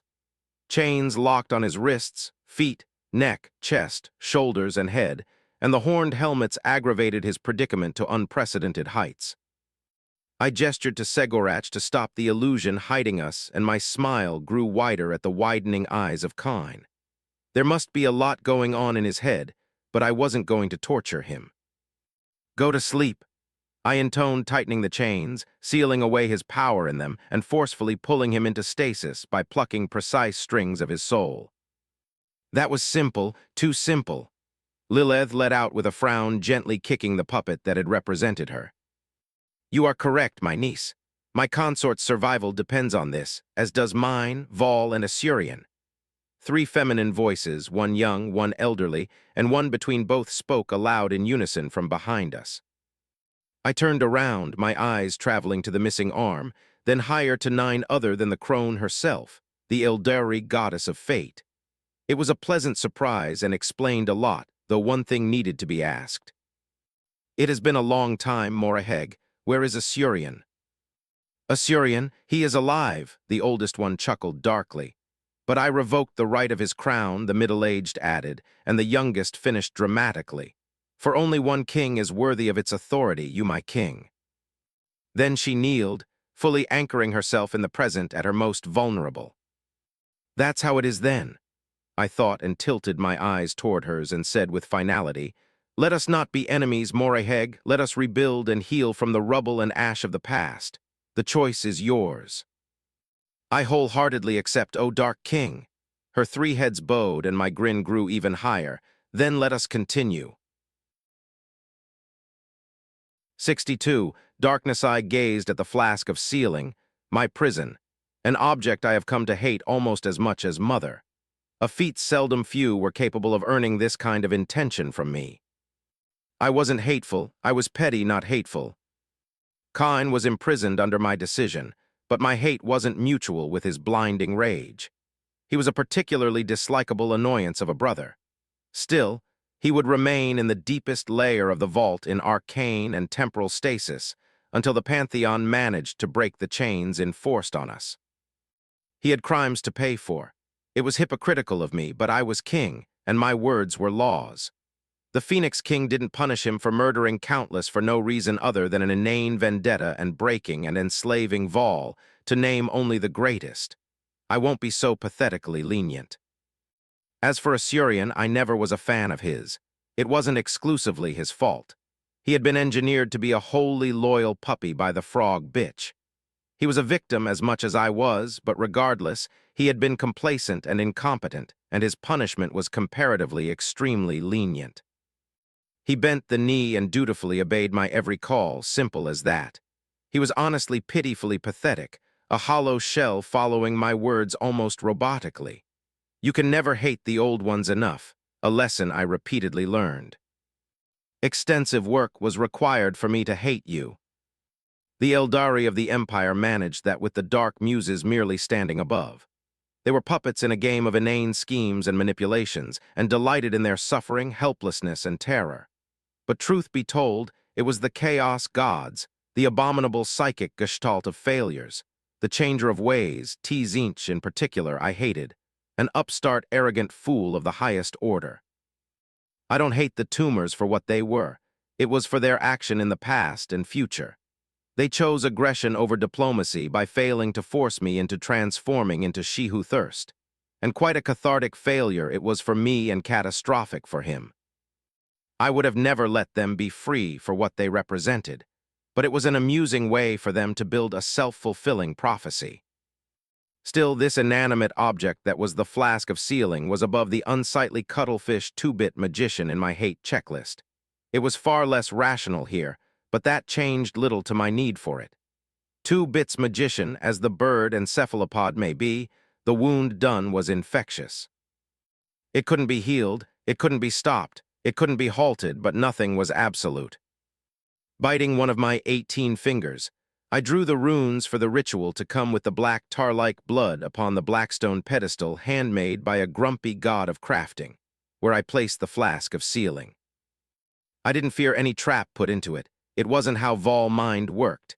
He was too straightforward, and I made certain he wouldn't try something funny, something surprising in my commission. The pact we made after the crone submitted to my rule, while it wouldn't have killed him, was thorough. If I wanted him to cease existing, I would do so myself.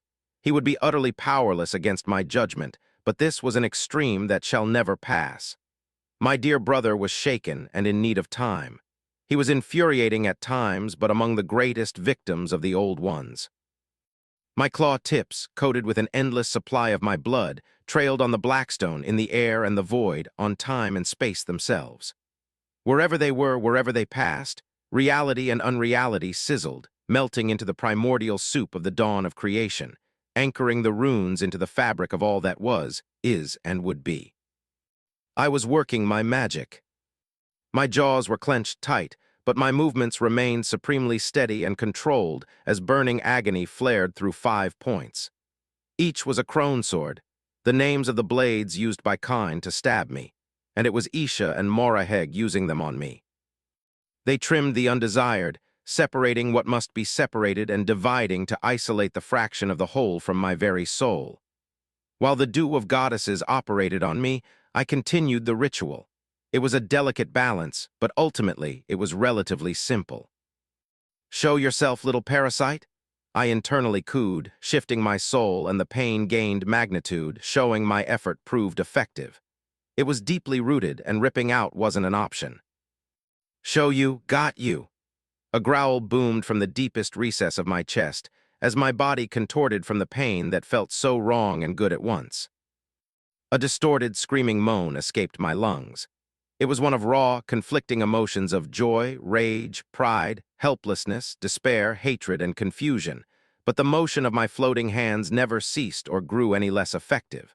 Like a well-oiled machine, their task remained unperturbed. I would like to say it was solely the result of my willpower, but a spell was put in place beforehand. I won't take any chances, and my pride holds no importance before my safety and freedom. My paranoia would not allow such infantile mistakes.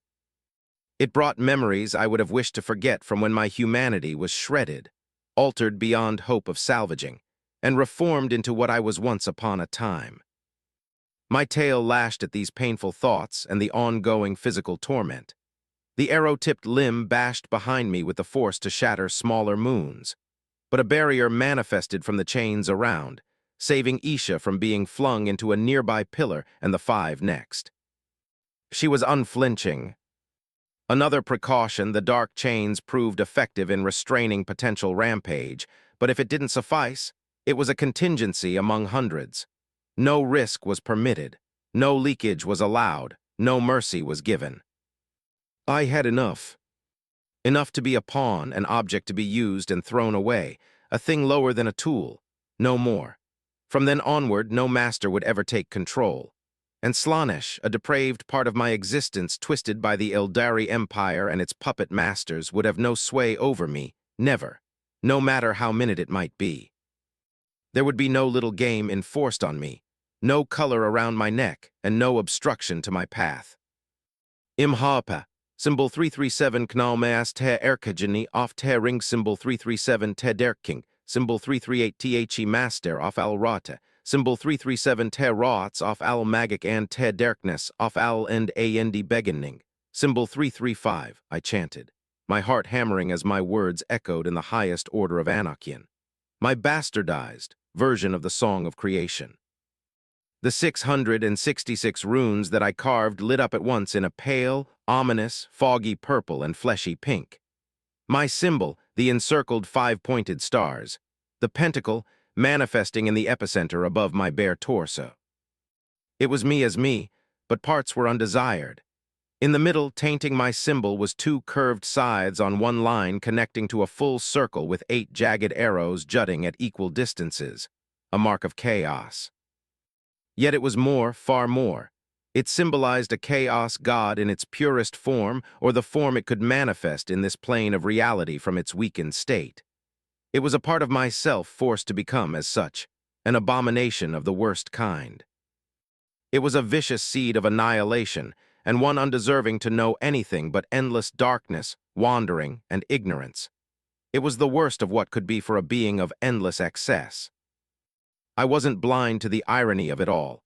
I was seeking the same for my freedom, and I was sending a part of this self into eternal damnation. But it was a sacrifice I was willing to make for my safety. Under mitra name I deklarate unfit tabe and begene oft his vessel. Ja will, Symbol 338 na welcome yar prison yar self and ya jailer banis te ta ediernal nothingness. A horrific, soul-piercing screech of despair left my wide-open maw of fangs as the words left me. I cried blood as part of my being was taken out from the hole that I once was through my sister's efforts. I wailed. There was no greater pain and relief. I felt incomplete, wrong, missing an integral part of my soul, yet I felt free of the toxic smog that had been clouding my mind and had vanished. The pain felt good, but for an entirely different reason than moments ago. I didn't hear the tantalizing whisper in my mind anymore. I did not wish endlessly for more. I was myself once more. Still, my hazy gaze was on the part of my soul and the tether between us. It looked like me but off, too slender, too feminine, too masculine, too curvaceous, and more and less to appear as some twisted idealization that could never be. It was not me, and yet it was. I hated it. I hated what it represented. My final words echoed with a vengeance and vitriol. Ikarsete, symbol 335, Beganes, symbol 334. The flask of sealing was uncorked, and it vanished, turning to smoke and absorbed within. The bottle closed itself the next instant, and the 6 rings on it were taken and thrown into preemptively placed seals. Slaanesh was gone, but we were still one. What was done didn't separate me. It sealed part of my soul, and it was painful, oh so excruciating. It was as if my guts were twisted and ripped out, held by an invisible force into a different place, and the point of connection compressed. The power keeping my body afloat failed, and I fell to my knees. Dark blood intermixed with saliva, sweat, and tears trickled down my wheezing from into the afterglow of the ritual formation. A hole in the middle of my abdomen showing no internals remained unclosed. "It's a success," I whispered with difficulty. My throat was raw, my head was pounding, and my vision was blurry. My wide smile remained unchanging, however. "It went perfectly. The hole will close as adequate worship fills. What was taken for what wasn't damaged couldn't be healed. Slaanesh was put elsewhere to never be important beyond an item in my collection. The largest threat to my life was taken care of." Happiness would do little to describe the extent of my state of mind. Still, I had more cleaning to do. Slaanesh was no more. Yet war was spoken. One against the primordial enemies, the force of chaos, the 3 chaos gods. Creatures of the warp formed upon the congregation of every emotion, idea, and experience.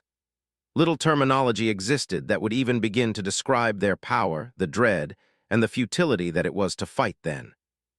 It was madness to do so.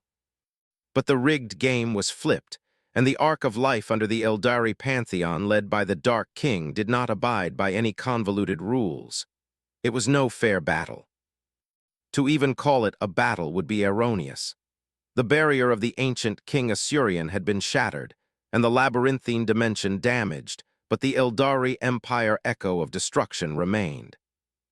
There were no civilizations traveling the stars alive that weren't part of the Archdjinni that would cohort with chaos, would see an Eldari god or goddess descend from the heavens from a golden portal and be cleansed in divine might.